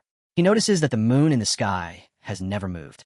Seeing all these familiar details, he begins to panic as he realizes he is trapped inside a domain. This domain is extremely difficult to detect. Something like this could only be done by a third transition expert. But Yi is clearly only level 33. This should be impossible. Then a cold voice tells the old man that he is not running away anymore. Yi appears inside his domain with countless magical crystal mirrors surrounding him. The old man asked Yi when he activated his domain. Yi replies that it happened the moment the old man made his first move. Yi points towards the crystal and welcomes the old man into his mirror prison. The old Lu understood everything from the very beginning. Now he realizes that he has been manipulated like a puppet this entire time, and he even admires Ye's strategy. But he says that no matter how many treasures Yi possesses, they cannot erase the difference between their levels. Level 33 is still level 33, no matter how impressive his flashy techniques look. Then the old man begins casting his spell. Smoke rises behind him along with dark energy as the old man declares that Ye's tricks cannot survive a real battle. Just then, massive monsters and an army of shadows appear behind the old man. The old man asks Yi how many of them he can actually defeat, but Yi simply stands there without giving any response. The old man believes Yi is now terrified and warns him to immediately deactivate his domain, otherwise he will be knocked unconscious instantly. Then the old man laughs and says that if he refuses, he will tear this entire domain apart and should not blame him for showing no mercy. Yi remains standing and begins using his technique as layers of energy spread out from beneath his feet. He remarks that he is genuinely curious. His eyes glow as he stares directly at the old man and asks whose army is actually stronger. At that moment, Yi summons every enemy he has ever faced and places them inside his puppets to battle against the old Lu. The old man is stunned and wonders what is wrong with this kid. Is he actually a summoner? Fighting him inside his own domain gives him absolutely no advantage. Otherwise, he would not waste his time talking to him. He realizes that Yi is unbelievably troublesome to fight. Once again, Yi welcomes the old man to continue the battle. The old man only grins and thinks about what he should do next. He decides that at the very least, he should exchange some attacks, so he orders all of his shadows to rush forward immediately. All those bodies charge straight toward the enemy. With their sharp claws, they leap onto Ye's minions and attack fiercely. The Velvet Lady uses her deadly strings and instantly kills the shadow, tearing it apart completely. Then a monstrous demon releases dark energy toward them. The energy immediately blocks some of Ye's minions. But a single slash from one of the puppets destroys the energy along with those minions. With one attack, Ye's team begins cutting through the enemy monsters and shadows as easily as slicing vegetables. The old man prepares another technique. It is a netherworld packed with corpse aura as the guide. He commands all the spirits to return and merge into one single existence. A massive skeletal structure appears behind the old man as he finally summons a soul corpse. But before he can activate the technique, a giant glowing lightning pillar descends from the sky and strikes directly toward his head. The attack is so massive that it creates a devastating impact on the old man, while he calmly stands there in the same position without showing any concern. Although the old man does not disappear instantly, he is severely injured and pinned against the ground. This attack belongs to none other than the golden dragon itself. The old man panics as he looks at the dragon. The golden monster unleashes a burst of scorching flames, giving the old man a taste of true dragon fire. As the old man gets completely overwhelmed, he looks toward Yi after suffering a total defeat. Yi activates a skill, and all the golden energy around them begins gathering toward him. He collects an enormous amount of golden energy together with the dragon itself. Then he stores everything inside his inventory. He tells the old man that he has already lost, and the old man simply replies that Yi is truly terrifying. Yi asks if he has finished resisting. The old man replies that he cannot win the battle and cannot escape either. His advantage in numbers has been completely neutralized. His undead abilities are countered, and Yi even has a powerful dragon. The old man says that Ye's entire setup is basically like a max-level player crushing beginners in a starting village. There is no point in trying to run away.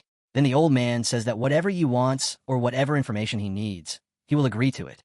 He only asks not to be killed because he still has something important left to do. He tells him that he has no intention of killing him. The old man is surprised when Yi explains that he never planned to kill him from the beginning and only wanted to frighten him enough to leave. The old man stands up and tells Yi that he is far more intelligent than Wang Xian. Yi asks who this person is, so the old man explains that he is the young master of the Thunder Prison family. He has always wanted to arrange a marriage with the eldest miss of the Jiang family, but she rejected him. The old man says that he heard after she entered Suan University, she became close with a boy named Zhou Yi. Wang Xian became furious and tortured several servants to death. So this time, he naturally ordered him to assassinate Yi.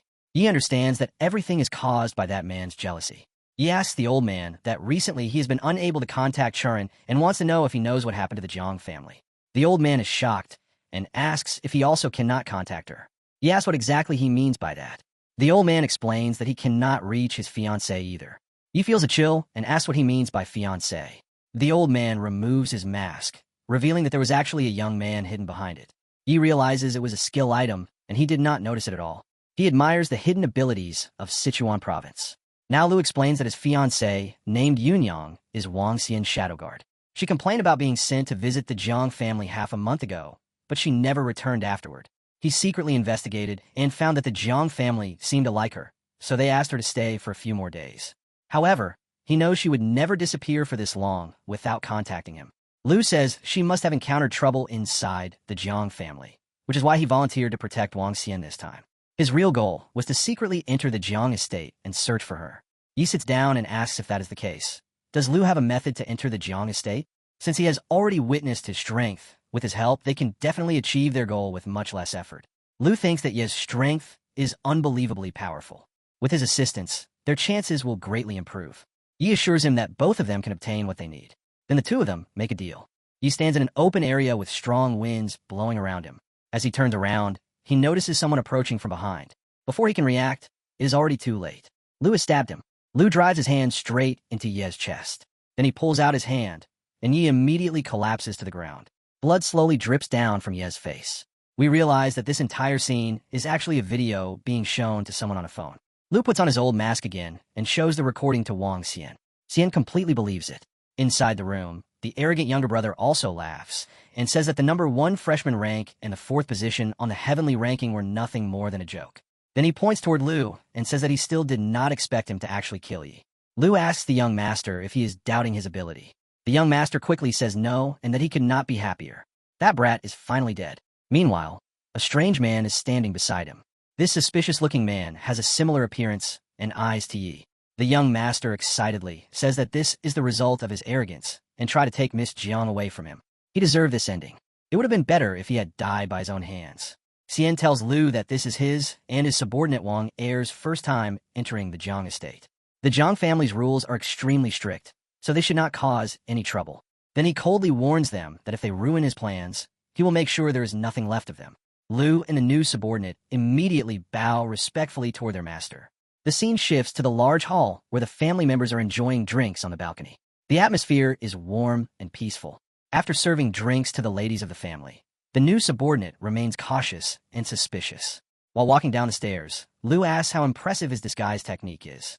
Even a third transition expert would not be able to see through it, let alone someone like Wang Xian. Now we learn that our suspicion was correct. The new subordinate is actually Yi disguised as Wang Er, and he admits that the technique is truly impressive. We learn that the real person, named Wang Er, was beaten badly and thrown far away. Now we are introduced to several powerful fighters who also came to attend the family gathering. They are Li from Qingjing University, Lan, who is Jiang Charn's best friend, and Zhou, who is also from Qingjing University. Lan casually says that it is a shame Yi did not appear.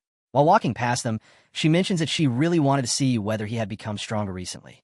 Zhou says that Yi is Jiang Charn's boyfriend, yet he did not even show up for such an important event. She tells him not to spread nonsense like that. But after thinking about it, she realizes that Ran has not replied to her messages at all. Zhou asks if they're actually not dating. Lu is asked if he knows them. Yi says yes, they fought each other during the tournament before. Lu says that if they still remember him after only meeting in a tournament, then he must have truly impressed them. Being young is great because you have friends, rivals, and people who care about you. Yi replies that pretending to be this disguise for so long has made Lu talk like an old man, even though he is still young. Lu says he is not old and ignores the comment. He then says he actually has something to ask. Before ambushing him, did Lu truly know nothing about his strength? Lu explains that he used a scouting skill, and it showed that Yi was only a level 33 cleric. How could he have known that a cleric would completely destroy him? He asks if Lu never saw any news or articles about him online. Meanwhile, Yi knows he is not being narcissistic or assuming everyone should know him. He only wants to understand the situation. Lu replies that he cannot read, which surprises Yi greatly. So he asks if something felt strange ever since they entered the estate.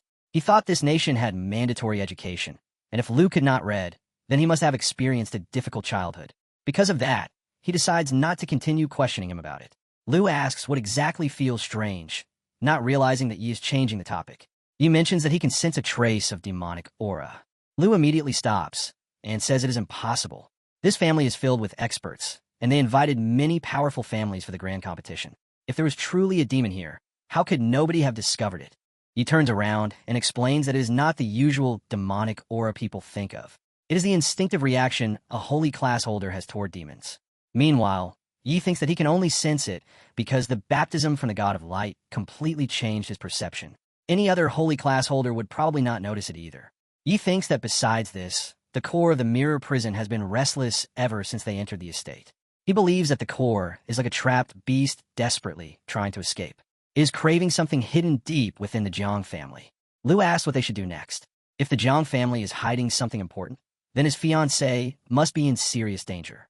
Yi replies that there are too many people watching them during the daytime, so they cannot act yet. They can only wait. Yi plans to investigate the entire estate after night falls. Night finally arrives. Yi and Lu move quickly through the halls, rushing toward their target. They inspect the locations they marked before, passing through walls quietly and moving with speed. Outside the castle, the guards patrol strictly while robotic security drones monitor everything inside and outside the castle. Yi watches the guards from behind a stone statue. Yi tells Lu that they have searched the entire estate but found nothing. They need to look from another direction. They decide that their next target should be Jiangfu. He has far too many guards surrounding him, so taking him away would require a lot of effort. He plans that they do not need to capture him. He takes out a glowing blue crystal sphere and explains that they only need to disturb the calm waters of the Jiang family. From the center of the crystal, the Velvet Lady appears, proving once again that she is one of Ye's most useful puppets. Yi orders her to destroy 3 buildings and make sure everyone notices her presence, while also warning her not to injure or harm anyone. She immediately follows his command, and Lu realizes that their plan is going to be quite interesting. Lu instantly activates his summoning spell, planning to provide assistance as well. At once, zombies and monsters emerge from beneath the ground. He orders them that they can destroy anything they want, but they must not hurt a single person. Just then, Ye's minion suddenly appears, while Yi tells Lu to wait patiently and watch how everything develops. Right in the hallway, 2 guards exchange updates about the current situation and report that everything is normal on both sides. Just then, the chandeliers begin shaking violently, and the chains holding them start rattling. The chandelier crashes down behind the guards, immediately alarming them about what just happened. The blonde girl wonders what is happening, and the person behind her points upward for her to look. From the ceiling, loose monsters start dropping into the hallway, making them wonder if something other than the chandeliers is falling down. The thing falling is not an object, but a terrifying female zombie. She fixes her broken jaw and moves forward to bite the guards. She is not alone. Several zombie companions appear with her, and they all leap toward the 2 guards at once. The guards quickly pull out their weapons and begin shooting at them, calling them intruders. He tells the girl to inform the steward that intruders have appeared on the east side. The scene shifts to the robotic security drones scanning the area, as usual. Suddenly, they begin sending warnings after detecting the Velvet Lady. The Velvet Lady simply swings her cloth and destroys the robot with her signature technique. Soon, more robotic guards arrive at the scene and begin announcing an illegal intruder alert. The drones pull out electric weapons and declare that they are authorized to use lethal force to remove the intruder. They give one final warning before firing their electric attacks. Meanwhile, the Velvet Lady simply stands there holding a stick without moving even slightly. Outside, Wang Fu is speaking with a guard who continues searching the mountains. He says that she is badly injured, so she could not have gone far. Meanwhile, the female guard rushes toward him in complete panic. He turns around and asks her what happened. The girl immediately reports that intruders have appeared on the east side. Right after she reports it, a massive explosion erupts on the 3rd floor of the east side building directly in front of them. Wang Fu remains calm and composed while watching the scene. Then another red explosion occurs on the west side. Now Wang Fu finally becomes slightly disturbed as he witnesses another blast. Soon, the young master arrives as well, coughing heavily. He asks in panic what is going on. Wang Fu approaches him and tries calming him down, saying that there is no need to worry and that it is only an accident. The young master cannot believe how such a huge explosion could be called an accident. While he tries to calm him, the other guests rush out of the building in panic and complain about the fires breaking out on both the east and west sides. They fear someone has attacked the family, although they believe such a thing should be impossible in their own province. Wang Fu thinks that everything happening is caused by none other than that woman. He turns toward his guards and angrily asks why they're still standing there. He orders them to gather people and provide backup, while also capturing the girl who managed to escape alive. Then he turns toward the guests and respectfully apologizes, saying he is truly sorry for frightening everyone with this unexpected incident inside the estate. Meanwhile, he thinks that these guests are a crucial part of his master's plan, and he absolutely cannot allow them to leave right now. With a serious expression, he says that they are currently investigating the cause and asks everyone to remain calm. He adds that the family head will appear shortly. Wang Fu thinks of another plan to bring that person out. Just then, someone arrives, and Wang Fu announces that the family head himself has appeared. We see an exhausted-looking man who is actually the patriarch of the Jiang family. His name is Jiang Zhen.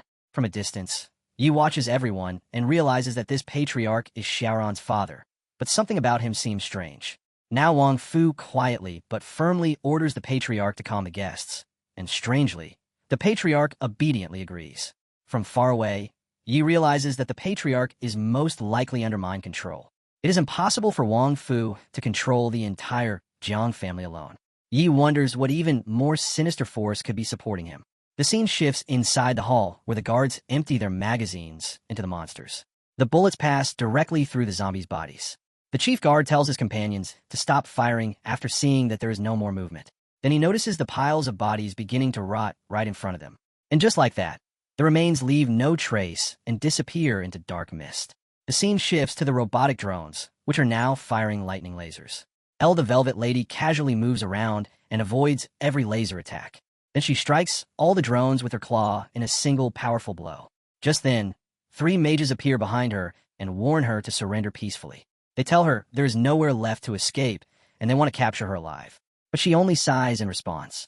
The mages begin casting their spell as they place their hands on the ground, causing the entire area to shake violently. Suddenly, a huge stone head rises from the ground and lifts the Velvet Lady onto its palm. The Velvet Lady looks back with a small grin as the stone arms begin closing around her.